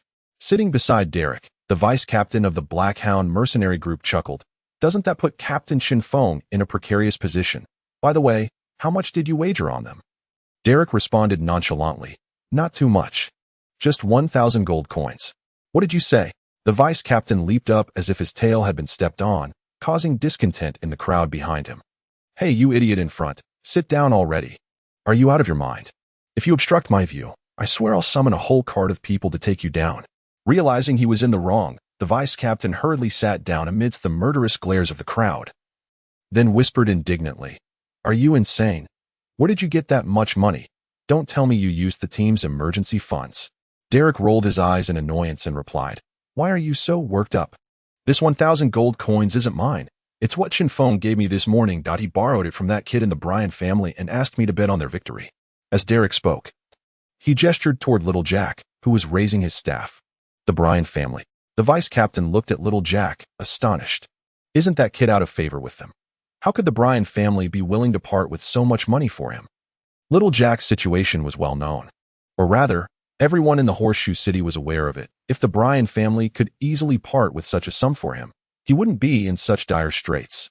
Yet, in the next moment, a fourth-tier spell, Ice Tornado, erupted from the ranks of the Clayston group, plunging the entire arena into an eerie silence. Chapter 110. What can be taken out can also be put in. This is a fourth-tier spell. After a brief silence, the crowd erupted into a cacophony of noise. Holy hell, be careful not to bite your own tongue off. Derek was now utterly astonished, and not just him. Everyone in the viewing stands understood the significance of a fourth-tier spell. Silver rank. There were only a handful of mages present in the arena, and while Lon Luo was a mid-tier silver, he was a fire mage. There was no way he could conjure ice magic. Even if he wore his hands raw, the Clayston Mercenary Group did have an ice mage, but the problem remained that even if one suddenly broke through to silver rank, they couldn't just hurl spells at their own team. The only logical explanation could be one. The Morning Wind Mercenary Group's sole ice mage, once the laughingstock of the entire Horseshoe City, the disgrace of the Bryan family, Jack Bryan. Recently, this prodigious mage, regarded anew for his almost perverse mastery of magical control, was merely a bronze-tier contender in the recent competition. Yet today, he has astonishingly ascended to the silver tier, a silver-tier ice mage, not yet 17. Endowed with an extraordinary mental prowess. Hiss! At this thought, a collective gasp echoed throughout the arena. Whoever dares to call this lad a waste, just wait until I crush his skull. At this moment, the hearts of all spectators resonated with such sentiments. Now I comprehend why the Bryan family extended their financial support to him. The vice captain reflected with a hint of melancholy as he gazed upon the somewhat youthful, yet towering figure of young Jack. He recalled how, merely 6 months ago, this tender boy had sought his and his wife's counsel regarding the intricacies of magical constructs, and now he could only admire his silhouette from afar. A bittersweet taste lingering in his mouth. What do you think? How much should we invest? Derek's gruff voice, intentionally subdued, carried a remarkable clarity, piercing through the vice captain's contemplation of the worthiness of their involvement. Returning to reality, The vice captain regarded Derek with curiosity, following his gaze to the surroundings, quickly grasping his intent. How much do we have left? Approximately 1,300 gold coins, came the response. So much, the vice captain exclaimed, then quickly added, Are you suggesting a compensation? Derek nodded gravely. This time, the vice captain did not exhibit the same fervor as before. Instead, a look of concern crossed his face. Is that wise? Do you have such unwavering confidence in Chinfong? If you were to lose, our troubles would be insurmountable. The vice captain hesitated to place such a substantial bet on Chinfong. Though young Jack's ascension to the silver tier was indeed exhilarating, the vice captain remained skeptical of a freshly promoted mage lacking experience. Rapid advancement might indicate great potential, but potential alone does not guarantee victory. Observing his vice captain, Derek suddenly chuckled. Rest assured, Chinfong will undoubtedly prevail. The vice captain, meeting Derek's resolute gaze, gritted his teeth and nodded, his expression reminiscent of someone enduring great discomfort. Derek chuckled mischievously, wrapping an arm around the vice captain as they hastened towards the exit, accompanied by a few others, including the once mighty, Wild Wolf, Fraser, who had previously fallen victim to Chen Feng's cunning, while the onlookers outside were in a state of shock. Inside the arena, Clayston found himself at a loss. Based on prior intelligence, although young Jack's talent was formidable, a bronze-tier mage could inflict harm on only a handful of opponents. Was the bronze high tier truly that rare? They had at least a dozen among them. Yet, to their astonishment, young Jack had broken through. Is the silver tier not that uncommon? It was not particularly rare, but there were only 5 in the entire competition area. No. Now 6. The damage inflicted by a silver tier mage was incomparably greater than that of a bronze tier. Moreover, this was executed in a state of complete unpreparedness, as the icy vortex surged. Several individuals were immediately swept away, eliminated from the contest. What shall we do, Captain? Although Date's voice was steady, the underlying tension and unease were palpable. Lon Luo glanced in young Jack's direction, then raised his staff to commune with the magic. No worries. You stay close and distract Jack Bryan. The rest of us will continue advancing towards Leo. Clearly, Lon Luo's strategy mirrored that of the vice captain, or rather, any reasonable person would think likewise. An ice mage newly promoted posed little threat against a seasoned marksman. The priority was to neutralize Leo. However, plans often falter, and reality can be brutally harsh. Amidst the advancing team, a scream sent chaos rippling through their ranks. A thief? Everyone, be alert. Have we located the target? Jason. Behind you. Is this a bronze-tier thief? Lulu made her move. Yet, having endured the torment of the rudimentary simulation training room, her skills had evolved significantly since then. Not only had her combat techniques improved, but in that training, she had also realized the myriad possibilities of a thief's capabilities. Hey, what is this bulging thing in my pouch? Among Clayston's mercenary group, a somewhat anxious swordsman felt an unusual fullness in his waist pouch and instinctively reached in to retrieve the object. Sizzle. What the hell? In the next moment, with a burst of gas, a pungent purple mist enveloped the area, causing the swordsman and several others nearby to stumble and topple from the stone pillar. They had fallen victim to what Lulu had pilfered from Leo's pack. If a thief can extract items from your pockets, they can undoubtedly insert something else as well. This was a revelation Lulu had just grasped, in contrast to the chaos around her. Asuka, a low-tier silver shield warrior, remained remarkably composed. He understood that if they could not swiftly eliminate this bothersome thief, their squad would struggle to approach Leo. Come forth, my adorable little mouse. Asuka raised his shield, observing the tumultuous scene with a calm demeanor. Another member was sent flying from the arena, although the others recognized Lulu and initiated their attacks. She deftly evaded them, as if she anticipated where their strikes would land. In truth, Lulu's intuition was indeed heightened. She recalled the brilliant starlight that had enveloped them at the competition's onset. Before Lulu could regain her focus, a formidable pressure surged toward her. Little mouse, I've caught you. Asuka swung his massive shield, which loomed larger in Lulu's vision. Shield technique. Cranium Crush. Chapter 111. No worries, you are not my target. Asuka, a silver-tier shield warrior from Clayston's mercenary group, found his profession somewhat less esteemed on the continent of Mafa. The reason was simple. Who among us hasn't fantasized about charging into battle, brandishing a sword to slay foes? Are beings from another realm not human? Although shield warriors possess commendable offensive capabilities, their primary role in a team often devolves into merely absorbing damage. Frustrating, isn't it? Certainly, for many young individuals, enduring a flurry of blows while teammates bask in glory is intolerable. Just look at how many players in popular mobile games enjoy the support role, and it becomes clear. However, within the vicinity of Mare's Hoof City, this issue was not overly dire. The existence of Yagri Brian served as a testament that even tanking could yield significant output, and what an imposing output it was. When Yagri wielded the magical artifact Mountain Suppression against two golden tier foes from the Orc clan above Mare's Hoof City, his figure became a symbol of faith for many. Asuka was among them. Boom.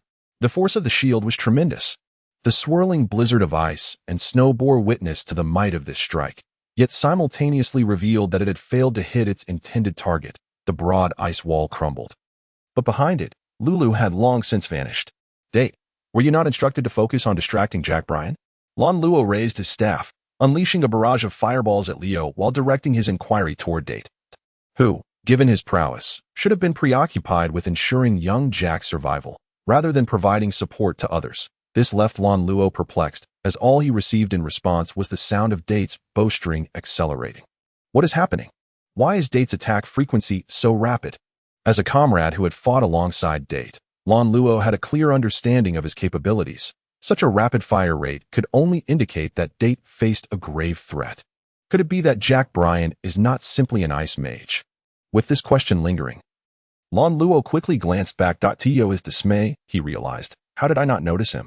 Right behind him, in the direction Date was facing, stood young Jack, joyfully waving his staff as if performing a divine dance. While Chen Feng, the captain of the Morning Breeze mercenary group, was bounding toward them at an alarming speed. Every arrow Date loosed was deflected by the strange gusts emanating from Chinfong.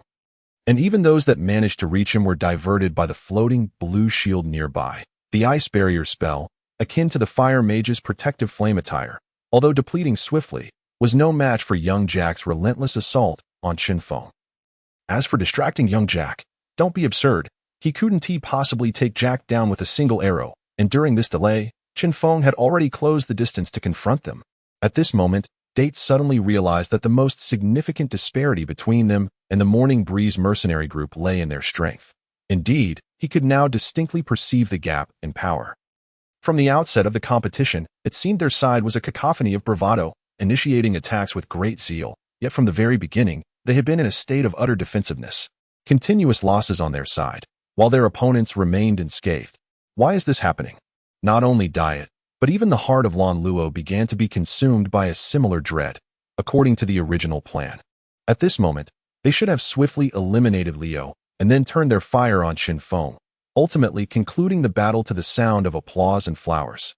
Yet, the only one launching effective attacks against Leo was himself. Of course, if one considers the attacks that never even approached Leo, dissipated by the druid's natural magic, to be effective, one might have a different opinion. It is impossible. The disparity between both sides cannot be this vast. These people must be cheating. This is supposed to be the strength of a mid-tier silver? I would believe it if they claimed it was gold. Not just Lon Luo, but the majority of the audience was left in a state of bewilderment. The scene unfolding before them was utterly surreal. Had they ever heard of one of the same rank overwhelming the other? They had, but only in the case of the Empire's Magic Academy's top students. What right do mere mercenaries have? Do you possess a continuous supply of magical crystals and potions for your training? Do you have a golden tier warrior mentoring you one-on-one? Can you endure being pummeled one moment, and then, with a mere kiss of an angel, spring back to life in the next? You cannot, but Chen Feng can, and in the most refined version, and Lon Luo and his companions do not. Thus, when Chen Feng approached so closely that even Diet's trembling eyelashes were visible, Diet's small hand involuntarily quivered, and it was this tremor that caused the arrow, originally aimed at Chinfong, to float clumsily in the air, tracing a delightfully adorable parabolic arc before concluding its existence. Ultimately, as the crowd clamored with cries of, "What the hell? This guy must be throwing the match," and refund, Diet's face turned pale as he was unceremoniously eliminated, cast aside like a stone pillar. TSK, TSK, TSK. This child is too pitiable. I hope this doesn't leave a lasting psychological scar on him. Chen Feng observed with a hint of remorse as Diet transformed into a wisp of light and was teleported away. When he lifted his gaze once more, he was met with Lon Luo's eyes, filled with panic and dread. a fear so palpable that it rendered him unsure of where to aim his staff. Just as Lan Luo felt the urge to cry, Chen Feng let out a loud laugh that nearly startled him into jumping. Haha, it's all good. No need to be nervous, just so you know. Defeating you is not my mission. It's that old fellow over there. You all carry on. I'll just step aside for a moment. With that, amidst the astonished expressions of Lan Luo and the entire audience, Chen Feng turned and sprinted towards Lulu's location. In the distance, Leo muttered helplessly. At my age, I still have to stand this high to face off against these youngsters. Hey, you over there, let us wrap this up quickly. I can't keep up with your vitality. The moment Lan Luo regained his senses, he was struck by the sheer humiliation, a blatant disgrace. The Creston Mercenary Corps had never suffered such indignity since its inception. This was Lan Luo's greatest humiliation after many years. I cannot believe. I was completely disregarded by my opponent. Lan Luo raised his staff, embedded with the core of a 6th-tier magical beast, the Flame Shadow Beast, slowly lifting it towards Leo. The fury in the fire mage's eyes should be reduced to ashes by the flames. The young man has keen eyes. Allow this old man to show you some treasures. From afar, Leo lewdly reached into his robes. Chapter 112. The byproduct of the Dragon Age, don't come any closer. On the battlefield, a member of the Creston Mercenary Corps desperately waved his longsword at the approaching Chinfong, an elite member of the Corps. He should not have displayed such a pitiful demeanor. However, as the battle progressed, his companions had vanished one by one amidst the ghostly figure of the half-orc girl, while he had yet to inflict even a single scratch on the enemy. Bronze tier, both he and his companions, as well as that eerie half-orc girl, were merely of bronze tier. Why was there such a colossal gap in strength? Relying on his experience, he had indeed caught glimpses of Lulu's movements and had attempted to attack her. But he could distinctly feel that every one of his strikes was met with an uncanny luck that allowed Lulu to evade. Yes, it was luck, because apart from luck, he could find no more fitting adjective, time and again. It seemed as if some unknown force was protecting Lulu. As he contemplated this, the internal defenses of this Creston mercenary finally crumbled. The enemy was not fearsome.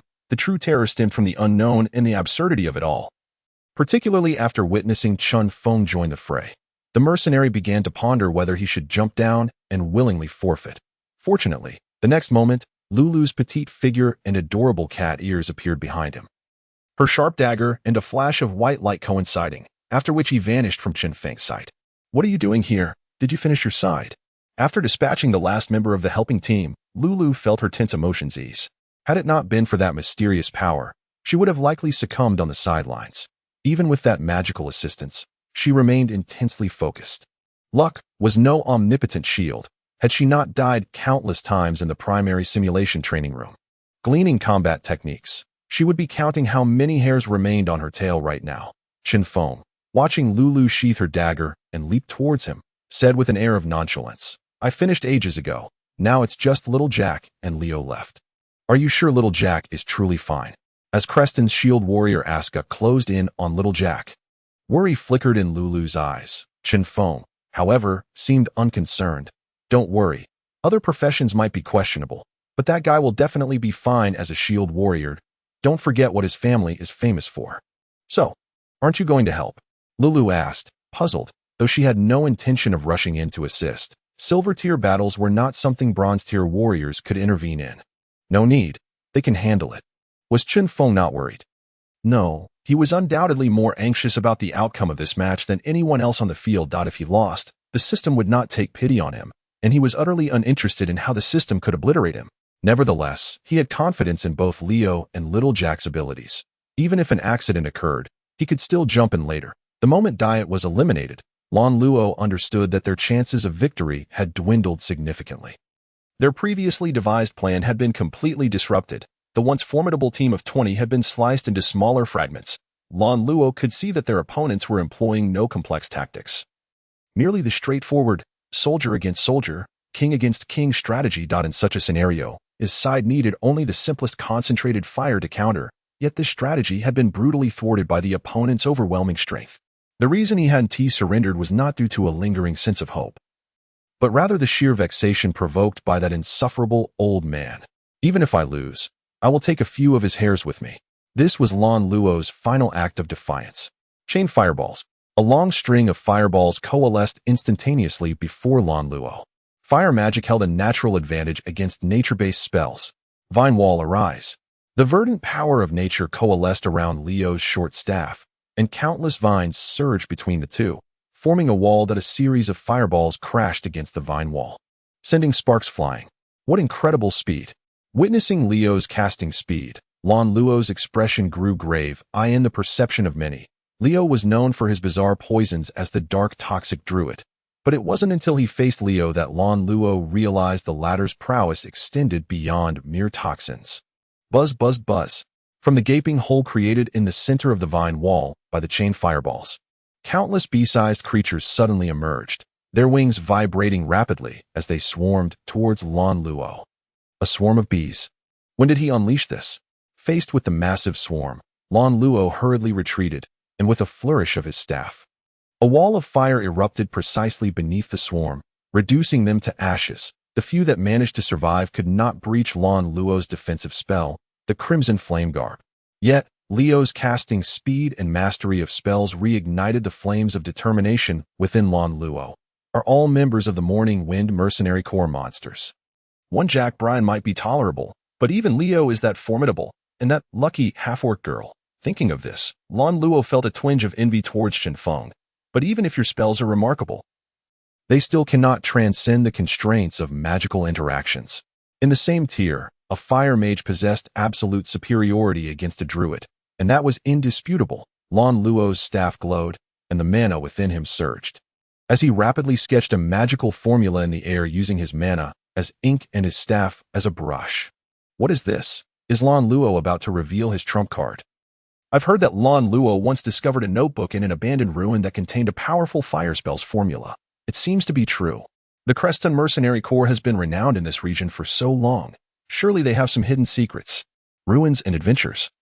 Mercenaries devoid of the abundant cultivation resources typical of academies, yet they too possess their own paths to follow. The vast expanse of the Maifa continent, with its relics harboring ancient inheritances yet undiscovered, is brought to life through the tales of bards who recount the resplendent legends of antiquity, showcased time and again by adventurers and mercenaries throughout history. Dragon of Flames, break. The staff in Lan Luo's hand channeled the magic within him and the surrounding fire elements. Converging with wild intensity, gradually, a colossal dragon's head constructed of flames manifested above Lan Luo's head. The dragon's jaws gaped wide, with searing and explosive fire elements tumultuously swirling within, as if it possessed the power to annihilate the heavens and the earth. Is this a product of the ancient dragon's brilliance? Such might is certainly beyond what a silver tear can unleash. Chapter 113. The genuine druid. The furious fire elements rampaged across the arena, causing the temperature to soar instantaneously, which inadvertently rendered Little Jack's attempts to condense magic as though the surrounding ice elements were frozen, exceedingly awkward. According to the fundamentals of magic, normally, magical elements within a space coexist in a delicate balance, mutually restraining and supporting one another. However, when external interference occurs, certain magical elements can become highly active within a confined space for a brief period. This disturbance is the magician themselves. The magical formulas conjured by the magician can, in a sense, be likened to a catalyst, prompting the surrounding magical elements to rapidly split and proliferate for a short time. The more powerful the magician or magical formula, the stronger the interference with the magical elements in the space. As one of the 3 top silver experts of the Clyston Mercenary Corps, Aska noticed this as well, though he was taken aback by Lan Luo's swift revelation of his trump card. While calming his own inner turmoil, Aska's attacks became increasingly rapid and ferocious. Conversely, Little Jack's casting speed exhibited a slight sluggishness, not due to technique, but purely under the suppression of elemental power. Nevertheless, Chinfong, standing nearby, showed no intention of intervening. Does he underestimate me? Aska glanced at Chen Feng's position, feeling unexpectedly disappointed. Well, if I can deal with one, that shall suffice. The rest depends on Lan Luo. Shield tactics. Smash. The enormous shield shimmered with light, shattering the ice wall erected by Little Jack in an instant, and continued its momentum toward him. Faced with the oncoming massive shield and the resolute gaze behind it, Little Jack did not panic. He continuously leaped backward while swiftly sketching magical formulas with his staff. Even the usually friendly ice elements appeared distant in this moment. Ice magic, frost spell. A torrent of icy mist erupted from Little Jack's staff, instantly enveloping Asuka. Little Jack understood well that his ice magic would not inflict damage on Asuka in such a short span. All he could do was to restrain him as much as possible while seeking another solution. Now, both the leader and Lulu had already dispatched their enemies, and as for Rio, Little Jack had complete faith that Lan Luo would not be able to contend with him, even with Lan Luo wielding more powerful spells. Thus, the true danger lay in his own predicament. TSK, after all this effort, is it still this embarrassing? Little Jack couldn't help but mutter, but the next moment he steadied his mind. Now is not the time for distractions. The effect of the frost spell did not last long, particularly with the fire elements in the arena being exceptionally active, yet it effectively interrupted Asuka's attack, limiting the shield warrior's offensive capabilities in such terrain. Meanwhile, Lan Luo's staff ceased its sketches, his mental energy stabilizing the massive flaming dragon head overhead, causing his complexion to grow increasingly pale. Damn, the consumption is indeed too great, isn't it? Dragon of Flames, break. Without wasting words, Lan Luo knew he could not maintain this state for long. The ancient mages of the dragon era could manipulate the Dragon of Flames with ease, altering its target and casting state at will. Lan Luo believed that only a high-tier golden mage could achieve such fluidity. Likewise, the power of the Dragon of Flames did not disappoint Lan Luo, as the enormous dragon head opened its jaws, unleashing a scorching torrent akin to the terrifying breath of a true ancient dragon. Rio unleashed a series of vine walls, which turned to ash in the face of the raging dragon's breath, simultaneously engulfing his frail form. In the next moment, nearly everyone's gaze turned toward the periphery of the arena. That magic array in the competition arena should be fine. Right? A spectator's voice trembled slightly. Gulp. A nearby companion struggled to swallow, but offered no reply. The sheer force of Lan Luo's attack, the massive flaming dragon head, and the tempestuous elemental fire pillar instilled feelings of despair.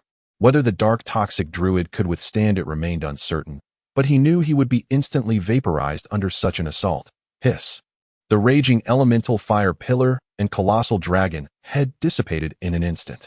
As Lan Luo, exhausted from casting, slumped against a stone pillar, his body glistening with translucent droplets, sweat evaporated by his own magic, leaving him dehydrated and mentally drained, feeling as though even moving a finger was an arduous task. Ha. His heaving chest allowed him to rasp out a few words from his parched throat. At least I took one down. However, the response he received froze his momentary solace as if he had been struck by a frost spell. I say. Seeing him in this state, shouldn't I just jump down to appear more merciful? Rio's voice accompanied his frail frame as he clambered up from beneath the stone pillar in the arena, looking not only disheveled but also somewhat lewd. Damn, this old bone is exhausted. Someone hurry and get him out of here before he drops dead. As he spoke, Rio casually cast a somewhat crooked touch of nature on Lan Luo with his staff. If a proper elven druid had been present, they would likely have dealt with Rio on the spot. You. Lan Luo, collapsed on the ground, trembled as he pointed at Rio, his dazed eyes betraying shock and a slow realization. Yet it was clear that Rio had no intention of providing an explanation. All right, since you're in this state, don't speak too much. Beware of leaving behind aftereffects. Young people these days truly do not cherish their bodies, he chided lightly. Before his words had fully faded, Lan Luo felt a force surge from his waist, and then he was sent rolling off the edge of the pillared eye. In the moment he was teleported out of the arena's magic array. He glimpsed the middle of the stone pillar where Rio had just climbed, entwined with countless green vines and a cocoon the size of a person. Parasitic transfer. A bitter smile crept to Lan Luo's lips. The dark toxic druid is still, after all, a druid. While everyone speculated about how Rio would unleash toxins to bewilder Lan Luo, many overlooked that Rio was a genuine druid who had already brushed against the high silver tier.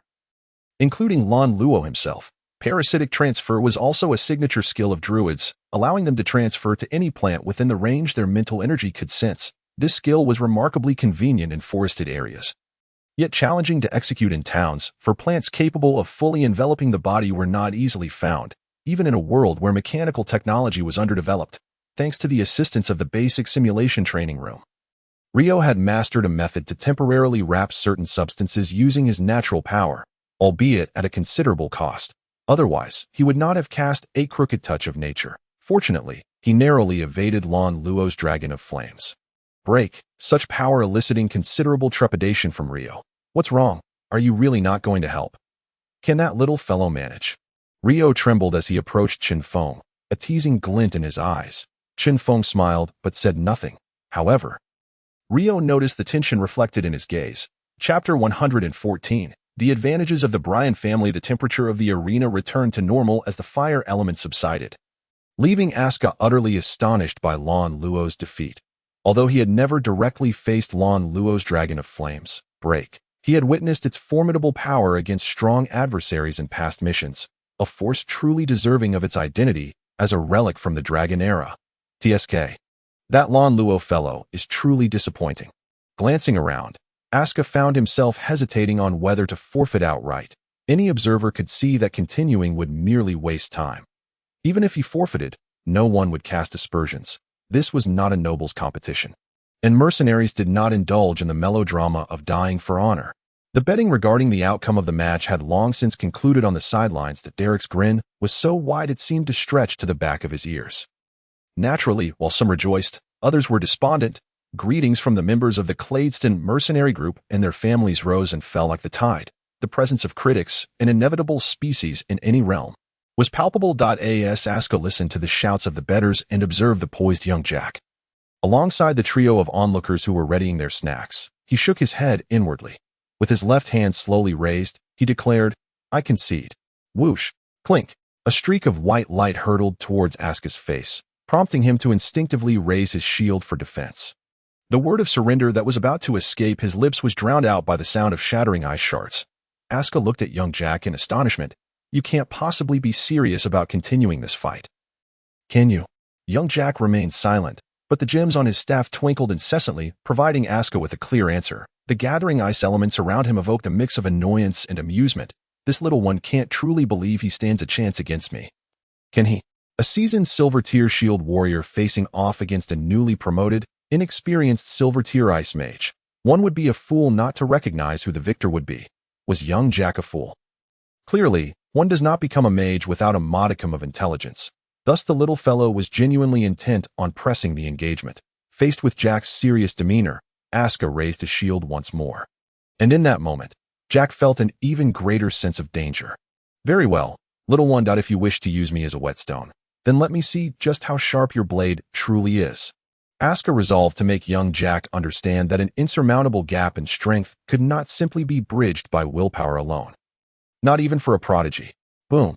Asuka's muscles erupted with explosive power in an instant. A surge of combat energy coursed through him, propelling him towards young Jack like a missile.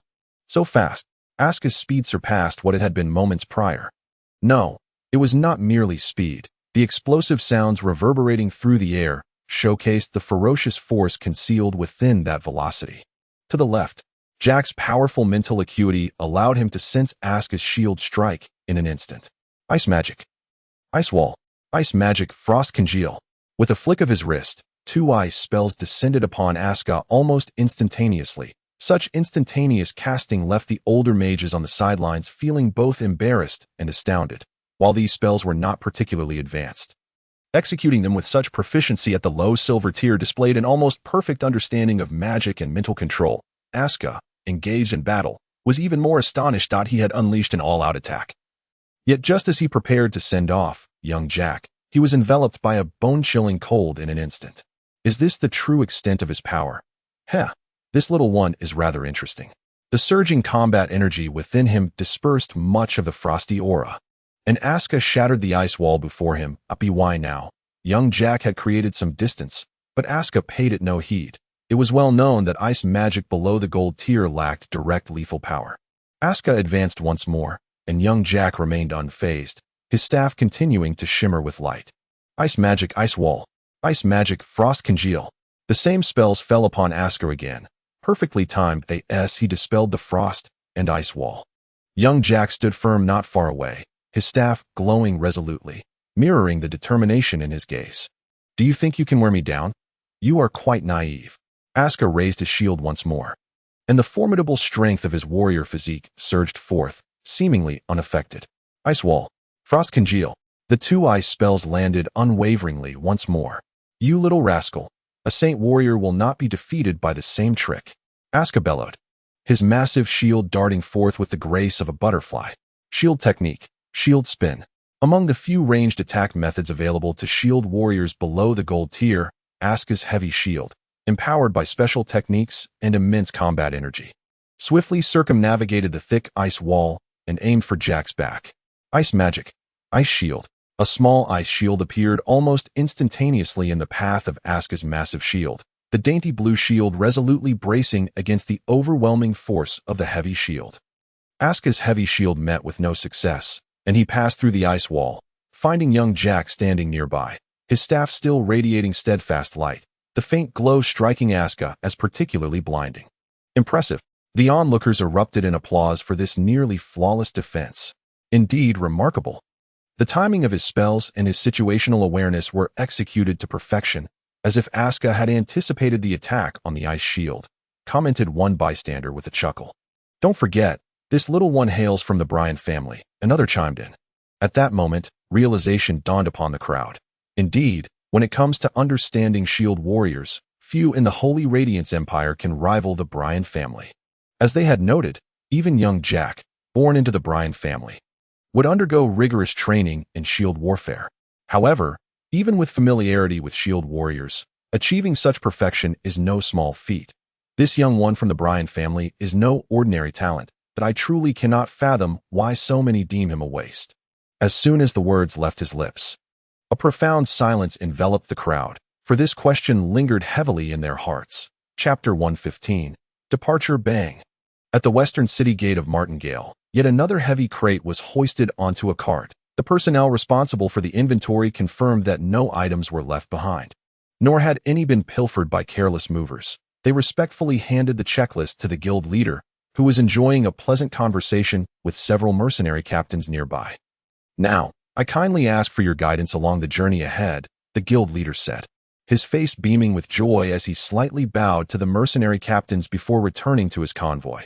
Not only he, but also various heads of guilds and leaders of small merchant teams engaged in respectful dialogue with the captains. Chen Feng and a young mage clad in a light red robe were diligently managing the representatives of various factions, regardless of one's identity. Maintaining a relatively amicable relationship with these powers was undoubtedly beneficial for development in Martingale. However, for Chen Feng, a former gaming recluse, this process was far from enjoyable. It was not until they felt their facial muscles stiffening that Chen Feng could no longer restrain himself and called out to Leo, who was seated on a cart in the distance, tinkering with his potions. Leo, have Jack and Lena not arrived yet? Unperturbed by the bustling crowd around him or the increasingly green-faced merchant representative nearby, Leo carelessly stowed away his vials, powders, and other peculiar items, casting his gaze toward the city. The morning hustle of Martingale was palpable, with mercenaries embarking on missions and workers engaged in city expansion traversing the main road. Leo shook his head as he glanced back at Chen Feng, clearly indicating that neither Jack nor Lena was among the throng. Should I go look for them? Lulu asked, her delicate cat tail swaying uncertainly. Today, in contrast to her usual attire, she wore a short gray cloak, adding an air of valor to her already adorable appearance. The young mage in the light red robe cast an envious glance at Lulu's cloak before turning to Chinfong, saying, "Don't worry, we still have half an hour before departure." Being a prodigy from the Bryan family, it's normal for them to chat about family matters before heading out. Chen Feng's gaze fixed on the young man, and he retorted, "I say, our little Jack has been traumatized by your shield warrior. Shouldn't you express something on that front?" The young mage's face flushed as he turned back toward his group. As the second-place team in the Mercenary tournament, they had nearly been annihilated by Chen Feng's team of merely 4, leaving behind a rather unpleasant memory. Chen Feng's bold assertion in front of so many was enough. But to shamelessly ask for compensation was simply outrageous. "I'll compensate you with a..." Hey, don't walk away." Seeing that Lan Luo was about to leave, Chen Feng quickly grabbed the hem of his robe. He did not wish to face the leaders of various factions alone. Having a companion was always better, especially one as dashing as him. Lan Luo tugged twice, but considering his stature as a mage and not wanting to damage his prize-winning robe, he ultimately chose to surrender to Chen Feng's insistence. Maintaining a composed expression, He turned with a gentle smile to Chen Feng and inquired politely, "Is there anything else, Commander Chen?" Chen Feng, concealing his intention of having Lan Luo deal with others, feigned curiosity and asked, "Are you also preparing to accompany us? If I recall correctly, the second-place team is not eligible for the final competition. Are you simply here to cheer us on?" Observing the slight twitch in Lan Luo's features, Chen Feng couldn't help but find it amusing. Was he deliberately saying that? Undoubtedly. If one were to ponder the reason, it would simply be that he was more handsome than Chen Feng. At times, Chen Feng would lament why others' handsome faces were not bestowed upon him. Although his own visage was not unpleasing, it paled in comparison to Lan Luo's. It seems young Jack has grown up to be quite a handsome lad as well, Chen Feng mused. Feeling a tinge of melancholy, Lan Luo, unaware of the sadness flickering across Chen Feng's face, responded, "We've taken on a task. Our destination is roughly along the same route as yours, so we thought it prudent to travel together." "You've taken on another task so soon?" Chen Feng exclaimed, surprised. "Aren't you going to rest? The rewards from this competition should be quite substantial for you. Is it truly necessary to push yourselves so hard?" Upon mentioning the topic, Lan Luo's demeanor shifted slightly, and after a moment's pause, he elegantly replied, "We encountered a minor mishap. The act of wagering the resources within the mercenary group was not solely the domain of the Black Dog faction. The stakes varied. And naturally, so did the outcomes." Lan Luo refrained from elaborating on the specifics of the mishap, and Chen Feng chose not to pry, sensing that Lan Luo's expression hinted at an unpleasant memory. "Where exactly is the location? Do you require our assistance?"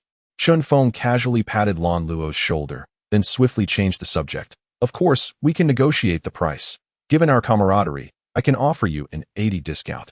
"We don't share much camaraderie," Lan Luo thought to himself, subtly shifting his shoulder to relieve the discomfort, and stated, "The destination for this task is Castle Calais in the heart of the Empire. The specific details of the mission have not been disclosed, according to the information provided by the Mercenary Guild. We will receive further instructions from the employer upon arrival at Castle Calais. However, the mission is rated as B-level, so it shouldn't pose significant challenges." Implicit in his words was the suggestion that Chen Feng's mercenary group was not required for assistance. Despite their second-place finish in the regional qualifiers of the mercenary competition, the Cleston mercenary group had received certain rewards for their efforts, even if they were not granted the opportunity to compete in the final event at the Imperial capital. Both the Bryan family and the local branch of the St. Shi Mercenary Guild had extended their support, one of which manifested in the low-tier magical artifact, the Firefly Robe, that Lan Luo now possessed. With the addition of this low-tier magical artifact, along with other resources such as magic crystals and gold coins, the Cleston Mercenary Group had experienced a significant enhancement in strength within a short period. It would have been even better if we hadn't lost that portion of gold coins, Lan Luo thought ruefully. Castle Calais. Upon hearing Lan Luo's mention of their destination, a sense of familiarity washed over Chen Feng, yet he could not immediately recall where he had encountered the name before. "Boss." Just as Chen Feng was lost in thought, a towering figure, resembling a humanoid tank clad in heavy armor, approached rapidly, accompanied by a small Jack who was enthusiastically waving his arms. Chapter 116. Knowledge. In the year 1746 of the Mafia calendar, a grand caravan traversed the wide cobbled roads, thanks to the iron-fisted policies of King Mor III. Extensive roads had been constructed from the border city of Mightiest city to various cities in the heart of the empire, significantly reducing travel time for both trade and military purposes. It appears that the rulers of this world understand the adage that wealth comes with the construction of roads. Chen Feng mused idly as he organized his current situation while seated atop a freight wagon.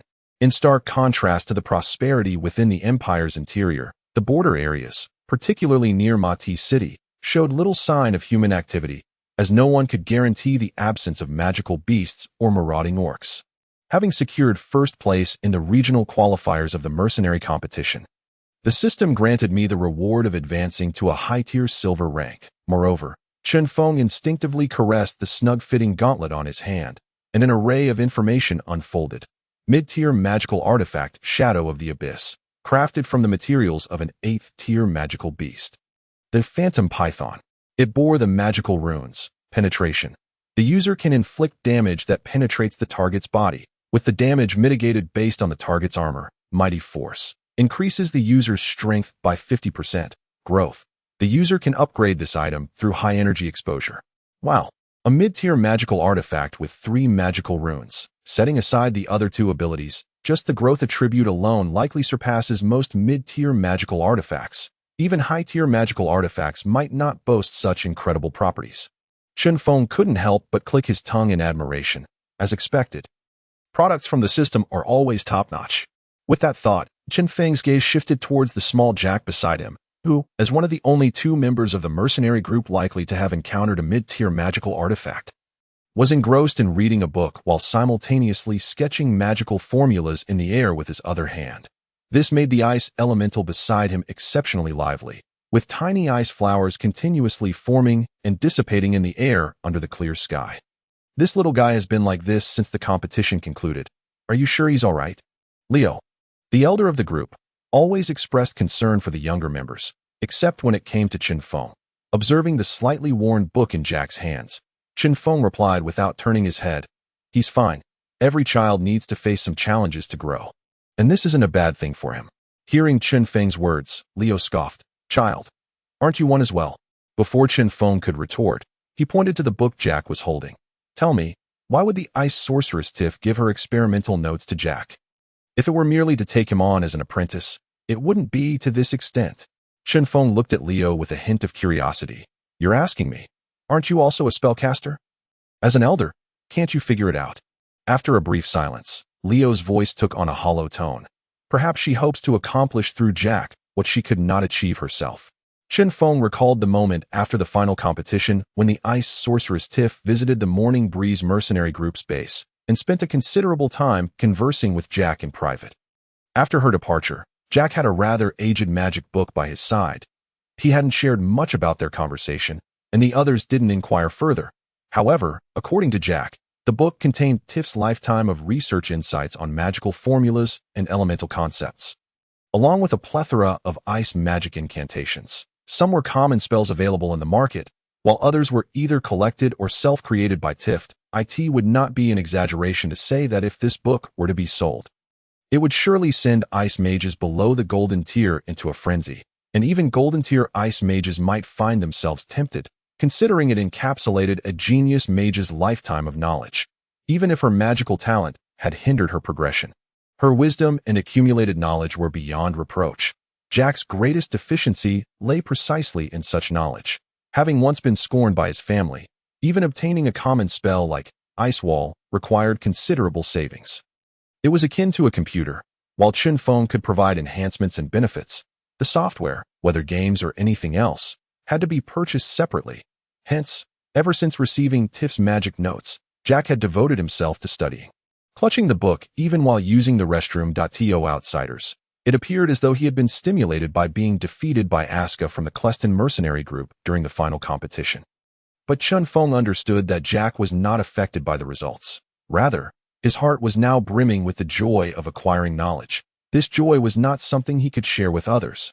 Coming back to the present, Chen Feng wore a mischievous grin as he looked at Leo. "I say, you still haven't settled down, have you? How about I send Jack to have a word with you?" "You think so, Leo?" Realizing Chen Feng's expression, suddenly understood and jumped back as if someone had stepped on his tail, exclaiming, "You little rascal, don't even think about it. Hey, sit down, the wagon is moving. Don't fall off and hurt yourself," Chinfong said, diverting the subject from Leo's agitated demeanor. "How are you getting along with your magical artifact? Is it useful?" As he spoke, Leo suddenly stretched his legs, revealing a silver anklet tied around his ankle, which seemed incongruous with his otherwise frail appearance. Even though Chinfong was somewhat prepared for this, he couldn't help but rub his eyes in disbelief. Oh my! This sight is truly blinding. The low-tier magical artifact Silver Horn Wind Chime had a simple effect. It increased the user's affinity with nature. It is said that it was originally obtained from the hands of a female elf, and among the entire mercenary group, only Leo is deemed most suitable to wield it. This fact left Chinfong feeling quite unsettled for a considerable time. Especially whenever Leo took large strides, the jingling of the bell at his ankle rang out in a crisp and melodious tone. Coupled with Leo's frail and somewhat lecherous appearance, Chinfong found himself nauseated on numerous occasions. Fortunately, Leo had wrapped the bell in plant material, muting its sound to a dryness akin to his own. Unfazed by Chen Feng's expression, Leo proudly shook his ankle adorned with the silver horn wind bell, exclaiming, "I must say, this item is truly remarkable. My casting speed has increased by at least 30%, and its potency has significantly improved. It's no wonder everyone covets such magical artifacts." Chen Feng, suppressing his discomfort, turned away, fearful that he might not be able to restrain himself from delivering a punch to this old lecherous man. Chapter 117. Disturbance. As night fell, what was referred to as the official road became nearly impenetrable without the streetlights of a past era, were it not for the radiant moonlight above. It would be impossible to see one's own hand at as for the notion of repairing magical lamps at the roadside. The word capital has never been synonymous with charity. To expedite their journey, several groups began to ignite torches for illumination. And soon, a fire dragon made of torches began to form on the official road, moving forward in an orderly manner. Suddenly, a commotion erupted at the tail of the fire dragon, and moments later, several sparks broke away from the group, darting into the depths of the dense forest by the roadside. "This should be the sixth wave, right?" Leo remarked, his expression somewhat grave. "Yes, since this evening, the frequency has been increasing." Luna's voice resonated from beneath her heavy armor. "In theory, we have already departed from the vicinity of Horsehoof City and are at the very edge of the dark forest. Strictly speaking, the nearby mountains merely border the dark forest, so even if magical beasts were to be active, they shouldn't be this lively." No sooner had Luna finished speaking than Lulu, shaking her cat ears, emerged from the shadows. Chinfong jumped down from the cart and inquired, "What's the situation?" "Same as before. No major issues, just some level 1 and 2 magical beasts, dealt with by the Clayston Mercenary group. However, a few bronze-level mercenary groups have split off to scavenge," Lulu replied, wiping the blood off her dagger with a cloth she carried. She then leaped back onto the cart. The lingering scent of blood startled young Jack, who had been engrossed in a book, pulling him forcibly from his sea of knowledge, just as he regained his composure. He saw Lulu's cattail swaying before him and immediately asked with concern, "Did you get involved? Are you hurt?" "Come on, I'm a high-tier bronze, all right? I'm not so easily injured by a level 1 or 2 magical beast," Lulu retorted, revealing her adorable little fangs. "Hey, that is not what I meant," Jack stammered, flustered once more. Chinfong disregarded the duo's antics and tapped Leo, who was meditating with closed eyes, saying, "So, your owl has been gone for quite a while now. It wouldn't he have been snatched away by some magical beast for a snack? Would it?" Leo appeared utterly unconcerned. "If a magical beast capable of devouring my owl were in the vicinity, I doubt our convoy would be enough to satisfy its appetite." "It's back." Luna pointed at a shadow of a deep blue hue rapidly approaching from the distant forest. "Nature Spirit, a highly practical natural spell in the wild. Devoid of combat capability, yet exceptionally convenient for reconnaissance, boasting unparalleled stealth. In short, it is an essential skill for those who wish to surveil or pilfer. Simultaneously, not far away, the leader of the Clayston Mercenary group, Lan Luo, also hurried towards Chinfong. "Our scouts have returned, and the situation is rather grim. There are numerous magical beasts around, many appearing agitated. A few of our men returned injured." Having spent a brief time together, Lan Luo had learned how to communicate normally with the man before him. "Is that so? Would you like to join our mercenary group? We can offer you some training." Observing Chen Feng's earnest demeanor, Lan Luo realized for the first time that his learning capacity might still be insufficient. Fortunately, Leo's voice chimed in at the right moment. "I have similar findings. Good heavens, while they may not be particularly strong, their numbers are considerable and their variety is excessive. It is truly abnormal." "What about their movements? Are they heading towards the convoy?" "Not exactly. Most are engaged in mutual slaughter. However, the merchant convoy is a large target, and with the torches lit, it is likely to attract some light-seeking creatures. Be cautious." Barely had Leo's warning sounded when several fist-sized spiders lunged toward Lan Luo from the nearby book. Thankfully, Lan Luo was a silver-tier, mid-level powerhouse. His mental energy locked onto the little creatures in an instant, and several fireballs accurately struck the spiders, reducing them to ashes in a heartbeat. Fireball spell, while merely the most ordinary of spells, was executed with such speed and precision that it produced an effect akin to a barrage of fireballs. In any case, you should all remain vigilant. Given the current speed of the convoy, we should reach Baishi town by tomorrow morning. I must be off now." With that, Lan Luo turned gracefully to depart, prompting Chen Feng to chuckle. "He really is quite dapper. As if he is brushing off a minor issue." Hiss. Bang! A green-eyed serpent, as thick as a small leg, shot towards Chen Feng's neck. But before it could reach its target, its head exploded in a mist of blood. It really is restless here, Chen Feng remarked, shaking his hand and calling out to young Jack on the cart. Jack, stop reading and be mindful of the illusions around you. Moreover, in such dim light, aren't you worried about becoming nearsighted? These rampaging creatures set Chen Feng's heart racing. Not due to their strength, but because he recalled the previously empty nest of the iron-backed demon apes in the dark forest, which should have been bustling with activity. Not a single one was present. Leaving the entire nest desolate, behind that incident, Chen Feng suspected the shadow of a mysterious black-robed organization skilled in the power of dragon roar. While these matters may not be directly connected, Chen Feng found it impossible to calm himself, based on the historical knowledge he had acquired. Although dragons once existed in this world, they had been either hunted or had naturally vanished over the ages, leaving no trace, although remnants of dragon-forged magic still persisted, such as the flame dragon break, used by Lan Luo. The phenomenon of dragon roar had never been documented, possessing powers far surpassing many spells and martial techniques. What was this organization, lurking in the shadows, and from where did they derive their strength? What were their intentions? The mere contemplation of these matters left Chen Feng feeling vexed, a person of leisure. He truly wished to avoid such complexities. Yet, whether through the tasks issued by the system or the events unfolding around him, he was incessantly propelled to uncover the truths lurking behind these matters. As Dawn's light returned to the earth, the outline of Baishi Town materialized before the eyes of the travelers. The night's relentless harassment by magical beasts had not only provided the merchant groups and some bronze squads with additional magical beast materials, but had also led to a degree of combat attrition among several bronze squads. Fortunately, with the presence of the Morning Breeze and Clayston mercenary groups, there had not been significant casualties, which was indeed a stroke of luck. However, the vigilant guards stationed at the gates of Baishi Town prevented the entire convoy from relaxing even slightly. Chapter 118. Baishi Town, situated in the eastern region of the Holy Radiance Empire, is an affiliated small town beneath Kylie's castle, approximately 200 kilometers from Horsehoof City. Originally, Horsehoof City fell under the jurisdiction of Kylie's castle, but it has since evolved into a bastion-level city, possessing the administrative capabilities to establish its own governance at the town level, thereby extricating itself from the oversight of Kylie's castle. Though Baishi Town is not particularly large, at least not larger than the pre-expansion Horsehoof City, it features a stream originating from the depths of the dark forest that flows through the heart of the town.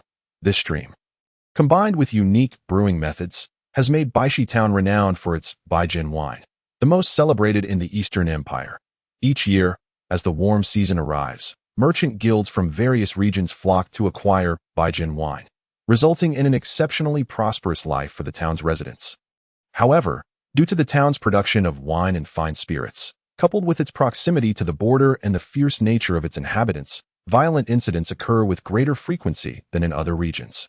Moreover, the individuals responsible for managing this area do not seem to possess grand ambitions akin to the Bryan family, leading to a strong sense of exclusion among the townsfolk. In summary, Baishi Town is a splendid destination for tourism, wine tasting, and trade, but it is decidedly unsuitable for outsiders seeking to settle down.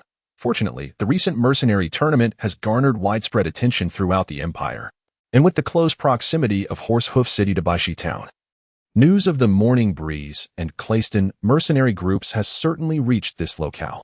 After thorough questioning by the sentinels at the gate, the teams hailing from Horsehoof City were permitted to enter Baishi Town in succession.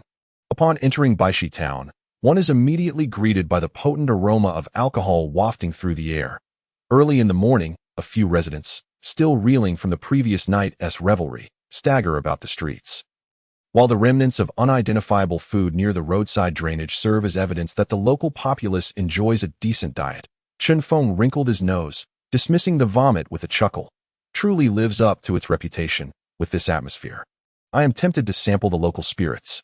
As a quintessential otaku, Chen Feng was not particularly fond of alcohol.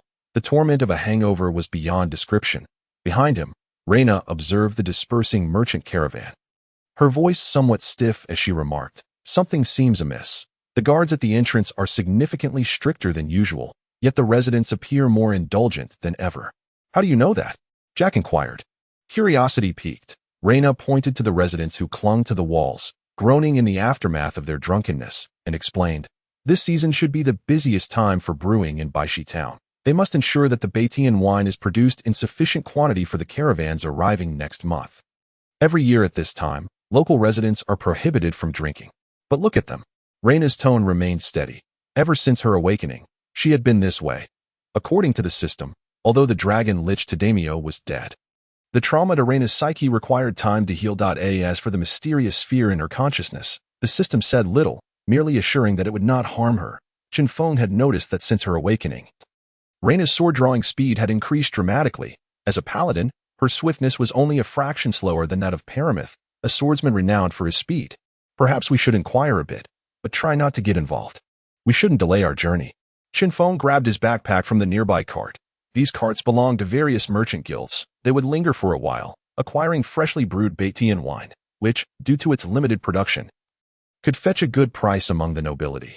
The bell at the tavern entrance jingled as the server, still battling with a few lingering drunks, internally lamented the increasing number of patrons. The drunken antics of the night before made the cleaning duties the following day particularly arduous and unpleasant. Just as he had dismissed one group, he was preparing to find a way to shoo away the remaining overnight drinkers for some much-needed rest when he was forced to feign a smile and approach. Black hair and black eyes. Quite rare, the server thought as he looked at the leader of the group. "Good morning, esteemed guests. Would you like a refreshing glass of Beitian wine, or do you require accommodation?"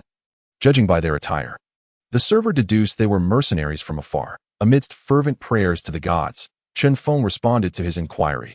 "Accommodation? Please prepare 5 rooms for us. Also, do you have bathing facilities?" "Certainly, esteemed guests. The spring water sourced from the Dark Night Forest Mountains will surely soothe your skin, especially for such a lovely lady." The server's tone lightened considerably at the sight of Chen Feng's group, particularly noting the presence of Lulu. "Ah, where is this beautiful lady? Let me have a look." Just then, an ill-timed voice echoed from a corner of the tavern, causing the server's cheerful demeanor to falter instantly. "Ah, esteemed guests, please follow me upstairs that I shall show you to your rooms shortly." The server's expression turned awkward as he hurriedly ushered Chen Feng and his companions upstairs. They cast a glance at the imposing figure that had risen unsteadily in the corner, but said nothing. They were merely passing through this town and had no intention of stirring trouble, particularly not with the drunken ruffian. However, their desire to avoid conflict did not prevent trouble from seeking them out. Crash! Ah! A wooden barrel shattered spectacularly before them, splintered wood flying, with sharp fragments embedding themselves in the server's leg. The sight of bright red blood and the server's anguished cries were jarring. "Kurek, are you out of your mind?" the server shouted at the colossal figure, indicating they were acquainted. "You didn't hear me, did you?" Kurek swayed toward Chen Feng and the others, followed by 2 companions who also stood up. "Did I say you could leave? Wasn't there mention of beautiful women? Where are they? Hurry up and entertain me." His lewd and murky gaze swiftly settled on Lulu. "Oh, a half-orc brat. Ha, ha ha ha. No matter, come here, let me purify you." As Kurek spoke, his large hands reached out toward Lulu. Perhaps due to a night of heavy drinking, neither Kurek nor his 2 companions noticed that the barrel he had just thrown had not touched a single member of Chen Feng's group. Whoosh! Kurek suddenly realized he could not feel his outstretched hand, as Lulu's dagger slowly returned to her waist. "Ugh, where's my hand? When did she pull that out?" A series of questions were drowned out by the sharp pain radiating from his wrist. "Ah, my hand. My hand." Indeed, the pain sensation seemed significantly delayed after drinking. Chen Feng mused, recalling scenes from films he had seen. However, witnessing it unfold before him was quite astonishing. Kurek, bleeding profusely from his wrist, was far from amused. The intense pain caused the alcohol in his system to evaporate instantly. Yet, as a former mercenary with bronze-tier strength, his vitality remained intact, and he focused on controlling his body to slow the bleeding. "I'm sorry. I'm so sorry. I didn't mean to. I'll leave. I'll leave right now." Kurek's panicked voice rang out. He was no fool. From being a mercenary to a local bully, he understood the meaning of backing down. The speed with which Lulu had drawn her weapon made it clear that their trio was no match for Chinfong and his companions. Had he not been inebriated the night before, he would not have acted so recklessly, especially when his 2 subordinates were trembling from the night's escapades. Cursing inwardly, he struggled to drag himself toward the door. Glancing at his severed forearm and the recovered hand, relieved, fortunately, The cut is relatively clean. I need to get to the town's central church. It can still be reattached. However, just as Kurek and his two subordinates reached the tavern's entrance, a voice from behind them sent shivers down their spines. Both physically and magically, a thick wall of ice had sealed the tavern's door, while blue ice crystals rapidly crept up their legs. Did I say you could leave? Chen Feng's voice resonated behind Kurek, calm and devoid of any discernible emotion. I'm sorry. I was just drunk. My mind was clouded. I apologize. Please, have mercy and let me go. Unable to turn around due to his frozen feet, Kurek was not incapable of breaking free. He simply feared that any sudden movement might provoke his captors to kill him. Rest assured, we have no intention of killing you. We merely wish to ask you a few questions, and then you may go. Chinfong, seeking information about the situation, found an unwitting source before him. Ask away. I will divulge everything I know. Kurek stammered, desperately trying to sound sincere. Chinfong pulled up a chair and sat down. What has been happening here? Why are the guards so strict? Kurek carefully organized his thoughts before responding. Recently, numerous magical beasts have appeared in the mountains surrounding the town. Many villagers have fled to the town, increasing the population, which naturally necessitates stricter patrols. As he spoke, blood continued to flow from his wound, leaving Kurek pale and pained. Were it not for his frozen feet, he would have collapsed onto the ground. Chinfong, concerned that Kurek might faint or perish before he could finish his questions, said, Leo, think of something to ensure he doesn't die. With a flick of his fingers, a green light emanated from Leo and enveloped Kurek. The pain subsided slightly, and Kurek glanced at the green glow surrounding him. Druid's life magic. But why is the effect so poor? Realization dawned, and Kurek's lips turned bitter. Ah, I see. They are only allowing me to answer questions, not freeing me. Without delay, Kurek continued. Additionally, these magical beasts seem unusually active. At first, the town was still at rest, but some stealthy magical beasts took the opportunity to infiltrate, resulting in several fatalities among the townsfolk. Subsequently, the town's guards intensified their defenses and eliminated numerous beasts that attempted to breach the walls. Is there a trend of magical beasts attacking the town? Chinfong pressed further. What is their strength like? The strength isn't particularly formidable. Most are of first or second tier, with hardly any third-tier beasts in sight. Although Kurek had never been involved in guarding matters, he had heard the soldiers who came to drink mention that his subordinates had recently been wandering to other cities. The significant reduction in his influence left Kurek feeling quite despondent, which was precisely why he had come to drink to owe his dismay. As Kurek's thoughts deepened into gloom, Chinfong did not cease his inquiries. Did your mayor not report this matter to Kailaizi Fortress? It is said that a report was made, but several people were queued up to deliver the messages, and yet there has been no response from Kailaizi Fortress, came the reply. I see. A sense of confusion settled among the group, given that such events had transpired within their jurisdiction. It was illogical for Kailaizi Fortress to remain utterly unresponsive, especially considering that this was no ordinary town.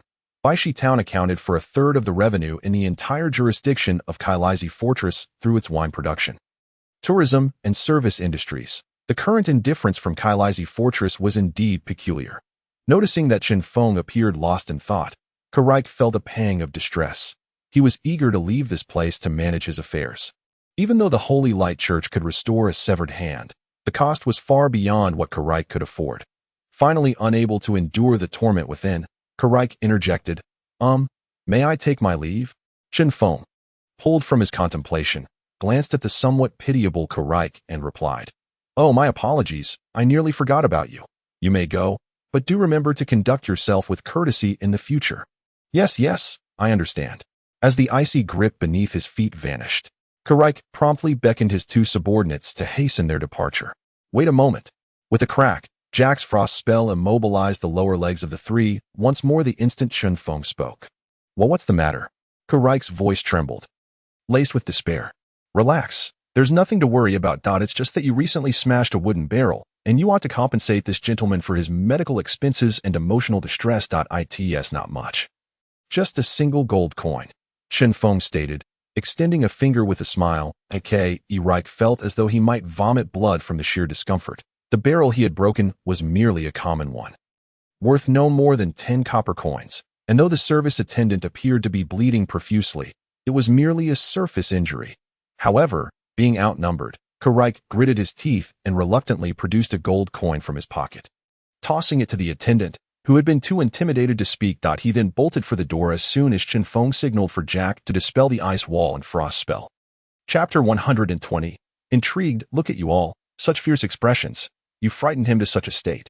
Ignoring the evidently terrified Kureik, Chen Feng stood and returned his chair to its original position.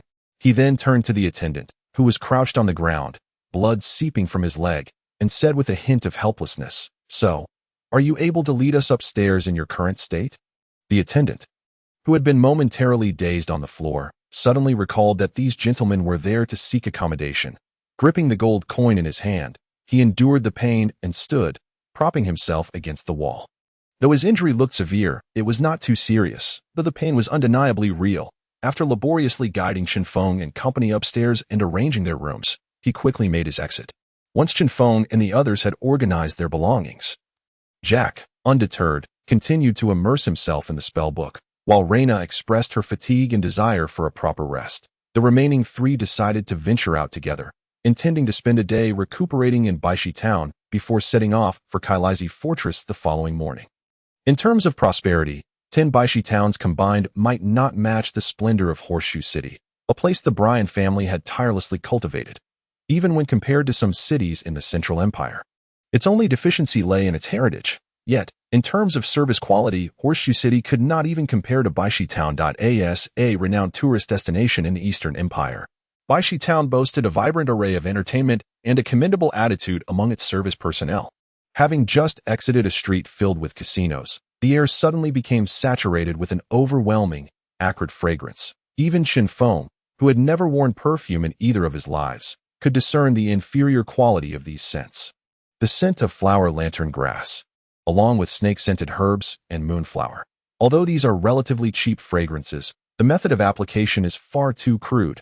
Were I to concoct it, I would never allow such an overpowering odor to manifest. Rio commented while rubbing his nose against the pungent aroma.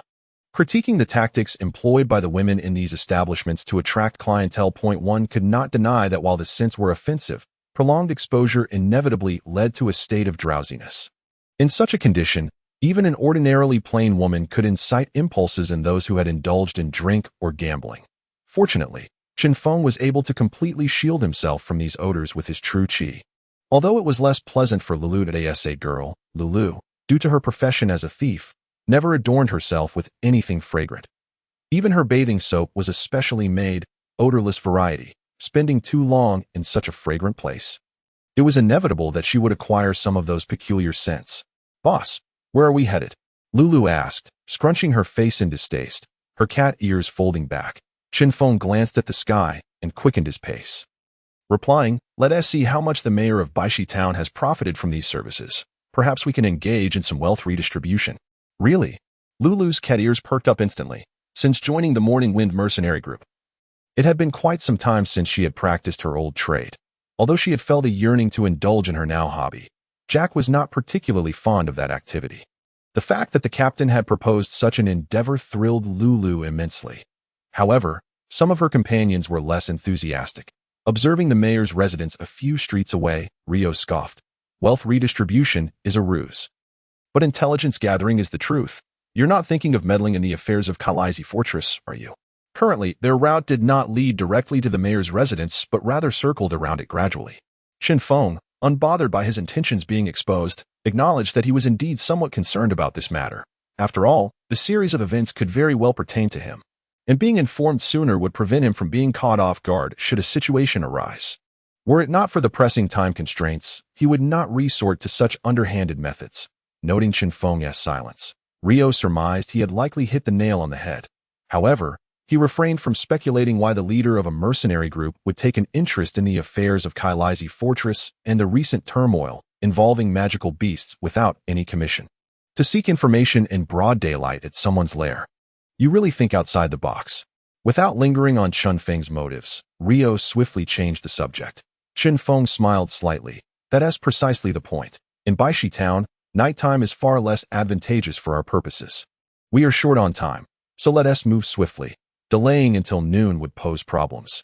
With less than 30 meters remaining to the mayor's residence, Chen Feng found a shadowy corner and surveyed the surroundings. ensuring no one was passing by before swiftly slipping inside at the same time. Lulu and Rio followed closely behind. Rio ascertained the location of the office within the residence, as well as the movements of the servants inside. With the aid of her gray cloak, Lulu had already activated her stealth mode, hiding in the shadows at the alley's entrance to keep watch. The low-tier magic item, Shadow Walker, allowed the bearer to blend into the shadow of any object for a limited time and move between connected shadows. This had been the most cost-effective prize in the regional competition of the Mercenary tournament. All right, enough with the urging, Rio said, lightly tapping his short staff. A small, azure-hued owl materialized in the air, and as Rio issued his commands, the owl ascended swiftly, heading toward the mayor's residence, gradually becoming transparent as it flew. Approximately 20 minutes later, Rio relayed the situation inside to Chen Feng. However, as they neared the office, the owl vanished, likely due to some special protective measures. Chen Feng, somewhat anxious, inquired whether they had been detected. Rio laughed. As long as there isn't a golden-tier powerhouse stationed inside, the fact that such a small trap could affect my owl is already quite generous. All right, you can roam freely for now. Lulu, come with me inside. Chen Feng then turned to Lulu, speaking earnestly. Find a way to eliminate your scent. Lulu's eyes twitched as she pulled out a special powder from her pouch and tossed it above her head. As the dust settled, the peculiar odors clinging to her vanished instantly. This is a special scent neutralizing powder. It can be a bit drying on the skin. Don't forget to reimburse me later, boss. With that, Lulu slipped into Chen Feng's shadow. Ignoring Rio's complaints about being a mere tool, Chen Feng activated his swift step, darting to the base of the residence's wall without alerting anyone throughout the entire process. Chapter 121. Traps, Elemental Forces. The mayor's residence in Baishi Town was quite expansive. At least from Rio's description, it resembled a small estate. In addition to the essential living quarters, it encompassed a garden approximately the size of 4 basketball courts, complete with artificial hills and potted plants. Perhaps the mayor, in his efforts to prevent any unfortunate incidents of drowning after a night of revelry, had wisely opted against the installation of a decorative artificial lake at this moment. Within the estate's interior, aside from the necessary maids maintaining hygiene, there were not many guards present. Most had been dispatched to patrol the walls surrounding the town. The recent disturbances caused by magical beasts had left the mayor, originally sent by his family to enjoy a life of leisure, in a state of lamentation. However, it was said that the number of magical beasts prowling the area had diminished somewhat last night, allowing him to indulge in a few drinks to alleviate his stress. Is the mayor asleep? Outside the lounge, the mayor's old steward, Sagar, inquired with concern of the maid. Upon receiving a positive response, he exhaled slowly in relief. You keep a vigilant watch here. Do not let anyone disturb the mayor unless absolutely necessary. He needs to rest well. Sagar instructed the maid before heading to the front hall to deal with the townsfolk distressed by the magical beasts. Many had opted to reside just outside Baishi Town, unable to afford the rent, which over time had given rise to several small villages. These villages would typically pay a fee and provide supplies to Baishi Town in exchange for regular patrols to drive away invading magical beasts. However, due to the recent surge in magical beast activity, Baishi Town was struggling to muster enough personnel, let alone send them to patrol these villages. Consequently, casualties began to occur in these villages, some quite severe. With no other recourse, these villagers sought solutions from the mayor of Baishi Town. Sagar rubbed his temples in frustration. The sunlight was ample and not as sweltering as during the month of fire, providing him with a slight sense of relaxation. Yet, the incessant troubles of recent days had left even him, possessing silver-tier mid-level strength, feeling somewhat exhausted. Indeed, matters beyond combat are not my forte. Bathed in sunlight, Sagar chuckled at himself. I wonder how the mayor manages to endure all this. Just as he was about to leave, Sagar abruptly halted, turning his head to contemplate the shadowed area connecting the corridor to the garden. Stroking his chin as he muttered to himself, Am I truly too fatigued? With that, he departed without looking back. Approximately 5 or 6 minutes later, the shadow cast by the sunlight in the corner quivered slightly before returning to tranquility. Lulu shouldn't be discovered, right? Treading cautiously along the corridor of the estate's second floor, following Leo's instructions, the office was at the end of the hall. After Chinfong entered the estate, evading the patrolling guards and the steward who had just descended from the 3rd floor, he sent Lulu, who remained within his shadow, to seek any other useful information. Chinfong proceeded carefully down the corridor, consistently utilizing his chi perception to sense the changes in the surrounding air and objects. Leo had mentioned that the office door bore special protective magical runes, but Chen Feng could not be certain that other areas of the corridor were devoid of similar traps. Better safe than sorry. Wow. Such a grand setup. It seems the mayor of Baishi Town has indeed earned quite a fortune. Standing before the door to the mayor's office, Chen Feng contemplated how to navigate the trap magical runes. In his chi perception, the entire door appeared ensnared by an electric net. Of course, the net's power was insufficient to harm someone of Chen Feng's silver tier high-level strength. However, any disturbance would undoubtedly alert the entire estate. According to Leo, there was at least one silver tier mid-level presence within the estate, alongside a peculiar aura whose strength Chen Feng could not ascertain, but it certainly did not fall below silver tier mid-level. Fortunately, Chen Feng still had a channel for consultation. System, how can I enter this room without triggering the trap magical runes? Use your true chi. True chi, it won't trigger the trap magical runes. Chen Feng's tone was rife with skepticism. Nevertheless, the system's response remained efficient and concise. The true chi within the host's body is a manifestation shaped by the host's knowledge and understanding, fundamentally not belonging to elemental power. I in this plane. The triggering mechanism of trap magical runes is primarily based on elemental power, so most elemental traps are ineffective against your true chi. Elemental power? So, if an ordinary person without extraordinary power enters, it would pose no issue. Chen Feng conversed with the system in his mind while cautiously manipulating his true chi to make contact with the trap magical runes, the moment his true chi grazed the runes. The anticipated sparks of lightning failed to materialize. Indeed, no problem. Activating his chi shield, true chi enveloped Chen Feng's entire being as the system's voice resonated again. In this plane, even individuals who have never encountered extraordinary power possess elemental strength within their bodies. It is a part of their constitution.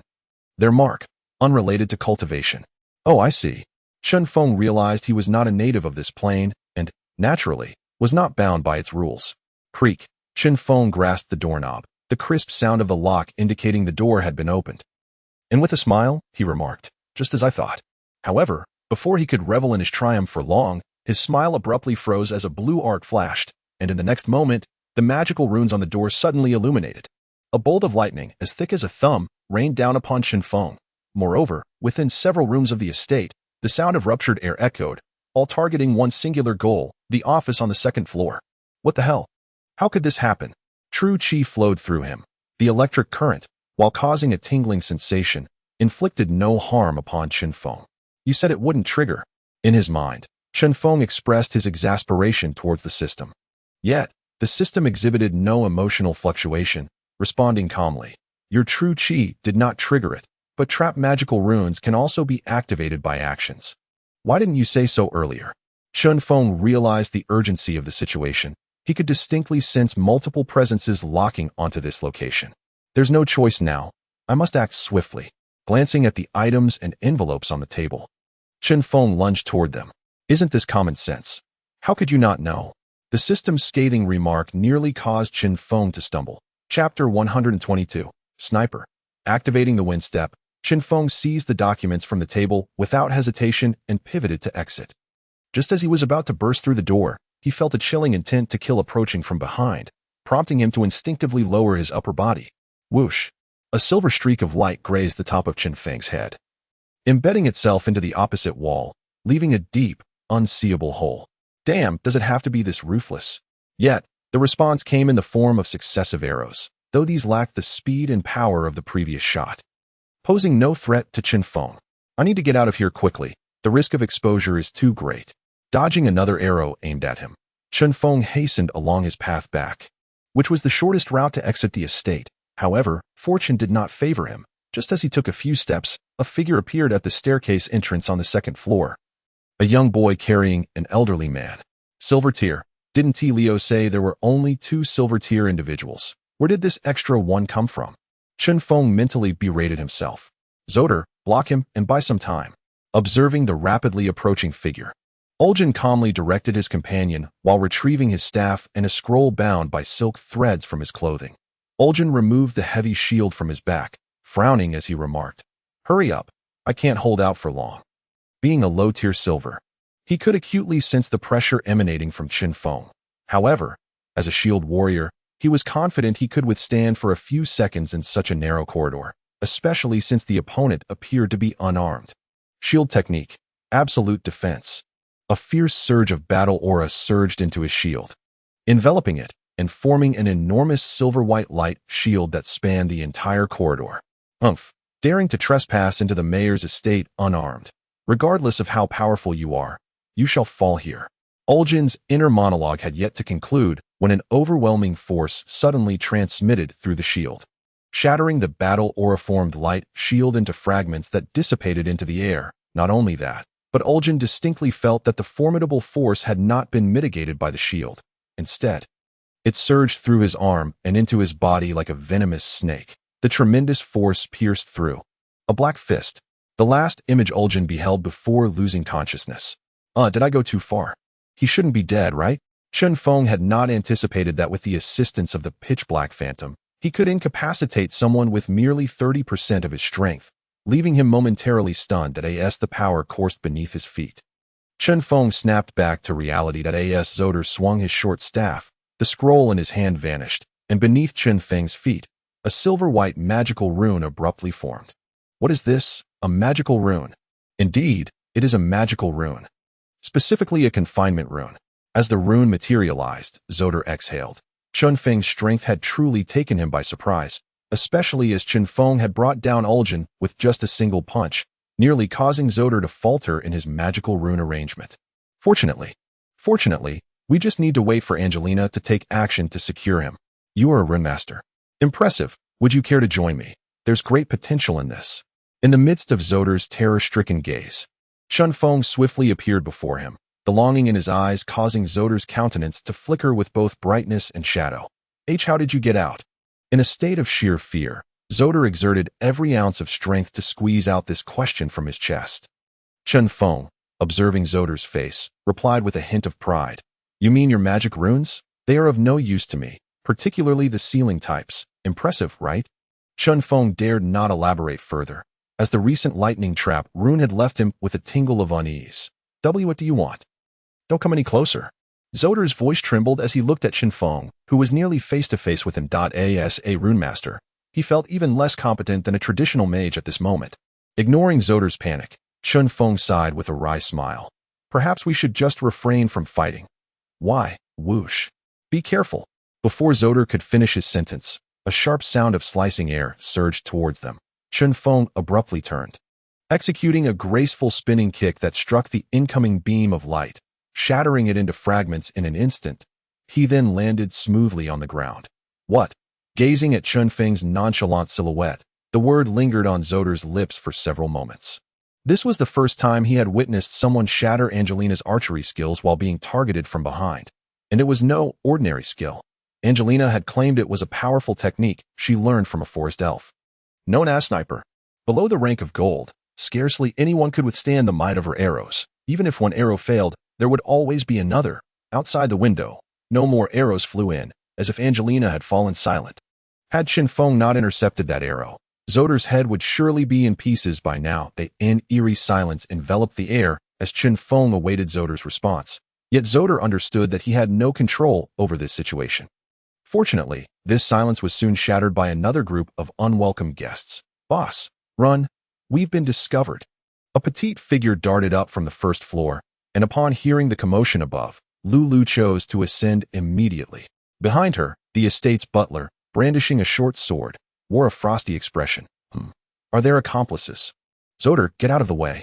The butler shouted furiously, abandoning Lulu, as he lunged toward Chen Feng with the sword aimed directly at his face. Earlier, he had sensed Lulu's presence downstairs, trailing her to the underground treasury. Upon confirming that the intruder was merely a bronze-tier thief, the butler had intended to capture Lulu.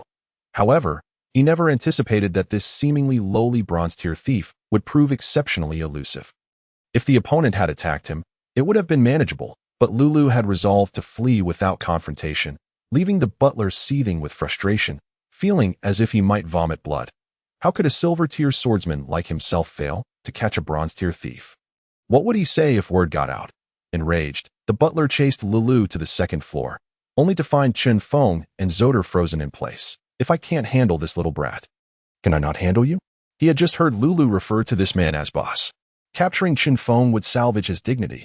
Without hesitation, the butler unleashed a surge of silver energy. Sword technique. Silver blade flurry. Accept this strike imbued with my wrath.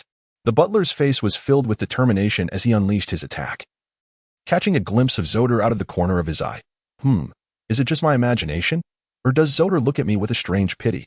Chapter 123. Just this.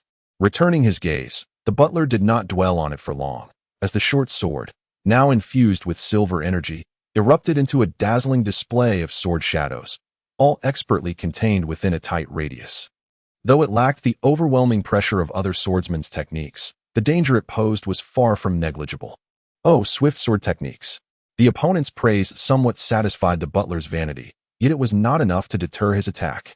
Amidst the densely packed sword shadows, a glimmer of cold light darted toward Chen Feng's chest. This was his true killing move. Die! Clang! The resounding clash of iron rang out as the butler felt his short sword struck aside with tremendous force, followed by a sharp pain in his wrist, causing the sword to slip from his grasp and clatter to the ground.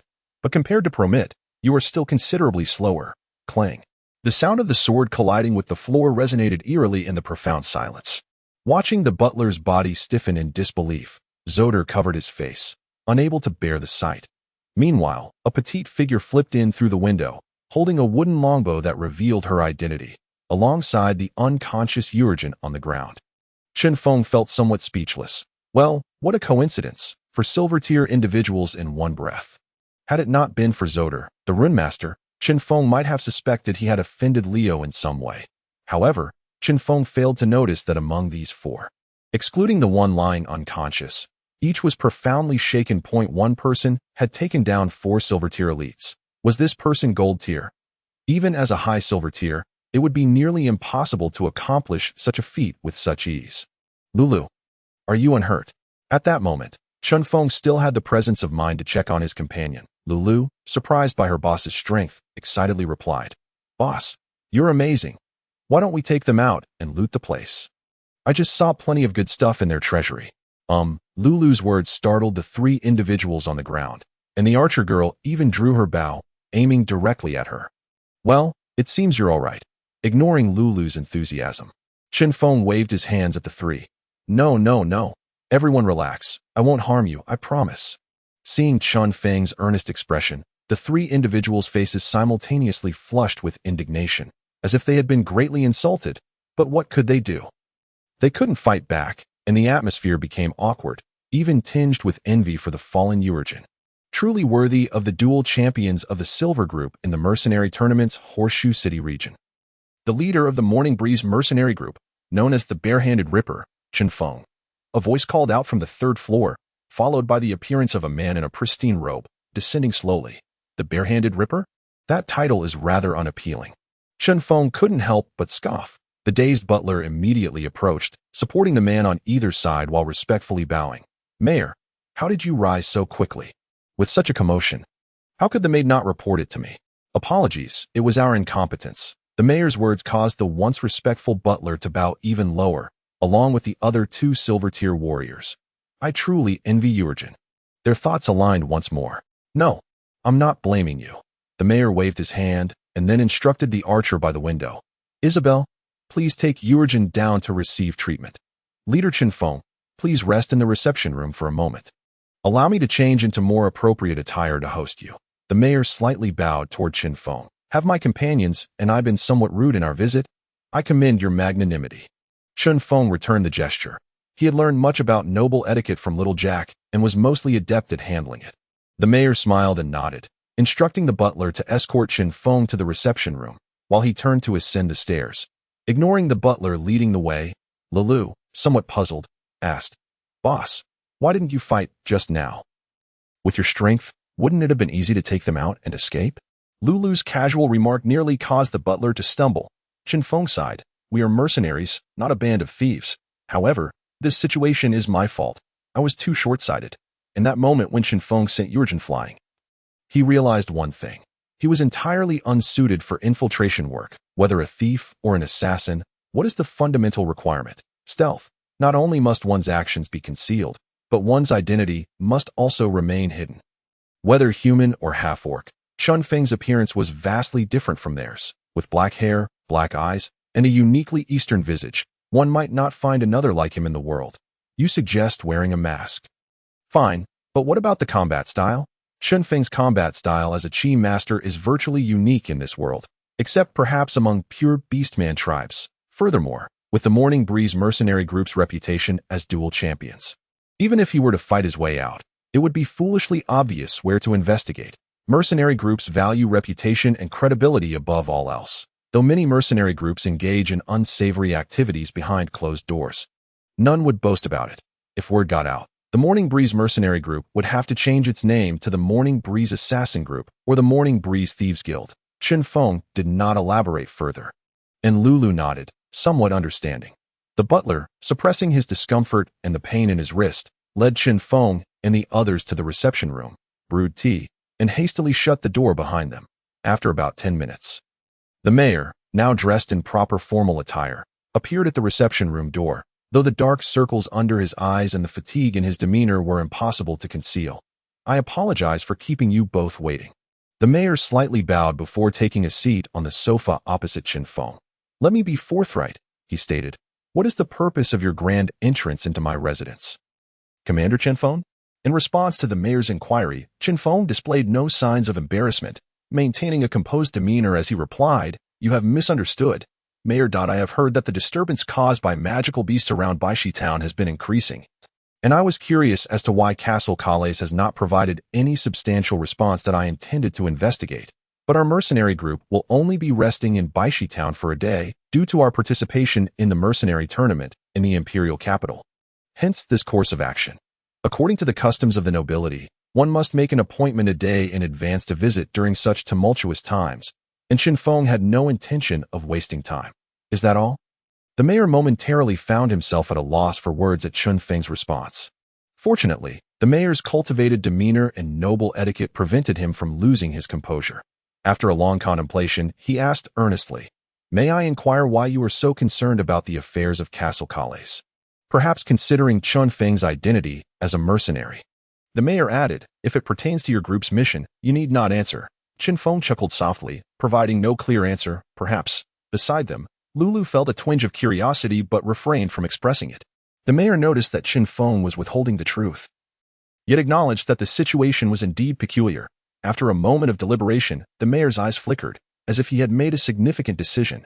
To be candid, Commander Chinfong, the activity of magical beasts around Baishi Town has been extraordinarily vigorous as of late. I dispatched individuals to investigate, and it seems that some anomaly has occurred in the Dark Night Forest, causing a large number of low-tier magical beasts to migrate in different directions. The mayor's voice faltered, revealing signs of fatigue from his recent lack of rest. Observing the mayor's condition, Chinfong felt a stir of concern but continued to listen attentively. After regaining some composure, the mayor continued, Baishi Town primarily develops tourism and the Baiyuan wine. I personally harbor no grand ambitions.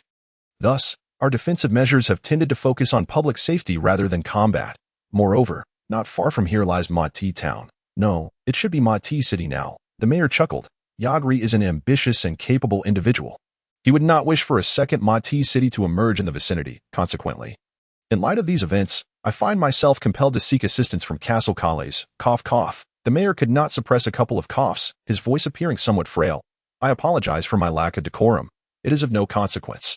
Have you been feeling increasingly fatigued lately, perhaps experiencing bouts of heat and discomfort, especially during the daytime? Chen Feng's sudden inquiry caught the mayor off guard. I regret to say that the recent affairs of Baishi Town have been overwhelming, and my body is struggling to cope. Although I remain puzzled, considering that my lifestyle within the noble circles has been quite restrained, aside from Yagri, of course. The mayor attempted a light-hearted jest to alleviate his own embarrassment. No. You have misinterpreted my words. I meant to suggest that your symptoms would be best addressed by someone from the Church of the Holy Light. It is not too late to seek their aid. Chinfong spoke earnestly, offering his advice. Chen Feng's suggestion ignited a wave of unease within the mayor. What do you mean, Commander Chen? Are you implying that my condition is not merely an ailment or fatigue? The notion that a sickness would necessitate the intervention of the Church of the Holy Light instilled a sense of foreboding in the mayor. The residents of the entire Mafar continent knew that only severe injuries or life-threatening conditions warranted seeking the church's assistance. Chen Feng shook his head. In truth, you are indeed unwell. However, should this illness take root, conventional treatments may prove ineffective. Thus, it would be prudent to allow the Church of the Holy Light to intervene. They should be able to eradicate it successfully. Furthermore, I would like to inquire if you have recently come into contact with any unusual individuals or phenomena? Unusual individuals. In the past few days, I have only encountered a few business leaders seeking collaboration, and oh, I recall. The mayor suddenly remembered. Lu Ping. Yes, I met Lu Ping and received that peculiar letter from him. Ever since, I have found my spirits waning day by day. A letter. Ruin. The mayor glanced at the butler beside him. Ruin appeared somewhat awkward, bowing slightly as he stated, Sir, that letter was just borrowed by Commander Chinfong. Chinfong immediately recalled that in his haste to depart, he had inadvertently seized a handful of documents from the mayor's office desk, forgetting that the original document was right before him. My sincerest apologies. How thoughtless of me. Chinfong expressed regret, though his demeanor remained largely unperturbed as he retrieved the materials. The once smooth and pristine sheets were now crumpled and disheveled. Lulu stepped forward to assist Ruin in tidying them up, while the mayor frowned and extracted an envelope from the midst of the papers. It is merely a letter. Chinfong received the correspondence. Examining it meticulously, there is nothing peculiar about it. It is simply an ordinary letter. As he muttered, he began to read the contents. However, the entire letter contained but a single, stark sentence: submit to the endless darkness, and with blood, exalt the sovereign. This is the letter. Upon opening it and reading that line, an odd sensation of dizziness washed over me. Initially, I assumed it was merely fatigue, but unexpectedly, the mayor's voice grew slightly irate. For lack of ambition did not equate to a lack of temper. From whence did this letter originate? Chinfong inquired with an unruffled demeanor. After a moment of calming himself, the mayor responded somberly, it was brought back by one of my dispatched aides sent to seek assistance from Castle Calais. I find it perplexing. Even if they cannot provide aid, why would the Dick family choose to target me? I do not recall having provoked them in any manner. The Dick family? Chen Feng's tone of confusion surprised the mayor, who had assumed Chinfong would be familiar with the family. Nevertheless, he explained earnestly, they are the family that controls Castle Calais, a lineage that has existed since the Empire's establishment 2 centuries ago. Their history and heritage far surpass that of the Bryan family, of which my own family is merely a vassal. Thus, this letter was penned by a representative of the Dick family for you? Chinfong waved the letter in his hand, forming a hypothesis in his mind. The mayor nodded. Requests for assistance from Castle Calais are directly delivered to the Dick family. I have dispatched several individuals without any of them returning. I initially assumed they encountered some misfortune on the road. But now it seems that the situation is far more complicated. The mayor's expression grew grave. If it were indeed the Dick family plotting against him, it was unlikely that his family's elders would extend a helping hand. Chinfong rose, offering a slight bow to the mayor. I am deeply grateful for your generosity. Mayor. I have acquired the information I sought. It is getting late, and I believe it is time for me to take my leave. The mayor, lost in thought, suddenly jolted back to reality and urgently stated, Commander Chinfong, there is no need to hurry. You should join us for dinner before departing. Not only can you savor our unique Baiyuan wine, but we can also discuss potential collaboration. Chinfong offered a faint smile, easily discerning the mayor's intentions that he replied nonchalantly, I appreciate your generosity. However, I strongly advise you to seek the Church of the Holy Light's assistance regarding your condition as soon as possible. In Chen Feng's eyes, the mayor's originally brown pupils flickered with a fleeting hue of crimson. Chapter 125, A Jest of Fate. And one more thing. Just as Chinfong was about to step out, he abruptly turned and asked the somewhat anxious mayor, though it may be somewhat inappropriate. I still wish to inquire, would the mayor be willing to part with that magical rinsmith? Magical rinsmith? Are you referring to Zord? The mayor, who had been instructing his butler Ruin to prepare a carriage to head to the church, suddenly realized, pausing for a long moment before responding. Zord is indeed a remarkably talented rinsmith. His departure would be a personal regret for me. However, if he is willing, you would merely need to pay me a breach of contract fee of 5,000 gold coins. 5,000 gold coins? My apologies for intruding. Chinfong swayed slightly, as his total earnings from being a dual champion amounted to only 1,000 gold coins, with most being in the form of magical devices or crystals, resources of considerable value. but selling them quickly would result in substantial depreciation. Although runesmiths are rare, the costs involved in crafting a magical device are immense, and the failure rate is not insignificant. Furthermore, a runesmith's salary is notably higher than that of an ordinary individual. For the Chinfong mercenary group, there was no immediate benefit to enhancing their strength, especially with the imperial finals of the mercenary tournament approaching. Thus, Chinfong decisively abandoned the idea of recruiting Zord. Exiting through the main entrance of the mayor's residence, Chen Feng watched as the mayor boarded the carriage and departed, before turning alongside Lulu toward the tavern. "So, what have you discovered?" Along the way, Chen Feng inquired about Lulu's findings, as they had separated to gather intelligence once inside the mayor's residence, making it inconvenient for him to ask questions before their meeting with the mayor. A mischievous smile crept onto Lulu's face, revealing her sharp tiger-like teeth at the corners of her mouth. Subsequently, she produced a beautifully crafted crystal vial from seemingly nowhere, its surface adorned with magical runes that shimmered as if alive with breath. "What do you think? Impressive, isn't it? I swiped it from their treasury." Chen Feng felt a twinge of embarrassment. He hadn't expected Lulu to truly engage in such a Robin Hood act. The wealth she pilfered belonged to the mayor, while she enriched herself. "Boss, can you take a look and see what this is good for?" The steward arrived too quickly, and I could only grab a random bottle and flee. As she spoke, a fleeting look of regret flickered across Lulu's proud face. Chinfong shook his head with a smile. He was not excessively rigid. Since she had taken it, there was no need to return it. He reached out and accepted the vial from Lulu's hands, and the system's voice resonated in his mind once more. Low-tier magical item, a crystal vial inscribed with purification runes, primary materials, natural Blamos crystal. Blood of the tricolor white deer and tranquil sand, capable of purifying impurities from magical potions, with the purification efficacy diminishing as potion grade increases. This is probably something Zord crafted himself, and he hasn't had the chance to name it yet. Chen Feng relayed the vial's effects to Lulu. Ever since discovering the system's ability to appraise magical items, he had become the designated appraiser for the mercenary group. Returning the crystal vial to Lulu, he teased. "You just picked up something random. And look at that. Can Leo use it? Can Jack use it? What a coincidence." Within the Morning Breeze mercenary corps, Leo had always shown a familial affection towards Lulu, while Jack's thoughts were predominantly occupied with his leader and magic, leaving little room for anyone else. Upon learning of the vial's capabilities, Lulu was elated, her steps becoming noticeably lighter in the tavern.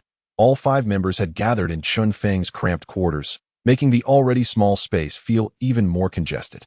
As afternoon approached, the entire Baishi town began to regain its vitality. Taverns opened their doors, and the red light district became alive with activity. Mercenaries and trading caravans alike mingled in groups, either to gather intelligence or simply to indulge in pleasure.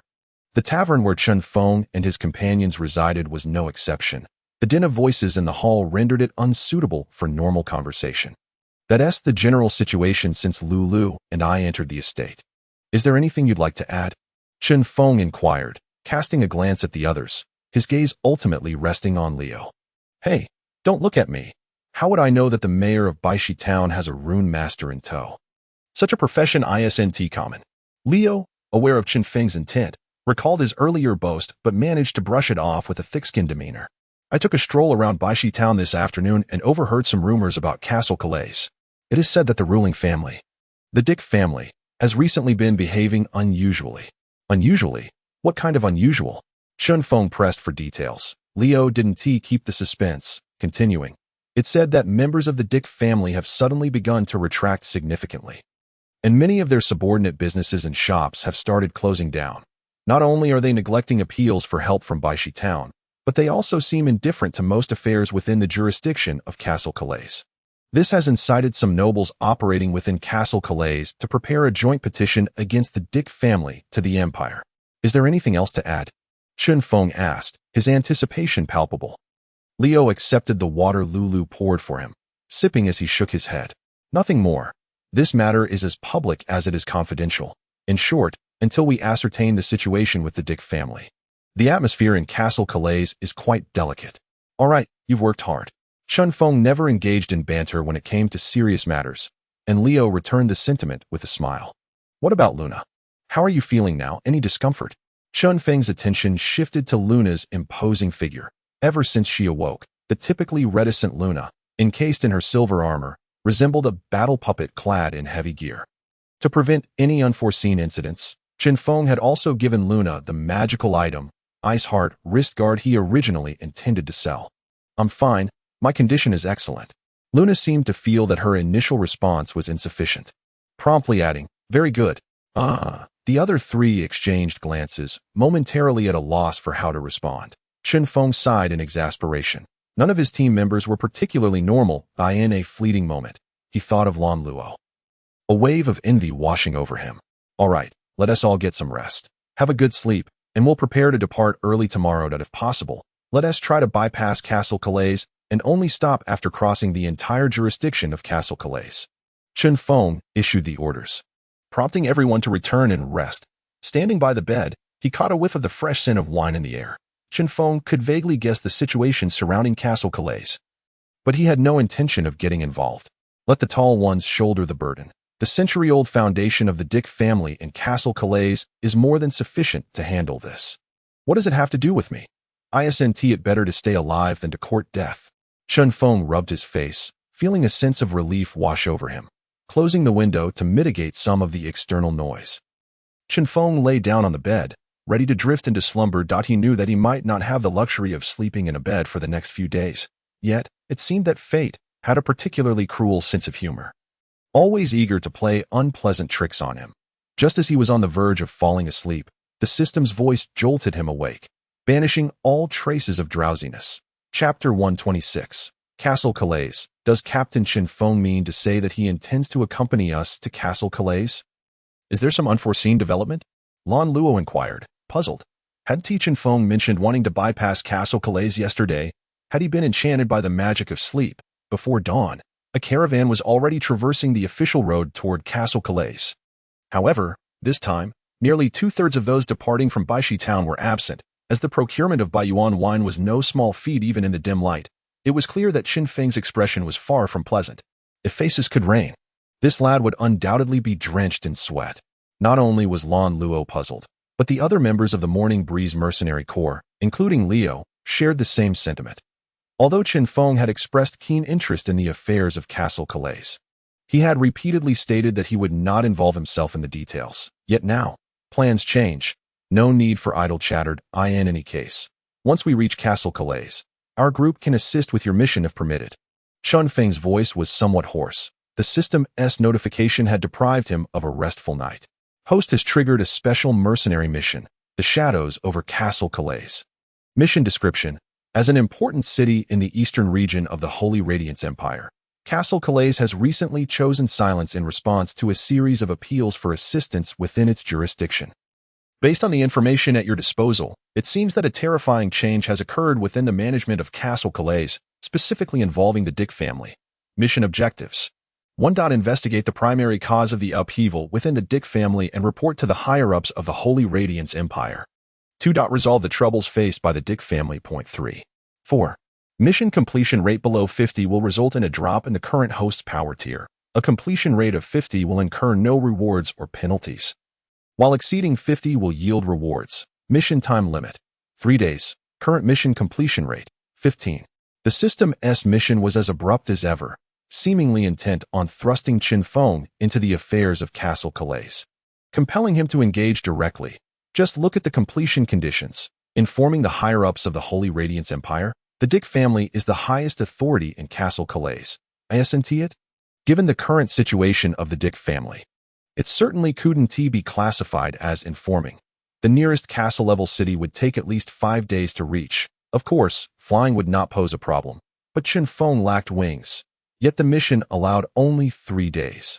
Since receiving the letter from the mayor of Baishi town, Chen Feng had begun to suspect what might have transpired in Castle Calais. However, entering the situation with his current strength would be tantamount to a suicide mission.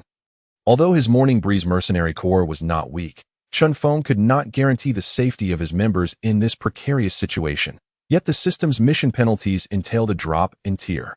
This meant that Chen Feng would plummet from high-tier silver to high-tier bronze. Moreover, he was still burdened with the task of being among the top 8 in the mercenary competition finals.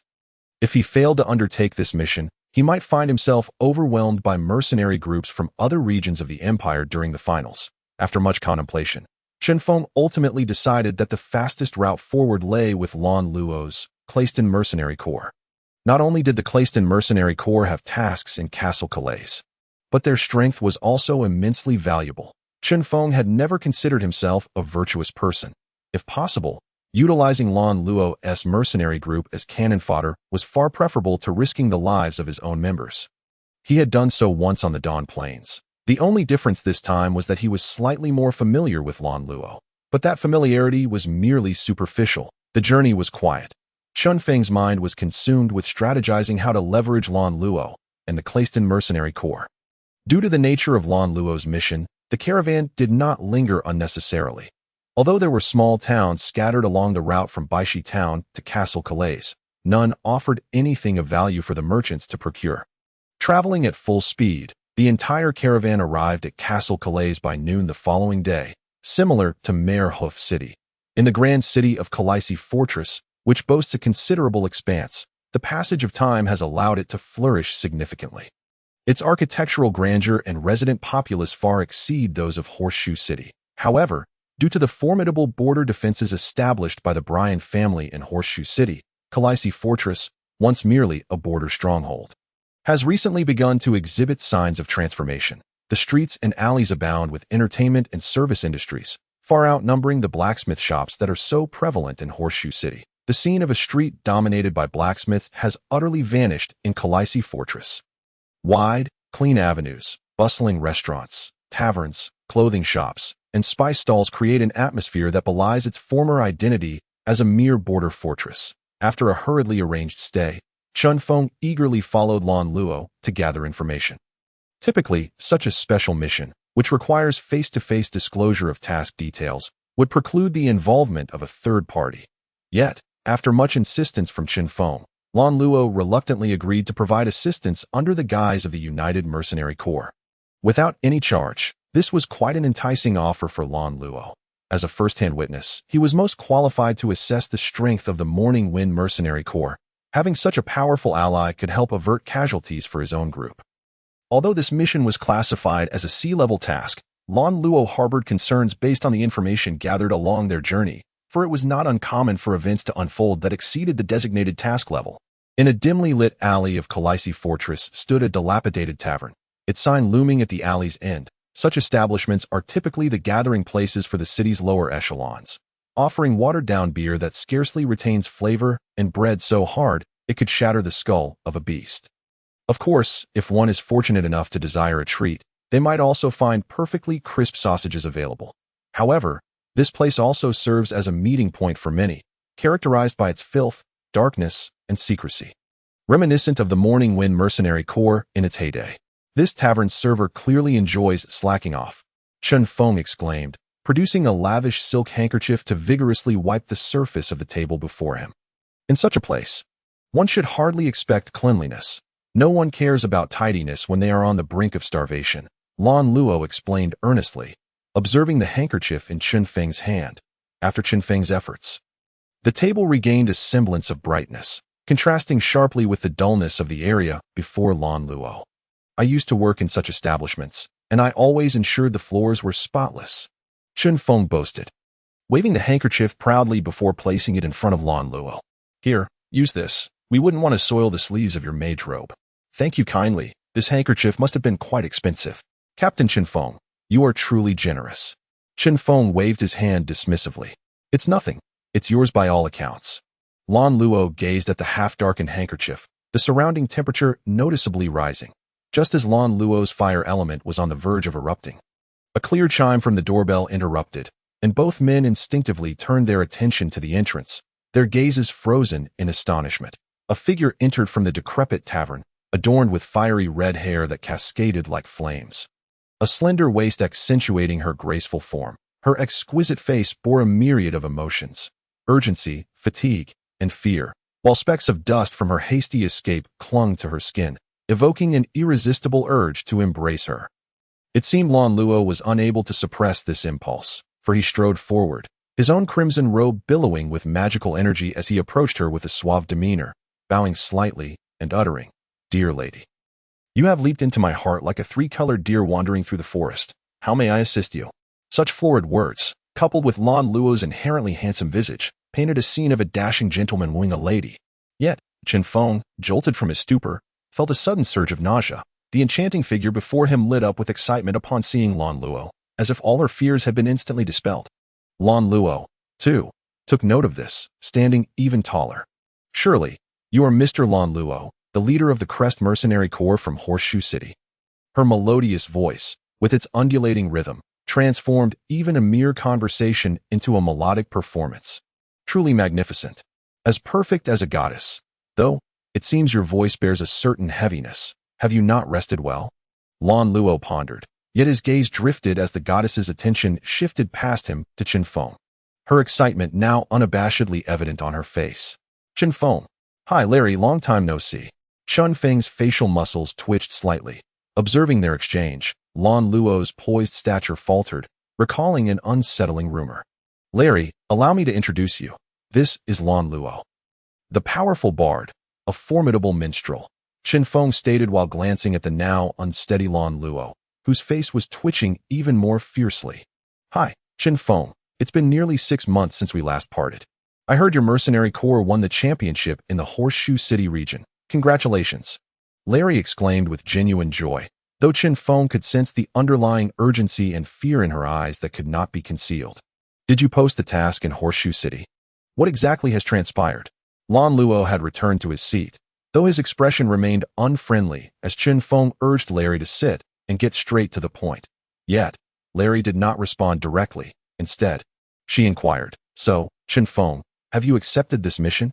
Sort of. Our mercenary corps has currently established a cooperative relationship with the Crest Mercenary Corps, so we will provide appropriate assistance for their tasks.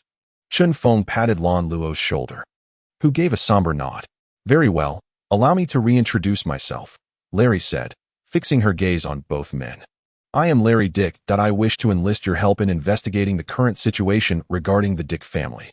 Should you accept, I will share what information I currently possess. If you decline, I shall not insist. I will cover the costs of your travel and guarantee that your corps will not be deemed a failure. You are a member of the Dick family. Chinfong was taken aback.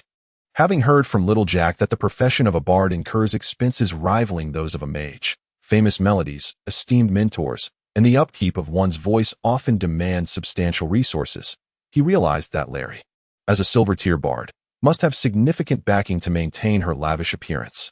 I apologize for not disclosing this sooner. My relationship with the family has not been harmonious, hence the lack of necessity for introductions, Larry replied, her eyes reflecting a hint of regret, prompting Chinfong to turn away. This fellow is destined for trouble, Chinfong thought maliciously. Lan Luo gradually regained his composure, recognizing the seriousness of the task at hand. After careful consideration, he asked, Can you provide more specific details? You must understand that the conditions you have presented thus far offer little basis for judgment. Lan Luo had a nagging suspicion that this mission was far from a simple sea-level task. Larry bit her lip, seemingly wrestling with an internal conflict as both Lan Luo and Chinfong subtly averted their gazes. After a lengthy silence, Larry seemed to reach a resolution, gravely stating, This mission may involve the existence of a gold-tier individual. Chinfeng's heart sank. Though he concealed his reaction that he had already surmised what they might face on their journey, this was merely a confirmation. What surprised him was that Lan Luo appeared equally unfazed. After a moment of contemplation, he inquired, How many potential gold-tier individuals are there? Do you have any knowledge of domain powers? Domain powers. The introduction of this new term caused Chinfong to pause, prompting him to consult the system in his mind. System. What exactly are domain powers? Domain powers, the powers of domains, are abilities that can potentially be mastered upon entering the gold tier. Different gold tier powers possess varying domain powers. Some can grasp them upon entering the gold tier, while others may never acquire even a trace of such powers throughout their lives. This is contingent upon innate talent and is unrelated to the strength of one's combat aura. The system's responses remain efficient. However, Chen Feng's mind is preoccupied with his own thoughts. Regardless of the profession, those who can ascend to the golden tier, whether due to innate talent or insight, are already among the exceptionally gifted. The ability to harness domain powers serves as a further filtration, leaving only the most qualified individuals eligible to advance. Before Chen Feng can ponder further, Larry continues to elaborate. Currently, there is only one potential golden tier individual, and they have yet to master domain power. Chapter 128. Approaching Gold Tier. Only one. Lan Luo muses, responding. Mr. Larry, I believe you understand that any task involving the golden tier, regardless of domain mastery, should be assessed at least as a B level, if not A level. Even without domain mastery, a golden tier is still a golden tier that I do not perceive a significant success rate for mere silver tier mercenary groups, Larry retorts. Although Chen Feng remains silent, Lan Luo's words echo his own doubts. The Mercenary Guild's task evaluations cannot be so careless. When it involves the golden tier, assigning a C-level evaluation is perplexing. Such a scenario suggests either the Mercenary Guild has lost its sanity, or they perceive some leeway in this task. Indeed, Larry brushes aside his golden hair and states, I can only say that the situation of this golden tier powerhouse is quite dire. While their strength surpasses that of the silver tier, they certainly cannot reach the capabilities of a true golden tier. The image of the unfortunate quasi-golden powerhouse drained of vitality in the Beast King City arena springs to Chen Feng's mind, the Fire Lion Clan's main. Captain Chen Feng. What are your thoughts? Lan Luo's inquiry pulls Chen Feng back from his reverie that Larry's gaze intensifies upon Chen Feng, his enchanting eyes revealing boundless expectation, causing Chen Feng to tremble involuntarily. Damn it! Why does this guy have to be a man? Chen Feng's inner turmoil rages, yet outwardly, he nods. I believe this task poses no issue. The Morning Breeze Mercenary Group, in collaboration with the Clayson Mercenary Group, may not have knowledge of the golden tier. But I suspect the quasi-golden tier should be manageable. Chen Feng realizes he has no choice. From the moment Larry revealed his identity, he understood this was his quickest opportunity to resolve the system's task. Regardless of whether Lan Luo intervenes, he has no alternatives. Ideally, he would like to pull Lan Luo into the fray. With this thought, Chen Feng exchanged a glance with Larry, who immediately comprehended his intent and paused before saying, although the opponent cannot unleash their full strength, they are still a golden tier powerhouse. Thus, as long as the task is completed, I represent the Dick family in promising that, in addition to the existing rewards being increased by 50%, a low-tier magical artifact will also be provided as a reward. With the efficacy range determined by Captain Lan Luo's confidence, a low-tier magical artifact, Lan Luo's interest peaked. Similar to the golden tier, any task offering a magical artifact within the Mercenary Guild is typically classified as A level. However, Lan Luo also understands that high rewards often come with high risks. One last inquiry. Given the Dick family's financial and material resources, cultivating a golden tier powerhouse should not be overly challenging. Correct? Not to mention, I know of at least 2 golden tier powerhouses within the Dick family, one of whom is rumored to have brushed the edge of domain power. Lan Luo pauses slightly before continuing. Even if all these golden tier powerhouses encountered issues, with the Dick family's deep connections, enlisting a golden tier powerhouse's assistance should be a trivial matter, correct? So why delegate such tasks to mercenary groups? If something were to go awry, tying me and Captain Chinfong together would hardly be enough to satisfy a golden tier powerhouse. You are the only one of such low caliber. Don't include me in that. Chen Feng mentally scoffs. Lan Luo's questioning prompts a smile from Larry. Though to Chen Feng and Lan Luo, that smile seems steeped in bitterness. The noon sun feels warm, yet somewhat blinding. The white stone pavement shines brightly under the sunlight, making the street appear wide and luminous. Lord Larry, the Dick family has indeed managed Castle Claris exceptionally well. In terms of sanitation alone, it surpasses Horseshoe City significantly. Lan Luo converses casually with Larry as they walk. Maintaining good communication with these nobles is highly beneficial for the development of their mercenary group. There's no need for formality. Captain Lan Luo, you may simply call me Larry, Larry humbly replies. The governance of Castle Claris is the result of the efforts of the family elders and elites. I personally am not adept in this area. Chen Feng disregards Lan Luo's ostentatious flattery and seriously asks, Larry, are you certain that the items I requested will be ready within an hour?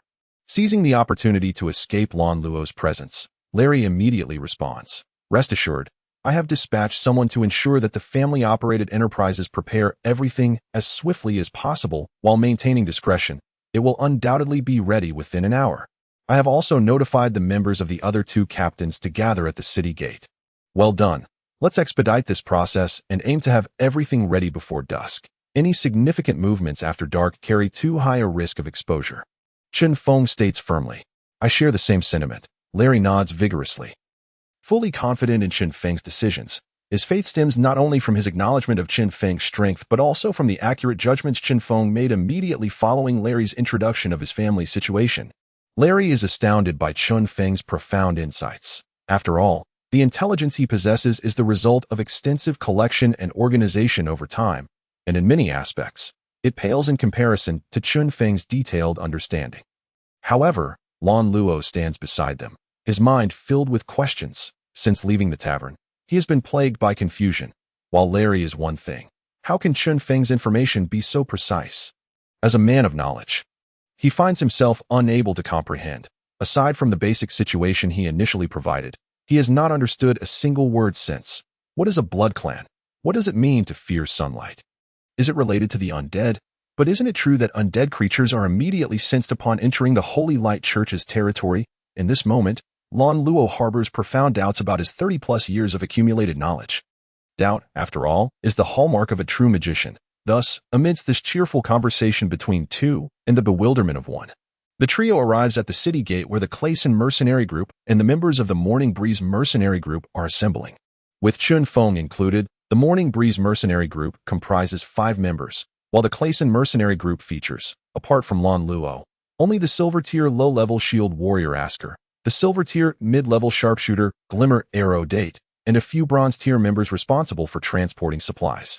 Upon seeing Lulu and Luna, Lan Luo visibly pauses, pointing at the two. Captain Chinfong, what is the situation with these two? Wasn't it stated that only silver-tier members are required? Chinfong, without looking back, counts the necessary supplies. Do you believe they are mere bronze-tier individuals? Lan Luo's expression darkens as unflattering memories from the mercenary competition resurface. Chapter 129. Guardian Point 2 kilometers west of Castle Claris stands an architectural complex covering an area comparable to Baishi Town. However, this is not merely a small town within the territory of Castle Claris. The silver emblem depicted at the castle's entrance unequivocally indicates that this is the private domain of the Dick family, the actual rulers of Castle Claris. Wow, quite impressive. Beneath the dim light of dawn, the distant buildings leave Chen Feng both awestruck and astonished. Such a foundation is indeed beyond what little Jack's family can compare. By the way, isn't it illegal for nobles to construct their private domains according to imperial law? Given the scale of the Dick family, they must have considerable private soldiers, right? Chen Feng inquires of Larry, who lies beside him. Chen Feng doesn't believe that the nearly 1-meter-thick walls adorned with magical runes are merely for decoration. Larry adjusts his position slightly, finding Chen Feng's question somewhat sensitive, yet he feels no need to conceal the truth. That is indeed the case. Since the Second Demon War, although More III proposed a plan to regulate the nobility, that was 300 years ago. Much has changed in that time, that if you don't believe me, you can ask Little Jack. His family should also have private soldiers, right? Little Jack, suddenly mentioned, blinks in surprise before uncertainly responding. I'm not too sure about that, but I have seen peculiar groups entering and exiting the manor. Additionally, when my father was detaining Mori, he dispatched many guards, and their uniforms bore significant differences from those of the city defense forces. Little Jack, not favored by his family, is not well acquainted with their affairs. This is an open secret in Horseshoe City. Speaking of Mori, I remember you mentioned that he escaped. Have there been any updates on his whereabouts? Chen Feng recalls that night when his life was nearly taken. Little Jack responds in a low tone, not yet. Including the organization that abducted him, We Haven T uncovered much information. Very well. Chen Feng nods thoughtfully that eye in the distance. Lan Luo gazed up at the gradually brightening sky, lowering his voice to its utmost. Captain Chen Feng, dawn is nearly upon us. May we commence our actions? Confirm. Have all the others applied holy water to their silver weapons? Chen Feng scanned the group, including Larry, and everyone nodded in agreement. Holy water is a rare commodity for ordinary mercenaries. Yet for a family of the Dick lineage, the stock was abundantly plentiful. As for the silver weapons, due to the urgency of time, they were merely coated with a thin layer of silver. However, with the enhancement of holy water, there should not be any significant issues. All right, Little Jack, distribute the potions. Once everyone has consumed their potion, prepare for action. Let me reiterate, should anyone experience distinctly noticeable symptoms of fever, Retreat immediately. Within the magical crystal vial, the pale blue potion became increasingly translucent after purification, radiant like the azure sky. This was the concoction prepared by Jack and Leo before their arrival at Calais Castle, its efficacy far surpassing that of the mercenary competition. Thanks to the purification by magical artifacts, observing that everyone had ingested the potion, Chen Feng softly commanded, "Let us proceed." At the castle's front, the guard Jerry wiped the tears from the corners of his eyes. As a territory of the Dick family, this area had seldom, if ever, faced invasion. Guards like Jerry, tasked with surveillance and inspection, were often left with little to do, resulting in a monotonous existence akin to retirement. Such a job was typically taken on by bronze-tier individuals who had largely given up on aspirations for promotion. Hey, did you hear? Last night, while patrolling the castle's interior, some heard strange cries emanating from within. I heard that a few people are considering resigning today. When soldiers gathered in their idle moments, such gossip was always a favored diversion. Sigh, this isn't anything new. I recall it happening 6 months ago. Surely, you haven't grown accustomed to it yet, a soldier remarked nonchalantly, a grass blade hanging from his mouth. What the hell? 6 months ago? Why didn't you tell me? Had I known, I wouldn't have come. A new recruit's voice trembled with a hint of fear. I've heard from some of the veterans responsible for internal security that several of the newly hired recruits and adventurers have entered the castle and have not been seen since. I must find a way to leave today. Look at you, acting like a coward, the veteran with the grass blade scoffed. I've been here for years and have faced no issues. It's all just self-induced fright. What will you do if you leave? Become a mercenary. You'll die faster. Do manual labor. You're a bronze tier. Are you willing to? The new recruit was left speechless by his retort, glancing up at the sun in the sky. The veteran lowered his hat's brim, muttering irritably, "Strange, I don't know what it is, but the morning sun feels uncomfortable lately." At this, Jerry too felt a wave of discomfort. He had been feeling unwell during the day. Yet come nightfall, he was invigorated, as if filled with boundless energy. "This is quite bothersome," the veteran muttered under his breath, as he watched the approaching figures on the road. One stood out with striking wine-red hair and a perfectly proportioned figure. Enough chatter. Young Master Larry has returned. Everyone, be on your best behavior. Jerry quickly hushed the others, urging them to mind their conduct. With the sound of clanking armor, Chen Feng and his party arrived at the castle's entrance. "Good morning, young Master Larry." "Good morning, young Master Larry." The guards bowed and saluted the leading Larry. He returned the greeting warmly. "Good morning, warriors. May the god of holy light bless you." "Forgive my impertinence, esteemed young Master Larry. May I inquire about these individuals?" Jerry lowered his gaze to Larry's feet, respectfully asking. This was a new decree of the Dick family. Anyone bringing guests into the castle must be thoroughly documented. Even the head of the family was not exempt. "Are you referring to them?" Larry explained with a smile. "These are mercenaries I have recruited to join the family. Recently, there has been a significant turnover among the family warriors. So I utilized my connections as a mercenary to bring them to serve the family." Jerry discreetly glanced at the 8 mercenaries behind Larry, noting their diversity in age and gender, and to his surprise, one was even a half-orc. "Understood, young Master Larry," one of the guards responded respectfully. Recently, whether mercenaries or adventurers, countless had been invited to the Dick family, either directly or indirectly, and the guards had long since grown accustomed to this. Larry nodded gently. "Thank you for your hard work. Has everyone else taken their rest?" "Indeed, young Master Larry," Jerry continued. "Last night, the lords were busy until late, and only this morning did they finally retire. Over the past 6 months, the Dick family had often been engaged until the early hours, sometimes due to urgent matters, other times simply for banquets. In any case, they seldom rested before dawn. This was no secret within the Calais Castle district. Noble families often indulged in various peculiarities, and the Dick family was not the most unusual of them. "All right, let us proceed inside." Without further inquiry, Larry led the way, and the group followed him into the castle. However, Jerry and the veteran, who exuded a rogue-like demeanor, suddenly sensed an overwhelming aversion as the others passed by. This sensation was so intense that it instilled in Jerry an impulse to draw his sword in defense. Fortunately, as the group completely moved past him, the overwhelming urge gradually subsided. "Did you notice that?" Chen Feng inquired quietly. Though the others did not respond explicitly, they were all inwardly astonished. Despite Chinfong and Larry having mentioned that this situation differed from previous encounters. They had not anticipated that even the guards at the entrance could feel the tension, such a large-scale disturbance, and yet the territory had only slightly sensed a hint of foreboding in the past 6 months. Unable to restrain himself, Lan Luo inquired, "Captain Chen Feng, shouldn't such a large-scale undead invasion be reported to the Holy Light Council?" Chen Feng smirked, glancing at Larry beside him. "If it could be reported to the Holy Light Council, Larry would not need to seek our assistance." Upon hearing Chen Feng's words, Larry couldn't help but smile wryly. In the Holy Radiance Empire, the Holy Light Council was the unequivocal ruling class. Even Emperor Moore IV, the illustrious Moore, had to bow his noble head before the council. Although the Dick family possessed deep roots, if a large-scale undead outbreak were detected within their ranks, they would likely be swiftly eradicated from the empire. Larry chose not to elaborate further, and the others did not press for more details. As they entered the Dick family castle, the task at hand was no longer a trivial matter, from Chen Feng's perspective. The castle appeared remarkably vast. From the exterior, it was impressive, but the true awe struck upon delving deeper within. The castle contained not only various functional rooms, but even a rudimentary street layout and shops.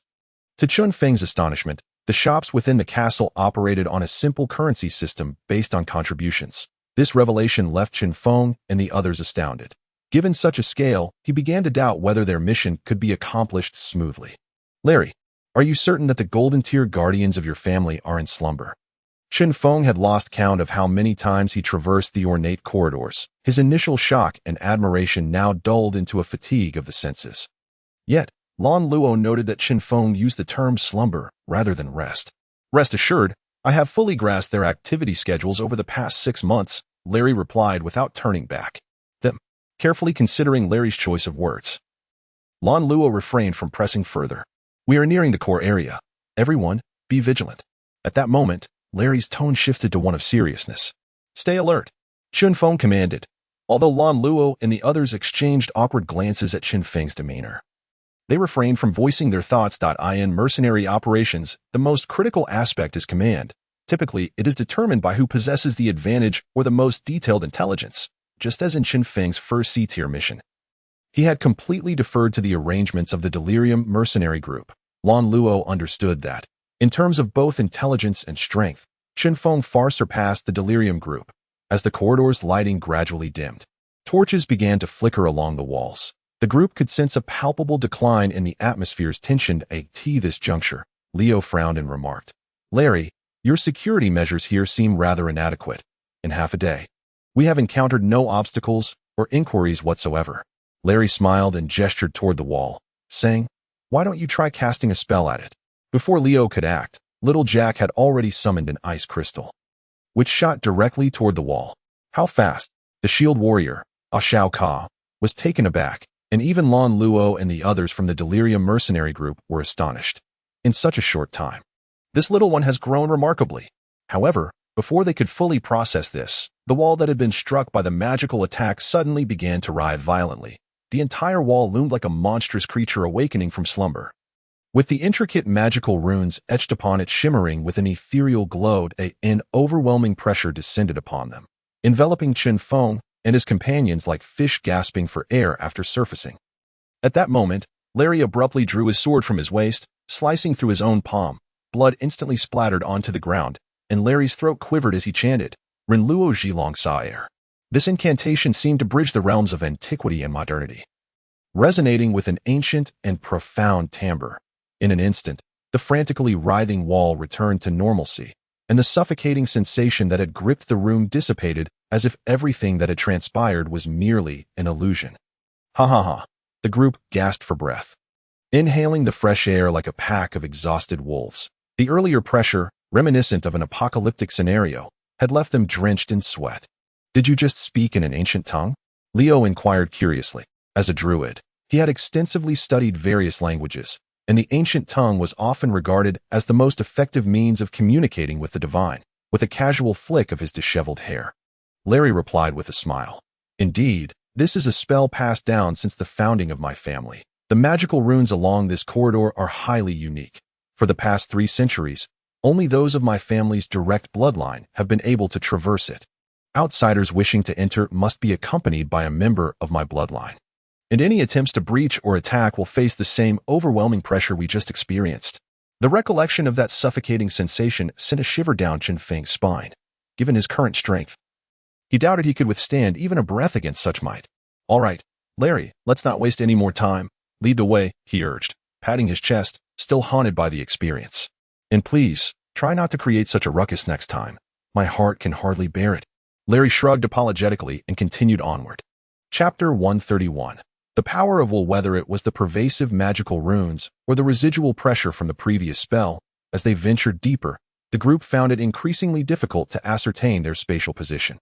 It felt as though they were standing still yet unable to discern whether they faced forwards or backwards, left or right. The monotonous glow of the magical lamps lining the corridor instilled a growing sense of agitation within them.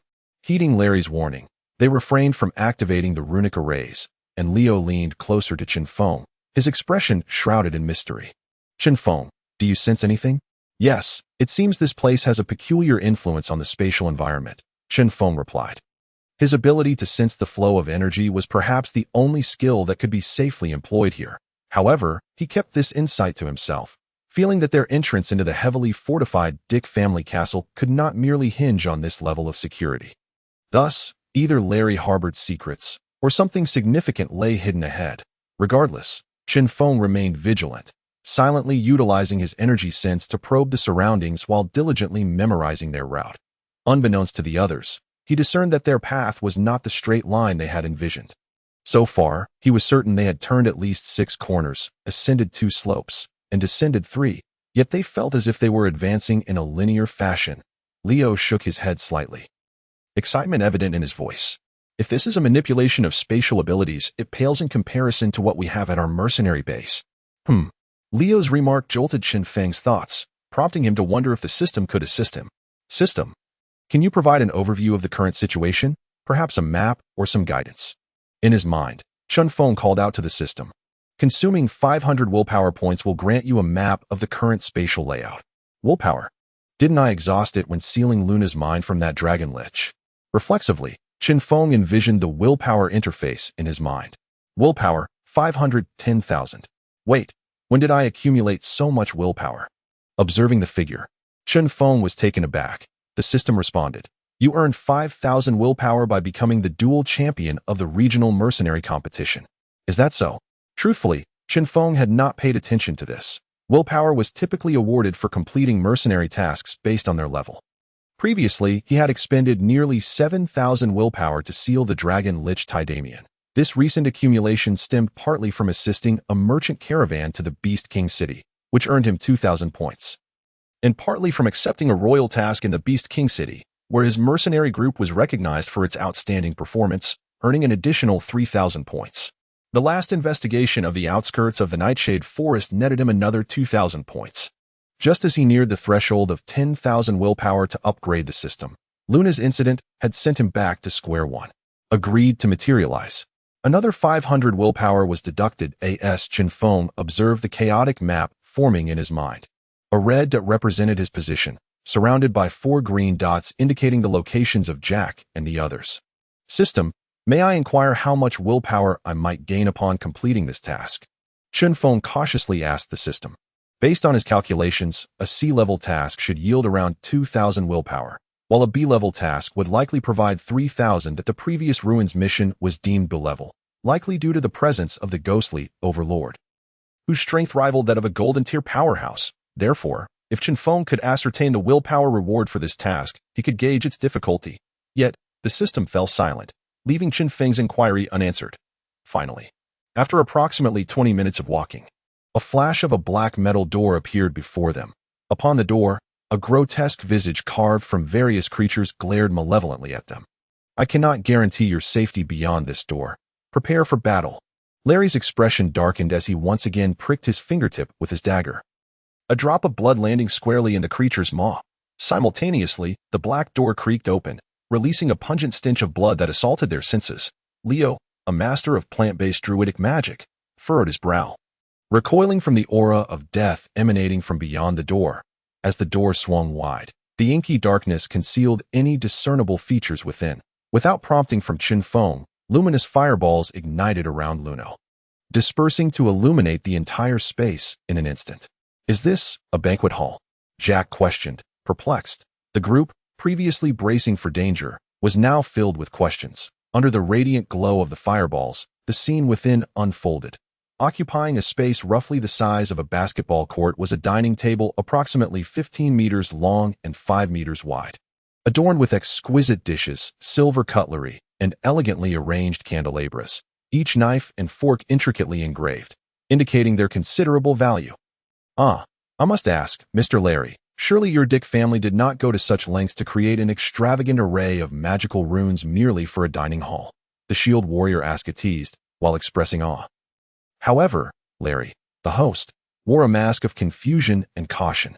"To be honest, I am equally in the dark that I rarely engage with family affairs, and it was only in the past 6 months, upon receiving notice to return, that I learned of this room's existence. According to my intel, those who have previously entered this room either emerged utterly changed or simply vanished. But why?" Gazing at the opulent dining table, Larry found himself momentarily speechless. "This is no ordinary dining hall," Chen Feng interjected, drawing everyone's attention back. Chapter 132.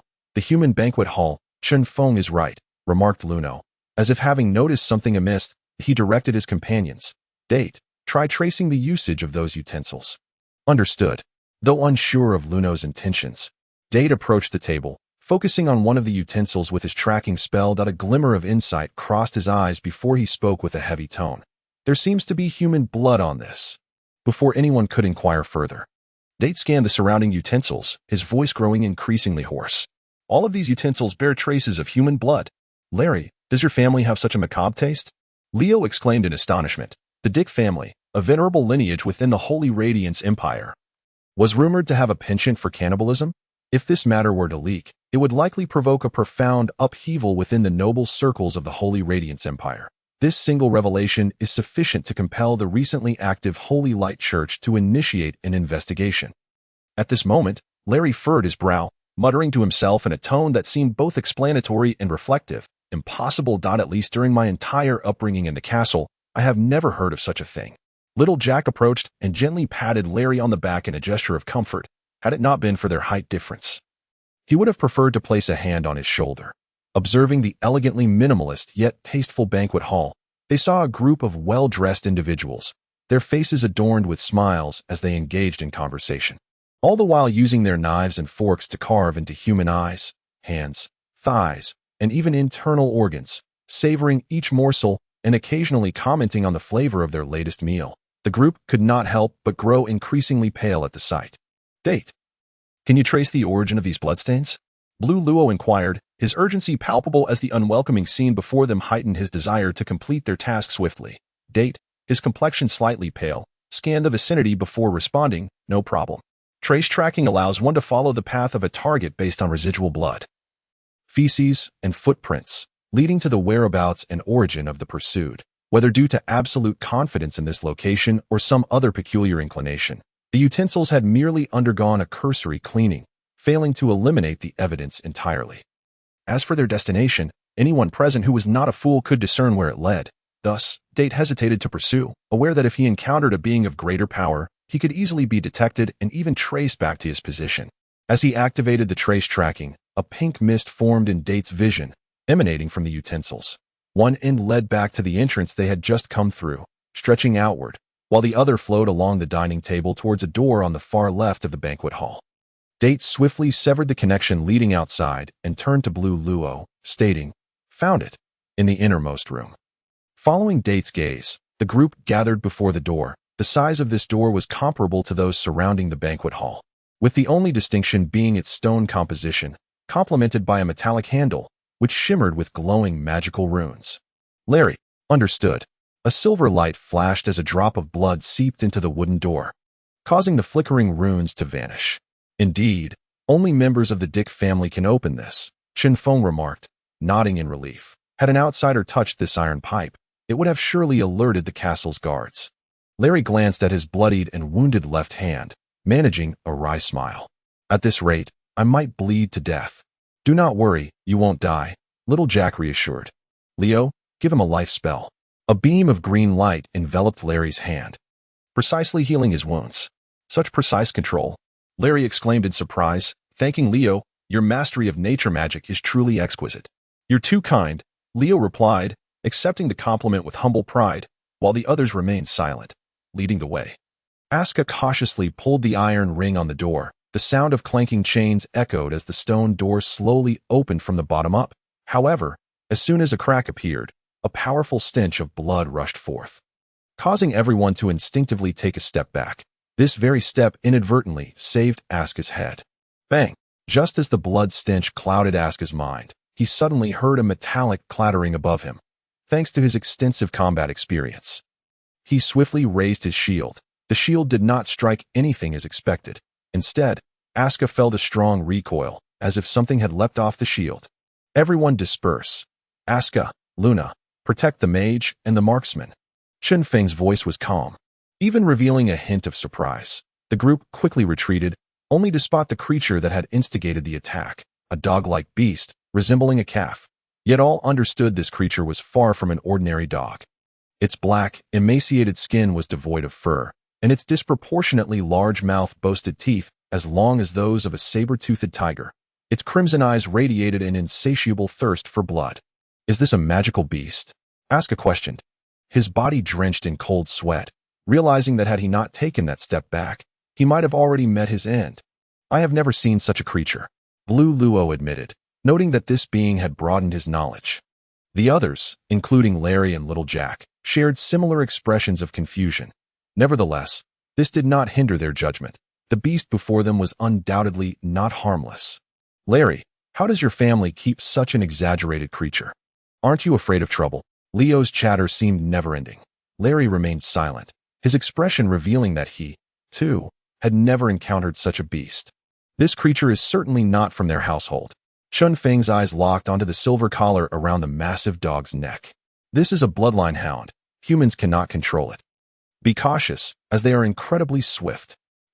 The group questioned Chen Feng's wording. Suddenly, from behind the wide-open stone door, 3 identical bloodline hounds stepped forward with graceful strides. The first to react was Blue Luo, who unleashed a spark from the tip of his short staff, and in an instant, a colossal firewall erupted beneath the 4 bloodline hounds. However, the hounds seemed to have anticipated this, their hefty forms nimbly evading the flames as they charged towards Blue Luo and the others. Simultaneously, elemental forces swirled around the bloodline hounds, unleashing a torrential downpour of ice shards upon them. Shield technique, absolute defense. Resilient aura, activate. Under the nearly flawless coordination of Reina and Asuka, the ice shards inflicted no harm upon the group.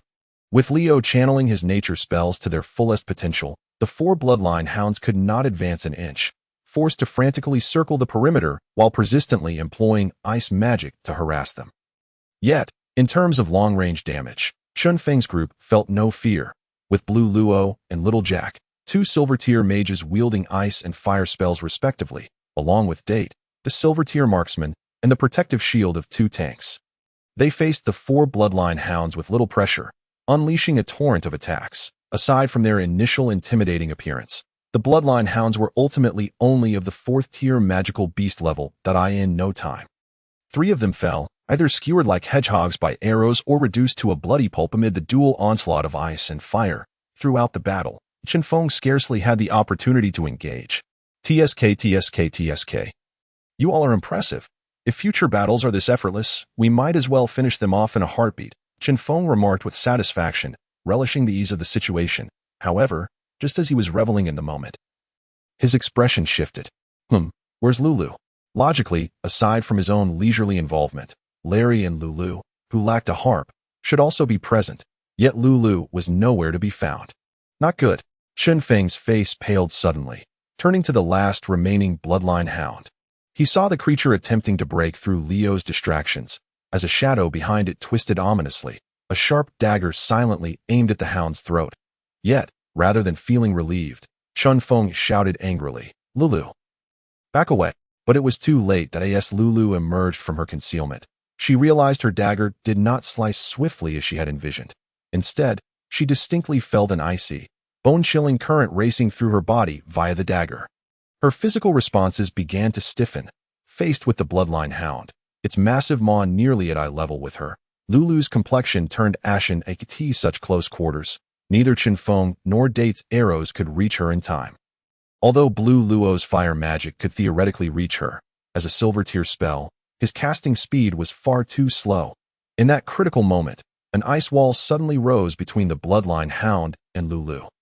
However, given the proximity of both Lulu and the hound, this thin ice wall was barely more substantial than parchment. Clang!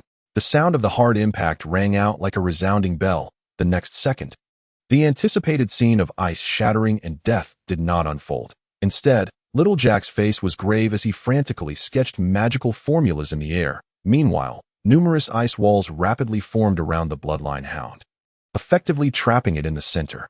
This scene feels oddly familiar, Chinfong thought, recalling a vivid memory. It's the ice coffin technique of the ice nymph Tiffer. As the sorcerer Lan Luo swiftly comprehended the situation, he realized this was during the mercenary competition. In an almost instantaneous display of power, he unleashed the ice coffin technique, which ensnared the target within an icy prison akin to a wall of ice, subsequently releasing an extreme chill that resulted in the target's immediate demise. No, that is not the ice coffin technique. In Chen Feng's perception, the magical formula in Little Jack's hands was still being meticulously traced. This indicated that the spell was still in the casting phase, rather than the stabilization phase. The crowd's gaze once again fixated on the bloodline hound, which was frantically battering against the confines of the ice coffin, desperately seeking an escape. Meanwhile, Lulu, having long since vacated the battlefield, returned to the group, visibly shaken. Around the ice coffin, elemental ice began to converge furiously, forming countless ice arrows, all aimed directly at the bloodline hound at the center. Ice Magic, Extreme Cold Magic Box. With the final formula completed, a torrent of ice arrows descended upon the bloodline hound trapped within the ice coffin, piercing it relentlessly. Puff, puff, puff. Blood splattered forth like a deluge released from a dam, yet it was firmly contained within the ice coffin. The bloodline hound, once howling and thrashing, was reduced to a lifeless corpse, continuously impaled as though it were being flayed. It was impossible to ascertain how many ice arrows had penetrated before the gruesome slaughter finally ceased. Inside the ice coffin, the bloodline hound, now shredded into a grotesque mash, had, under the frigid conditions, merged with the ice arrows, creating a disturbing yet strangely aesthetic fusion of crimson and crystalline ice. Gulp! Chinfong could not help but swallow hard, incredulously addressing the cold-hearted Little Jack. Did you do this? The previously confident Little Jack, now under the scrutiny of his peers, felt a wave of embarrassment wash over him. My apologies, I was just so angry earlier that I lost control, wasting a great deal of magical energy. That I hope I didn't embarrass you all too much. As they observed the bashful demeanor of Little Jack, the crowd found it difficult to reconcile this introverted youth with the carnage contained within the ice coffin. Indeed, an honest person's anger is the most terrifying. Chinfong could not help but click his tongue, then turned to Lulu, who was holding Little Jack's hand, saying, Lulu, I understand your thoughts, but you must realize we are a team. Please refrain from such perilous actions in the future. He smiled gently at Little Jack, adding, we all worry for you. Chinfong had long noticed Lulu's transformation, following the breakthroughs of Little Jack. Leo and himself, Lulu had begun to exhibit unusual behavior. As the presumed weakest member of the team, her participation in team activities was remarkably high, far exceeding that of Leo. However, the disparity in strength instilled a profound fear within her. In the Morning Breeze mercenary group, she enjoyed a life filled with caring teammates, warm accommodations, abundant training resources that others could scarcely imagine, and generous remuneration. Recently, she had even acquired a magical artifact. Yet, the more she had, the more anxious she became, fearful of the growing chasm between herself and the others, dreading the day she might lose all this beauty, terrified that she would one day awaken in a gutter. Realizing it was all merely a beautiful dream. As the leader, Chinfong was acutely perceptive, capable of sensing the changes in his comrades. However, all he could do was offer guidance. How Lulu would navigate this predicament ultimately depended on her own resolve. Chapter 134. The Kitchen. Hurry, we must resolve this before nightfall. Chinfong urged the onlookers fixated on the bloodline hound. Enough staring. If all goes as expected, There are likely more formidable creatures lurking within. Upon hearing Chen Feng's call, the group immediately sprang into action, cautiously traversing the stone door through which the bloodline hound had emerged. As anticipated, Lan Luo frowned deeply. Regardless of their entrance, the expressions of all present grew increasingly grim. Compared to the banquet hall outside, this chamber was relatively small, furnished simply with an exquisite cutting board and an array of knives. Tio put it plainly. This was a kitchen. However, the tools within bore an unsettling amount of bloodstains, exuding a pungent metallic scent. In the corner, a heap of bones towered ominously, with scattered remnants on the floor, marked by uneven bite impressions. Given the previous investigation of the banquet hall, it was unnecessary for Det to probe further. The group understood precisely what this kitchen was used for. And the pile of bones represented the recent meals of the bloodline hounds they had dispatched. Larry's complexion had paled considerably. In truth, since confirming the purpose of the banquet hall, his expression had never brightened. As the direct descendant of the Dick family, Larry was meant to be the next heir to the family legacy, yet witnessing such a sight shattered his worldview.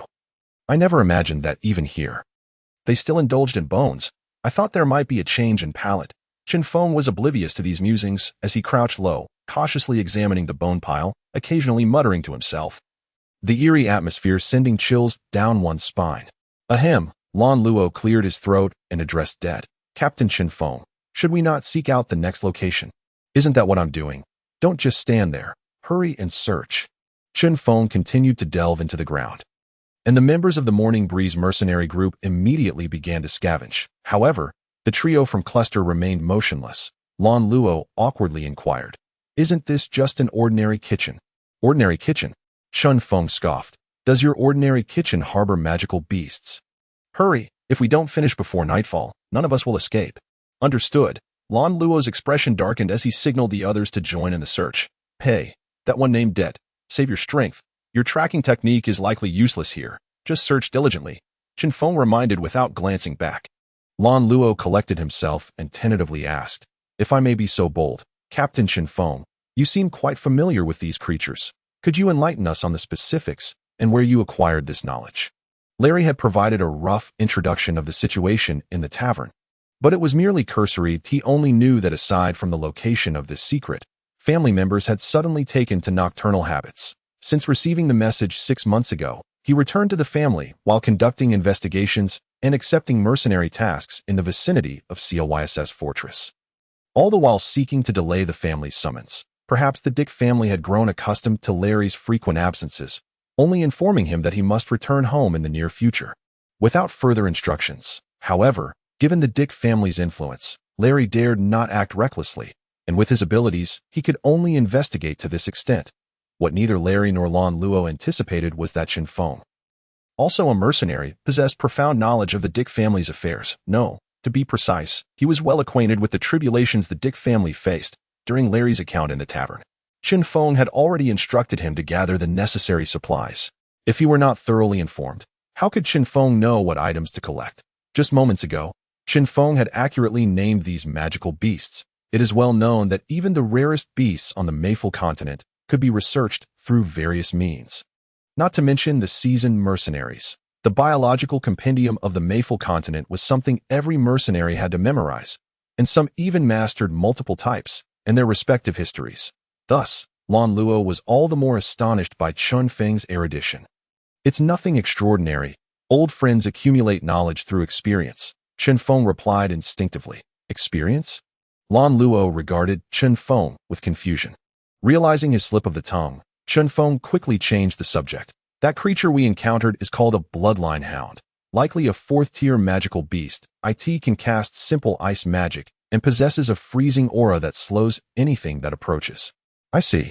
Lan Luo promptly retrieved a notebook to document this information. For them, discovering new species warranted mutual recording and dissemination, as it was a means of ensuring their survival, irrespective of moral considerations. "Is there anything else?" Lan Luo inquired eagerly, gazing at Chinfong. "Hurry up." Chinfong surveyed the surrounding area, where everyone was meticulously searching for hidden mechanisms, then addressed Lan Luo. "This creature is not particularly formidable. As long as you avoid being frozen, it is no stronger than other magical beasts. The real trouble lies in those who keep such creatures. Are you suggesting that the Dick family is breeding these magical beasts? Lan Luo asked, his expression growing grave as he continued to jot down notes. Chen Feng's voice was low, yet everyone in the kitchen could hear him distinctly. You misunderstand. Humans cannot tame these beasts. They are the exclusive pets of the Blood Tribe. Blood Tribe? Lan Luo questioned his own knowledge again. Recognizing a couple of magical beasts was one thing. But the term Blood Tribe sounded like the name of an entire race. Why did he have no recollection of it? Chen Feng paid no heed to Lan Luo's expression and continued. Indeed, the Blood Tribe, a race resembling humans. But one that feeds on humans. Resembling humans, feeding on humans. Lan Luo pondered these two conditions, uncertainly stating, are you implying they are akin to orcs? In earlier years, Lan Luo had heard that after the onset of winter, numerous orc tribes would stealthily infiltrate human settlements in search of food, often capturing humans to consume. However, Chinfong shook his head, stating, they have no connection to the orcs. If anything, they might share a distant kinship with the undead. Chapter 135, The Sculpture, Undead? Yes, more or less, though I wouldn't classify them purely as undead. If possible, I prefer to refer to them as abominations. Chen Feng nodded with a smile. Before Lan Luo could pose further inquiries, Lulu suddenly exclaimed, Boss, I've found the mechanism. The group quickly gathered around her. This is it. Lulu pointed to a partition on the knife cabinet. Though its shape was indistinguishable from the other layers, a particularly small protrusion was visible on the inner side of the partition. Given the dim lighting, it was easy to overlook this detail if one did not search meticulously. All set, Chen Feng praised. Can you ascertain that activating it poses no danger? Lulu confidently nodded. It's merely an ordinary closure switch. There shouldn't be any additional harmful mechanisms. However, I'm not entirely certain about the magical runes. That is simple enough. Lan Luo smiled elegantly, producing a metal rod the width of a thumb from her pocket. She gently tapped the switch, and moments later, she remarked, no problem. At least this mechanism is not connected to any magical array. What exactly is that? Chen Feng inquired curiously, eyeing the metal rod in Lan Luo's hand. It's a rune pen, used for delineating magical runes. That IT has a certain sensitivity to magical arrays. That I've studied runes for a while, but it's clear that I lack the requisite talent in this area, Lan Luo replied. Her expression tinged with regret. Amidst the clattering of metal, a thick layer of flooring near the bone pile slowly retracted, revealing a staircase leading downward. More to descend. The group's attention shifted back to Lila, whose response was still a look of bewilderment. Chen Feng's expression grew somber. His instincts warned him that what lay beneath might be something he was reluctant to encounter. Yet the task panel displayed a completion rate of only 41% for the shadow over Kalaisi Castle. Thus, regardless of his apprehensions, Chinfong had no choice but to continue exploring. The others also sensed the unusual atmosphere surrounding them, from the corridor of magical runes to the hall of the cannibalistic feast, to the magical beasts they had never encountered, and this tunnel leading to an unknown destination. All elements converged upon a colossal family with centuries of history. This situation had transcended the concerns of a sea-level task, and combined with the imminent risks and the potential confrontation with a golden-tier powerhouse, Lan Luo perceived that this task was teetering between A and B-level challenges. Let us proceed. We've come this far. Everyone stay alert, and if we encounter any insurmountable obstacles, retreat immediately. Chen Feng resolved, his focus fixed on the completion rate of the task panel. As long as they reached 50%, he would promptly withdraw from whatever lay ahead. With Lan Luo's illumination guiding the way, Chen Feng was the first to enter the tunnel, followed closely by the members of the Morning Breeze mercenary group, with Lila, the client, trailing behind. Although Lan Luo, Lulu, and Jack harbored concerns, they knew they could not retreat now. Wandering around the Dick family's castle could lead to dire consequences if discovered, and the image of their bodies sprawled across the banquet hall table had already formed in their minds. Quickly, keep up. Without further hesitation, the trio immediately joined the main group. The passage to the depths was not particularly long. Upon reaching the end, their field of vision expanded once more, revealing a small, circular platform. Directly ahead was a corridor approximately 10 meters wide and nearly 50 meters long. Reappearing before them, in the eyes of the seasoned adventurers, this passage practically screamed, I have traps. Lan Luo conjured a small fireball intending to fly to the corridor's end. But before it could travel 10 meters, it was instantly shattered by an arrow that seemingly appeared from nowhere. Ah, we've triggered a trap. It must be a thin wire set as a trip line, she noted. Captain, I found this. Nearby, the sharpshooter from the Claishton mercenary group, Date, had discovered an animal-shaped recess in the wall. As Chen Feng and the others approached, he explained, this should accommodate something akin to a key. But the key is not here. Having utilized trace tracking, Date spoke with conviction. Lulu, can you handle these mechanisms? As a professional thief, Lulu possessed the skills to disarm various traps. She surveyed her surroundings, responding earnestly, I can. But it will take some time. The arrangement of these traps is quite clever, and there are many of them, so it will be rather tedious to manage. That is fine. Just deal with the more challenging ones. For the rest, merely mark them. The assembled individuals were sufficiently powerful to handle simpler traps. Understood. Lulu retrieved her tools and began cautiously navigating the trap-laden corridor, while little Jack watched her anxiously, ready to cast a protective spell at the first sign of danger. Look, what are those things? Lila, has your family recently begun worshipping any bizarre deities? Leo turned to observe their surroundings, the rudimentary light source illuminating a peculiar 3-meter-high sculpture behind them. The sculpture, clearly humanoid, bore fangs, pointed ears, and a bald head with sharp claws. Though it was crouching, it towered nearly 3 meters high, and another similar sculpture lurked in a nearby corner, emanating an aura of malevolence. That thing isn't one of the righteous deities or their minions? Is it? Leo asked uncertainly, while the others were equally drawn to the eerie figures. Initially focused on sensing any dangers from the mechanisms ahead, they instinctively turned their gazes towards the sculpture, their expressions shifting to alarm. Leo, back away. In a flash, Leo, a seasoned veteran, reacted swiftly. Although he sensed no life from the statue, his instincts kicked in. Boom. A powerful gust of wind hurled Leo's form against the adjacent wall. At that moment, a seed the height of a person appeared beside Chinfong, splitting open in the center. Leo emerged from within, while the previously crouching statue stood upright, and another statue slowly rose. Its once gray stone transforming into a dark green, armored exterior. Golems. Chinfong's face turned grave as he whispered, these creatures are no ordinary trinkets like the bloodline hounds.